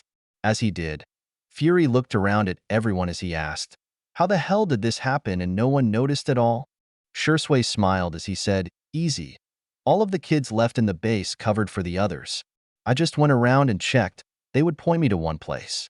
I would go there, and someone would say they left a little while ago and weren't sure where they went. It works as a pretty good cover if you don't use the base's intercom system or check the cameras." Steve nodded as he said, "Happened to me a couple of times over the past month when I went to chat with some of the kids. I didn't think about it much at the time, since it wasn't important, but looking back on it now it makes sense." Peggy glanced at everyone before she asked, "All right, so what are we going to do now that we know?" Ezekiel shrugged as he said, "No clue, besides make sure they can't sneak out again." Steve shook his head as he said, "They will need to be disciplined for their actions. I think extra cleaning duty and more PT since they seem to have so much energy." Melina nodded in agreement as she said, "I'm proud of the kids for pulling this off, but we need to make sure they know we are displeased with their actions." Ezekiel was typing away on his computer as he said, "I am already fixing the issue with the cameras and monitoring system. I should have it finished in an hour or two, but I think we have an issue." Fury glanced at Ezekiel as he asked, "What is it now?" Well, this was the second time they went out, and it's only the first group of kids. The other two groups still haven't gone to this new park. Everyone turned to look at Ezekiel as he shrugged and he said, "If we are going to punish them, we might as well let the other kids go out to the park. Then it's even for everyone. All of them get to go out twice, and they get the same punishment." Fury frowned as he said, "So we let this go on for another couple weeks?" "No. We'll confront all of the kids today. Then tomorrow we let the next two groups go with a few chaperones for the same amount of time. After that we start their punishment duties." Tao nodded as she said, "I don't find an issue with that. I can send Wong and Kaiselius to help shuttle them over and watch the kids while they're gone." Mikhail smiled as he said, "I would like to go also, I've never been to a theme park before. Alexei nodded as he said, I wouldn't mind going with the whole family. Steve glanced at Peggy as he said, I wouldn't mind going out either. Fury had started to frown as more people chimed in before he finally said, You know we are supposed to be hidden, right? Fury pointed at Steve as he said, You are considered dead. Same goes for you, Mikhail. Fury then pointed at Alexei as he said, You are an escaped convict. Fury then pointed to the photo of Cecily as he said, It just takes one photo getting out and the right people seeing it to ask questions we don't need. The room went quiet for a while before Tao said, I could ask Agatha to make a transformation potion. It changes how a person looks for a day. Tastes terrible, but it will work so everyone can go out. Ezekiel smiled as he asked, So we are in agreement then? We let the rest of the kids go out tomorrow with some chaperones? Everyone nodded in agreement, even Fury. Afterwards, they decided to collect all of the kids in the base now and have Tao meet Ava and the other kids in the portal room. As the room cleared out, Ezekiel looked over to Fury as he said, You took this a lot better than I thought you would. Fury had a smile that wasn't a smile as he said, Oh, I am pissed. The fact that you left such a big oversight in the base's security is unforgivable. Till I am satisfied, you and I will be doing a full audit of every base's security measures and going over everything to find any other potential weaknesses you might have forgotten. Ezekiel dropped his head onto the desk, causing a loud thud. Fury shook his head slightly as he said, As for the kids, I'm impressed. They pulled off something that even trained agents would have a hard time doing. Ezekiel looked up as Fury let out a small chuckle and said, I guess kids will always be kids. Very well trained and dangerous kids, but still kids nonetheless. 00084. Another 6-month time skip. After a week of training with Tao and Agatha, Theo changed up his routine. He would make all of his clones at night instead of the morning. Most would still go do projects at both bases, but a handful would stay back and study magic or work on a coding project. There would also be a single lucky clone that would sleep in Theo's bed till he switched with it. Theo spent most of his time training his body and chakra control techniques. Mostly he just used the rock wall he had made, since it was the best way to practice both, and he was too small to properly use any of the weight equipment yet. Speaking of the wall, he enjoyed it so much that he made another one in the gym area of the main base so other people could use it. It was massive compared to his personal wall and took up one entire side of the gym's walls, making it well over a football field in length. The height was even increased to more than double the original at close to 900 feet tall, but they had the room since that part of the base was over half a mile underground. The same pool of water was built below it, and Tao even added the same spells. It took about a month for his clones to finish everything, and everyone questioned why it was even needed in the first place. But once the younger kids were able to try it out, it quickly became one of the most popular things in the gym. Even the adults started to enjoy it, which made Theo come up with a cool way to track progress on the wall. His clones set up a bunch of cameras and sensors which would track whoever was climbing the wall. That info would be fed into a computer program he made that would show anyone interested that person's climb in real time or the recording of it.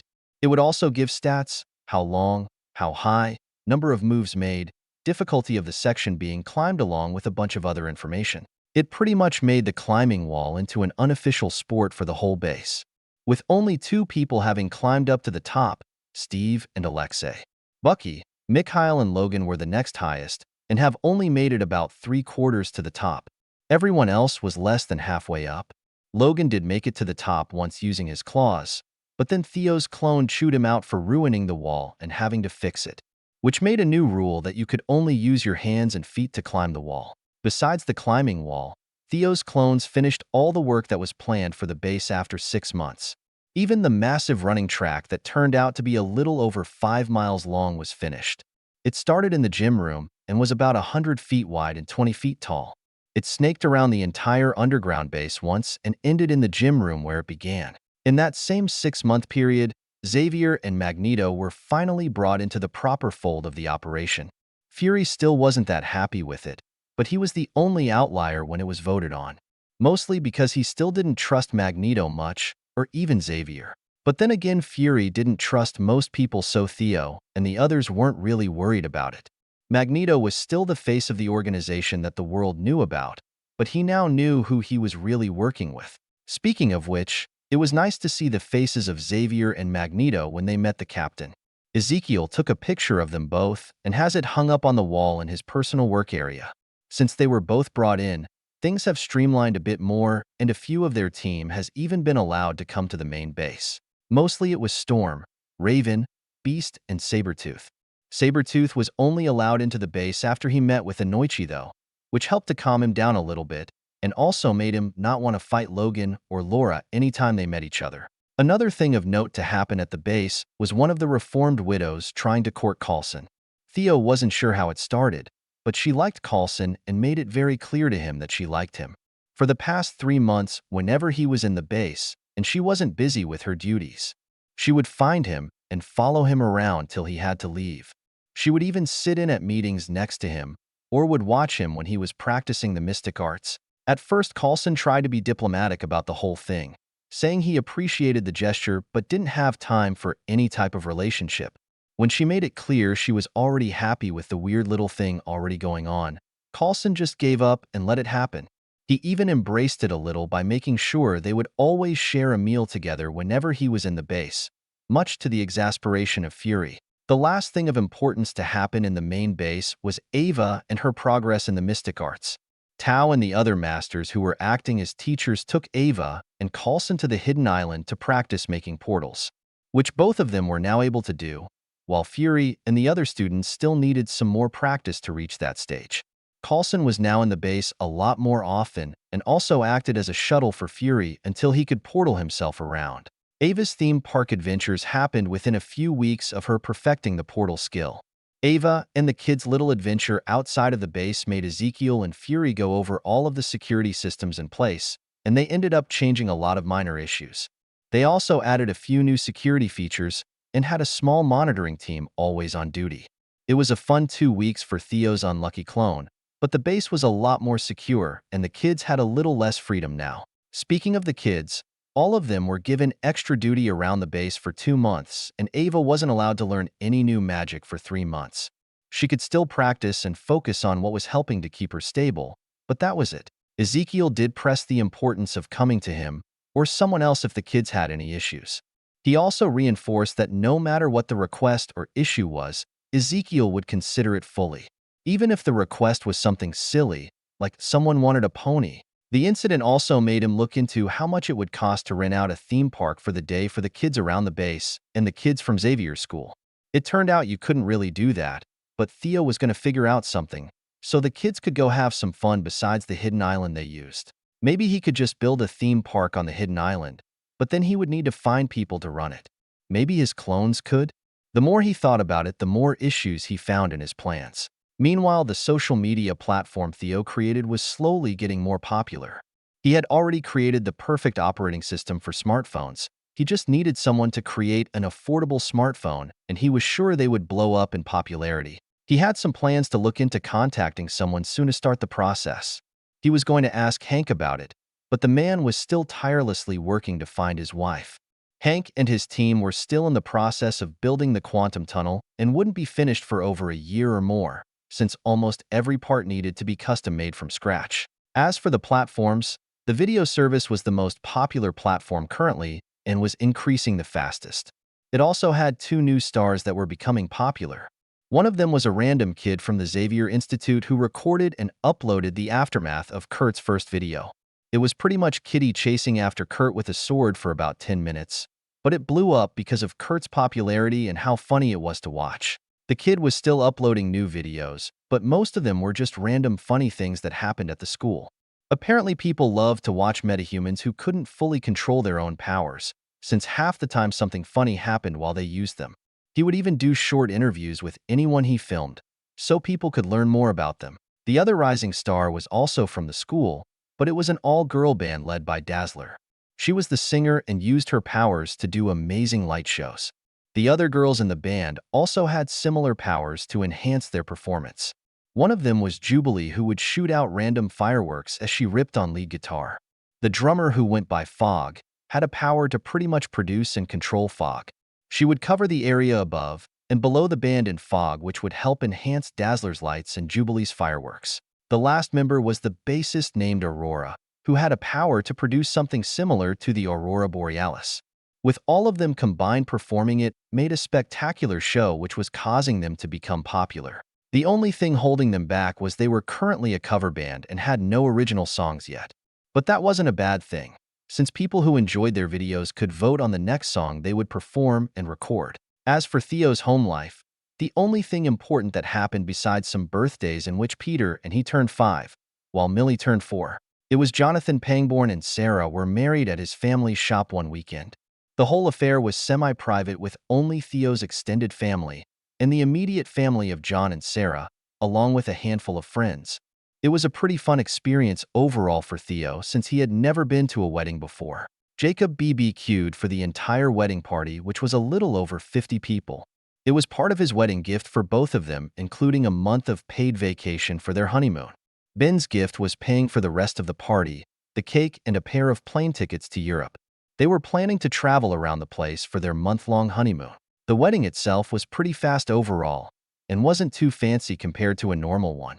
While everyone was slightly dressed up, it wasn't formal with tuxedos and dresses. John wore black colored dress, slacks, and a nice-looking blue-collared shirt. Sarah wore a pretty teal-colored dress that stopped at her knees and highlighted her now blue-colored hair. After they finished their vows, it just turned into a pretty normal party except for the wedding cake. Speaking of the wedding cake, when Millie saw it, her eyes lit up and she told her mom in all seriousness, "Mom, I need to get married." 00085. Planning a coup. Sunday, August 1st, 1999. Theo's clone Ezekiel was seated in the main base's meeting room with a handful of people currently on their council. Ezekiel called a meeting to figure out a plan for taking over the island nation of Genosha. Magneto, Xavier, Fury, Peggy, Tao, Agatha, and Steve were seated at the table next to him. Ezekiel pulled up some images which he displayed on the wall in front of everyone as he said, "This is Genosha, a small island off the coast of Africa. I promised Magneto that he could have this country, and we are going to help him turn it into a safe haven for mutants." Peggy glanced at Fury for a moment before she looked back at Ezekiel and said, "You can't just promise someone a country, and why wasn't this brought up to the whole council earlier?" Ezekiel shrugged as he said, "Because it was a personal promise from me. I did tell Fury about it, and he agreed with me that an island was reasonable." Everyone turned to look towards Fury, who shook his head as he said, "I only agreed with him because I didn't want Magneto to have Mars." Everyone glanced back at Ezekiel, who shrugged as Peggy said, "You can't just offer people stuff you don't own, and you can't just take over a country. Why not? Your homeland used to do it all the time." Peggy frowned as she said, "That was a long time ago and things were different then. Plus, with the UN around, they will try to stop you as soon as you make a move." Ezekiel smiled as he said, "That's why we will take over the country in a single day. That'd be impossible with the resources we currently have. Plus, what about the people who currently live there? They won't agree to someone else taking over." Ezekiel typed on his computer for a few moments before some videos popped up on the wall. It showed people dressed in prison uniforms with collars around their necks. These people worked as slaves for some well-dressed people. As the video played, Ezekiel said, "This is video from the real Genosha. What they don't show to the handful of foreign dignitaries that visit each year. Before you go thinking they might be criminals, and that is how they reform people. It's not. Anyone not born into the handful of ruling families are treated as slaves. Any newborns are stripped from the parents and sent to education camps. The videos changed to prison-like schools where kids were chained up and taught how to behave and act." Steve was the first to speak as he asked, "How soon can we attack?" Ezekiel typed on his computer again, pulling up a few things. He then looked at the group as he said, "Some UN officials will be visiting in a few weeks. I want to plan the attack right after they leave." Xavier's brow furrowed as he asked, "Even counting people with powers, trying to take over a country with our group might be a little hard." Ezekiel looked back at the screen as some new information popped up and showed a highly detailed map of the whole island. Certain things were highlighted as he said, "We only need to worry about these key areas. It's where most of the manpower is stationed." Another building came up with giant towers and dishes pointed out from it. Ezekiel motioned to it as he said, "That is the first goal and the priority target. It's the command center for the collars, and from what I can tell is how they keep everyone in line. If someone acts out or is disobedient, the collar will either harm them or outright kill them. Fury studied the info before as he said, "It looks like we have to deal with over 10,000 soldiers and the ruling class. Even then, that might be a little hard with our current resources." Ezekiel nodded as he said, "Even with our powered members, it will be hard to accomplish without help." Luckily, Tao and Agatha agreed to help for a small price. Ezekiel pulled up the map of the island and highlighted a new area as he looked at Magneto and said, "Apparently this area is steeped in magical energy. They want to find out why and then build a sanctum for teaching mystic arts on top of it." Magneto glanced at Xavier for a few moments as they shared a mental conversation. Before he looked at Tao as he said, "We see no reason to deny your request. But we would also like to request if it's possible to train a few of our people in the mystic arts. Just the ability to make portals is extremely useful." Tao nodded as she said, "I don't see a reason we can't. But keep in mind, we only take students who are truly interested in the mystic arts." Xavier and Magneto both nodded in understanding before Ezekiel said, "All right, with that out of the way, we need to do scouting of the island." Ezekiel glanced at Steve as he said, "Steve, I want you to get together with Kaiselius. Make at least 4 teams and scout all of the buildings I marked from the mirror dimension. They are running a closed network, so you'll also need to use my USB drives on any computers or servers you find." Ezekiel then glanced around the room as he asked, "Anyone have anything else that you want to add?" When he didn't receive a reply, Ezekiel said, "All right, we'll meet back up tomorrow after the scouting is finished and plan the invasion." As everyone left the room, Ezekiel turned his attention back to his computer. He had been planning the aftermath of them taking over a country and had been gathering supplies for the past few months. He had already ordered enough material to build a few thousand houses. Now he was working on supplies to feed people for a few months. While they could use the resources from the island, he just wanted to be prepared for any issues that might come up. The following day, the group gathered to go over the scouting data and information collected from their target's computer systems. The information they gathered was distressing and made everyone want to push forward with the invasion right away. The things those people were doing to everyone else was monstrous, and even Ezekiel wanted to push the attack deadline ahead. The biggest issue for the push was what they found hidden on the island. Underneath the island was a secret facility that was doing human and metahuman experimentation. They were part of the Weapon X program and worked with the leaders of the country to use most of the population for their experiments. Mostly they were focused on some type of mind control and conditioning program. But they also had a small cloning project set up for trying to make another X-23, which seemed to be working as they had 4 living clones. But only the youngest of the clones seemed to be somewhat healthy. The other 3 were in bad shape from protecting the youngest girl. Just another reason the group wanted to push forward with the invasion plans. But the fact that this new facility wasn't on any records they found at the first facility they raided, or the fact that the reanimated Stryker, Rice, and Sutter never knew about this place, was concerning. Ezekiel scanned over all the data he received and couldn't find any information on who was funding the place or who was really in charge. There were a few people leading the different projects and one man in charge of all the soldiers. But Ezekiel couldn't find a single person who was above everyone else at the facility itself. The only info he found was this place was slightly older than the first facility they raided. Ezekiel let out a sigh and focused on something he could do. As Fury and the others were discussing the best plan of attack and who should be grouped together, Ezekiel worked on changing the UN officials' trip to the island and having it rescheduled to a later date. It wasn't that hard, and within 10 minutes it was done. He then focused on removing all satellite coverage above the area, besides the ones he controlled. Within a few hours, they had a complete plan of attack ready, including a bunch of contingency plans. They scheduled the attack to commence in 2 days after they finished all of their preparations.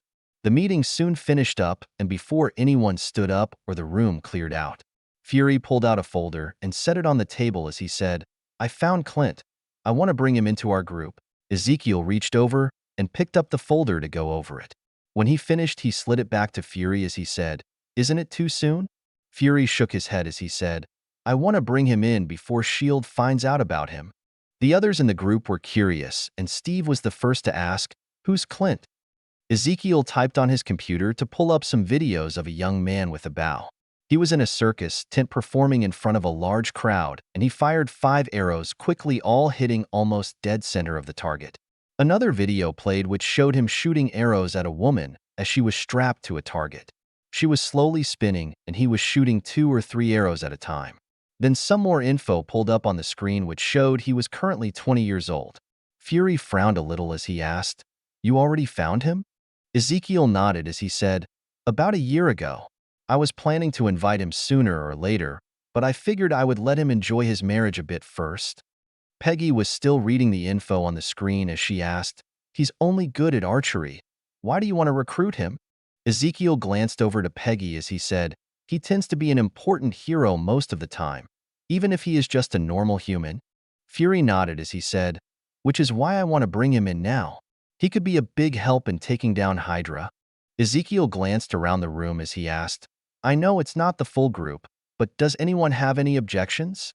When no one disagreed, Ezekiel turned to look at Fury as he said, "You need to recruit him yourself, but I have a feeling he might turn you down if you don't find a way to bring his wife." 00086, Hawkeye's First Time. Saturday, August 7th, 1999. Clint didn't want to admit it, but he was nervous. Only a few days ago he worked in a traveling circus with his wife, until some bald pirate showed up offering him a job. The pirate didn't really describe the job at first. He just said, "You'll use the skills you've trained your whole life perfecting to make the world a better place." Clint would be lying if he said he wasn't interested, even though he didn't know anything else about the potential job. Since he was a kid, he always dreamed what it would be like to be a hero like Captain America. It was just a silly kid's dream, but it was always there in the back of his mind. It was one of the main reasons he pushed himself to be so good with archery. So after thinking it over some, he talked it over with his wife. Laura, the wonderful woman she was, supported him completely. She told him to take the offer and see what happens. It was only a few days later, and now he was geared up and was about to take part in an invasion of some country he had never heard of before. It sounded bad, but he was fighting for the good guys. How did he know that? Captain Freaking America was part of the organization he joined. That was probably the biggest surprise that happened so far. Magic being real was a close second. Clint glanced around at the other people with him. Everyone was dressed up in all black tactical gear, along with black balaclavas and masks that covered their faces completely. The masks were a little weird, being white and red and shaped like different animals. His own mask was modeled after a hawk. The mask somehow didn't restrict the person's vision and even seemed to improve it. When he asked how, he was told the masks were inscribed with magic to make it work, and that they could also stop a bullet. That was one thing he didn't plan to test, though. Clint glanced at the only person dressed differently than everyone else. It was a large man named Mikhail who was part of the assault squad. Mikhail only wore some camo pants. No shoes, socks, mask, or even a weapon for that matter. Clint had no idea what the man was going to do when they attacked and was too intimidated to ask. He cleared his mind. It wasn't his job to worry about it. He was with the first wave that was meant to be stealthy and take out as many targets as possible before anyone noticed. Someone patted his shoulder, and he turned to look at Captain America, who smiled at him as he asked, "How are you feeling?" Clint let out a slight chuckle before he said, "Nervous, but also excited, sir." The man smiled and said, "Just call me Steve or Cap. No need to be formal around me." "All right, Cap." Steve gave him another pat on the shoulder as he asked, "I didn't look into your background. Is this your first time doing something like this?" Clint nodded in reply before Cap asked, "Have you ever killed someone before?" "No." Steve studied the man for a few moments before he said, "The best advice I can give you is try not to overcomplicate it. Focus on the mission, your skills, and working with your team. Everything else can wait. Afterwards, once in a safe area, that's when you can think over the actions you took during the mission." Clint nodded slowly as Steve gave him a smile before he said, "You can also check in with one of our resident therapists after the mission if you need to. Remember, no one will ever look down on you for asking for help, so don't be afraid to ask for it when you need it. We're only human after all." "Thanks." Steve patted him on the shoulder and said, "You're welcome. Now double-check your gear and then go join the rest of your team." As Cap walked over to the rest of the stealth group, Clint pulled off his quiver to go over his arrows one more time. Once finished, he checked his bow over and did one more sight test before he stood up to walk over to his team. He looked over his group, which was the smallest one with only 20 people in it. He was a little concerned that he hasn't had a chance to train with any of these people yet or meet them properly, but the team leader said it would be fine. Clint's only job was to go on Overwatch and call out targets for the team. Clint frowned as he thought, easy, no pressure at all. The team leader, who had spiky silver hair and wore a wolf mask, spoke up as he said, "All right, everyone, collect your gear and let's move to the portal room." As his team started to move out, the leader stayed back with another person in a crow mask. When Clint walked past them, they joined him as the leader said, "Hawk, this is Crow. He'll be your shadow for this mission. He'll watch your back, while you watch over ours." Clint gave a slight nod to the man as he said, "Nice to meet you." Crow nodded in reply as he said, "I look forward to working with you." They finished the walk to the portal room in silence, where they met one of the wizards that worked for the organization. Clint shook his head. It was sorcerer, not wizard. He was corrected the first time he called one of them a wizard. Something about them not wearing hats and to be respectful. Clint watched as the man in question nodded to the group and waved his hands before the world started to shatter like glass around them. Afterwards, the man waved his hand in a circle, and a portal appeared which Clint's team moved through. On the other side of the portal, they appeared just inside a fortified compound. It was the middle of the night, and within moments all of his team had disappeared from Clint's sight. Clint looked around for just a moment, and then took off at a sprint towards the Northwest Watch Tower, which had the best view of the place. Once he arrived at the top of the guard tower, he saw Crow was in position next to the guards in the tower. He held a knife in his right hand as he stood slightly behind and between the two men, so that he wouldn't be seen when he appeared. Clint took up a position outside the tower with a good view, but he could still see Crow from the corner of his eye. It only took about a minute before a voice was heard in every team member's ears as the team leader said, "This is Wolf. We will be pulled out in 10, 9, 8, 1. The world started to shatter as Clint and his team re-entered the real world. Before it finished, Crow didn't hesitate as he stabbed his knife into one man's carotid artery. Instead of pulling the knife out, he pushed it forward through the front of the man's throat. The man's eyes went wide as he reached for his neck. As the man let out a wet squelch from his opened-up throat, Crow had already pivoted and thrust his knife into the other man's right temple, straight into his brain. Crow released the knife, and Clint watched as Crow disappeared from the tower as both men dropped to the floor dead or dying. It took Clint a few moments to realize he hadn't moved yet. He quickly took a glance around as he nocked an arrow and saw that his team had already taken care of part of the roaming patrols while he was stunned. Clint then zeroed his bow in on one of the patrols as he scanned the area. He pulled back on his bow as he said, "Patrol on the west side near the gate. Targeting right side." He let his arrow fly as he pulled out another one and nocked it. The arrow struck true and took the man through the eye socket as Wolf appeared behind the other man, slitting the man's throat before he disappeared just as quickly. Clint already had his next target sighted and bow drawn back as both men dropped to the ground. He called out as he let his next arrow fly, 3 men under Southwest Guard Tower, targeting center. Clint wasn't sure how much time passed before Wolf said over comms, "Alpha base is clear. We need a resupply and then a portal to Bravo." Clint glanced over his shoulder at his quiver to check how many arrows he had left. After he finished his quick count, he headed down the tower to the other members of his team. A portal appeared soon afterwards as one of the sorcerers floated a case through it. As everyone started to restock their gear, Clint asked, "I know we were quick, but how come the alarm didn't go off?" Crow glanced at Clint as he said, "Ezekiel took over their computer systems when we scouted the place. The alarms are disconnected and the camera system is playing a loop." Clint nodded in understanding before he asked, "Then why do we have the second team? Shouldn't we be able to clear everything like this?"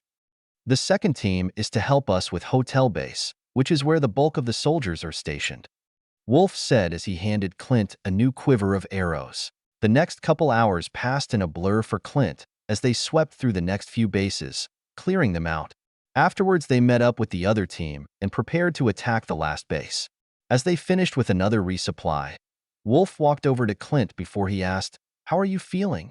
"A little fatigued, but good." Wolf nodded as he said, You can stick this one out if you want. Our team might not do much this time with the other team joining us. We'll mostly be working as support for them." Clint shook his head as he said, "I'll be fine. I've been in a supporting role all night anyway." "Then we'll be counting on you again. Keep up the good work." Wolf gave him a quick thumbs up as he turned around to check on the other team members. His team ended up waiting for about 10 minutes before they were pulled into the mirror dimension and portaled into Hotel Base. Clint's team disappeared from sight as they spread out to different target areas under the tower that Clint was going to use. As Clint finished getting into position in one of the tallest watchtowers, a new voice came over the comms as a man said, "Slight change of plans. Someone wants to dance?" Clint heard a few people complain over the comms about someone named Madara, before the same man said, "Settle down. He is test running the new shadow clone technique Tobarama, Orochimaru, and Minato completed. Just be ready to clean up the stragglers when he's finished." Clint looked over to Crow as he asked, "What are they talking about?" "You'll find out sooner or later. Let's just enjoy the show for now." Crow walked outside of the tower and stood next to Clint as a few massive explosions went off on the far side of the base, which caused the whole place to wake up. Within half a minute, men started to swarm out of the buildings ready to fight, and within a minute, commanders were taking charge of the men and trying to figure out what was going on. The people in Clint's tower also walked outside to see what was going on and stood next to Clint in the real world. It didn't take long before music started to blast through the whole base from their intercom system, and a man in red armor appeared walking from where the explosions occurred. Clint couldn't tell for sure, but the man looked like he had glowing red eyes. Clint watched as the soldiers took notice of the man and raised their weapons towards him, yelling something he couldn't hear over the music. Clint glanced at Crow as he asked, "Is that guy trying to get killed?"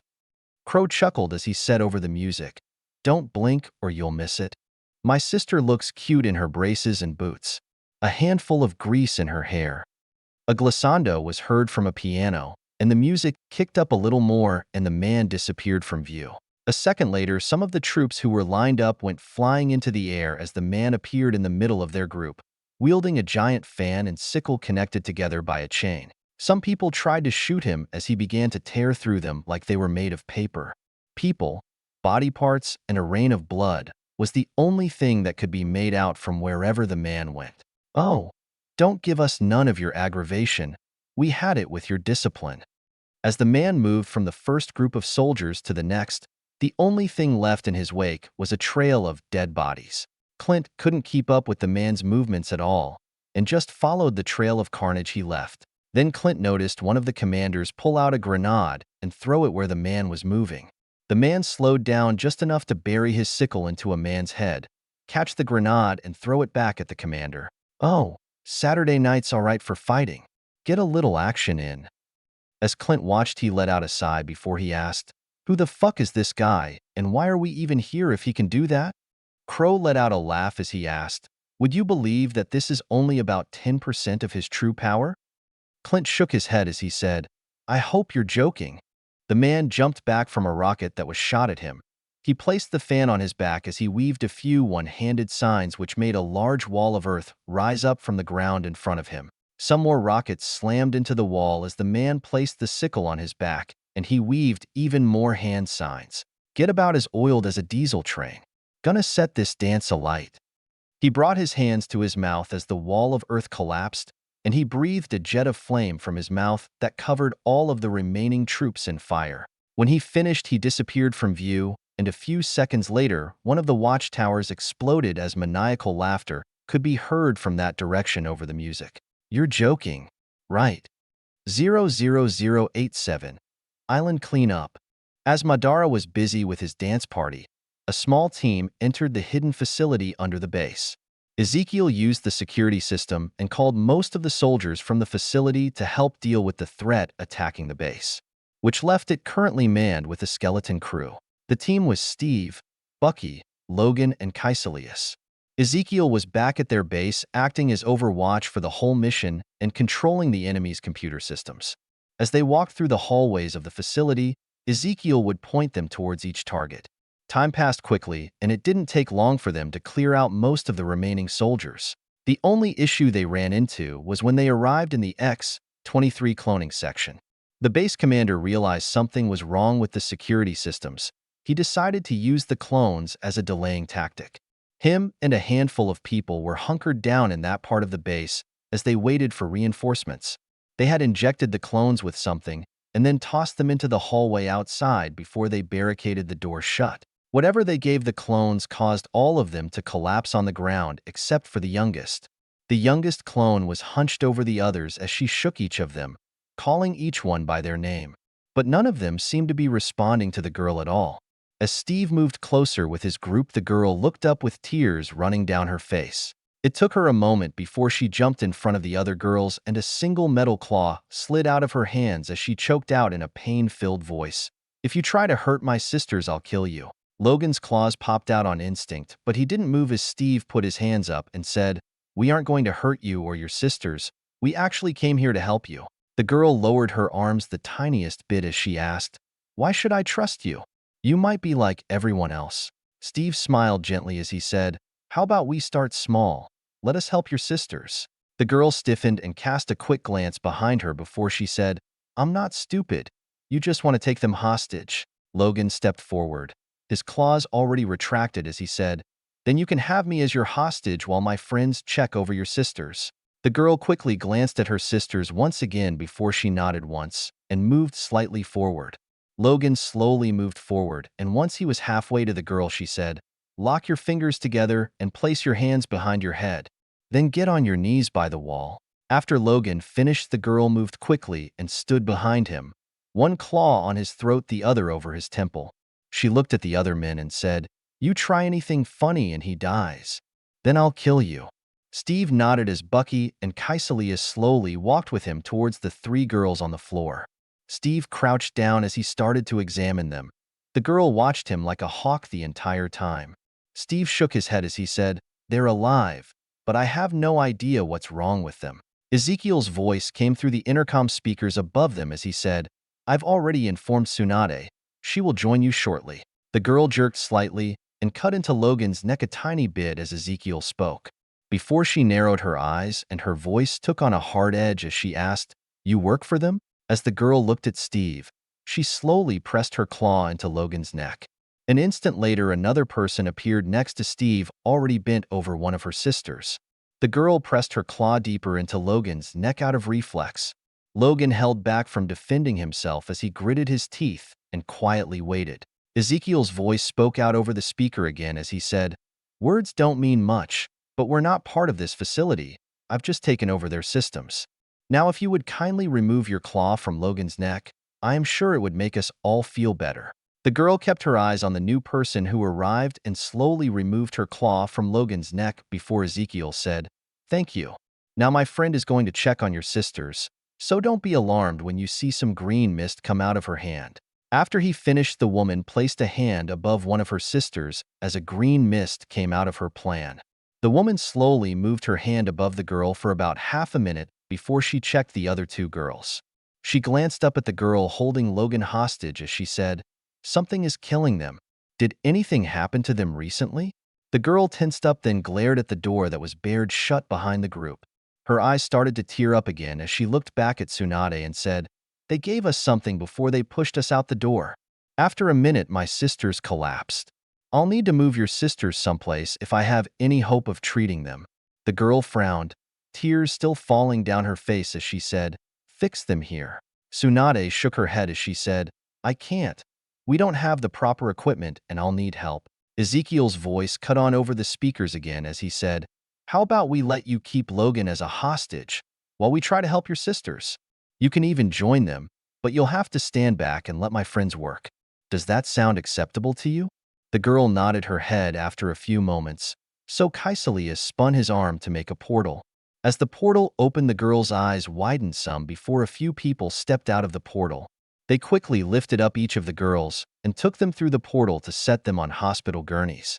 As they finished, Tsunade stepped through the portal to join them, and once on the other side, she said, "Hurry up, we don't want to waste any time." The girl slowly let Logan stand and was able to keep her claw on his neck as they moved. Once they went through the portal, Kaisalias collapsed it and Ezekiel said in their earpieces, "I know what they used on the girls, but you'll still need to collect a sample of it if we want to help them. So try not to destroy the place." Within the next 10 minutes, Steve and his team were able to clear out the last group of resistance in the facility. Once finished, Ezekiel pointed them to the serum they injected into the girls. It was supposed to make them go berserk, but instead it was attacking their bodies. The youngest girl wasn't having an issue because she was the only one that inherited a healing factor. As for why she didn't go berserk, Ezekiel had no idea. As Tsunade and the others worked on a way to help the girls, everyone else was focused on cleaning up the rest of the island. After a few more hours, the only people alive on the island were the slaves and Ezekiel's team mates that worked on the rescue operation. Ezekiel himself was currently busy as he worked on disarming the slave collars. They didn't make it easy for him either. Every single collar was unique and had to be disabled manually. But that wasn't even the hard part. Once they had someone free of the collar, they still needed to deprogram them and let a Yamanaka help with their mind therapy. The last issue and the worst was the success rate. So far, out of about 200 people processed, only 5 still had their minds intact. The brainwashing techniques that were used pretty much destroyed a person's mind and turned them into a mindless drone. So far, the 5 people they were able to cure were younger and had just been through the brainwashing process not long ago, which made Ezekiel change his focus and was targeting younger slaves specifically for now. The next 2 months passed by quickly as everyone from Ezekiel's group worked on saving as many people as possible, which also made a few things change about how the island was going to be used. While the country was originally meant for metahumans to have a place to call their own, a place where they could live in peace without fear, to be able to walk around normally and not hide who or what they are, Magneto decided that once they went public and declared they were a new nation, he would allow anyone immigration into the country. Metahumans were to be given priority, compared to normal humans though, and Ezekiel agreed to use his resources to do background checks and psychological evaluations on each person who applied. Its immigration policy would be a lot more strict than any other country in the world, well besides Wakanda, who didn't allow people in. But Magneto wanted to make sure that people who moved there had good intentions and wouldn't discriminate against people with visible powers, or to be more accurate, people with deformities. Ezekiel was seated in the main meeting room with most of the council members going over plans for the new country. His team had finally released all of the slaves 2 weeks ago, and they were discussing what to do with the people who didn't make it. Steve's voice was raised slightly as he said, "There has to be something we can do for them. We can't just kill all those people." Xavier shook his head as he said, "Ezekiel and I have both tried everything we can. They have nothing in their minds to bring them back. We even brought in Tao and Agatha to help, but nothing worked." Ezekiel nodded as he said, "Plus, we don't have the ability to take care of them in their current state. Then let's figure out a way to take care of them." Ezekiel shook his head as he said, "No, we won't waste any more resources on this. We've spent the last 3 weeks on this, and we double-checked all of them. They are in worse shape than a comatose patient." Steve frowned and was about to speak again when Peggy reached over to hold his hand. Steve glanced towards her and she shook her head as she said, "I know how you feel, Steve, but Ezekiel and the others are right. They've done everything they can for those people, but they aren't coming back. But it's almost 100,000 people. Can't we try something?" Ezekiel let out a sigh before he said, "My clones and part of our personnel are being run ragged, and we still can't even take care of all of them properly.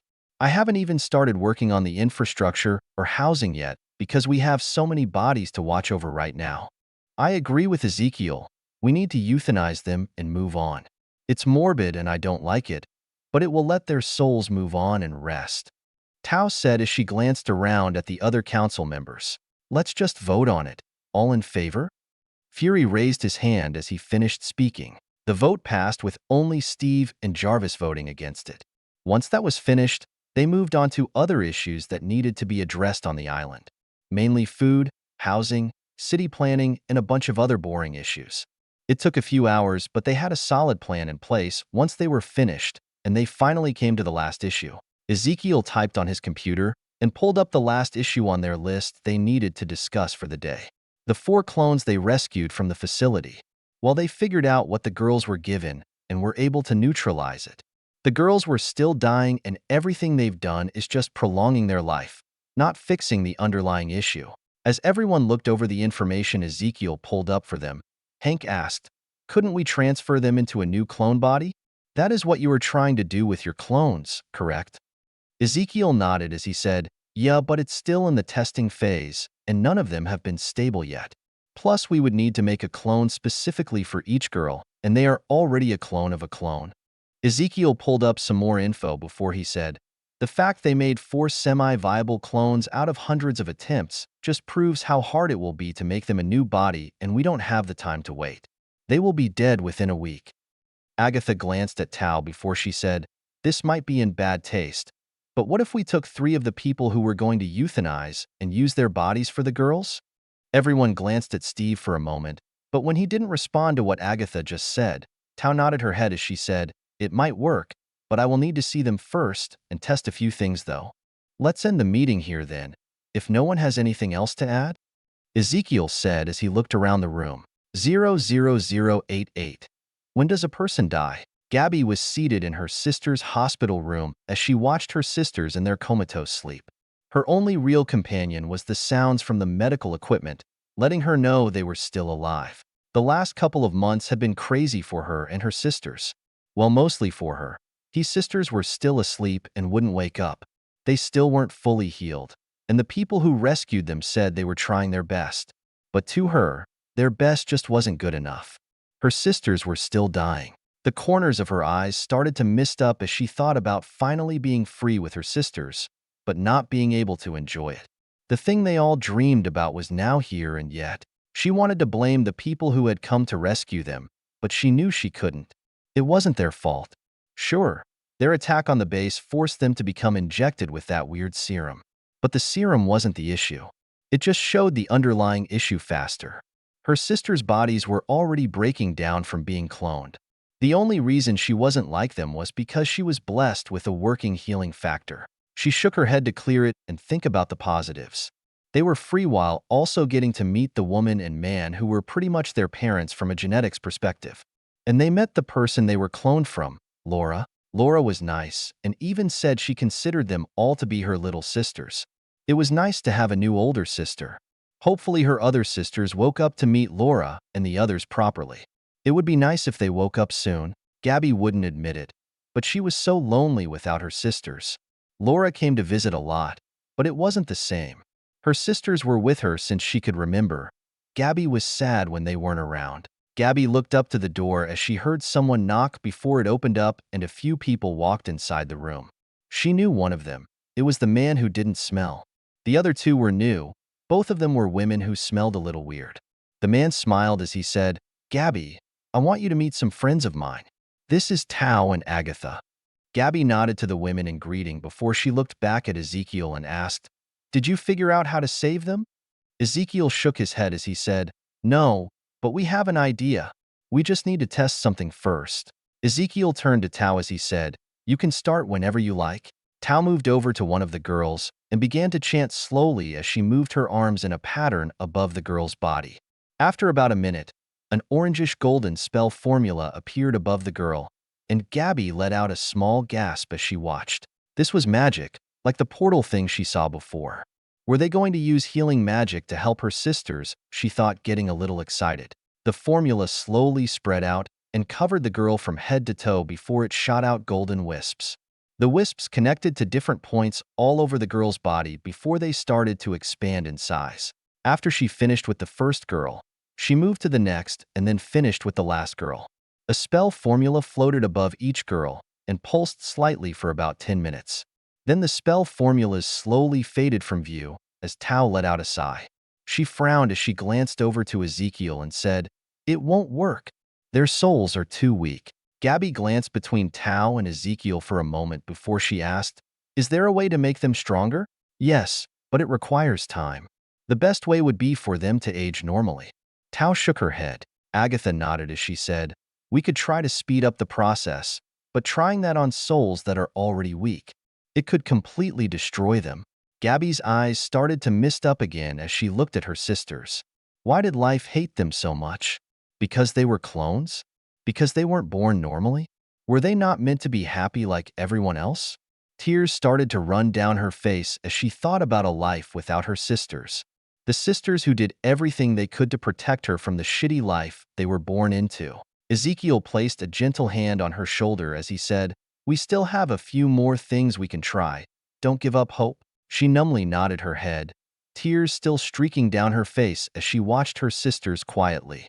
Ezekiel turned to the others and motioned them out of the room, before he softly shut the door. Ezekiel let out a sigh as they walked down the hallway before he said, "I have no idea what I'm going to do." Tao placed a comforting hand on his shoulder as she said, "Sometimes there is nothing you can do." Ezekiel glanced over at Tao as he said, "That doesn't make me feel any better about it. It wasn't meant to." A week passed and nothing changed for the sisters. The handful of things they attempted didn't work. Even the experimental longevity drug failed to work. It was dangerous, but it was the very last thing they could do for the girls. When even that failed to improve the girls' situation, Gabby resigned herself to watch over her sisters till the end. VVVVV. It was midnight and Theo was currently climbing his rock wall as some of his clones were reading in his personal training room. His thoughts were a mess as he thought over what else he could do for Gabby and her sisters. He had pulled out every obscure piece of knowledge about the Marvel universe to help him, but he had still failed to help the dying girls. Luck just wasn't on their side. He thought of possibly putting them into some kind of stasis chamber, but Tao said it would just weaken their souls more. If their soul was complete and had no issues, it wouldn't be a problem. But a weak soul will only get weaker since the soul itself can't be put into stasis and the body itself won't be able to help the soul heal while it's in stasis. Theo really did try everything he could think of to save the girls. He even begged Tao to use the time stone on them, but after her examination of the girls, she said that even with the time stone, it wouldn't help. Their souls were too fragile and it could rip them apart. Unless, of course, we had the soul stone to help stabilize them, but then we wouldn't need to use the time stone at that point. While Theo was lost in thought, his chakra control lapsed, and his next hand hold didn't contact properly. As he released his other hand, he immediately slipped off the wall and fell into the water pit below. As he pulled himself up out of the water, Shursui commented from the reading area nearby as he said, "You should just accept that you can't save them." Theo let out a sigh as he walked over and sat down next to Shursui and his other clones. After about a minute, Theo said, "I know, it's just hard. Gabby should be this super positive kid that's always optimistic about everything. At least that's how she was in the comics after her sisters died. But the Gabby I've met is barely holding it together." Theo shook his head and said, "Inoichi has tried to help the girl, but he said if her sisters die, he doesn't know if he'll be able to help her get over that trauma. It might break her will to live." Theo leaned forward and rested his head on the palms of his hands as he said, "If only there was a way I could give them a full and happy life together." "You still can, or at least a fake one." Theo glanced over at Shursui, who smiled and pointed at another clone. Theo followed his finger and tried to figure out why he was pointing to Itachi. As Theo tried to figure out what Shursui meant, Shursui said, "Itachi gave Izumi a full and happy life." "Son of a language, young man," Agatha said as she interrupted Theo. Theo glanced over to Agatha, who was smiling at him, and he said, "You know, I'm actually pretty old, right? You will always be considered a child compared to me." Agatha winked as she finished and turned back to the book she was reading. Theo glanced back at Itachi for a few moments before he said, "It could work, but would we be able to group all the sisters together in one Tsukuyomi? Why not? That's what Madara wanted to do." "Good point," Theo said, before he shook his head and said, "Thanks. I was so concerned about not being able to cure them. I forgot I could still do something for them. That's what you pay me for." Shursui flashed a cheeky grin when he finished. Theo shook his head as one of his other clones nearby asked, "You pay Shursui?" "I don't pay him anything." The clone looked over at Theo as he said, "But he just said you did." Theo reached up to rub the bridge of his nose with his fingers as he said, "I still have no idea how some of my clones get like this." Tobarama, who was seated close by, spoke up as he said, "It's some flaw I missed from the shadow clone jutsu when I made it. When you make more than 10, the rest tend to have a weird personality quirk. Then again, I never thought people would be able to make more than a handful at a time in the first place." Tobarama pointed at the clone of Theo who thought Shursui was paid as he said, "That one seems more gullible than normal." VVVVV. Gabby watched as Ezekiel and some other people were working on her sisters. Ezekiel had come by the day before and told her he figured something out. Something that would give her sisters a full life. As Ezekiel and the others finished, one by one her sisters started to wake up. She instantly bolted from her chair to greet them as her oldest sister Zelda said, "You're a mess." Gabby cracked a weak smile as she said, "You aren't much better yourself." Another sister, Bologna, scoffed before she said, "At least we aren't crying like a little kid." Gabby tried to wipe her face as she said, "I wasn't crying. Something was in my eyes." Ezekiel smirked as he said, "I believe the proper response is, 'Oh look, it's raining.'" All the girls turned to glare at him. He just gave a friendly wave before he said, "I'll leave you girls alone." VVVVV. Ezekiel, Tao, Itachi, Inoichi, and Agatha watched the girls who were all laid out on beds. The 4 beds were placed in an X so that all of their heads were next to each other. In the middle of the X was a weird-looking pyramid. The pyramid was made of vibranium and had a bunch of runic symbols etched into its surface. It also contained a few rare gems and other precious metals laid out on its surface, almost like a circuit board. It glowed with an otherworldly light as it pulsed where orangish spell lines connected to it. Those spell lines connected to each of the girls' heads into a complicated spell matrix floating above them all. Ezekiel glanced at Tao as he asked, "You think it will stay stable?" Tao nodded as she said, "With the vibranium as the core focus, it should have no issues." Inoichi agreed as he said, "When Itachi cast his Tsukuyami on the girls, it was stable. I also made a mental block for Gabby. She won't be affected when she dies."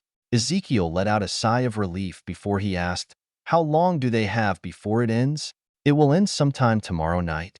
Inoichi frowned as he asked, "Don't you think you should have told Gabby the truth?" "I wanted to, but I felt it might dampen her mood going in. I will deal with the consequences when she comes out of it."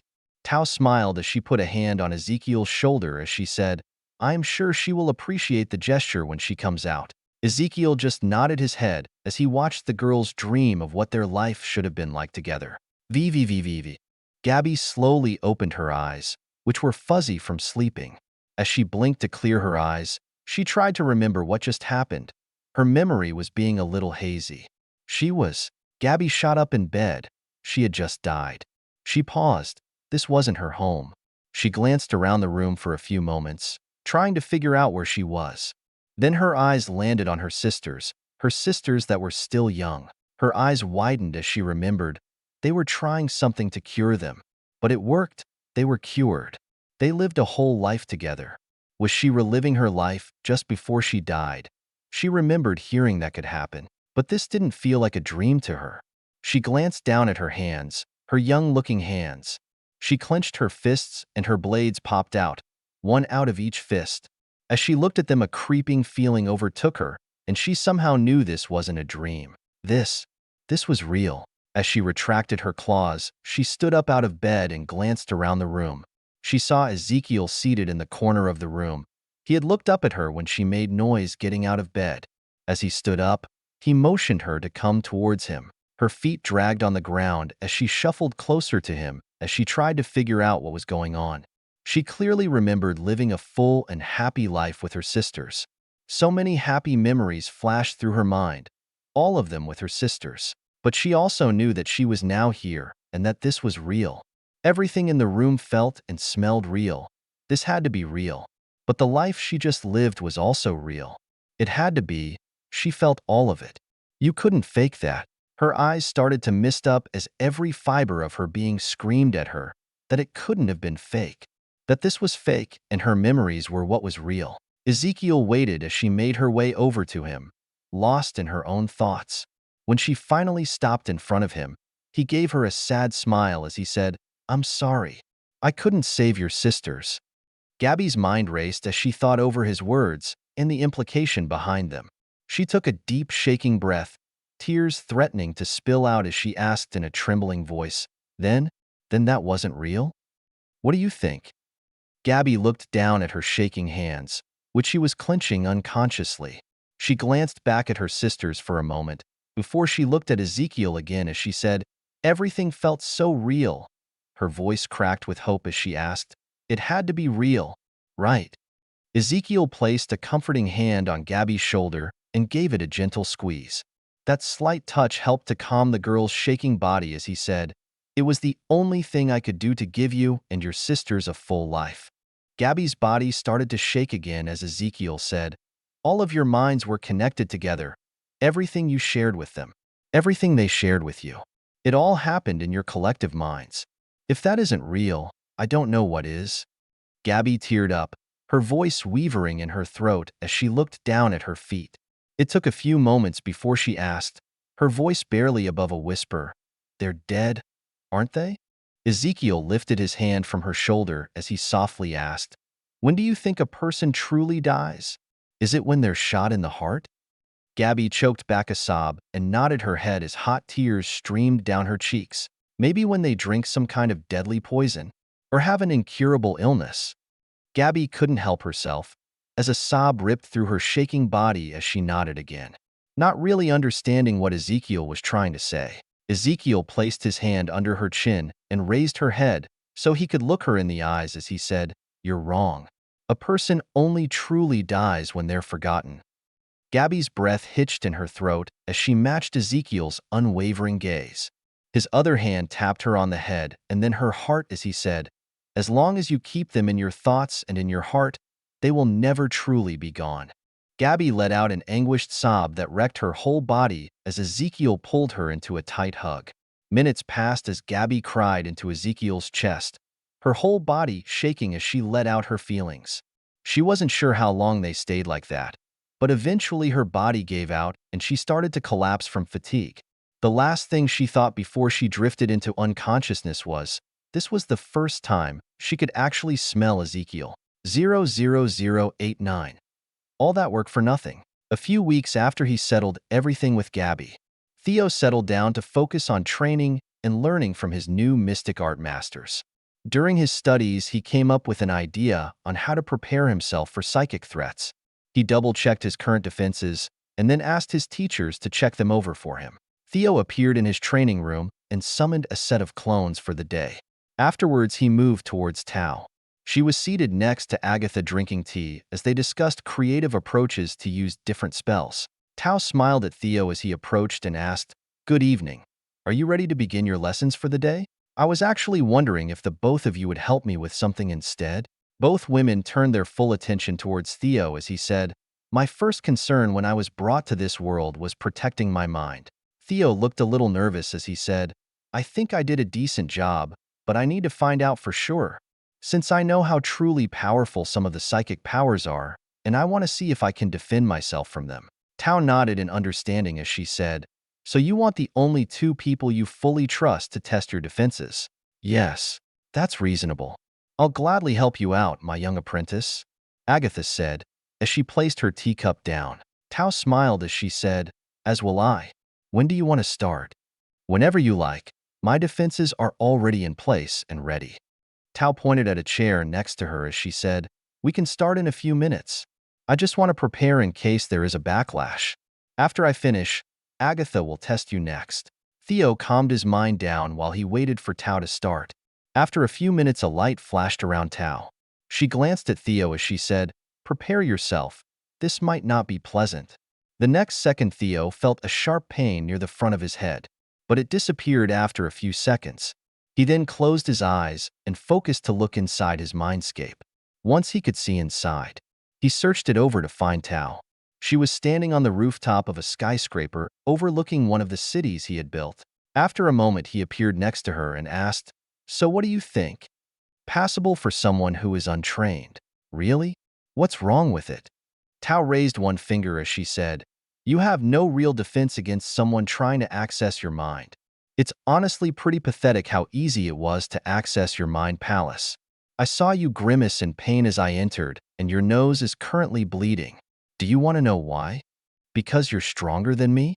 Tao smirked as she said, "Thanks for stating the obvious. But no, that wasn't the reason why you felt pain from my intrusion. I used a powerful spell to brute force past any defenses. Being the complete amateur you are, you pretty much have none.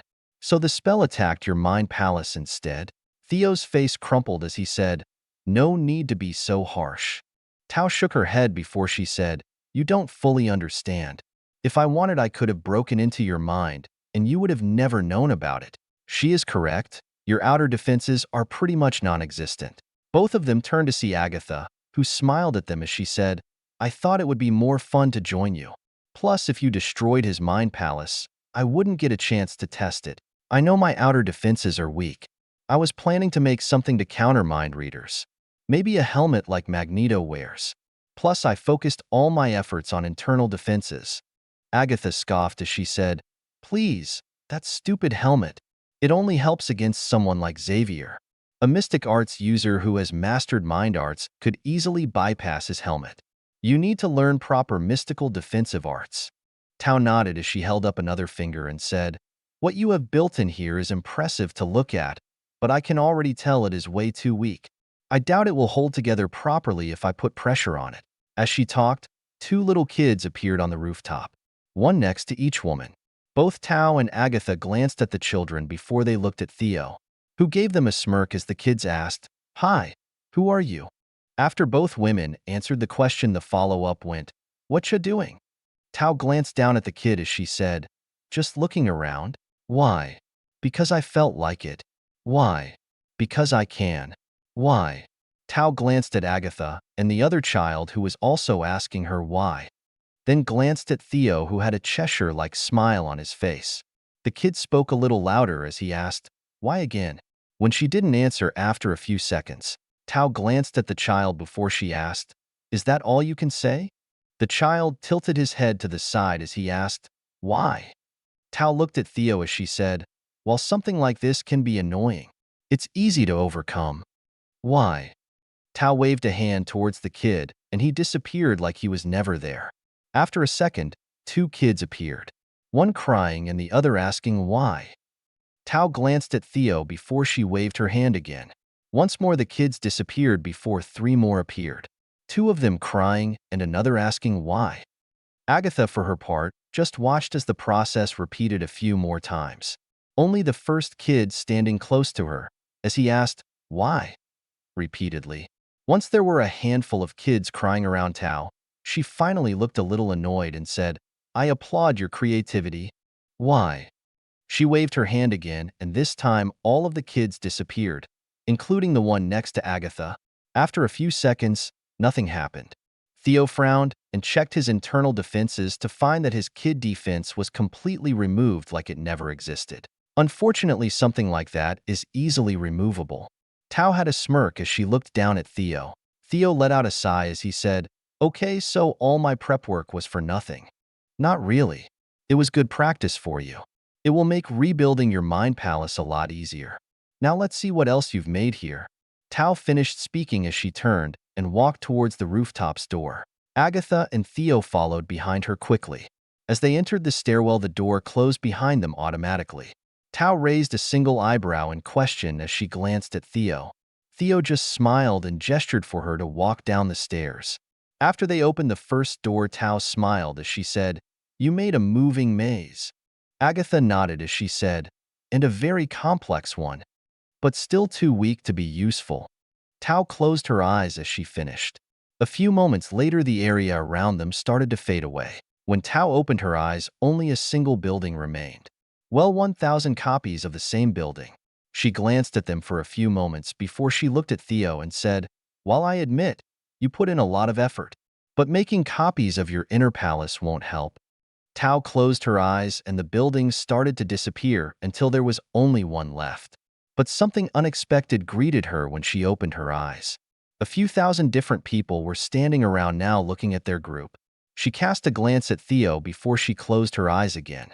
After a few moments, she opened her eyes and frowned. I can't remove any of these defensive measures. A man with chalk-white skin, a third eye, and some horns sticking out of his head moved forward from the group. He gave a disarming smile as he said, It's because we are not part of his defenses. Tao cast a glance over the group and recognized a few of the people standing around. She nodded before she said, Interesting. While they are part of your mind, they are also separate from it.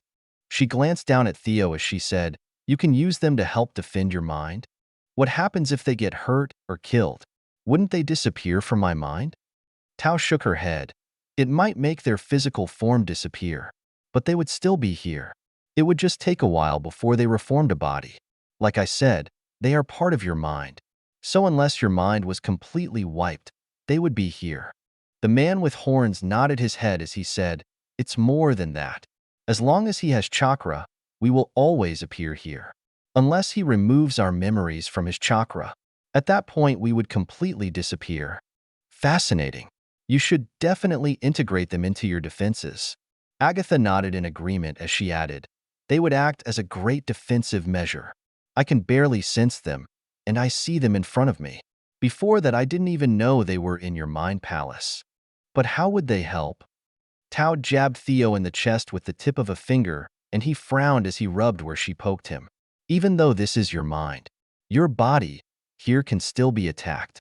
It's one of the most basic ways to protect your mind." Tao finished with a smile as she looked down at Theo. She then pointed at the group of people around her as she said, "You can think of each one of these people as a defensive or offensive mind weapon, one you won't have to create or control yourself. But that's for later. Let's finish checking out the last of your defenses." Their small group then moved to the last building. Tao quickly moved towards the basement and studied the setup for a while before she said, "Whatever you made in here is weird. I assume it's made with your chakra?" "Yes. Let me handle this one," Agatha said as she closed her eyes. It took a few minutes, but when she opened her eyes, she said, "That was different.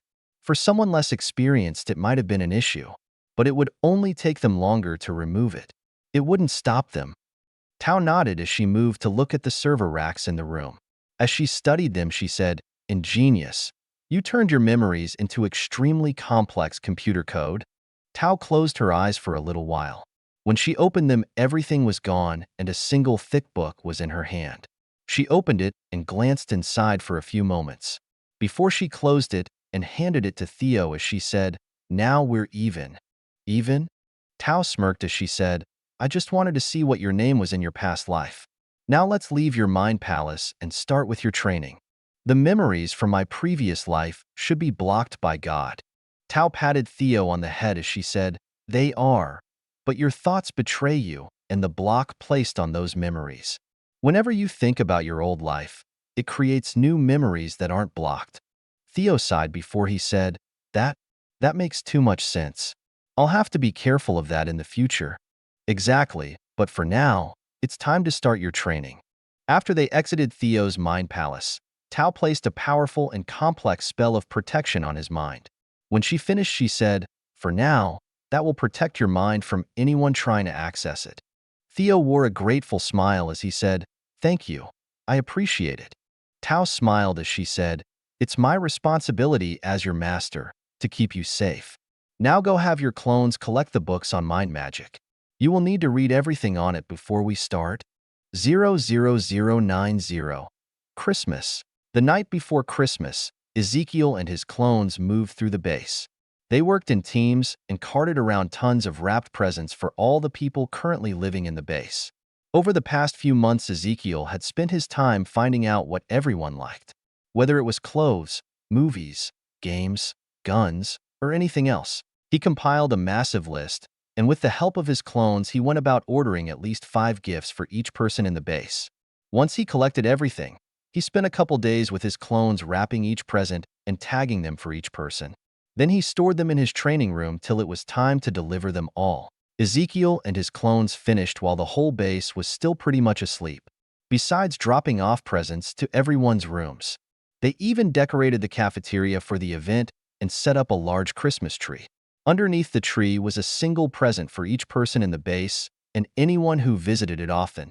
Even Fury had a present. Next to the tree was a banner that read, "Merry Christmas and Happy New Year." VVVVV.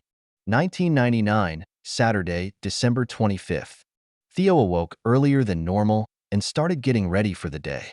It was Christmas and his family had the whole day planned. But first he needed to wake up his sister and his little brother. If he was being honest, he didn't need to do anything. His parents would take care of it. But he loved his family and enjoyed helping them out. So he would always get up early to help wake up his siblings. As Theo was getting ready, he shook his head as he looked at his clothing choices. He had already asked if he could pick out his clothes the next time he grew out of what he currently wore. His parents said they would let him help next time. But they didn't agree to him outright picking his own clothes, unfortunately. As Theo finished dressing in a blue t-shirt with some cartoon-styled cars on it, he headed upstairs to deal with his sister and little brother. While his little brother wouldn't be an issue, Millie didn't like to wake up. Actually, sleeping was number 2 on her list of favorite things, so it made sense. If you have to ask what number 1 is, you didn't know Millie at all. Theo entered the room his siblings shared and went towards the dressers. He removed a set of clothes for his little brother first, then found a set of clothes for Millie to wear. He laid them out next to each of their sleeping areas. Then he moved towards Millie. She was sprawled out on her bed, blanket thrown to the side, her head no longer on her pillow, with one leg hanging off the bed. Theo shook his head as he pushed her leg back into the bed. He then picked up her pillow and placed it on the floor with a few of her larger stuffed animals. He poked her a few times to make sure she was fully asleep before he stepped back. He chanted lightly under his breath and waved one of his hands at his sister. After a few moments, she slowly moved a little. He moved his hand a little more, and she rolled slightly. He put a little more effort into the spell, and she rolled off the bed completely.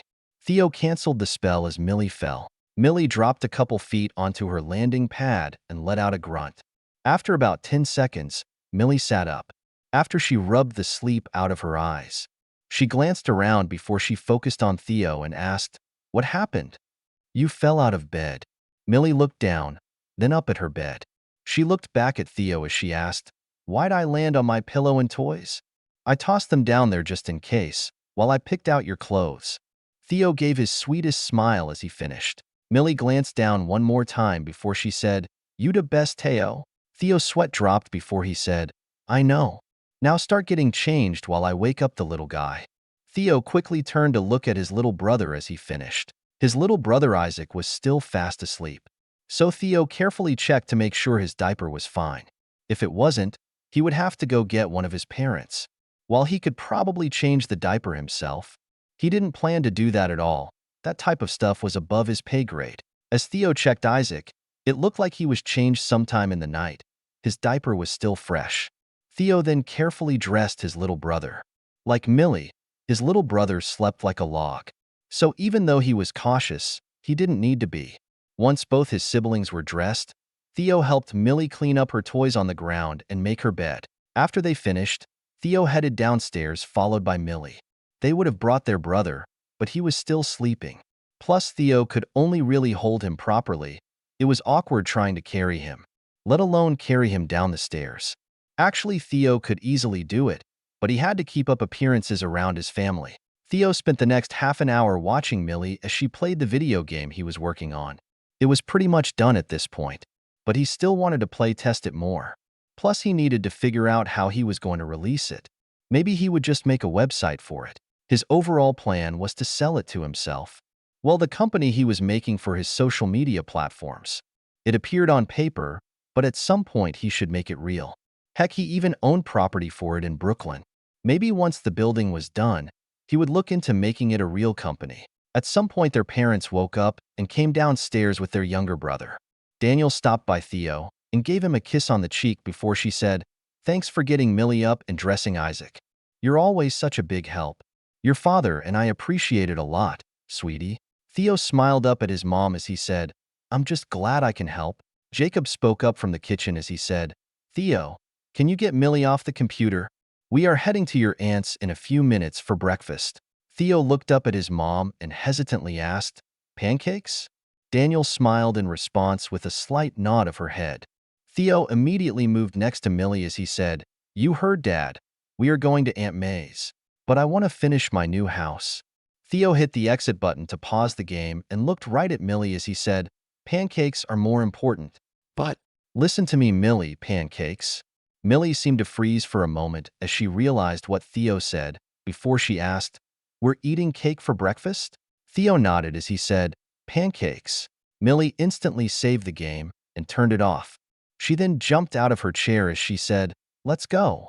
Daniel chuckled as she watched her kids before she said, "All right, we'll leave in a few minutes. Go put on your shoes as we wait for your father." Millie raced to the door and hurriedly tossed on her shoes as Theo took his time. By the time he was finished, Jacob came out of the kitchen. In his hand was a steaming cup of coffee. He traded the coffee to Daniel and took Isaac from her. Then the family left the house and went to May's. The whole family was there, including Peter and his parents. As they sat down to eat, Millie asked, "Where's the cake?" Everyone turned to look at Millie as Daniel said, "Theo might have told her we were having pancakes for breakfast." Some people chuckled as May placed a couple of fluffy golden brown pancakes on Millie's plate. Millie studied them for a few moments before she said, "This doesn't look like cake." Theo had a couple placed down on his plate as he said, "Because they are pancakes, not birthday cake." Millie looked over at Theo, like he had just ruined her whole day. Theo gave her a bright smile as he said, "If you don't want your pancakes, I'll eat them." Before he poured warm syrup over his own pancakes, Millie watched as he took his first bite, and his face went euphoric as he chewed. As she watched, her father put some syrup on her own pancakes. Before he poked her cheek as he said, "Just give them a try. They're your brother's favorite food for a reason." Millie stared at Theo a few moments longer before she reluctantly stabbed her own food. She eyed the plain-looking food for a moment longer before she put it in her mouth. A moment later, her eyes lit up and she stared in wonder at her food. It didn't look like any cake she'd ever eaten or seen. And Millie had seen a lot of cakes.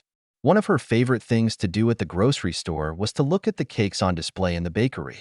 She would check them every time she went shopping with her parents. But the thing in front of her now, this pancake, it was definitely not a cake. It might be light and fluffy like a cake was, but it didn't taste sweet like a normal cake. But that didn't stop it from being delicious when covered in syrup. Millie looked back at Theo. He had already finished over half his food. She was so lost in thought about this new food that she had stopped eating. She glanced back at her food. The plain brown things weren't real cakes, the ones she loved, but they tasted good enough. Millie decided then and there that pancakes were a good substitute when she couldn't have real cake. The rest of breakfast went smoothly as the family talked quietly and just enjoyed each other's company. After breakfast, everyone gathered in the living room to open presents. Millie was the most excited of the kids, while Theo and Peter just waited patiently. Most of the presents were pretty normal. Some clothes, toys, and even a couple of books for Theo. The last presents for the kids were big boxes, all the same size. Peter, Millie, and Theo had to open them at the same time. As Theo pulled off the snowman-styled wrapping paper, he paused. He looked at the box and was confused for a few moments, then looked at Millie and Peter and saw they were given the same thing. Each of them was given a brand new computer. Theo's brain shut off for a few moments. He wasn't really sure why this happened. As he was stunned into silence, his father patted him on the shoulder as he said, "Hope you like it. We know you were talking about making your game playable with multiple people. We figured you would need more than one computer for that to happen. We have the spare bedroom upstairs set up for you already. That way all of you can work and play on the game when I watch you." May finished with a smile.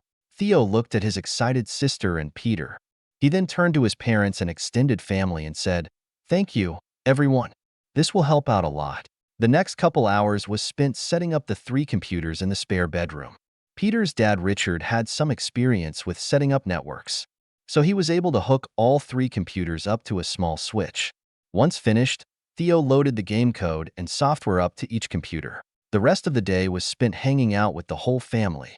Some light snacks were had for lunch as May and Jacob cooked a massive dinner for everyone. After dinner, they settled down to enjoy each other's company and play some family games, mostly card and board games, consisting of teams with 1 kid and 2 adult partners. 00091. You must pick. Friday, December 31st, 1999. Bern, Switzerland. The Bern Technology Summit was possibly the best place in the world to meet scientific innovators and researchers in one place. That was the main reason Aldrich Killian had shown up. He had just laid the groundwork to create a new company called Advanced Idea Mechanics, AIM for short. His goal in coming to the conference was to hopefully recruit a few people to join the company as business partners. So far, it was only him and a stack of business cards. But he already had a few offers from the US government for jobs they wanted him to consult on. He was also excited because Tony Stark was here, someone he looked up to and admired. Tony was also scheduled to give a lecture on integrated circuits, which was in a few hours. Aldrich spent his time before the lecture mingling with different people. He handed out a bunch of business cards and found a few people possibly interested in working for his think tank. As the time for Tony's lecture approached, Aldrich moved to get a good seat. He hoped he could possibly meet Tony afterwards, and so he chose to get as close as possible. He wasn't disappointed. He was in the front row, slightly off to one side of the stage. After about 20 minutes of waiting, Tony stumbled onto the stage. Aldrich was a little surprised. He thought Tony would come prepared, with some diagrams. Possibly he would use slides for the lecture. Instead, Tony wore a fancy black suit, glasses, a white plastic party hat sat on his head, and he had a drink in his hand as he walked towards the podium. The lecture ended up being subpar at best. Some of what Tony talked about was cutting edge, and most people didn't understand it. But the few who did found it inspirational, like Aldrich. Unfortunately, most of the lecture was just unintelligible rambling, possibly from how drunk Tony was. But those few moments where he seemed to focus on the actual subject matter, that was when Tony showed his true genius. The people like Aldrich who understood what he was talking about were impressed. Once the lecture ended, it was short, all things considered. After the lecture, Aldrich tried to talk with Tony as soon as he left the stage, but unfortunately couldn't catch him. Tony left the stage from the far side of it from where Aldrich sat. Aldrich also ran into a few people who wanted to talk about his think tank. So he quickly lost track of Tony and decided to concentrate on the people in front of him. He could always find Tony again later. Tony's first goal as he stumbled off the stage was to get another drink. Once he collected his drink, he went back to the beautiful woman he was talking with before the lecture. He was pretty sure her name was Maya. He smiled at Maya as he moved close and asked, "So that project you were talking about? I would love to see it. You just want to see my room." Tony smiled as he said, "Well, yes, that was part of the plan." While Tony spent the next couple hours chatting with Maya and a few other people, Aldrich ended up doing the same as he looked for Tony, who had disappeared. Tony was trying to look at Maya's research, but mostly, he was just trying to see all of Maya and then some. So far, she had kept up a strong defense, but she was slowly succumbing to his charm. Happy turned around and said, "Half hour till the ball drops." A random guy came from behind as he happily said, "Tony Stark, great speech, man." Happy quickly moved to intercept the man as Tony acted surprised as he asked, "I gave a speech? How was it?" Edifying came Happy's reply as Maya said, "Unintelligible." Happy escorted the man away. As Tony and Maya moved through the ballroom, they ran into a few more people before they made it to the lobby elevators with a group of women following them. Aldrich was able to spot Tony just in time as they moved into the lobby. Aldrich was only able to catch Tony when Tony's group stopped at the elevator. "Oh wow. Hey, Tony." Tony and Maya both turned around to look at the man before them. He wore a dark green corduroy jacket along with matching pants, while the white t-shirt with blue-colored AIM logo stood out underneath the jacket he wore. His shoulder-length dirty blonde hair was mostly combed to one side and only highlighted his blemished face and large framed glasses, while his walking cane completed the look. A look that screamed nerd. The man had a wide smile, his upper teeth protruding forward as he said, "Aldrich Killian." He turned slightly to Maya and shook her hand as he said, "I am a big fan of your work." Tony quipped, "Who isn't?" Maya seemed surprised as she asked, "My work?" Tony's ego took over as he pulled Maya into the elevator and said, "He means me." "Of course." Aldrich slightly nodded as he continued, "But Ms. Williams, I've been tracking your research since year 2 of MIT. Tony could be heard saying, "Yo, we're full," as Happy put his arm out to block the elevator door. Aldrich nimbly moved under his arm into the elevator and Tony said, "Oh yeah, he made it. He made the cut." Happy pushed him against the wall as he asked, "What floor are you going to, pal?" Aldrich smiled as he said, "Now that is an appropriate question. The ground floor, actually, of a proposal I am putting together myself. It's a privately funded think tank." Aldrich pulled out some business cards and handed them to Tony and Maya as he finished, called Advanced Idea Mechanics. She'll take both. One to throw away, and one to not call. Maya took them both as Aldrich said, Advanced Idea Mechanics, or AIM for short. He pointed at his shirt as he asked, "Do you get it?" Tony condescendingly replied, "I see that, because it's on your t-shirt." Aldrich smiled as the bell rang for the elevator. As the door opened, Tony said, "Ladies, follow the mullet." As Maya exited the elevator, she smiled at Aldrich and said, "Thank you. I'll call you." As the girls exited the elevator, Tony quickly moved to block off Aldrich and let everyone else off. As the last person departed, he turned to Aldrich as he said, "I am titillated by the notion of working with you." "Yeah." Tony nodded as he said, "I'll ditch these clowns, and I'll see you up on the roof in 5 minutes."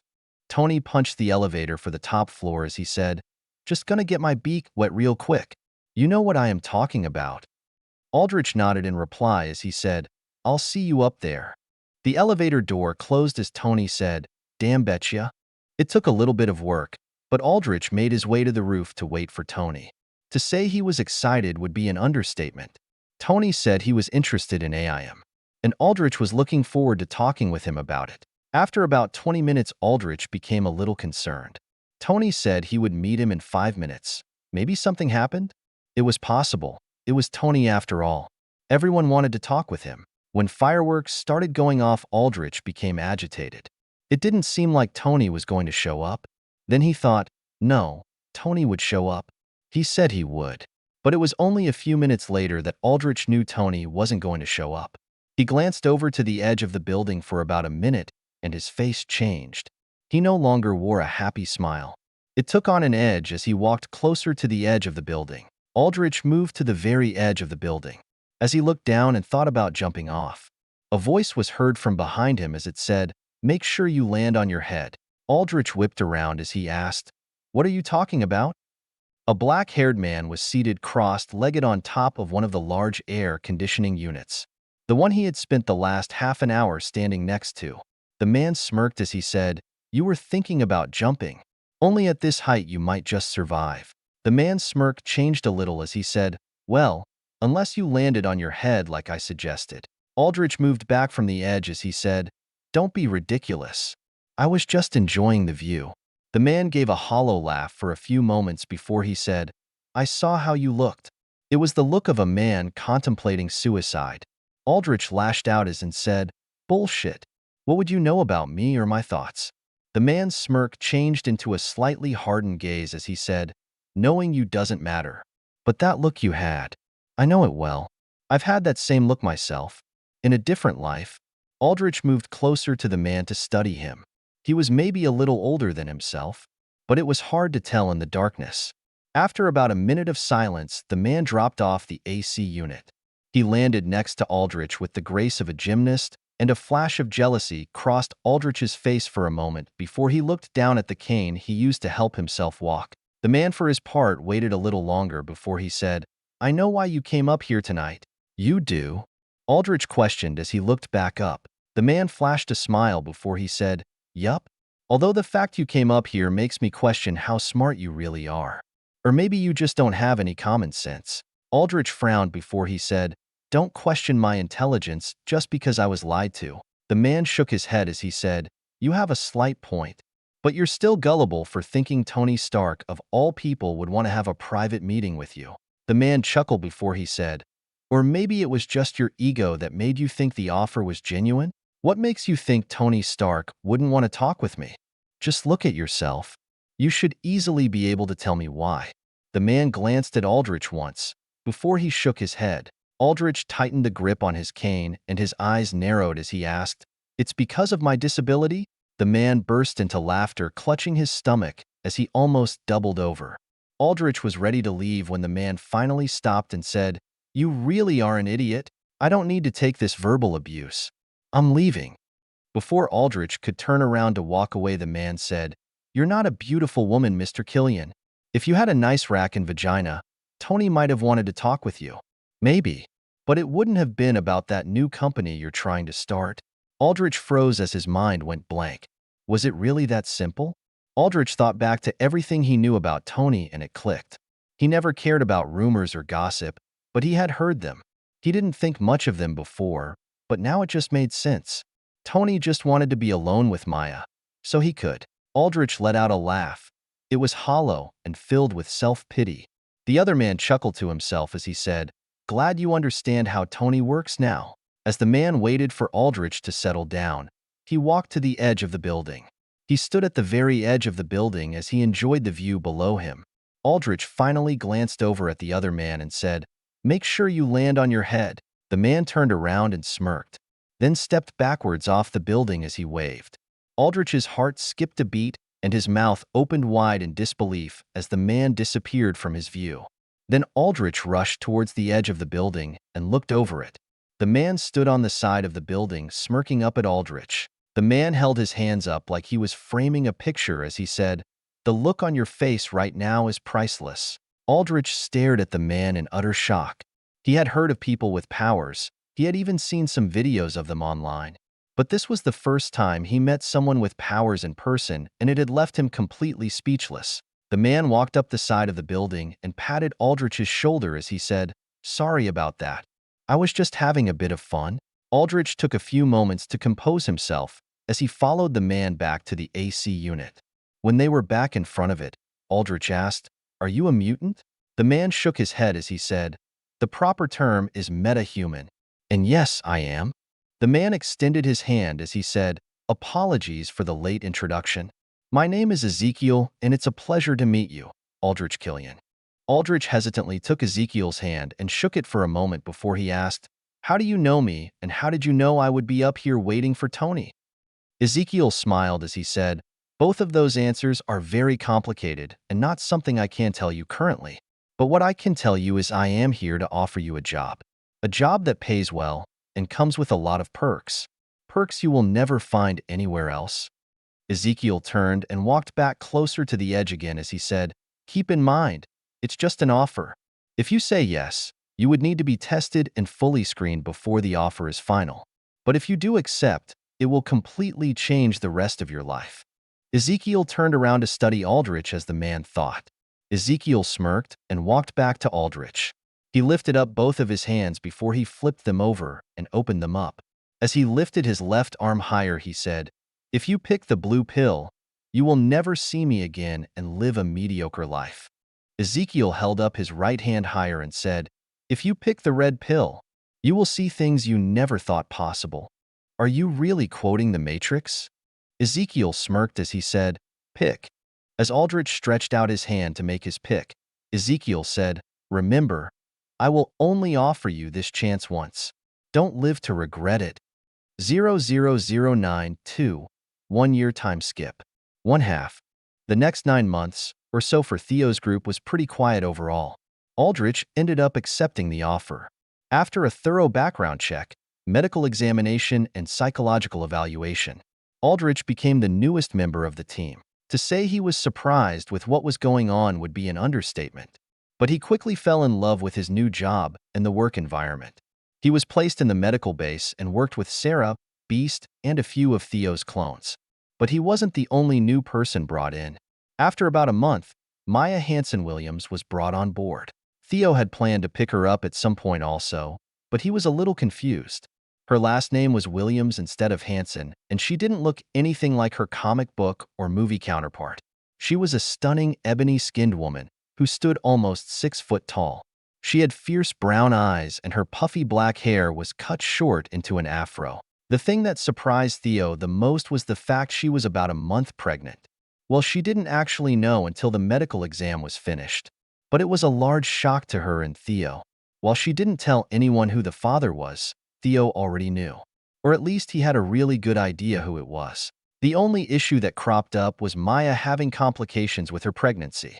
Tsunade, Shizune, and even Orochimaru tried everything they could to help, but Maya still ended up having the baby prematurely.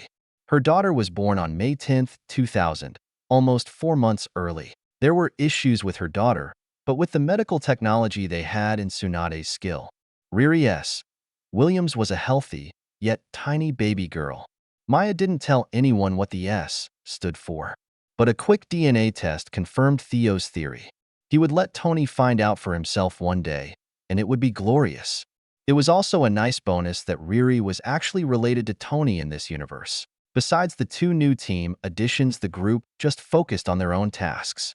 Fury had made a few tiny moves against Hydra. He requested we move against a few of the people we knew about, people who wouldn't be missed. The vote passed, and a couple of Ezekiel's clones were brought in to help. One person was put under a Jinjutsu and lost control of their car while drunk, which turned it into a fatal car accident. Theo made sure they were the only fatality. Another person who was older ended up dying from a heart attack. The last person died just recently, and it was from a rare disease. All of them were brought back with Edo Tensei, so Fury could interrogate them and learn more information on Hydra. The group received some decent intel from each of them. But the phone program Ezekiel created was just getting integrated into Hydra, so he had high hopes that it wouldn't be long before they knew everything about Hydra. The only issue would be having enough people to completely destroy them in one shot. Maybe after they figured out who were the Hydra double agents in S.H.I.E.L.D., they would have enough people.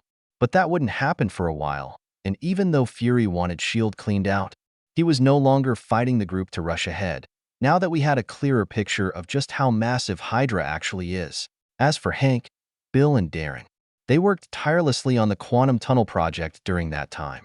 It turned out that vibranium was really hard to work with.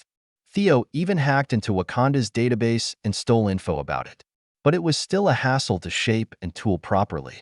They needed to make machines from scratch to fabricate the parts they wanted to make. Building all the machines from scratch also gave Eric a lot of hands-on training with his apprenticeship/schooling under Hank. Even Bill and Darren only had good things to say about Eric. The kid was a genius, and it was really showing under Hank's guidance. Theo was also happy to see that Hank was actually putting effort into building a positive relationship with both Darren and Eric. It was easy to see that both of them have started looking at Hank as a surrogate father figure.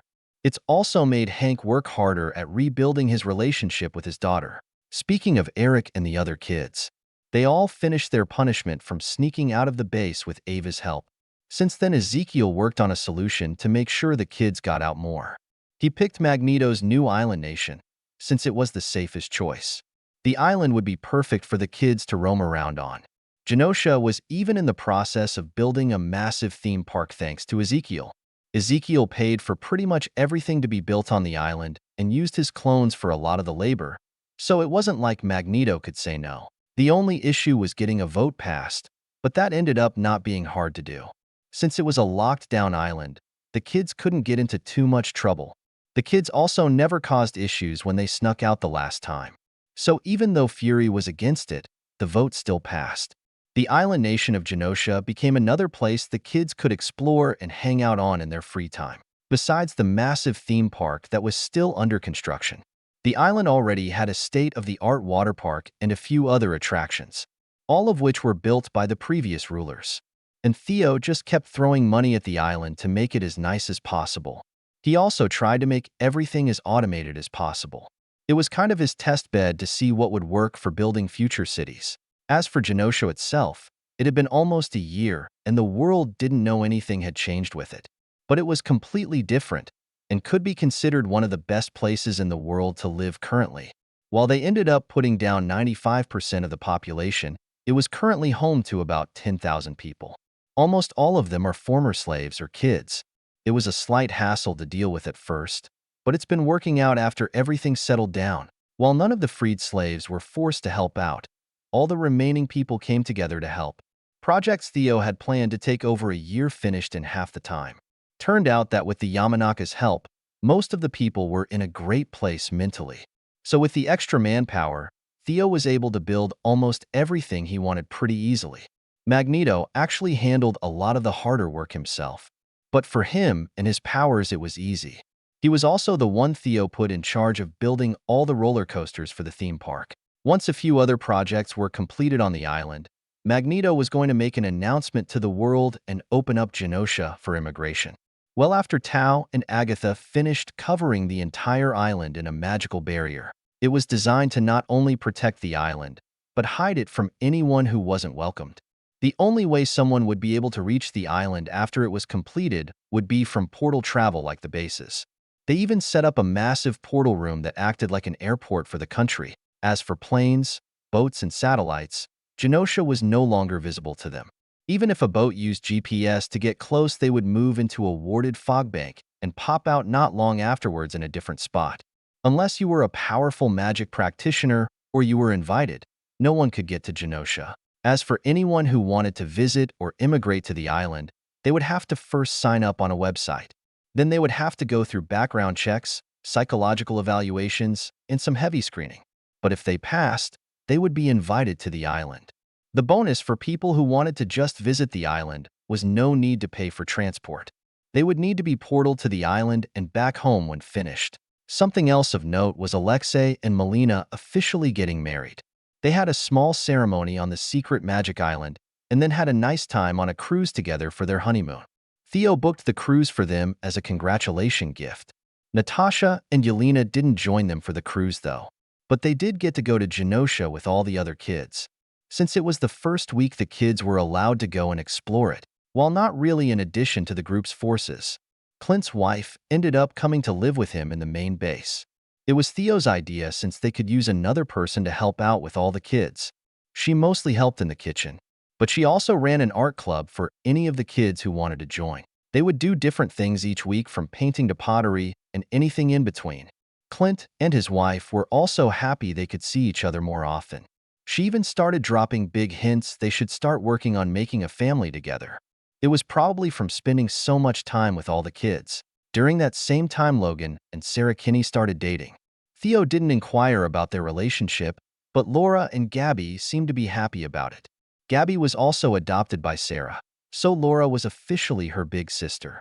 Cecily also treated Gabby like a younger sister, just like she did for Laura. Gabby herself didn't have a hard time integrating and making new friends. Unlike Laura, who was like a girl copy of Logan, Gabby was this endless ball of optimism and happiness. While the loss of her sisters affected her, she bounced back from it quickly. Gabby had the uncanny ability to make the best out of any situation, and it showed. She had quickly made friends with pretty much everyone in the base. Even Fury seemed to like Gabby, which was a big surprise to pretty much everyone. 00093. 1 year time skip. 2 of 2. During that same 9-month period, a lot of things happened in Theo's home life. Peter's parents had a daughter, while Jonathan and Sarah also had a son. Peter's little sister was named Teresa May Parker and was born on April 2nd, 2000. Sarah and John's son was born on May 21st, 2000 and was named Dylan Pangborn. Millie seemed to be the happiest person in the whole family about the news. When Theo asked why, Millie replied, "More birthday parties means more cake." Theo could only shake his head at how Millie's brain functioned. He loved his little sister, but she was too much sometimes. As for Theo's little brother Isaac, Theo wasn't completely sure, but he seemed kinda clingy and shy. He didn't remember Millie being like that at all. But he was smart. He could already talk a little. Isaac's first birthday party was pretty fun, and Isaac might end up being a sweet monster like Millie. He absolutely demolished the little cake he was given. He even wanted more and made a big fuss when he didn't get any. It was kinda cute since he acted a lot like Millie with his puffed out cheeks. Another thing that happened was Theo and Peter being kept out of school when it had started last year. While Jean and MJ started first grade, Peter and Theo were going to start school this year with Millie. The actual plan was to enroll all of them into the second grade together this year. Since Millie was so close with Peter and Theo, they figured it would be better that way. Plus, with how smart all of them were, it wouldn't be an issue. They were actually a little worried the school might want all of them to skip multiple grades. They were fine with all of them skipping first grade, since they wanted Millie to go to school at the same time as Peter and Theo. But they didn't want to rush them through school. Daniel was the most vocal about the issue. She slightly regretted rushing through school herself. She wanted the kids to enjoy their time in school and hoped they would make a lot of friends, something she never had the opportunity to do. Since once someone knew who her family was, they changed how they treated her. Since Theo and Peter weren't in school, they still spent time at May's house instead. But it would also be split with going to work with Jacob, Ben, and Richard. Millie even started to join them because she didn't want to miss out. Even though at first she didn't really like going to the shop, Jacob in his wisdom ended up treating her if she behaved when she was in the shop and even gave her more treats if she helped out. After about a month, Millie enjoyed going to the shop and even liked helping out, even if she no longer received extra treats. Jacob hoped she would get more into cars as she got older since she didn't need to be bribed anymore. But Daniel wasn't too happy with how Jacob pulled it off though, and likened it to how you would train a dog. Theo kinda agreed with his mother. But Theo also knew his mom used the same tactics to get Millie to do things sometimes. Heck, even Theo used it, because it worked. Besides that, Peter, Millie, and Theo also made good progress on their game while they were at Aunt May's. While he could do most of the work with his clones, he wanted to create it with his sister and Peter. Since they now had the extra computers to work on a functional multiplayer, that's what they focused on. While Theo knew what he wanted for the game overall, both Millie and Peter came up with some new ideas he hadn't thought of.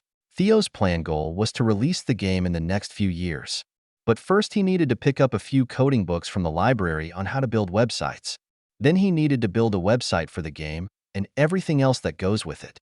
And lastly, he needed to convince his parents about letting him launch the site. He wasn't sure how he would talk his parents into that, but he would figure it out. About 3 months before Millie's 5th birthday party, Theo and Peter started working on her birthday present. Theo wanted to do something special, so he set about programming a new area into the game. A special quest prompt would happen, inviting the player to a new land. You then had to gather certain items to create a portal to the new area. The new area was called Sweetland. It was a special area designed around anything sweet. Candies, cookies, cakes, you name it, it was there. It took Theo and Peter over a month to build it. Then they spent the rest of the time testing it. It's lucky Millie's computer was on the other side of the table Theo and Peter used. They were able to easily hide what they were doing from her. Sweetland mostly reused a lot of the old assets, just reskinned. Theo and Peter also added some new items and had to tweak a lot of the assets to work correctly. Like the water in Sweetland was made of frosting, so Theo needed to tweak how it flowed. He also needed to slow the player's movement speed when they moved through it. Lava was also changed into hot chocolate, which needed to flow faster than normal lava. It also didn't set you on fire, but would slowly fill your health back up.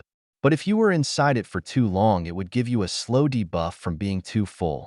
In Sweetland, you could also collect special resources to craft new items. The items ranged from a cool cape, in Millie's favorite color. You could get other items to change the color after it was made, but the default was purple. A new weapon that was a slingshot. A new recipe to paint any armor with purple highlights. And one of the key features was new food recipes, all of which were based on sweets. You could take pieces of the world and mix them together to make cookies, cakes, and other things. The whole area was made around a quest line to have a birthday party. You would meet a few NPCs who would ask you to gather certain items. Then you would have to craft everything for the party. At the end, you get to attend the party. But during the party, a new monster would spawn called the Party Pooper.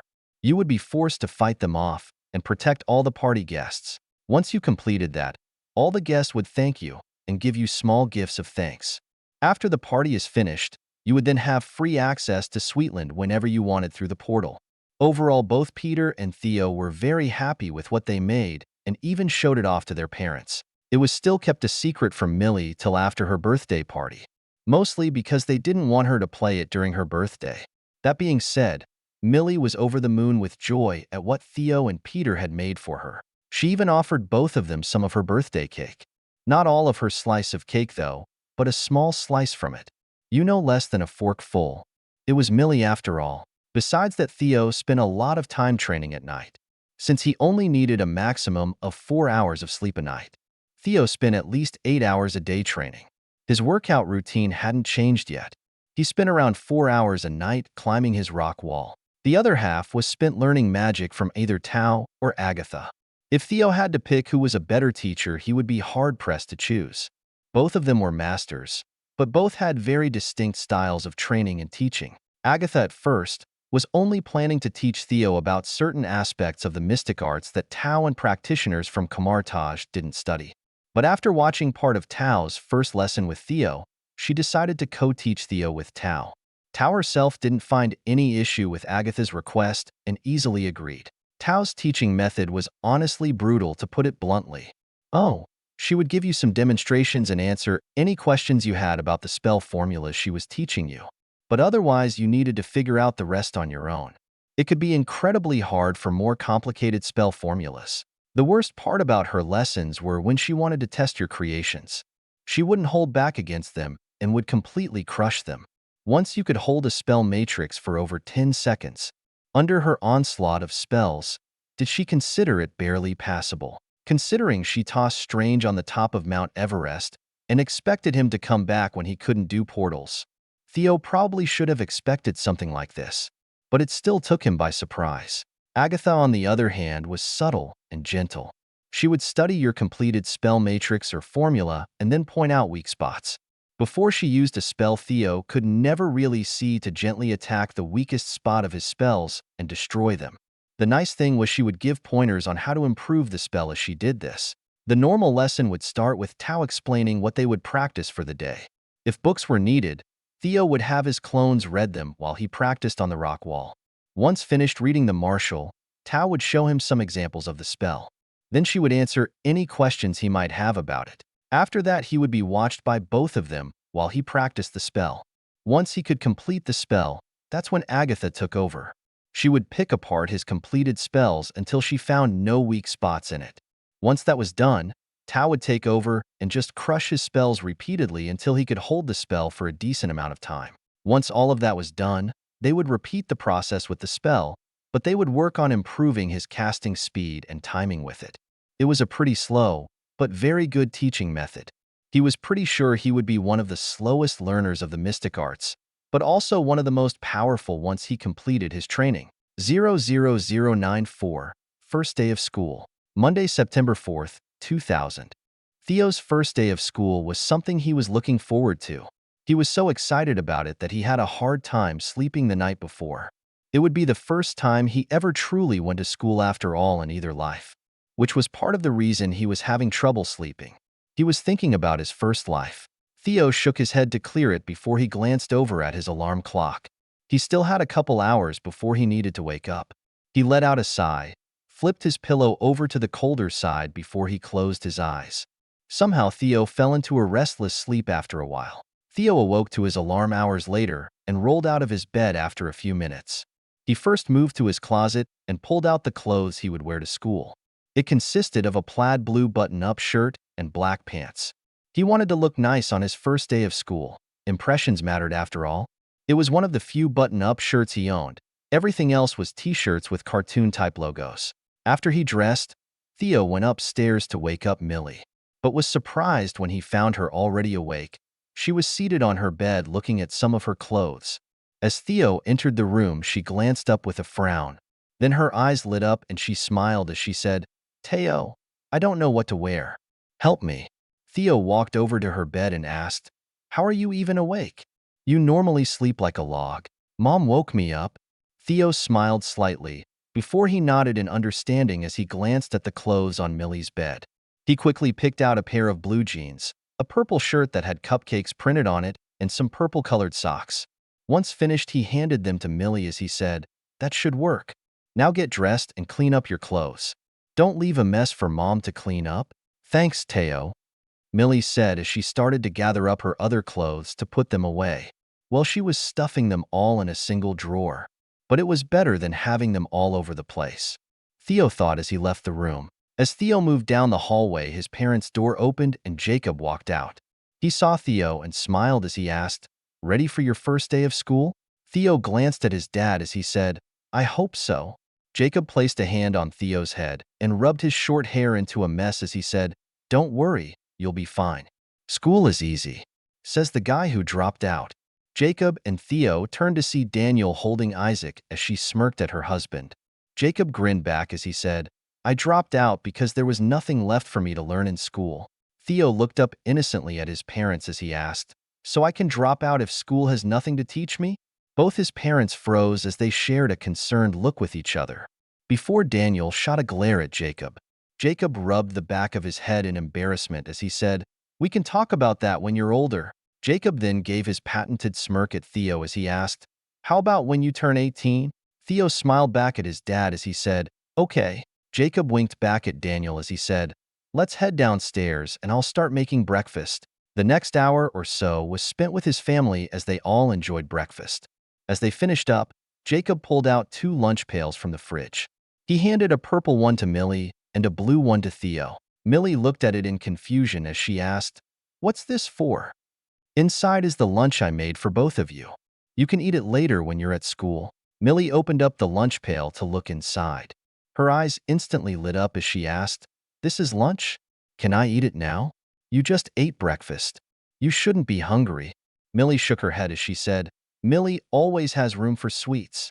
Jacob patted her head before he closed the lunch pail as he said, well, you can only eat that cookie during your lunch break. If you don't, no more sweets for a whole week. Jacob looked over to Theo as he said, if she eats it before lunch, let me know. Theo nodded, which made Millie frown. She then puffed out her cheeks and looked away from Theo and her dad, which caused everyone else to laugh. Afterwards, Jacob finished cleaning up the kitchen as Daniel double-checked to make sure they had everything. Then they moved into the living room so their parents could take some pictures of them. Once they were done, they headed outside and met Peter along with his parents. They stopped to get a few more pictures of all of us together. Then we walked over to May and Ben's house. Aunt May gave each of us a hug before we left with Uncle Ben. They planned to walk us to school since it was only a few blocks away. It was actually to the northeast side of the neighborhood, while their parents' work was directly north. Their plan was to drop all of us off at school and then head to the warehouse afterwards. A slight change in their normal routine, but it only added 10 minutes to their normal walk. When they arrived at school, Daniel and Mary took the kids inside as Ben and their fathers left to go to work. After they were checked in and registered, Daniel and Mary told them they would pick them up after school ended. With that, they were shown to their classroom by one of the school's staff. Luckily, they were all placed in the same class. The class had just begun as they were led inside the room. About 15 kids were seated at 5 different tables. Theo noticed Jean and MJ seated together at one of the tables as they moved to the front of the room. The kids were still chatting with each other until the teacher spoke up and said, all right, quiet down everyone. We have 3 new students joining us today. The woman glanced at each of them for a moment before she said, I'll be your teacher this year. You can call me Miss Forrest. Now before we get you seated, how about each of you introduce yourself to the class? She then pointed at Peter as she said, you can go first. Peter seemed shy and anxious as he said, I'm Peter. Peter Parker. Miss Forrest pointed at Millie next, who had a massive grin on her face as she said, I'm Millie. Millie excitedly pointed at Theo as she said, and this is my big brother Theo. Millie was about to say more as Miss Forrest smiled before interrupting her and said, oh, you seem to have a lot of energy. But how about we let your brother introduce himself, Millie? Oh, sorry. Miss Forrest smiled again as he said, it's okay, sweetie. She then pointed at Theo and said, you can go ahead. Theo nodded lightly as he said, my name is Theodore Mercer. It's a pleasure to meet you all. I will be in your care from now on. Miss Forrest smiled as she said, well, aren't you polite? It's nice to meet all of you, isn't it, class? After a round of greetings came from the other kids, Miss Forrest said, now let's get all of you seated. She looked around the room for a few moments before she pointed at an empty spot and said, Millie, I would like you to go sit at that table over there. Millie glanced up at her teacher and asked, I can't sit with my brothers? Miss Forrest had a gentle smile as she said, it's only for a little while. Once a week, everyone will change seats. It's so you can make friends with everyone in the class. Millie looked downcast as she made her way to her seat, but within moments was chatting with her new table mates. Miss Forrest smiled before she pointed out where Peter and Theo could sit. The next hour went by quickly as Miss Forrest had them do counting exercises and very basic math games.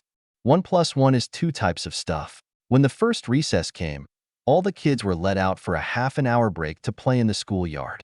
Theo moved with his sister, who had made a few new friends, along with Peter, Jean, and MJ. They moved over to a massive jungle gym and decided to play tag. Theo didn't mind and even volunteered to be at first. Theo was told to stay on the ground as everyone moved up into the jungle gym away from him. After Theo counted down, he said, ready or not, here I come. Theo looked over the jungle gym for a few moments before he spotted a target. One of the boys in the group was near the top and seemed to be hiding next to a slide. Theo moved around the jungle gym till he was next to the slide. Then he ran up the slide quickly and tagged the kid, who had a surprised look on his face. Theo had used chakra control on the bottom of his shoes to easily run up the slide. After touching the kid, Theo slid back down the slide and ran to another section of the jungle gym and quickly scaled it like a monkey. The kid himself was in a daze and didn't move till Theo was already gone.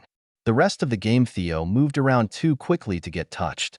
He thought about letting Millie catch him when she was it, but she was pretty fast herself and easily caught another kid pretty quickly. After recess, they moved back into class and had story time. Miss Forrest would read a simple story to everyone with the help of a projector. While she did that, she would point out each word and slowly pronounce it. While most of the kids were paying attention, Theo found himself bored with the learning aspect of the class. He didn't want to disrupt the class, so he spent his time thinking about his mystic studies. He focused on different ways he could improve his spell casting. While he couldn't cast the spells in class, he could practice them in his mind with mental exercises. It was one of the ways students practiced at Kamartaj. So while everyone was focused on the class itself, Theo was going over complex spell formulas in his head. Their next break was lunch. Millie seemed to be the most excited, since she was able to eat her cookie. Theo was also given a cookie, which he ended up giving to Millie after she finished the rest of her lunch. It was a good thing their father made smaller snack-type cookies for them. Lunch was followed by some more interactive learning. They would play simple games as a group that helped them learn how to spell words. Theo zoned out again for this lesson, but was able to answer when needed. After that was another recess followed by some PE, which they ended up playing kickball for the last part of the day. It was probably the highlight of the day for Theo. Kickball was a lot of fun. As school let out, Daniel and Mary were there to meet the kids. They took them back to work with them, and Theo spent the next couple hours helping out in the shop. Millie and Peter also helped out a little, but they quickly tired out and took a nap. Later that night, after they had dinner, Millie told her parents all about her first day of school. She also explained how awesome Theo was at tag, and that no one was able to catch him all day. When she finished, her parents turned to ask Theo how his first day of school was. Theo thought about it for a few moments before he said, "It was fun. The class portion was boring. But recess and PE were a lot of fun." 00095. Stop trying to hack my servers. Tony was in his workshop working on his computer as AC/DC blared through the speakers. He had been there all day. Heck, he had spent the last few weeks here, barely leaving it to eat or sleep in his own bed. Tony didn't want to admit it, but he was frustrated.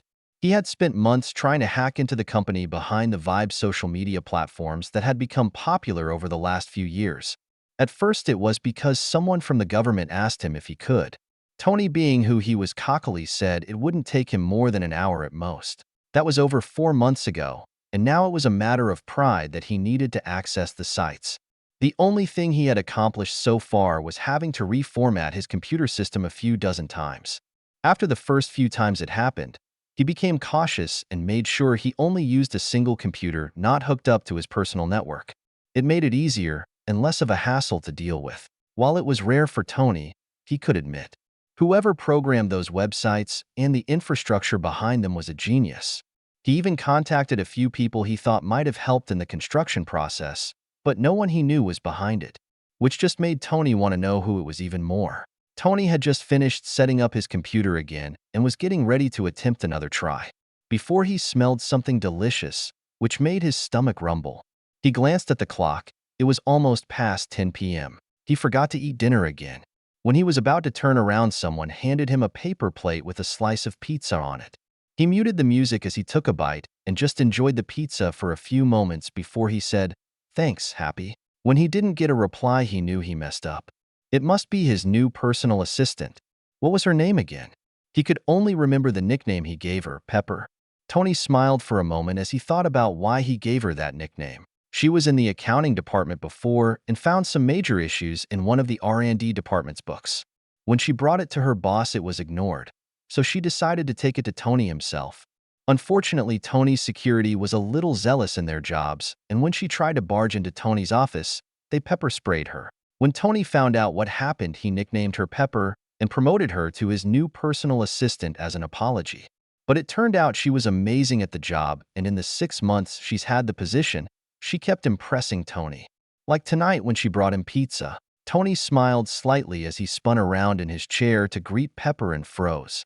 Sitting on his workbench was a man he had never seen before. He was light-skinned, with black hair and black eyes. The man smiled as he said, "Virginia Potts." Tony stared at the man blankly for a moment before he asked, "What?" The man took a bite of his own pizza and watched Tony for a few moments before he said, "You forgot your assistant's name, which is Virginia Potts, but you call her Pepper. I saw the video of how she got her nickname, by the way. That was hilarious." Tony tried not to smile at the memory as he asked, "And who the heck are you? How did you get in here?" The man just pointed at the pizza box as he said, I'm the pizza delivery guy, and I got here through magic. Tony stood up from his chair and hit the silent alarm button, hidden under his desk as he did. He moved away from the man slightly as he pointed at the piece of pizza the man was eating and said, What kind of pizza delivery guy eats the pizza they delivered? The one who paid for it.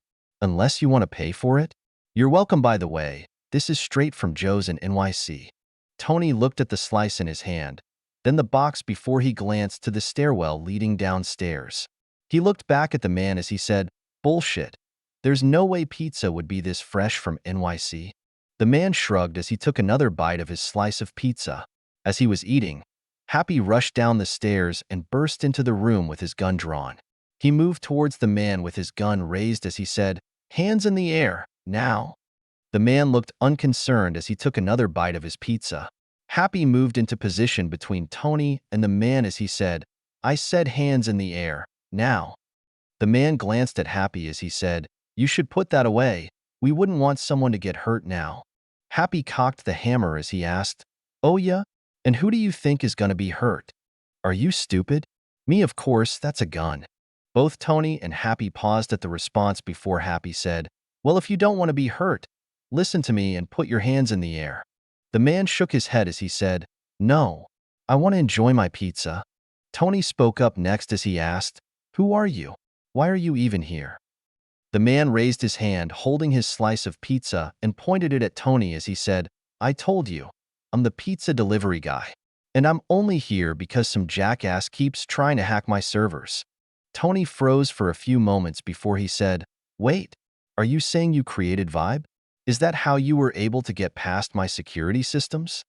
The man smirked as he said, Is that what you consider a security system? I know a third world country with better security than you have. Nice joke. My security is top of the line. I made it myself. The man finished another bite of his pizza as he said, It wasn't a joke. Plus, the first time you hacked me, you gave me a backdoor into your system and you never even noticed. Tony studied the man for a few moments before he let out a sigh and then he said, Stand down, Happy. If he wanted to hurt me, he would have done it already. Happy frowned, but lowered his weapon and holstered it. He still stayed between Tony and the mysterious man, though. Tony sat back down and took another bite of his pizza before he said, If you were coming by, you could have brought a better pizza. What's wrong with Joe's? It's plain cheese. The man shrugged as he said, Cheese was the safest bet. It's not like I know your favorite type of pizza. Pepperoni, bacon, and onions. The man looked at Happy as he asked, What about you? When Happy didn't reply, Tony said, He likes supreme. The man nodded his head and then moved his right hand in a circle for a moment. A shimmering portal opened up with a neon orange ring on the outside. Tony and Happy could see the other side opened into a kitchen with some people making pizza. A couple people turned to look at the portal for a second and then went back to work. An older man glanced up and looked through the portal for a few seconds before he asked, What can I do for you, Ezekiel? Could I get a large supreme, a large with pepperoni, bacon, and onions, and give me my normal? The man nodded as he said, Give me about 10 minutes. All right, thanks, Joe. The man nodded in response as the portal closed. Tony glanced from where the portal was to the man now known as Ezekiel and then the pizza they were eating. He set his pizza down and grabbed something from his desk and moved to where the portal was as he asked, What was that? Some kind of wormhole technology? Spatial folding tech? Some kind of metahuman power? Ezekiel shook his head as he watched Tony scan the area of the portal with the device in his hands. When nothing came up on the device, Tony asked again, What the hell was that? Magic. Tony moved back to his desk as he said, Fine, don't tell me. Happy seemed to reboot after that and moved closer to Tony as he said, If that's how he got in, I have no idea how to stop that from happening again. Ezekiel shrugged as he said, You can't, but it's fine. Like I said, I only came here because this guy was trying to hack into my servers. Tony smirked as he said, Since you came here, that means I was getting close to breaking in. In your dreams. You should be glad I have a business proposition for you. If I didn't, you would get the same treatment as everyone else who tries to hack my systems. Ezekiel pointed to one of the monitors on Tony's desk as he finished. Tony turned to look at it as a video played for over a minute before he asked, "You ruined the computers people used to hack your systems with?" The screen changed to show whole servers being destroyed as Ezekiel said, "Depends on the people. Some get a warning first, others lose hardware. If they try again, I take out more hardware till they learn their lesson." Tony turned around as he asked, "So you gave me a pass because you want something from me?" Ezekiel shook his head as he said, "I don't want anything from you. I have a business proposition. If you don't take it, I will just find someone else to do it." Then again, who would turn down billions of dollars in profit? Happy still kept a spot next to Tony, but he seemed a little more relaxed for now. He glanced between them as he asked, "Why would you want to give Tony or someone else the chance to earn a bunch of money? Couldn't you just do it yourself?" "I could, but it would just be a hassle. Do you have any idea how much work I would need to do to set up a new company? Not including getting infrastructure and supply chains set up?" Tony nodded in understanding as he said, "So you want someone else to manufacture something for you? Some kind of smartphone like the BlackBerry? Something so people can have easier access to Vibe, I bet." Ezekiel pointed at Tony as he said, "Got it in one. But what I want made will be nothing like a BlackBerry. It will make the BlackBerry look like a kid's toy." Ezekiel pointed at Tony's computer screen again as he said, "But not just phones. I want to make tablets also. I have some mock designs there for you to look at. It also includes the specs I want for the device." Tony started to look through the files Ezekiel placed on his computer. He had to admit, it was some pretty ingenious stuff if it worked. Small cameras that could take pictures in the megapixels, HD screens, touch screens, Wi-Fi, Bluetooth, and numerous other features were added to each device. The longer Tony went over the mock-ups, the easier it was for him to picture it. It would definitely take some work, but if he made the first prototype, after almost 5 minutes Tony turned around and asked, "What's the catch?" Ezekiel held up a finger as he said, "I only have 3. The first one is simple. Whatever you make runs my software. You can add some apps to it if you like, but the OS is mine alone. I will take care of all the security updates, OS updates, and run the application store." Ezekiel raised another finger as he said, "You have to make at least one version affordable. You can lower the specs across the board on it, but still make it durable and functional." Ezekiel raised a third finger as he said, "They need to be as environmentally friendly as possible. So easy to fix with replaceable parts would be best. Heck, you could even start a new branch for StarkTech and go into the repair business. Otherwise, you could just let third-party companies deal with the repairs, using your parts." Tony relaxed into the back of his chair as he thought it over. It was a pretty good deal for him. He would be the first to market with something everyone would want. Making an affordable version for everyone would also be profitable. Making it environmentally friendly and easily fixable would make it less profitable. But if he factored it into the design from the start and made sure they produced parts in bulk to reduce cost, add in making a repair service in-house to fix the devices, they would lose some profit from third-party repairs, but they could also upsell their spare parts to them for a profit.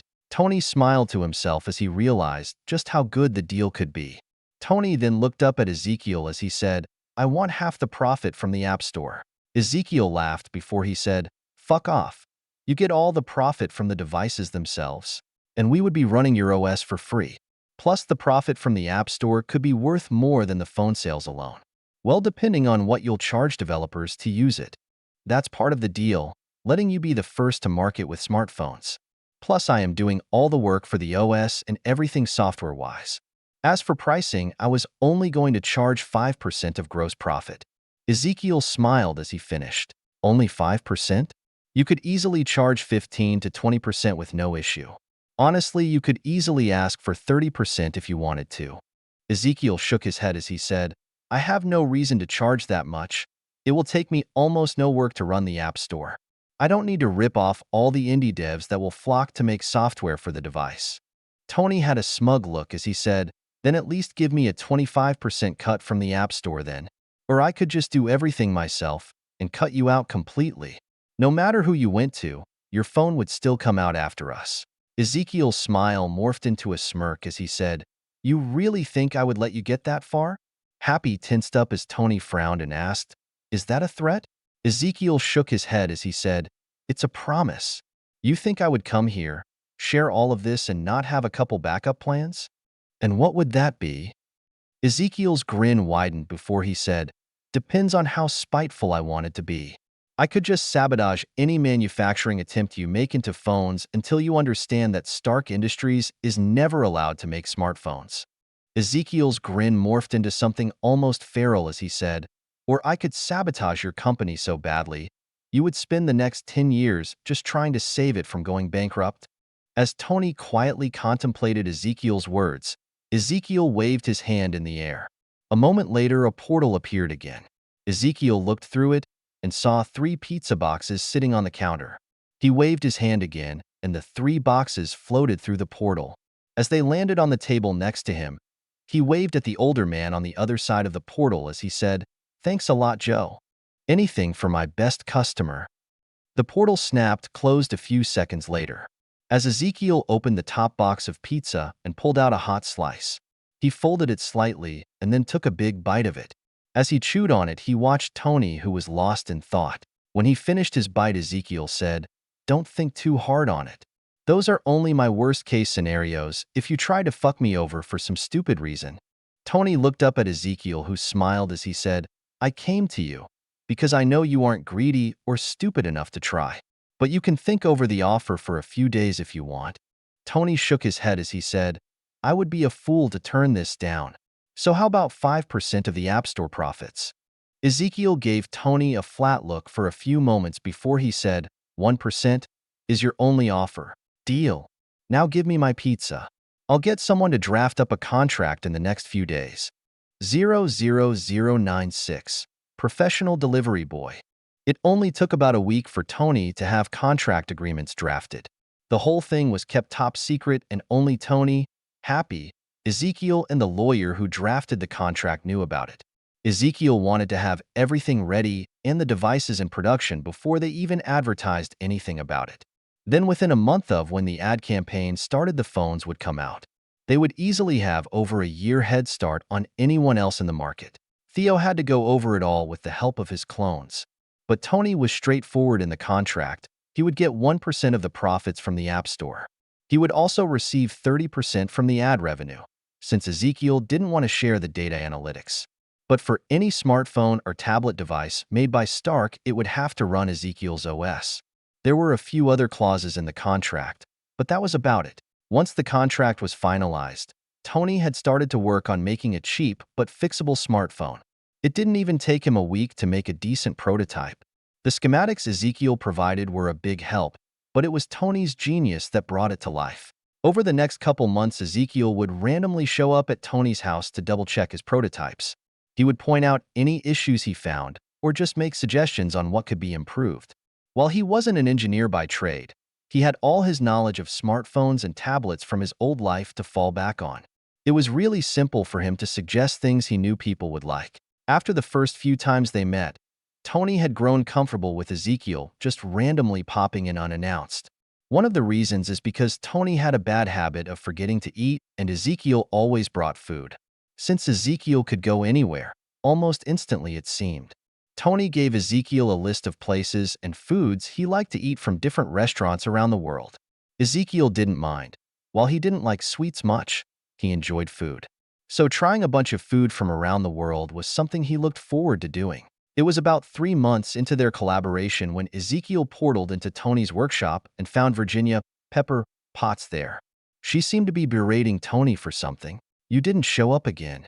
You can't keep doing this. It was an important meeting." Tony smiled and pointed at the device on his table as he said, "I lost track of time. I was working on the last prototype and was having an issue with it." Pepper waved at the device on Tony's table as she said, "This new secret project you have going doesn't matter. You just skipped out on a meeting for a potential multi-billion-dollar contract from the U.S. Army. If Mr. Stain wasn't there, it would have been lost. How come you call Obi Mr. Stain and me Tony?" Pepper let out a sigh as she said, "Because he actually deserves respect.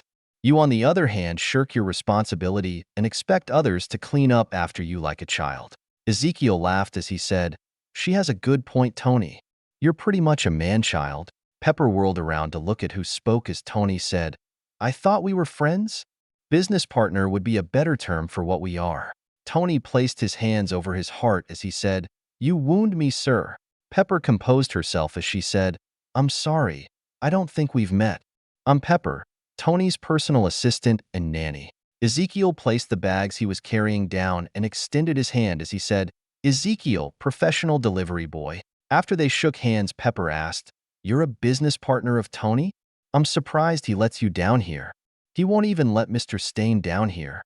Tony replied with a bit of annoyance in his voice. I can't keep him out, I've tried. But at least he brings me food. Pepper looked confused at that statement as Tony moved to open the bags on the table. Tony had a big smile on his face as he said, You actually brought me barbecue from Okies.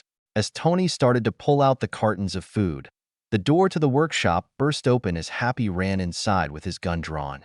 He looked at Ezekiel and let out a sigh as he put his gun away. Ezekiel smirked as he said, I brought you your favorite from Okies. Happy walked over to the table Tony was currently at as he said, You know you could just call me like a normal person and not trip the silent alarm every time you show up? Ezekiel patted Happy's shoulder as he said, I could, but I don't want you to get rusty. Plus, you could use the exercise. Tony had a rib half in his mouth as he said, He's right. You've been getting a little big around the waist lately. Pepper walked closer to look at the food as she said, I didn't want to say anything, but Tony's right. I have an issue with my thyroid, and the medication I'm on is making me gain weight. Happy finished with a frown. Really? You should have told me. I know one of the best doctors without a degree in the world. Before anyone could say anything, he made a portal and disappeared through it. Pepper was wide-eyed, and her mouth hung open at the sight. Tony and Happy just ignored it and started to eat the food in earnest. Pepper finally pulled herself together as she asked, What the hell was that? Tony just said, Ezekiel, and Happy nodded in agreement like that explained everything. Tony then slid a cardboard carton filled with barbecue in front of Pepper as he said, Have some food, Pep. It's fresh from Okies in Texas. Pepper let out a sigh and decided to just go with it. She would get answers after she ate some of the delicious-smelling food in front of her. After about 10 minutes, a new portal opened, and a woman walked through it followed by Ezekiel. The woman was easily over 6 foot tall, with blonde hair tied in a ponytail. Her shoulder-length bangs framed the light purple diamond in the center of her forehead, while her chest was massive and almost wanted to burst out of the top she wore. She glanced over each person in the room with her brown eyes as she said, You better keep your promise. Ezekiel shook his head as he said, I still can't believe you want to go with your luck. I feel like my luck has changed being here. Plus, there is only one way to find out. Ezekiel shook his head as he said, Fine, but I am only giving you 10 grand to waste. I need at least 100,000. Ezekiel pointed at Happy as he said, Help out Happy and I'll think about it. The woman turned to look at Happy as Ezekiel said, Tsunade, this is Pepper, Happy and Tony. Pepper and Happy both smiled at her as they said, Hello? Tony was quiet, while openly ogling Tsunade and her assets before Ezekiel said, Tony, don't even think about it. She is over twice your age and could kill you before you know what happened. I have no idea what you're talking about. Tony said sheepishly. Tsunade clicked her tongue as she said, You don't tell people a woman's age, you brat. Did you just ask for only $1,000? Tsunade looked annoyed as she said, You promised I could go, and you will. Tsunade turned to give Ezekiel a look like he was an idiot as she said, What's the point of going if I don't have any money? 1,000 is more than most people make in a week here. You help Happy out first, and if you do a good job, you might get a bonus. Tsunade pointed at Happy as she asked, Do you have your medication with you? As Happy nodded and pulled it out, Pepper finally asked, Can you tell me what exactly is going on here? Who are you exactly? What business do you have with Tony? What were those orange circle things? How is this food so fresh if it's from Texas? Where did she come from? Is she really a doctor? Before Pepper could ask another question, Ezekiel held up a hand as he said, I'll only answer this once. This is a normal day for me. Ezekiel pointed at himself as he said, I'm Ezekiel, professional food delivery boy for Tony. While that's true, he is also the person behind Vibe. Pepper looked between Ezekiel and Tony for a moment before she asked, Vibe? As in the social media platforms? Ezekiel nodded as he said, Yup. Now let me finish. As for my business with Tony, we are making smart devices. Ezekiel waved his arm and another portal appeared next to him. As he reached into the portal, he said, "These are magic portals and I can make them go wherever I want," which should answer your next couple questions. Ezekiel pulled out a couple bundles of cash and set it on the table before the portal closed. When he finished, Tony asked, "Where did you make that portal to?" Ezekiel shrugged as he said, "Some drug kingpin's vault." "You just stole from a drug kingpin?" Ezekiel shrugged and pointed to Tsunade as she was scanning Happy with her mystic palm. Both Tony and Pepper turned to stare at the green aura pouring from her palm in fascination as Ezekiel said, "As for her being a doctor, she is possibly the best doctor in the world and I trust her with my life." Tsunade finished running her hand over Happy as she said, "God, I hate this place." Tony frowned as he asked, "What's wrong with my workshop?" Tsunade gave Tony a flat look as she said, "It was a general statement for this world." She held up the pill bottle as she said, "This stuff right here doesn't actually heal him. It just helps the symptoms but does nothing for the underlying cause. What is wrong with the healers in this world? It's like they don't want to help people." Ezekiel nodded in agreement as he said, "It's because they don't. It's more profitable to make something that helps, but doesn't cure the issue. That way people are forced to come back over and over again." Tsunade shook her head as she said, "Well, he's cured now. I even fixed up his knees and elbow." Happy squatted down a few times and then flexed his arms some. He started to do some footwork and even tossed out a couple jabs as his face lit up and he said, "My arm's fixed and my knees don't hurt." Tony was the most surprised as he moved next to Happy and said, "But every doctor we took you to said the nerve and tendon damage wasn't fixable." Tsunade nodded her head as she said, "It probably was by what passes for medicine in this world." Tony glanced over to Ezekiel as he asked, "You keep saying this world, so are you guys aliens or something?" Ezekiel laughed as he said, "No, just from different universes, or something like that." Tony nodded his head as he said, "That explains some things." Both Happy and Pepper looked at Tony and said at the same time, "That doesn't explain anything." "No, it does. The portals, the software I can't hack. Medical tech that can easily heal things modern medicine can't in a few minutes. The smartphone designs he gave me. It's all from a different universe that is maybe 50 to 100 years more advanced than us." Happy shook his head before he glanced at Tsunade and said, "Doesn't matter where you came from, you have my thanks." "You're welcome. Now pay me $10,000. Happy blanched at that as Ezekiel smiled and then pointed at the table with a pile of cash on it. Tsunade glanced at the cash, then smiled brightly as she moved towards the table and said, "That's more like it." Tony glanced over at the cash himself as he asked, "How much is there?" "Maybe 150,000. Tony glanced at Happy as he said, "Go up to the safe and match it." While Happy moved to go upstairs, Tsunade glanced over at Tony and smiled as she said, "You didn't tell me he was generous and wealthy."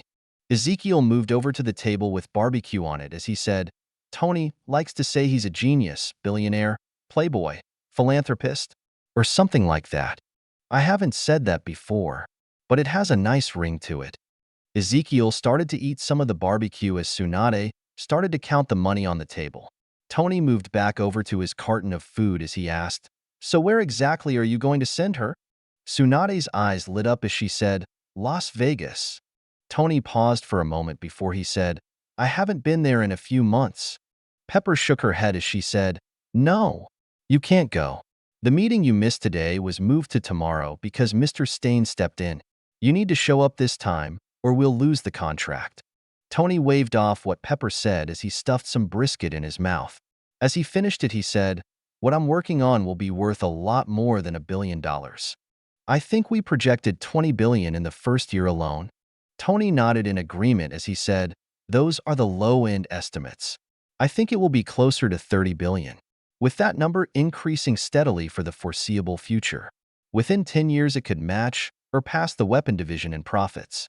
It would be higher, but Ezekiel wants the devices to last, be reparable, and environmentally friendly." Pepper looked surprised as she said, "You're joking. That's a $300 billion a year business."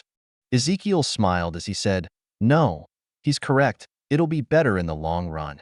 Plus the profit you would make wouldn't be that much more. Maybe another billion a year at most if you didn't make them easily reparable."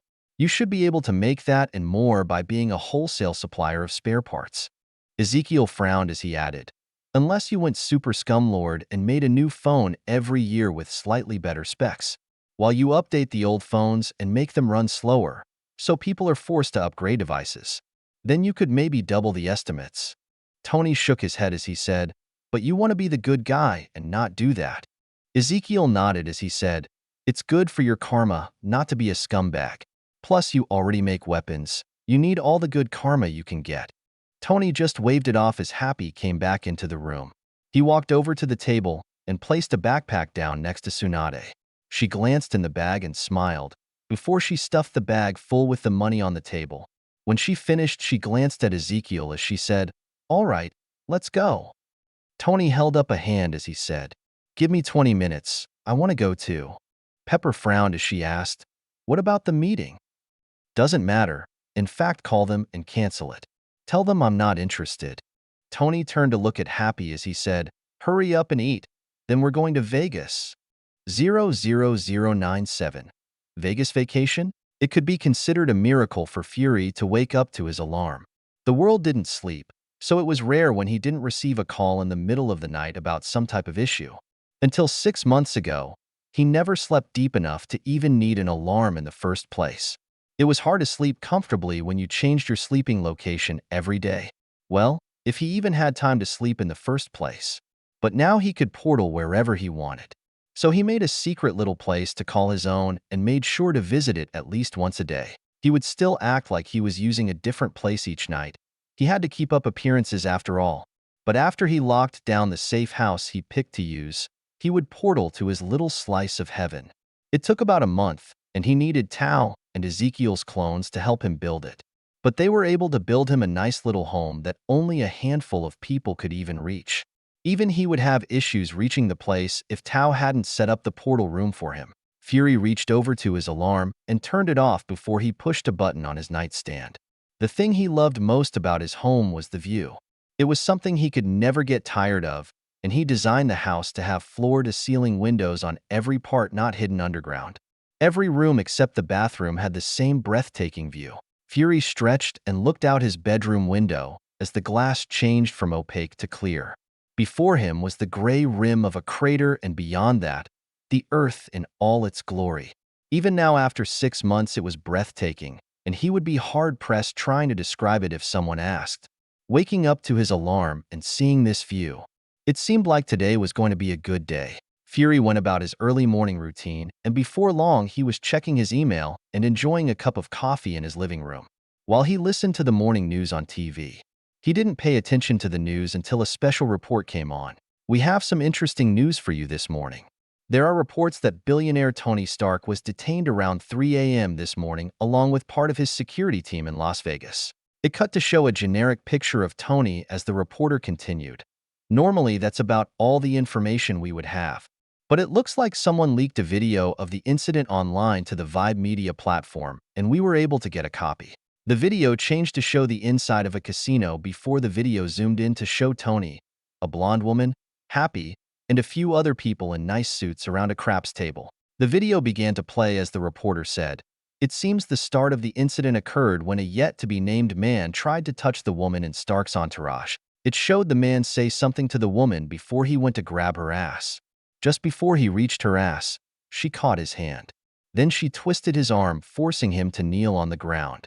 After which she spoke down to him before she spat in his face and pushed him away." The female anchor followed up with, "I have no idea who that lady is, but I think I speak for all women when I say, you go girl, show that creep who's boss." The video sped up a little as the man and a few other people left, while Tony and his group stayed to continue playing craps. The news anchor chimed back in as she said, "Now we'll skip some of the footage.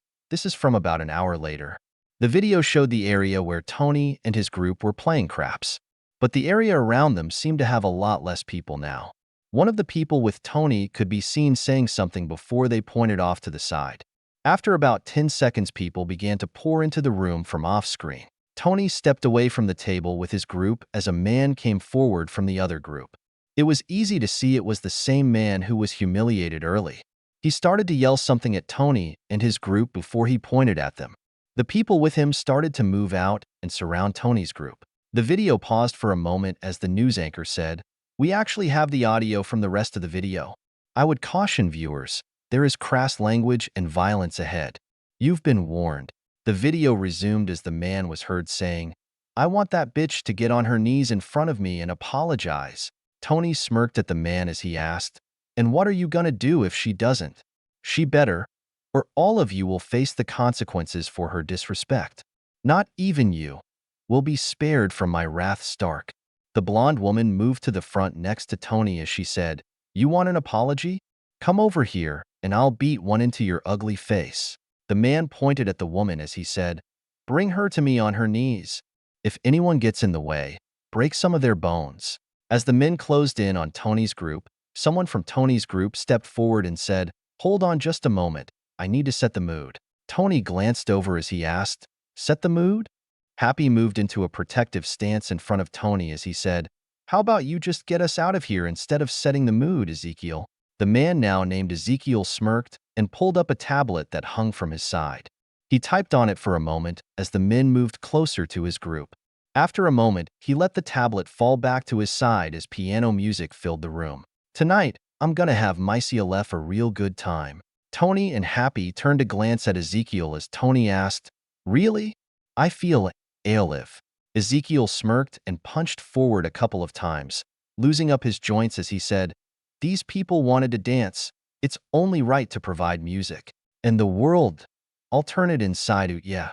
One of the approaching men broke from the group and rushed forward to punch Ezekiel. Ezekiel easily dodged the punch by tilting his head and twisting his body. As the man finished the punch, Ezekiel's right arm shot out and caught the man in his throat, which made him drop to the floor, clutching his throat as he tried to breathe. "I'm floating around, in ecstasy." At the same time, the blonde woman smiled as she rushed forward into the group of approaching men. She body-checked the person in front, which sent him flying back into a couple other men who all fell into a heap on the ground. "So, don't stop me now, don't stop me." Some other men moved closer to Tony and Happy during the same time. As one of them went for Tony, Happy moved to intercept the man and blocked him from reaching Tony. But as he did, the other man targeted him from his blind spot. The man came up short though, as Tony had used that same opportunity to kick that man's knee out. "'Cause I'm having a good time. Having a good time." As Happy threw out a punch combo on the man in front of him, Tony said, "All right, I admit, music makes this better." Ezekiel tossed someone over his shoulder into another man as he said, "Told you, you can't have a dance party without music." As the video played, it became clear that while Tony's group was outnumbered 6-1, it didn't matter at all. Tony's group was wiping the floor with the other people. Tony was even in the thick of things, throwing punches and kicks at anyone who attempted to get close. Ezekiel, the blonde woman, and another man with black hair were doing the bulk of the work though. By the time the music stopped, only the man who started everything and a couple of his goons were still standing. Casino security itself still had yet to arrive, and it didn't seem like it would anytime soon. The man looked at all of his men on the ground groaning in pain and said, "Look at all of you. All of you are fired for being useless." The man reached into his jacket and pulled out a gun with his right hand. As he lifted it up, the black-haired man in Tony's group moved his left hand in a throwing motion. The other man screamed in pain as the gun clattered to the ground. He held up his hand to look at it, which now had a knife sticking through it. The man held his right hand as he yelled, "I'll kill all of you. You have no idea who you're fucking with." 1 second Ezekiel was on one side of the room. The next he was on the other side of the room in front of the man mid-punch as he said, "No one cares." Ezekiel's fist connected with the man's jaw a split second later, and bones could be heard breaking. The man himself was lifted off his feet and rocketed backwards to slam into a slot machine. The slot machine lit up like a jackpot was just hit, which made Ezekiel turn around and ask, "Does that jackpot still count if I didn't use any money?" The video cut off after that, and the anchor appeared back on the TV as she said, "Unfortunately, that is all the video we have. But did you see that last punch? We talked to some experts and..." Fury tuned out the TV as a thought flashed through his mind. Today wasn't going to be a good day at all. VVVVV. You want to tell me what the fuck you were thinking? Ezekiel let out a sigh as he rubbed the bridge of his nose. He knew something like this might happen once he agreed to join Tony in Vegas. Well, maybe not exactly what happened. He even brought Shursui with him to act as extra security for Tony, just in case something did happen. Ezekiel glanced at Fury and Peggy, who were seated on the other side of the table from him. Both of them requested a meeting with him after they found out what happened. For pretty much the same reason. Tony Stark being detained and Ezekiel himself being seen by the world. He should have just used a hinge to hide what he looked like. Well, this isn't what he looks like, so it doesn't really matter. Tsunade, on the other hand, might be an issue, same with Shursui. Whatever, it didn't really matter much. It wasn't like they did much in the outside world anyways. Well, Fury looked annoyed as he waited for the answer to his question. Ezekiel shrugged as he said, "What can I say? Tony is persuasive and wanted to celebrate. He also made this sad look like I kicked a puppy. How could I say no?" Fury frowned as he said, "That wasn't what I was asking about. When did you make contact with Stark, and why weren't we informed?" Peggy nodded in agreement as she said, "I thought you weren't going to mess with the timeline anymore?" Ezekiel shrugged as he said, "In for a penny, in for a pound. Besides, I'm not messing with the timeline. Tony always becomes Iron Man." Peggy wasn't happy with the answer, but Fury pushed again as he asked, "When did you first make contact with him? And why?" Ezekiel let out another sigh before he said, "A few months ago. We made a contract and are going into business together. Why didn't you inform anyone else about this?" Ezekiel shrugged as he said, "Because it's just a business partnership. Even though I told Tao and Agatha about it, since it cut into my training time with magic." Fury raised his one good eyebrow as he said, "You should have informed us about it." Ezekiel looked at the empty room as he said, "Honestly, it looks like you are the only two people who care about what happened. That's not the point, and you know it. Something big like this should be shared with the group." Peggy nodded in agreement as she added, "Making contact with Tony in the first place is an issue. And you being all over the internet doesn't really help with us being a secret organization." Fury shook his head as he said, "How in the hell have you not removed that video by now? Actually, why did it even leak in the first place?" Ezekiel laughed as he said, "I leaked it." Fury and Peggy stared at Ezekiel as if he was an idiot before Fury asked, "Why?" "Why not?" "Because now everyone knows what you look like." Fury let out a sigh and rubbed his temple as he finished. Ezekiel wore a smirk as he asked, "Just like you do?" Both of them paused at that remark. It was something they took for granted and forgot about. They didn't know what Ezekiel really looked like. They were so used to him with this face that it slipped their minds. Ezekiel pointed to himself as he said, "My appearance doesn't matter. I can change it anytime I want. In fact, the only thing the world thinks about me at this point is I am part of Tony's security team. Same thing for Shursui and Tsunade. As for exposing our group, how would that even happen? I'm not telling Tony or the rest of the world about it." Ezekiel's smile grew as he asked, "As for leaking the video, it was awesome. I just had to share it. Have you seen how many views it has? 00098. Project Lazarus." It was over a month after the Vegas incident that Project Lazarus was cleared for final testing with human subjects. Normally, you would test for years to ensure something like Lazarus was stable. Theo cheated instead and used the time stone with Tao to check the test subjects. It was a different way than Tao normally used the time stone, since the focus was only on one person and specifically what was happening to them. It was a lot less intense and drained almost nothing of her mental stamina. The only downside to the process was it showed nothing of the wider world or the future. Tao and Theo didn't mind. They both already knew what might happen in the future and were planning for it. The human test subjects were some of the prisoners they kept at the medical base. They were all placed in magic line cells and kept in medically induced comas. It was easier to keep them in check that way. For the test subjects themselves, they were woken up from stasis to be used in the experiments. It sounded bad, but they just needed them awake, so it was easier for Tao to move their astral projection over to the new body and anchor it. It turned out that an astral projection was a person's soul. At least that was the simplest explanation for what it was. So transferring a person's astral projection to a new body was kinda like transferring a soul to a new body. It seemed to work at first, but as they checked with the time stone, they found a weird issue. The astral projection liked to go back to the original body after a while. normally within 6 months of the process happening. The next step they took was to figure out why it happened. Tao, with the help of Agatha, looked into the issue, and within a month had a possible solution. The old body had a deep connection to the soul and would pull it back over time. But if the old body didn't exist, the soul should bond completely to the new body and form a new anchor point. So that's what they did to one of the test subjects. After their original body was destroyed, they used the time stone to check on the test subject. It was a resounding success. No issues found after checking on them for over 50 years. They also checked 80 years out and still found no issues with the transfer process, since the astral projection transfer process worked perfectly on clone bodies. The next step was trying it on an altered clone body. They made slight adjustments to a clone and mixed in about 5% of Theo's unique DNA. Once the body was formed, they did another transfer and disposed of the old body. Then Tao and Theo used the time stone to check for rejection first. Afterwards, they checked for any issues that might have cropped up. It ended up working correctly, and no issues were found even after checking back 120 years out.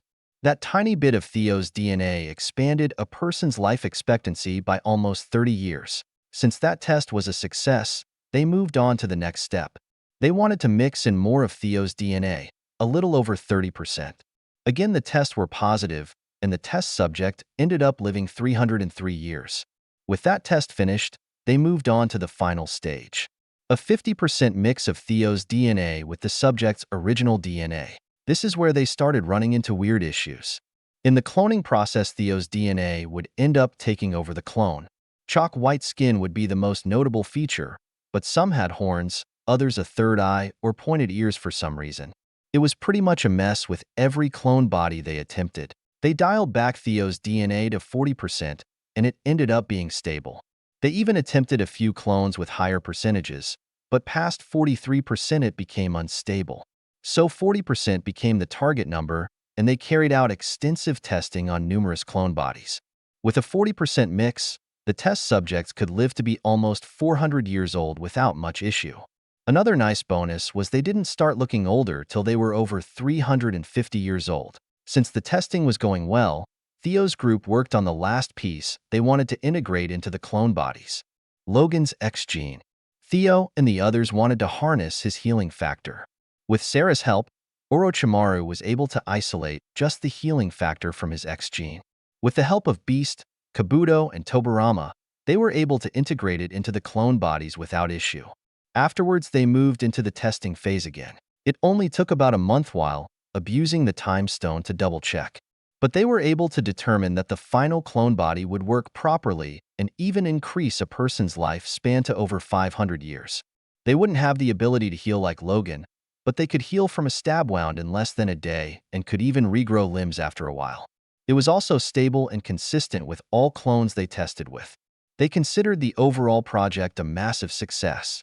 Another bonus, and the reason they used Theo's DNA in the first place, was because of Chakra. Any body made using his DNA came with Chakra pathways. The downside was the Chakra the body produced wasn't great compared to Theo's. Everyone in Theo's head working on the project had different theories as to why, but it was Hagoromo who had the best explanation. The pathways and Chakra potency in the clone bodies were like those of his later descendants, which made Orochimaru, Kabuto, Tobirama, Tsunade, and a few others work to fix issues with the cloning process. They wanted to improve the Chakra pathways and the Chakra potency. Unfortunately, everything they attempted failed. The only way to improve it was making a clone with a higher percentage of Theo's DNA. So after a few months of failures, they dropped that portion of the project and declared the project ready for implementation. The only issue they had after the project was completed was deciding who would get the chance to have a new body. The bodies made with the 40% mix would be extremely powerful.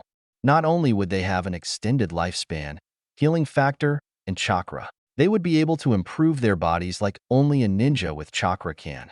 With some training, they would be stronger than Steve at his peak, and that wasn't even close to how strong they could become.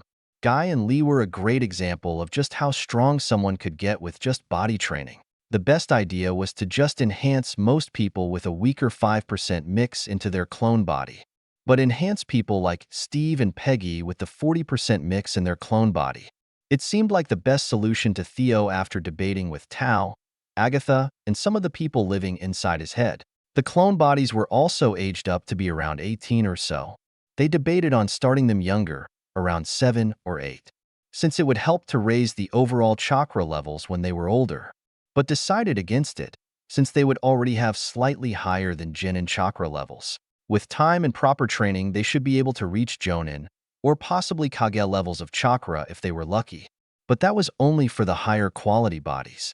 The bodies made with the 5% mix would max out around high Chunin levels if they trained properly, or maybe even low Jonin levels. Most would be stuck with mid-Chunin levels of chakra though. So after another month of deciding who would get what and why, Theo called in the first person he wanted to do the procedure on. Theo was currently in the medical base hinged as Ezekiel. He glanced at the new clone body laying on the bed as he waited for his guest of honor to arrive. He had to admit, the new bodies were a little weird to look at. They always looked like they were asleep until a soul was placed inside them. Then they would suck in a deep breath as their eyes snapped open and looked around in shock. Some of the test subjects would even sit up and let out screams. That shit was just creepy.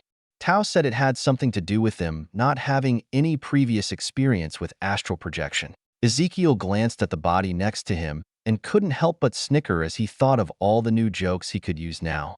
As he was lost in thought, the door to the room opened and in walked Tao and Agatha.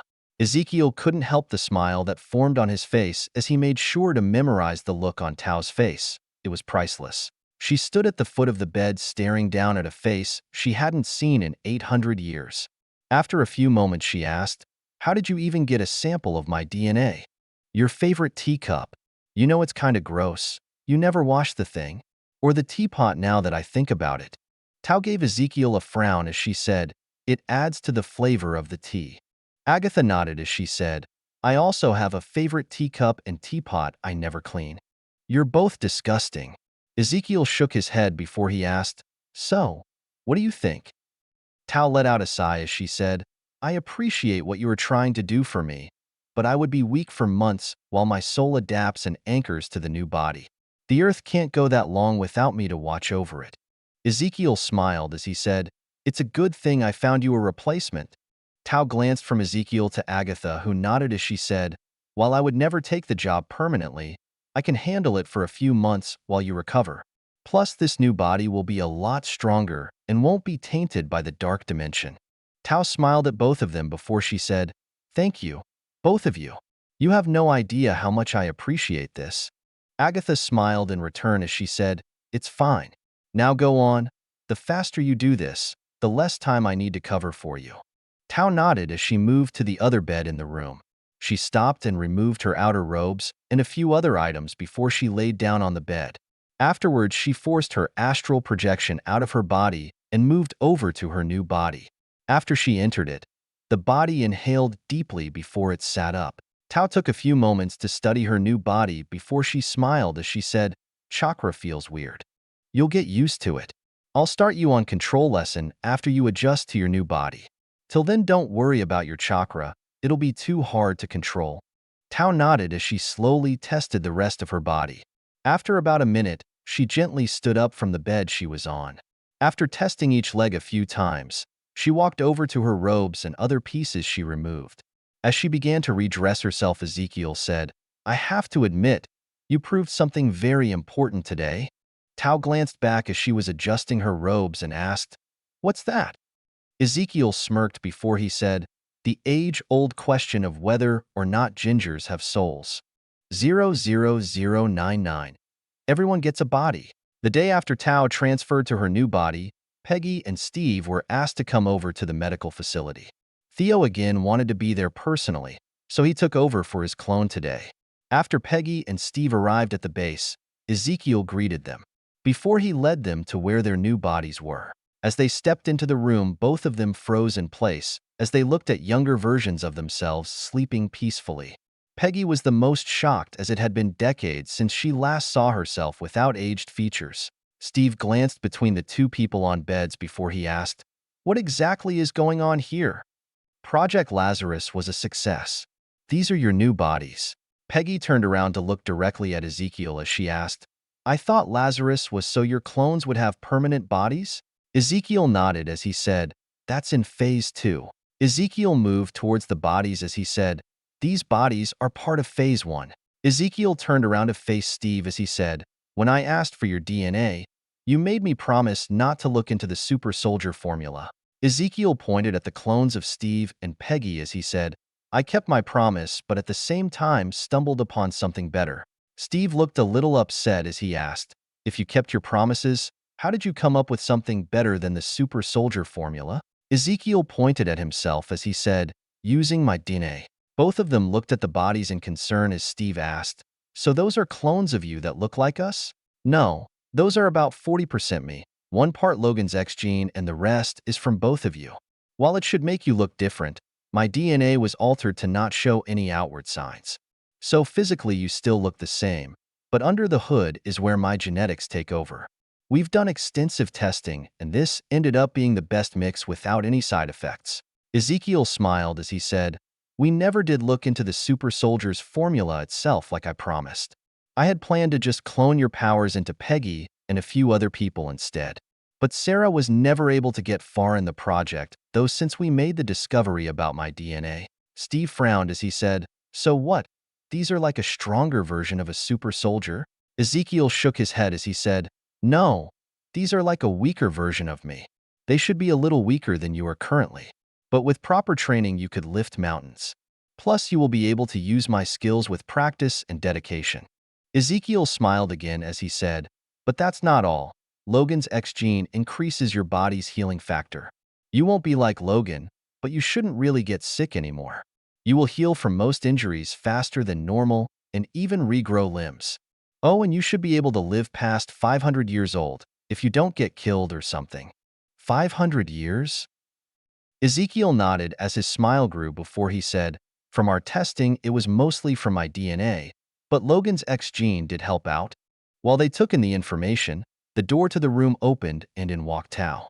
Tao looked to be around 16 with fiery red hair, tied into a braid that hung down past her butt. Ezekiel shook his head as he said, "I'm still not a fan of the long hair. Maybe a pixie cut?" Tao gave Ezekiel a look that made him go quiet before she smiled at the other two people in the room. As she asked, "So did Ezekiel finish explaining what was going on?" "Kinda, but not really. He also didn't ask if we wanted new bodies." Peggy finished with a frown at Ezekiel. Ezekiel shrugged as he asked, "What? You don't want the chance to live a full life with Loverboy here?" "I do, but 500 years? Isn't that too long? How would we enjoy our lives when we are that old?" Steve nodded as he said, "I have to agree. I appreciate what you're trying to do for both of us, but that just doesn't seem right to me. All of our friends and family would die long before us. Not like I have much of that anyway, but you get the point." Tao let out a sigh as she said, "Both of you are overthinking this too much. Just enjoy the second chance at life and deal with everything else as it comes. That's what I've done for the past 800 years." Ezekiel nodded as he said, "Plus we are already working on a life extension treatment. We are shooting for it to add at least 300 years to a normal person's life. So that should take care of one of your concerns." Ezekiel then pointed at the bodies again as he said, "These bodies will look like this for the next 400 years or so. Then they will slowly age over the last 30 years of your life. You will be just like elves are depicted in most books." Peggy shared a glance with Steve that acted as a whole conversation before she turned to look at Ezekiel and said, "Thank you for doing this for us." Steve nodded as he asked, "So what do we do now?" Tao pointed at the extra beds as she said, "You will need to lay down on those beds. Then I'll transfer you over to your new bodies. It will be a weird, but completely painless experience." They both nodded before moving to one of the beds.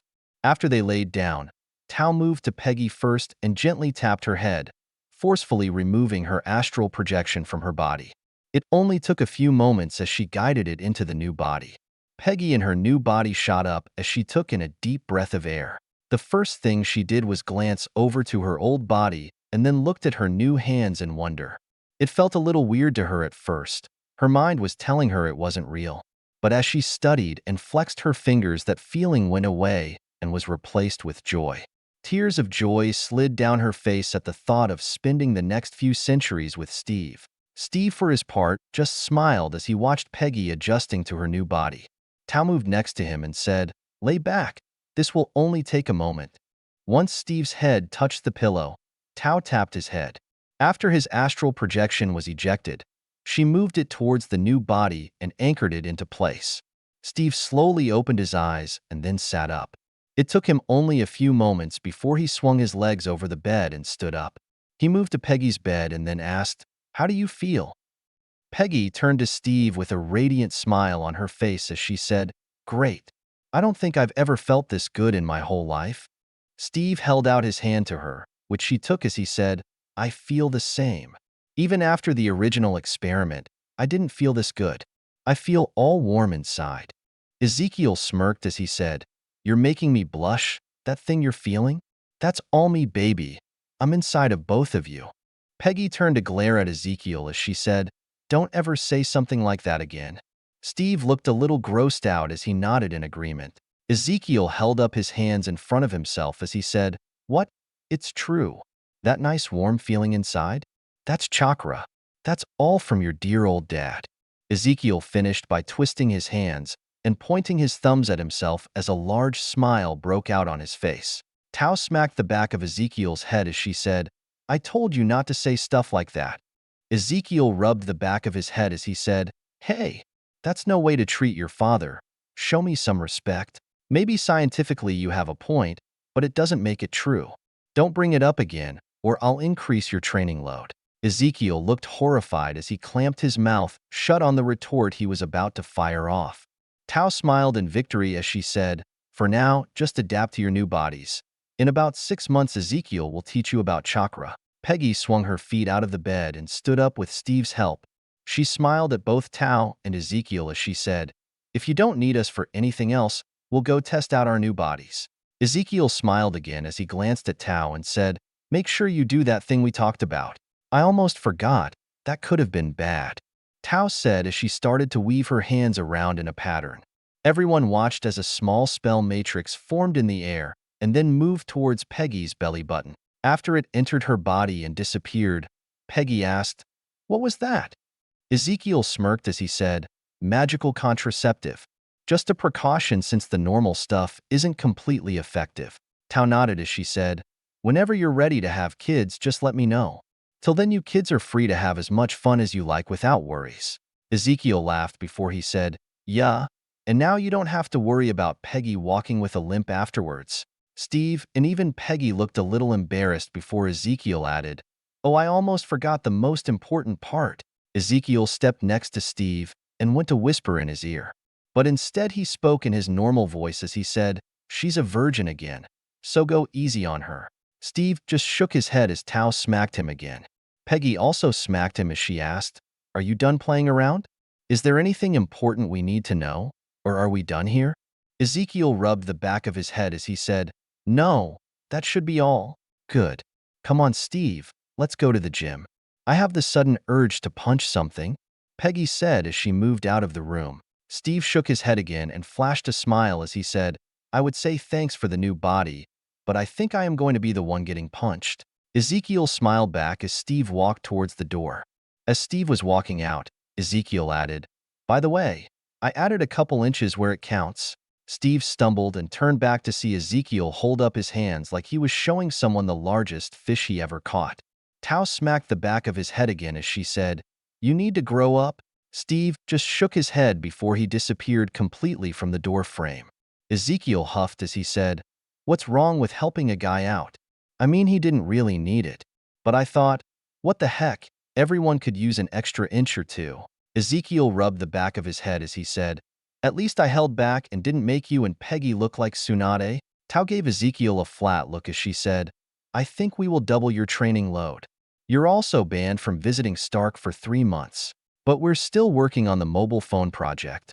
He should be able to finish everything himself. But you can stop by his place today and let him know you'll be busy for the next 3 months." Ezekiel shook his head as he mumbled, "Should have just kept my mouth shut." During the next 3 months, while Theo was going through what most people would consider child abuse, Tao, Theo, and his clones were able to swap everyone in their group into new bodies. Almost everyone was given the weaker of the bodies.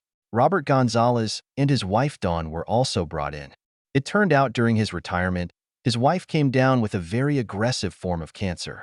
It was caught early thanks to Theo's warning, but it was still cancer and not even Tsunade had a direct way to cure it. Cancer wasn't something that was common in their original world.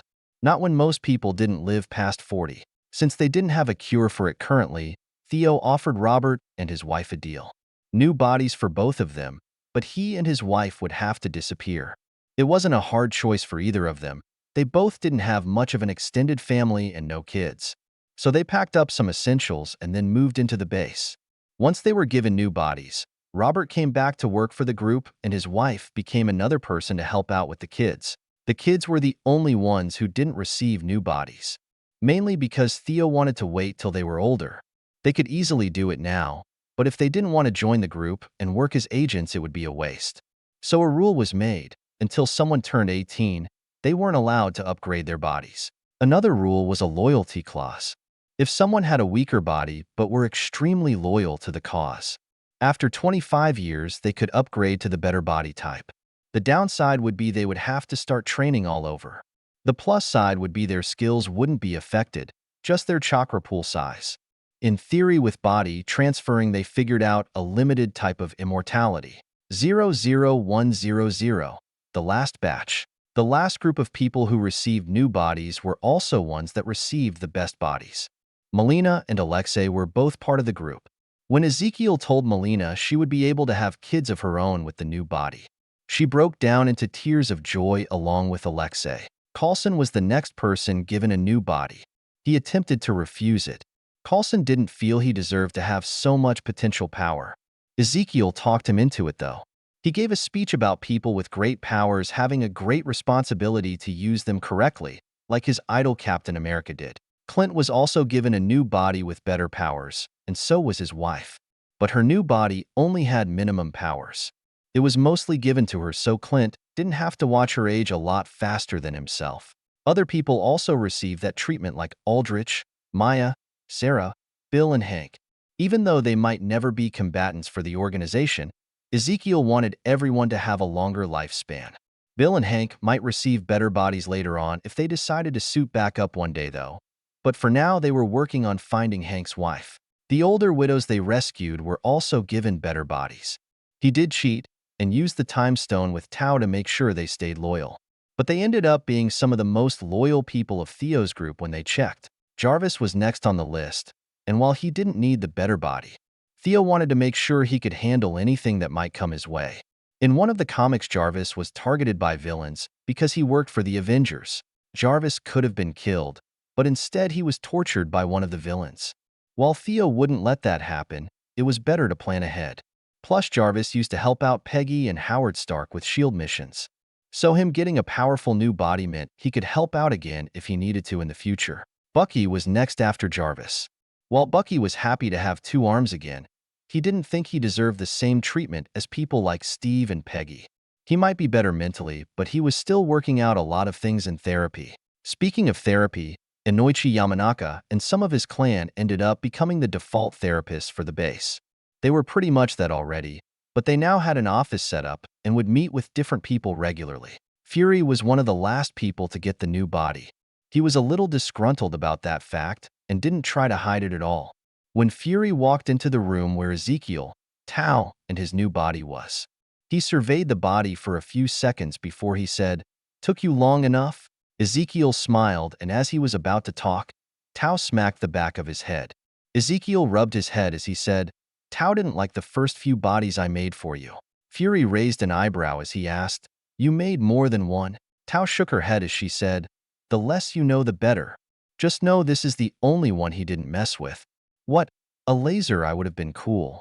Tao frowned as she said, "That doesn't explain everything else you did. I was just giving him extra tools to be a better super spy." Ezekiel said innocently. One of the bodies had oversized breasts, another had an extra arm coming out of the back. That other one had the body of a deformed child coming out of his stomach, or the one that had 4 sets of eyes. Ezekiel raised his hands in the air as he said, "The Total Recall model was cool." Fury rubbed the bridge of his nose as he said, "You did. Just stop. I don't want to know anymore." Fury moved over to the new body and checked it over before he asked, "There's nothing hidden underneath the skin?" Tao shook her head as she said, I made sure he didn't mess with this body. We even used the time stone to check the future, just to make sure. Ezekiel shook his head as he said, she didn't even let me help you out below the belt. You wanted to make it tiny. Fury shot a glare at Ezekiel before he turned to Tao and said, thanks, I owe you one. Tao nodded before she said, if you'll lay down on that bed, I'll get you switched over. After that, Fury was done, and the last two people were brought in. These two were saved for last because they both already had an X gene themselves, and integrating Logan's took a while to figure out. They also weren't getting any of Theo's genetics, but having their own genetics improved. Once it was completed, Tao and Ezekiel used the time stone again. They needed to make sure neither one went power crazy or something else happened. While there were some issues that might happen in the future, it wasn't anything Ezekiel or Tao wouldn't be able to handle. So they called in the last two people and waited for them to arrive. Magneto and Xavier were surprised when Ezekiel invited them both to a private meeting. While he interacted with both of them regularly, it was almost always with other people, or he would show up randomly to the school and drop off items for the kids. He made a habit to visit, find out what the kids wanted, and would come back a day or two later with it. He only got them stuff within reason, though. He also wouldn't bring anything for kids who didn't have good grades or misbehaved.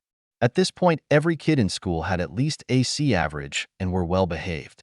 The better the grades, the more he was willing to spoil the kids.